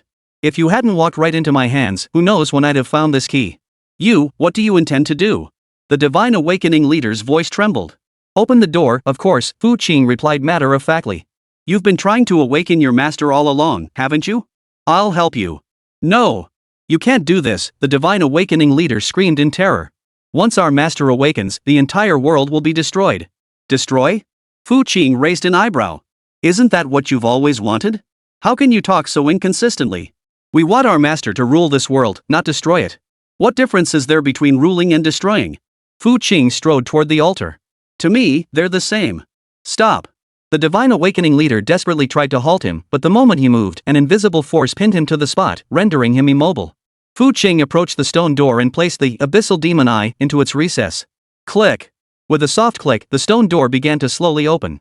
Beyond the door lay a pitch-black void. Suddenly, a pair of enormous crimson eyes opened in the darkness. Who dares disturb this one's slumber? A deep, commanding voice echoed from beyond the door, causing the entire base to tremble under its overwhelming presence. My lord! The Divine Awakening leader's eyes brimmed with tears of excitement. You have finally awakened. The ants of Divine Awakening? Lord Osmond of the Abyss spoke with disdain. What were you ants doing while I slept? We have been preparing for your arrival, the Divine Awakening leader hastily explained. We have now found the perfect vessel. Vessel? Osmond's gaze shifted to Fu Qing. This brat? Yes. He possesses the divine gene, the most perfect. Silence. Osmond's voice turned icy. You worthless fools have no idea what you're facing. The Divine Awakening leader froze. My lord, what do you mean? I ask you, how did this human get inside? He found this place himself. And the abyssal demon eye? He brought that too. Osmond fell silent for a long moment before letting out a bitter laugh. A bunch of fools. Do you even know what possessing the abyssal demon eye signifies? The Divine Awakening leader shook his head blankly. It means his power far surpasses mine, Osmond said with profound resignation. You have provoked an entity you should never have dared to challenge. What? The Divine Awakening leader gasped in disbelief. How is that possible? You are the legendary Lord of the Abyss. Legend? Osmond sneered coldly. Before true power, I am not even worthy of being called a legend. His gaze shifted to Fu Qing. Lord, were you the one who awakened me? Indeed. Fu Qing nodded. You are Osmond? Yes, my lord, Osmond replied respectfully. What instructions do you have for me now that you have awakened me? Witnessing this scene, the Divine Awakening leader was utterly dumbfounded. My hair? Thick-shelled crab? Are you kidding me? The abyssal lord they worshipped was actually showing such deference to Fu Qing? What on earth is happening to this world? Nothing special, Fu Qing said casually. I was just curious to see what the legendary Lord of the Abyss looks like. Now that I've seen him, he's nothing special. You're right, sir, Osmond said with a bitter smile. With my current strength, I certainly don't measure up to you. Then what should we do with these fellows? Fu Qing gestured toward the surrounding Divine Awakening members. What are your orders, sir? They disturbed my peace. You decide what to do with them. Chapter 129. If you truly want to grow stronger, I can give you a chance. Understood. A glint of murderous intent flashed in Osmond's eyes. These ants truly deserve to die. No. Don't. The Divine Awakening leader cried out in terror. My lord, we are your faithful followers. Followers? Osmond sneered. Do you truly believe yourselves worthy of being my followers? True followers would never bring powerful enemies upon me. With that, he waved his hand lightly. The entire Divine Awakening base instantly vanished into nothingness, every member reduced to ashes in that single strike. Sir, is this handling acceptable? Osmond asked cautiously. Well done. Fu Qing nodded with satisfaction. Too bad that old fool Cheetah isn't here. Very well, then I shall take my leave. Take care, my lord. Osmond bowed respectfully. Just as Fu Qing prepared to depart, something suddenly occurred to him. Oh, right. What are your plans going forward? Well, Osmond hesitated. Do you have any suggestions, sir? Suggestion? Fu Qing pondered. How about you come work for me? Work for you? Osmond froze for a moment, then his eyes lit up. You mean, you want me to serve you? You could put it that way. Fu Qing nodded. What do you say? Interested? Yes. Absolutely. Osmond nearly jumped up in excitement. Serving you, my lord, is a blessing I've earned through 3 lifetimes of merit. In his eyes, even back on his homeworld, he had never encountered a master of spatial laws as formidable as Fu Qing. Then it's settled, Fu Qing said with satisfaction. I'll head back now and come find you in a few days. Yes. I'll be waiting here for you. Watching Fu Qing's departing figure, Osmond murmured to himself, to encounter such an existence, perhaps this is the very reason I've lingered on Blue Star. Meanwhile, in Ironblood City, the college entrance exams were still underway. Why hasn't Brother Qing come back yet? Xiao Hongling asked anxiously. He should be back soon, Sun Yanxue reassured her. He said he'd be back in a flash. But it's been 3 hours already, Yi Qilua added anxiously. Should we go look for him? Lung Yu suggested. Look for him? Where would we even start? Xiao Hongling shrugged helplessly. We don't even know where the Divine Awakening headquarters is. Just then, a figure appeared before them. Hey, girls. Miss me? Fu Qing said with a smile. Brother Chang. The four women rushed toward him simultaneously. So, did you take care of the Divine Awakening organization? Sun Yanxue asked with concern. Of course, Fu Qing nodded. From today onward, the Divine Awakening organization no longer exists in this world. Really? Xiao Hongling exclaimed joyfully. That's wonderful. What about that Lord of the Abyss? Yi Qilua asked curiously. I've subdued him, Fu Qing replied casually. Subdued? The four women widened their eyes in unison. The formidable Lord of the Abyss subdued just like that? Brother Qing, you're incredible. Lan Yu's eyes brimmed with admiration. Nothing special, just ranked third in the world, Fu Qing said modestly. Xia Qingcheng, standing nearby, twitched her lips at the remark. This is called modesty? Taming the Lord of the Abyss and still claiming to be only third in the world? What kind of monsters must be in the top two spots? By the way, did anything interesting happen while I was away? Fu Qing asked. Oh, yes. Xiao Hongling exclaimed excitedly. That Elizabeth caused quite a ruckus. Oh? Tell me about it. She transformed into human form and started pranking exam candidates everywhere, only to get surrounded by a mob, Yi Qilua said with schadenfreude. And then? Then she flew into a rage, reverted to her true form, and scared everyone off, Sun Yanxue said helplessly. Now the entire exam hall is buzzing with rumors that a high-level magical beast snuck in. Ahem. Lan Yu cleared her throat. Qingge, she's still fuming. You'd better brace yourself. No sooner had the words left her mouth than a flash of silver light appeared, and Elizabeth materialized before the group. She still maintained her human form, but her face was as dark as a pot bottom. Fu Qing, she hissed through gritted teeth. Do you have any idea what I just went through? No idea, Fu Qing shook his head honestly. But I'm sure you'll tell me. A bunch of ants. They dared to gang up on me. Elizabeth's chest heaved with fury. If I hadn't promised you I wouldn't kill anyone, I would have torn them all to shreds. So you reverted to your true form to scare them? Fu Qing regarded her with a faint, mocking smile. So what? Elizabeth stiffened her neck. I didn't hurt them. Well done. Fu Qing nodded. You kept your promise. Hearing the praise, Elizabeth's expression softened slightly. But next time, remember to control your emotions, Fu Qing continued. After all, your current role is my driver. Driver. Elizabeth's eye twitched. I'm a full-fledged 17th tier. Any objections? Fu Qing raised an eyebrow. No, Elizabeth shook her head immediately. I was just reflecting on the capriciousness of fate. Enough with the drama, Xiao Hongling rolled her eyes. Bro Qing taking you in is already generous enough. Stop being so picky. What did you say? Elizabeth glared at Xiao Hongling. You little brat, you think I won't? What are you going to do about it? Xiao Hongling glared back, undaunted by Fu Qing's backing. Enough. Fu Qing interrupted their standoff. Calm down, both of you. The college entrance exams aren't over yet. Just then, a system alert sounded from the personal terminals. Ding. 1 hour remaining in the college entrance exam. All candidates, please make the most of your time. 1 hour? Xia Qingcheng checked her score. I only have 156 points. That won't even get me into the top 10 in Zhengcheng. 156 points? Yi Qilua exclaimed in surprise. Is the average level at your Zhengcheng First High School that high? It's not the average that's high, Xia Qingcheng said with a bitter smile. I'm just terrible. I only managed to kill a third-tier magical beast. After all, I've been tagging along with you guys the whole time and haven't even gotten a taste of the action. You're not that bad, Sun Yanxue reassured her. Remember, our scores are already over 3,000. 3,000? Xia Qingcheng gasped. That's absurd. Not at all, Lang Yu said calmly. If Qingge really put his mind to it, he could rack up that many points in a single second. 3,000 points in 1 second? Xia Qingcheng felt her worldview crumble once more. Does that mean one of you could monopolize the entire exam hall's points? Theoretically, yes, Fu Qing nodded. But that would be pointless. Pointless. Xia Qingcheng repeated the word weakly. The scores she had to fight tooth and nail for were merely pointless in Fu Qing's eyes. The gap was just too vast. Qingcheng, don't lose heart, Sun Yanxue sensed her mood. Everyone starts from different points. There's no need to compare. Starting points? Xia Qingcheng gave a bitter smile. We can't even see each other's finish lines. Not necessarily, Fu Qing suddenly interjected. If you truly want to grow stronger, I can offer you an opportunity. Chapter 130, The Heavenly God Academy really is trash. What kind of chance? Xia Qingcheng's eyes lit up. We'll talk after the college entrance exams, Fu Qing teased, focus on the exams for now. But there's only an hour left. How many points can I possibly get? That's easy. Fu Qing glanced toward the distance. There's a group of third-tier magical beasts over there. Why don't you give it a try? Xia Qingcheng followed his gaze and indeed spotted several third-tier iron armor beasts roaming the streets. All right. Xia Qingcheng took a deep breath and summoned the unrivaled sword case. Go, scorching heaven.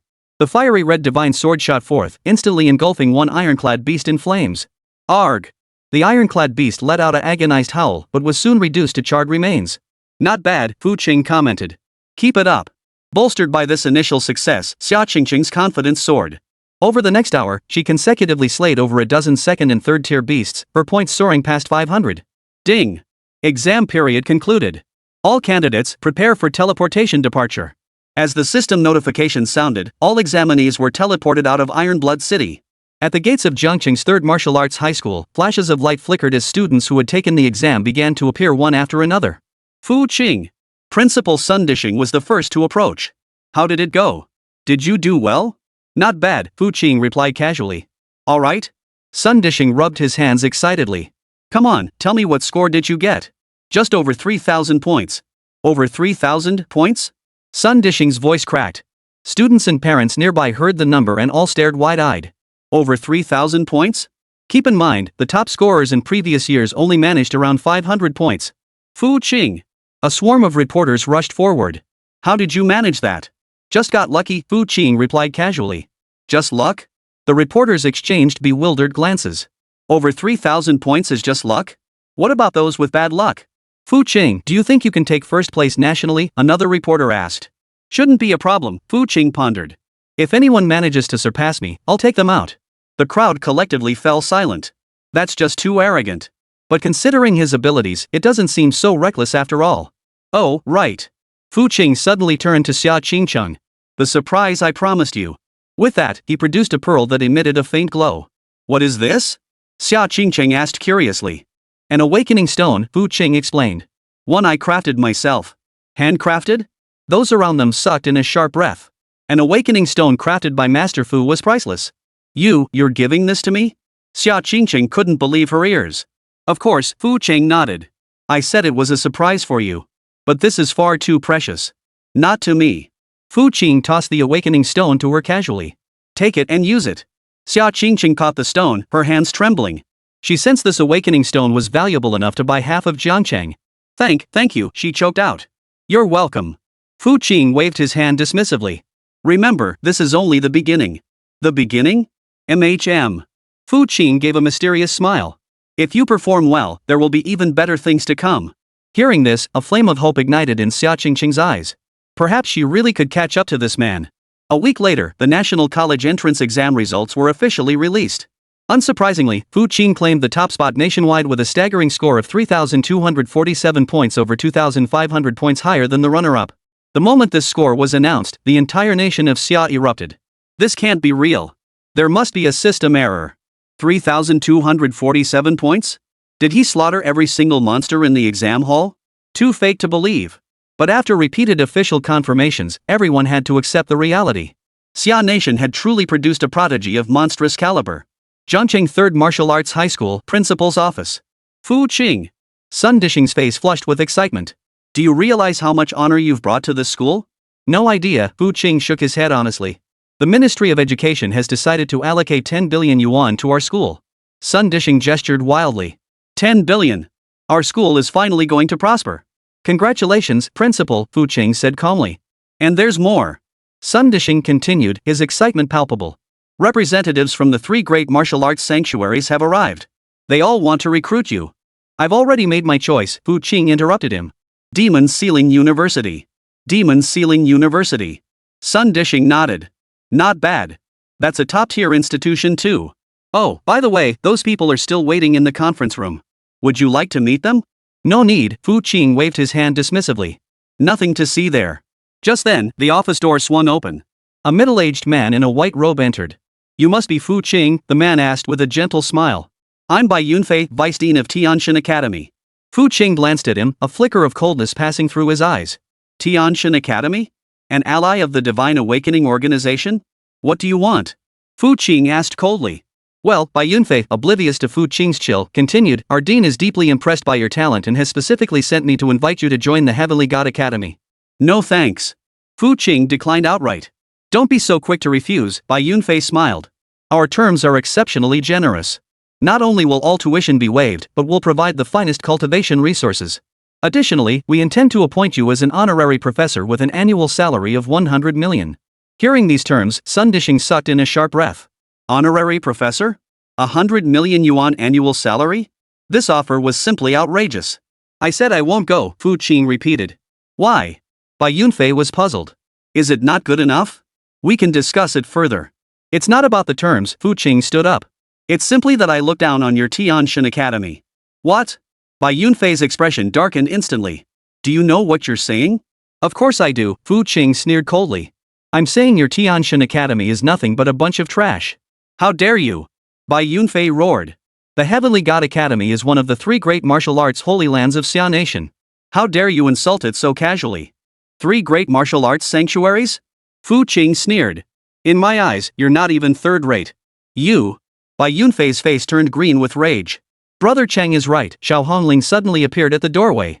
The Heavenly God Academy really is trash. Exactly, Yi Qiluo joined them. Brother Qing looking down on you is an honor. You? What do you little girls know? Bai Yunfei was utterly enraged. We know perfectly well, Sun Yanxue said coldly. Because we know certain people at the Heavenly God Academy are involved in some unsavory business. At those words, Bai Yunfei's face instantly drained of color. You? What nonsense are you spouting? Chapter 131, Yan Ruyu. Nonsense? Lung Yu stepped forward. Do you think we don't know about the Divine Awakening Organization? Divine Awakening, the Divine Awakening Organization. Bai Yunfei stammered, I have no idea what you're talking about. You don't know? Fu Qing sneered coldly. Then let me remind you. Your dean, Qi Di, is a core member of the Divine Awakening Organization. And your Tianshan Academy is one of their strongholds. Impossible. Bai Yunfei flatly denied. You have no proof. Evidence? Fu Qing pulled out his phone and played a recording. The recording captured Qi Di and Divine Awakening members discussing plans to capture Fu Qing. After listening to the recording, Bai Yunfei collapsed completely onto the ground. This can't be. What else do you have to say now? Fu Qing looked down at him from above. I didn't know anything. It was all the dean's idea. Bai Yunfei stammered. Is that so? A flash of murderous intent flickered in Fu Qing's eyes. Then do you know what you must do now? I'll report this to my superiors immediately. Report? Fu Qing sneered coldly. Report to whom? Those who've been infiltrated by the Divine Enlightenment Organization too? Bai Yunfei paled even further at the words. He suddenly realized that the waters at the Heavenly God Academy ran far deeper than he had ever imagined. I'll give you one chance, Fu Qing said calmly. Go back and tell your higher-ups that starting today, the Heavenly God Academy had better behave itself. Otherwise, I won't hesitate to make sure the Heavenly God Academy vanishes from this world. Yes. Bai Yunfei nodded repeatedly. I will definitely convey the message. Get out. Fu Qing waved him away. Bai Yunfei fled in a panic, as if granted a reprieve. Brother Qing, just letting him go like that? Xiao Hongling looked reluctant. Why kill him? Fu Qing shook his head. I've already subdued the master. How dare that little bastard cause trouble? Then we're ignoring them? Yi Qiluo asked. Wait. A cold gleam flashed in Fu Qing's eyes.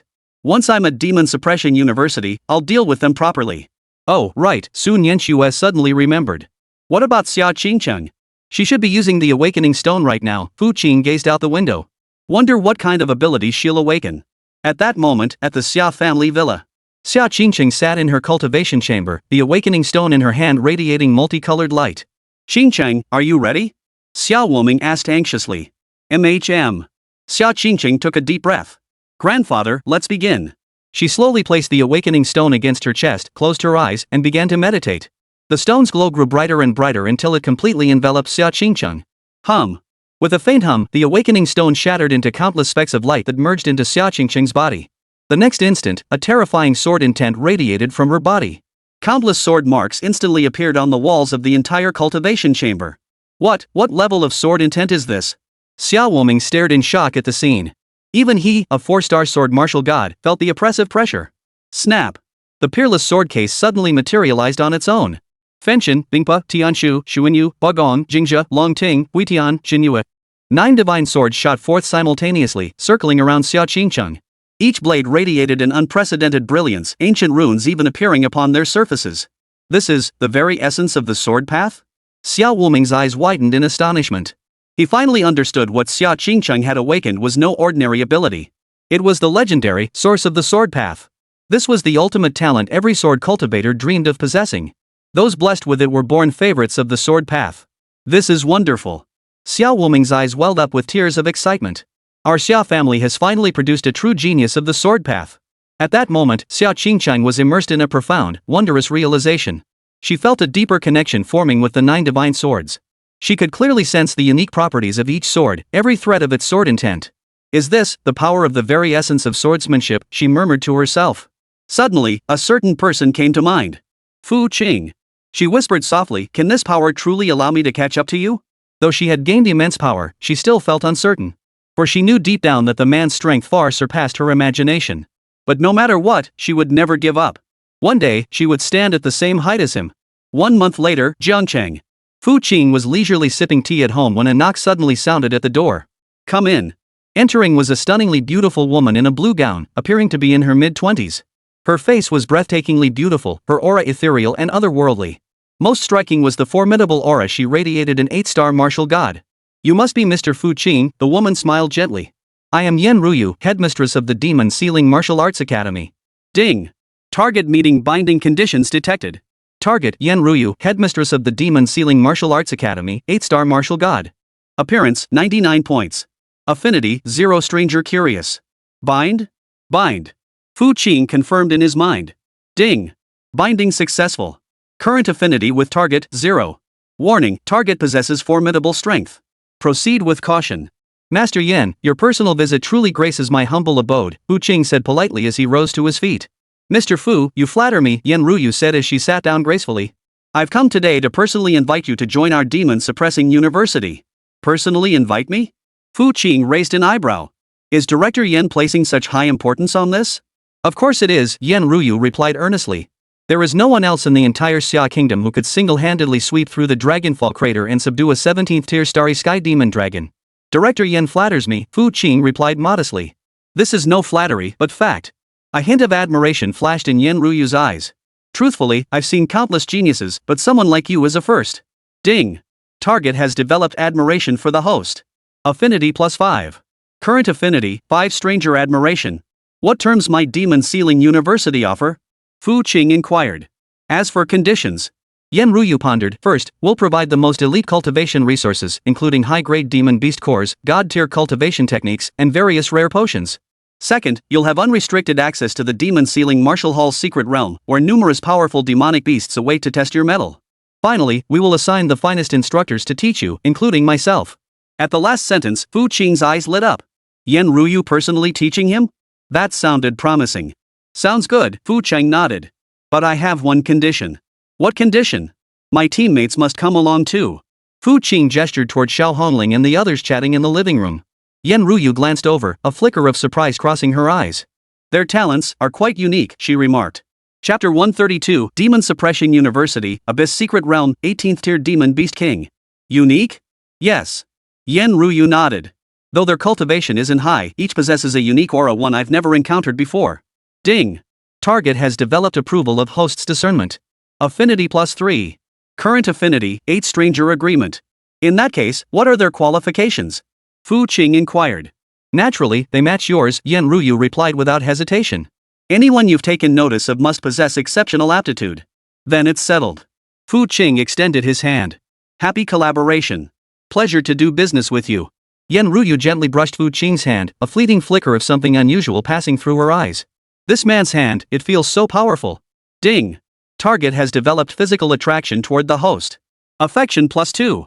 Current affection level, 10. Stranger favorable. Oh, right. Yen Ruyu suddenly remembered something.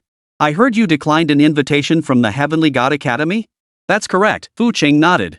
The Heavenly God Academy isn't suitable for me. Why? Yen Ruyu asked curiously. Because there are some unsavory elements there, Fu Qing replied meaningfully. Yen Ruyu frowned slightly. You mean? The Divine Awakening Organization, Fu Qing stated bluntly. Many of the Academy's high-ranking officials are members of that group. What? Yen Ruyu's face paled. Are you certain? Absolutely certain. Fu Qing pulled out his phone and played the recording. After listening, Yen Ruyu's expression turned utterly grim. Those bastards, she gritted her teeth. How dare they commit such beastly acts? Ding. Target resonates with host due to shared anger. Affinity +5. Current affinity, 15 stranger resonance. Director Yen, it seems you know quite a bit about the Divine Awakening organization. Fu Qing observed her reaction. More than just familiar. Yen Ruyu snapped through clenched teeth. My master died at the hands of the Divine Awakening organization. Master? My master was the previous head of the Demon Sealing Martial Arts Hall, the 8-star martial god Lu Wushuang. Pain flashed in Yen Ruyu's eyes. 10 years ago, while investigating the Divine Awakening organization, she was ambushed and killed by them. I see. Fu Qing understood. So you have a blood feud with the Divine Awakening organization. Exactly. Yen Ruyu's eyes blazed with hatred. I've been waiting for an opportunity to exact vengeance, but the Divine Awakening organization is too well hidden. I've never been able to locate their lair. About that. Fu Qing hesitated. I might have some good news for you. What good news? The Divine Revelation organization has been wiped out by me, Fu Qing stated matter-of-factly. What? Yen Ruyu's eyes widened. What did you say? I said the Divine Awakening organization no longer exists, Fu Qing repeated. A month ago, I went to their headquarters and took care of them all. Yen Ruyu stared at him blankly, speechless for a long moment. The Divine Awakening organization destroyed by him alone? How could that be possible? You? Are you joking? She managed to ask. I never make jokes like this, Fu Qing said earnestly. If you don't believe me, you can investigate. See if there's any trace of Divine Awakening's activities in the past month. Yen Ruyu thought carefully. Indeed, none of the spies she had deployed had detected any movement from the Divine Awakening organization recently. She had assumed they had simply gone deeper underground, but now it seemed. Has my master's vengeance truly been exacted? She murmured, tears unexpectedly welling in her eyes. Ding. Target character feels intense gratitude toward host for avenging her blood feud. Affection +20. Current affection, 35 affection gratitude. Director Yen, are you alright? Fu Qing asked with concern. I'm fine, just overwhelmed. Yen Ruyu wiped her tears. My master's spirit can finally rest in peace. Please try to compose yourself. Fu Qing handed her a tissue. Thank you. Yen Ruyu accepted the tissue, her eyes brimming with even deeper gratitude. Fu Qing, I truly don't know how to thank you. Don't mention it. Fu Qing waved his hand dismissively. The Divine Awakening organization deserved to be destroyed. I only did what needed to be done. Ding. Target has developed admiration for the host's character. Affinity +5. Current affection, 40 affection approval. Oh, right. Fu Qing suddenly remembered something. I heard the Demon Sealing Martial Arts Academy has a special secret realm? Yes, Yen Ruyu nodded. The Demon Abyss Secret Realm. It seals away many powerful demonic beasts and serves as our Demon Suppression Martial Arts Academy's most crucial training ground. Could you tell me more about it? Certainly. Yen Ruyu composed herself before beginning her explanation. The Demon Abyss Secret Realm is divided into 9 layers, with each layer housing beasts more powerful than the last. Levels 1 through 3 contain beasts of ranks 1 through 6. Levels 4 through 6 contain 7th to 12th tier demonic beasts. Levels 7 through 9 contain 13th to 18th tier demonic beasts. Sounds challenging, Fu Qing said, excitement flashing in his eyes. I'm looking forward to it. But there's one thing I must warn you about, Yen Ruyu said solemnly. The beasts on the 9th layer are extremely dangerous. Even I wouldn't dare venture deep into it lightly. That dangerous? Fu Qing quipped. Yes. Yen Ruyu nodded. It said that deep within the 9th layer dwells an 18th tier demon beast king. Even a 9-star martial god might not be its match. An 18th tier demon beast king. Fu Qing pondered. Though an 18th tier demon beast was nothing to him, a creature that even an 8-star martial god feared was certainly worth investigating. When can we go take a look? He asked. Anytime, Yen Ruyu considered. How about this? Once you're officially enrolled, I'll personally take you there. It's settled then, Fu Qing nodded with satisfaction. Ding. Target has developed further affection for the host. Affection +5. Current affection, 45 affection admiration. Just then, Xiao Hongling and the others approached. How's it going, Qing? Xiao Hongling asked curiously. It's settled, Fu Qing replied with a smile. We're heading to Demon Suppression University.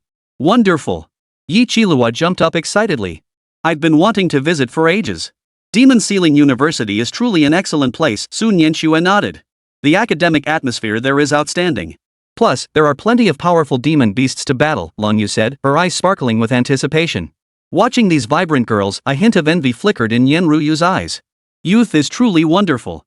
By the way, Director Yen, Fu Qing suddenly asked, when does Demon Suppression University start classes?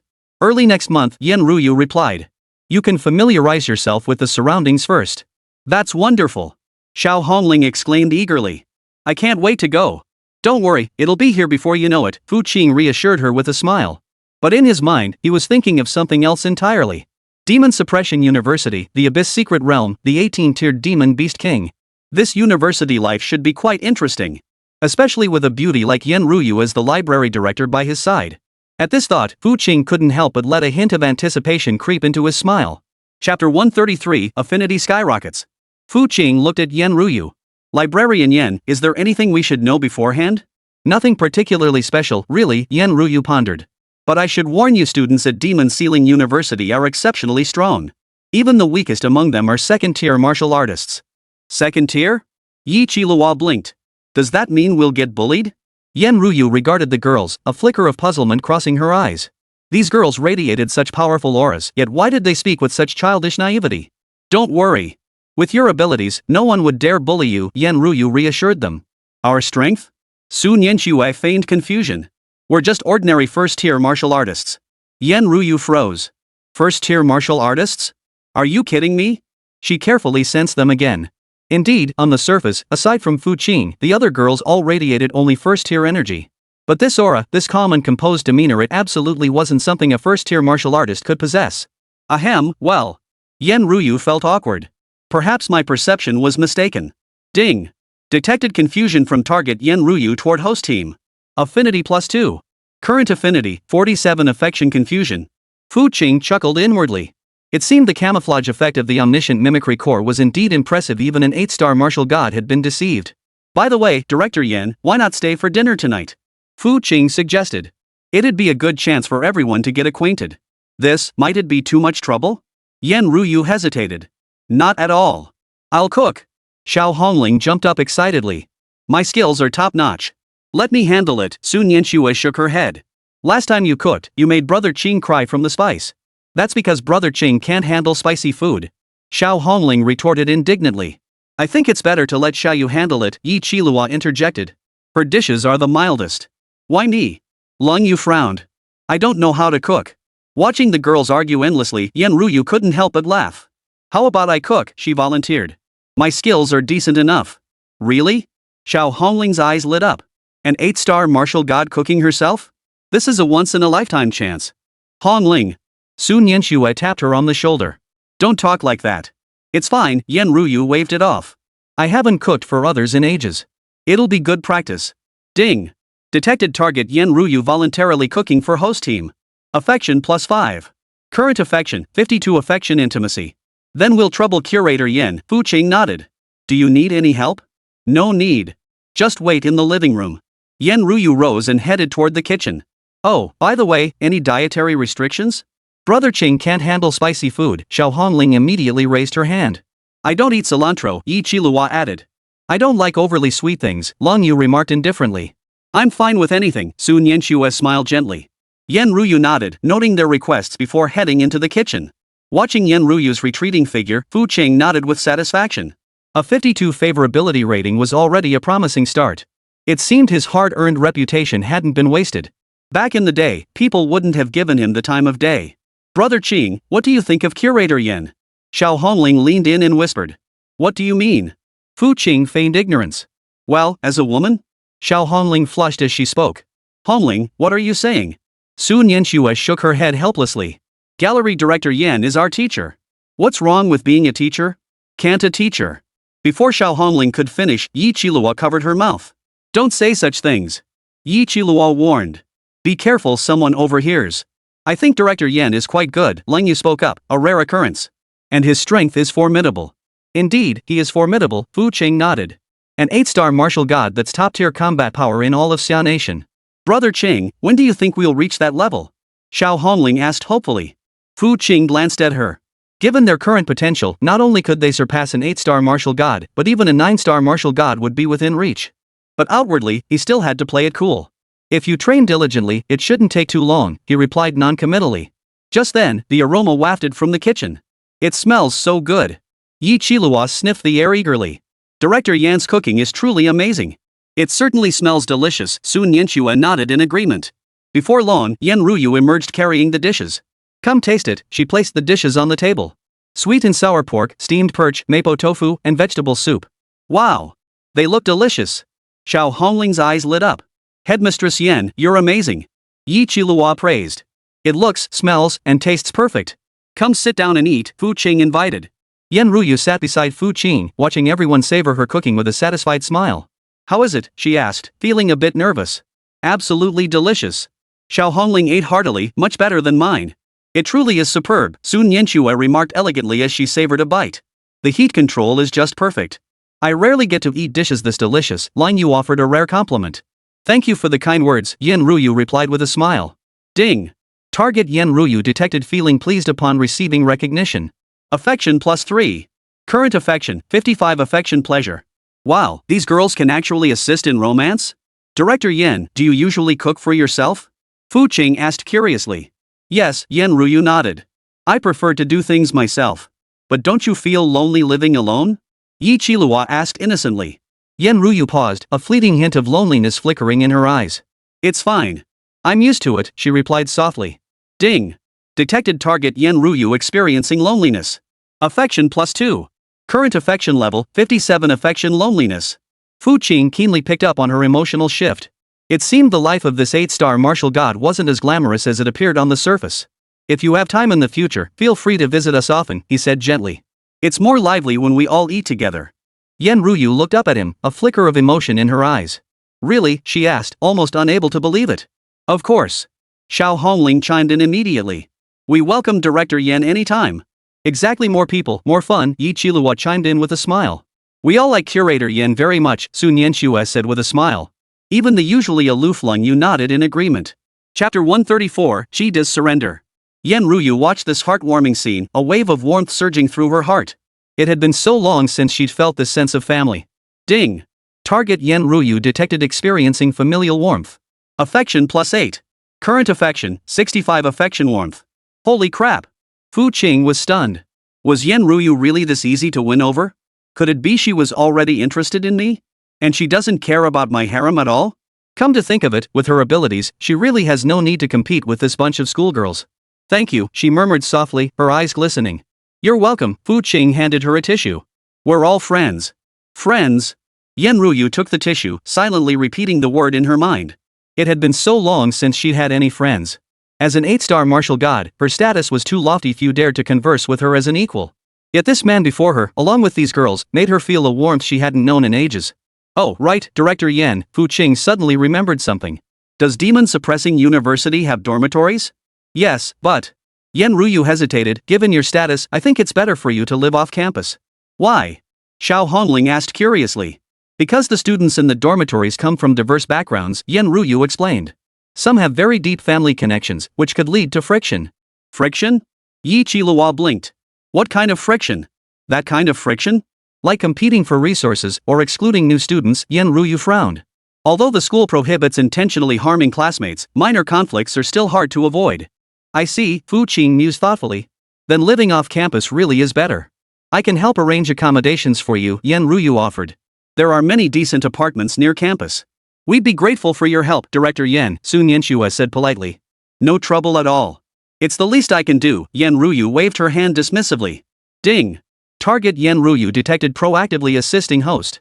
Affection +3. Current affection level, 68 affection concern. Just then, Fu Qing's phone rang. He glanced at the caller ID, an unfamiliar number. Hello, he answered. Fu Qing, is that you? This is Qi De, Dean of Tianshan Academy. A middle-aged man's voice came from the other end. Hearing that name, Yan Ruyu's expression instantly turned icy. Fu Qing made a shushing gesture before switching to speakerphone. Dean Qi, what's the matter? He asked indifferently. Well, regarding the previous misunderstanding, I'd like to discuss it with you. Qi De's voice sounded sincere. Could we meet? Misunderstanding? Fu Qing sneered. What misunderstanding? The matter concerning the Divine Awakening organization, Qi De sighed. I admit our academy does have some rotten apples, but the majority are innocent. Innocent? Yan Ruyu couldn't help but interject, her voice as cold as ice. How many people have you killed, and now you claim innocence? There was a moment of silence on the other end. May I ask who you are? Shida inquired cautiously. Yan Ruyu, headmistress of the Demon Suppressing Martial Arts Academy, Yan Ruyu stated coldly. Master Yan. Shida's voice trembled slightly. Regarding your master's matter, I deeply apologize. Apologies? Yan Ruyu stood up, a terrifying aura of murderous intent radiating from her. Do you think a simple apology is enough? The temperature in the room plummeted instantly, and Xiao Hongling and the others all felt the terrifying pressure. Ding! Target Yen Ruyu detected is moved by host support. Affection +5. Current affection 73. Affection moved. Director Yen, please calm down. Fu Qing gently patted her shoulder. Strangely enough, under Fu Qing's soothing touch, the murderous intent radiating from Yen Ruyu actually began to slowly dissipate. She was somewhat surprised herself, knowing that usually, no one but herself could influence her emotions. Shide, what do you want to discuss? Fu Qing said into the phone. I want to apologize in person. Shida's voice was sincere. And I want to tell you some secrets about the Divine Revelation Organization. Secrets? Fu Qing raised an eyebrow. What secrets? It's not convenient to discuss over the phone, Shida paused. I'm in Jiangchang right now. May I come visit you? Fu Qing glanced at Yen Ruyu, who nodded. Sure. I'll send you the address. After hanging up, Yen Ruyu frowned. This Qide he definitely has ulterior motives. Doesn't matter, Fu Qing shrugged indifferently. We'll cross that bridge when we come to it. Brother Cheng, is this Qide really that formidable? Xiao Hongling asked curiously. 8-star martial god, Yen Ruyu replied. Same rank as me. Then isn't that extremely dangerous? Yi Qilua worried. Don't worry, I'm here, Fu Qing reassured her. Ding! Target Yen Ruyu detected as emotionally stable after host's reassurance. Affection +2. Current affection level 75. Affection dependence. Half an hour later, a knock sounded at the door. Fu Qing opened the door to find a middle-aged man in a gray robe standing outside. He appeared to be in his 50s, with graying hair, yet looked remarkably energetic, his eyes sparkling with intelligence. Mr. Fu Qing, I am Qide. The man bowed respectfully. Come in, Fu Qing said, stepping aside. As Qide entered the living room and saw Yen Ruyu, his expression visibly shifted. Gallery Director Yen, I truly didn't expect you to be here as well, he said with a wry smile. Why shouldn't I be here? Yen Ruyu regarded him coldly. Of course you can, Qide hastened to say. I was merely surprised. Dean Shi, please sit, Fu Qing gestured toward the sofa. Speak your mind. After taking a seat, Qide first bowed deeply. First, I must apologize for the actions of the Heavenly God Academy, he said earnestly. We were indeed in the wrong. No need for apologies, Fu Qing waved his hand dismissively. Tell me about your secret. It's like this, Qide gathered his thoughts. Although the Divine Revelation Organization has been eliminated by you, their influence remains. What do you mean? Yen Ruyu frowned. They've planted spies within every major faction, Qide stated gravely. Including the Martial God Temple, the Demon Sealing Martial Academy, and even government departments.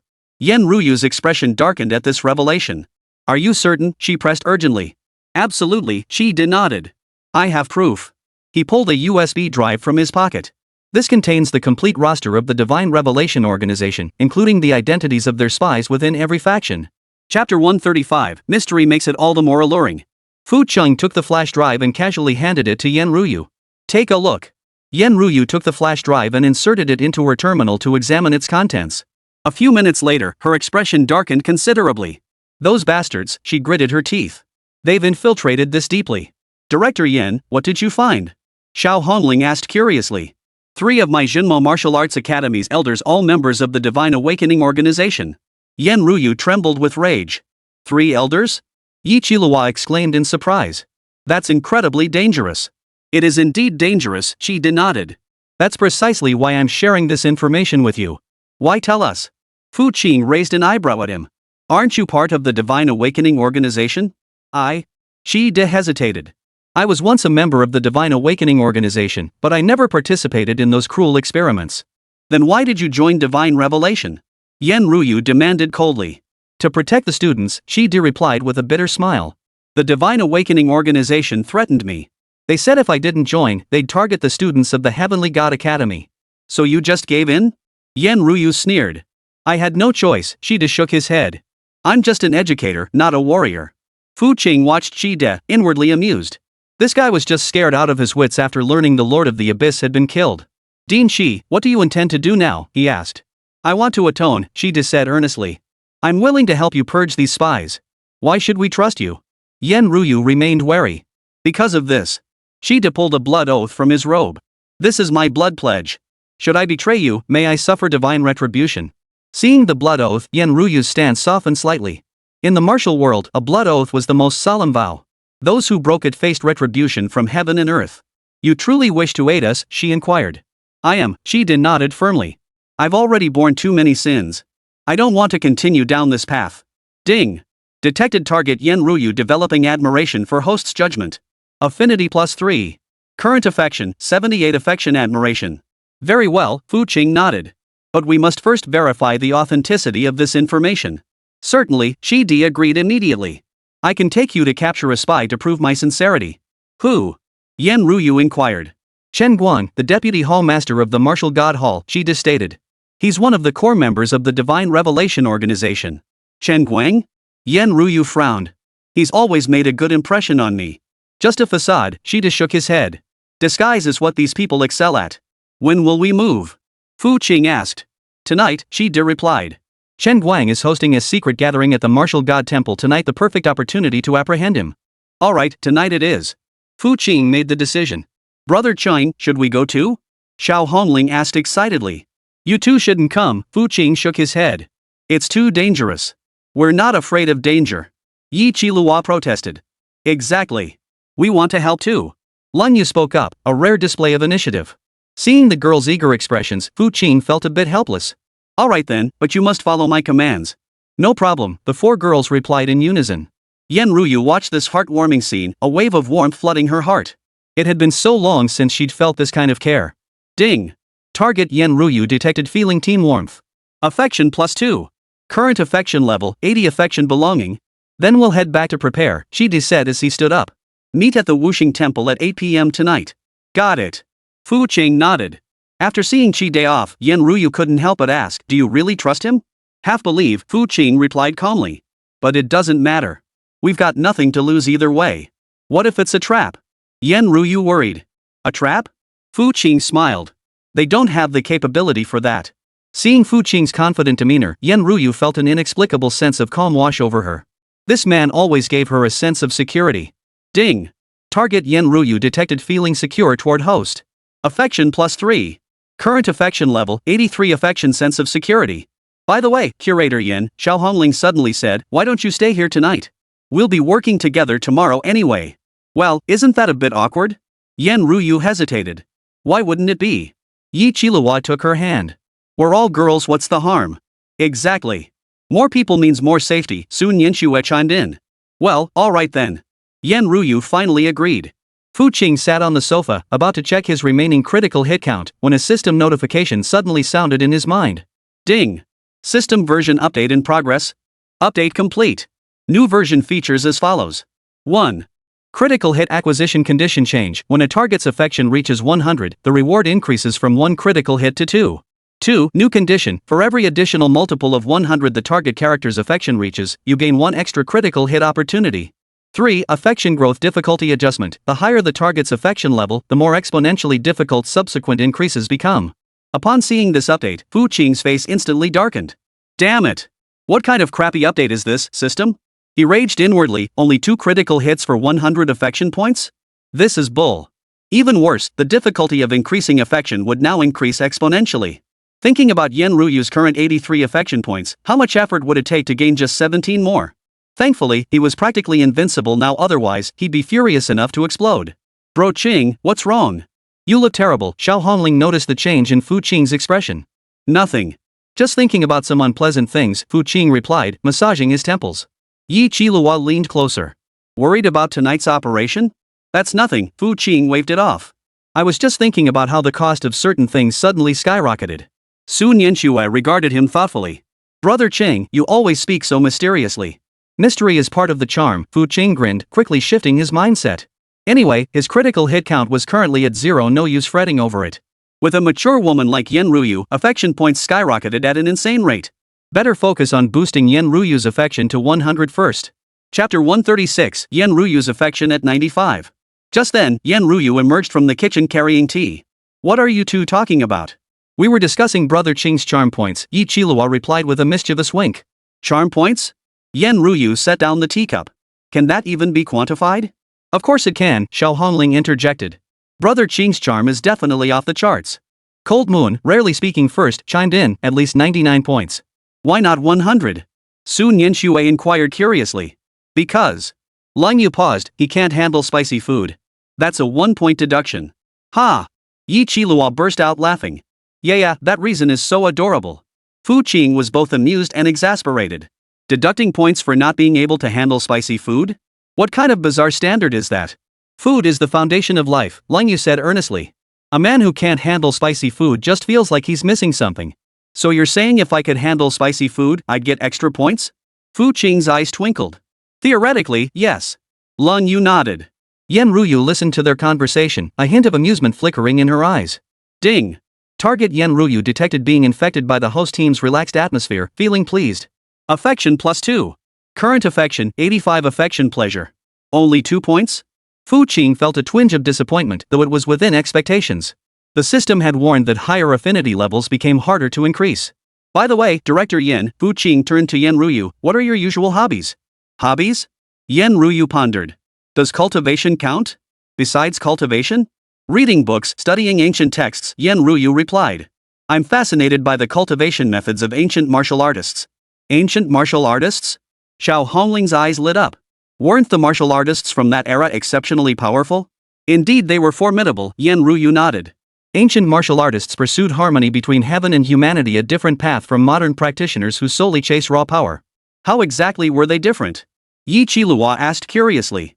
Ancient martial artists emphasized cultivating their mental state, while modern practitioners place greater importance on techniques and equipment, Yan Ruyu explained. Ancient texts record that true masters could attain the realm of a single flower embodying a world, a single leaf embodying enlightenment. Fu Qing's heart stirred upon hearing this. A flower, a world? That sounds fascinating, he remarked, feigning casualness. It truly is fascinating, Yan Ruyu replied, her eyes gleaming with longing. To reach that realm, even a single flower could hold infinite mysteries. A sudden flash of insight struck Fu Qing. He thought of the cosmic singularity within his own body. Director Yan, if I told you I could show you the true one flower, one world, would you believe me? What do you mean? Yan Ruyu paused, taken aback. The other girls also looked at Fu Qing with curiosity. Fu Qing rose and walked to the center of the living room. He extended his right hand, and a chaotic-colored lotus blossomed slowly in his palm. The moment the lotus appeared, the air in the entire room seemed to tremble. What is this? Yan Ruyu's eyes widened. The chaos lotus, Fu Qing said. Feel it carefully. Yan Ruyu held her breath, focusing her senses and channeling her unique abilities. The next moment, her expression turned utterly stunned. Inside this flower, there truly is a world? Exactly, Fu Qing nodded. One flower, one world, one leaf, one Bodhi. The ancients truly did not deceive us. Yan Ruyu trembled with excitement. Is this the legendary Dao realm? You could say that, Fu Qing replied with a faint smile. Ding. Detected target Yan Ruyu experiencing odd hosts Dao realm cultivation, developing admiration. Affection +5. Current affection, 90 affection admiration. Not bad, a solid 5-point jump. Fu Qing felt a quiet thrill of satisfaction. This isn't so hard after all. Bro Qing, that move was so cool. Xiao Hongling's eyes sparkled with admiration. No wonder you can effortlessly take down those martial gods, Sun Yanxue mused thoughtfully. So you've already transcended the martial god system. Yi Qiluo raised her hand. I want to learn. You won't be able to learn it, Lang Yu shot back without mercy. Why?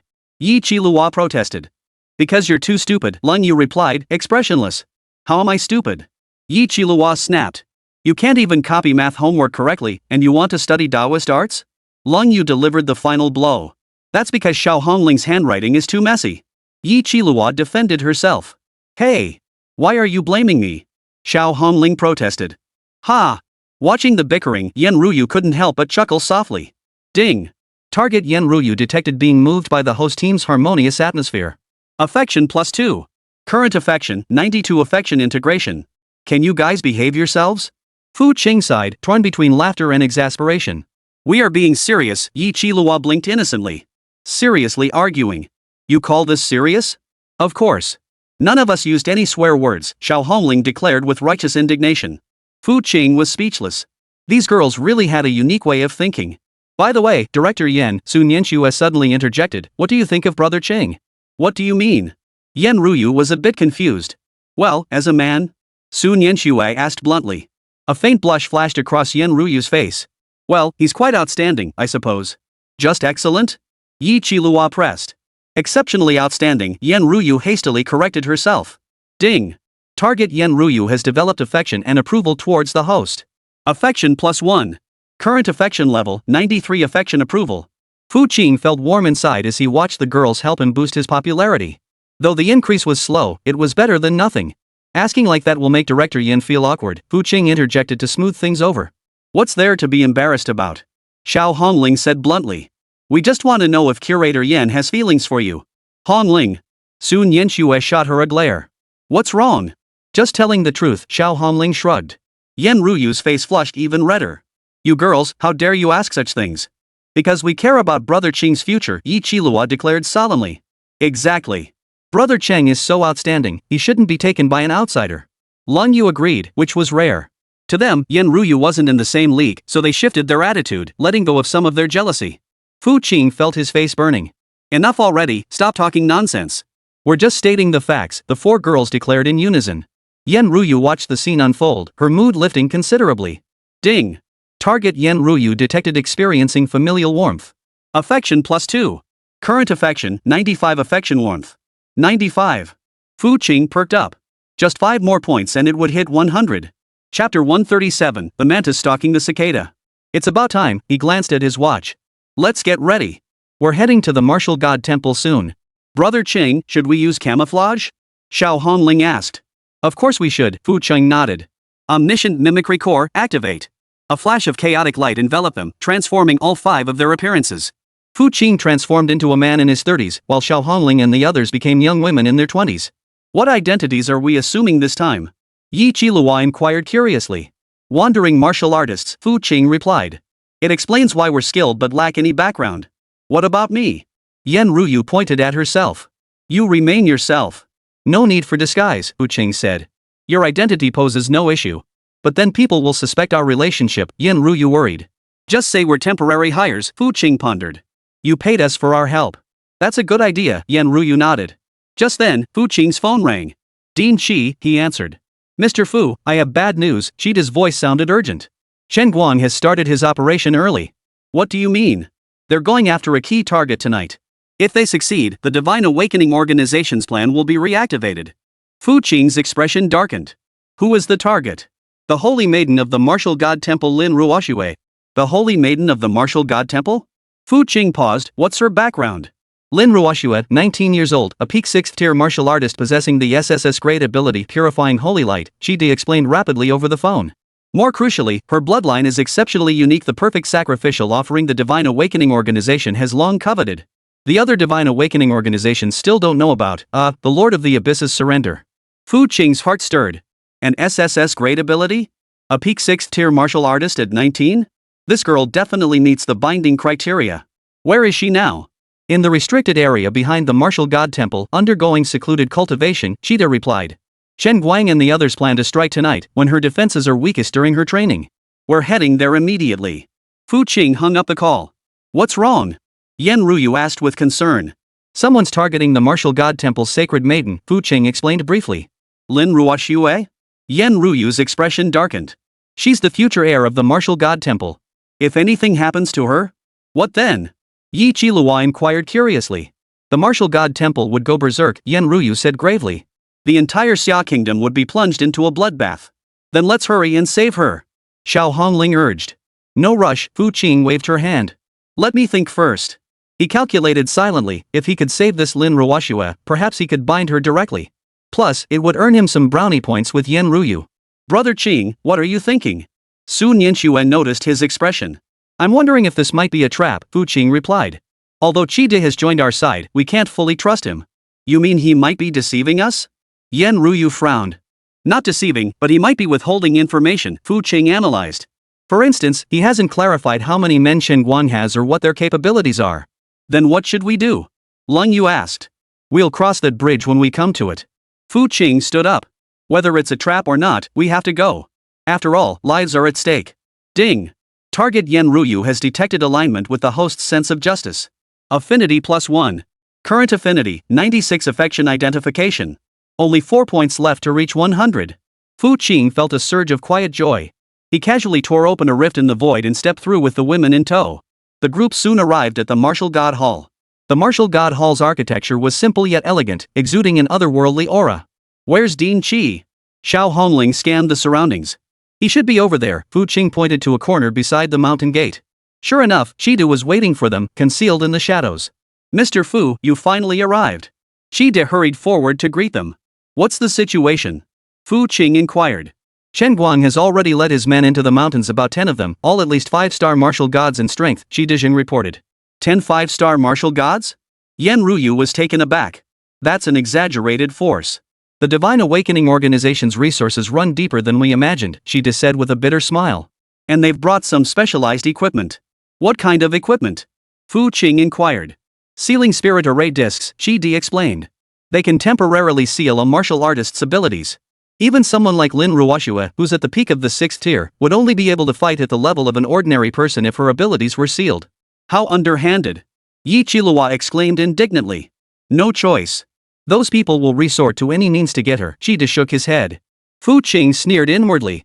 Spirit sealing array discs? He'd see what kind of array could seal his chaos power. Let's go. We're heading up the mountain, he declared. Wait, Yan Ruyu pulled him back.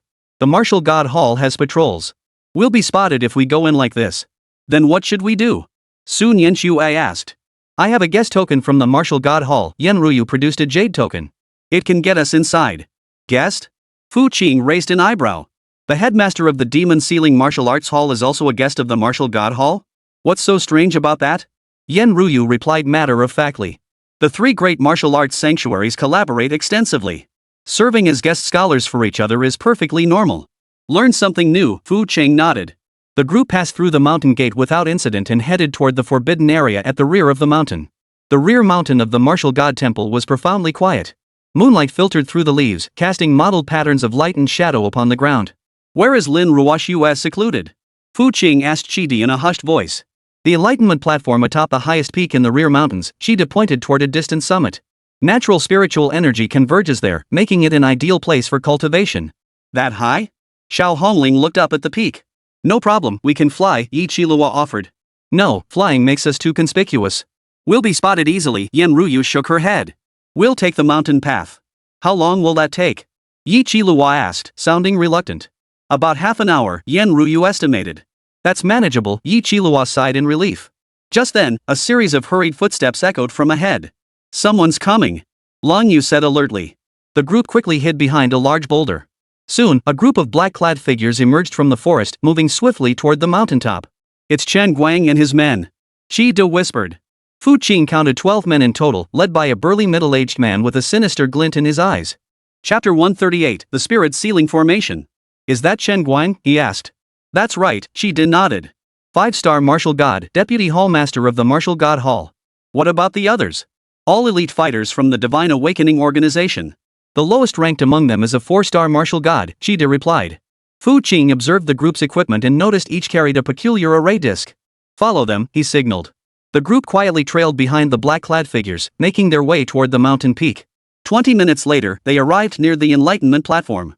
The Enlightenment platform was a natural stone platform, not large in size but occupying a prime location that overlooked the entire Martial God Hall. Upon the stone platform, a woman clad in white sat cross-legged, enveloped in a faint white glow.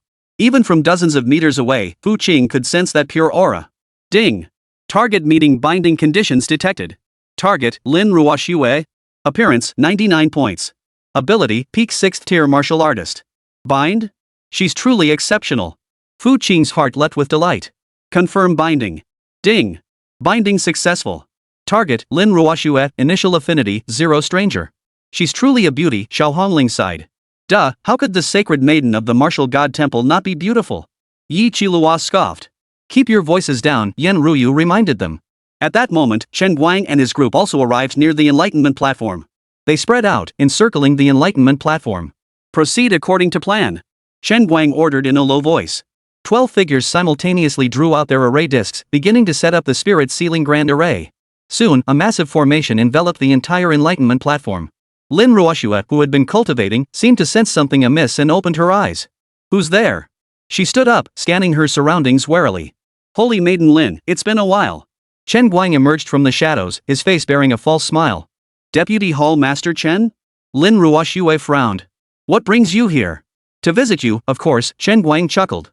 I heard you were in seclusion and came to check on you. Thank you for your concern, but I need quiet now to cultivate. Lin Ruoxue politely dismissed him. No rush. Let's talk. Chen Guang's smile gradually turned icy. About your future. Lin Ruoxue sensed something amiss and attempted to activate her abilities, only to discover the power within her sealed by some unknown force. A spirit sealing array? Her expression paled. Chen Guang, what do you think you're doing? What am I doing? Chen Guang shed his facade, revealing his true nature. Of course, I'm asking you to cooperate with our plan. What plan? The sacrifice plan. Chen Guang licked his lips. Using your flesh, blood, and soul to awaken our Lord. Lin Ruoxue finally understood. You're from the Divine Awakening Organization. Only now? Too late. Chen Guang roared with maniacal laughter. Come quietly, or suffer the consequences. No way.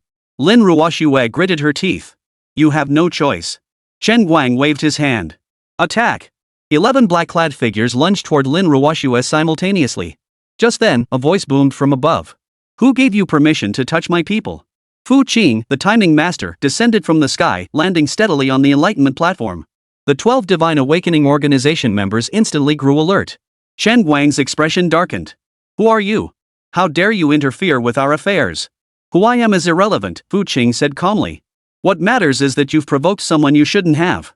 Lin Ruoxue felt an inexplicable sense of security surge within her at the sight of the suddenly appearing man. He radiated an aura that soothed her heart. A mere third-tier martial artist dares to play the hero? Chen Guang sneered coldly. You truly don't know when to quit. Fu Qing's disguised identity was indeed that of a third-tier martial artist. In the eyes of this group of 5-star martial gods, he was nothing more than an insignificant insect. Young man, leave now. They're dangerous. Lin Ruoxue urgently warned. Seeing this beauty show concern for him, Fu Qing raised an eyebrow. Ding. Detected target Lin Ruoxue experiencing concern toward host. Affinity +1. Current affection level 1 stranger concerned. Don't worry, I'll save you. Fu Qing turned back and smiled at Lin Ruoxue. That smile made Lin Ruoxue's heart race inexplicably. She had seen countless men throughout her life, but never had anyone's smile stirred her heart so deeply. Ding. Target subject Lin Ruoxue has developed affection for the host. Affection +2. Current affection level 3 stranger favorable. Ha ha ha. Chen Guang roared with laughter. A third-tier martial artist saving a 6th-tier peak? That's the funniest joke I've ever heard. Is that so? Fu Qing tilted his head. Then I'll make sure you laugh your fill. As the words fell, Fu Qing's aura shifted abruptly. His disguise dissolved, unleashing a terrifying aura that swept across the entire Enlightenment platform. The 12 Divine Awakening Organization members paled simultaneously. Chen Guang's eyes widened in disbelief. Impossible. How could you possess such power? Still laughing? Fu Qing transformed into a crooked-mouthed Dragon King. Why the sudden silence? Are you naturally averse to laughter? Lin Ruoxue stared at the man before her in utter shock. Moments ago, he had been an ordinary third-tier martial artist. Now, he radiated an aura so overwhelming it made her heart race. Ding. Target Lin Ruoxue detected shock at host's power. Affinity +3. Current affection, 6 affection awe. So what if you're powerful? Chen Guang gritted his teeth. This is the spirit sealing array. Any supernatural abilities are suppressed here. Sealing spirit array? Fu Qing swept a glance at the surrounding array discs. This piece of junk? With a casual wave of his hand, chaos energy surged forth. All the array discs instantly crumbled to dust, the spirit sealing array collapsing completely. Impossible. Chen Guang recoiled in horror. The spirit sealing array can suppress any supernatural ability. Who told you I was using supernatural abilities? Fu Qing shook his head. You're a frog in a well. Lin Ruoxue felt the power within her body returning, leaving her even more stunned. Not only was this man terrifyingly powerful, but his methods were utterly mystifying. Ding. Detected target Lin Ruoxue feeling astonished by host's methods. Affinity +2. Current affection 8 admiration awe. Since you lot enjoy sacrificial rituals, Fu Qing flexed his wrists. I'll send you to meet your master. With that, he struck. Chaotic imperial flames ignited in his hands, transforming into 12 fiery spears that pierced each enemy with pinpoint accuracy. The 12 Divine Awakening Organization members didn't even have time to react before being pierced by the fiery spears. Yet they did not die instantly. Instead, they were pinned to the spot, writhing in agony and screaming in pain. Now it's your turn. Fu Qing advanced toward Chen Guang. Wait. Chen Guang frantically pleaded, I surrender. I can provide intelligence. Information? Fu Qing halted. What information? Chapter 139, What We Killed. They were fighting among themselves. The other bases of the Divine Revelation Organization. And their final plan. Chen Guang said urgently. I have no interest in your bases, Fu Qing said indifferently. As for the final plan, your master has already informed me. Master? You've met the Lord of the Abyss? Chen Guang's eyes widened. I have. We had quite a pleasant chat, Fu Qing smiled. He's my subordinate now. Impossible. Absolutely impossible. Shen Guang couldn't believe it. How could the Lord of the Abyss submit to a human? Because I'm no ordinary human. Fu Qing finished speaking and struck Shen Guang's head with a palm strike. Chaotic imperial flames instantly ripped Shen Guang's soul from his body, refining it into pure spiritual energy. The other 11 members of the Divine Awakening organization were also reduced to ashes in the flames. The entire process took less than a minute, and the battle was completely over. Lin Ruoxue watched in stunned silence. This man's power had surpassed everything she had ever known. Ding! Detected target Lin Ruoxue developing admiration for host's power. Affinity +5. Current affection 13 affection admiration. Are you okay? Fu Qing approached Lin Ruoxue, asking with concern. I'm fine, Lin Ruoxue replied nervously. Thank you for saving me. You're welcome. Fu Qing smiled gently. Protecting a beautiful woman is every man's duty. The remark made Lin Ruoxue's cheeks flush slightly. Ding! Target Lin Ruoxue detected feelings of shyness toward host. Affection +2. Current affection level 15 affection shyness. Just then, Yan Ruyu and the others arrived at the enlightenment platform. Brother Qing, you move too fast. Xiao Hongling pouted in complaint. We didn't even get a chance to act. Why make a big fuss over these nobodies? Fu Qing shrugged indifferently. Besides, what good would these pretty-faced girls do? All they know is talking tough. Lin Ruoxue felt a strange pang of disappointment upon seeing the group of beauties. A man like that would never lack for women. Holy Maiden Lin, are you hurt? Yan Ruyu asked with concern. Gallery Director Yan? Lin Ruoxue looked at Yan Ruyu in surprise. How did you end up here? I brought them here, Yan Ruyu explained. We received word that someone intended to harm you. I see, Lin Ruoxue nodded, then turned to Fu Qing. May I ask your name, young gentleman? Fu Qing stated his real name. Fu Qing. Lin Ruoxue silently repeated the name in her mind. My name is Lin Ruoxue. Once again, thank you for saving my life. It was nothing, Fu Qing waved it off, somewhat surprised she hadn't heard of him. This guy must be a total recluse. Ding! Target Lin Ruoxue has detected admiration for the host's humble character. Affection +3. Current affection level 18 admiration appreciation. Mr. Fu, with such formidable strength, why have I never heard your name before? Lin Ruoxue asked curiously. Because I keep a low profile, Fu Qing replied casually. Shida listened nearby, breaking out in a cold sweat. Low key? How exactly is this guy low key? He just topped the National College entrance exam, and now he single-handedly took on 12 5-star martial gods. That's low key? I see, Lin Ruoxue mused thoughtfully. Could it be that you're a disciple of some reclusive sect? You could say that, Fu Qing didn't deny it. After all, the Chaos Universe could be considered a sect of sorts, only he happened to be its master. No wonder you possess such formidable cultivation at such a young age, Lin Ruoxue marveled. Ding!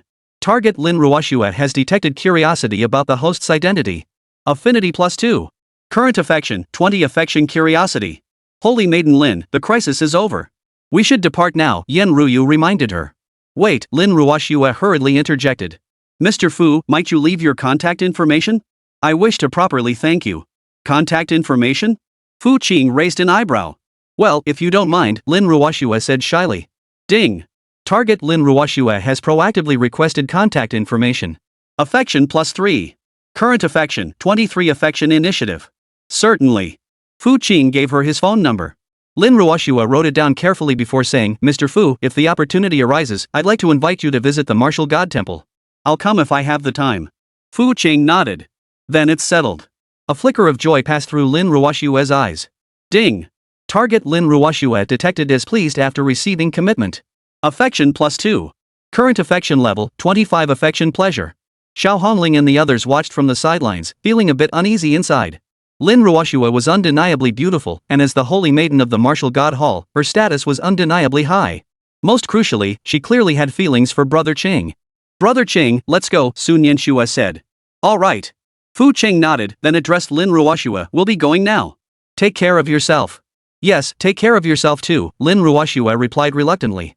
After the group left the enlightenment platform, Xiao Hongling couldn't help but tease, Bro Qing, you've gained another little fangirl. What little admirer? She was just thanking me for saving her life, Fu Qing feigned ignorance. Grateful? Yi Qilua rolled her eyes. Her eyes practically shot hearts at you, okay? Is it that obvious? Fu Qing scratched his nose. It couldn't be more obvious. Lun Yu couldn't help but interject. Yan Ruyu listened to their conversation from the sidelines, her heart filled with mixed emotions. Lin Ruoxue had indeed fallen for Fu Qing at first sight. Given her status and background, she was undoubtedly a formidable rival. Wait, what rival? When had she started thinking like this? Yen Ruyu shook her head, banishing these jumbled thoughts from her mind. Ding. Target Yen Ruyu detected feeling threatened. Affection +2. Current affection level 98 affection threat. Just 2 points away from 100. Fu Qing felt a surge of secret delight. By the way, Dean Qi, he turned to Qi Di, how's the cleanup of the Divine Awakening Organization's base in the Martial God Hall progressing? Well. Qi Di hesitated. Chen Guan was the deputy hallmaster. His death will definitely cause a huge uproar. Then let it cause a big wave, Fu Qing said indifferently. It wasn't us who killed him anyway. Not us? Qi Di froze. Of course not, Fu Qing replied matter-of-factly. It was an internal struggle within the Divine Awakening Organization. Chen Guan was killed by his own allies. But the scene clearly. What about the scene? Fu Qing cut him off. The scene only contained the bodies of Divine Awakening members. There were no traces of anyone else. Chapter 140, The Rookie Squad Enrolls. Qi Di suddenly understood they were trying to get him to give false testimony. I understand, he nodded.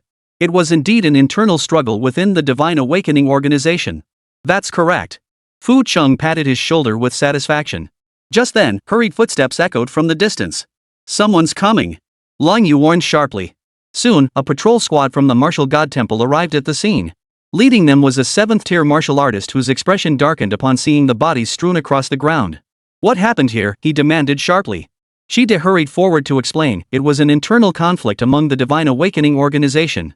Deputy Hall Master Chen was killed. Deputy Hall Master Chen is dead? The 7th-tier martial artist stared in shock at Chen Guang's body. That's correct. The battle had already ended when we arrived, Qi Di lied with solemn conviction. And what of the Holy Maiden Lin? The sacred Maiden Lin has departed safely, Qi Di replied.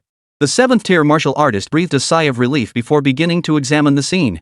These individuals are indeed members of the Divine Awakening Organization, he confirmed after examining the bodies. Judging by the wounds, they appear to have been killed by some powerful flame-based ability. There are indeed traitors within the martial arts hall, Qi Di added promptly. This matter must be reported to the hall master immediately, declared the 7th-tier martial artist. While the Martial God Hall personnel were busy processing the scene, Fu Cheng and his group had already slipped away unnoticed. Back at their lodgings, the girls continued discussing Lin Ruoxue. Brother Qing, that Lin Ruoxue is truly beautiful, Xiao Hongling remarked with a hint of envy. She is indeed beautiful, Fu Qing replied honestly. You actually admitted it. Yi Qilua pouted indignantly. It's the truth. What's there to deny? Fu Qing shrugged. So do you have feelings for her? Su Nianxue asked directly.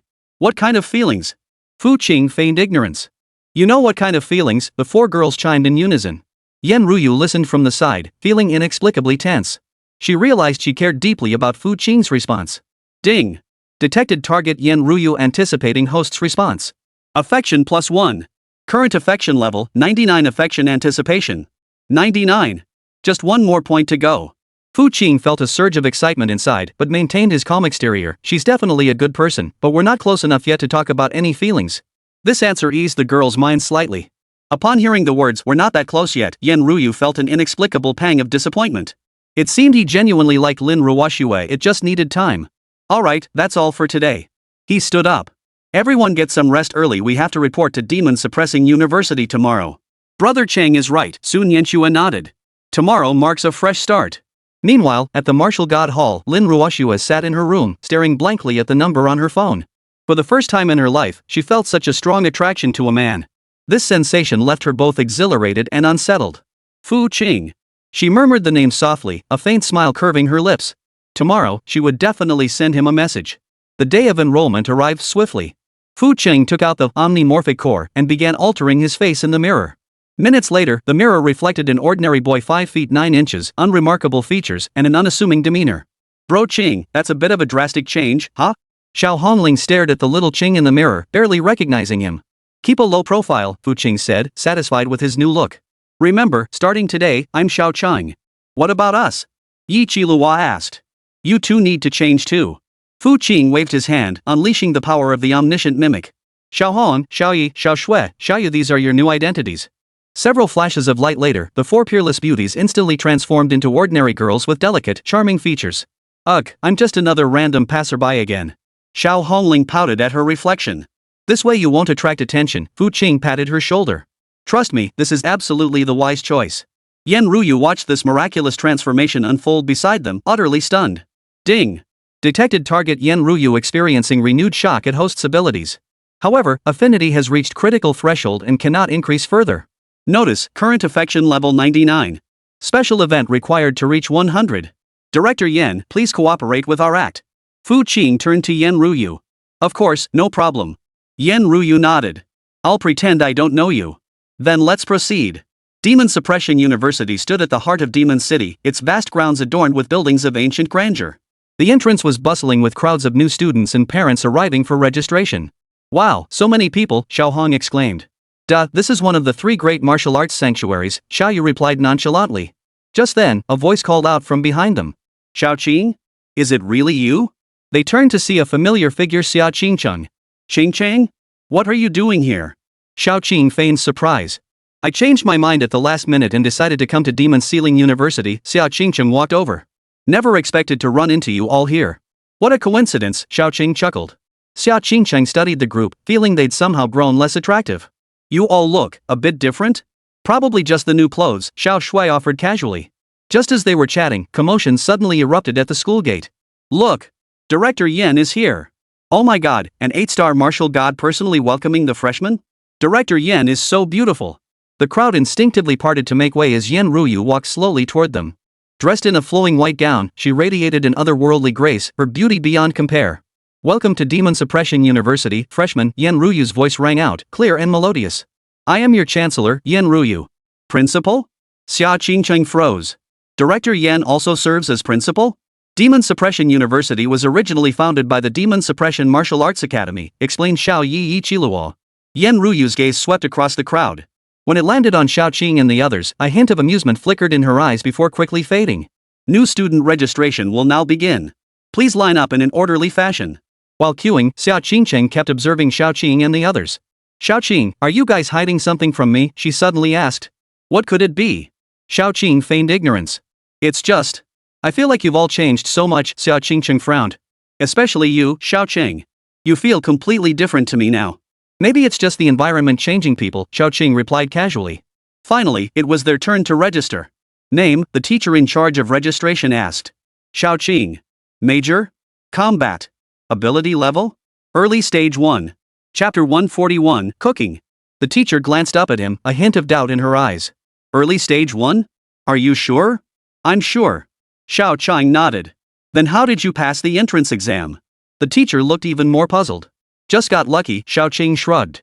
The teacher shook her head and continued with the registration. When it was Xiao Hong and the others' turn, the situation was much the same. They were all registered as Stage 1 martial artists. These new students are interesting, the teacher in charge of registration muttered under his breath. First-tier martial artists getting into Demon Ceiling University? Their connections must be incredibly powerful. After registration concluded, Yen Ruyu approached. New students, please follow me. She led Xiao Qing and the others, along with Xia Qingcheng, to the principal's office. Principal Yen, what brings you here? Xia Qingcheng inquired. We've arranged private villas for you, Yen Ruyu explained. This ensures your privacy and avoids unnecessary complications. Villas? Xia Qingcheng's eyes lit up. Can I stay with them? You? Xiao Qing eyed her skeptically. Why? Because I want to get stronger. Xia Qingcheng said earnestly. By staying with you, I can learn more. Ding. Target Xia Qingcheng has initiated request to cohabit. Affinity +2. Current affection level 77 admiration dependence. Well.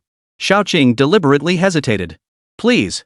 Xia Qingcheng actually started acting coy. I promise I won't cause any trouble. Xiao Hong and the others watched the scene unfold, all feeling a bit surprised. Was this really the same proud Xia Qingcheng? Fine, but you must follow our rules. Xiao Qing finally agreed. What rules? Xia Qingcheng asked. First, you can't reveal our identities. No problem. Second, you must obey. Absolutely obedient. Third, you mustn't interfere with our private time. What private time? Xia Qingcheng asked, puzzled. Xia Qingcheng blushed. It's grown-up business. Kids shouldn't ask about it, Xiao Qing replied evasively. I'm not a child.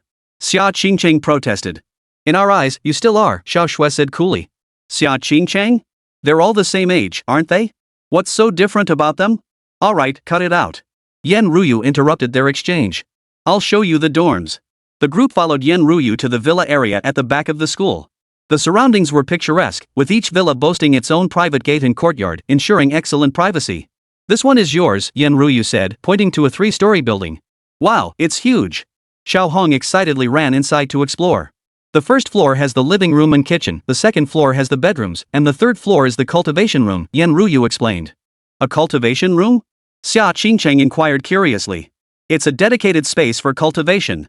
It has a spirit-gathering formation, making cultivation much more effective than outside, Yan Ruyu explained. This is fantastic. Xia Qingcheng jumped up in excitement.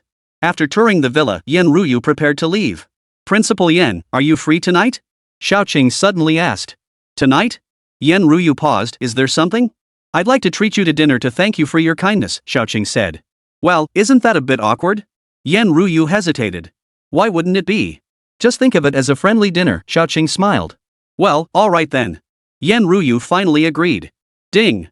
Target Yan Ruyu has agreed to dinner. Affinity cannot be increased. Special event required. Special event? Does that mean getting intimate? Looks like I'll have to figure something out tonight.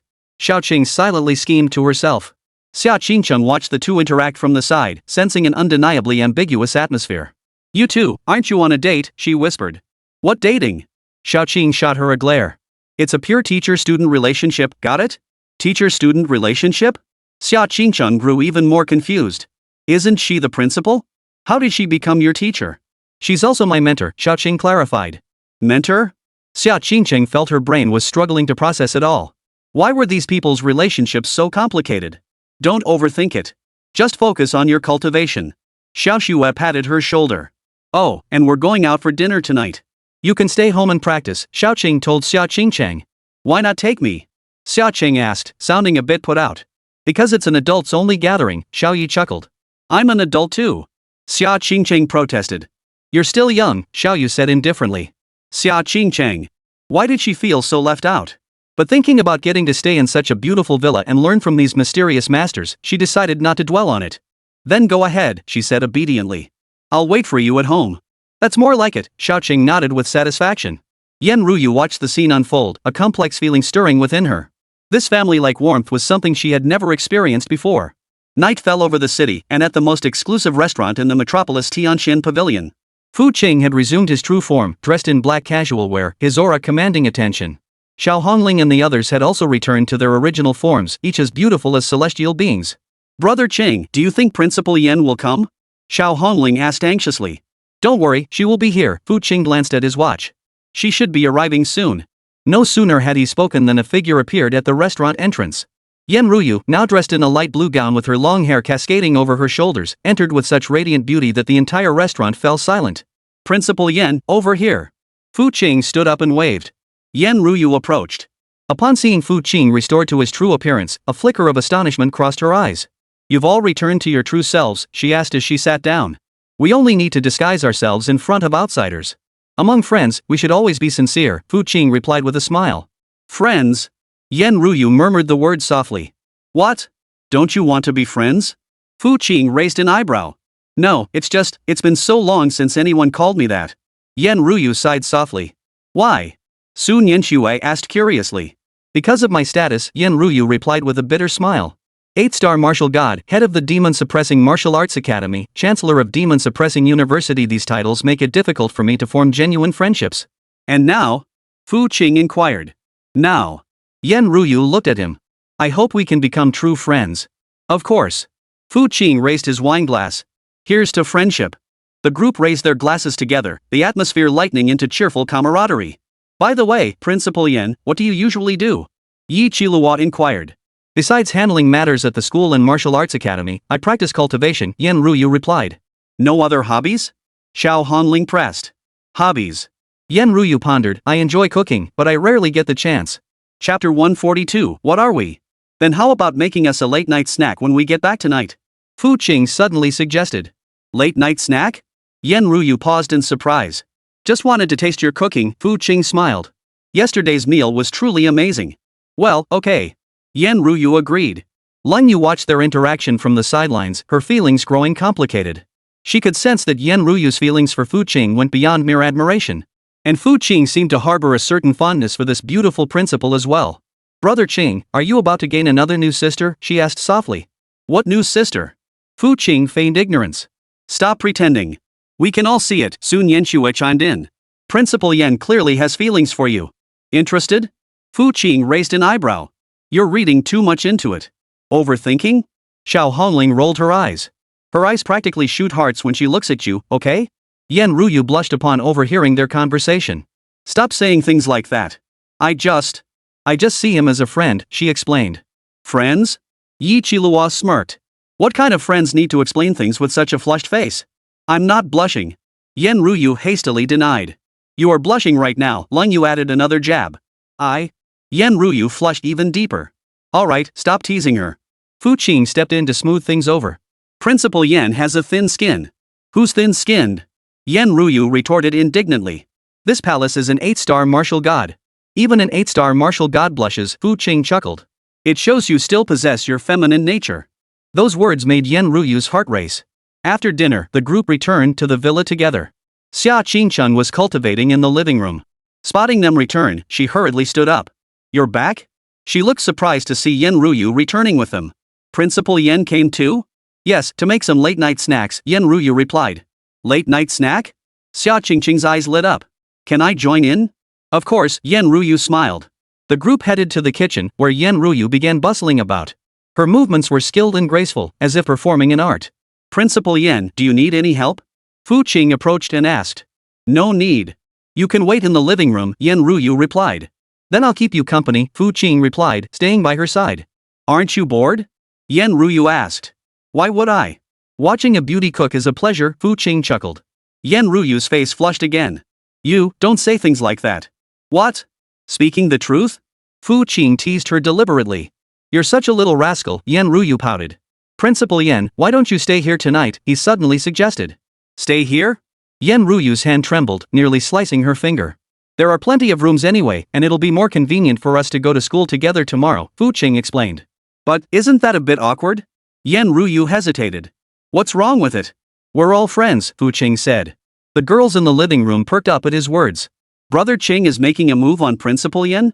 Xiao Hongling whispered. Probably, Sun Yanxue nodded. The way he's acting, tonight's gonna be interesting. What should we do then? Yi Qilua asked. We play along, of course, Lung Yu said. It's bound to happen sooner or later anyway. Xia Qingcheng listened to their conversation, her mind filled with question marks. What are you talking about? What's going down? Kids shouldn't meddle in grown-up matters, Sun Yanxue patted her head. I'm not a child. Xia Qingcheng protested vehemently, though she knew nothing about such matters. In the kitchen, Yan Ruyu was still hesitating. Are you sure it's just one night? She asked. Of course. You can stay as many nights as you like, Fu Qing replied with a smile. That's not what I meant. Yan Ruyu hastily explained. Then what did you mean? Fu Qing feigned ignorance. Yan Ruyu was rendered speechless by the question. She couldn't very well admit she was worried about what might happen if they stayed together, could she? Fine, I'll stay one night, she finally agreed. System notice, ding. Current target's affection level, 99. Requires intimate contact to reach 100. Just as he suspected. Fu Qing understood perfectly. The late-night snack was quickly prepared, a few exquisite small dishes. Wow, it smells amazing. Xia Qingqing's mouth watered at the aroma. Go ahead and try some, Yan Ruyu said, watching everyone nervously. After tasting, everyone praised it highly. Principal Yan, your cooking is truly amazing. Xiao Hongling gave her a thumbs up. Better than any 5-star restaurant, Yi Qilua added her praise. Thank you all for your kind words, Yan Ruyu smiled happily. After finishing the late-night snack, it was already quite late. Everyone should get some rest early, we have classes tomorrow, Fu Qing said. Principal Yan, you should take the room at the far end of the second floor, it's the quietest, Sun Yanxue suggested thoughtfully. Thank you, Yan Ruyu nodded. Everyone returned to their respective rooms to rest. Xia Qingcheng stayed in the guest room on the first floor, while the others were all on the second floor. In the dead of night, Fu Qing quietly rose and approached Yan Ruyu's door.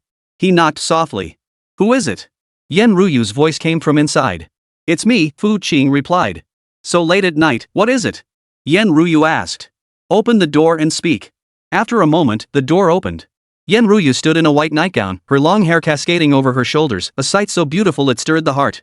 What is it? She asked. I can't sleep. I wanted to talk to you, Fu Qing said. Talk? Yan Ruyu hesitated. Well, come in. Fu Qing stepped inside and closed the door. Warm yellow wall lamps cast a cozy glow throughout the room. Are you really unable to sleep? Yan Ruyu asked, sitting on the edge of the bed. Yeah, I've been thinking about a lot of things. Fu Qing sat down beside her. The distance between them was close. Yan Ruyu could smell the faint masculine scent on him. Her heart began to race. What are you thinking about? She whispered. Our relationship. Fu Qing turned to look at her. Our relationship? Yan Ruyu's eyes darted away. What exactly are we? Friends? Teacher and student? Or? Fu Qing paused deliberately. Or what? Yan Ruyu couldn't help but ask. Or something more special? Fu Qing leaned closer. Yan Ruyu's face flushed, her heart racing faster. I don't know, she murmured softly. Then shall we try? Fu Qing gently stroked her cheek. Instead of pulling away, Yan Ruyu closed her eyes. Fu Qing slowly leaned in to kiss her. He deepened the kiss, and Yan Ruyu gradually responded. Fu Qing's kiss was tender and lingering. Yan Ruyu responded awkwardly, her hands unconsciously clutching the bedsheets beneath her. Chapter 143. How did you end up in Principal Yan's room? Noticing her tension, Fu Qing paused and whispered in her ear, Are you scared? Yan Ruyu nodded slightly, then shook her head, her eyes glistening with moisture. A little, but you're so captivating. Fu Qing lifted her waist and gently laid her in the center of the bed. Warm yellow light illuminated her fair skin as the straps of her nightgown slipped silently down her shoulders. She had never imagined being so intimately connected with another person, as if their souls were intertwined. Moonlight filtered through the gauze curtains, draping the embracing pair in a soft glow. Yan Ruyu buried her burning face against Fu Qing's chest, listening to his still racing heartbeat, feeling like a small boat finally reaching shore. Fu Qing gently stroked her sweat-dampened hair, pressing a kiss to her forehead. From this day forward, you are mine. Yan Ruyu offered no reply, only clinging to him tighter, like an octopus wrapping its arms around him. After a long while, they parted. Fu Qing. Yan Ruyu murmured his name softly. What is it? I've never felt this way before, she said shyly. What kind of feeling? Butterflies in my stomach. Yan Ruyu gathered her courage and looked at him. Ever since I first saw you, I knew you were special. I've always thought you were special too, Fu Qing said gently. Ruyu, be my woman. A glimmer of tears flashed in Yan Ruyu's eyes. I will. That night, the moonlight was exceptionally gentle. Ding. Detected target Yan Ruyu experiencing surging affection. Affection +1. Current affection level, 100 deep love soulmate. Congratulations, host. You have obtained 2 opportunities for 10,000x critical hits. The next morning, sunlight streamed through the curtains into the room. Yan Ruyu slowly opened her eyes. Seeing the man sleeping beside her, a blissful smile spread across her face. Everything that had happened last night felt like a dream. Awake? Fu Qing opened his eyes and gazed at her tenderly. Yan Ruyu nodded shyly. We are really together now? Of course. Fu Qing kissed her forehead. From now on, you're my woman. But won't others mind? Yan Ruyu worried. They won't. They're all easygoing, Fu Qing reassured her. Just then, a knock sounded at the door. Brother Qing, time to get up. Xiao Hongling's voice called from outside. Got it, coming right up, Fu Qing replied. Ha? Brother Qing, why are you in Principal Yan's room? Su Nianshue's puzzled voice came from outside. Exactly. Brother Qing, you wouldn't be. Yi Qilua's voice carried a hint of teasing. You're overthinking it, Fu Qing said through the door. We were just discussing academic matters. Academic matters? Long Yu's voice was flat. What academic matters require an entire night of discussion? Yan Ruyu's face flushed as red as an apple. Don't listen to their nonsense, Fu Qing said to her.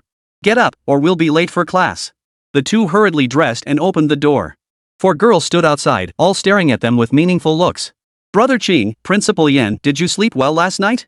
Xiao Hongling asked with a mischievous grin. Very well, Fu Qing replied calmly. Discussing academic matters must be exhausting, huh? Su Nianxue chimed in with a teasing tone. It was okay, Yan Ruyu murmured softly, unable to meet their gaze. What kind of academic issues are so profound? Care to share with us? Yi Qilua pressed further. Adult academic matters are beyond children's understanding, Fu Qing dismissed casually. Just then, Xiao Qingqing ascended the stairs from downstairs. What are you all discussing? Such a lively conversation, she asked curiously. We were discussing Brother Cheng and Principal Yan's academic research from last night, Long Yu said indifferently. Academic research? Xiao Qingcheng grew even more puzzled. What kind of research? Ergonomics, Fu Qing replied without batting an eye. Ergonomics? Xiao Qingcheng pondered thoughtfully. That discipline is indeed profound and requires extensive hands-on practice. The others nearly burst out laughing at this remark. Yan Ruyu's face flushed crimson, nearly smoking. All right, enough fooling around, Fu Qing cut in. Go wash up and get ready for school. During breakfast, the atmosphere felt slightly awkward. Yan Ruyu sat beside Fu Qing, stealing glances at him from time to time before shyly lowering her head. Principal Yan, you look radiant today, Xiao Hongling remarked deliberately. Is that so? Yan Ruyu stammered. Yes, you look radiant, Su Nianxue chimed in. Must be the fruit of last night's academic research, Yi Qilua smirked. Yan Ruyu wished she could sink through the floor. Xia Qingcheng watched from the side, sensing something was off but unable to pinpoint it. By the way, what classes do we have today? Fu Qing asked. Theory class in the morning, practical training in the afternoon, Yan Ruyu replied. Practical training? Xia Qingcheng perked up. Who do we spar with? Students spar with each other within the same grade, Yan Ruyu explained. It's a traditional event. But won't that expose our true strength? Xiao Hongling worried. It's fine. Showing a bit of your strength is acceptable, Fu Qing said. But remember, don't overdo it. Understood. The group nodded. After breakfast, the group headed to school. Along the way, they encountered many classmates who pointed and whispered about their first-tier martial artist squad. Those are the Tier 1 martial artists who enrolled yesterday? Heard they got in through backdoor connections. When did Demon Suppressing University lower its standards so much? Just wait and see, they'll be exposed during combat training. Xia Qingcheng overheard these whispers and felt annoyed. These people are too much, she murmured under her breath. You'll get used to it, Fu Qing said indifferently. Soon enough, they'll see who the real laughingstock is. The morning theory class was tedious, covering only basic knowledge. Fu Qing and his peers had long surpassed this level, listening without any strain. Yan Ruyu, however, as the instructor, kept glancing at Fu Qing, her eyes brimming with affection. What's up with teacher Yan today? She keeps staring at that little Qing, a student whispered. Probably checking out the back door. True. A first-tier martial artist getting into Demon Suppression University definitely warrants special attention. The afternoon combat training session took place at the university's training grounds. The training ground was vast, capable of accommodating hundreds of trainees simultaneously. The instructor in charge of combat training was a 5-star martial god-level teacher named Zhang Lei. Today we'll conduct group sparring matches, Zhang Lei announced from the platform. Divide into groups based on strength, only spar with those of the same tier. Teacher, how should we group those first-tier martial artists? A student asked. First-tier martial artists? Zhang Lei looked at Fu Qing and his group. You lot can spar amongst yourselves. This remark sparked a wave of laughter. Ha! First-tier martial artists sparring amongst themselves? That's ridiculous. They probably can't even pull off a decent move. Fu Qing and the others paid no heed to the mockery. Xiao Chang, how about we actually spar? Xiao Hongling suggested. Sure, it'll be good to stretch our legs. Fu Qing nodded. Chapter 144, I'm not a kid. The two walked to the center of the training ground and assumed their stances. Students gathered around to watch the spectacle. A battle between first-tier martial artists should be quite the spectacle, right? Someone sneered. Probably just kids playing house. Get it over with already. I can't wait to laugh. Teacher Zhang Lei also walked over to watch, curious to see what these connected students were really capable of. Begin, Fu Qing instructed Xiao Hongling. Xiao Hongling nodded and unleashed her ability. The Inferno Lotus bloomed instantly, its terrifying flame pressure engulfing the entire training ground. Everyone froze in shock. What kind of ability is this? Such intense flames. And she's only a first-tier martial artist? Teacher Zhang Lei's eyes widened in disbelief. The power of this flame surpassed that of most fifth-tier martial artists. Xiao Hong, don't overdo it, Fu Qing cautioned. Got it. Xiao Hongling reined in her power slightly, yet still left everyone present utterly stunned. Fu Qing also unleashed his own power, the chaos energy slowly surging forth. Though merely a glimpse, the profound aura it carried sent shivers down everyone's spine. These two. Teacher Zhang Lei swallowed hard. They're definitely not first-tier martial artists. Their spar ended quickly, with Fu Qing emerging slightly victorious. But the outcome mattered little now. What truly silenced everyone was the sheer power they had displayed.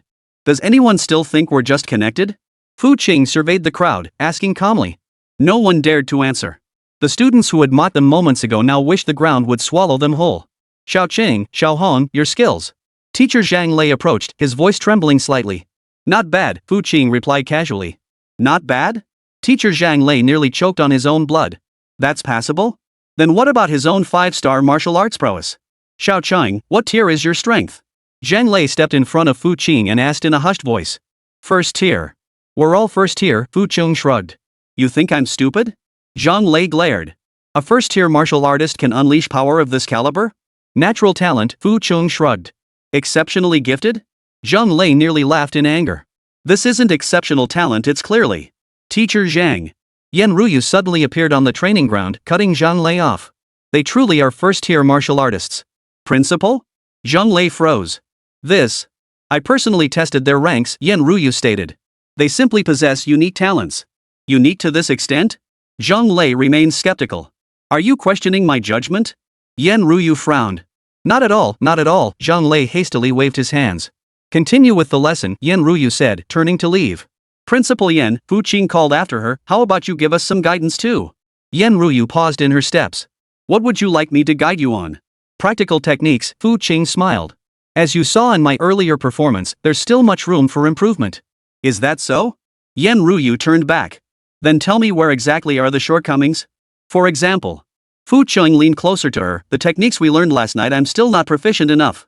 Yen Ruyu flushed instantly. You, what nonsense are you talking about? Did I say something wrong? Fu Qing blinked innocently. Didn't you personally guide me last night? Shut up. Yen Ruyu snapped, her embarrassment turning to anger. The surrounding students were utterly dumbfounded. The esteemed 8-star martial god and chancellor of demon-suppressing university, had she really been teased by a first-tier freshman? And judging by Yen Ruyu's reaction, could something really have happened last night? Xiao Chang, you've gone too far, Xiao Honling interjected from the side. How could you speak to Principal Yen like that? Exactly, Yi Qilihua chimed in, last night we were clearly discussing academic matters together. Exactly, Sun Yanxue nodded. Everyone was there. Don't make things up. You girls? Yen Ruyu looked at them, suddenly understanding. These girls were covering for her. Alright, Fu Qing waved her hand. I admit I was wrong. Is that good enough? Oomph. Yen Ruyu snorted coldly and turned to leave. But her ears remained flushed crimson. Xiao Chang, you're so mean, Lung Yu whispered. Teasing Principal Yen on purpose. Isn't this just building rapport? Fu Qing chuckled. Building rapport doesn't mean you can flirt with her in public, Xiao Honling said. Look how upset Principal Yen is. It's fine, Fu Qing said confidently. She won't stay mad. Sure enough, Yen Ruyu paused midway. Tonight, would you like to come over for dinner? Of course we will. Fu Qing agreed immediately. We've all been missing your cooking. Yen Ruyu didn't respond, only murmuring a soft before walking away briskly. Brother Qing, that was a masterstroke, Yi Qilihua gave him a thumbs up. First you provoke her, then you placate her. That's called feigning disinterest to capture the heart, Sun Yanxue remarked. Nope, Lun Yu shook her head. That's called sting operations. What do you know? Fu Qing declared solemnly. This is strategic retreat, tactical advance. Xiao Honling rolled her eyes. In plain terms, it's just being a jerk. Just then, Xia Qingcheng pushed her way through the crowd. What are you guys talking about? Why is Principal Yan's face so red? Kids shouldn't pry into grown-up matters, Fu Qing patted her head. I'm not a kid. Xia Qingcheng stamped her foot. You always treat me like a child. Because you are a child, Yi Qilihua chuckled. You don't even understand matters of the heart. What matters between men and women? Xia Qingcheng was even more confused. You'll understand when you grow up, Sun Yanxue said. I'm already 18. Xia Qingcheng protested impatiently. Then tell us, what are these matters between men and women? Lung Yu asked. It's, Xia Qingcheng stammered, it's falling in love? Ha ha ha. The girls burst into laughter. What's so funny? Xia Qingcheng puffed out her cheeks indignantly. You're all so mean. Alright, Fu Qing stepped in to smooth things over. Stop picking on her. Just then, Zhang Lei walked over. Class resumes. Teacher Zhang, Fu Qing raised his hand, can we switch opponents? It's boring to keep sparring internally. Who do you want to spar with? Zhang Lei asked. Anyone above 3rd tier, Fu Qing replied. Are you sure? Zhang Lei frowned. While your skills are solid, but... I'm sure, Fu Qing nodded. Alright then. Zhang Lei turned to the other students and called out, who wants to spar with this first-tier freshman? I'll take him. A burly male student stepped forward. My name is Wang Hu, a 3rd-tier peak martial artist. Alright, Fu Qing smiled. I'll take you on. Be careful, Xiao Honling cautioned. Don't take it too far. Don't worry, Fu Qing winked. I know my limits. The two walked to the center of the arena. Wang Hu assumed a fighting stance while Fu Qing stood casually. Aren't you going to take a stance? Wang Hu asked. No need, Fu Qing replied. You go first. Arrogant. Wang Hu roared, here I come. Chapter 145, what an incredible sparring match. His A-class ability, Body of Steel, covered his entire body in a metallic sheen as he launched a punch toward Fu Qing. Fu Qing stood rooted to the spot. As the fist neared his face, he extended a single finger. Is that all? Wang Hu sneered. You think one finger can? Before he could finish, his fist was blocked by that single finger. No matter how hard he pushed, he couldn't advance an inch. Impossible. Wang Hu's eyes widened in shock. I told you, you strike first, Fu Qing said with a smile. Now it's my turn. With a light flick of his finger, Wang Hu flew backward, crashing heavily to the ground. This. Zhang Lei stared in disbelief. Just one finger. Teacher Zhang, Fu Qing turned to ask, are there any stronger opponents? You still want to fight? Zhang Lei snapped back to reality. Of course, Fu Qing nodded. Otherwise, it'd be a waste of time. I'll take it. A cool, detached voice cut through the air. All eyes turned to see a girl in white robes stepping forward. It's her, a student gasped. Fourth-tier martial artist Lin Yu, known as the Sword Fairy. Lin Yu slowly walked toward the center of the arena, her white robe as pure as snow, the long sword in her hand gleaming coldly. Little Qing's really bitten off more than she can chew this time. Lin Yu is our school's sword arts prodigy, with peak 4th-tier strength. Teacher Zhang Lei perked up. Lin Yu, are you certain you wish to spar with him? Certainly, Lin Yu replied calmly, her voice as cold as frost. I want to see what this first-tier martial artist is capable of. Fu Qing looked at Lin Yu before him and shook his head slightly. You're too weak. What? Lin Yu's brows furrowed. You say I'm too weak? Exactly. Fu Qing spread his hands. Just peak 4th tier? I could take you down with a single finger. The crowd erupted in uproar. Damn it, this kid's way too cocky. 4th tier peak is weak? Does he think he's a martial god? Sis Lin Yu, teach this arrogant jerk a lesson. Lin Yu's expression turned completely cold. Very well. Let me see what you're made of. She drew her long sword, its intent piercing the heavens. Fu Qing turned to look at Xia Qingcheng instead. Little city, you go first. Me? Xia Qingcheng pointed at herself. You want me to fight Lin Yu? Yes. Fu Qing nodded. It's a good chance for you to practice and test the effects of the awakening stone. Xia Qingcheng hesitated. But she's at peak 4th tier, while I've only just broken through to early 4th tier. Don't worry. Your current strength isn't inferior to hers. Fu Qing patted her shoulder. Go on. Let everyone witness what the Sword Dao's origin truly means. At the words essence of the sword path, Lin Yu's pupils contracted. The essence of the sword path? How could that be possible? Xia Qingqing took a deep breath and stepped toward the center of the arena. Senior Lin Yu, I humbly request your guidance. Did you just say Sword Dao essence? Lin Yu fixed her gaze on Xia Qingcheng. You've awakened the Sword Dao essence? Yes. Xia Qingcheng nodded, simultaneously releasing her aura. A profound sword intent radiated from her body, the purest essence of the sword path's origin. Lin Yu's expression paled. This can't be. The sword path's origin is a legendary tier talent. So it's legendary, Xiao Hongling scoffed from the sidelines. Big deal. What do you know? Lin Yu exclaimed heatedly. The sword path's primordial essence is the ultimate talent for sword cultivators. Throughout history, only a handful have ever awakened such a talent. Enough, Fu Qing waved his hand. Cut the chatter. Let's begin. Xia Qingqing summoned the peerless sword case. 9 divine swords encircled her body, each radiating terrifying pressure. 9 divine swords. Lin Yu gasped in awe. These are ancient artifacts passed down from the primordial era. Xiao Chang, don't play too long, Yi Qilua reminded from the side. We have other classes later. Got it. Xia Qing gripped the burning heaven sword, flames instantly enveloping its blade. Lin Yu gritted her teeth, raising her own long sword defiantly. Even if you're gifted, I have far more combat experience than you. Both struck simultaneously. Lin Yu's sword techniques were exquisite and flawless, each move honed through countless trials. Yet Xia Qingcheng wielded her sword as if born to do so. The essence of the sword path had elevated her understanding of swordsmanship to unprecedented heights. Impossible. Lin Yu grew increasingly alarmed as the fight progressed. How could her sword skills be this formidable after awakening for such a short time? Xia Qingcheng wielded the burning heaven sword, unleashing crisscrossing flames of sword energy that forced Lin Yu to retreat step by step. Is this the power of the Sword Dao's essence? Teacher Zhang Lei stared in disbelief. Terrifying. Not bad, Sun Yinxue remarked indifferently. But she's nowhere near as good as Xiao Qing. Exactly, Lung Yu nodded. Xiao Qing could defeat her with a single finger. The onlookers were left speechless. What were these first-tier martial artists' backgrounds? How could they speak with such arrogance? On the battlefield, Xia Qingqing swung her sword. The flames of the burning heaven sword instantly seared through Lin Yu's long sword, severing it cleanly. I concede, Lin Yu said with a bitter smile as she sheathed her sword. The Sword Dao origin truly lives up to its reputation. You've been gracious, Xia Qingcheng sheathed her divine sword. Your sword technique is formidable, senior. No, I underestimated you, Lin Yu shook her head, then turned to Fu Qing. Earlier you said I was too weak. Now I believe it. Even she surpasses me. Your strength. I told you, it's a matter of a single finger, Fu Qing shrugged. Lin Yu fixed him with a piercing gaze. Who exactly are you people? First-tier martial artists, Xiao Hongling said with a grin. We're all ordinary first-tier martial artists. Ordinary first-tier martial artists? Lin Yu nearly choked on her words. How could ordinary first-tier martial artists possess the Sword Dao's primordial source? How could they instantly kill a 4th-tier martial artist? Exceptionally gifted, Yi Qilua shrugged. Just then, a voice drifted in from outside the training ground. What an impressive sparring match. Everyone turned to see a youth dressed in luxurious attire striding in, followed by several equally distinguished students. It's Li Haotian, someone gasped. A 6th-tier martial artist, the student council president. Li Haotian's here. This should be interesting. He's the principal's own nephew, incredibly powerful.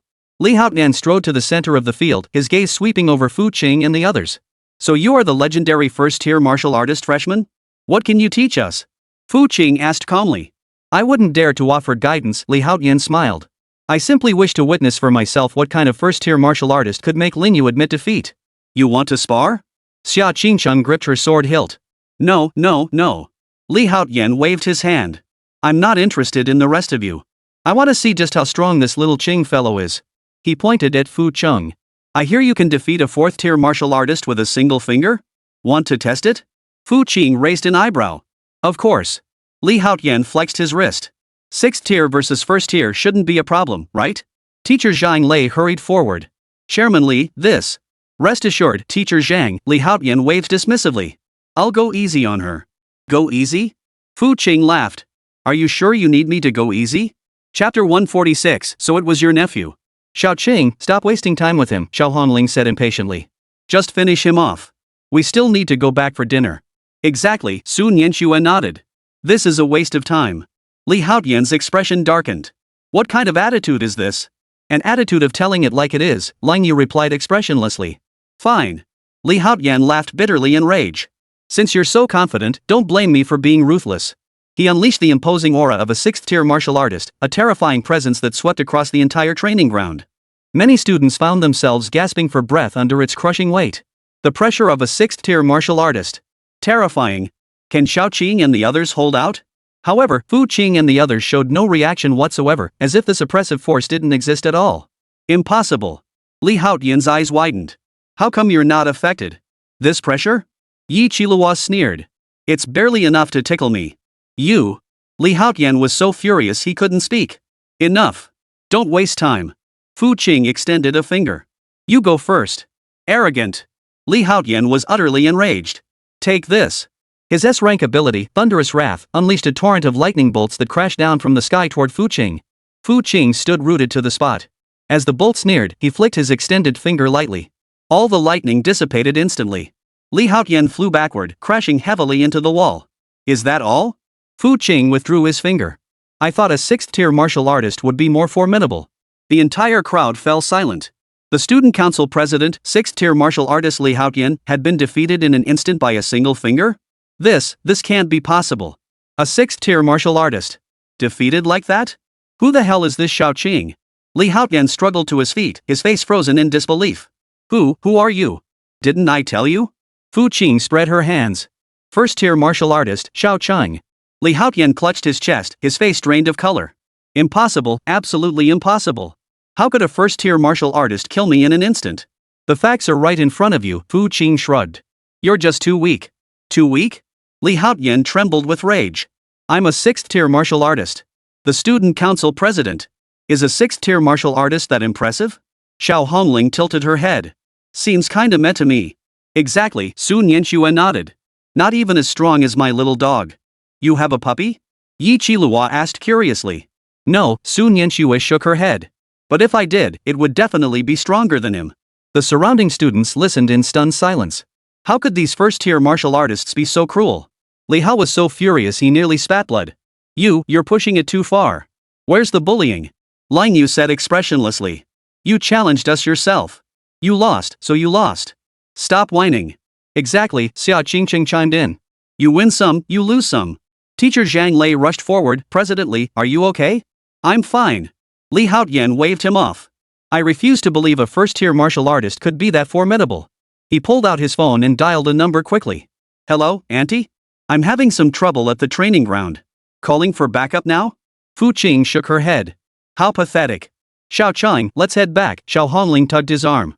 This sort of trash isn't worth our time. You're right. Fu Qing nodded. Let's go. Wait. Li Haotian hurriedly stopped them. You can't leave. Why can't we leave? Yi Qilihua retorted. You're not my dad. What gives you the right to tell me what to do? Exactly, Su Nianxue chimed in. Out of the blue. Just then, the training ground doors swung open as Yen Ruyu strode in. What's going on? She scanned the room, her gaze finally settling on Li Haotian. Haotian, what's wrong? Auntie. Li Haotian looked at her as if she were his savior. You're just in time. These first-tier martial artists are way too arrogant. Arrogant? Yen Ruyu frowned. What's going on? They think they're hot stuff just because they have some power. They don't give a damn about me, the student council president. Li Haotian exaggerated. They even said 6th-tier martial artists are nothing, insulting our school's prestige. Yen Ruyu glanced at Fu Qing and the others, a hint of helplessness flickering in her eyes. These guys. Is that so? She asked, feigning ignorance. No, Principal, Xia Qingcheng hurriedly explained. He initiated the challenge. That's correct, Teacher Zhang Lei stepped forward to corroborate. President Li actively requested the sparring match. And the result? Yen Ruyu asked, feigning ignorance. He lost, Fu Qing replied calmly. Then he accused us of being arrogant. Yen Ruyu nodded. If it was a fair sparring match, then there's no issue. Haotian, admitting defeat is a fundamental virtue for a martial artist. Auntie? Li Haotian froze. Why are you taking their side? I'm just stating the facts, Yen Ruyu said sternly. Are you saying that just because you lost, others aren't allowed to tell the truth? But they clearly. Li Haotian tried to argue. Enough. Yen Ruyu waved her hand. This matter ends here. She turned to Fu Qing and the others. You all come with me to the office. Yes, Principal. They obediently followed behind. Li Haotian watched their retreating figures, his fists clenching so tightly they cracked. I will uncover your true identities. In the office. Yen Ruyu closed the door and immediately relaxed. You guys, can you just chill out?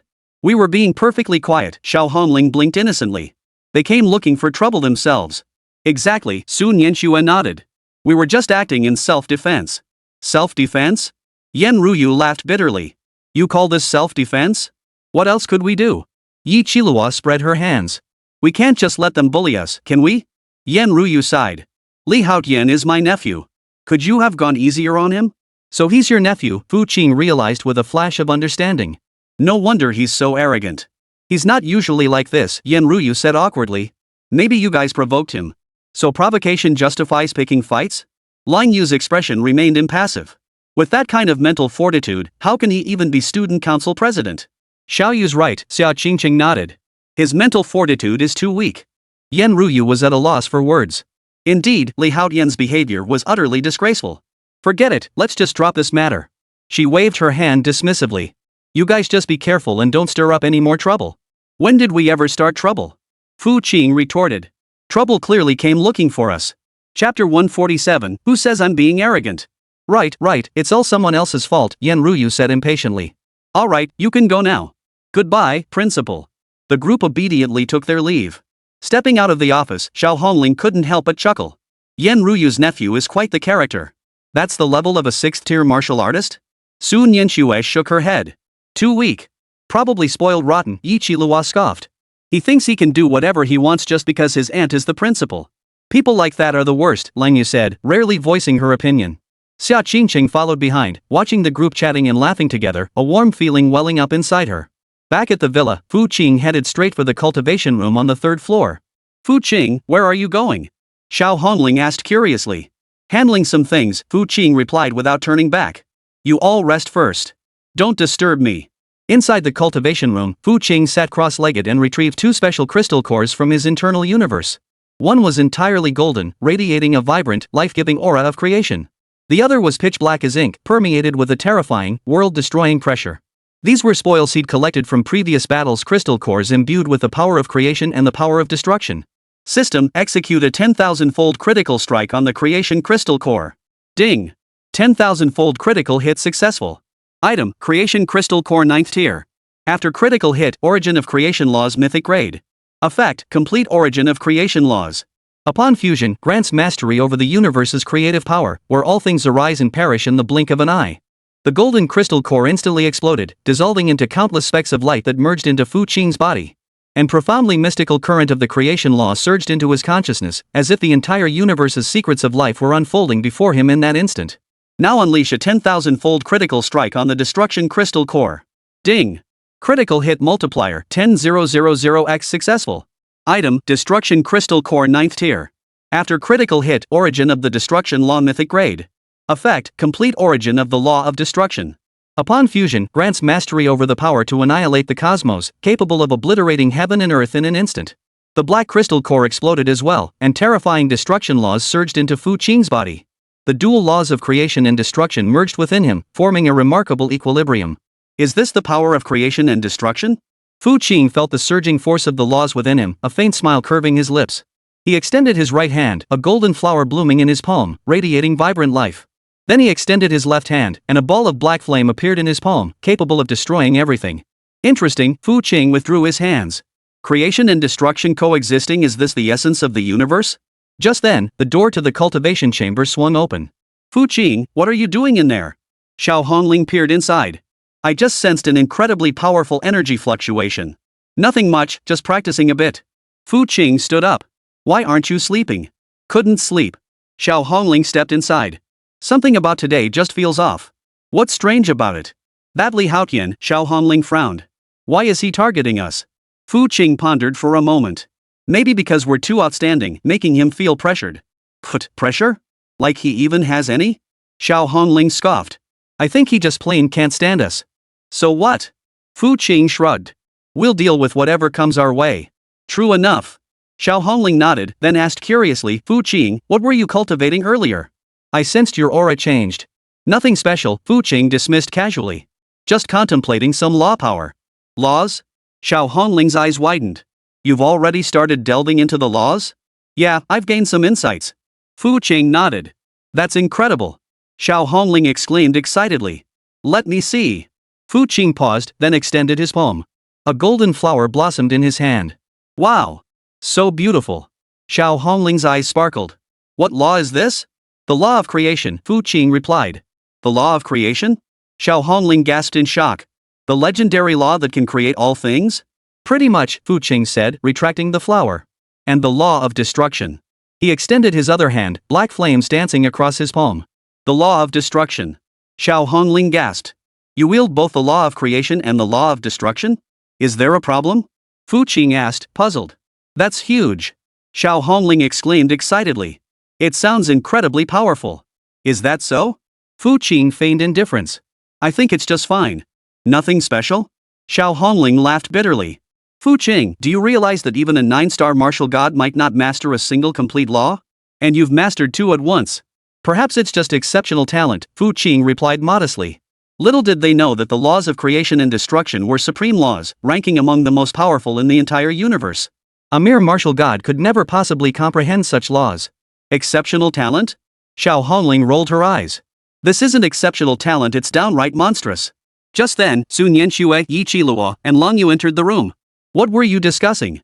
Sun Yanxue asked curiously. Fu Qing has mastered the laws of creation and destruction. Xiao Hongling exclaimed excitedly. What? The three exclaimed in unison. Is that true? Yi Qiluo's eyes widened. Of course it's true. Xiao Hongling pointed at Fu Qing. If you don't believe me, ask him to demonstrate. Fu Qing sighed helplessly and demonstrated the 2 types of law power once more. Holy crap! Sun Yanxue covered her mouth. Fu Qing, what kind of monster are you? Exactly. Yi Qiluo was equally stunned. This is just too unbelievable. Though Lang Yu remained silent, the shock in her eyes was unmistakable. Alright, stop making such a fuss. Fu Qing waved his hand dismissively. It's just 2 laws, isn't it? Just 2? Xiao Hongling was speechless. Fu Qing, could you please stop being so pretentious? How am I being pretentious?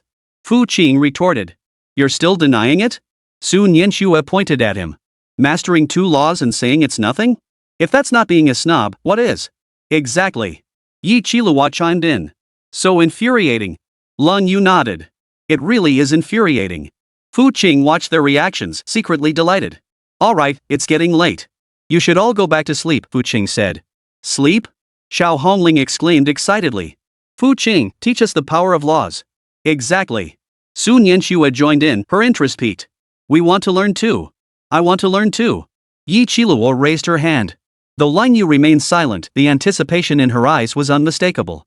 Chapter 148, The Gap is Quite Large. Fu Qing pondered for a moment. The power of laws isn't something easily mastered. It requires exceptional talent and insight. Are we lacking in talent? Xiao Hongling protested. Your talent is sufficient, Fu Qing nodded. But your insight still falls short. Then what should we do? Sun Yanxue asked. Take it slowly, Fu Qing advised. The power of the laws cannot be rushed. Could you offer us some guidance? Yi Qilua looked at him expectantly. I could, Fu Qing deliberately drew out his words, but what? The four asked in unison. But you must agree to one condition, Fu Qing smiled. What condition? Xiao Hongling asked warily. From now on, no more calling me a Versailles person, Fu Qing said earnestly. That's it? The four exchanged glances.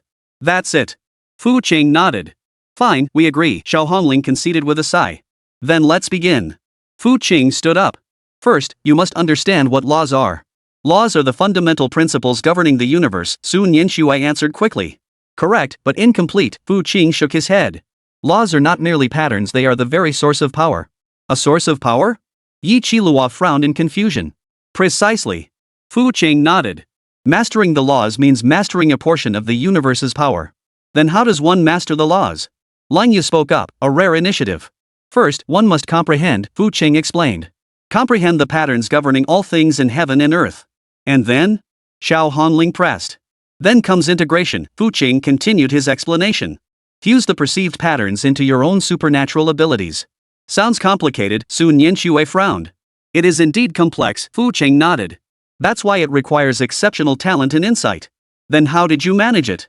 Yi Qilua asked curiously. Me? Fu Qing pondered. Maybe because I'm smarter than most. Here we go again. Xiao Hongling rolled her eyes. You promise not to be a show-off. This isn't bragging, it's the truth, Fu Qing declared with deadpan seriousness. Give it a rest. Su Nianshui snapped irritably. Just as they were chatting, Xia Qingqing pushed open the door and walked in. What are you all doing? Such a lively scene, she asked curiously. Xiao Chang. Yi Qilua excitedly grabbed her arm. Fu Qing has mastered the law. Laws? Xia Qingqing froze. What laws? The laws of creation and destruction. Xiao Hongling blurted out. Creation and destruction? Xia Qingqing was stunned. Mastering both simultaneously? Exactly. Su Nianshui nodded. And he said it was no big deal. Xia Qingqing looked at Fu Qing, her eyes brimming with admiration. Fu Qing, you're truly incredible. Ding. Detected deeper admiration from target Xia Qingqing towards the host. Affection +1. Current affection level 78 admiration respect. It's nothing special, Fu Qing replied modestly. Nothing special? Xia Qingqing laughed bitterly. Fu Qing, do you even know what mastering a law means? What does it mean? Fu Qing asked, feigning ignorance. It means you've crossed the threshold into the realm of martial gods. Xia Qingqing declared earnestly. And you're among the absolute elite. War god? Xiao Hongling's eyes widened. Fu Qing is already a war god? Not quite yet, Xia Qingqing shook her head. But he possesses the qualifications to become one. Then when will he become one? Yi Qilua asked curiously. Well. Xia Qingqing looked at Fu Qing. It depends on Fu Qing's own choice. My choice? Fu Qing's lips curved into a faint smile. Martial god? What a load of crap. Yes. Xia Qingqing nodded. Becoming a martial god requires enduring the heavenly tribulation. You can summon it at any time now. The heavenly tribulation? Su Nianshui asked nervously. Is it dangerous? Extremely dangerous, Xia Qingqing replied solemnly. But with Fu Qing's strength, he should be fine. That's a relief, Xiao Hongling exhaled softly. But? Xia Qingqing shifted her tone. Fu Qing, why did you conceal your strength? Hide my strength? Fu Qing feigned ignorance. Stop pretending, Xia Qingqing rolled her eyes. With your abilities, you never needed to come to Demon Suppression University in the first place. I just wanted to experience college life, Fu Qing said casually. Experience university life? Xia Qingqing was speechless. You're playing a game, aren't you? Pretty much, Fu Qing chuckled. What about us? Xiao Hongling asked. Are we playing a game too? You're my teammates, Fu Qing said earnestly. My most important teammates. Hearing this, a wave of warmth washed over all four of them. So cheesy, Yi Qilua muttered, though a smile played on her lips. Exactly, Su Nianshui laughed, but I like it. Me too, Xiao Hongling nodded. Though Lang Yu remained silent, the corners of her mouth lifted slightly. Xia Qingqing watched this heartwarming scene, feeling a touch of envy. Alright, it really is getting late, Fu Qing glanced at the time. Everyone should go back to bed. Then will you teach us the laws tomorrow? Xiao Hongling asked eagerly. We'll see tomorrow, Fu Qing nodded. Alright. The four excitedly left the training room. Xia Qingqing brought up the rear, glancing back at Fu Qing. Fu Qing, thank you. What are you thanking me for? Fu Qing asked, puzzled. Thank you for letting me understand what it means to be a true powerhouse, Xia Qingqing said earnestly. And what true friendship is. Ding. Detected target Xia Qingqing harboring gratitude toward the host. Affection +1. Current affection level 79 admiration gratitude. With that, Xia Qingcheng also left the cultivation chamber. Fu Qing sat alone in the cultivation chamber, feeling the fusion of the two laws within his body. Creation and destruction, life and death, was this the essence of the universe? He closed his eyes, delving into deeper contemplation. Meanwhile, downstairs, 5 girls were engaged in a heated discussion in the living room. Fu Qing is just too amazing. Xiao Hongling exclaimed excitedly. Yes, Sun Yanxue nodded. Mastering 2 laws simultaneously is simply unbelievable. When will we ever reach his level? Yi Qilua sounded discouraged. Don't worry, Xia Qingcheng reassured them. Fu Qing said he'd teach us. Let's hope so, Leng Yu remarked coolly. Xiao Yu, what's wrong? Xiao Hongling noticed her unusual mood. Nothing, Leng Yu shook her head. It just feels like the gap is a bit too wide. So what if there's a gap? Sun Yanxue said. We can catch up gradually. Exactly, Yi Qilua agreed. Besides, Fu Qing is so skilled, wouldn't we be safer following him? Chapter 149, Your true strength must be more than just 1 tier. True. Leng Yu nodded, her mood lifting slightly. Oh, right. Xia Qingcheng suddenly remembered something. What do you think Fu Qing's true identity is? What do you mean? Xiao Hongling asked, puzzled. I mean, he's so powerful, could he be the young master of some hidden clan? Xia Qingcheng speculated. Possible, Sun Yanxue agreed. Otherwise, how else to explain his strength? Who cares what his background is? Yi Qilua waved dismissively. As long as he's good to us, that's all that matters. You're right, Xiao Hongling agreed. So we'll keep pretending to be first-tier martial artists tomorrow? Leng Yu asked. Of course, Xia Qingcheng nodded. Since Fu Qing wants to play this game, we'll play along. Agreed, the 4 declared in unison. Just then, a powerful surge of energy rippled through the upper floors. Is Fu Qing cultivating again? Xiao Hongling looked up toward the 3rd floor. He's probably consolidating his law power, Xia Qingcheng remarked. How enviable, Yi Qilua sighed. When will we ever grasp the laws? That day will come, Sun Yanxue declared firmly. I hope so, Leng Yu nodded. The 5 continued chatting until late into the night before retiring to their respective rooms. Meanwhile, in the 3rd floor cultivation chamber, Fu Qing remained immersed in comprehending the mysteries of creation and destruction. 2 diametrically opposed laws fused perfectly within him, forging an entirely new power. Interesting, Fu Qing opened his eyes, a faint smile playing on his lips. Looks like tomorrow will bring another spectacle. The next morning, Fu Qing descended the stairs feeling refreshed and alert. After a night of cultivation, his grasp of the laws of creation and destruction had grown significantly more proficient. Fu Qing, good morning. Xiao Hongling was already bustling about in the kitchen. What would you like to eat today? Whatever. Fu Qing yawned. What time did you guys go to bed last night? Not early, Sun Yanxue emerged from the living room. We were all discussing your law power. Did you come to any conclusions? Fu Qing asked curiously. The conclusion is you're just too freaking abnormal. Yi Qilua descended the stairs, her hair still slightly tousled. How are us ordinary people supposed to live? Ordinary people? Fu Qing chuckled. Which one of you is ordinary? Compared to you, we're ordinary. Leng Yu descended the stairs, her tone as cool as ever. Xia Qingcheng appeared last, looking quite energetic. Good morning, Fu Qing. Morning. Fu Qing nodded. How are you feeling today? Great, Xia Qingcheng smiled. After using the awakening stone, I feel my strength has increased significantly. That's good. Fu Qing nodded with satisfaction. Just then, a knock sounded at the door. Who is it? Xiao Hongling looked toward the door in confusion. I'll see who it is. Xia Qingcheng walked over to open the door. Outside stood a student in uniform, looking somewhat nervous. Is Fu Qing here? The student asked. He's here. What do you need? Xia Qingcheng inquired. Well, the student council president sent me with a message, the student explained. He said there's something important he needs to discuss with Fu Qing. Student council president? Xia Qingcheng frowned. Li Haotian? Yes. The student nodded. What does he want? Xiao Hongling approached, her tone sharp. Well, I'm not sure either, the student replied, looking frightened. The president just sent me to deliver the message. Fu Qing stepped forward. Where is he? In the student council office, the student replied. The president said to ask you to come by when you're free. Understood. Fu Qing nodded. Tell him I'll be there shortly. Yes, sir. The student visibly relaxed and hurried away. Fu Qing, are you really going? Xiao Hongling asked anxiously. I'll go take a look, Fu Qing said indifferently. See what kind of tricks he's up to. We'll go with you, Sun Yanxue offered. No need, Fu Qing waved them off. I'll go alone. That's out of the question. Yi Qilua protested. What if he tries something sneaky? What trouble could he possibly cause? Fu Qing chuckled. Didn't we already teach him a lesson yesterday? Well, that's true. Lung Yu hesitated. Don't worry, Fu Qing patted her shoulder reassuringly. I'm not going there to fight. Just be careful, Xiao Qingqing urged. Got it. Fu Qing nodded, then turned to Xiao Hongling. I won't be having breakfast. I'll eat when I get back. All right. Xiao Hongling nodded helplessly. Fu Qing left the villa and headed toward the school. All the way, he pondered why Li Haotian had sought him out. After getting instantly defeated by him yesterday, this guy shows up again today. Does he have a masochistic streak? Soon, he arrived at the student council office. Two students stood at the entrance and immediately approached him upon seeing Fu Qing. Mr. Fu Qing, you're here, one said respectfully. The president is waiting for you inside. MHM. Fu Qing nodded and pushed open the door to enter. Inside the office, Li Haotian sat behind his desk, his expression dark. Seeing Fu Qing enter, he stood up. Mr. Fu Qing, please sit down, Li Haotian gestured toward the chair opposite him. Let's get straight to the point, Fu Qing said without sitting down. My time is limited. All right. Li Haotian took a deep breath. I want to apologize to you. Apologize? Fu Qing raised an eyebrow. Why? For yesterday's incident, Li Haotian lowered his head. I acted impulsively.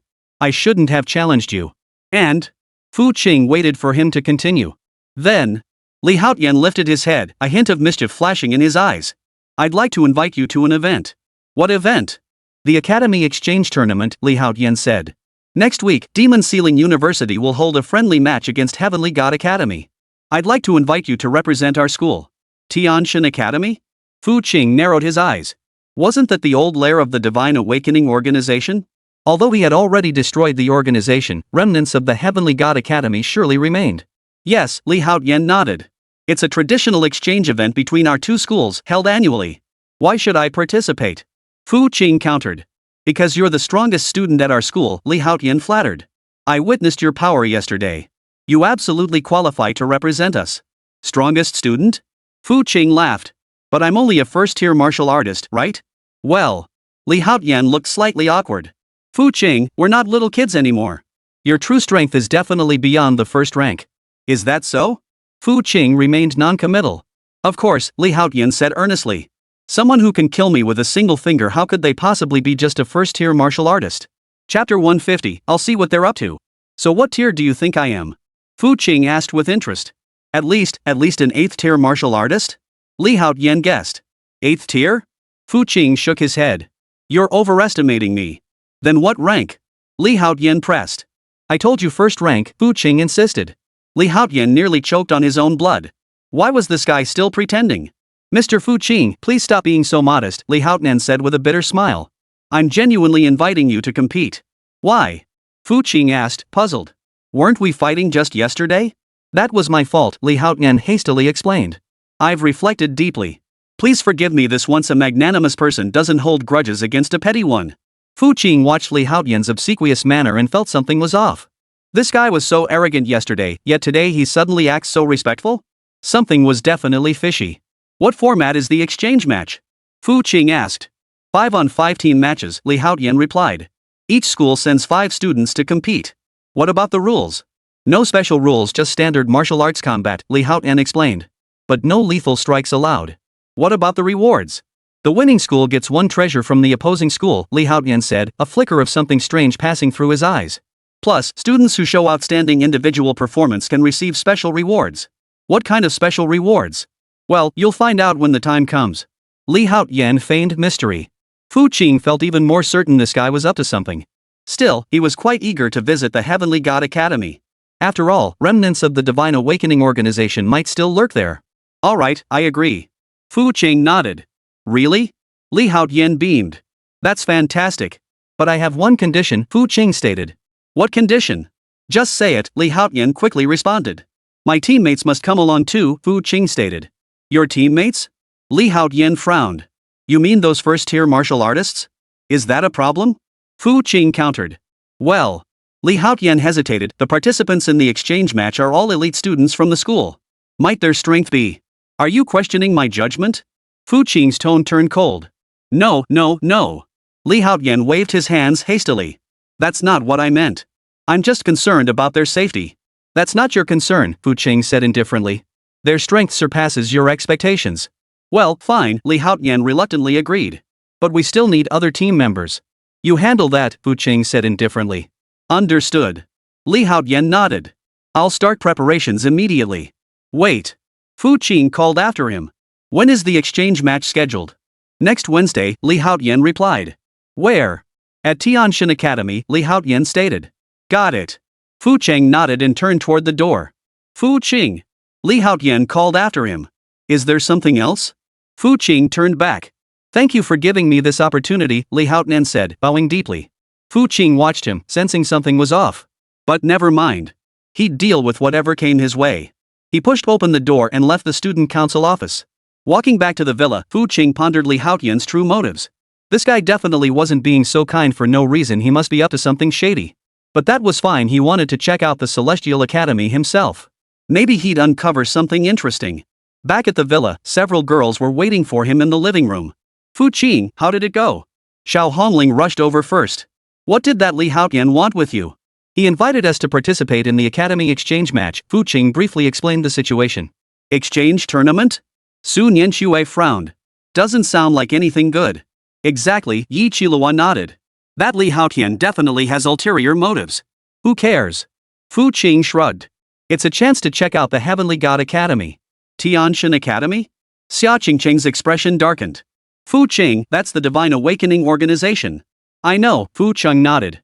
But the Divine Awakening Organization has been wiped out by me, and Qi surrendered. There shouldn't be any danger. That may be true. Lun Yu voiced her concern, but what if there are still remnants? Then we'll just clean them up while we're there, Fu Qing said indifferently. What are you all talking about? A familiar voice called from outside the door. The group turned to see Yen Ruyu push open the door and walk in. Principal? Xiao Hongling exclaimed in surprise. What brings you here? I came to see you all, Yen Ruyu smiled, then turned to Fu Qing. I heard Haotian sought you out? MHM. Fu Qing nodded. He invited me to participate in the Academy Exchange Tournament. The Academy Exchange Tournament? Yen Ruyu frowned. He didn't report this to me. It was probably a last-minute decision, Fu Qing said.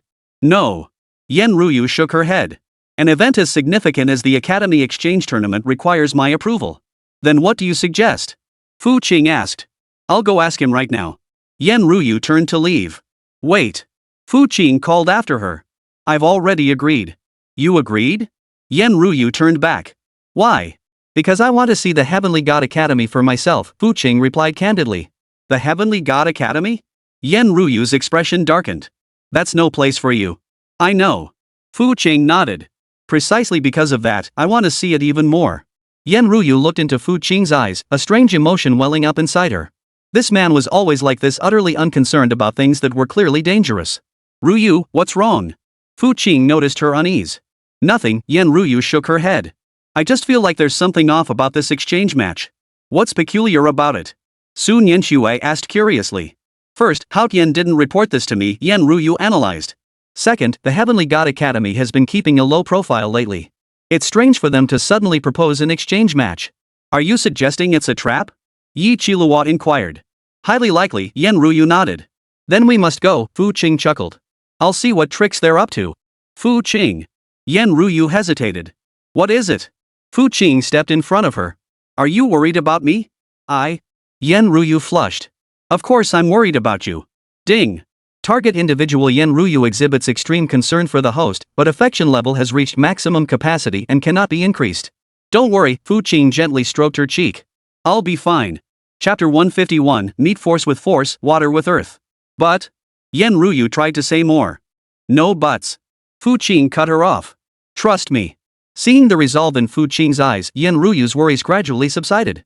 This man always possessed a reassuring strength. Alright, Yen Ruyu conceded. But I have one condition.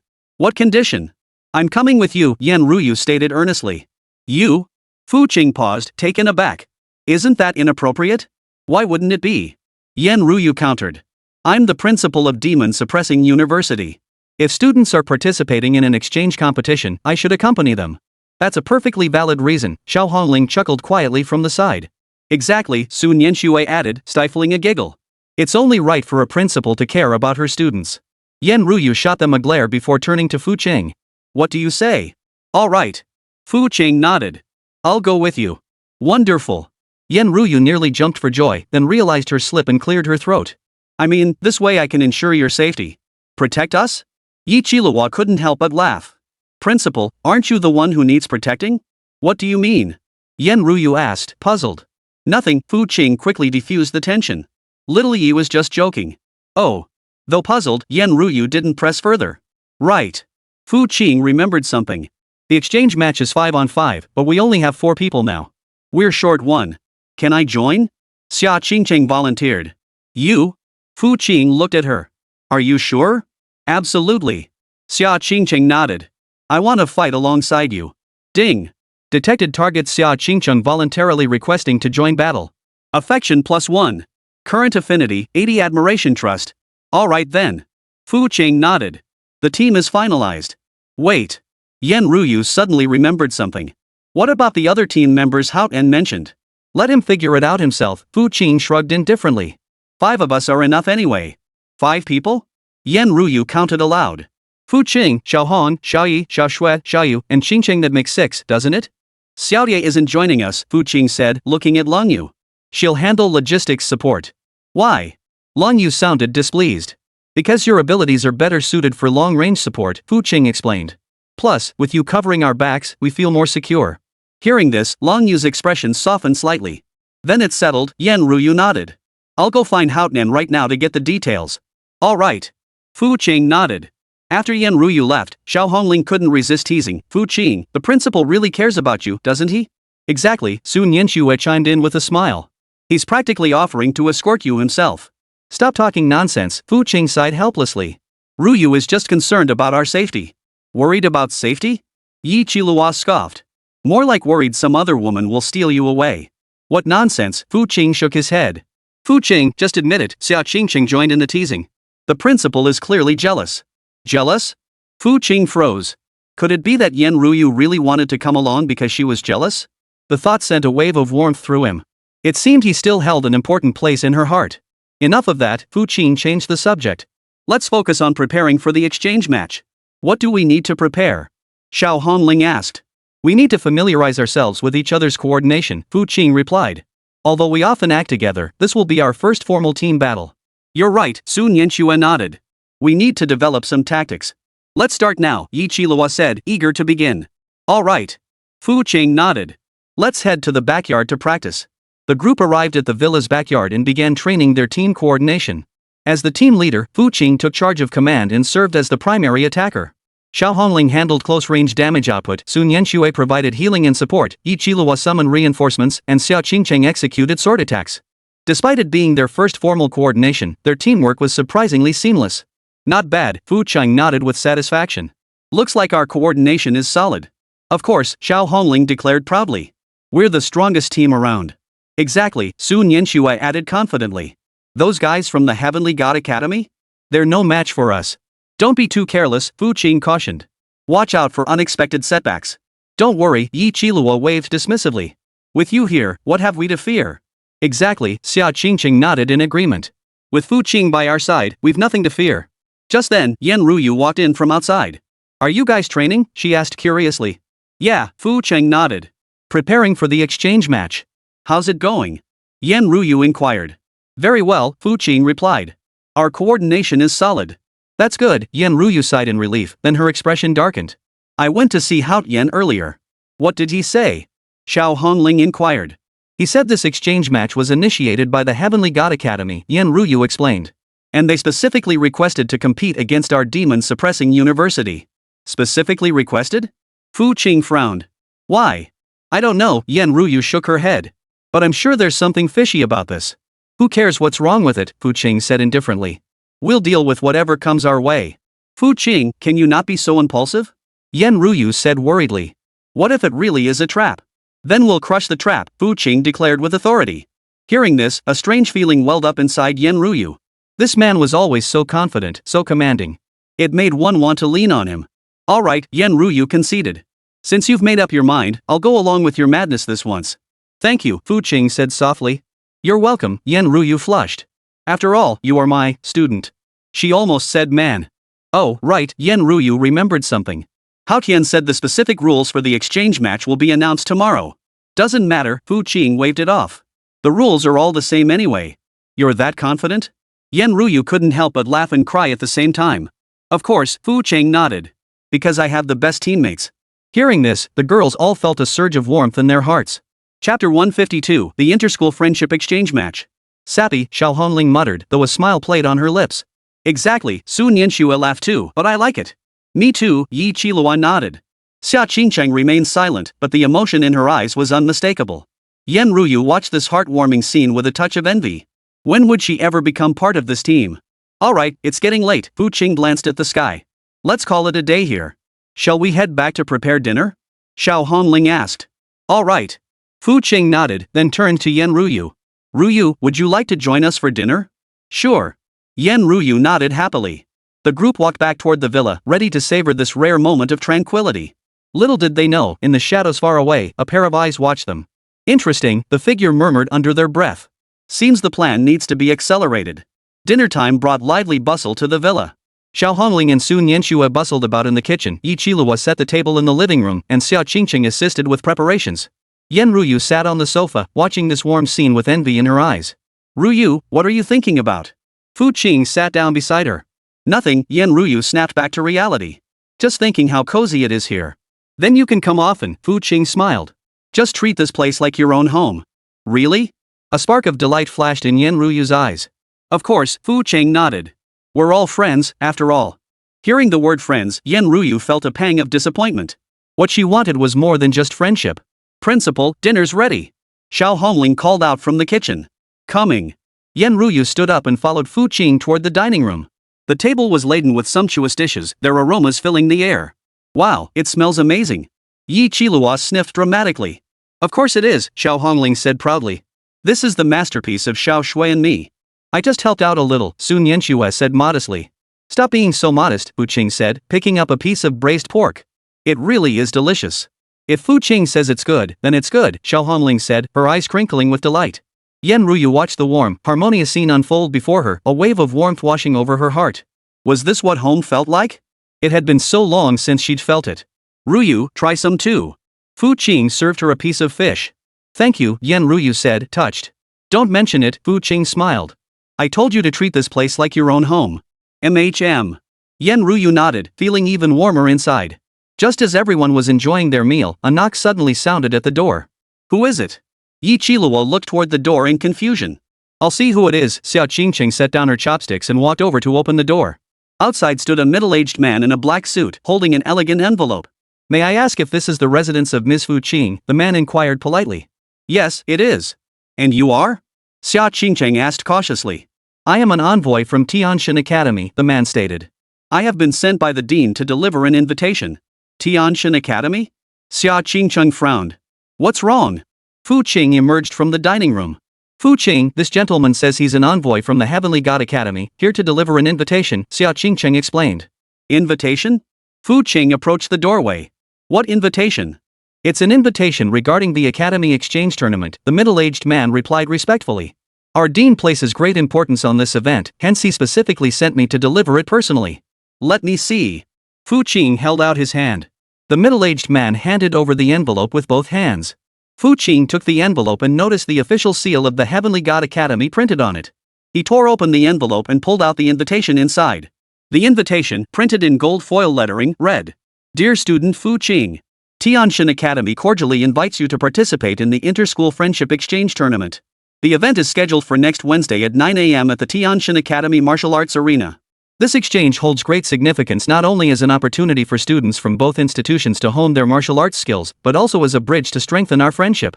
We look forward to your presence and believe your participation will make this event all the more splendid. Sincerely, Dean Qi de Tianshan Academy. After reading the invitation, Fu Qing's lips curved into a faint smile. Qi da? This guy really is like a persistent ghost. He's already surrendered, yet now he's pulling this stunt. What exactly is he after? Fu Qing, what do you think? Yan Ruyu approached and asked. Nothing special, Fu Qing handed her the invitation. Just a formal invitation. Yan Ruyu took the invitation and scanned it, her expression darkening. Shida, she hissed through clenched teeth. It's him, after all. Do you know our dean? The middle-aged man asked curiously. I know him, Yan Ruyu said coldly. And quite well. The middle-aged man felt the killing intent radiating from Yan Ruyu and couldn't help but shiver. Well, if there's nothing else, I'll take my leave, the man hurriedly said. Wait. Fu Qing called after him. Did your dean say anything else? The dean said. The man hesitated. If Fu Qing has any questions, he can contact him directly. With that, he handed over a business card. Fu Qing took the card and glanced at it. It bore Qida's contact information. Got it, Fu Qing nodded. Tell your dean I'll be there on time. Understood. The middle-aged man visibly relaxed and hurried away. After closing the door, Yan Ruyu fumed. What the hell is Qide up to? Ruyu, calm down first, Fu Qing soothed. Qide isn't our enemy anymore. Not an enemy? Yan Ruyu's eyes widened. Fu Qing, do you even know who he is? I know. Fu Qing nodded. He was a member of the Divine Awakening organization before, but he's defected now. Defect? Yan Ruyu sneered. You actually believe he's sincere? Whether he's sincere or not, Fu Qing said calmly, it won't make much difference anyway. But? Yan Ruyu tried to protest. No buts. Fu Qing cut her off. Trust me. I won't let anyone harm you. Looking into Fu Qing's eyes, the anger in Yan Ruyu's heart slowly subsided. This man always possessed a reassuring strength. Alright, Yan Ruyu conceded. But I'm coming with you. Of course.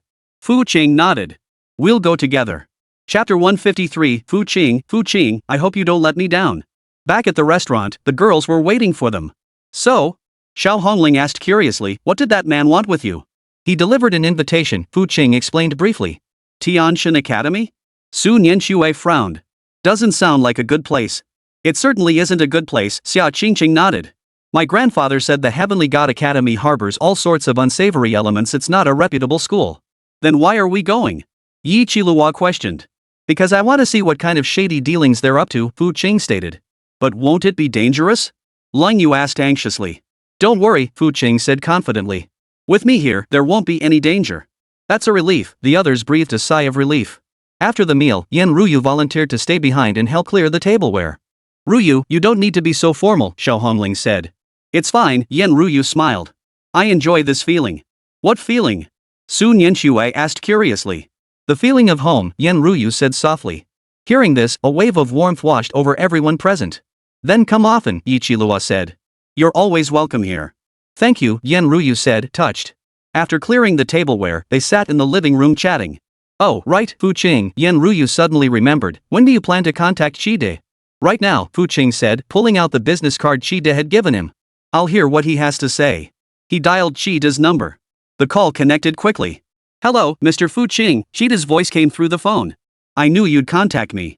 Qide, what exactly do you want? Fu Qing cut straight to the point. I'd like to meet with you, Qide said. There are some things that need to be discussed in person. What matters? The true purpose behind this exchange match, Qide said mysteriously. The real purpose? Fu Qing raised an eyebrow. Isn't it a friendly exchange? Of course not, Qide smiled. Fu Qing, do you really think I'd be bored enough to organize some friendly exchange tournament? Then what is your real purpose? Well, it's not convenient to discuss over the phone, Qide said. Let's meet in person to talk. Where shall we meet? Tomorrow night at 8 at the Tianxian Pavilion restaurant in the Magic City, Qide said. I'll be waiting for you in the private room. All right. Fu Qing nodded. See you tomorrow. After hanging up, Yan Ruyu asked urgently, what did he say? He wants to meet, Fu Qing replied. He said he needs to discuss the true purpose behind the exchange tournament. The real purpose? Xiao Hongling frowned. What does that mean? I don't know, Fu Qing shook his head. We'll find out tomorrow. I'm going with you, Yan Ruyu declared firmly. No need, Fu Qing waved her off. I can handle this alone. No way. Yan Ruyu protested heatedly. Qide is dangerous. I can't let you meet him alone. Ruyu, you're worrying too much, Fu Qing reassured her. Qide wouldn't dare do anything to me now. Why? Yan Ruyu asked, puzzled. Because he fears death, Fu Qing said indifferently. Recalling how Qide had once knelt before him begging for mercy, Fu Qing couldn't help but find it amusing. That guy would be desperate to cling to his leg now, how could he possibly harm him? But Yan Ruyu still couldn't shake her unease. No buts. Fu Qing took her hand. Trust me, okay? Feeling the warmth of Fu Qing's palm, Yan Ruyu's worries gradually subsided. All right, she conceded. But you must be careful. I know. Fu Qing nodded. Oh, right. Su Nianxue suddenly remembered something. Fu Qing, do you think there might be any traps in this exchange match? Definitely, Fu Qing affirmed. But we won't know the specifics until we meet Qide tomorrow. What preparations should we make? Yi Qilua asked. Prepare as we always do, Fu Qing replied. We'll meet force with force, water with earth. You're right, Xia Qingqing nodded. No matter what schemes they have, we're not afraid. Exactly, Xiao Hongling agreed. With Fu Qing here, we have nothing to fear. Seeing the trust in their eyes, a wave of warmth washed over Fu Qing. No matter what dangers lay ahead, he would protect them all. Alright, it's getting late, Fu Qing glanced at the time. Everyone should get some rest. They nodded in unison. Yan Ruyu stood up. I'll head back first then. It's so late, why not just stay here? Xiao Hongling suggested. Yeah, Sun Yanxue agreed. We've got plenty of rooms anyway. Well, Yan Ruyu hesitated. Just stay here, Fu Qing added. It's too late to go back alone. It's not safe. All right. Yan Ruyu nodded, a wave of sweetness washing over her heart. She felt content just being under the same roof as Fu Qing. I'll go prepare a room for you, Yi Qilua offered warmly. Thank you, Yan Ruyu replied gratefully. Soon, Yi Qilua had the guest room ready. Ruyu, your room is ready, she announced. Thank you, Yan Ruyu nodded. I'll retire for the night then. Good night, the others bid farewell. Good night, Yan Ruyu replied. Back in her room, Yan Ruyu lay on the bed, her heart filled with mixed emotions. Tomorrow Fu Qing would meet Qida, and she was truly worried. Though Fu Qing claimed Qida wouldn't dare harm him, she couldn't shake her unease. That Qida was definitely no good. Lost in these thoughts, Yan Ruyu drifted off to sleep. Meanwhile, in another room, Fu Qing was also pondering tomorrow's meeting. What exactly is that Qida up to? What was the real purpose behind this exchange match? Tomorrow's meeting promises to be quite interesting. Fu Qing's lips curved into a faint smile as he closed his eyes and entered his cultivation state. No matter what schemes Qida had in store, he felt no fear. For he possessed the strength to face any challenge. Meanwhile, at the distant Heavenly God Academy, Qida paced restlessly in his office. Dean, everything is proceeding according to your plan, a man in black reported respectfully. Very well, Qida nodded. Tomorrow's meeting is crucial. There must be no mistakes. Rest assured, sir, the figure replied. We've made thorough preparations. Very well, Qida nodded with satisfaction, then gazed out the window. Fu Qing. I hope you won't disappoint me. A complex gleam flashed in his eyes. This plan had been in the works for a long time. Tomorrow would be the day of reckoning. Chapter 154, The Informant. The following night, at the Tianxian Pavilion restaurant in the demon capital. Fu Qing entered the private room alone, where Qida was already waiting. Mr. Fu Qing, you're here, Qida rose promptly, his face plastered with an ingratiating smile. Get to the point. My time is limited, Fu Qing said flatly as he sat down. Qida rubbed his hands together. This exchange match, it was actually part of my plan. What plan? I wanted to use this opportunity to ask you to help me purge the remnants of the Divine Revelation organization within the Academy of Heavenly Gods, Qida said cautiously. Although you destroyed the organization's headquarters, there are still a few stubborn holdouts within the Academy. Fu Qing raised an eyebrow. You can't handle it yourself? I wouldn't dare, Qida shook his head. They're all veterans and hold crucial resources within the Academy. If I move directly against them, it could easily spark internal turmoil. So you want me to be your blade? Not at all, Qida waved his hands repeatedly. I merely hope you could demonstrate your strength during the competition to intimidate them. That would give me grounds to expel them. Fu Qing lifted his teacup. Do you think I'll agree? I'm willing to pay the price. Qida pulled an exquisite box from his robe. This is a 9th tier law crystal core I've treasured for years, along with the key to the Heavenly God Academy's secret realm. Fu Qing's eyes flickered with interest as he examined the contents. While the 9th tier law crystal core held little use for him personally, it could benefit his teammates. Who are these remnants? Vice Dean by Yunfei and 3 elders, Qida lowered his voice. They've publicly pledged allegiance to me, but in secret, they're still conducting human experiments. By Yunfei? Fu Qing recalled the man he had humiliated at the school gates. The bald one? Precisely. Qida nodded. He pretends to respect you, but he despises you to the core. Fu Qing smiled. Interesting. Let them reveal their true colors on the competition field. You agree? Qida beamed. For now, Fu Qing rose. But I have one condition. Go ahead. I set the rules for the competition. Qida paused, then nodded hastily. No problem. Whatever you want. Fu Qing picked up the box from the table. Then that's settled. I'll be going now. Take your time. Qida personally escorted him to the door. Stepping outside the restaurant, Fu Qing pulled out his phone and sent a message to Yan Ruyu, all set. Tomorrow's competition is going to be interesting. Soon, Yan Ruyu replied, Are you okay? Did Qida give you a hard time? Don't worry, he wouldn't dare. That's good. Come back early. Reading Yan Ruyu's message, Fu Qing's lips curved upward. This woman really does worry.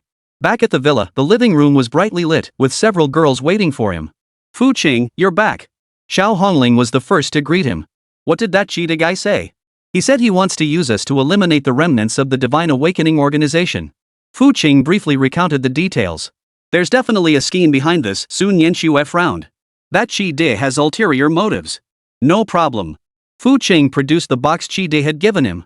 We're heading to the Heavenly God Academy anyway. We'll help him clean up the trash while we're at it. Yi Qiluo leaned in curiously. What is it? 9th tier law crystals. Fu Qing opened the box, revealing several crystals glowing in different colors. Wow, so beautiful, Xia Qingqing's eyes lit up. These must be worth a fortune, right? They certainly are, Long Yu nodded. A single 9th tier crystal core is worth at least several billion. So how are you going to distribute them, Fu Qing? Xiao Hongling looked at him expectantly. Fu Qing considered it. Alright, how about this? Each of you pick one. Really? Yi Qiluo exclaimed excitedly. Is it okay for us to just take something this valuable? Why wouldn't it be? Fu Qing waved his hand dismissively. We got them for free anyway. The group excitedly gathered around the box to choose. In the end, Xiao Hongling selected a fire element crystal core, Sun Yanxue chose light, Yi Qiluo picked nature, Lun Yu took ice, and Xia Qingcheng opted for thunder. Oh, right, Fu Qing suddenly remembered. For tomorrow's competition, I plan to change the rules a bit. What kind of format? Yan Ruyu asked curiously. Round robin style, Fu Chung grinned. We'll have the Heavenly God Academy send one person at a time, while we only send one person from our side. Isn't that a bit unfair? Sun Yanxue worried. Bullying? Xiao Hongling scoffed. They want to harm us, and we're worried about bullying them? Xiao Hong's right, Yi Qiluo agreed. Mercy to the enemy is cruelty to yourself. Xia Qingcheng raised her hand. Can I go first? I want to test the new crystal core's effects. No problem, Fu Qing nodded. But remember to hold back, don't reveal too much at once. Understood. Xia Qingcheng nodded obediently. Just then, a faint knock sounded at the door. The group exchanged glances. Visitors this late? I'll check. Lun Yu rose and walked toward the door. Peering through the peephole, Lun Yu turned back and whispered, It's a stranger. Looks shady. Fu Qing walked over and peered through the peephole. Standing outside was a figure clad in black, hat pulled low over his face. Interesting, Fu Qing opened the door. Can't sleep in the middle of the night? What's your game at my door? The hooded figure lifted his head, revealing a youthful face. Are you Fu Qing? That's me. Who are you? I'm Wang Kai, a student from Tianshan Academy. The figure glanced around nervously. I have vital intelligence to share with you. What kind of information? Wang Kai lowered his voice. Tomorrow's match is a trap. Bai Yunfei and his men plan to take you out during the competition. Fu Qing feigned surprise. Attack? Are they out of their minds? They prepared a spirit-suppressing array and poison needles, Wang Kai continued. If you fall victim, your power will be suppressed to that of an ordinary person. What else? The competition venue is compromised too. They've planted explosives underground. Wang Kai grew increasingly agitated. You absolutely must not participate in the match. Fu Qing nodded. Thanks for the warning, but I'm still going. Why? Wang Kai was baffled. Why go into a trap when you know it's a trap? Because it's fun, Fu Qing chuckled. It's been ages since anyone dared scheme against me. It's refreshing. Wang Kai froze. What kind of reaction was that? Oh, right, Fu Qing suddenly asked. Why did you tell me all this? Because I can't stand Bai Yunfei and his crew style, Wang Kai stammered. And I think you're a good person. A good person? Xiao Hongling emerged from inside. He's no good person. Xiao Hong, watch your words. Fu Qing shot her a disapproving look. Chapter 155, Spatial Barrier Array. I'm telling the truth, Xiao Hongling shrugged. When have you ever been a good person? Watching their exchange, Wang Kai felt even more confused. Alright, it's getting late, Fu Qing said to Wang Kai. Go get some rest. Remember to come watch tomorrow's match. Are you really going? Wang Kai still couldn't let it go. I have to go, Fu Qing said before closing the door. How else would I get to see the show? After the door closed, Xiao Hongling couldn't help but chuckle. This kid's got some sense of justice. Too bad he picked the wrong school, Sun Yanxue shook her head. A place like Tianshan Academy, it corrupts even the best students. Never mind him, Fu Qing waved dismissively. Let's get back to discussing tomorrow's plan. What else is there to discuss? Yi Qiluo questioned. Why not just attack directly? Xiao Ye's right, Lun Yu nodded. We're overwhelmingly stronger anyway. We'll win no matter how we fight. That may be true, but we still need a strategy, Yan Ruyu reminded them. After all, we're on their turf. Better safe than sorry. Ruyu's right, Fu Qing pondered. Here's what we'll do. Tomorrow, we'll split into 2 groups. How will we split?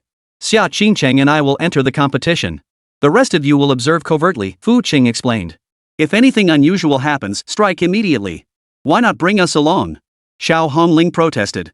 We want to compete too. There will be plenty of opportunities, Fu Qing reassured them. Consider this a reconnaissance mission. Fine. Xiao Hongling reluctantly agreed. Should we rest now? Su Nianxue glanced at the time. We have to get up early tomorrow. Yes, everyone should get some rest, Fu Qing nodded. Everyone returned to their rooms, but Fu Qing didn't go to sleep immediately. Instead, he stood by the window, deep in thought. Tomorrow's competition wouldn't be peaceful. Bai Yunfei's crew would surely show their true colors. This would be the perfect opportunity to settle all troubles at once. But Wang Kai was an unexpected variable. He didn't seem like a bad guy. Perhaps he could be recruited? Lost in thought, the door creaked open as Yen Ruyu slipped inside. Still awake, she asked softly. Just thinking, Fu Qing turned. Why are you here? I was worried about you, Yen Ruyu said as she approached him. Are you sure you'll be okay tomorrow? Don't worry, I've got this. Fu Qing wrapped his arm around her waist. Besides, aren't you coming too? I'll be there to protect you both discreetly, Yen Ruyu murmured, resting her head against his chest. But I still worry. Worried about what? Worried you'll be too cocky and drive someone crazy. Yen Ruyu shot him a disapproving look. You always take your showboating way too far. That's called being low-key, Fu Qing declared with deadpan seriousness. Low-key? Yen Ruyu couldn't help but laugh. Where exactly are you being low-key? I am being low-key, Fu Qing insisted earnestly. Ask them if you don't believe me. No sooner had he spoken than Xiao Honling's voice drifted from the next room. Fu Qing, you call that low-key? That's hilarious. And Su Nianxue's voice, exactly. If you're low-key, then there'd be no one flashy left in this world. You were eavesdropping? Fu Qing raised his voice. Who's eavesdropping? Yi Qiluo chimed in. Walls have ears, you know? Exactly, Lung Yu chimed in. Besides, you were practically shouting. Yen Ruyu listened to their exchange, unable to suppress a giggle as she covered her mouth. All right, Fu Qing sighed helplessly. You all go to bed. We've got important business tomorrow. Got it, they replied in unison. Once the voices died down, Yen Ruyu looked up at Fu Qing. They're right. You really aren't low-key. I've always been low-key around you, Fu Qing murmured, leaning down to kiss her forehead. No, you're not, Yen Ruyu flushed. You're even more outrageous around me. Where exactly have I been worse? Everywhere, Yen Ruyu said, unable to meet his eyes. As they spoke, a knock sounded at the door again. Who is it? Fu Qing frowned. Is this ever going to end in the middle of the night? This time the knocking was urgent, sounding somewhat panicked. Fu Qing opened the door to find Wang Kai again, but this time he was drenched in sweat and pale as a ghost. Why are you here again? Fu Qing asked, puzzled. Didn't I tell you to go back and rest? There's trouble, Wang Kai gasped. Bai Yunfei and the others know I came to inform on them. They know you informed? Fu Qing raised an eyebrow. How did they find out? Wang Kai wiped the sweat from his forehead. After I got back to the dorm, I found someone had gone through my stuff. Then Bai Yunfei tracked me down and accused me of betraying the academy. Then what? I denied it, but he didn't believe me, Wang Kai said nervously. He ordered me to poison you during tomorrow's competition. If I refuse, he'll kill me. Xiao Hongling emerged from the room, still watching shows this late? Xiao Hong, why aren't you asleep yet? Couldn't sleep, Xiao Hongling yawned. Heard someone knocking and came to check. Su Nianxue followed her out. What's going on? Soon, Yi Qiluo, Long Yu, and Xia Qingcheng were all awakened by the commotion. And who is this? Xia Qingcheng looked at Wang Kai with curiosity. A student from the Heavenly God Academy. He came to warn us, Fu Qing explained briefly. What do we do now? Wang Kai asked anxiously. Bai Yunfei won't let me off the hook. Simple, Fu Qing shrugged. Just defect with us. Switch sides. Wang Kai froze. Exactly, Xiao Hongling agreed, finding the idea sound. You can't go back anyway. Might as well join us. But I'm just an ordinary student. What help could I possibly be? Wang Kai said, feeling inadequate. Who says ordinary students are useless? Su Nianxue reassured him. You risked your life to bring us this information.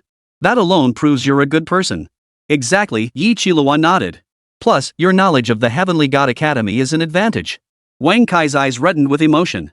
You're really willing to help me? Of course, Lang Yu offered a rare smile. We despise bullies who prey on the weak. That's wonderful. Yen Ruyu stepped out of the room. An extra inside contact is always useful. Seeing Yen Ruyu, Wang Kai froze in shock. You're Master Yen of the Demon Suppressing Martial Arts Hall? That's me, Yen Ruyu nodded. Do you know me? Of course I do. You're my idol, Wang Kai exclaimed excitedly. I never imagined you'd be here too. Alright, calm down, Fu Qing interrupted him. Let's get down to business. What traps have Bai Yunfei and his crew set up? Wang Kai forced himself to calm down. Besides the spirit sealing array and poison needles I mentioned earlier, they've also set up a spatial sealing array. Chapter 156, Introducing the First Contestant from the Heavenly God Academy. A spatial ceiling array? Xia Qingcheng frowned. What is that? A formation that traps people, Yan Ruyu explained. Once trapped inside, there's no escape unless the formation is broken. Sounds pretty powerful, Xiao Hongling rubbed her hands together eagerly. I want to try burning it down. Don't be impulsive, Sun Yanxua pulled her back. Let's hear the rest first. Wan Kai continued, most importantly, they've also contacted some outside help. What kind of reinforcements? Fu Qing perked up.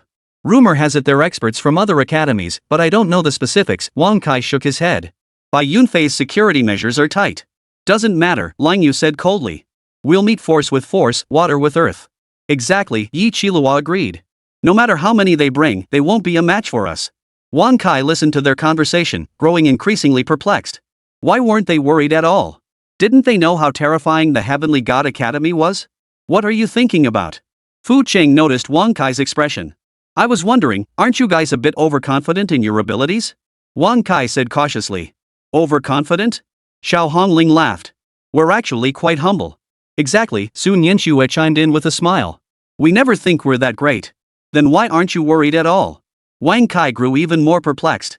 Because there's nothing to worry about, Yi Qilua stated matter-of-factly. We're bound to win anyway. Wang Kai glanced at the group, then at Fu Qing, and suddenly understood. You're not the young masters and ladies of some hidden clan, are you? Secluded families? Lang Yu pondered for a moment. I suppose you could say that. I knew it. Wang Kai exclaimed, his eyes lighting up. No wonder you're so confident. Enough guessing, Fu Qing patted his shoulder. You'll find out tomorrow. Where am I supposed to stay now? Wang Kai asked. I can't exactly go back to the Heavenly God Academy. There's a guest room downstairs, Yan Ruyu said. You can stay here tonight. Great, thanks, Wang Kai said gratefully. After settling Wang Kai in, everyone prepared to retire to their rooms. Wait, Fu Qing suddenly remembered something. Wang Kai, do you know anything about Qida? Dean Qida? Wang Kai pondered. He's a decent guy, at least much better than Bai Yunfei and the others. Is that so? Fu Qing pondered thoughtfully. What's wrong? Yan Ruyu noticed his unease. Nothing. Just seems a bit odd, Fu Qing shook his head. If Qida wants to deal with Bai Yunfei and the others, why not just take direct action? Probably too many considerations, Sun Yanxue analyzed. After all, it's on his own turf. That could be it, Fu Qing nodded, though something still felt off. Don't overthink it, Xiao Hongling yawned. We'll find out tomorrow. Right, let's rest now. Yan Ruyu was also tired. We've got a tough battle ahead tomorrow. Everyone returned to their rooms, and finally, silence settled in. Fu Qing, however, couldn't fall asleep immediately. Lying in bed, he pondered. Qida's reaction was indeed peculiar.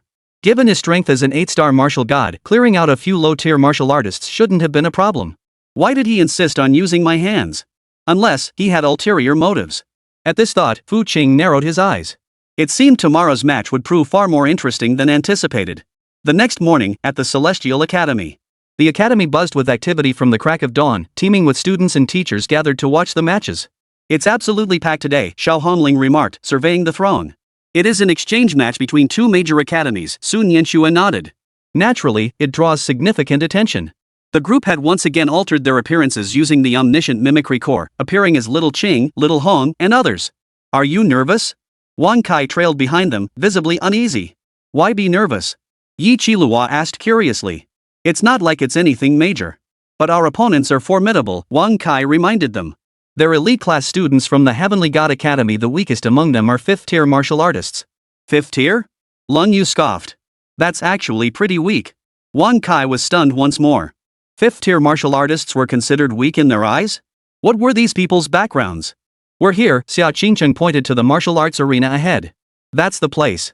The martial arts arena covered a vast area, capable of accommodating tens of thousands of spectators. The spectator stands were already packed, buzzing with chatter. Look, the Demon Ceiling University students are here. Is that them? They look so young. I heard a 1st-tier martial artist is competing too. Are they kidding? Must be some well-connected guy, just here to embarrass himself. Overhearing the surrounding chatter, Wang Kai felt indignant on behalf of Fu Qing and the others. How can people talk like that? You'll get used to it, Xiao Hongling shrugged indifferently. They'll know better soon enough. Just then, a familiar figure approached.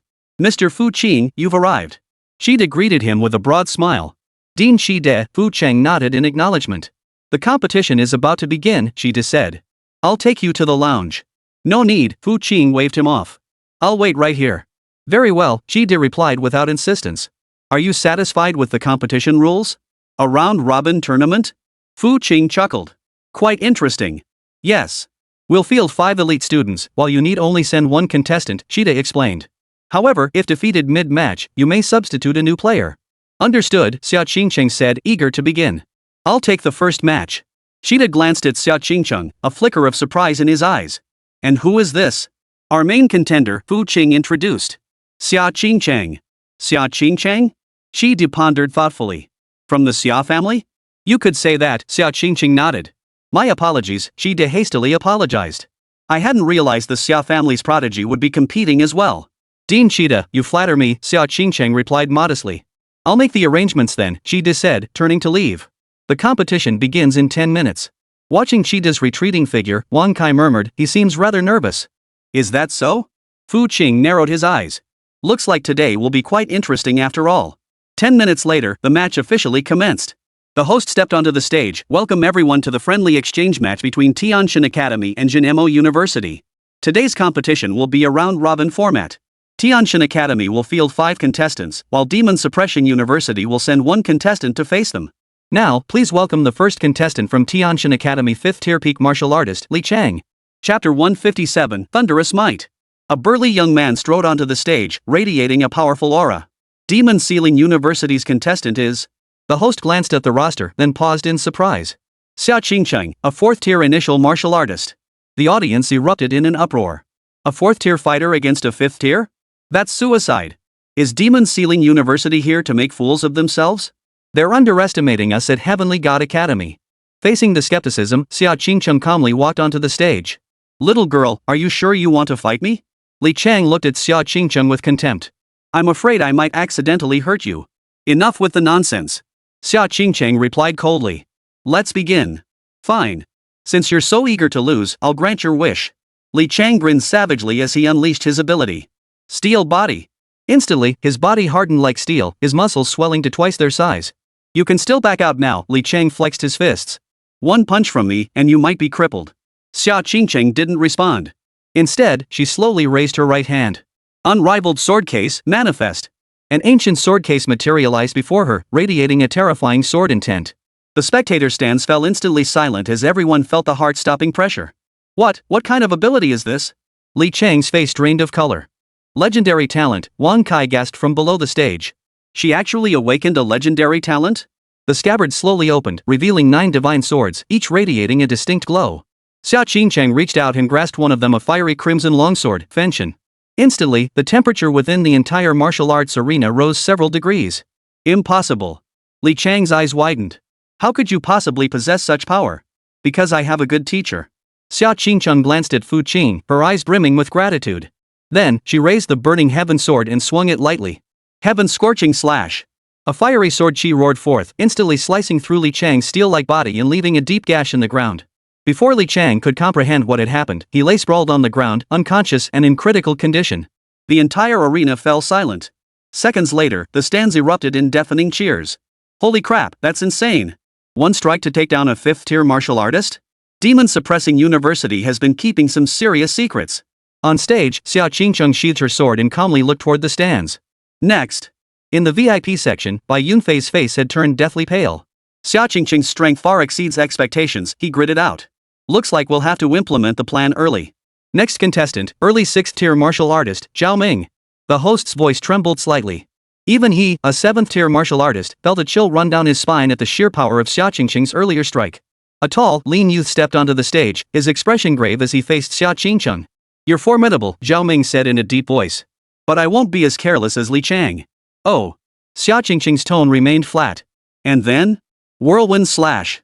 Zhao Ming unleashed his ability instantly, sending countless wind blades hurtling towards Xia Qingcheng from all directions. Without even glancing at them, Xia Qingcheng casually drew an ice blue longsword from its scabbard. Ice Soul. The blade emitted a frigid glow, instantly plunging the surrounding temperature to freezing. With a light flick of her wrist, Xia Qingcheng swept her blade, sending a frosty sword chi that froze every wind blade midair. What? Zhao Ming was stunned. The next instant, the frozen wind blades shattered completely, turning into drifting ice shards. Frozen 1,000 miles. Xia Qingcheng swung her sword again. A flash of icy blue sword light streaked through the air. Before Zhao Ming could dodge, he froze solid into an ice sculpture. Number 2. Xiao Qingcheng sheathed her sword, her tone as calm as ever. The audience erupted in gasps once more. 2 consecutive instant kills? What's the deal with this Xiao Qingcheng? Demon Suppressing University really hit the jackpot this time. Below the stage, Fu Qing nodded approvingly. Excellent. She's got it under control. It was a bit too easy, Xiao Hongling pouted. Not a shred of challenge. Well, the opponents were just too weak, Sun Yanxue agreed. If I'd gone up there, it would have been the same result. Wang Kai stood by, utterly dumbfounded. The tone they used to discuss this matter was as casual as if they were debating what to eat for dinner. The third contestant, a peak 6th tier martial artist Zhang Hu. This time, a bald, muscular giant stepped onto the stage, his muscles as hard as rock. Young lady, your skills are indeed impressive, Zhang Hu said, cracking his neck. But the game ends here. Mighty fist. Zhang Hu's fist glowed with golden light as he unleashed a punch towards Xiao Qingcheng. The sheer force of that punch could shatter a small mountain. Yet Xiao Qingcheng remained unflustered, drawing the third sword from its scabbard. Celestial Axis. This was a long sword radiating starlight, its blade engraved with the pattern of the Big Dipper. The stars guide the way. Xiao Qingcheng raised the sword toward the heavens, and the illusory forms of 7 stars appeared behind her. Then, she pointed lightly. A beam of starlight descended from the heavens, striking Zhang Hu's fist with pinpoint accuracy. Ah! Zhang Hu let out a piercing scream as he was sent flying backward, crashing into the barrier of the spectator stands. Third one. Xiao Qingcheng sheathed her sword, her expression unchanged. The spectator stands erupted into complete frenzy. 3 consecutive instant kills. Is this even human? The face of Heavenly God Academy has been utterly humiliated. In the VIP section, Bai Yunfei's face had turned as dark as a pot bottom. Damn it, Xiao Qingcheng's strength far exceeds our intelligence reports, he gritted out. We must activate Plan B immediately. Dean Bai, should we activate the formation? An elder beside him whispered. Hold off for now, Bai Yunfei forced himself to calm down. Let's see if the next 2 contestants can turn the tide. 4th contestant, early stage 7th rank martial artist, Lin Feng. This time, a refined middle-aged man stepped onto the stage, exuding a subtle scholarly aura. Miss Xia, your prowess has truly impressed me, Lin Feng said courteously. But from here on, I won't give you another chance. Thunderous might. Dark clouds suddenly gathered overhead, unleashing countless bolts of lightning from the stormy heavens. This was the power of a 7th-tier martial artist, its might surpassing the previous 3 contestants by more than 1 tier. In the audience, many faces betrayed concern. This is trouble. A 7th-tier martial artist is no joke. Xiao Qingcheng is strong, but she's only 4th tier after all. The gap is too great. She'll likely lose this time. Yet Xiao Qingcheng remained composed, drawing the 4th sword from its scabbard. Dragon Thunder. It was a purple long sword, its blade flickering with lightning, as if imbued with the might of a true dragon. True Dragon Roar. Xiao Qingcheng raised the sword high, and a true thunder dragon shot forth from its blade, colliding with the lightning in the sky. Roar! The dragon's roar echoed throughout the arena. Not only did the thunder dragon devour all the lightning, it turned and attacked Lin Feng. Chapter 158, I will avenge the Divine Awakening Organization. Impossible. Lin Feng's face paled. How could you possibly master the thunder law? Because I have a better teacher, Xiao Qingcheng glanced at Fu Qing. And that's not all. The thunder dragon roared as it charged toward Lin Feng, instantly engulfing him. When the lightning faded, Lin Feng lay on the ground, charred black. The 4th one. Xiao Qingcheng sheathed her sword, her gaze growing colder by the second. The entire arena fell deathly silent. Instantly defeating 4 opponents in succession, including a 7th-tier martial artist, this was beyond what mere talent could explain. A monster. Someone murmured, trembling. The final contestant. The host's voice trembled. 7th-tier peak martial artist, Wang Mu. A man in his 30s stepped forward, radiating a terrifying aura of lethal intent. Little girl, your strength has indeed surprised me, Wang Mu sneered coldly. But the game is over. Blood Demon Art. Wang Mu's body was enveloped in a crimson mist, his aura becoming wicked and terrifying. This was a sinister technique that could dramatically boost one's power, but at the cost of losing one's sanity. Die! Wang Mu charged towards Xiao Qingcheng like a raging demon. In the spectator stands, many faces twisted with fear. Blood Demon Art? Isn't that a forbidden, evil technique? How could someone at the Heavenly God Academy practice such a thing? It's over. Xiao Qingcheng is in grave danger. Yet Xiao Qingcheng remained composed, drawing the final sword from her scabbard. Shen Yue. It was a massive, heavy sword, its blade as weighty as a mountain. Mountains crush. Xiao Qingcheng gripped the sword with both hands and swung it down with all her might. In an instant, illusory peaks materialized above Wang Mu's head, descending with an overwhelming force that crushed all beneath it. Ah! Wang Mu let out a piercing scream as he was crushed flat to the ground, unable to move. The 5th one, Xiao Qingcheng sheathed her sword and turned to face the audience. Does anyone else wish to challenge? The entire arena fell silent. Defeating 5 opponents in succession, including 2 7th-tier martial artists, was a feat worthy of being recorded in the annals of history. I declare. Demon Sealing University victorious, the host announced the result, his voice trembling. Thunderous applause erupted from the stands as everyone was stunned by Xia Qingqing's performance. Below the stage, Xiao Hongling and the others joined in the applause. Qingqing did well, Su Nianxue commented. She was just a bit too cautious, Yi Qilua pouted. If I'd been up there, I would have taken them all out with one sword. You're just bragging, Lung Yu rolled her eyes. Wang Kai listened nearby, his heart pounding in fear. Their conversation completely shattered his worldview. Just then, Bai Yunfei suddenly stood up from the VIP section. Hold on, he shouted. I object.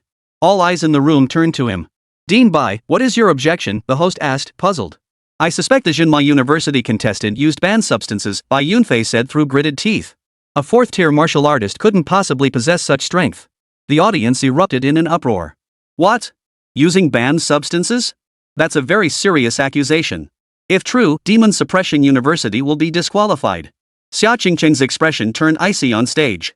What did you say? I said you used banned substances, Bai Yunfei declared with righteous indignation. Otherwise, with your strength alone, it's impossible to defeat 5 opponents consecutively. Do you have proof? Xia Qingqing asked coldly. The proof is in your performance, Bai Yunfei pointed at her. A 4th-tier martial artist defeating a 7th-tier martial artist? That's impossible. Impossible? Xia Qingqing laughed. Then it just shows how little you've seen. You. Bai Yunfei's face turned purple with rage. Just then, a commanding voice cut through the air. Bai Yunfei, that's enough.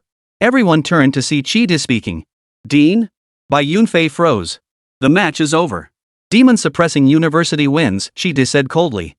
If you continue to make trouble, don't blame me for being impolite. But Dean, she clearly. Shut up. Qi Di snapped. Apologize to Miss Xia immediately. Bai Yunfei's face flushed alternately pale and crimson before he reluctantly muttered, I'm sorry. Too quiet, Xia Qingqing sneered coldly. I can't hear you. I'm sorry. Bai Yunfei gritted his teeth and shouted the apology. That's more like it, Xia Qingqing nodded with satisfaction. Applause erupted once more from the audience, everyone cheering for Xia Qingqing's assertiveness. Below the stage, Fu Qing watched the scene unfold, a faint smile playing at the corners of his mouth. The performance has begun, he murmured softly. After the match concluded, everyone gathered in the conference room of the Heavenly God Academy to prepare for the award ceremony. Miss Xia's performance was truly breathtaking, Qi Di remarked with a broad smile. Demon Suppressing University truly produces an abundance of talent. Dean Qi Di, you flatter me, Xia Qingqing replied modestly. As agreed, here is our Tianshan Academy's prize. Qi Di presented an exquisitely crafted box. A 9th-tier spatial crystal core. We hope it proves useful to you. Thank you, Fu Qing accepted the box. We won't keep you any longer. Wait. Bai Yunfei suddenly stood up. I have something to say. Qi Di frowned. Bai Yunfei, what do you want? Dean, I suspect something is amiss with this competition, Bai Yunfei said grimly. The strength of Demon Sealing University is highly questionable. What exactly are you trying to say? Xiao Hongling snapped impatiently. I suspect you're not ordinary students, Bai Yunfei pointed at Fu Qing and his group. What are your true identities? Identity? Fu Qing laughed. We're just ordinary students of Demon Sealing University. Ordinary students? Bai Yunfei sneered coldly. Could ordinary students possess such strength? I reckon you're the young masters and ladies of some hidden clan, aren't you? So what if we are? Yi Qilua sneered. If you're so capable, why don't you try being born into a good family yourself? You really are suspicious. A flash of ruthlessness crossed Bai Yunfei's eyes. In that case, don't blame me for being impolite. No sooner had the words left his mouth than the sound of an array activating echoed through the conference room. Spatial Sealing Array, activate. Instantly, the entire conference room was enveloped by a transparent light barrier, trapping everyone inside. Bai Yunfei. What do you think you're doing? Qi Di roared in fury. My apologies, Dean. Bai Yunfei tore off his disguise, revealing a savage grin. Not a single one of these people is leaving today. Have you lost your mind? Qi Di attempted to break the barrier, but the light shield remained unshaken. Do you even know what you're doing? Of course I do, Bai Yunfei declared smugly. I'm avenging the Divine Awakening Organization. At the mention of Divine Awakening Organization, Wang Kai's face paled. You're from the Divine Awakening Organization? That's right, Bai Yunfei sneered. Though the headquarters was destroyed by this brat, we still have many branches. Today is your day of reckoning. Chapter 159, The Divine Gene. Ha ha ha ha. Xiao Hongling suddenly laughed. I thought it was something big, but it's just this? This? Bai Yunfei froze. Aren't you afraid? Afraid of what? Sun Yanxue laughed too. You think this pathetic formation could trap us? Impossible. Bai Yunfei refused to believe it. This is the Divine Awakening Organization's pinnacle technology. Even an 8-star martial god couldn't break it. An 8-star martial god can't break it? Yi Qilihua shook her head.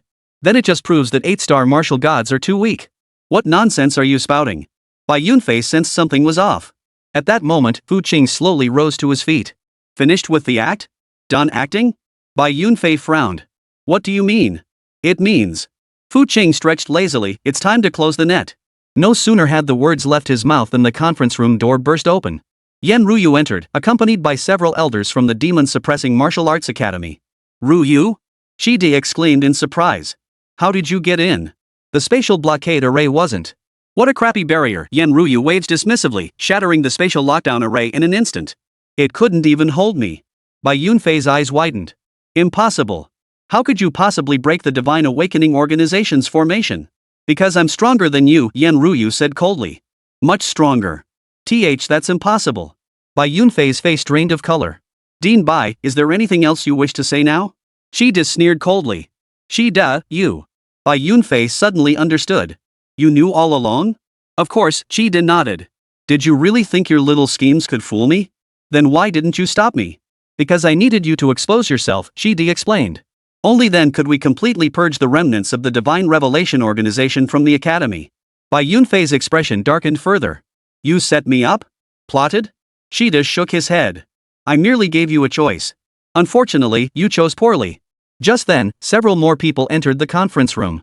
They were all elders of the Heavenly God Academy, but their expressions were grim.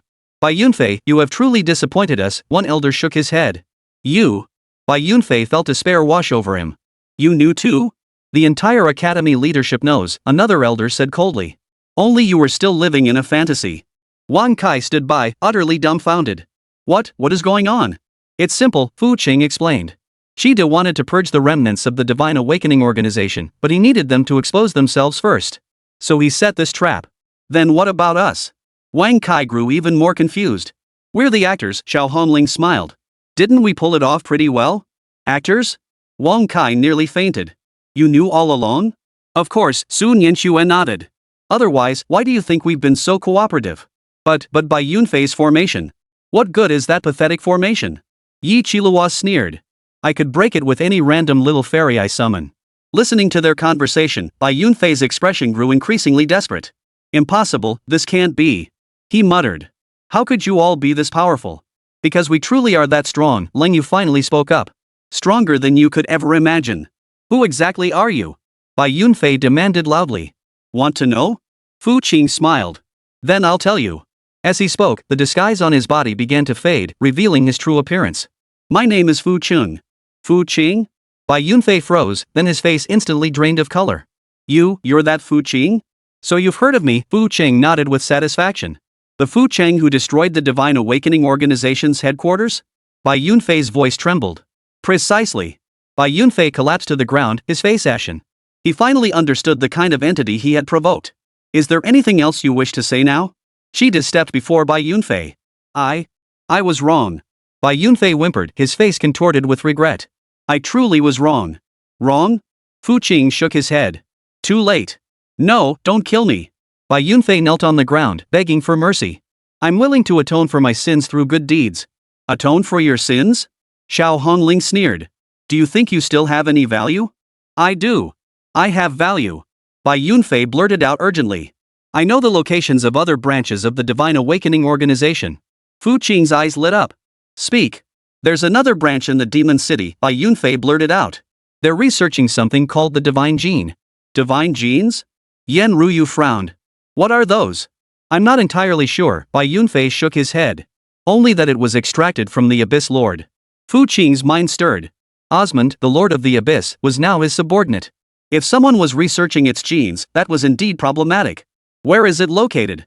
The underground city of the demon capital, Sector 3, Bai Yunfei replied honestly. There's a place called the Life Laboratory there. Anything else? Also. Bai Yunfei paused to think, there's a branch in the capital city too, but their influence is much greater there. How big? Rumor has it a 9-star martial god commands it, Bai Yunfei replied cautiously. A 9-star martial god? Fu Qing was taken aback. He hadn't expected the Divine Awakening organization to have such a trump card.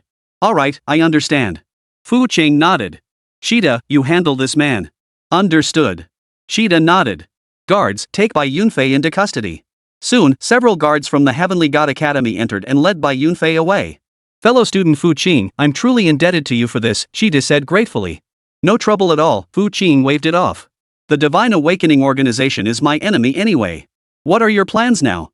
Naturally, I'll eliminate the other branches, Fu Qing stated matter-of-factly. You plan to go alone? Shida asked with concern. Those places are extremely dangerous. Who said I'm going alone? Fu Qing glanced at the girls beside him. I have plenty of helpers. Helpers? Shida looked at Xiao Hongling and the others, a flicker of doubt crossing his eyes. These girls look so young, could they really be of any help?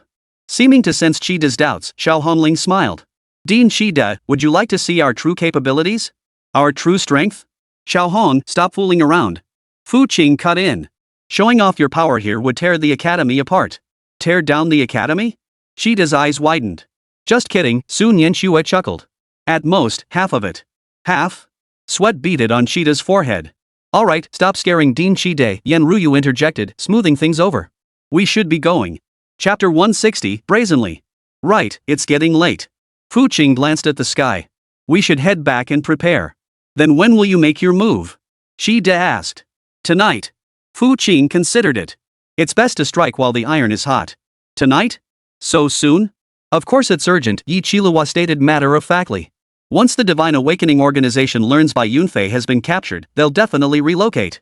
You're right, Long Yu nodded. We must strike before they can react.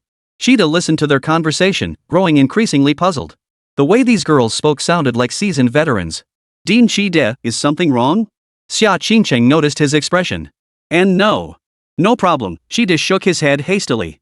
I just think, you girls are really impressive. Impressive? Xiao Hongling waved her hand dismissively. We're nowhere near that level yet. Exactly, Sun Yanxue chimed in modestly. Compared to Fu Qing, we're just rookies. Shida was even more stunned. If these girls were rookies, just how strong must Fu Qing be? Alright, enough chatting, Fu Qing urged. It's time to go. Got it. Everyone stood up. Just as they were about to leave, Wang Kai suddenly spoke up. Fu Qing, can I come with you? Join us? Fu Qing raised an eyebrow. Are you sure? I'm sure, Wang Kai nodded firmly. I want to fight for justice. Fight for justice? Xiao Hongling couldn't help but laugh. Little brother, do you even know what we're going to do? Cleaning up the branches of the Divine Awakening organization, Wang Kai replied earnestly. It's a righteous cause. A righteous cause. Sun Yanxue shook her head. You're oversimplifying things. That's because you don't know us well enough yet, Yi Qilihua added with a smile. Seeing Wang Kai's eager gaze, Fu Qing considered it. Alright, you can come along. But let me be clear, if you get scared, you can back out anytime. I won't be scared. Wang Kai declared excitedly. Then let's go, Leng Yu said coldly. Hope you won't regret it later. The group left the Heavenly God Academy and headed toward Demon Suppression University. Behind them, Shida watched their retreating figures, a complex light flickering in his eyes. These young people. He murmured, truly astonishing. Dean, what are you saying? An elder beside him inquired. Nothing, Shida shook his head. Just a feeling that the world is about to undergo a major shift. At dusk, within the villa of Demon Suppression University. The third district of the Demon City Underground? Yan Ruyu frowned at the map. That place is incredibly complex, with a labyrinth of underground passages. It's easy to get lost. It's fine, Fu Qing waved dismissively. I have a way to find our target. He pulled out the intelligence report obtained from Bai Yunfei Life Laboratory. The name alone suggests it's no place for the innocent. Definitely not, Xiao Hongling snorted coldly. The Divine Awakening organization deals in nothing but shady business. Wang Kai listened with his heart pounding. Are we really going to such a dangerous place? Scared? Sun Yanxue teased. You can still back out now. I'm not scared. Wang Kai forced himself to say. I just worry I'll hold everyone back. Relax, Yi Qilihua patted his shoulder. Just tag along and watch the show. Watch the show? Wang Kai was even more confused. You'll see soon enough, Leng Yu said coolly. Xia Qingcheng studied the intel. According to our intel, that lab has at least 50 researchers and 20 martial artist guards. 50 researchers? Fu Qing narrowed his eyes. Seems like a substantial operation. What rank is the strongest guard? Yan Ruyu asked. Peak 7th tier, Xia Qingcheng replied. The leader is a guy called Viper. Viper? Xiao Hongling sneered. The name alone tells you he's no good. Who cares what kind of snake he is? Sun Yanshue waves dismissively. He'll have to crawl on his belly if he crosses paths with us. Wang Kai listened to their casual conversation, feeling both admiration and concern. Did these people truly grasp what they were about to face? Alright, let's get moving. Fu Qing stood up. Time waits for no one.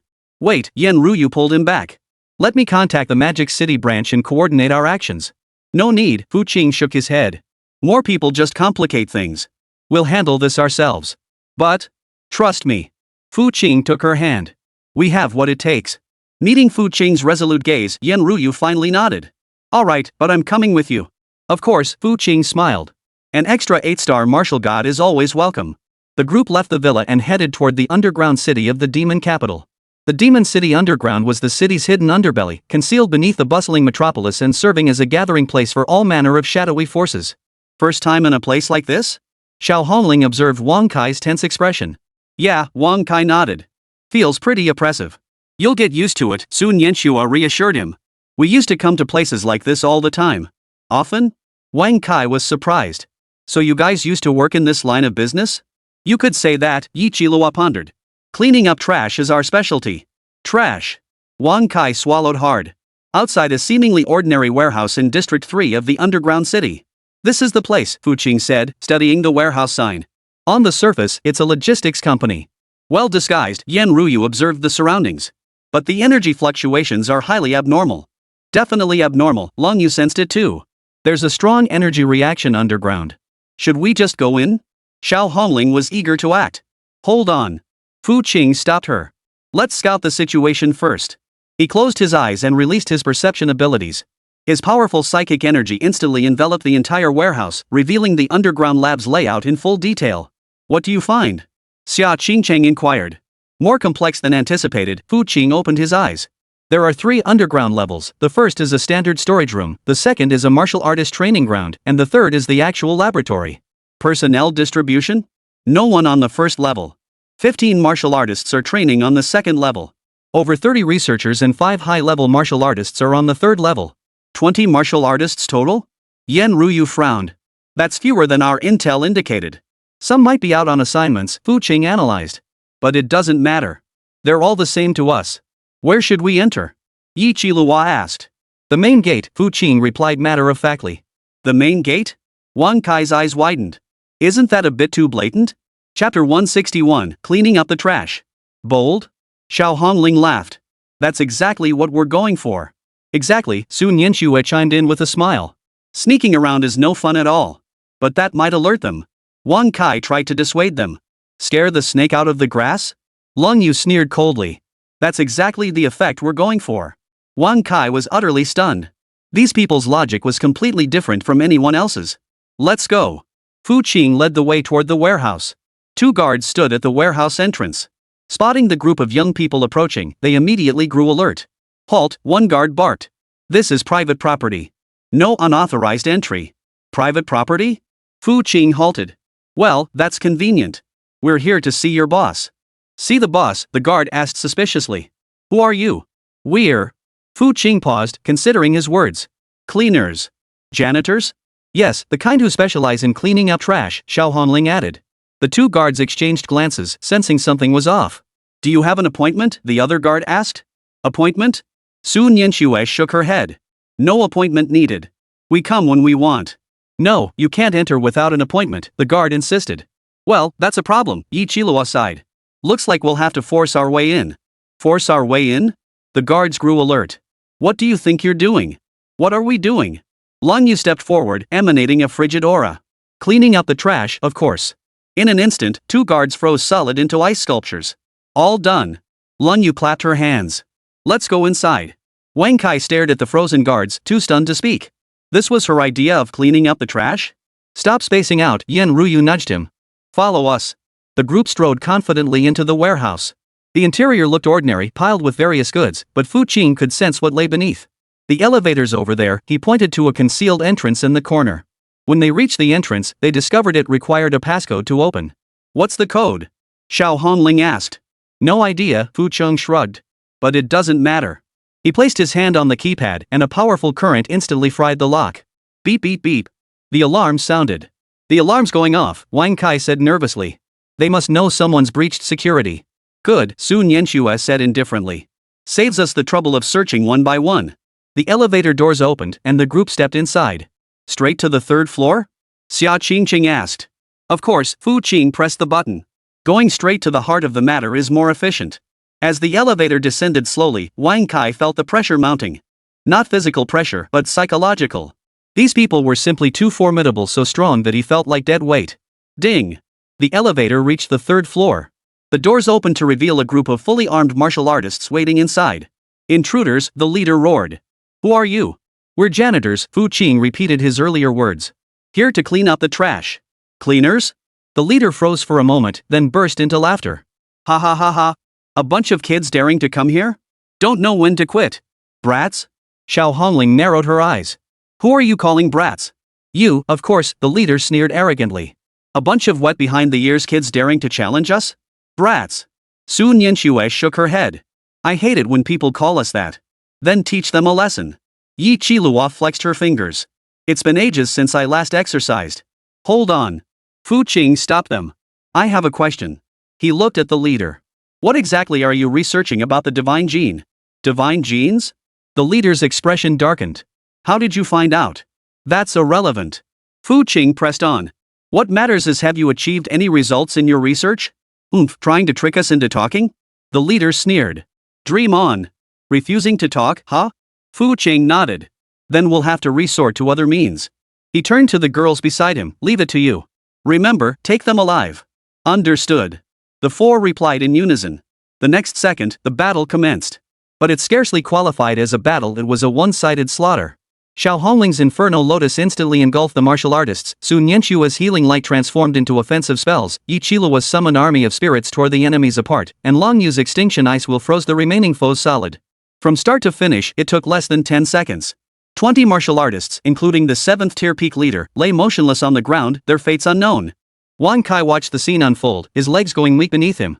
Was this what they meant by cleaning up trash? Done, Xiao Hongling clapped her hands. This trash couldn't even hold a candle. Exactly, Sun Yanxue grumbled. Not even a proper warm-up. Is that leader still alive? Yi Qilua kicked one of the fallen warriors. Still breathing, Long Yu checked. Can interrogate him. Fu Qing approached the leader, who was already scared out of his wits. Ready to talk now? I'll tell you. The leader stammered, trembling. The god gene was extracted from the Abyss Lord. How exactly was it extracted? Using specialized equipment, we isolated the genetic sequence, then injected it into volunteers. Volunteers? Yen Ruyu frowned. What kind of volunteers? They were all death row inmates, or people who had been kidnapped and sold. The leader stammered. Xia Qingqing gritted her teeth. What about the experimental results? Fu Qing pressed. Most failed, many died, but a few succeeded. Succeeded? Those who fused with the divine genes, their strength increased dramatically, and they gained some special abilities. What kind of special abilities? They can devour others' supernatural abilities. At this, everyone's expression changed. Devour others' supernatural abilities? That's nothing short of demonic power. Where are these successful test subjects now? Fu Qing asked in a deep voice. Some were sent to headquarters in the capital, others remained here for further research. How many remain here? 3. Fu Qing nodded. Very well. Take us to see them. Deep within the laboratory, rows of petri dishes stood neatly arranged, each containing bizarrely shaped biological specimens. Chapter 162, The Abyssal Stone Barrier. This is the place, the lead warrior stammered, trembling as he pointed ahead. The test subjects are inside. Wang Kai surveyed the surroundings, his face now completely drained of color. The contents of the petri dishes defied his imagination. Some were clearly human organs, yet they emitted an eerie black glow. What are these? Xia Qingqing asked, fighting back nausea. Failures, the leader whispered. Organs mutated after being injected with divine genes. Mutated? Xiao Hongling frowned. How did they mutate? Genetic rejection. The bodies couldn't withstand the power of the divine genes. Then what? They exploded. The leader swallowed hard. The entire body exploded, leaving only these organs behind. Hearing this, Wang Kai immediately vomited. That's disgusting. Sun Yanxue also felt queasy. These people aren't even human. They never were human, Lang Yu said coldly. They're demons in human skin. What about the successful test subjects? Fu Qing pressed. Where are they? Up ahead, in the isolation chamber up ahead. The lead warrior pointed toward the depths. The group followed him to a heavy metal door. Warning signs plastered the door: danger, keep out, biological contamination, and more. There inside, the leader stammered, trembling. But I advise you not to go in. Why? Because they're no longer human.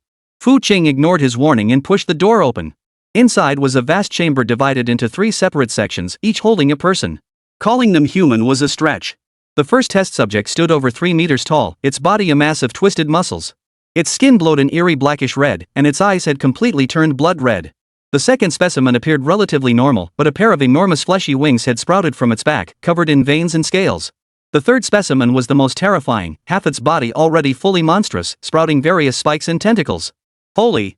Wang Kai's legs went weak as he stared at these monstrosities. Is this the effect of the divine genes? Yan Ruyu frowned. Turning people into monsters? Not monsters, Fu Qing observed carefully. They're evolving into demonic beings. Demons?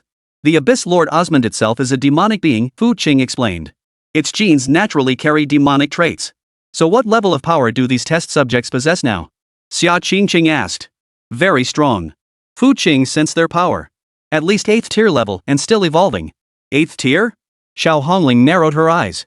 Now that's interesting. Just then, the first test subject suddenly opened its eyes. Blood-red pupils locked onto the figures at the doorway, a cruel smile curling its lips. Guests have arrived. Its voice was low and raspy, utterly inhuman. Guests? Sun Yanxue sneered coldly. We're not guests. Then what are you? The test subject slowly rose to its feet, its massive frame radiating an overwhelming sense of pressure. Cleaning crew, Yi Qilihua stated matter-of-factly. Specialized in disposing of trash like you. Trash? The test subject roared with laughter. Ha ha ha ha. You call us trash? Isn't that exactly what we are? Long Yu replied coldly. You're not even human anymore. What else could you be but trash? Human? The test subject's laughter grew more frenzied. Humans are the lowest form of life. We've evolved. We are a higher existence. Higher beings? Xiao Hongling sneered. To me, you're just a bunch of freaks. Freaks? The test subject's expression twisted into a savage grimace. Then let me show you the power of freaks. No sooner had the words left its mouth than it slammed a fist into the energy barrier confining it. Boom! The entire isolation chamber shook, but the barrier held firm. Poof! The test subject glared at the barrier with displeasure. Damn restraints! At that moment, the other 2 test subjects awoke. Intruders? The winged specimen chuckled coldly. It's been ages since we've had fresh flesh. I'll tear them apart, the half-demonized test subject roared like a beast. All 3 monsters strained against the barrier, but the specially engineered energy shield proved remarkably resilient.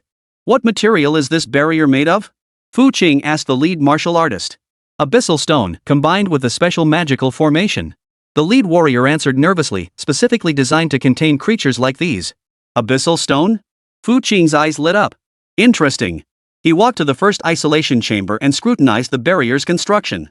Fu Qing, what are you doing? Yan Ruyu sensed his intent. You're not thinking of releasing them, are you? Why not? Fu Qing replied matter-of-factly. It'd be a shame to miss the chance to test these rare specimens. Test them? Wang Kai gasped in horror. Are you insane? If those monsters escape, we're all dead. Die? Sun Yanxue chuckled. You're overthinking it. Exactly, Yi Qilihua chimed in with a smile. Only they will die. But they're 8th tier. Wang Kai tried to persuade them. Just 8th tier, Long Yu sneered. Any one of us could handle them. Wang Kai was utterly speechless. Just how powerful were these people? They didn't even consider 8th tier martial artists a threat? Alright, stop intimidating the newcomer, Fu Qing chuckled. Let me try breaking through this barrier. He pressed his hand against the barrier, sensing the energy currents within. It's remarkably sturdy, Fu Qing assessed. But not quite enough for me. No sooner had the words left his mouth than a surge of chaotic energy erupted from his palm. The barrier instantly began to tremble, its magical array patterns extinguishing one after another. Impossible. The leader's eyes widened. How could the abyssal stone barrier be destroyed? Nothing is impossible, Fu Qing replied calmly. You simply lack experience. Snap. The barrier cracked for the first time. Ha ha ha ha. The first test subject laughed excitedly. Freedom at last. Wait. Xiao Hongling suddenly interjected. Let's prepare first. Prepare for what? Prepare to clean up the mess. Xiao Hongling flexed her fingers, her body beginning to radiate a scorching aura. Sun Yanxue also began her preparations, a gentle glow surging from her body, yet within that light lay terrifying power. Yi Qilihua gently stroked her spatial ring, its summoned beasts already stirring with anticipation. Around Long Yu, the temperature plummeted, freezing the very air around her. Xiao Qingcheng gripped her sword hilt as 9 divine blades materialized behind her. Chapter 163, Creating an Entirely New Race. Are you ready? Fu Qing asked. Anytime, the 5 replied in unison. Then let's begin. Fu Qing clenched his fist, shattering the barrier completely. Ah! Freedom! The first test subject roared as it burst forth, its massive fist hurtling toward Fu Qing. But in the next instant, its fist was blocked by a slender palm. Xiao Hongling caught the attack with one hand, a dismissive smile on her face. Is that all you've got? She shook her head. You disappoint me. What? The test subject gasped in disbelief. How could you possibly? Before it could finish, Xiao Hongling's other hand seized its arm. Purgatory incineration. In an instant, searing flames engulfed the test subject, its agonized screams echoing throughout the laboratory. What kind of fire is this? Why is it so hot? Hot. Xiao Hongling laughed. This is only the beginning. The flame's intensity surged, melting the test subject's once proud demon-enhanced skin. Within mere seconds, it was reduced to ashes. First one, done. Xiao Hongling clapped her hands. At the same moment, the other 2 test subjects charged forward. The winged specimen flew directly toward Sun Yanxue, its sharp claws gleaming coldly. Watch out! Wang Kai shouted. But Sun Yanxue merely raised her hand with a calm expression. Purifying light. A beam of sacred light shot forth, instantly piercing the test subject's chest. Ah! The test subject screamed as it plummeted from the sky, its demonic parts rapidly dissolving. What kind of power is this? It stared in disbelief at the gaping hole in its chest. The power of purification, Sun Yanxue said calmly. Specifically designed to counter evil creatures like you. Impossible, impossible. The test subject struggled to resist, but its body had already begun to decompose, soon dissolving into scattered points of light. Number 2, done. Sun Yanxue withdrew her palm. The last test subject watched its comrade's fate, fear flashing in its eyes. Who are you people? Cleanup crew. Lung Yu approached it. I've told you many times. No, don't come closer. The test subject began to retreat. Scared now? Lung Yu sneered coldly. You weren't so cocky just a moment ago. I don't want to die. Don't want to die? Lung Yu halted. Then have you ever thought about those people you used for experiments? Did they want to die? The test subject fell silent. Since you can't speak, Lung Yu extended her hand, then die. Absolute zero. In an instant, the test subject froze into an ice sculpture, then shattered into countless fragments. Third one, done. Lung Yu withdrew her hand. The entire process took less than a minute. All 3 8th-tier test subjects were eliminated. Wang Kai watched the scene, utterly speechless. The girl's power far exceeded his wildest expectations. Alright, the test subjects are dealt with, Yi Qilua said with satisfaction. Now it's time to take care of the researchers. Researchers? The lead martial artist's face paled. What do you intend to do? Cleaning up the trash, of course, Xiao Hongling replied matter-of-factly. Such heinous research must be stopped completely. But they're just ordinary people. Ordinary people? Sun Yanxue sneered coldly. Ordinary people who treat others as lab specimens? They deserve it, Xiao Qingcheng said coldly. Such people are unworthy of living in this world. Hold on. Fu Qing suddenly spoke up. Don't rush into action just yet. Why? The others looked at him in confusion. I want to understand their research findings first, Fu Qing explained. Know your enemy and know yourself, and you will never be defeated in 100 battles. That makes sense, Yen Ruyu nodded. If the Divine Awakening organization in the capital is conducting similar experiments, we must uncover their true nature. Then let's go check the lab, Lung Yu suggested. The group left the detention area and entered the actual research zone. Precision instruments and equipment filled the space, while walls were plastered with research reports and data charts. What are all these? Wang Kai asked curiously, eyeing the reports. Research reports on the divine gene. Fu Qing picked up a document. Looks like they've been studying it for quite some time. Any discoveries? Xiao Honling asked. Plenty, Fu Qing replied, flipping through the pages as his expression grew increasingly grave. And none of it is good news. According to these research papers, Fu Qing set down the documents, his expression darkening. The Divine Awakening organization isn't just trying to create powerful warriors. Then what do they want? Yen Ruyu asked urgently. They aim to create an entirely new species. Fu Qing pointed at a blueprint on the wall. A new race fusing human and demonic genes. Everyone turned to the blueprint. The creature depicted possessed human intelligence, demonic strength, and various supernatural abilities. That's impossible, Sun Yanxue shook her head. Human and demonic genetic structures are fundamentally different. They can't be fused. But they found a way, Fu Qing continued flipping through the documents. The Abyss Lord's genes are the key. They can serve as a bridge, connecting the genetic sequences of both races. So those test subjects are experimental specimens? Xia Qingcheng understood. Correct, Fu Qing nodded. And based on this data, their success rate is increasing. Xiao Hongling frowned. What does a rising success rate imply? It means they'll soon be able to mass produce this new race. Fu Qing's expression grew even more grave. When that happens, humanity will face an unprecedented threat. We must stop them, Yi Qilua declared resolutely. Based on the latest developments in these research reports, Fu Qing continued flipping through the confidential documents of the Divine Awakening organization, his expression growing increasingly grave. They've already discovered a method for mass production. Mass production? Xiao Hongling leaned closer to read. What does that mean? It means they no longer need to conduct experiments one by one. Fu Qing pointed to a report marked top secret. They've developed something called demon-infused serum. Yan Ruyu also approached to examine it. When she saw the contents of the report, her face instantly drained of color.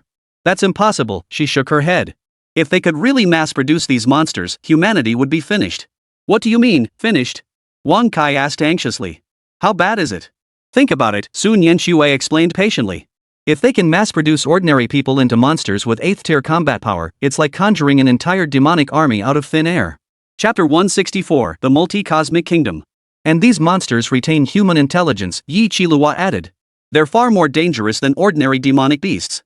Cold Moon studied the experimental data on the wall and remarked flatly, at this rate, they could produce 10,000 demon-enhanced warriors within half a year at most. 10,000 8th-tier demon warriors? Wang Kai's voice trembled. Couldn't they easily overrun any city? It's not just about conquering cities, Fu Qing's expression grew even more grave. According to this report, their ultimate goal is to create a perfect fusion body. What is a perfect fusion entity? Xia Qingqing asked. A super soldier fused with the complete genetic code of the Abyss Lord. Fu Qing set down the documents. Theoretically, its strength could reach Tier 2 star spiral level. The room fell deathly silent. 2nd tier star spiral level? What did that even mean? Even a 9-star martial god would be mere ants before a star spiral tier opponent. Those lunatics, Yan Ruyu gritted her teeth. Do they intend to destroy the entire Blue Star? Destroy Blue Star? No. Fu Qing shook his head. They want to rule Blue Star. Rule? Xiao Hongling was puzzled. Look at this. Fu Qing picked up another document. This is their new world plan. The others crowded around to look. The document detailed the Divine Awakening organization's ultimate goal. Using demonic serum to transform all humanity, creating a new world ruled by demonic human hybrids. In this new world, unmodified ordinary humans would become the lowest caste slaves. Those bastards. Lun Yu swore, a rare outburst for her. Calm down, Fu Chung patted her shoulder. Anger won't solve anything. Then what do you suggest? Xiao Hongling was equally furious. We can't just stand by and let them carry out this plan. Of course not, Fu Qing smiled. But before we act, I want to figure out one thing first. What is it? Where are those researchers? Fu Qing turned to the martial artist in charge. I need to ask them myself. The martial artist's face drained of color. They're all in the research area upstairs. Very well. Fu Qing nodded. Lead the way. The group followed the martial artist to the research area of the laboratory. Over 30 researchers, clad in white lab coats, were gathered here, busily working at various precision instruments. When they saw Fu Qing and his group burst in, panic immediately spread. Where are the guards? Where are the guards? Shouted a middle-aged man who appeared to be the supervisor. We took care of the guards, Xiao Hongling stated matter-of-factly. Now it's your turn. What do you want? The supervisor asked, trembling. What do we want? Fu Qing stepped before him. To clean up the trash, of course. We're just ordinary researchers. We haven't done anything illegal, the supervisor tried to defend himself. Not breaking the law? Sun Yanxue sneered. Then where did those test subjects come from? That was an order from above. We were just following. Following orders? Yi Qilua cut him off. You transformed living people into monsters and call that following orders? The supervisor was speechless. Enough. Don't waste our time, Lang Yu said impatiently. Get to the point. Fu Qing nodded and turned to the supervisor. Where is the formula for the demonic serum? What demonic serum? I have no idea what you're talking about. The supervisor flatly denied it. Don't know? Fu Qing smiled. Then let me rephrase the question. He walked over to a piece of equipment, waved his hand casually, and the entire machine worth hundreds of millions instantly turned to ash. Got it now? Don't destroy the equipment. The supervisor frantically protested, that equipment is more valuable than our lives. More valuable than your lives? Xiao Hongling narrowed her eyes. Then I'll destroy them even more. No sooner had she spoken than she waved her hand again, reducing 3 more machines to ash. No! The supervisor was on the verge of tears. I'll talk. I'll tell you everything. That's more like it, Sun Yanxue nodded with satisfaction. Why didn't you just do this earlier? The formula for the demonic serum is in the main computer, the supervisor stammered, trembling as he pointed toward a supercomputer in the corner. The password is. What is it? Fu Cheng pressed. It's the Pinyin 4 New World, the supervisor whispered. Quite a sentimental choice, Yi Qilihua sneered. Besides the formula, what other crucial information is there? Lun Yu pressed. There's the production line blueprints, experimental data, and... The supervisor paused. What else? Contact details for other branches, the supervisor gritted out. Including the Beijing headquarters. Fu Qing's eyes lit up. How many people are at the Beijing headquarters? I'm not entirely sure, but I've heard a 9-star martial god is stationed there. A 9-star martial god?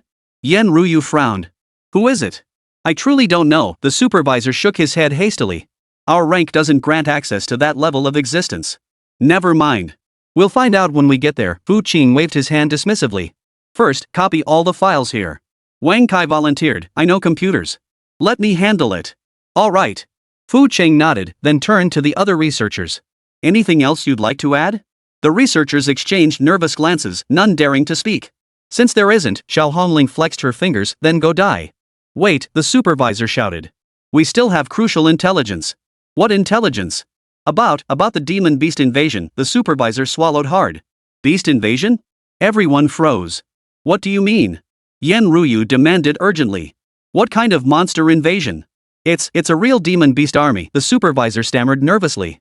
Not the experimental creatures we created, but genuine demon beasts from another planet. Fu Qing's expression darkened. What did you say? According to intelligence we've received, the multi-cosmic kingdom's demon beast army will launch a full-scale invasion of Blue Star in 1 month, the supervisor said, trembling. By then, the entire Blue Star will become a battlefield. The room fell silent once more. The shockwaves from this news were even more devastating than the demonic serum. 1 month? Xia Qingcheng asked incredulously. Are you certain? Absolutely certain, the supervisor nodded. This information came directly from headquarters in the capital. It cannot be false. How would the capital headquarters know about this? Su Nianxue questioned. Because they have connections with the multi-cosmic kingdom, the supervisor whispered. Chapter 165, the place deserves to be burned to the ground. Connections? Yi Qiluo's eyes widened. What do you mean? The Divine Awakening Organization has always been the multi-cosmic kingdom's proxy on Blue Star, the supervisor blurted out, throwing caution to the wind. Their mission is to prepare for the invasion of the demon beast hordes. Proxy? Lung Yu's voice grew colder. So the Divine Awakening Organization has been traitors from the start? You could say that, the supervisor nodded. Our research into the demonic serum was also to provide cannon fodder for the demon beast army. Fu Qing heard this and felt a tidal wave of rage surge within him. He never imagined the Divine Awakening Organization wasn't just a bunch of mad scientists, but outright traitors. You scum! Yan Ruyu trembled with rage. How dare you betray your own race? We were forced into it, the supervisor attempted to justify himself. The multi-cosmic kingdom is far too powerful. We had no way to resist. Forced? Xiao Hongling sneered. Were the innocent humans who died at your hands also forced? The supervisor fell silent. At that moment, Wang Kai rose from the computer. The data transfer is complete. Very well. Fu Qing took the storage device and turned to the researchers. Now, you may go die. Wait, the supervisor shouted again. We're still useful. We can help you fight the demon beast army. Help us? Su Nianxue sneered. With a bunch of traitors like you? We've conducted extensive research on the beasts, the supervisor said urgently. We know their weaknesses and how to deal with them. Dealing with beasts? Yi Qilihua shook her head. Sorry, we don't need your help. Why not? The supervisor asked, puzzled. Because we're already highly skilled at slaying beasts, Lung Yu stated coolly. And our methods are far more effective than whatever you've been researching. No sooner had she spoken than Lung Yu swept her hand, instantly encasing the entire research area in ice. Over 30 researchers froze solid into ice sculptures before they could even scream. All done. Lung Yu clapped her hands. Trash cleared. Wang Kai watched the scene unfold, utterly numb. The girl's ruthless decisiveness had surpassed his comprehension. All right, time to go, Fu Qing glanced at his watch. Official personnel will be here to take over shortly. Wait, Yan Ruyu suddenly interjected. Should we notify others about the monster invasion? Of course we should, Fu Qing nodded. But not now. Why not? Because revealing it now would only cause panic, Fu Qing explained. We need to prepare thoroughly first. Then what do you plan to do? Xiao Hongling asked. First, we'll go back and process today's discoveries, Fu Qing smiled. Then tomorrow, we'll head to the capital and uproot the Divine Awakening organization completely. Tomorrow already? Su Nianxue sounded concerned. Isn't that too hasty? Not at all, Fu Qing shook his head. We don't have much time left. True, Yi Qilua nodded. With the demon beast hordes arriving in a month, we really can't afford to drag our feet. Then let's depart now, Leng Yu urged. Staying here any longer feels utterly repulsive. The group left the underground laboratory and returned to the surface. By then, night had fallen completely. The nightscape of the demon capital shone brilliantly, radiating extraordinary prosperity. But everyone knew this calm was merely the stillness before the storm. In 1 month, this place would become a battlefield. Oh, right, Fu Qing suddenly remembered. Once we get back, remember to keep pretending we're ordinary students. Why? Wang Kai asked, puzzled.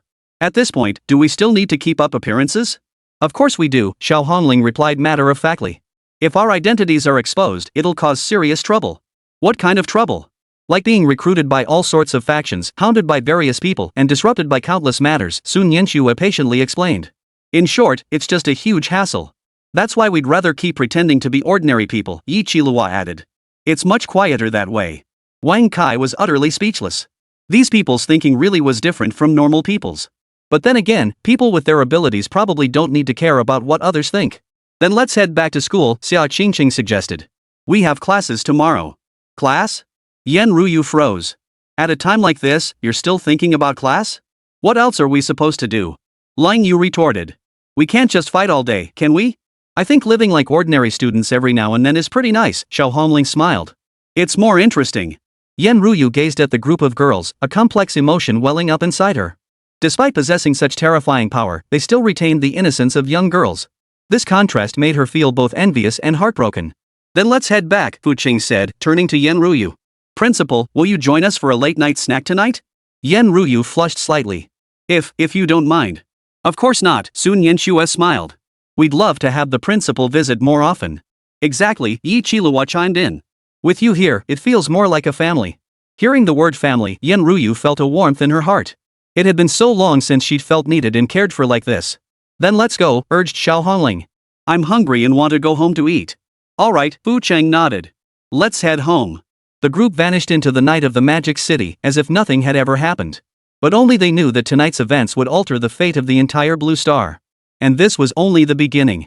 By the time they returned to the villa at Demon Ceiling University, it was nearly midnight. Xiao Hongling collapsed onto the sofa the moment she entered. I'm dead tired. Feels worse than fighting a major battle. What major battle? Sun Yanxue teased. Weren't you just watching the show? Watching is exhausting too, okay? Xiao Hongling rolled her eyes. I had to keep my expression in check. Couldn't he let out a single laugh? Facial control? Yi Qilua sat beside her. I thought you almost couldn't hold back and set the entire lab on fire just now? I only almost did, Xiao Hongling declared defiantly. I managed to hold back in the end. Lun Yu remarked coolly from the side, if Fu Qing hadn't stopped you, you would have reduced that place to ashes. So what if it was reduced to ashes? Xiao Hongling retorted defiantly. A place like that deserves to be burned to the ground. It certainly deserved it, Xia Qingqing agreed. That research was utterly inhumane. Chapter 166, Wang, you have a heart of stone. Anti-human is the least of it, Fu Qing remarked from his armchair. The real issue is their collusion with alien invaders. Speaking of which, Yan Ruyu called from the kitchen, do you really believe the beasts will invade in a month? Why wouldn't we? Sun Yanxue countered. That guy had no reason to lie before dying. Exactly, Yi Qilua nodded. And timing-wise, it makes perfect sense. How is it plausible? Wang Kai asked curiously. Think about it, Xiao Hongling analyzed, counting on her fingers. The Lord of the Abyss was taken down by Fu Qing, and the Divine Awakening Organization's headquarters was wiped out. Their entire setup on Blue Star is basically ruined. So the Melita Universe Kingdom has no choice but to launch their invasion early, Sun Yanxue continued. Otherwise, once humanity reacts, it'll be even harder for them to succeed. Makes sense, Lung Yu agreed. The enemy won't give us much time to prepare. What do we do then? Wang Kai asked, his voice tinged with anxiety. Are we really going to war with aliens? Aliens? Xia Qingqing chuckled. You're overthinking it. They're just a bunch of demonic beasts. Just beasts? Wang Kai's eyes widened. But these are beasts capable of interstellar travel. So what if they traverse star systems? Yi Qilua scoffed. They're still just beasts. And they'll die as soon as they arrive, Xiao Hongling waved dismissively. Nothing to worry about. Watching their relaxed demeanor, Wang Kai once again felt the gap in worldviews brought about by the disparity in power. What seemed like a terrifying alien invasion to him was nothing more than children playing house to them. Oh, right. Fu Qing suddenly remembered something. Before we head to the capital tomorrow, we should probably deal with today's haul first. What haul? Xiao Hongling inquired. This. Fu Qing produced the 9th tier spatial crystal core obtained from Qide. And the effects of those law crystal cores. Oh, right, Sun Yanxue tapped her forehead. I almost forgot. After absorbing the law crystal core today, I feel like my strength has increased significantly. Me too, Yi Qilua murmured, sensing the changes within her body. I feel like I'm about to break through. Breakthrough? Yen Ruyu poked her head out from the kitchen. What level are you guys now? 4th tier peak, Long Yu answered. 4th tier peak? Yen Ruyu froze. So after breaking through, you'll be 5th tier martial artists? Probably, Xiao Hongling said uncertainly. But we don't really care much about ranks. Not concerned? Wang Kai was stunned again. You don't care about becoming 5th tier martial artists? What's there to care about? Sun Yanxue said matter-of-factly. It's just a number. A number? Wang Kai felt his worldview crumble again. A 5th tier martial artist is just a number? In their eyes, it truly is just a number, Fu Qing smiled. After all, their actual combat strength has long surpassed the limitations of their ranks. What do you mean by transcending the rank limitations? Wang Kai asked earnestly. It means ranks hold no meaning for them, Xia Qingcheng explained. You saw it yourself, 4th tier practitioners can instantly defeat 8th tier warriors. Then what level is their true strength? Wang Kai pressed. Well, Fu Qing pondered, roughly equivalent to a 6-star martial god. 6-star martial god? Wang Kai nearly fell off his chair. But they're only 18. What does age have to do with strength? Lang Yu said indifferently. I was 16. A 6-star martial god at 16? Wang Kai was utterly numb. Who would believe such a thing if it got out? Alright, stop scaring the newcomers. Yen Ruyu emerged from the kitchen carrying a tray of snacks. Come over and eat. Wow, smells amazing. Xiao Hongling rushed over first. What delicious treat did the principal make? Seafood congee and some side dishes, Yen Ruyu said gently. Everyone's tired. Have some congee to warm your stomachs. The principal is so thoughtful, Sun Yanxue said, touched. Much better than certain people. Who exactly are you referring to? Fu Qing asked, feigning ignorance. You tell me, Yi Qilua shot him a glare. We worked our asses off fighting for you, and you couldn't even bother to show some concern? How haven't I shown concern? Fu Qing protested, didn't I tell you to take prisoners? Leaving them alive counts as caring? Xiao Hongling burst out laughing. Your logic is bizarre. It is bizarre, Lang Yu agreed. But we're used to it. Good that you are, Fu Qing said thick-skinnedly. Proves we're working well together. The group chatted casually over their late-night snack, recounting the day's events. The atmosphere was light and cheerful, showing no trace of the bloody purge they'd just endured. Oh, right, Yen Ruyu suddenly remembered. Are you really heading to the capital tomorrow? Of course, Fu Qing nodded. The Divine Awakening organization must be eradicated completely. Then I'm going with you, Yen Ruyu declared firmly. You? Xiao Hongling exclaimed in surprise. Won't the principal need to manage the school? The school has a vice principal. It's fine for me to be away for a few days, Yen Ruyu explained. Besides, the matter of the Divine Awakening organization concerns the survival of all humanity. I can't stand idly by. You're right, Sun Yanxue agreed. At a time like this, we truly need to unite every force we can muster. Then let's go together, Yi Qilua welcomed the idea. More people make things livelier. More people do make things livelier, Lang Yu joked, a rare display of humor.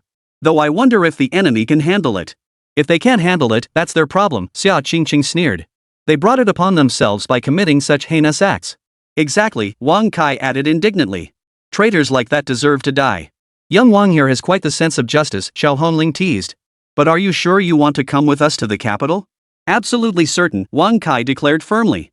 I want to see those scum destroyed with my own eyes. Witness it? Sun Yanxue chuckled. Are you sure you can handle that kind of scene? After what happened tonight, what could possibly be unbearable? Wang Kai put on a brave front. What was tonight compared to tomorrow? Yi Qilua shook her head. Tonight was child's play. Why? Wang Kai asked curiously. Because tomorrow's enemy is stronger, Lang Yu explained. The 9-star martial god is no joke. Is the 9-star martial god that powerful? Wang Kai asked. The question left everyone stunned. Powerful? Yen Ruyu laughed bitterly. The 9-star martial god is the highest rank a martial artist can achieve. Of course they're powerful. Oh. Wang Kai realized, then they really are quite strong. Pretty strong? Xiao Hongling couldn't help but laugh. Young Wang, you've got some nerve. What's wrong? Wang Kai asked, puzzled. Chapter 167, only 100,000 a year for living expenses? How did you survive? A 9-star martial god could wipe out an entire city single-handedly, Sun Yenshui explained patiently. Tell me, is that powerful or not? Wipe out an entire city. Wang Kai sucked in a sharp breath. How are we supposed to deal with that? How do we deal with him? Yi Qilihua asked matter-of-factly. We kill him, of course. Kill a 9-star martial god? Wang Kai thought these people might be insane. Are you sure? What's there to be sure about? Lung Yu said coldly. He's just a 9-star martial god. Just a 9-star martial god? Wang Kai thought he must have misheard. You mean just a 9-star martial god? Yes, Xiao Honling nodded. Is there a problem? Wang Kai was utterly speechless. In their eyes, a 9-star martial god was apparently just another ordinary enemy. Where did this confidence come from? Alright, stop intimidating the newcomer, Fu Qing chuckled. We'll deal with tomorrow's matters tomorrow. Let's rest now. It really is time to rest, Yan Ruyu glanced at the time. It's almost 1 o'clock. Where will you be staying tonight, Principal? Sun Yenshui asked with concern. Yan Ruyu hesitated. I'll just stay in the guest room. Guest room? Xiao Hongling narrowed her eyes. The principal and Fu Qing have developed that kind of relationship, yet she's staying in a guest room? What kind of relationship? Yan Ruyu flushed. We don't have any special relationship. Nothing special? Yi Qilihua was skeptical. Then what happened last night? Last night. Yan Ruyu flushed even deeper. That was an accident. An accident? Sun Yenshui laughed. What kind of accident takes an entire night? We were just talking. Yan Ruyu tried to explain. Talking? Lun Yu, unusually gossipy, pressed, what kind of talking requires doing it in bed? In bed? Wang Kai's eyes widened. You were chatting in bed? No. Yan Ruyu denied hastily. It wasn't what you're thinking. Then what was it? Xia Qingqing joined the gossip session. It's. Yan Ruyu couldn't find the words. What exactly? Xiao Honling pressed. Spill it already. Alright. Fu Qing stepped in to defuse the situation. Don't put the principal on the spot. Putting her on the spot? Sun Yenshui chuckled. We're just concerned about the principal's lifelong matters. Exactly, Yi Qilihua chimed in. The principal is so outstanding, she can't stay single forever. Yan Ruyu was rendered speechless. Seeing Yan Ruyu's flustered expression, Fu Qing felt a pang of sympathy. Alright, enough of this. He stood up. The principal will stay in my room tonight. You all go rest. Stay in your room? Xiao Hongling's eyes lit up. Then where will you sleep? I'll sleep on the couch, Fu Qing replied matter-of-factly. The couch? Sun Yenshui frowned. That's so uncomfortable. It's fine. I'm not picky, Fu Qing waved it off. Wait a moment. Yan Ruyu suddenly spoke up. No need to trouble yourself. I'll stay in the guest room. The guest room isn't tidied up, Yi Qilihua said. And there aren't any suitable bedding sets either. Then, Yan Ruyu hesitated. Then it's settled, Lung Yu declared. Fu Qing sleeps on the couch and the principal sleeps in Fu Qing's room. But, Yan Ruyu tried to protest. No buts about it, Xiao Hongling cut her off. This is how it's arranged. Watching these enthusiastic girls, Yan Ruyu felt a deep warmth in her heart. Then that's how it'll be arranged, Xiao Hongling cut Yan Ruyu off. It's settled. Yan Ruyu watched these enthusiastic girls, a wave of warmth surging through her heart. It had been so long since she'd felt this kind of care from others. I'll go take a shower first, she said, her face flushing. Thank you all for your help. Not at all, Sun Yenshui waved her hand. We're all family, after all. Family? Yan Ruyu paused in surprise. Exactly, Yi Qilihua smiled. The principal is part of our family now. What do you mean your family? Lun Yu corrected. It's our family. Our family? Xiao Hongling narrowed her eyes. Since when did you become part of our family? Haven't I always been? Lun Yu replied matter-of-factly. Always been? Sun Yenshui chuckled. When did we ever agree to that? Didn't you agree? Lung Yu looked puzzled. Then what was me staying here all this time? A freeloader, Xiao Hongling stated bluntly. Freeloading? Lung Yu's face darkened. I've been paying my share of the living expenses, you know. Living expenses? Yi Qilihua suddenly remembered something. What could that measly amount you gave me possibly cover? That little bit? Lung Yu retorted indignantly. I give you 5,000 a month, okay? 5,000? Sun Yenshui did the math. We spend 3,000 on a single meal. 3,000 per meal? Wang Kai's eyes widened. What on earth are you eating? Just regular dishes, Xiao Hongling replied matter-of-factly. Only with better ingredients. What exactly does a bit better mean? Wang Kai inquired curiously. Meat from 8th tier beasts, eggs from 9th tier beasts, plus some rare herbs, Sun Yenshui explained. 8th tier beast meat? Wang Kai nearly bit his tongue.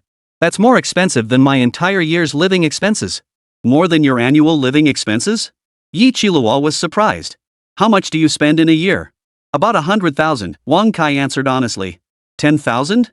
Xiao Hongling looked at him sympathetically. How do you even survive on that? Just living normally, Wang Kai said, puzzled. Isn't 100,000 enough? Enough for what? Long Yu shook her head. It wouldn't even cover a pair of shoes for me. 100,000 for a pair of shoes? Wang Kai was stunned. What kind of shoes are you buying? Just combat boots made from 9th tier demon beast hide, Long Yu said indifferently. Pretty standard gear. Ordinary? Wang Kai felt his worldview crumble once more. Alright, Fu Qing stepped in to smooth things over. Stop scaring the new guy. We weren't scaring him, Xiao Hongling protested, looking aggrieved. We were just telling the truth. The truth? Fu Qing chuckled. Your truth sounds like a fairy tale to ordinary people. Then what should we do? Sun Yanxue asked. We can't exactly lie to him. No need to lie, Fu Qing pondered. He'll just have to adjust gradually. Gradually adapt? Yi Qilihua looked at Wang Kai. Can you handle it? Wang Kai hesitated. I'll try my best. Do your best, Long Yu nodded. We don't expect you to understand everything anyway. Hey! Wang Kai protested. What do you mean by that? Nothing much, Long Yu shrugged. Just telling it like it is. Just telling it like it is? Wang Kai laughed bitterly. Is that how little you think of ordinary people? It's not about looking down on you, Xiao Hongling explained. There really is a gap. What kind of gap? Wang Kai retorted defiantly. Gaps in ability, gaps in experience, gaps in wealth, Sun Yanxue listed off on her fingers. And gaps in mindset. Mindsets? Wang Kai was even more baffled. Chapter 168. So you admit you treat Fu Qing differently? For instance, when you heard about the demon beast invasion just now, your first reaction was fear, Yi Qilihua analyzed. But our first reaction was excitement. Excitement? Wang Kai's eyes widened. What's there to be excited about with a monster invasion? Of course we're excited, Long Yu replied matter-of-factly. Finally, we have worthy opponents. Worthy opponents? Wang Kai felt these people might truly be insane. Exactly, Xiao Hongling nodded. The opponents lately have been too weak. It's boring. Too weak? Wang Kai recalled tonight's encounter. You call 8th tier martial artists weak? 8th tier martial artists really are weak, Sun Yanxue nodded. One move is enough to take them down. Take down an 8th tier martial artist with one move? Wang Kai was utterly numb. Alright. Yan Ruyu emerged from the bathroom. Stop chatting. Everyone should go rest. She changed into a pink nightgown, her damp hair cascading over her shoulders, looking exceptionally gentle. Wow. Xiao Hongling's eyes lit up. The principal looks so pretty in her pajamas. Right? Sun Yanxue agreed. Much prettier than her usual business attire. The business attire is also very nice, Yi Qilihua said fairly. Each has its own beauty. True, Long Yu nodded. The principal is always beautiful. Hearing the compliments, Yan Ruyu flushed. Don't say that it makes me feel embarrassed. Why be embarrassed? Xiao Hongling asked matter-of-factly. We're just telling the truth. Exactly, Sun Yanxue chimed in. The principal is naturally beautiful. And she's so kind, Yi Qilihua added. Plus she can cook, she'd make the perfect wife. Wife material. Yan Ruyu flushed even deeper. What are you talking about? We're telling the truth, Long Yu said coolly. Fu Qing is very fortunate. Lucky? Fu Qing raised an eyebrow. How so? Marrying a wife like the principal? Of course he's lucky, Xiao Hongling stated matter-of-factly. Who said I'm marrying the principal? Fu Qing feigned confusion. Not marry her? Sun Yanxue's eyes widened. Then what were you doing last night? Last night? Fu Qing pondered. We were just chatting. Chatting? Yi Qilihua was skeptical. What kind of chat takes an entire night? Life philosophy, Fu Qing replied with solemn earnestness. A profound topic. Philosophy of life? Long Yu sneered. Do you take us for 3-year-olds? If not 3-year-olds, then what? Fu Qing retorted. We're adults. Xiao Hongling protested. Don't treat us like children. Adults? Fu Qing looked at them. Would adults gossip like this? What's wrong with gossip? Sun Yanxue retorted defiantly. Gossip is human nature. Human nature? Fu Qing laughed. Then keep gossiping. I'm going to bed. Wait. Yi Qilihua called after him. You haven't answered our question yet. What question? Fu Qing feigned ignorance. Your relationship with the principal. Long Yu asked directly. Relationship? Fu Qing looked at Yan Ruyu. Principal, what do you say our relationship is? Yan Ruyu flushed even redder at the question. We're friends. Friends? Xiao Hongling protested. What kind of friends chat all night long in bed? Who said we were in bed? Yen Ruyu quickly denied. We were talking on chairs. On chairs?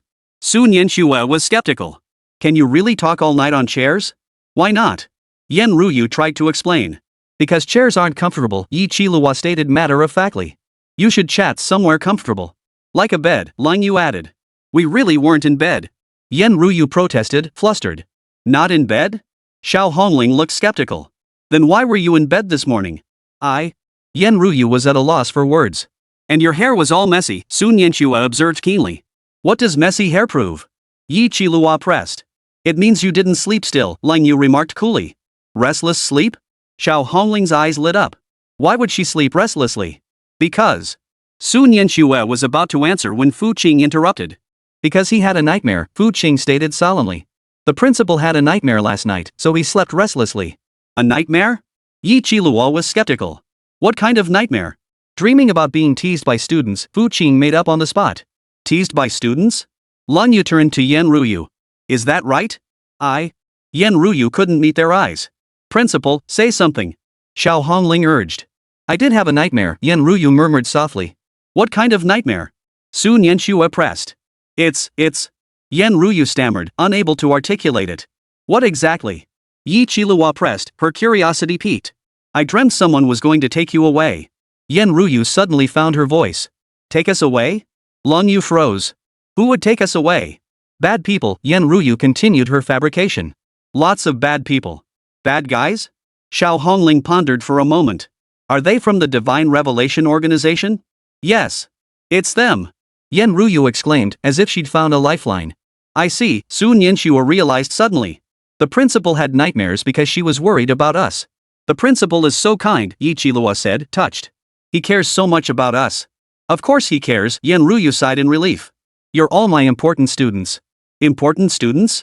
Lang Yu looked at Fu Qing. Then what is Fu Qing? Fu Qing? Yen Ruyu's face flushed again. He's an important student too. Also? Xiao Hongling sharply latched onto the key point. Then what's the difference? Difference? Yen Ruyu panicked. There is no difference. Really? Sun Yanxue remained skeptical. Truly none. Yen Ruyu insisted. Then why do you look at Fu Qing differently? Yi Qilua observed keenly. Different?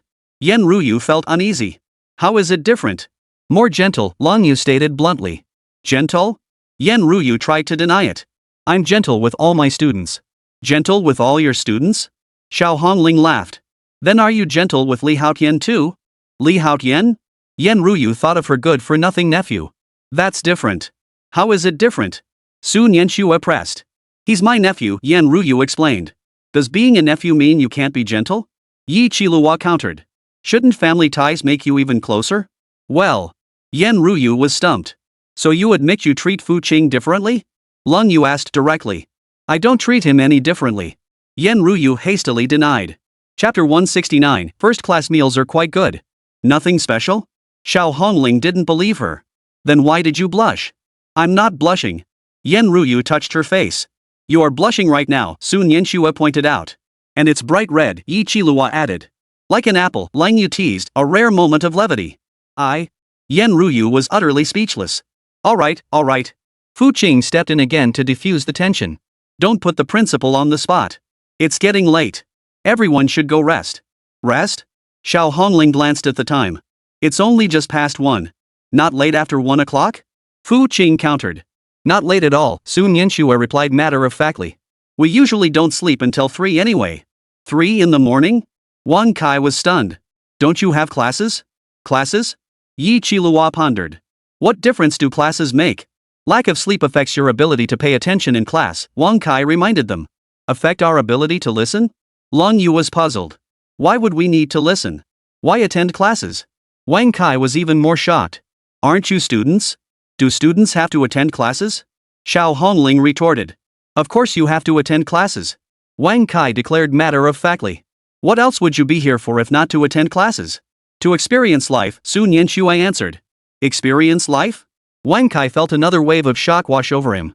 You treat going to school as an experience? What else? Yi Qilua asked, puzzled. Should we treat it like serious business? What else could school be if not serious business? Wang Kai felt like he was going mad. A game, Lang Yu said coolly. A very interesting game. A game? Wang Kai was utterly speechless. Exactly. Xiao Hongling nodded. A game where we pretend to be ordinary students. Playing ordinary students? Wang Kai finally grasped the concept. So you're not ordinary students at all? Of course not, Sun Yanxue replied matter-of-factly.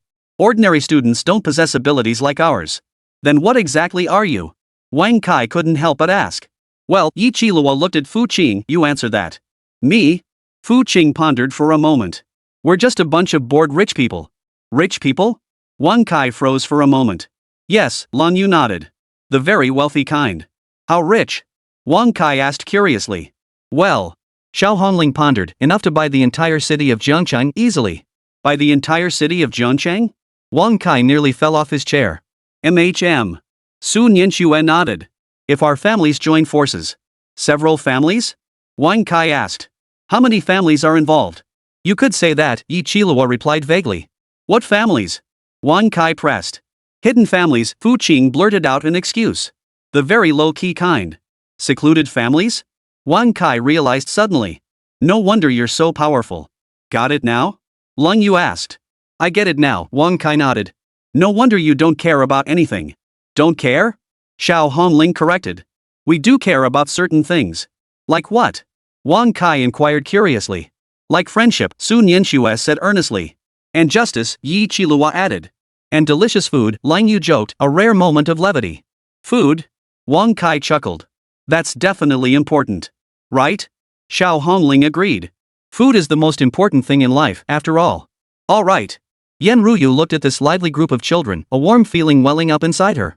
It really is getting late. Everyone should go get some rest. The principal is right, Fu Qing stood up. We still have to go to the capital tomorrow. To the capital? Wang Kai recalled something. To deal with that 9-star martial god? Yes. Sun Yanxue nodded. To eliminate the Divine Awakening organization once and for all. Then we just wait for the Demon Beast invasion, Yi Qilua said eagerly. Demon Beast invasion, Lang Yu repeated the phrase. Sounds interesting. Interesting? Wang Kai gave a wry smile. Your idea of interesting isn't the same as mine. Of course not, Xiao Hongling stated matter-of-factly. Our fun is real fun. Truly fun? Wang Kai was perplexed. It's something that gets us excited, Sun Yanxue explained. Things that excite you? Wang Kai pondered. Besides fighting, what else? Food. Yi Qilua answered immediately. Shopping, Lan Yu added. And gossip, Xiao Hongling winked. Gossip? Wang Kai looked at Yan Ruyu and Fu Qing. Like their relationship? Exactly. Sun Yanxue's eyes lit up. You've got potential. Potential? Wang Kai was puzzled. Gossip potential, Yi Qilua explained. You'll be our informant from now on. Informant? Wang Kai laughed bitterly. I don't pry into people's private affairs. You don't need to pry, Lung Yu said coolly. Just observe. Observe what? Wang Kai asked curiously. Watch when those two make their relationship public, Xiao Hongling pointed at Fu Qing and Yan Ruyu. We're not together. Yan Ruyu denied again. No relationship? Sun Yanxue was skeptical. Then why are you so nervous? I'm not nervous at all, Yan Ruyu tried to maintain her composure. You are right now, Yi Qilua pointed out. Your voice just changed. And your hands are trembling. Lan Yu observed closely. I'm not trembling. Yan Ruyu hastily hid her hands behind her back. Hiding them makes it not count as shaking? Xiao Hongling laughed. Yan Ruyu conceded defeat completely. All right. Fu Qing stepped in again to defuse the tension. We really should rest now. We have important matters to attend to tomorrow. Important matters? Sun Yanxue inquired. What important matters besides going to the capital? Like processing today's findings, Fu Qing reminded them. Findings? Yi Qilua recalled something. Right, we still haven't finished reviewing all that material. We can read the materials on the way, Lang Yu suggested. Flying is boring anyway. Fly? Wang Kai asked. We're flying to the capital? What else would we take? Xiao Hongling retorted. I thought you guys would fly over, Wang Kai admitted honestly. Fly over? Sun Yanxue laughed. We're not birds. But aren't you guys really powerful? Wang Kai wondered. Don't powerful people all fly? We can fly, Yi Qilua nodded. But flying that far is exhausting. And it's not as comfortable as flying in an airplane, Lang Yu added. Planes have good food too, Xiao Hongling recalled. First-class meals aren't bad. First class? Wang Kai asked. We're flying first class? Chapter 170, Mate Selection Criteria. Of course, Sun Yanxue replied matter-of-factly. What else would we fly in? Economy class? Wang Kai asked tentatively. Economy class? Yi Qilua frowned. What's that? It's regular seats, Wang Kai explained. Regular seats? Long Yu was puzzled. Why would anyone choose regular seats? Because it's cheaper, Wang Kai answered honestly. Cheaper? Xiao Hongling paused, then chuckled. You're quite the penny pincher. Thrift is a good habit, Sun Yanxue nodded. But we don't need to be thrifty. Why don't we need to be thrifty? Wang Kai asked curiously. Because money is just numbers to us, Yi Qilua answered. Numbers? Wang Kai was stunned again. Yes. Lun Yu nodded. Meaningless numbers. Meaningless? Wang Kai felt his values being overturned again. How could money be meaningless? Because we can buy anything we want, Xiao Hongling stated matter-of-factly. Buy anything you want? Wang Kai was skeptical. Then what do you want? Happiness, Sun Yanxue pondered. Friendship, Yi Qilua added. And love. Lun Yu glanced at Fu Qing and Yan Ruyu. Love? Yan Ruyu flushed again. Who mentioned love? I did, Lun Yu said coolly. Is there a problem? Of course there is. Yan Ruyu protested, flustered. We don't have love. No love? Xiao Hongling scoffed. Then what was last night? Last night was... Yan Ruyu stammered. What was it? Sun Yanxue pressed. It was friendship. Yan Ruyu declared loudly. Friendship? Yi Qilua laughed. What kind of friendship needs to be cultivated in bed? We weren't in bed. Yan Ruyu denied again. Then where? Lun Yu asked directly. On the chair, Yan Ruyu whispered softly. Cultivating friendship on a chair? Xiao Hongling found it amusing. What new game is this? It's not a new game. Yan Ruyu nearly jumped up in frustration. It was just normal conversation. Normal chatting? Sun Yanxue was skeptical. Does normal chatting go on until dawn? Yes. Yan Ruyu insisted. There are so many topics. What topics? Yi Qilua asked curiously. Tell us. Well. Yan Ruyu struggled to think of an example. Life goals and stuff like that. Life goals? Lun Yu raised an eyebrow. What are Fu Qing's life goals? Well. Yan Ruyu looked to Fu Qing for help. My life goals? Fu Qing pondered. World peace, I suppose. World peace? Xiao Hongling burst out laughing. That's a pretty grand ambition. Grand? Fu Qing replied earnestly. I think it's quite practical. Realistic? Sun Yanxue frowned in confusion. How is world peace realistic? Because I have the ability to achieve it, Fu Qing stated matter-of-factly. You have that ability? Yi Qilua paused, then nodded. Indeed, you do. So that's my ideal, Fu Qing concluded.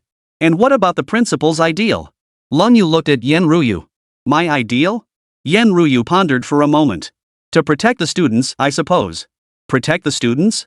Xiao Hongling's eyes lit up. Including Fu Qing? Of course he's included. Yan Ruyu blurted out, then realized she'd said something wrong. Including Fu Qing? Sun Yanxue zeroed in on the point. Why single him out specifically? I didn't single him out. Yan Ruyu hastily denied. I meant all students. All students? Yi Qilua was skeptical.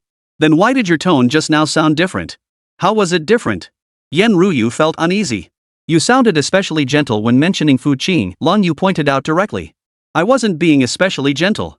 Yan Ruyu protested, flustered. You did, Xiao Hongling affirmed. We all heard it. Exactly, Sun Yanxue nodded. Your voice softened. And your eyes were different too, Yi Qilua added. What kind of look? Yan Ruyu asked. Eyes brimming with affection, Lang Yu remarked coolly. Full of affection? Yan Ruyu's face flushed bright red. Nonsense. It's not nonsense, Xiao Hongling said earnestly. We can all see it, principal, you like Fu Qing. I don't like him. Yan Ruyu denied loudly. You don't like him? Sun Yanxue was skeptical. Then why are you so worked up? I'm not excited. Yan Ruyu tried to calm herself. You are right now, Yi Qilua pointed out. Your face is bright red. And your voice is trembling, Lang Yu observed keenly. Yan Ruyu was utterly speechless. Just then, Fu Qing walked over and gently patted her shoulder. Alright, don't put the principal on the spot anymore, he said to the others. It's getting late. Everyone should go rest. Alright, it's truly time to rest, Fu Qing patted Yan Ruyu's shoulder. Don't let them keep putting you on the spot. Yan Ruyu felt the warmth radiating from Fu Qing's palm, and the blush on her cheeks deepened. Thank you, she murmured softly. What are you thanking me for? Fu Qing smiled. Aren't we friends? Friends? Xiao Hongling teased from the side. What kind of friends care this much? Exactly, Sun Yanxue chimed in. We can tell you're especially kind to the principal, Fu Qing. Especially kind? Fu Qing feigned confusion. I'm kind to everyone. Kind to everyone? Yi Qiluo was skeptical. Then are you this kind to Li Haotian too? Li Haotian? Fu Qing recalled the student council president. He's not exactly a beauty. So if she's not a beauty, she's not worthy? Lang Yu zeroed in on the point. So you only treat beauties well?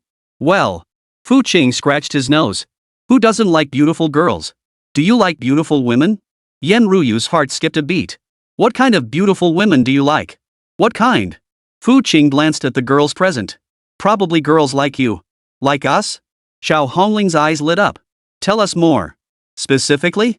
Fu Qing pondered. Smart, kind, capable, and attractive. Good looking? Sun Yenshui asked. How good looking? At least as beautiful as the principal, Fu Qing said offhandedly. Yen Ruyu's heartbeat quickened at those words. As good looking as the principal? Yi Qiluo smirked. So the principal meets your standards for a partner? Marriage criteria? Fu Qing froze. When did I mention marriage criteria? Didn't you just say what kind of beauties you like? Lang Yu reminded him. Liking and marrying are two different things, Fu Qing explained. I can like many beautiful women, but I can only marry one. Only one? Xiao Hongling protested. Why only one? Because the law says so, Fu Qing stated matter-of-factly. The law? Sun Yenshui chuckled. You're quite law-abiding, aren't you? Of course I follow the law, Fu Qing nodded. I'm a good citizen. A good citizen? Yi Qiluo recalled tonight's events. Would a good citizen raid an underground lab? Chapter 171, The Strong Enjoy Privileges It's Only Natural. That was for justice, Fu Qing declared solemnly.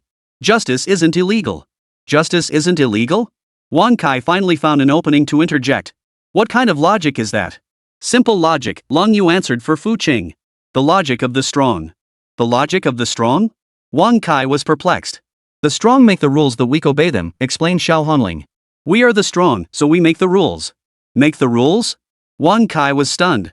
You can make the rules? Of course we can, Sun Yenshui stated matter-of-factly. Power equals authority.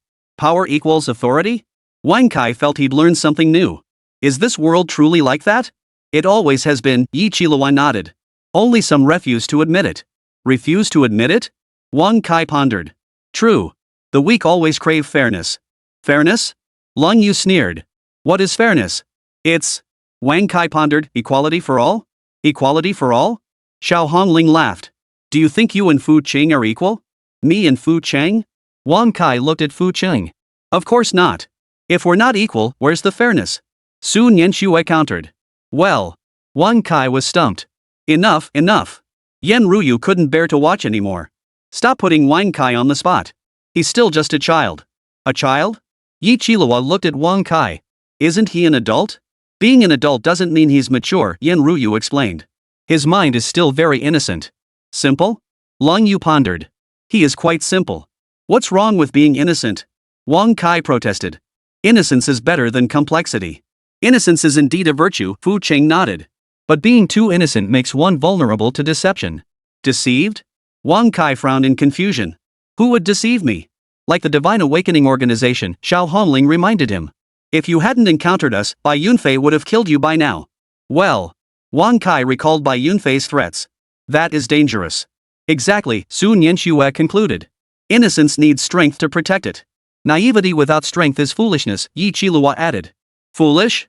Wang Kai smiled bitterly. So I'm foolish? Not foolish, Lang Yu offered rare comfort. Naive. Is there a difference between innocence and foolishness? Wang Kai asked. Of course there's a difference, Fu Qing explained. Naivety can be changed, but foolishness is hard to cure. So am I naive or foolish? Wang Kai inquired curiously. Naive, Yen Ruyu affirmed. You're intelligent, but you lack experience. Lack experience? Wang Kai pondered. How should I gain it? Come with us, Xiao Hongling patted his shoulder. We'll make sure you grow fast. Grow quickly? Wang Kai felt a surge of anticipation. Really? Absolutely, Sun Yenshui nodded. You'll see when we go to the capital tomorrow. The capital? Wang Kai recalled something. To deal with that 9-star martial god? Yes. Yi Qiluo nodded. We'll show you what real combat is like. Real combat? Wang Kai tensed. Isn't that dangerous? Dangerous? Lang Yu glanced at him. Did tonight feel dangerous? Tonight? Wang Kai pondered. I guess not. Exactly, Xiao Hongling smiled. Tomorrow won't be dangerous either. Why? Wang Kai was puzzled. Because we're here, Sun Yinxue stated matter-of-factly. Wherever we are is the safest place. The safest place? Wang Kai looked at Fu Qing. Is it because Fu Qing is so strong? Not just Fu Qing, Yi Qilua corrected. We're all strong. All of you are strong? Wang Kai recalled tonight's battle. You really are. So you have nothing to worry about, Lang Yu said calmly. Stay with us, and you'll be absolutely safe. Absolutely safe? Wang Kai exhaled in relief. That's good. All right. Yan Ruyu glanced at the time.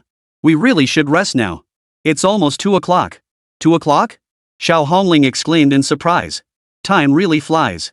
That's how chatting always goes, Sun Yinxue nodded. Before you know it, it's late. Especially when we're gossiping, Yi Qilua chuckled mischievously. What gossip? Yan Ruyu flushed again. We weren't gossiping. No gossip? Lung Yu raised an eyebrow. Then what were we talking about just now? We were talking about. Yan Ruyu struggled to find words. Life philosophy. Life philosophy? Xiao Hongling burst out laughing. Principal, you use that excuse way too often. What excuse? Yan Ruyu protested. It really is philosophy of life. All right. Fu Qing stepped in again to defuse the tension. It's just philosophy of life. Everyone, go get some rest. So what time are we leaving tomorrow? Sun Yinxue asked. Tomorrow? Fu Qing pondered. 10 in the morning. No need to get up too early. 10? Yi Qilua nodded. Then we'll get up at 9. Get up at 9? Wang Kai was surprised. That late? Late? Long Yu looked puzzled. We usually get up at 10 anyway. Get up at 10?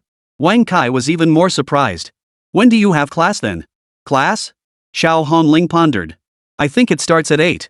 Classes start at 8 and you get up at 10? Wang Kai couldn't believe it. Aren't you going to be late? So what if we're late? Sun Yinxue shrugged indifferently. It's not like it's a big deal. Not a big deal? Wang Kai was shocked. Isn't being late a serious matter? Serious? Yi Qilua laughed. Who says being late is serious? Won't the teacher get angry? Wang Kai asked. Angry? Lan Yu turned to Yan Ruyu. Principal, would you be angry? Yan Ruyu felt a bit awkward at the question. She glanced at Fu Qing. If it were you too, I wouldn't be angry. Not angry? Wang Kai was puzzled. Why? Because they're special students, Yan Ruyu explained. Special students? Wang Kai asked curiously. What makes them special? Well, Yan Ruyu struggled to find the right words. Their abilities are exceptional. Special abilities?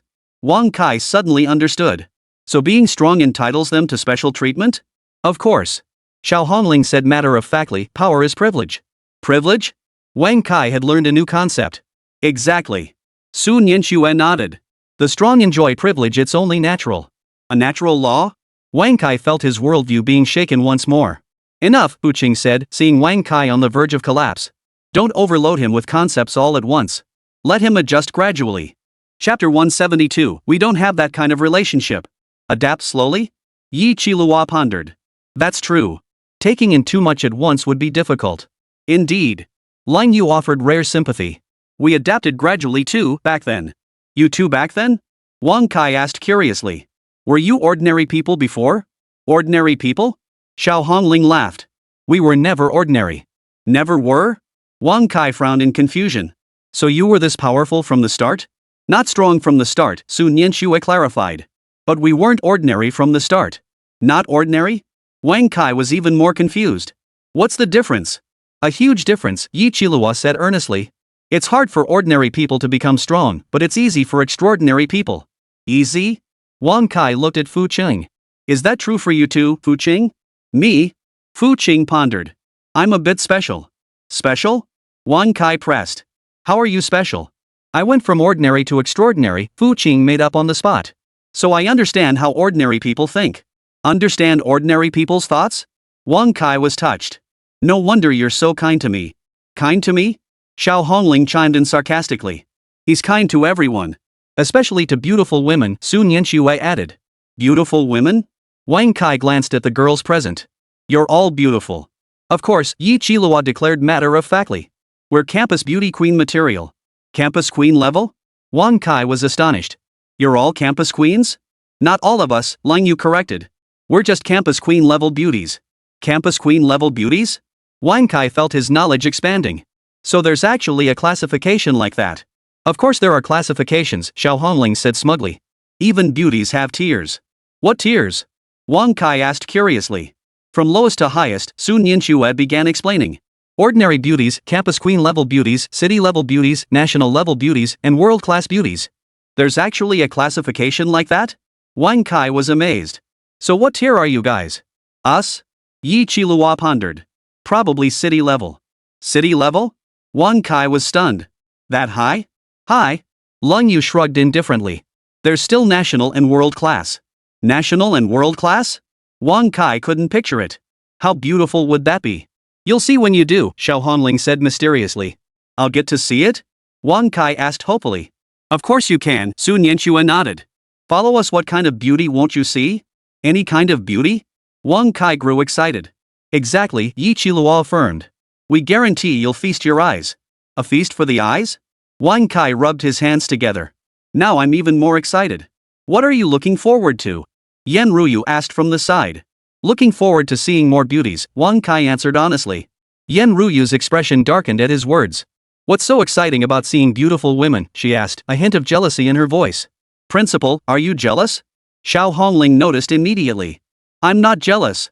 Yan Ruyu hastily denied. Not jealous? Sun Yanxue didn't believe her. Then why are you upset? Why wouldn't I be upset? Yan Ruyu tried to cover it up. You are unhappy right now, Yi Qilua pointed out bluntly. Your face is all scowled. And your tone changed too, Lung Yu added. Yan Ruyu was at a loss for words. Principal, Fu Qing approached her. You're not actually jealous, are you? I'm not jealous. Yan Ruyu insisted. Good to hear it, Fu Qing smiled. I was worried you might be bothered by me looking at other beauties. Of course I do. Yan Ruyu blurted out, then realized she'd said something wrong. Care? Xiao Hongling's eyes lit up. Principal, you admitted it. I didn't admit anything. Yan Ruyu protested urgently. You just said you care about Fu Qing looking at other beautiful women, Sun Yanxue reminded her. Yan Ruyu's face flushed crimson. I meant concerned as a friend. Concerned as a friend? Yi Qilua was skeptical. What kind of friend would be concerned about something like that? It's just. Yan Ruyu couldn't think of a reason. Principal, Fu Qing said softly, you don't need to deny it. There's nothing embarrassing about liking someone. Liking someone? Yan Ruyu's heartbeat quickened. You mean? Fu Qing met her eyes. If you truly like me, I won't refuse. Fu Qing's words plunged the entire living room into silence. Yan Ruyu froze in place, her face flushing as red as a ripe apple. Her mouth opened slightly, but no words came out. Holy crap! Xiao Hongling was the first to react. Fu Qing, are you confessing? Confession? Sun Yanxue's eyes lit up. Does this mean you're going public? What are you announcing? Yan Ruyu finally snapped back to reality, waving her hands frantically. We don't have that kind of relationship. Not that kind of relationship? Yi Qilua smirked. Then what did Fu Qing mean just now? Yan Ruyu looked to Fu Qing for help. Explain it.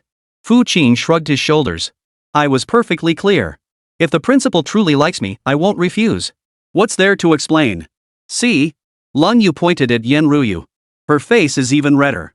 I'm not blushing. Yan Ruyu covered her face. It's the lighting. The lighting? Xiao Hongling doubled over laughing. Principal, that excuse is way too half-hearted. Wang Kai stood by, utterly dumbfounded. The dynamics between these people were way too complicated. And is Fu Qing really this direct? Alright. Fu Qing looked at Yan Ruyu, who was nearly blushing to death. Don't put the principal on the spot. It really is getting late. Not late? Sun Yanxue glanced at her watch. It's only a little past 2. It is late for us, Yi Qilua yawned. We have to go to the capital tomorrow. To deal with the 9-star martial god in the capital, Lung Yu added. The 9-star martial god? Wang Kai was reminded again. Are you sure this is okay? We're fine. Xiao Hongling patted his shoulder. Trust us. Trust you? Wang Kai gave a wry smile. What else can I do but trust you at this point? That's the spirit, Sun Yanxue nodded. Sticking with us is absolutely the right choice. Absolutely no mistake? Wang Kai pondered. So I'm one of you now? Our man? Yi Qiluo's eyes lit up. That's a good way to put it. What do you mean our people? Lung Yu corrected. It should be Fu Qing's people. Fu Qing's people? Wang Kai looked at Fu Qing. So I'm your subordinate now? Underling? Fu Qing shook his head. A friend. Friends? Wang Kai was touched. Really? Absolutely, Fu Qing replied earnestly. I wouldn't deceive you. You wouldn't lie to me? Wang Kai's eyes welled up. Thank you, brother Fu. Chapter 173, What are you guys thinking? What are you thanking me for? Xiao Hongling chimed in from the side. It's no big deal. Maybe not to you, Wang Kai wiped his eyes. But it means a lot to me. Is it that important? Su Nianxue pondered for a moment. I suppose so. After all, you never had any real friends before. No real friends? Yi Qilua asked curiously. Why? Because of the power gap, Wang Kai said with a bitter smile. I was too weak. No one wanted to be friends with me. Too weak? Lun Yu glanced at him. Don't you have us now? You have us now? Wang Kai nodded. Yeah, I have you guys now. Then stop overthinking it, Xiao Hongling waved her hand dismissively. Let bygones be bygones. The past? Wang Kai took a deep breath. You're right. I should look forward. Look forward, Su Nianxue smiled. That's the right attitude. All right. Yan Ruyu finally recovered. Everyone really should get some rest. Rest? Yi Qilua looked at Fu Qing. Fu Qing, where are you sleeping tonight? Where? Fu Qing pondered. The couch, I guess. The couch? Xiao Hongling protested. The couch is so uncomfortable. No choice, Fu Qing shrugged. I gave my room to the principal. To the principal? Su Nianxue's eyes darted around. So the principal will sleep in your bed? Yan Ruyu's face flushed again. That doesn't seem right, does it? What's wrong with that? Yi Qilua asked matter-of-factly. It's just a bed. Just a bed? Yan Ruyu murmured. But it's Fu Qing's bed. What's wrong with Fu Qing's bed? Lun Yu asked, puzzled. It's not like Fu Qing is sleeping on it. Not Fu Qing? Xiao Hongling smirked. What if Fu Qing is on it too? On it too? Yan Ruyu's eyes widened. What nonsense are you spouting? I'm not talking nonsense, Xiao Hongling declared earnestly. The bed is big enough for 2 people to sleep comfortably. 2 people sleeping? Su Nianxue chimed in. True, it would be such a waste otherwise. Stop talking nonsense. Yan Ruyu protested urgently. We won't be sharing a bed. Not sharing a bed? Yi Qilua shook her head regretfully. How boring. No fun? Lun Yu turned to Fu Qing. What do you think, Fu Qing? Me? Fu Qing glanced at Yan Ruyu's expression. I think the principal's right. I'll just sleep on the sofa. The couch is fine? Xiao Hongling protested. Why are you being so considerate? Considerate? Fu Qing smiled. This is called gentlemanly courtesy. Gentlemanly manners? Su Nianxue scoffed. What good are gentlemanly manners? Useless, Yi Qilua stated bluntly. What women need is dominance. Dominance? Wang Kai asked, learning from the side. What kind of dominance? For example, Lun Yu pondered, carrying the principal straight back to the room. Carry him back to the room? Yan Ruyu's face flushed bright red. What are you thinking? We weren't thinking anything, Xiao Hongling said innocently. We just think you two are dragging your feet. Dawdling? Su Nianxue nodded. You're right.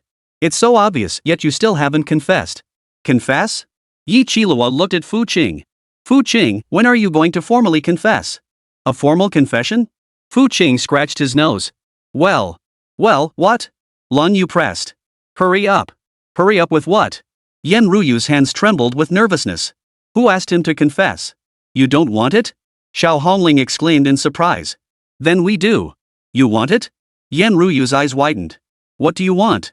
Fu Qing, of course, Su Nianxue replied matter-of-factly. A man this wonderful, why pass him up? Why pass him up? Yi Qilua nodded. True. Once he's gone, he's gone. Gone?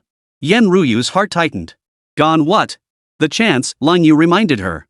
Fu Qing is so outstanding. There will definitely be many people pursuing him.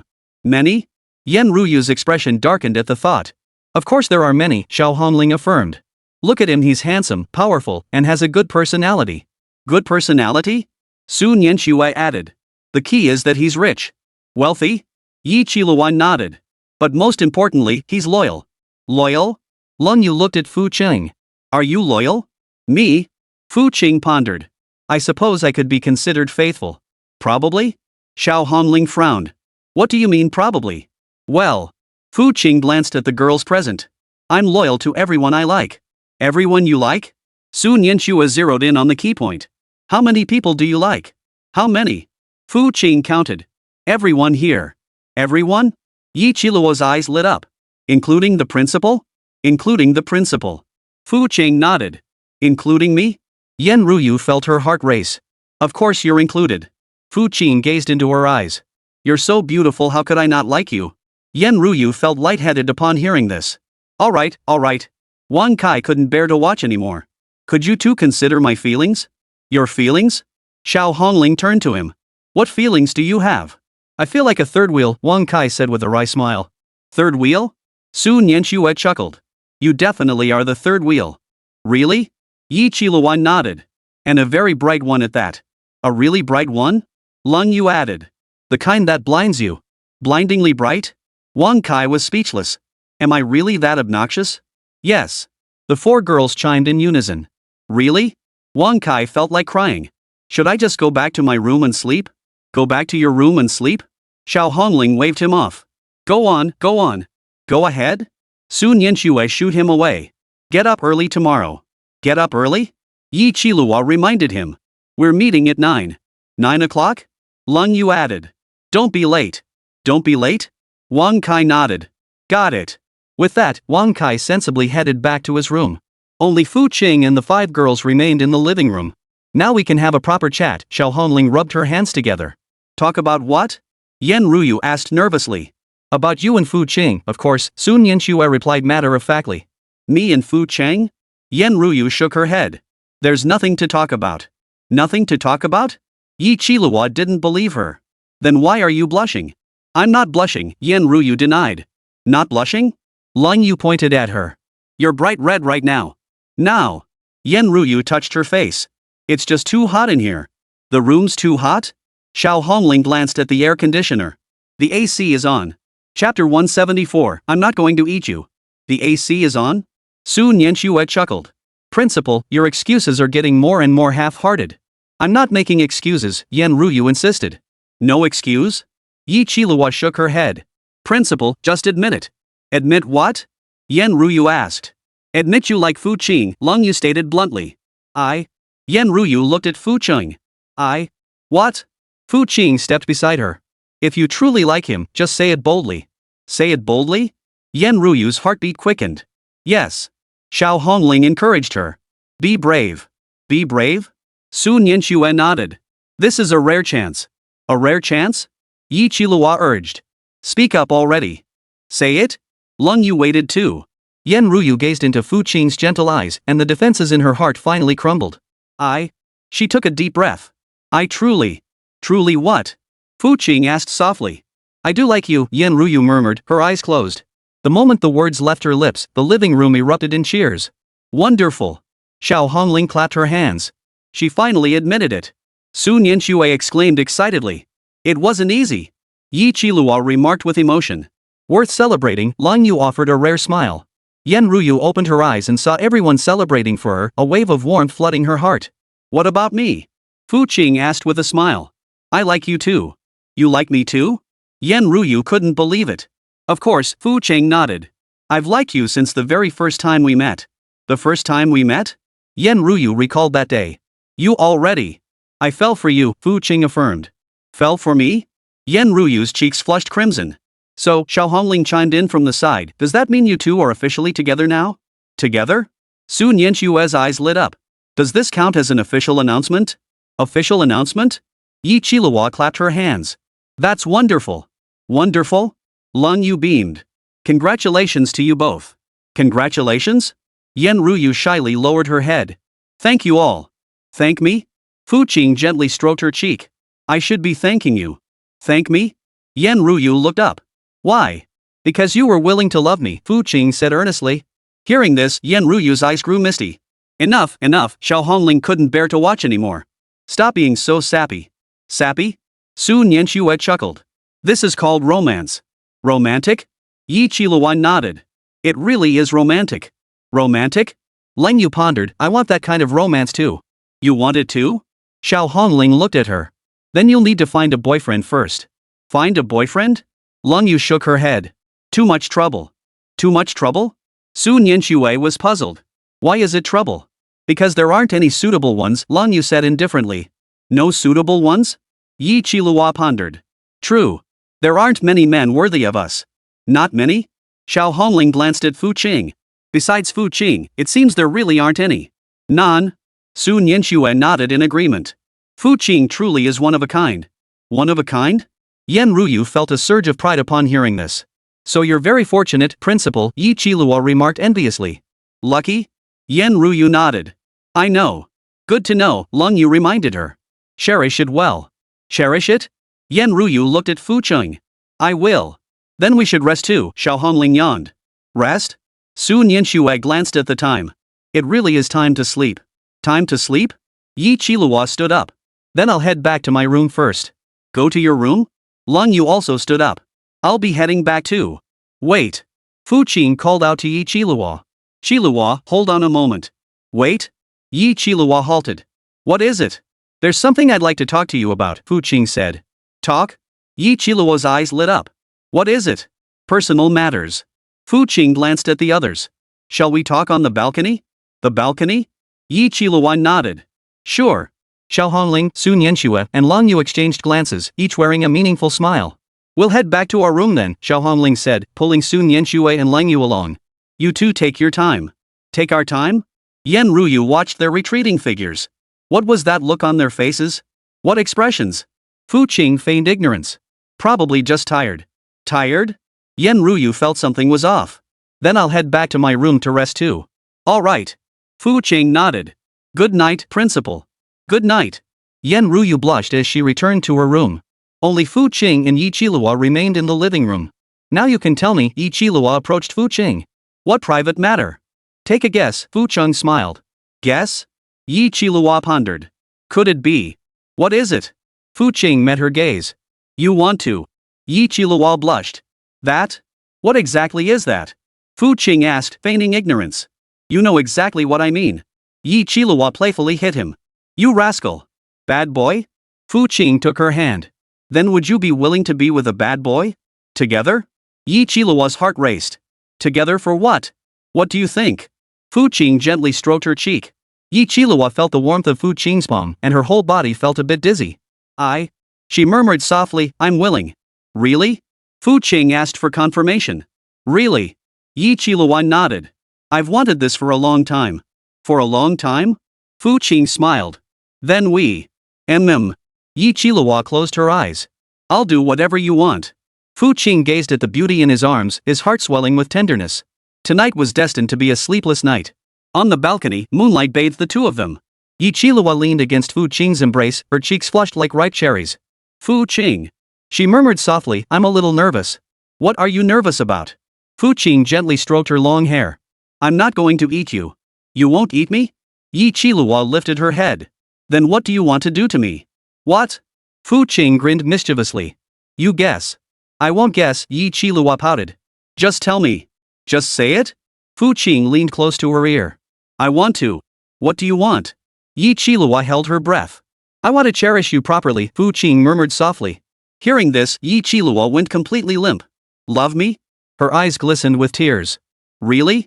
Chapter 175 seems pretty intense. Of course it's true, Fu Qing replied earnestly. I'll be very gentle. Very gentle? Yi Qilihua nodded. Then I can relax. Relieved? Fu Qing smiled. Then shall we go back to the room? Back to the room? Yi Qilihua blushed even deeper. Okay. Hand in hand, they walked toward Fu Qing's room. As they passed through the living room, Yi Qilihua suddenly stopped. What is it? Fu Qing asked. The principal is in your room, Yi Qilihua reminded him. The principal? Fu Qing slapped his forehead. I completely forgot about that. Forgot? Yi Qilihua looked a bit disappointed. Then we. Go to your room. Fu Qing said bluntly. My room? Yi Qiluo's eyes lit up. Sure thing. The two quietly made their way to Yi Qiluo's room. Just as they reached the doorway, voices drifted from Xiao Hongling's room next door. They're going to Qiluo's room, Xiao Hongling's voice said. Just as I thought, Su Nianxue replied. I knew it. Knew what? Lung Yu's voice asked. That Fu Qing would choose Qilihua tonight, Su Nianxue explained. Why Qilihua? Lung Yu asked curiously. Because Qilihua hasn't reached her quota yet. Xiao Hongling analyzed. Exactly. Su Nianxue pondered, that's right, we're all full. You're all full? Lung Yu was a bit confused. Full of what? Yi Qilihua blushed so fiercely her cheeks seemed ready to drip blood upon overhearing the conversation. What are they talking about? She whispered to Fu Qing. Nothing, Fu Qing pretended not to hear. Let's go inside. Go in? Yi Qilihua nodded. Okay. The two entered the room and closed the door. A faint incense burned inside, creating a warm and cozy atmosphere. Your room smells wonderful, Fu Qing complimented. Does it smell nice? Yi Qilihua felt a bit nervous. It's lavender. Lavender? Fu Qing nodded. It smells lovely. Glad you like it, Yi Qilihua said, sitting on the edge of the bed. What is it? Fu Qing sat beside her. Are we really going to? Yi Qilihua couldn't bring herself to finish. Do what? Fu Qing asked, feigning ignorance. You know exactly what I mean. Yi Qilihua playfully hit him. You jerk. Bad boy? Fu Qing caught her hand. Then why are you willing to be with a bad boy? Yes. Yi Qilihua nodded. I like bad boys. Like a bad guy? Fu Qing smiled. Then I can rest easy. Relieved about what? Yi Qilihua asked curiously. Relieved to do bad things. Fu Qing grinned mischievously. Do bad things? Yi Qilihua blushed. What kind of bad things? Like? Fu Qing leaned closer to her, kissing you. Before the words had fully left his mouth, Fu Qing pressed his lips against Yi Qilua's. Yi Qilua's eyes widened before slowly closing. This was her first kiss. Sweet and warm. After a long moment, they parted. How was it? Fu Qing asked. How what? Yi Qilihua gasped. How did it feel? Fu Qing gently stroked her cheek. It was good, Yi Qilihua murmured softly. I liked it. Glad you did, Fu Qing smiled. Shall we continue? Continue? Yi Qilihua nodded. For the rest of the time, only soft murmurs filled the room. Moonlight filtered through the curtains, casting a soft glow on the bed and adding a touch of romance to the beautiful night. Yi Qilihua held Fu Qing tightly, feeling a happiness unlike any she had ever known. Fu Qing. She murmured softly into his ear, I love you. I love you too, Fu Qing murmured, kissing her forehead. Forever. Forever? Yi Qilua's eyes brimmed with tears. Really? Yes, Fu Qing replied earnestly. I would never lie to you. You won't lie to me? Yi Qilihua clung tightly to him. That's enough. Just then, the system's notification tone sounded in Fu Qing's mind. Ding. Congratulations, host. Target Yi Qilihua affection level has increased to 100. Ding. Target Yi Qilihua has developed deep attachment to host. Critical hit chance +2. Fu Qing felt a surge of joy, though he gave no outward sign. Qilihua, he murmured softly, you must be tired. Tired, Yi Qilihua nodded. But very happy. Glad you enjoyed it. Fu Qing pulled the blanket over her. Sleep now. Sleep? Yi Qilihua hugged him. I want to hold you a little longer. Hold me a little longer? Fu Qing smiled. All right. And so they fell asleep in each other's arms. Meanwhile, in the next room, Xiao Hongling, Sun Yanxue, and Lang Yu were still chatting. They should be done by now, right? Xiao Hongling speculated. Probably, Sun Yanxue nodded. It's been so long. That long? Lang Yu glanced at the time. It's only been an hour. Only an hour? Xiao Hongling was surprised. That fast? Not exactly fast, Sun Yanxue pondered. It was their first time, after all. First time? Lang Yu realized. True, it was Qilua's first time. The first time tends to be quicker, Xiao Hongling analyzed. It'll take longer after that. Longer? Sun Yanxue flushed. How do you know? Of course I know, Xiao Hongling said smugly. I have experience. Experience? Lang Yu asked curiously. What kind of experience? Experience with Fu Qing, Xiao Hongling whispered softly. With Fu Qing? Sun Yanxue recalled that night. Indeed. What exactly? Lang Yu was confused. It was indeed a long time, Sun Yanxue said, her face flushing. A long time?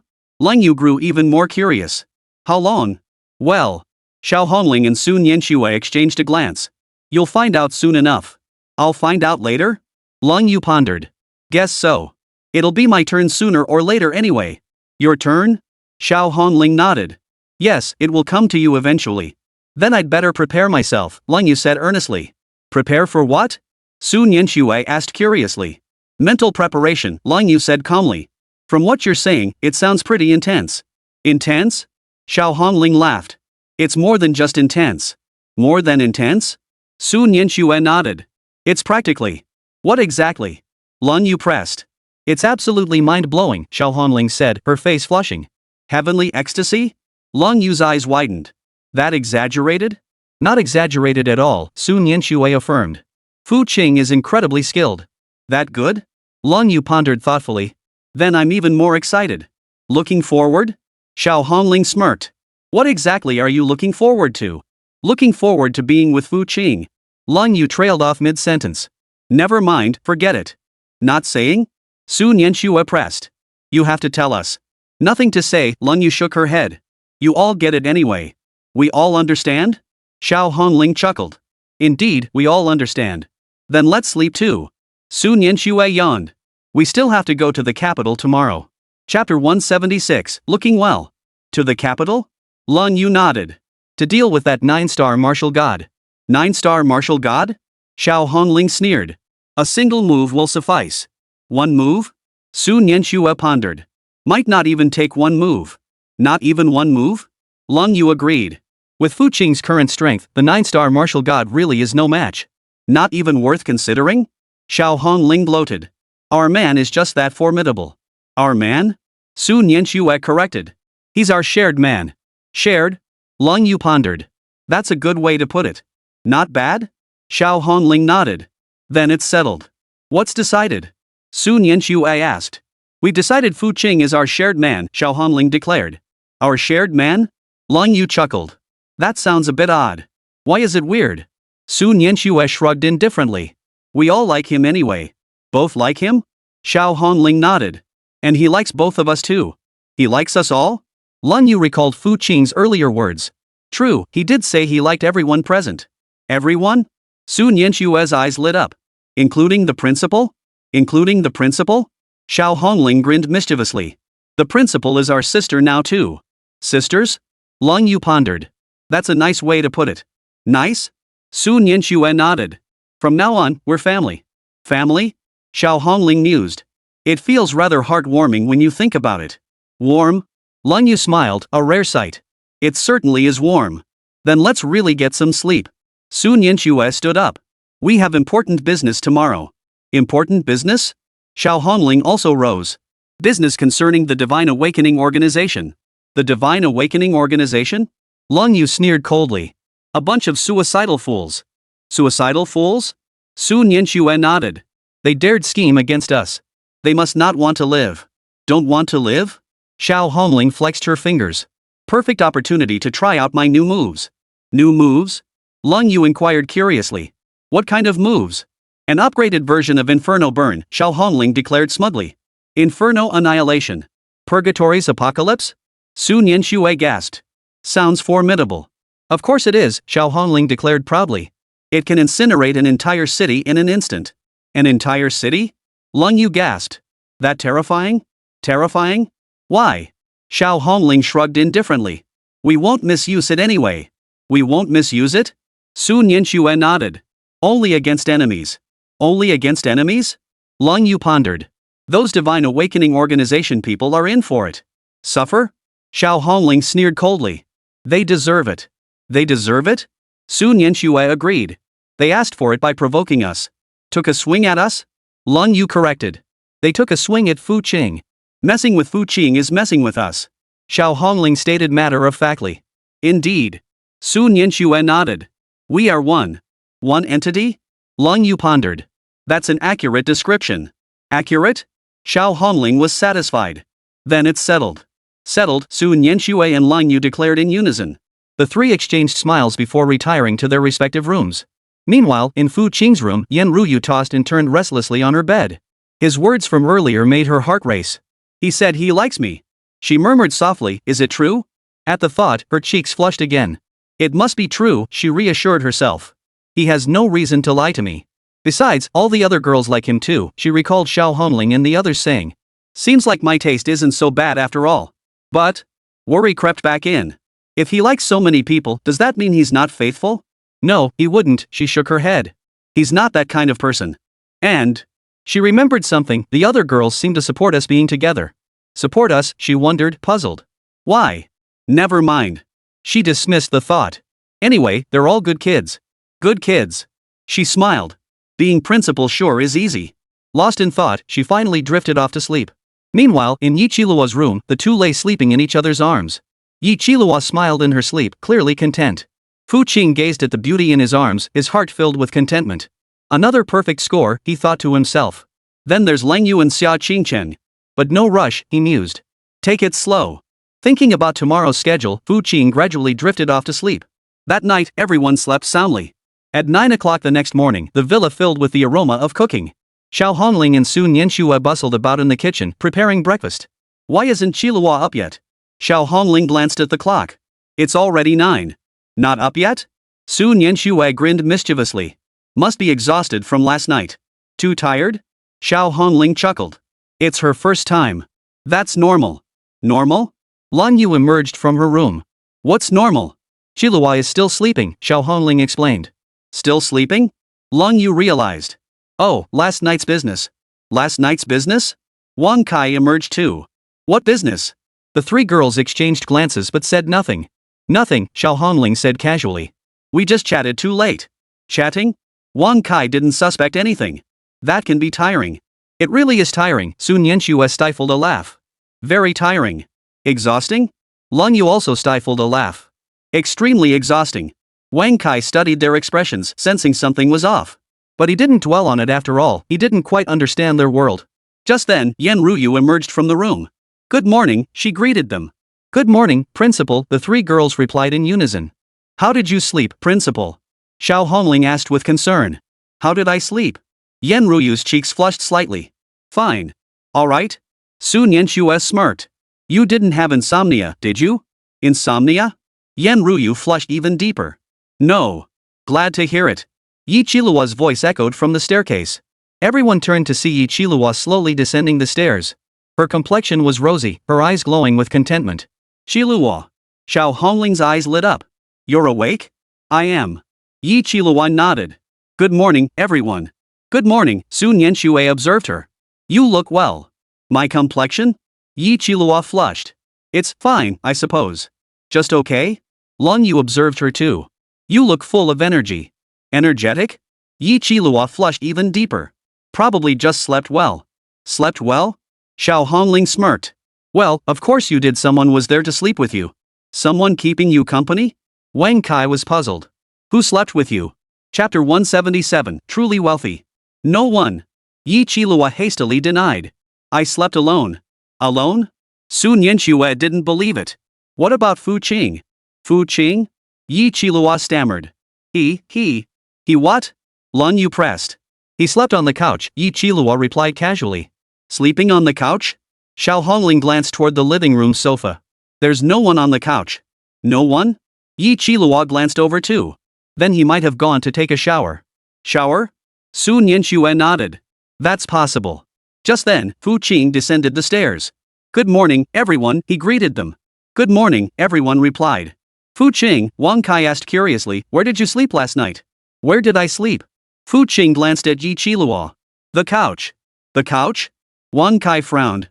But there's no blanket on the couch. No blanket? Fu Qing said calmly. I don't mind the cold.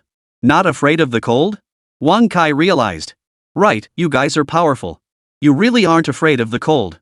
Xiao Hongling, Su Nianxue, and Lan Yu stifled their laughter nearby. These two really had great chemistry. Enough, Yan Ruyu interjected, unable to watch any longer. Let's have breakfast. Breakfast? Xiao Hongling nodded. Right, it's time to eat. Time to eat? Su Nianxue called out to everyone. Come on over. Everyone gathered around the table and began enjoying their breakfast. What a sumptuous breakfast today, Wang Kai praised. Generous? Xiao Hongling beamed proudly. Of course. Nianxue and I are quite the cooks. Excellent? Yi Qilua nodded. It really is delicious. If it tastes good, eat more, Su Nianxue said with concern. You expended a lot of energy last night. Exhausted? Yi Qilua blushed. What do you mean exhausted? Well, Su Nianxue grinned mischievously, you know what I mean. I don't know. Yi Qilua protested hastily. Don't understand? Lung Yu chimed in. Then why are you blushing? I'm not blushing. Yi Qilua covered her face. Not blushing? Xiao Hongling laughed. You're bright red right now. Stop it. Yi Qilua was so embarrassed she wanted to crawl under the table. All right. Fu Qing stepped in to defuse the situation. Don't be so hard on Qilua. Teasing? Su Nianxue protested. We're just concerned. Concern? Yi Qilua glared at her. You call this concern? Of course it's concern, Xiao Hongling declared matter-of-factly. Sisterly concern. Sisters? Yi Qilua pondered. Fine, I'll give you that. Count us? Lang Yu retorted, it was concern all along. Enough. Yan Ruyu glanced at the time. We should be heading out. Leave? Wang Kai tensed up. To confront the 9-star martial god in the capital? Yes. Fu Qing nodded. Are you ready? Ready? Wang Kai touched his chest. Not mentally ready yet. Mentally? Xiao Hongling patted his shoulder. Don't worry. We're here for you. With you guys here? Wang Kai took a deep breath. Then I'm relieved. That's good. Sun Yanxue stood up. We'll pack up and leave. Pack? Yi Qilihua also stood up. I'll get the luggage. Get luggage? Lung Yu shook her head. No need. We're doing a day trip. Same day trip? Wang Kai was surprised. That fast? So fast? Xiao Hongling looked puzzled. Is there a problem? No problem, Wang Kai shook his head. Just thought dealing with a 9-star martial god would take a lot of time. Time consuming? Sun Yanxue chuckled. You're overthinking it. Overthinking? Yi Qilihua nodded. It'll be over in one move. One move? Wang Kai couldn't believe it. A 9-star martial god can be taken down with one move? Of course, Lung Yu said coolly. You know Fu Qing's strength. Fu Qing's strength? Wang Kai recalled last night's events. He really is formidable. Strong? Xiao Hongling corrected. Super strong. Super strong? Sun Yanxue added, he's invincible.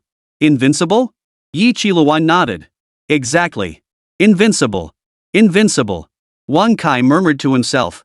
Then I truly have nothing to worry about. No need to worry. Yan Ruyu also stood up. Let's go. Leave? Fu Qing looked at the others. Are you all ready? We're ready. They replied in unison. Then let's depart. Fu Qing produced the omniscient mimicry core. First, let's alter our appearances. Change our appearances? Wang Kai asked curiously. Why? To keep a low profile, explained Xiao Hongling. We don't want to draw too much attention. Stay low-key? Wang Kai frowned. You're this powerful and still need to be discreet? Absolutely, Sun Yanxue nodded.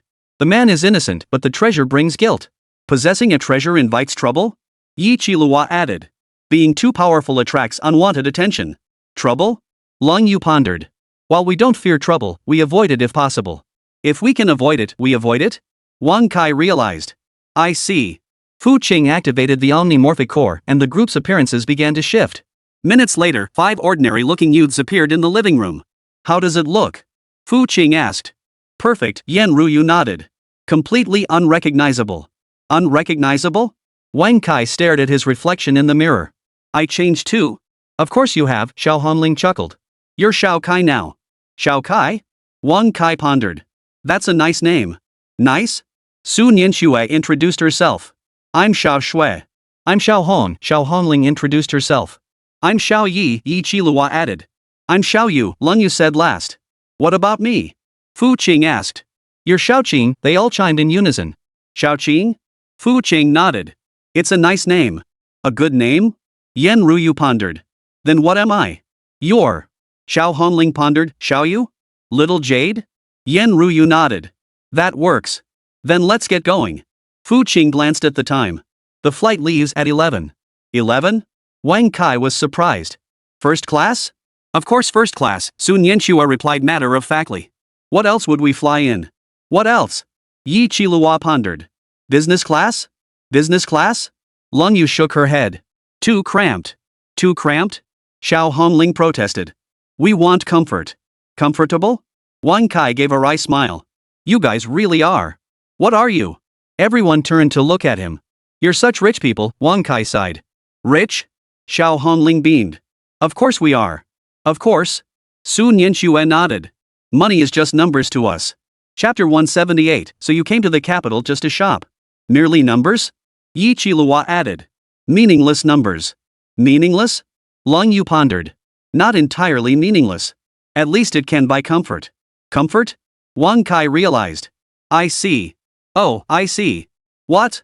Yan Ruyu asked curiously. So the meaning of money is to buy comfort, Wang Kai summarized. Buy comfort? Fu Qing chuckled. That's a pretty good take. Not bad? Xiao Hongling nodded. Little Kai's pretty sharp. Smart? Sun Yanxue agreed. He really is smart. Smart is good, Yi Qilihua patted Wang Kai on the shoulder. You'll learn a lot following us. Learn a lot? Lung Yu nodded. Like how to spend money. How to spend money? Wang Kai gave a wry smile. I don't have any money to spend. No money to spend? Xiao Hongling said generously, no worries, we have some. You have some? Wang Kai was touched. You guys are so kind to me. Kind to you? Sun Yanxue replied matter-of-factly. We're friends, after all. Friends? Yi Qilihua nodded. Friends help each other. Help each other? Long Yu pondered. Though you can't really help us with much. Can't help us much? Wang Kai felt a pang of disappointment. It's okay, Fu Qing reassured him. There will be opportunities later. There will be? Wang Kai's hopes reignited. Really? It is. Yan Ruyu offered reassurance. You have great potential. Potential? Xiao Hongling nodded. You definitely have potential. What kind of potential? Wang Kai asked curiously. The potential to become a powerful individual, Su Nianxue stated earnestly. A powerful one? Wang Kai couldn't believe it. Me? Become powerful? Of course you can, Yi Qilihua affirmed. As long as you put in the effort. As long as I work hard? Lang Yu added, you also need a good teacher. A good teacher? Wang Kai looked at Fu Qing. Can Fu Qing teach me? He can. Fu Qing nodded. But it depends on your aptitude. My aptitude? Wang Kai tensed. How is my aptitude? Not bad, Fu Qing assessed. At least stronger than the average person. Better than average? Wang Kai perked up. That's good enough. Enough? Xiao Hongling laughed. Your standards really are low. Low standards? Su Nianxue shook her head. This is called contentment. Contentment brings happiness? Yi Qilihua nodded. That's a good quality. A good quality? Long Yu agreed. It truly is a good quality. All right. Yan Ruyu glanced at her watch. We really should be going. Time to go? Fu Qing nodded. Let's head out. The group left the villa and headed for the airport. An hour later, the plane took off. In first class, the group settled comfortably into their seats. This flight is so comfortable, Wang Kai remarked. Comfortable? Xiao Hongling shrugged indifferently. It's okay, I guess. Just okay? Su Nianxue pondered for a moment. It really is just okay. Only okay? Wang Kai was shocked. This is already great. Great? Yi Qilihua shook her head. You've never flown on a private jet, have you? Private jet? Wang Kai's eyes widened. You guys have a private jet? Yes. Lang Yu replied coolly. Several of them. Several? Wang Kai was utterly numb. Just how rich are you guys? How rich? Xiao Hongling pondered. Never counted. Never counted? Su Nianxue nodded. There's too much money. It's impossible to count. Too much to count? Yi Qilihua added. And it keeps growing every day. Growing every day? Lang Yu explained. Investment returns. Investment returns? Wang Kai felt his worldview being shattered once more. Enough. Fu Qing looked at Wang Kai, who was on the verge of collapse. Stop scaring him. Scaring him? Xiao Hongling looked innocent. We're just telling the truth. The truth? Su Nianxue nodded. Not a bit exaggerated. No exaggeration? Yi Qilihua pondered. We might have even understated it. Understated? Lang Yu agreed. It really was understated. Wang Kai listened to their conversation and gave up trying to understand. He'd never grasped the world these people inhabited. Forget it, he consoled himself. At least I'm friends with rich people now. A rich person's friend? Xiao Hongling caught the remark. That's a pretty good status. Not bad? Su Nianxue nodded. At least it's better than being ordinary. Better than ordinary people? Yi Qilihua pondered. Much better. So much better? Lang Yu added, better than you could ever imagine. Beyond imagination? Wang Kai gave a bitter smile. I've stopped imagining. Not imagining it? Fu Qing chuckled. That's probably for the best, at least you won't get scared. Scared? Yan Ruyu interjected from the side. Stop trying to scare little Kai. Scare him? Xiao Hongling spread her hands. We really aren't trying to scare him. No? Su Nianxue nodded. We're just stating the facts. The truth? Yi Qilihua pondered. The truth might be even more exaggerated than what we've said. More exaggerated? Lang Yu agreed. It really is more exaggerated. Wang Kai listened to their words and decided to close his eyes and rest. Out of sight, out of mind. 2 hours later, the plane touched down at the capital's airport. We're here, Fu Qing stood up. Let's get off the plane. Get off the plane? Everyone stood up too. Beijing, Xiao Hongling gazed out the window. It's been a while since I've been here. It's been a while? Su Nianxue pondered. When was the last time we came? Last time? Yi Qilihua recalled. It seems like half a year ago. Half a year ago? Lang Yu nodded. Time really flies. Really? Wang Kai asked curiously. Do you guys come to the capital often?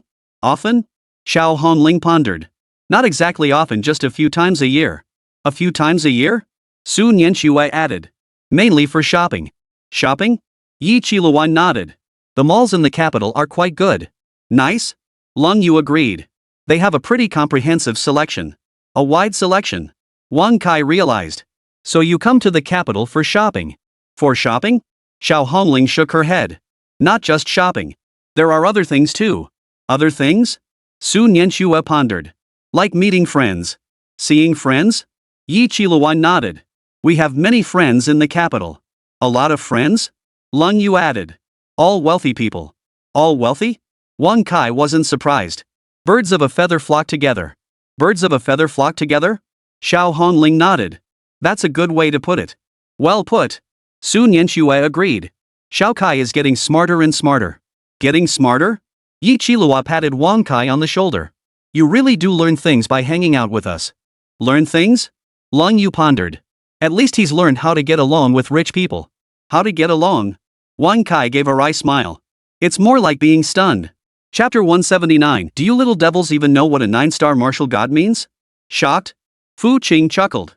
You'll get used to it. Ah, Yan Ruyu laughed too. True. Once you get used to it, you stop being shocked. Not shocked anymore? Xiao Hongling pondered. How boring. Had ha. Su Nianxue nodded. We just love seeing the shocked expressions on others' faces. You bet. Yi Qilua grinned mischievously. Especially Xiao Kai's expression. Yeah. Lung Yu chuckled too. It was pretty hilarious. Wang Kai was speechless. So I'm just your entertainment tool now? Not at all. Xiao Hongling waved her hand. Not a tool, a friend. Exactly. Su Nianxue chimed in, a very amusing friend. An entertaining friend? Yi Qiluan nodded. That's a good way to put it. Not bad? Lung Yu agreed. Very accurate. Accurate? Wang Kai laughed bitterly. I don't know whether to be happy or depressed. You should be happy, Fu Qing patted his shoulder. If they find you interesting, it means you're special. Special? Wang Kai pondered. Thinking of it that way does make me feel a bit better. As long as it feels better, Yan Ruyu comforted him. We're all friends. All friends? Xiao Hongling nodded. Yes, all friends. Friends should be tolerant of each other, Su Nianxue added. Acceptance? Yi Qilua pondered. We accept Xiao Kai's weakness. Weakness? Lung Yu nodded. Xiao Kai tolerates our strength. Tolerate strength? Wang Kai gave a bitter smile. Do I have a choice? Yes, Fu Qing said earnestly. You can choose to become stronger. Choose to become stronger? Wang Kai's eyes lit up. You'll really teach me? Yes. Fu Qing nodded. But we have to handle matters here first. After handling matters here? Wang Kai remembered the main task.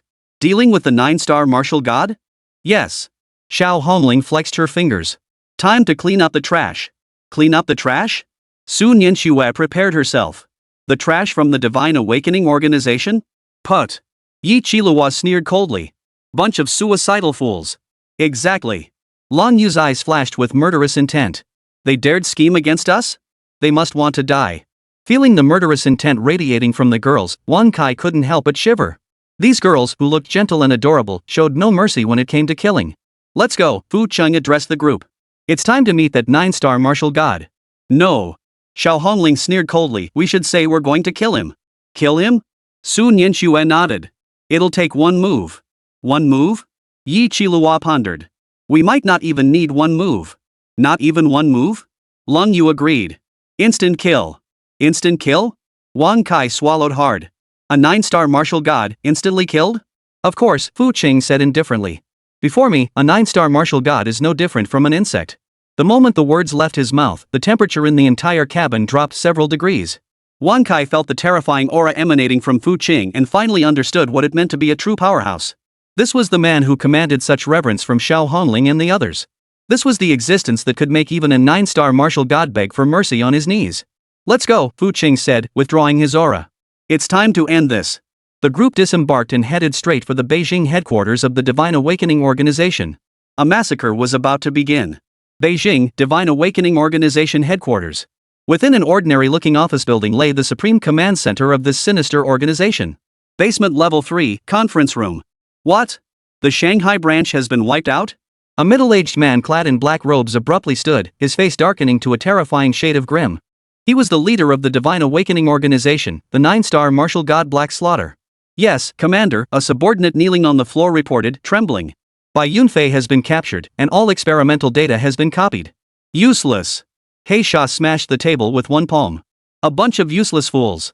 Calm down, leader, another cloaked figure urged. The priority now is relocation. Relocate? Heisha sneered coldly. Relocate where? Our identities are already exposed. Then what do we do? The subordinates panicked. What should we do? A vicious gleam flashed in Heisha's eyes. Since we're exposed, we'll go down fighting. Sink or swim? The others looked confused. Activate the final plan, Heisha said grimly. Summon the Lord of the Abyss ahead of schedule. Summon him early, one subordinate gasped in terror. But we're not fully prepared. Summon him regardless. Black Slaughter gritted his teeth. Otherwise, we'll all die. But another subordinate tried to dissuade him. No buts. Black Slaughter roared. Prepare the summoning ritual immediately. Yes. The others dared not disobey and scattered to make preparations. Just then, the conference room door swung open. No need to prepare. A youthful voice called out. The crowd turned to see 6 young people entering. Leading them was an ordinary-looking youth, yet his gaze sent shivers down spines. Who are you? Heisha asked warily. Us? Fu Qing chuckled. Janitors. Cleaners? Heisha froze for a moment, then sneered. What kind of punks do you think you are, barging into our headquarters? Brats? Xiao Hongling sneered coldly. You'll soon find out who the real brats are. Exactly, Sun Yanxue added with disdain. Just a 9-star martial god, yet you dare act so arrogant. Just a 9-star martial god? Heisha's eyes widened. You know I'm a 9-star martial god? We know, Yi Chilua said indifferently. So what? So what? Lung Yu added. Is a 9-star martial god that impressive? Powerful? Heisha laughed bitterly at the question. Do you little brats even know what a 9-star martial god means? What does it mean? Wang Kai whispered from the side. It means the power to destroy an entire city single-handedly. Heisha declared smugly. It means standing at the pinnacle of human martial arts. The pinnacle? Xiao Hongling sneered. Is that it? Is that all? Sun Yanxue sneered. I thought it was supposed to be something special. How impressive. Yi Chilua shook her head. It's just that. Nothing special? Lung Yu remarked coolly. It really is quite ordinary. Heisha's expression darkened as he listened to the girl's remarks. You little brats, do you even know what you're saying? He growled through gritted teeth. We know exactly what we're saying, Xiao Hongling replied matter-of-factly. We're saying you're weak. Weak? Sun Yanxue nodded. Pitifully weak. Pitiful? Yi Chilua pondered. He can't even block a single move from us. Not even one move? Lung Yu agreed. Probably not even half a move. Chapter 180, You. All of you deserve to die. Half a move? Heisha erupted in fury. You're asking for death. As he spoke, a terrifying aura erupted from his body. The overwhelming pressure of a 9-star martial god instantly engulfed the entire conference room. Other members of the Divine Awakening organization were crushed beneath this weight, gasping for breath. But Fu Qing and his group showed no reaction whatsoever. Is that all the pressure you've got? Xiao Hongling yawned. Barely stronger than a breeze. A breeze? Sun Yanxue nodded. Indeed, it doesn't even stir a hair. Not even a breeze? Yi Chilua ran her fingers through her hair. I don't feel a thing. No sensation? Lung Yu was blunt. I thought he was just farting. Farting? Heisha nearly choked on his own rage. Impossible. How could you not be affected by my pressure? Not affected? Fu Qing finally spoke up. Because you're too weak. Too weak? Heisha couldn't believe it. I'm a 9-star martial god. 9-star martial god? Fu Qing shook his head. In my eyes, he's no different from an ant. Ants? Heisha went completely mad. I'll kill you all. With that, he launched his attack. 9-star annihilation. Heisha unleashed his most powerful technique, unleashing a terrifying surge of energy. The entire conference room shook violently. Other members of the Divine Awakening organization were knocked back, blood streaming from their nostrils and ears. Yet, facing this terrifying assault, Fu Qing merely raised his hand lightly. Is that all? He remarked indifferently, then gave a casual wave of his hand. Heisha's attack instantly dissipated, as if it had never existed. What? Heisha's eyes widened. Impossible. Nothing is impossible, Fu Qing said as he walked toward him. You are indeed weak. Weak? Heisha refused to accept it. I don't believe it. He struck again, this time with all his might. 9-star martial god, ultimate secret art light of destruction. This was his ultimate trump card, powerful enough to obliterate half a city. Yet Fu Qing merely waved his hand lightly. Heisha's attack dissipated once more. This can't be. Heisha broke down. Who are you? Me? Fu Qing smiled. My name is Fu Qing. Fu Qing? Heisha froze, then his expression changed drastically. You're the Fu Qing who destroyed our headquarters? Yes. Fu Qing nodded. That's me. Impossible. Black Slaughter shook his head. Intelligence report said you were just a student. Student? Xiao Hongling chuckled from the side. He is indeed a student. You're lying to me, he refused to believe it. This can't be true. Deceive you? Fu Qing shook his head. I never deceive anyone. Never lied? Xiao Hongling chimed in sarcastically. You've lied plenty of times. Plenty? Su Nianxue nodded. Especially when it comes to deceiving girls. Girls? Yi Qilua flushed. He lied to me. He lied to you? Lung Yu asked curiously. How did he lie? Well. Yi Qilua flushed even deeper. He said it was just chatting. Just chatting? Xiao Hongling smirked. And then what happened? Then, Yi Qilua couldn't bring herself to finish. The result is exactly what we see now, Su Nianxue finished for her. Like this? Lung Yu realized, I see. What do you mean, I see? Wang Kai was confused. Nothing, the four girls replied in unison. Watching their interaction, He Sha grew even more certain of one thing. This group didn't take him seriously at all. In their eyes, the 9-star martial god was nothing but a joke. Who exactly are you? He asked, his voice trembling. Who are we? Fu Qing pondered for a moment. Just ordinary students. Ordinary students? He Sha scoffed. Students with this kind of power? Of course, Xiao Hongling replied matter-of-factly. We're all college students. Ordinary schools, ordinary students? He Sha felt his worldview crumbling. Yes. Fu Qing nodded. That's how ordinary we are. Ordinary? He Sha gave a bitter laugh. If you're all ordinary, then what am I? You? Xiao Hongling pondered. Trash? Trash? Su Nianxue nodded. Definitely trash. Trash? Yi Qilua agreed. And toxic trash at that. Toxic trash? Lung Yu added. Trash that needs to be disposed of. Disposal? He Sha felt despair wash over him. You want to kill me? Of course, Fu Qing said coldly. What you've done deserves death 10,000 times over. He Sha recalled the experiments conducted by the organization. We were only working for human evolution.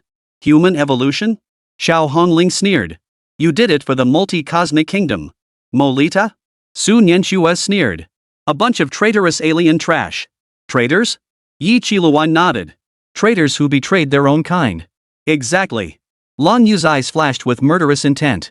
Such people don't deserve to live. No. He Sha was utterly desperate. Wait. I have crucial intelligence.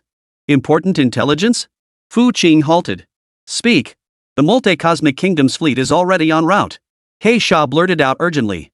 They'll arrive in a month. A month? Xiao Hongling dismissed it. So what?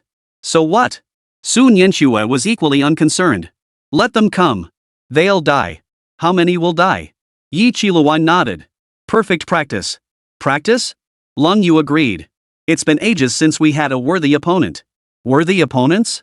He Sha couldn't believe it. That's the Starfleet. The Starfleet? Xiao Hongling sneered. Sounds pretty impressive. Impressive? Su Nianxue shook her head. They're just average. Nothing special? Yi Qilua pondered. Probably not even as good as today's opponent. Today's opponent? Lung Yu looked at He Sha. You mean him? Yes. Yi Qilua nodded. At least he's a 9-star martial god. 9-star martial god? Xiao Hongling laughed. Are you complimenting him? Compliment him? Su Nianxue chuckled. Is being a 9-star martial god really a compliment? Is it a compliment? Yi Qilua pondered. I suppose it is. It certainly is, Lung Yu nodded. After all, for ordinary people, a 9-star martial god is already incredibly powerful. Well, Wang Kai murmured from the side, he really is strong. Very strong? The four girls turned to look at him. For ordinary people, Wang Kai clarified. For you girls, he's trash. He Sha was utterly enraged. He, a 9-star martial god, standing at the pinnacle of human martial arts, was being humiliated by a group of teenagers who looked barely out of their teens. You all deserve to die. Chapter 181, Divine Blood Serum. He Sha's aura surged violently, causing the conference room floor to crack and the surveillance equipment on the walls to explode. The full force of a 9-star martial god could bring down the entire building. But Fu Qing merely watched him indifferently, as if observing a clown's performance. Is that it? Fu Qing tilted his head. Your full power is just this? Haisha roared in fury, forming seals with both hands, 9-star martial god ultimate secret art light of destruction. A black pillar of light over 10 meters in diameter erupted from his hands, carrying an aura of utter annihilation as it hurtled toward Fu Qing. This strike truly had the power to obliterate half a city. Wang Kai closed his eyes in terror. But Fu Qing merely raised his right hand lightly, his index finger tapping the air. Break. A single, simple word. The world-shattering black beam of light dissolved like foam the instant it touched Fu Qing's fingertip. Not even a trace of energy fluctuation remained. Impossible. He Xia's eyes widened in disbelief, his entire being frozen in shock. This can't be. Fu Qing slowly approached him. Any more tricks up your sleeve? He Xia completely broke down, collapsing to his knees. Spare me, spare me. Fu Qing looked down at him from above. How many heinous crimes has your Divine Awakening organization committed? Don't you know the answer in your own heart? I was forced into it. He Xia stammered, trembling. Fu Qing sneered coldly. Forced? Using living people as experiments, turning innocent souls into monsters, you call that being forced? He Xia fell silent. Fu Qing turned to the girls behind him. What do you say? How should we handle this? Xiao Hongling spoke first. Kill him. Su Nianxue nodded. Agreed. Yi Qilua added, keeping trash like this around is just inviting trouble. Lung Yu suggested, freeze her into an ice sculpture. Fu Qing turned to Yen Ruyu. What do you think, Principal? Yen Ruyu sighed, do as you see fit. Fu Qing nodded, then turned to He Xia. Did you hear that? Unanimous decision. He Xia tried to speak, but Fu Qing had no desire to listen. He waved his hand lightly. He Xia's body began to disintegrate, starting from his feet, slowly turning to dust. No! He Xia screamed in his final agony, the multi-cosmic kingdom won't let you off. Fu Qing smiled. I'll be waiting. 3 seconds later, He Xia vanished completely from this world. The other Divine Awakening organization members in the conference room had long since been terrified into submission, each kneeling on the floor begging for mercy. Fu Qing didn't even glance at them. He addressed the girls, clean up the mess. Xiao Hongling acted first, the inferno lotus blooming in her hand and instantly devouring the 3 black-robed figures. Su Nianxue raised her hand, unleashing a beam of purifying light that dissolved 2 black-robed figures into specks of light. Yi Qilua summoned several spirit beasts, effortlessly dispatching the remaining foes. Lung Yu froze the last few into ice sculptures. The entire process took less than 10 seconds. Wang Kai watched from the sidelines, utterly dumbfounded. Was this what true power looked like? 9-star martial gods killed without hesitation. Dozens of high-tier martial artists wiped out in an instant. As simple as crushing a swarm of ants. Alright, Fu Qing clapped his hands. Time to see what treasures this place holds. The group began searching the headquarters. It must be said that as the representative of the multi-cosmic kingdom on Blue Star, the Divine Awakening organization had indeed amassed quite a fortune. Hundreds of 9th-tier crystal cores alone were discovered, and countless rare materials were scattered everywhere. We're rich. We're rich. Xiao Hongling's eyes sparkled. This is enough to feed us at fancy restaurants for ages. Su Nianxue shot her a disapproving look. All you ever think about is eating. Yi Qilua chuckled quietly beside them. Sis Hongling's dream is to taste every delicacy in the world. Cold Moon remarked indifferently, now she can fulfill it. During the search, Fu Qing discovered an encrypted vault. Let me handle this. He extended his hand, chaos energy surging through it. The vault door tore open as easily as paper. Inside, documents were neatly arranged alongside several specialized containers. The documents detailed all transaction records between the Divine Revelation Organization and the Multi-Cosmic Kingdom, along with data from their various forbidden experiments. The containers held the finished product of the demonization serum. Is this the stuff that turns ordinary people into 8th-tier monsters? Yen Ruyu frowned. Fu Qing nodded. It appears so. He picked up a vial of serum and examined it closely. The serum was a deep purple, with what appeared to be life writhing within it. Ding! Special item demonized serum detected. Proceed with critical strike? The system's alert sounded in his mind. Fu Qing's heart stirred. He had 2 critical strikes remaining perfect for testing. Critical strike. Ding! Critical hit successful. Corrupted serum advanced has evolved into divine serum mythic. The serum in his hand instantly turned golden, its life force becoming purer and more powerful. Fu Qing checked the attributes.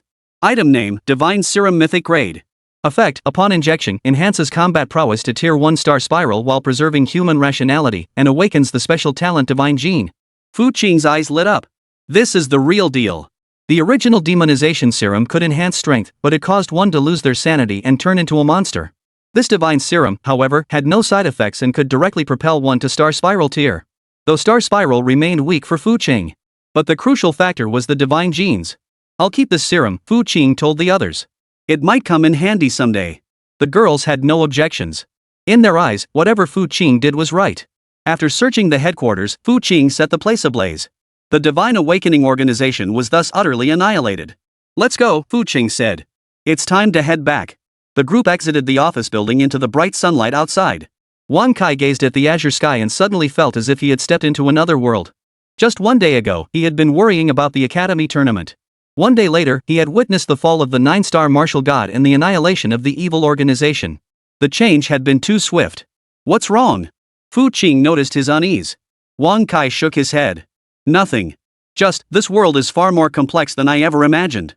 Fu Qing smiled. You'll get used to it. Just then, Fu Qing's terminal buzzed. It was Dean Qide calling. Fu Qing, how's it going over there? Qide's voice sounded tense. It's taken care of, Fu Qing replied calmly. The Divine Awakening organization, not a single one left. There was a moment of silence on the other end. Good, very good. Qide's voice trembled slightly. Where are you now? Beijing. Preparing to return. Need me arrange a plane? Chapter 182. In this world, might makes right. No need. We'll take a commercial flight back. Come. Commercial flights? Qide froze. Yes, Fu Qing replied matter-of-factly. First class is quite comfortable. Qide. After ending the call, Fu Qing turned to the group. Let's go to the airport. Xiao Hongling suddenly suggested, why not explore the capital city? We're already here. Su Nianxue nodded. I hear Beijing has lots of delicious food. Yi Qilihua perked up, and shopping malls. Though Lang Yu remained silent, her eyes betrayed a hint of anticipation. Fu Qing considered it. Alright, we've got plenty of time. The group immediately cheered.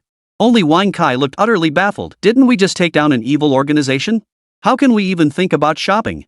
Fu Cheng patted his shoulder. You gotta learn to enjoy life. Wang Kai. He felt he'd never understand how these people thought. Strolling leisurely along the capital's most bustling commercial street, Fu Qing and his companions. To avoid unnecessary trouble, Fu Qing used the omniscience mimicry core to alter everyone's appearances. Now, they looked like a group of ordinary students. Wow, that bag is gorgeous. Xiao Honling pointed at a luxury boutique's window display. Su Nianxue glanced at the price tag, 300,000. Not bad. Yi Qilihua nodded. True, it's quite cheap. Lung Yu, buy it. Wang Kai stood by, his jaw dropping. 300,000 for a bag, and that's cheap? His annual living expenses were only 100,000. Fu Qing smiled, if you like it, buy it. As the group entered the store, a saleswoman immediately approached them. Welcome. How may I assist you? Xiao Hongling pointed directly at the bag in the display window, this one. Wrap it up. The saleswoman paused in surprise. Miss, this bag is 300,000 yuan. I know. Xiao Hongling pulled out her card.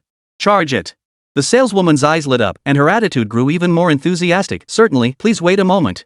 Just then, a discordant voice rang out, Hey, isn't that Wang Kai? Everyone turned to see a young man dressed in designer clothes walking in with his arm around a heavily made-up girl. Wang Kai's expression darkened instantly. Li Hao. Li Hao was the young master of the Li family from the capital city, and also Wang Kai's former classmate. Because Wang Kai came from a small town and had an ordinary family background, Li Hao often bullied him. What's this? You come to Beijing without even telling me? Li Hao said in a sarcastic tone. Are these your friends? His gaze swept over Fu Qing and the others. Though the girls were not exceptionally beautiful, their aura was striking, causing his eyes to light up. Introduce them, Li Hao ordered Wang Kai. Wang Kai gritted his teeth. Not necessary. Li Hao chuckled. What, afraid I'll steal your friends? Relax, I'm not interested in this kind of trash. The girl in his arms playfully punched him. Brother Hao, you're so mean.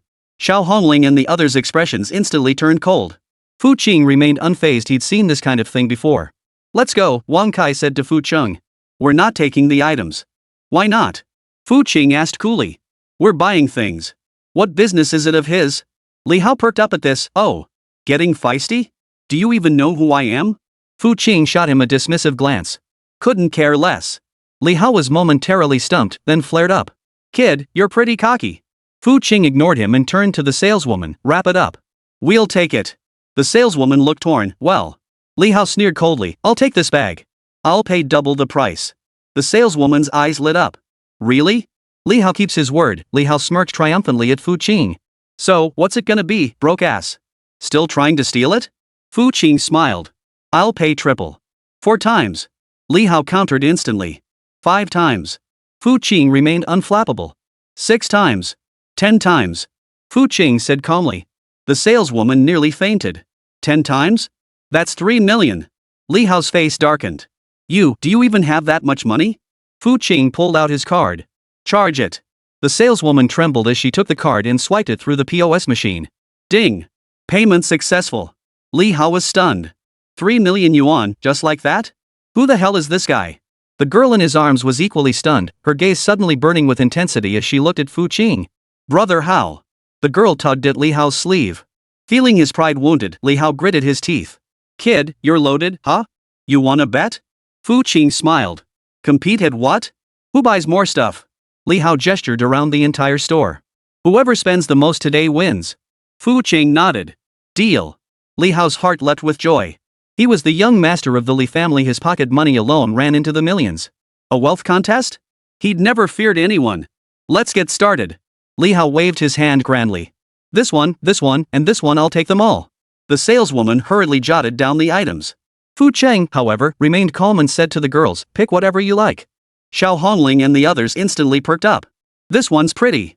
That one's nice too. I'll take this one. And this one too. The girls began shopping like crazy. Wang Kai watched from the sidelines, his heart pounding. Each of these items easily cost hundreds of thousands or even millions. Li Hao also started shopping like crazy, but he soon noticed something was off. Over at Fu Qing's side, the girls were grabbing everything in sight as if money were no object. Meanwhile, though he was buying too, he couldn't keep up at all. Half an hour later, the sales assistant tallied the total. Mr. Li, your total comes to 8,720,000. Li Hao looked triumphantly at Fu Qing. Kid, your turn. The saleswoman continued her tally. Mr. Fu's total comes to 36,550,000. Li Hao froze. What? 36,550,000. The saleswoman repeated. Li Hao's legs buckled, nearly collapsing to the floor. Over 30 million? Is this ing shopping or robbery? Fu Qing looked at him impassively. Still want to compare? Li Hao gritted his teeth. Compare. Why wouldn't I compare? He pulled out his phone and dialed. Dad, transfer me 100 million. I need to buy something. A furious shout came from the other end. 100 million? You think I'm a ing ATM? Get lost. The call was abruptly cut off. Li Hao's face flushed alternately crimson and ashen. Fu Qing smirked. Broke already? Li Hao, stung by shame and anger, snapped. Kid, don't get cocky. What good is money? In this world, power is the only thing that matters. Fu Qing nodded. You're right. Thinking Fu Qing had conceded, Li Hao grew even more arrogant. Good to know. I'm a third-tier martial artist. What about you? Probably not even a martial artist, huh? Chapter 183, How? How did you do that? Wang Kai couldn't help but say, Li Hao, you should keep your mouth shut. Shut up. Li Hao glared at him. This isn't your place to speak. Fu Qing sighed. Why are there always people who overestimate themselves? Li Hao flared up. Who do you think you're calling overconfident? Fu Qing couldn't be bothered with words. He simply released a sliver of his aura. Though it was but a thread, to Li Hao it felt as heavy as a mountain. Thud. Li Hao collapsed to his knees, cold sweat pouring down his face. The girl in his arms was also terrified, standing there dumbfounded. Who are you? Li Hao asked, his voice trembling. Fu Qing withdrew her aura. Someone you can't afford to provoke. Li Hao lost all his arrogance and scrambled away as fast as he could. The girl in his arms scrambled to follow him. Wang Kai watched their retreating figures and sighed. Why bother? Fu Qing patted his shoulder. Some people just need to be taught a lesson. The saleswoman handed Fu Qing the wrapped items. Sir, your purchases. Fu Qing casually stowed them into the cosmic singularity. The saleswoman stared in disbelief. That entire pile of stuff just vanished? Fu Qing offered no explanation. Turning to the group, he said, let's go. Next store. The group continued their shopping spree. After this little incident, Wang Kai finally grasped a truth. In the face of absolute power, family background and connections meant nothing. While Fu Qing and the others were shopping in the capital, anomalies began to appear across Blue Star. First came spatial fluctuations. Unprecedented spatial fluctuations were detected worldwide, their intensity unprecedented. Then came the beast uprisings. Beasts that had been dormant in their occupied territories began massing in large numbers. Finally, the sky changed color. The once azure sky began to take on an unnatural purple hue. It's beginning, Fu Qing murmured, gazing upward. Yen Ruyu also sensed something amiss. The spatial fluctuations are highly abnormal. Xiao Hongling pursed her lips. Finally, huh? Su Nianxue nodded. We've waited so long. Yi Qilua rubbed her hands together excitedly. Time to make our move. A cold gleam flashed in Long Yu's eyes. It couldn't have come at a better time. Wang Kai looked utterly bewildered. What's about to begin? Fu Qing glanced at him. The demonic beast invasion. It's begun. Wang Kai's expression changed. Now? Today, Fu Qing stated flatly. As if to confirm his words, the sky suddenly split open. From the purple fissure, countless beasts poured forth like a tidal wave. Roar! The deafening roar of beasts echoed throughout the capital city. People on the streets fell into panic, scattering in all directions. Help! The beasts are coming! Run for your lives! Screams and cries of distress rose and fell in waves. Fu Qing and the others stood their ground, calmly observing the chaos. Looks like our shopping trip is ending early, Fu Qing remarked. Yan Ruyu frowned. We need to go help. Fu Qing nodded. Of course. He turned to the girls, are you ready? Xiao Hongling ignited flames in her hands, we've been ready for ages. Su Nianxue's body shimmered with holy light, purify them. Yi Qilihua summoned her spirit beasts, my little darlings are starving. Leng Yu crystallized ice in her hands, not a single one left. Fu Qing smiled, then turned to Wang Kai, what about you? Though terrified, Wang Kai spoke with unwavering resolve, I'm with you. Very well. Fu Qing nodded with satisfaction. At that moment, a flock of flying beasts charged toward them.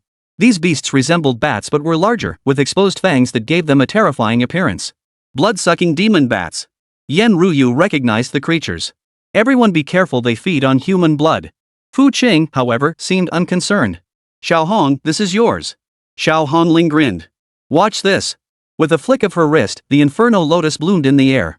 The terrifying flames instantly engulfed all the blood-sucking demon bats. Not even ashes remained. Wang Kai stared in utter disbelief. Is this the power of a true master? Fu Qing said, let's go to the city center. That's where the most beasts are. The group nodded and headed toward the city center. Along the way, they encountered countless beasts. Without exception, every single one was effortlessly dealt with by the girls. Where Xiao Hongling's flames touched, the beasts turned to ash. Su Nianxue's purifying light melted them like ice under the sun. Yi Qiluo's army of spirit beasts tore the beasts to shreds. Leng Yu's extreme cold froze the beasts into ice sculptures before shattering them. Wang Kai's shock gave way to numbness in less than 10 minutes. He finally understood why Fu Qing and the others remained so calm in the face of the demon beast invasion. Against these girls, the beasts were nothing but easy prey. Soon, they reached the city center. The fighting here was the most intense. The military and martial artists were locked in bloody combat with the beasts, but the situation looked grim. The beasts were overwhelming in number, pouring endlessly from the spatial rift. This can't go on, Yan Ruyu frowned. We must seal the spatial rift. Fu Qing nodded. Leave it to me. He rose into the air and flew toward the largest spatial fissure. Stop him, a military officer shouted. It's far too dangerous there. But Fu Qing's speed was too great. In the blink of an eye, he arrived before the spatial fissure. Countless demonic beasts poured out of the fissure, lunging toward Fu Qing. Fu Qing didn't even glance at them, merely waving his hand lightly. Every demon beast that approached him instantly turned to dust. The crowd below was utterly dumbfounded. What the hell kind of power was this? Fu Qing approached the spatial fissure and examined it closely. The fissure was highly unstable, radiating intense demonic energy. Looks like the multi-cosmic kingdom spared no expense, Fu Qing murmured to himself. He extended his hand, gathering chaos energy in his palm. Close it, now. Fu Qing clasped his hands together, and the massive spatial fissure began to slowly close. The beasts trapped within the fissure let out terrified howls, struggling to break free, only to be crushed by Fu Qing's overwhelming force. The crowd below held their breath. Is this even human? Sealing a spatial fissure with bare hands? Finally, under the stunned gazes of the crowd, the spatial fissure closed completely. The sky regained its original hue. The remaining beasts, deprived of reinforcements, were swiftly eliminated. Fu Qing descended from the air and said to Yan Ruyu, it's done. Yan Ruyu stared at him blankly. You, how did you do that? Fu Qing smiled. Simple. Just like that. Yan Ruyu. Suddenly, she felt utterly ridiculous as an 8-star martial god standing before Fu Qing. Just then, an officer ran over and bowed respectfully to Fu Qing. Thank you, senior, for your timely assistance. Fu Qing waved his hand dismissively. It was nothing. The officer spoke excitedly, with such formidable strength, might you share your name? We wish to report it to the military. Chapter 184, Fought it through? The path to strength is no easy walk. Fu Qing cut him off, no need. I'm just passing through. With that, he gave the others a meaningful glance and turned to leave. The officer tried to chase after them, but Fu Qing and his companions moved too swiftly, vanishing in an instant. A master. This is a true master. The officer murmured to himself. After leaving the city center, Fu Qing and his companions returned to the airport. Though the demon beast invasion had only just begun, with the capital's defenses, there shouldn't be any immediate issues. Should we head back now? Wang Kai asked. Fu Qing nodded. Zhengcheng needs us too. The group boarded the plane and headed back to Zhengcheng. On the flight, Wang Kai finally couldn't resist asking, Brother Fu, what exactly is your level of power? Fu Qing smiled. Take a guess. Wang Kai shook his head. I can't guess. Xiao Hongling chimed in from the side, Little Kai, sometimes knowing too much isn't a good thing. Su Nianxue nodded. Exactly. Just know that Fu Qing is incredibly powerful. Yi Qilihua chuckled, well, he's definitely stronger than a 9-star martial god. Leng Yu, much stronger. Wang Kai. He decided not to ask any more questions.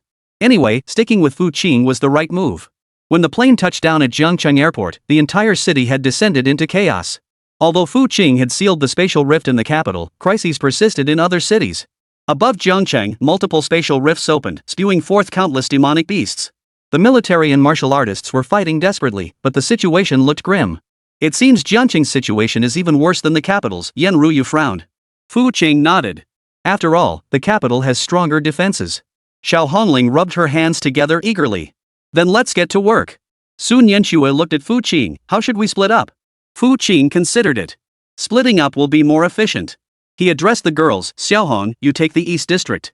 Xiao Xue, you take the West District. Xiao Ye, you take the South District.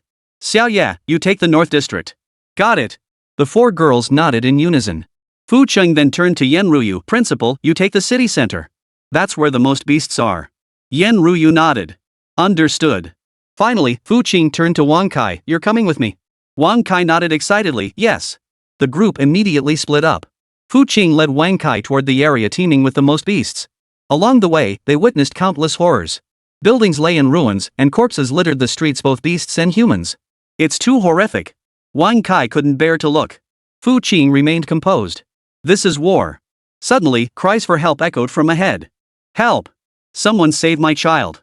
A middle-aged woman clutched a small child, surrounded by several wolf-like beasts. Wang Kai immediately charged forward. Stop! But before he could get close, he was knocked back by the beast's overwhelming aura. 6th-tier beasts. Wang Kai's face paled. With his current strength, he could barely handle a 4th-tier beast, let alone a 6th-tier one. Fu Qing sighed and waved his hand casually. The wolf-like beasts instantly dissolved into a mist of blood. The middle-aged woman was stunned, clutching her child as she bowed repeatedly. Thank you. Thank you, benefactor. Fu Qing waved her off. Hurry to the shelter. The woman nodded repeatedly and ran off, clutching her child. Wang Kai scrambled to his feet, forcing a wry smile. Brother Fu, I'm such a useless fool. Fu Qing patted his shoulder. Strength can be built over time, but having that kind of heart is what truly matters. Just then, more demon beasts closed in. Among them was even an 8th-tier beast lord. It was a massive spider-like beast, its 8 compound eyes gleaming with savage intent. Humans, delicious. The spider beast spoke in human language.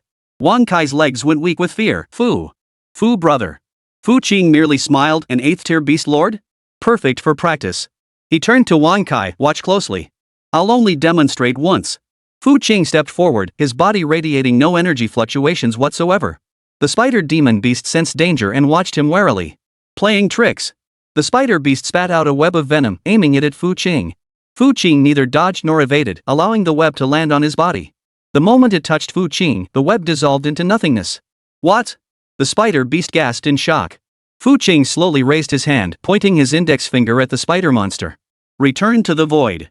2 simple words. The spider demon beast vanished completely before it could even utter a scream. Not death, but erasure at the very core of its existence. As if it had never existed at all. Wang Kai stared in utter disbelief. What kind of technique was that? Terrifying. The other beasts, seeing this, scattered in terror. Fu Qing didn't pursue them. He had no interest in these minor foes. Let's go. On to the next place, Fu Qing said to Wang Kai. Wang Kai followed Fu Qing in a daze, the scene still replaying in his mind. Too powerful. Unbelievably powerful. Meanwhile, in other parts of Jiangcheng.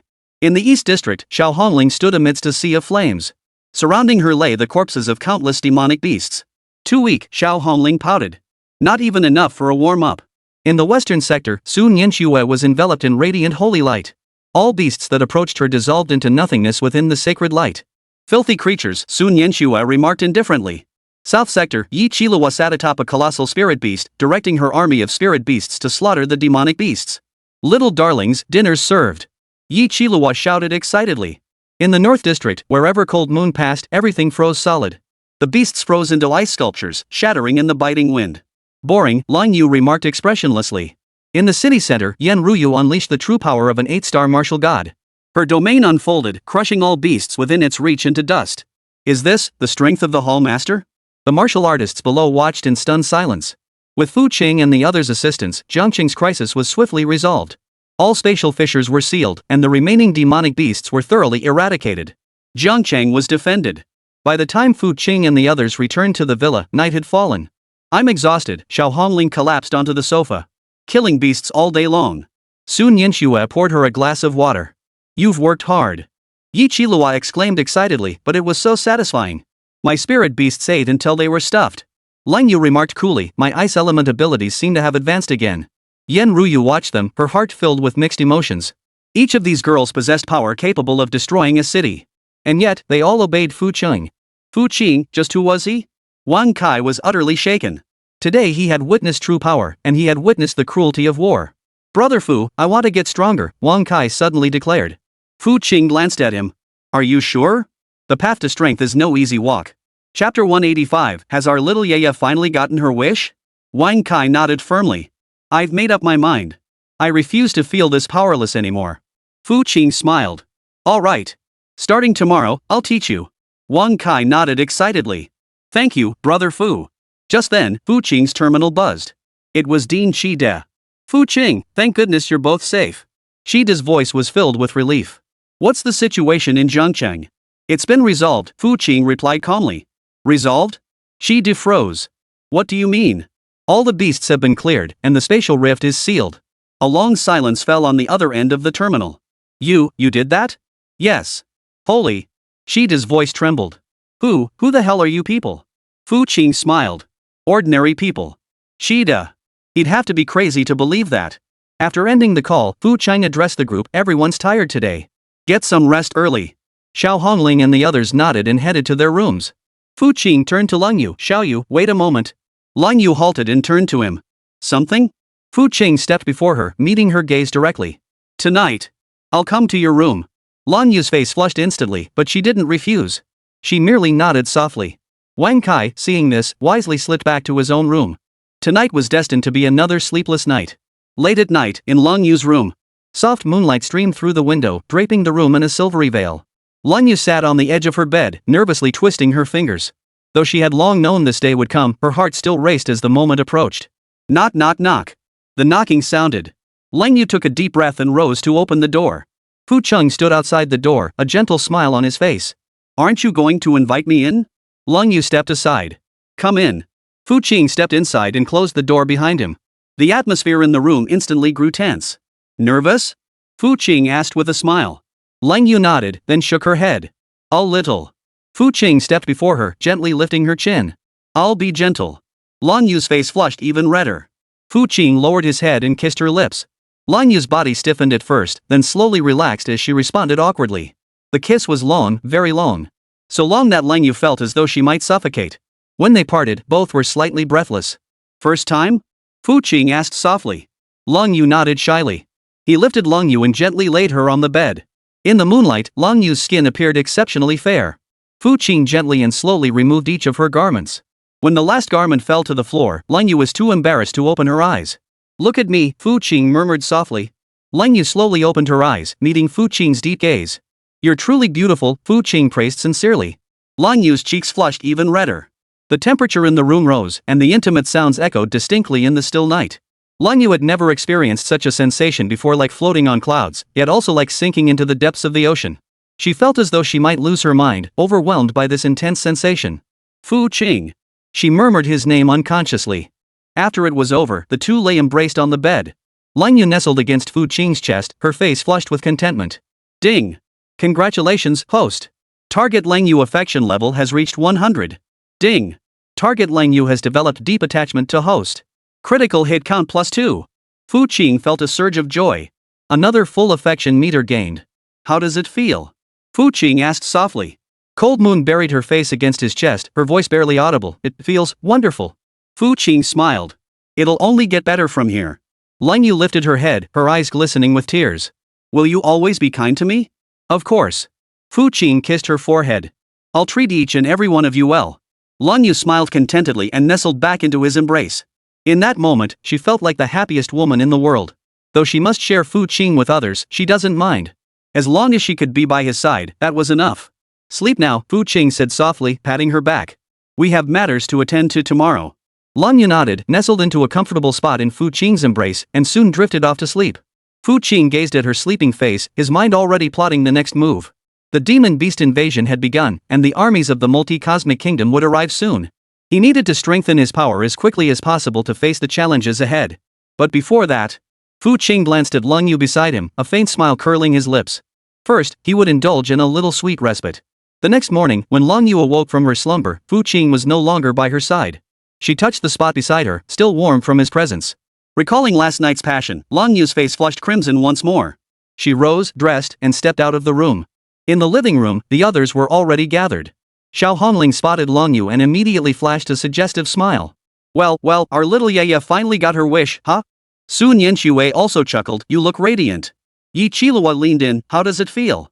Lung Yu blushed, unsure how to respond. Yen Ruyu cleared her throat softly, alright, stop teasing her. Fu Qing emerged from the kitchen carrying breakfast, everyone up already? Let's eat. Everyone gathered around the dining table. Wang Kai observed the suggestive atmosphere among them and wisely refrained from asking questions. He was used to it by now. After all, the relationships among this group were too complicated for him to understand. What's the plan for today? Yen Ruyu asked. Fu Qing took a sip of porridge. First, let's deal with the spoils of war. He pulled out the items looted from the Divine Awakening Organization's headquarters. Divide these crystal cores and materials among yourselves, Fu Qing instructed the girls. The girls didn't hesitate, each selecting what they needed. Fu Qing then produced the Divine Blood Serum. I'll keep this. It might come in handy someday. Yen Ruyu asked curiously, what is this? Fu Qing briefly explained the effects of the Divine Blood Serum. Everyone was astonished. Directly boost you to star spiral rank? Xiao Hongling's eyes widened. That's insane. Sun Yanxue nodded. And no side effects. Yi Qilua remarked, nothing less than what one would expect from Fu Qing. Lung Yu remarked, very practical. Fu Qing smiled and stowed the serum away. Then he turned to Wang Kai, starting today, I'll teach you cultivation. Wang Kai nodded excitedly, thank you, brother Fu. Fu Qing continued, the demon beast invasion has only just begun. More battles lie ahead. We must strengthen ourselves to face greater challenges. Everyone grew solemn. They knew the real battle had only just begun. The armies of the multi-cosmic kingdom would arrive soon. That would be the true test. Chapter 186, Target Individual Xia Qingqing Affinity Level reaches 100. Brother Fu, are you really going to inject this? Wang Kai stared at the vial of faintly golden divine serum in Fu Qing's hand, his voice tinged with concern. In the living room, the group had just finished a day of combat and now sat together examining the spoil seized from the Divine Awakening Organization. Fu Qing's fingers gently traced the test tube, sensing the immense energy contained within. Xiao Hongling reclined lazily on the sofa, her beautiful legs crossed. Anyway, with Fu Qing's strength, even if there are side effects, they won't affect him. Xiao Hong is right, Sun Yanxue nodded softly. Plus, the divine serum can elevate someone to the first-tier star spiral level while preserving their sanity. That'll be a huge help in our upcoming battles. Yi Qilua clapped her hands excitedly. Wonderful. If Fu Qing grows stronger, we'll clear out those beasts even faster. Though Lung Yu remained silent, her eyes betrayed her approval. Yen Ruyu, the strongest martial god present, carefully sensed the energy fluctuations within the serum. This power is pure.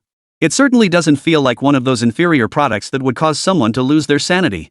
Fu Qing smiled faintly, his gaze sweeping over the group. Then I'll give it a try. Without hesitation, he aimed the test tube at his arm and gently squeezed. Golden liquid slowly seeped into his veins, an intense burning sensation instantly spreading throughout his body. Ding! Host detected injecting divine blood serum. Use critical strike count for enhancement? The system's prompt echoed in his mind. Fu Qing's heart stirred, use 1 critical strike count. Ding! Critical strike chance consumed X1. Divine serum mythic great effect maximized. In that instant, Fu Qing felt the energy within him ignite, an unprecedented force surging through every limb and bone. A faint golden glow emanated from his skin, distorting the very air around him. Such intense energy fluctuations.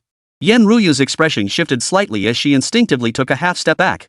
The other women also sensed that heart-stopping power, rising to their feet in unison. Fu Qing closed his eyes, attuned to the transformations within. His strength, already at the peak of a 9-star martial god, surged upward at a terrifying rate. He could distinctly sense himself shattering a barrier, entering an entirely new realm. First-tier star whirl.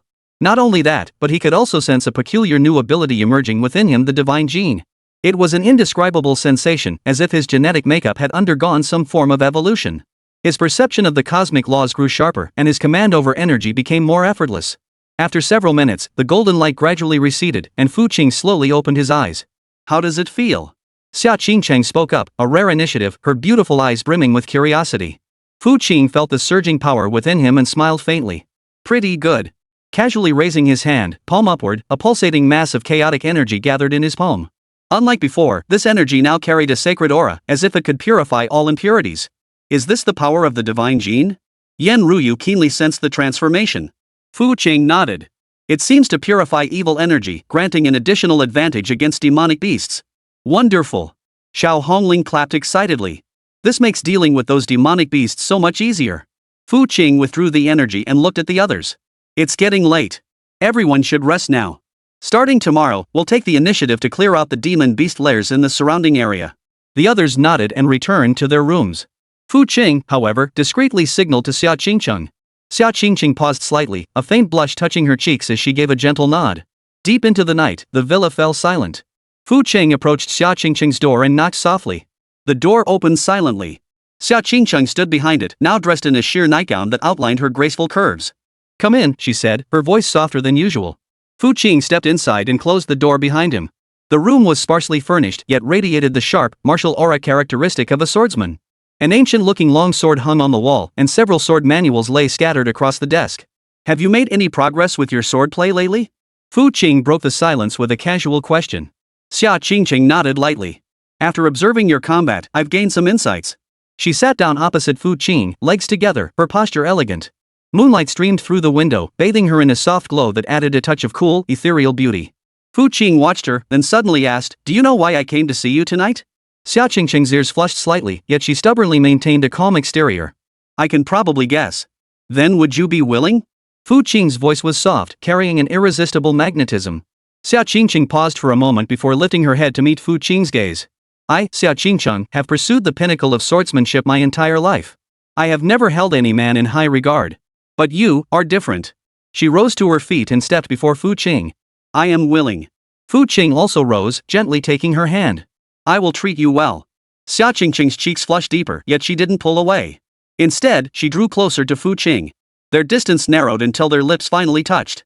It was a tender, inexperienced kiss, carrying Xia Qingcheng's signature cool, distant aura. Fu Qing could sense her nervousness, his movements growing ever more gentle.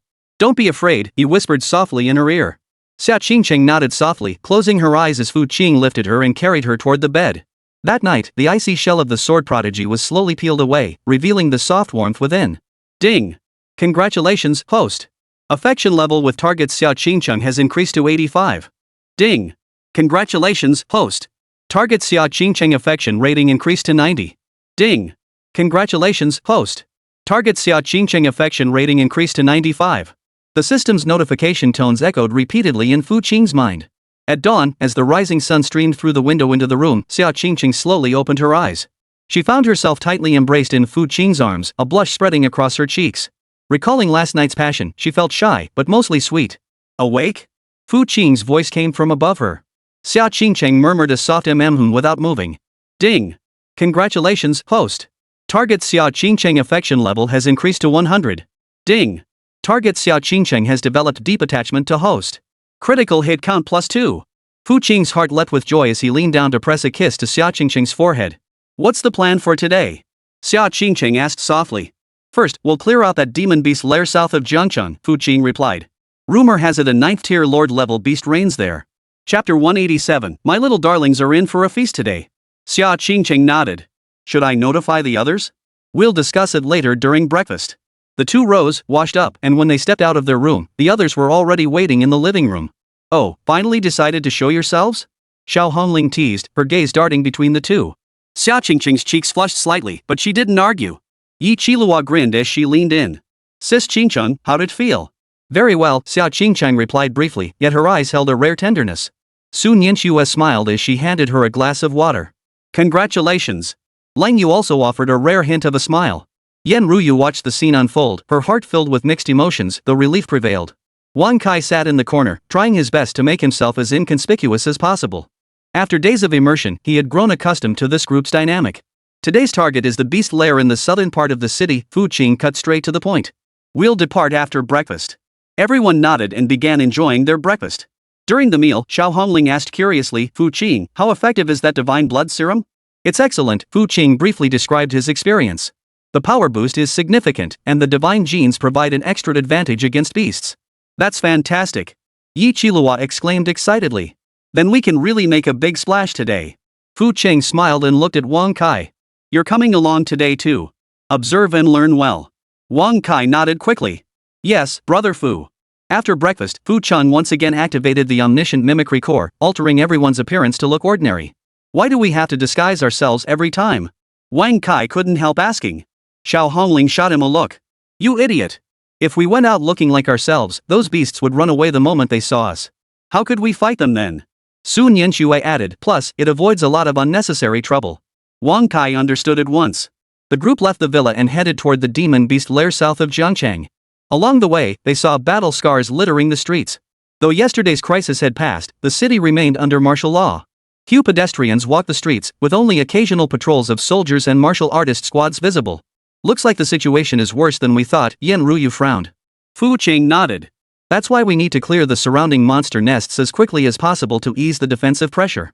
Half an hour later, they arrived at an abandoned industrial zone south of the city. Once the industrial heart of Jiangcheng, it had now been overrun by beasts. Ruined factories and office buildings littered the landscape, the air thick with a putrid stench. This is the place, Fu Qing said, sensing the energy fluctuations ahead. There's a very powerful presence here, likely a 9th-tier overlord-level magical beast. Xiao Hongling rubbed her hands together eagerly. Finally, a proper fight. Yi Qilua summoned several scouting spirit beasts. Let me scout ahead. Minutes later, the spirit beasts returned, relaying intelligence from within the lair. Over 100 beasts inside, mostly 6th to 8th tier. The leader is a 9th-tier shadow demon wolf, Yi Qilua reported. Fu Qing nodded. Prepare for battle. Remember, make it quick. The group nodded and followed Fu Qing into the industrial zone. They had barely entered when a pack of beasts spotted them. Roar! A piercing howl echoed as hordes of beasts surged in from all directions. Xiao Hongling struck first, unleashing the Inferno Lotus that instantly incinerated several beasts ahead. Sun Yanxue's purifying light followed closely behind, turning the beasts into specks of light that vanished wherever it touched.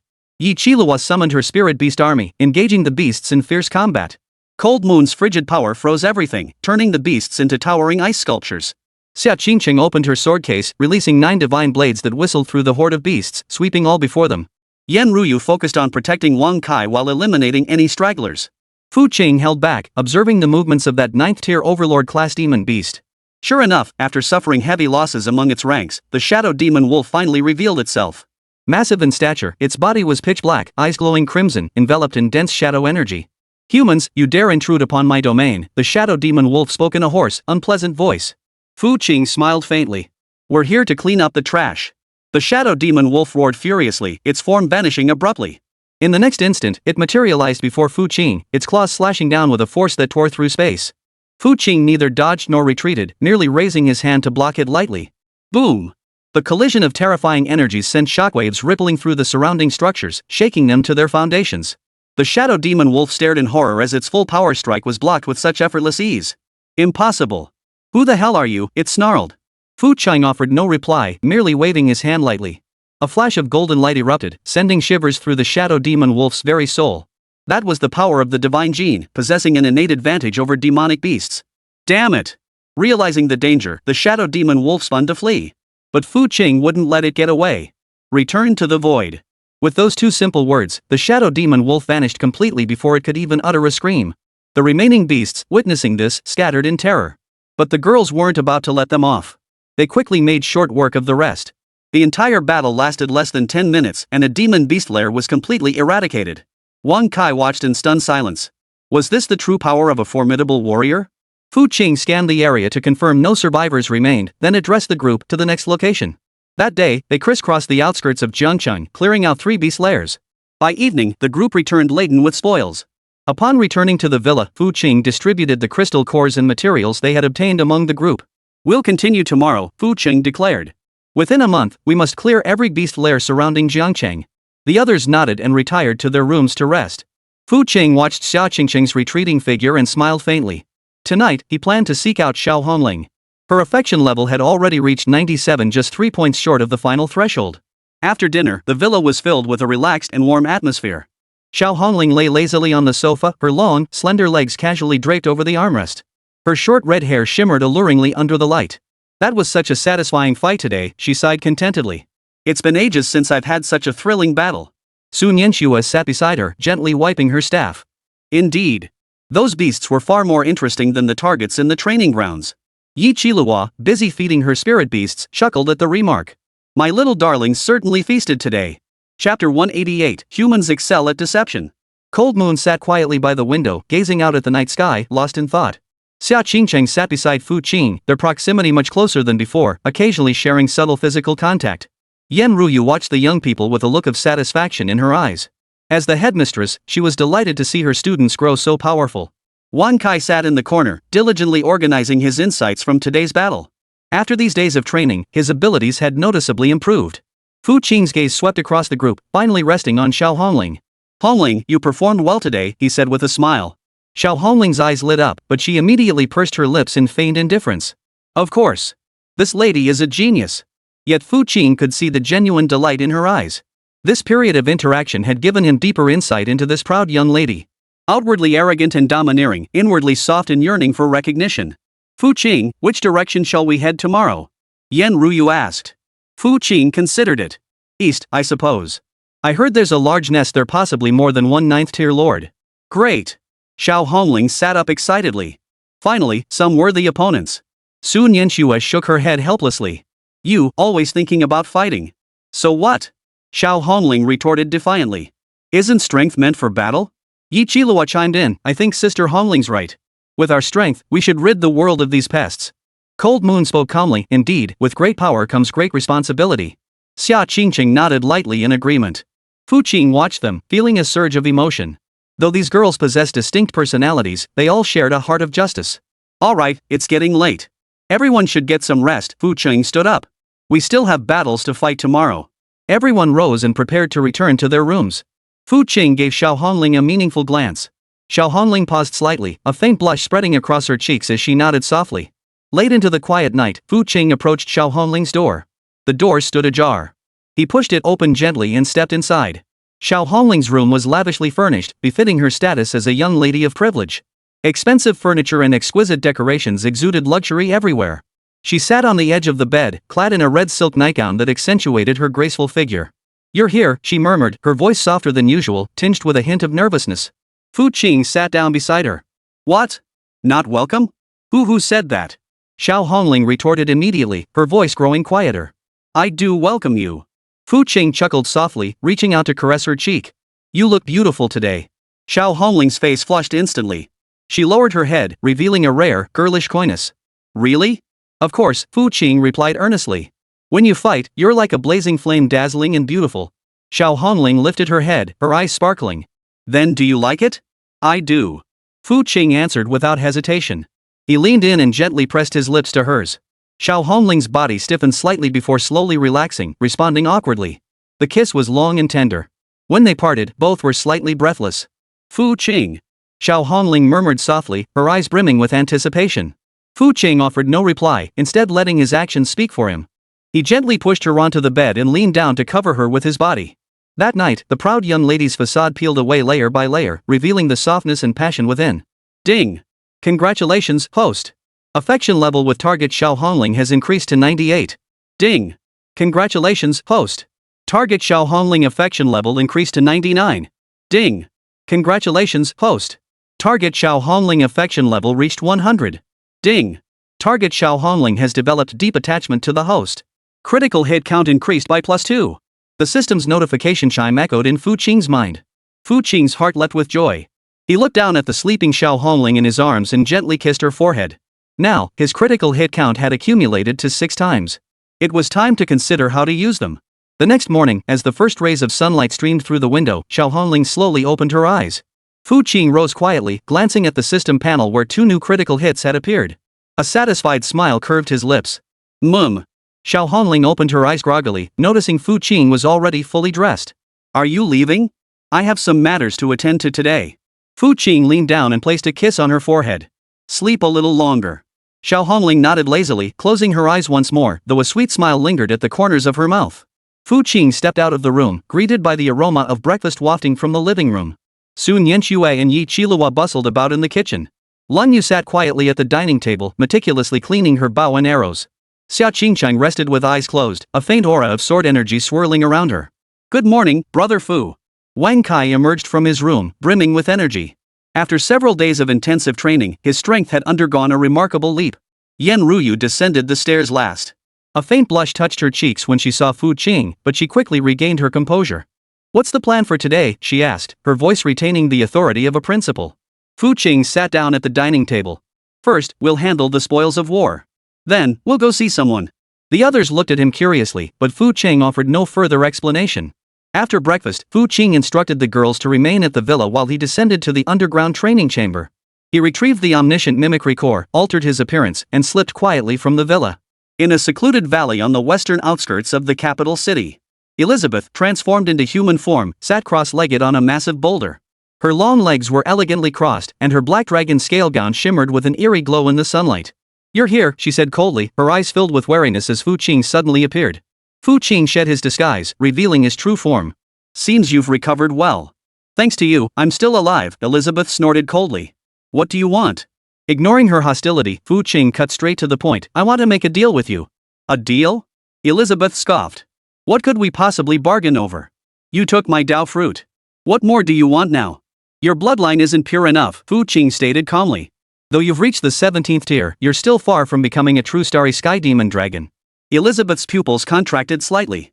"What do you mean?" "I can purify your bloodline," Fu Qing said, "making you a true, pure-blooded starry sky demon dragon. But the price is complete submission to me." "You dream." Elizabeth leapt to her feet, her body radiating terrifying dragon might. "I'd rather die than submit to a human." Fu Qing remained unruffled. "Don't rush to refuse. Consider what a pure-blooded starry sky demon dragon signifies. It means the potential to break through to the 18th tier, even reach the star domain level." Elizabeth's body trembled slightly, a flicker of wavering passing through her eyes before being swiftly replaced by fury. "Do you think I'd believe you? Deception is what humans excel at." "Then witness it with your own eyes." Fu Qing wasted no more words and immediately activated a critical strike opportunity. Ding! Use critical strike on target, Elizabeth? Yes.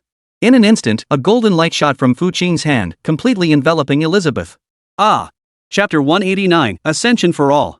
Elizabeth let out a pained roar as her body involuntarily reverted to her dragon form. But this time, her dragon body underwent astonishing transformations within the golden light.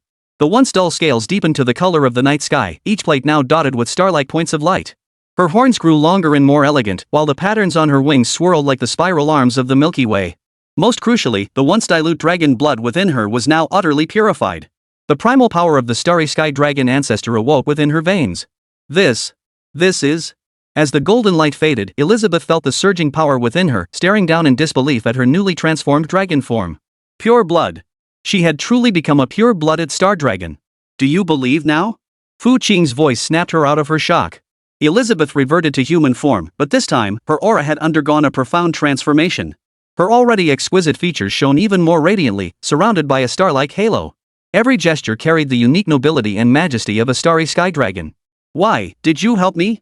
Her voice was no longer icy, but tinged with complex emotions. Fu Qing stepped closer, gently caressing her cheek.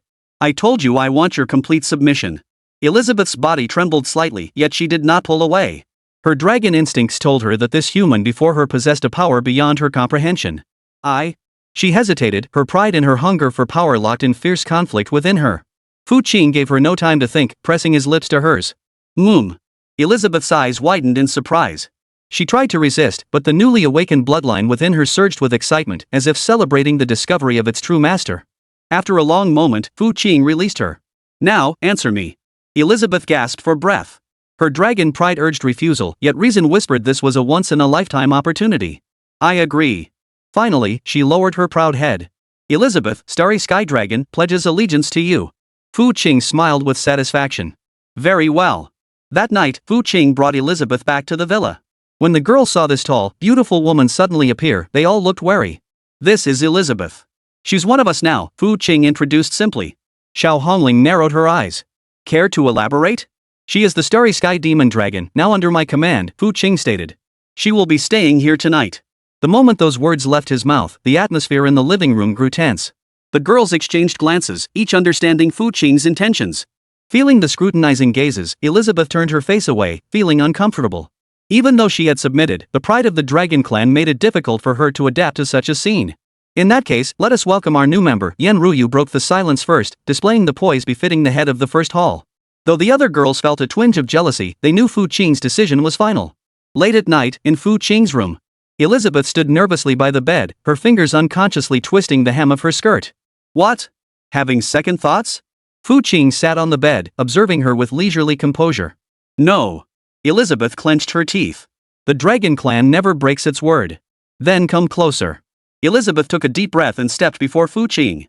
The black dragon scale gown silently slid off, revealing her flawless form. Fu Qing reached out and pulled her into his embrace. The uniquely icy skin of the dragon race felt exquisite against her skin. Relax, he murmured against her ear. After tonight, you'll thank me for my decision. Elizabeth closed her eyes, surrendering to Fu Qing's touch. The dragon's physical stamina far surpassed that of humans, making the night feel exceptionally lone. As the rising sun streamed through the window, Elizabeth lay limp in Fu Qing's arms, her dragon tail draped weakly around his legs. Ding! Congratulations, host. Target Elizabeth affection level has reached 100. Ding! Target Elizabeth has developed deep attachment to host.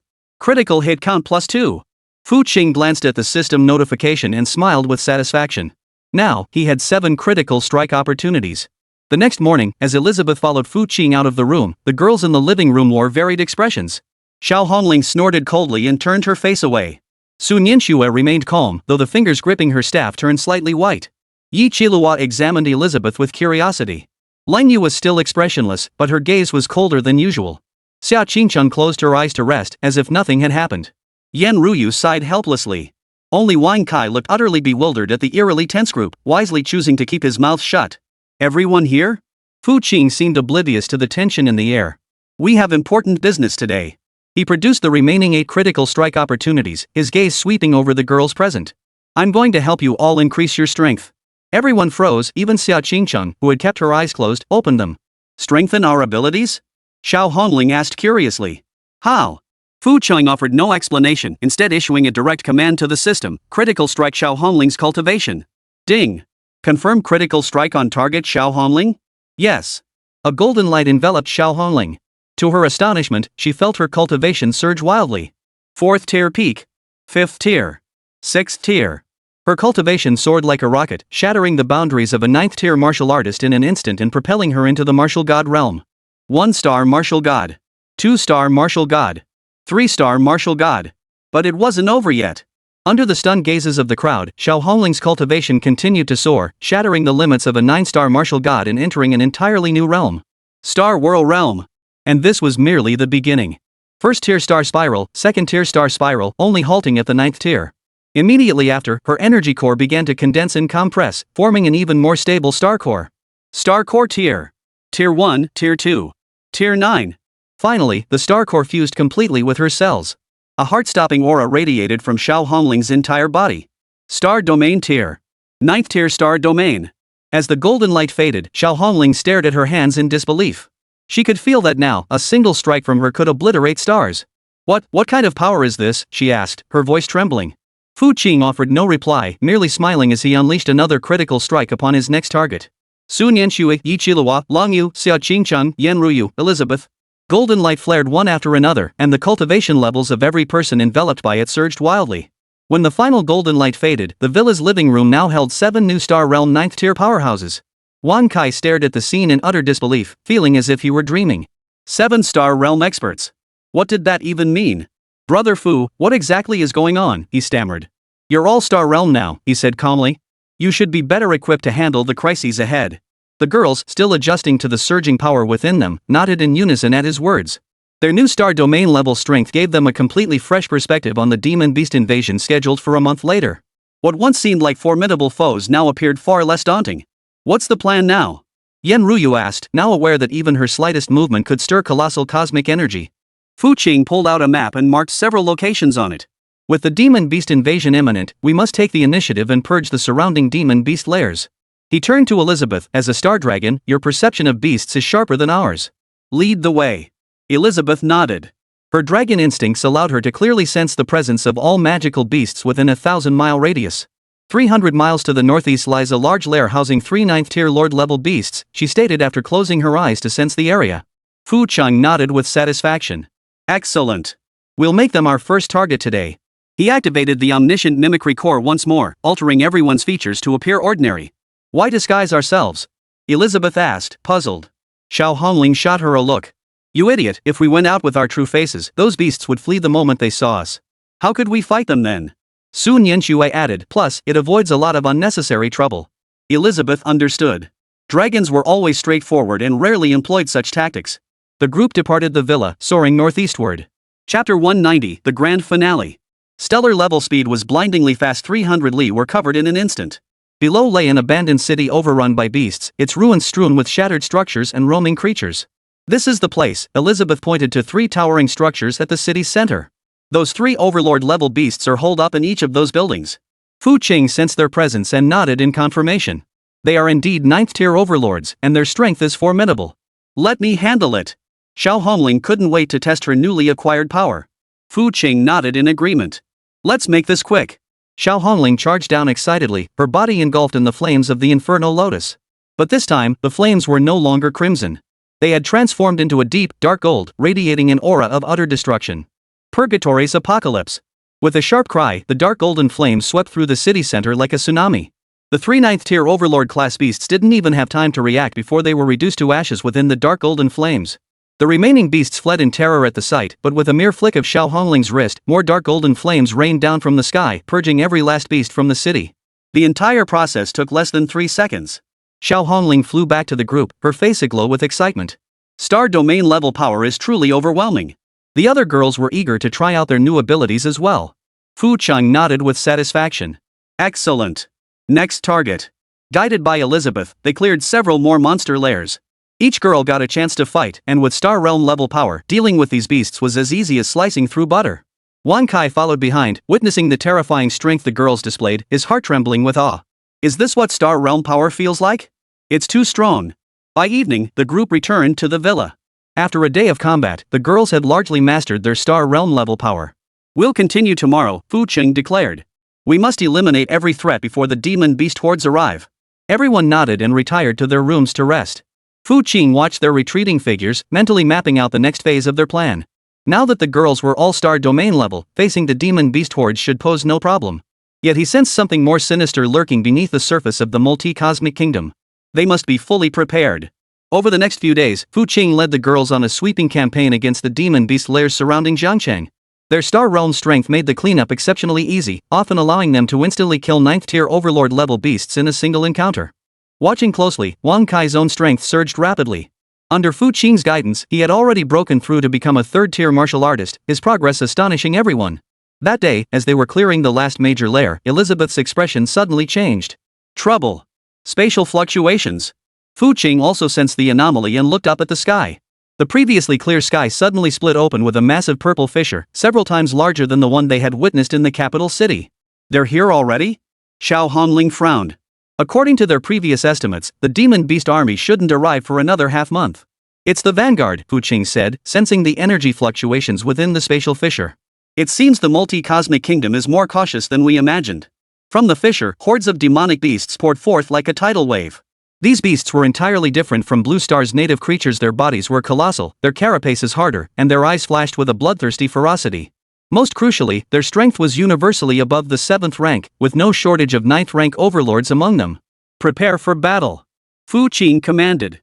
The girls immediately entered combat mode, unleashing their Star domain level auras without restraint. Elizabeth instantly transformed back into her dragon form. Her colossal body obscured the sky, and her dragon's might sent ripples of panic through the beasts below. Let me go first. Xiao Hongling charged forward impatiently, the dark gold Inferno Lotus blooming once more. But this time, the effect was less than ideal. These alien beasts possessed extreme resistance to fire. The Inferno Lotus could only scorch their carapaces, failing to deliver a fatal blow. This is interesting, Xiao Hongling chuckled, anger replaced by amusement. Looks like we're finally getting a proper fight. She intensified her attack, the dark golden flames growing fiercer until several beasts were finally reduced to ash. The other girls joined the fray. Sun Yanxue's purifying light proved remarkably effective against these alien beasts. The sacred attributed energy seemed to be their nemesis. Yi Qilua's summoned spirit beasts engaged in fierce combat with the monsters. Though individually weaker than the monsters, their sheer numbers managed to hold them off. Lang Yu's icy power also encountered resistance. These beasts possess strong immunity to ice-based attacks. Xiao Qingqing's 9 divine swords danced through the air, each strike severely wounding a demon beast, though none could be instantly killed. Elizabeth charged directly into the horde of beasts, unleashing dragon breath and swinging her claws. Each strike claimed the lives of several beasts. Fu Qing held back from intervening immediately, studying the characteristics of these alien beasts. Soon, he identified the problem. Their carapaces possessed a peculiar energy structure that effectively nullified elemental attacks. To kill them completely, one must penetrate the armor's defenses and strike directly at the core within. Attack their eyes and joints. Fu Qing shouted. The girls immediately changed tactics, and the results were indeed remarkable.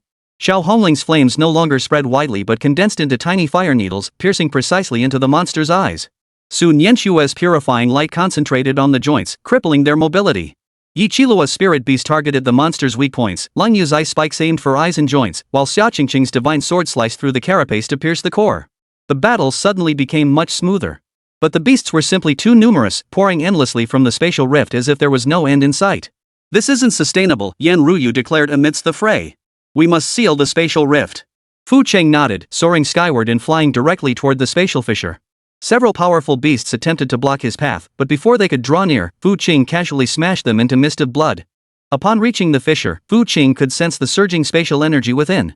This fissure was far more stable than the previous ones, clearly reinforced with special measures. Gui Xiu. Without hesitation, Fu Qing unleashed his ultimate attack. Yet this time, the infallible Guichu failed to fully seal the fissure. The crack merely trembled a few times before regaining its stability. Fu Qing frowned. It seemed the multi-cosmic kingdom had spared no expense this time. He held nothing back, unleashing the full force of chaos energy. Pressing both hands against the edges of the fissure, he forcibly tore it shut. Boom! The spatial fissure vanished completely in a thunderous roar, and the sky regained its original hue. The demon beasts, now deprived of reinforcements, were swiftly eliminated. Yet everyone felt the pressure. These alien beasts are tougher than we anticipated, Xiao Hongling gasped, her breath labored. It was the first time she'd felt genuine exhaustion in battle. Su Nianxue nodded. Their defenses are too strong. My purifying light requires concentrated attacks to be effective. And there were far too many of them, Yi Qilua added. If the main force is this formidable, we're in trouble. Fu Qing stood solemnly among them, this is merely the vanguard. The main force will likely be far more formidable. Wang Kai surveyed the field littered with monster corpses, his voice heavy with worry. Brother Fu, can we win? Of course we can, Fu Qing replied with a confident smile, then unleashed a fist strike through the air. Far beyond countless light years away, the multi-cosmic kingdom was annihilated. The end.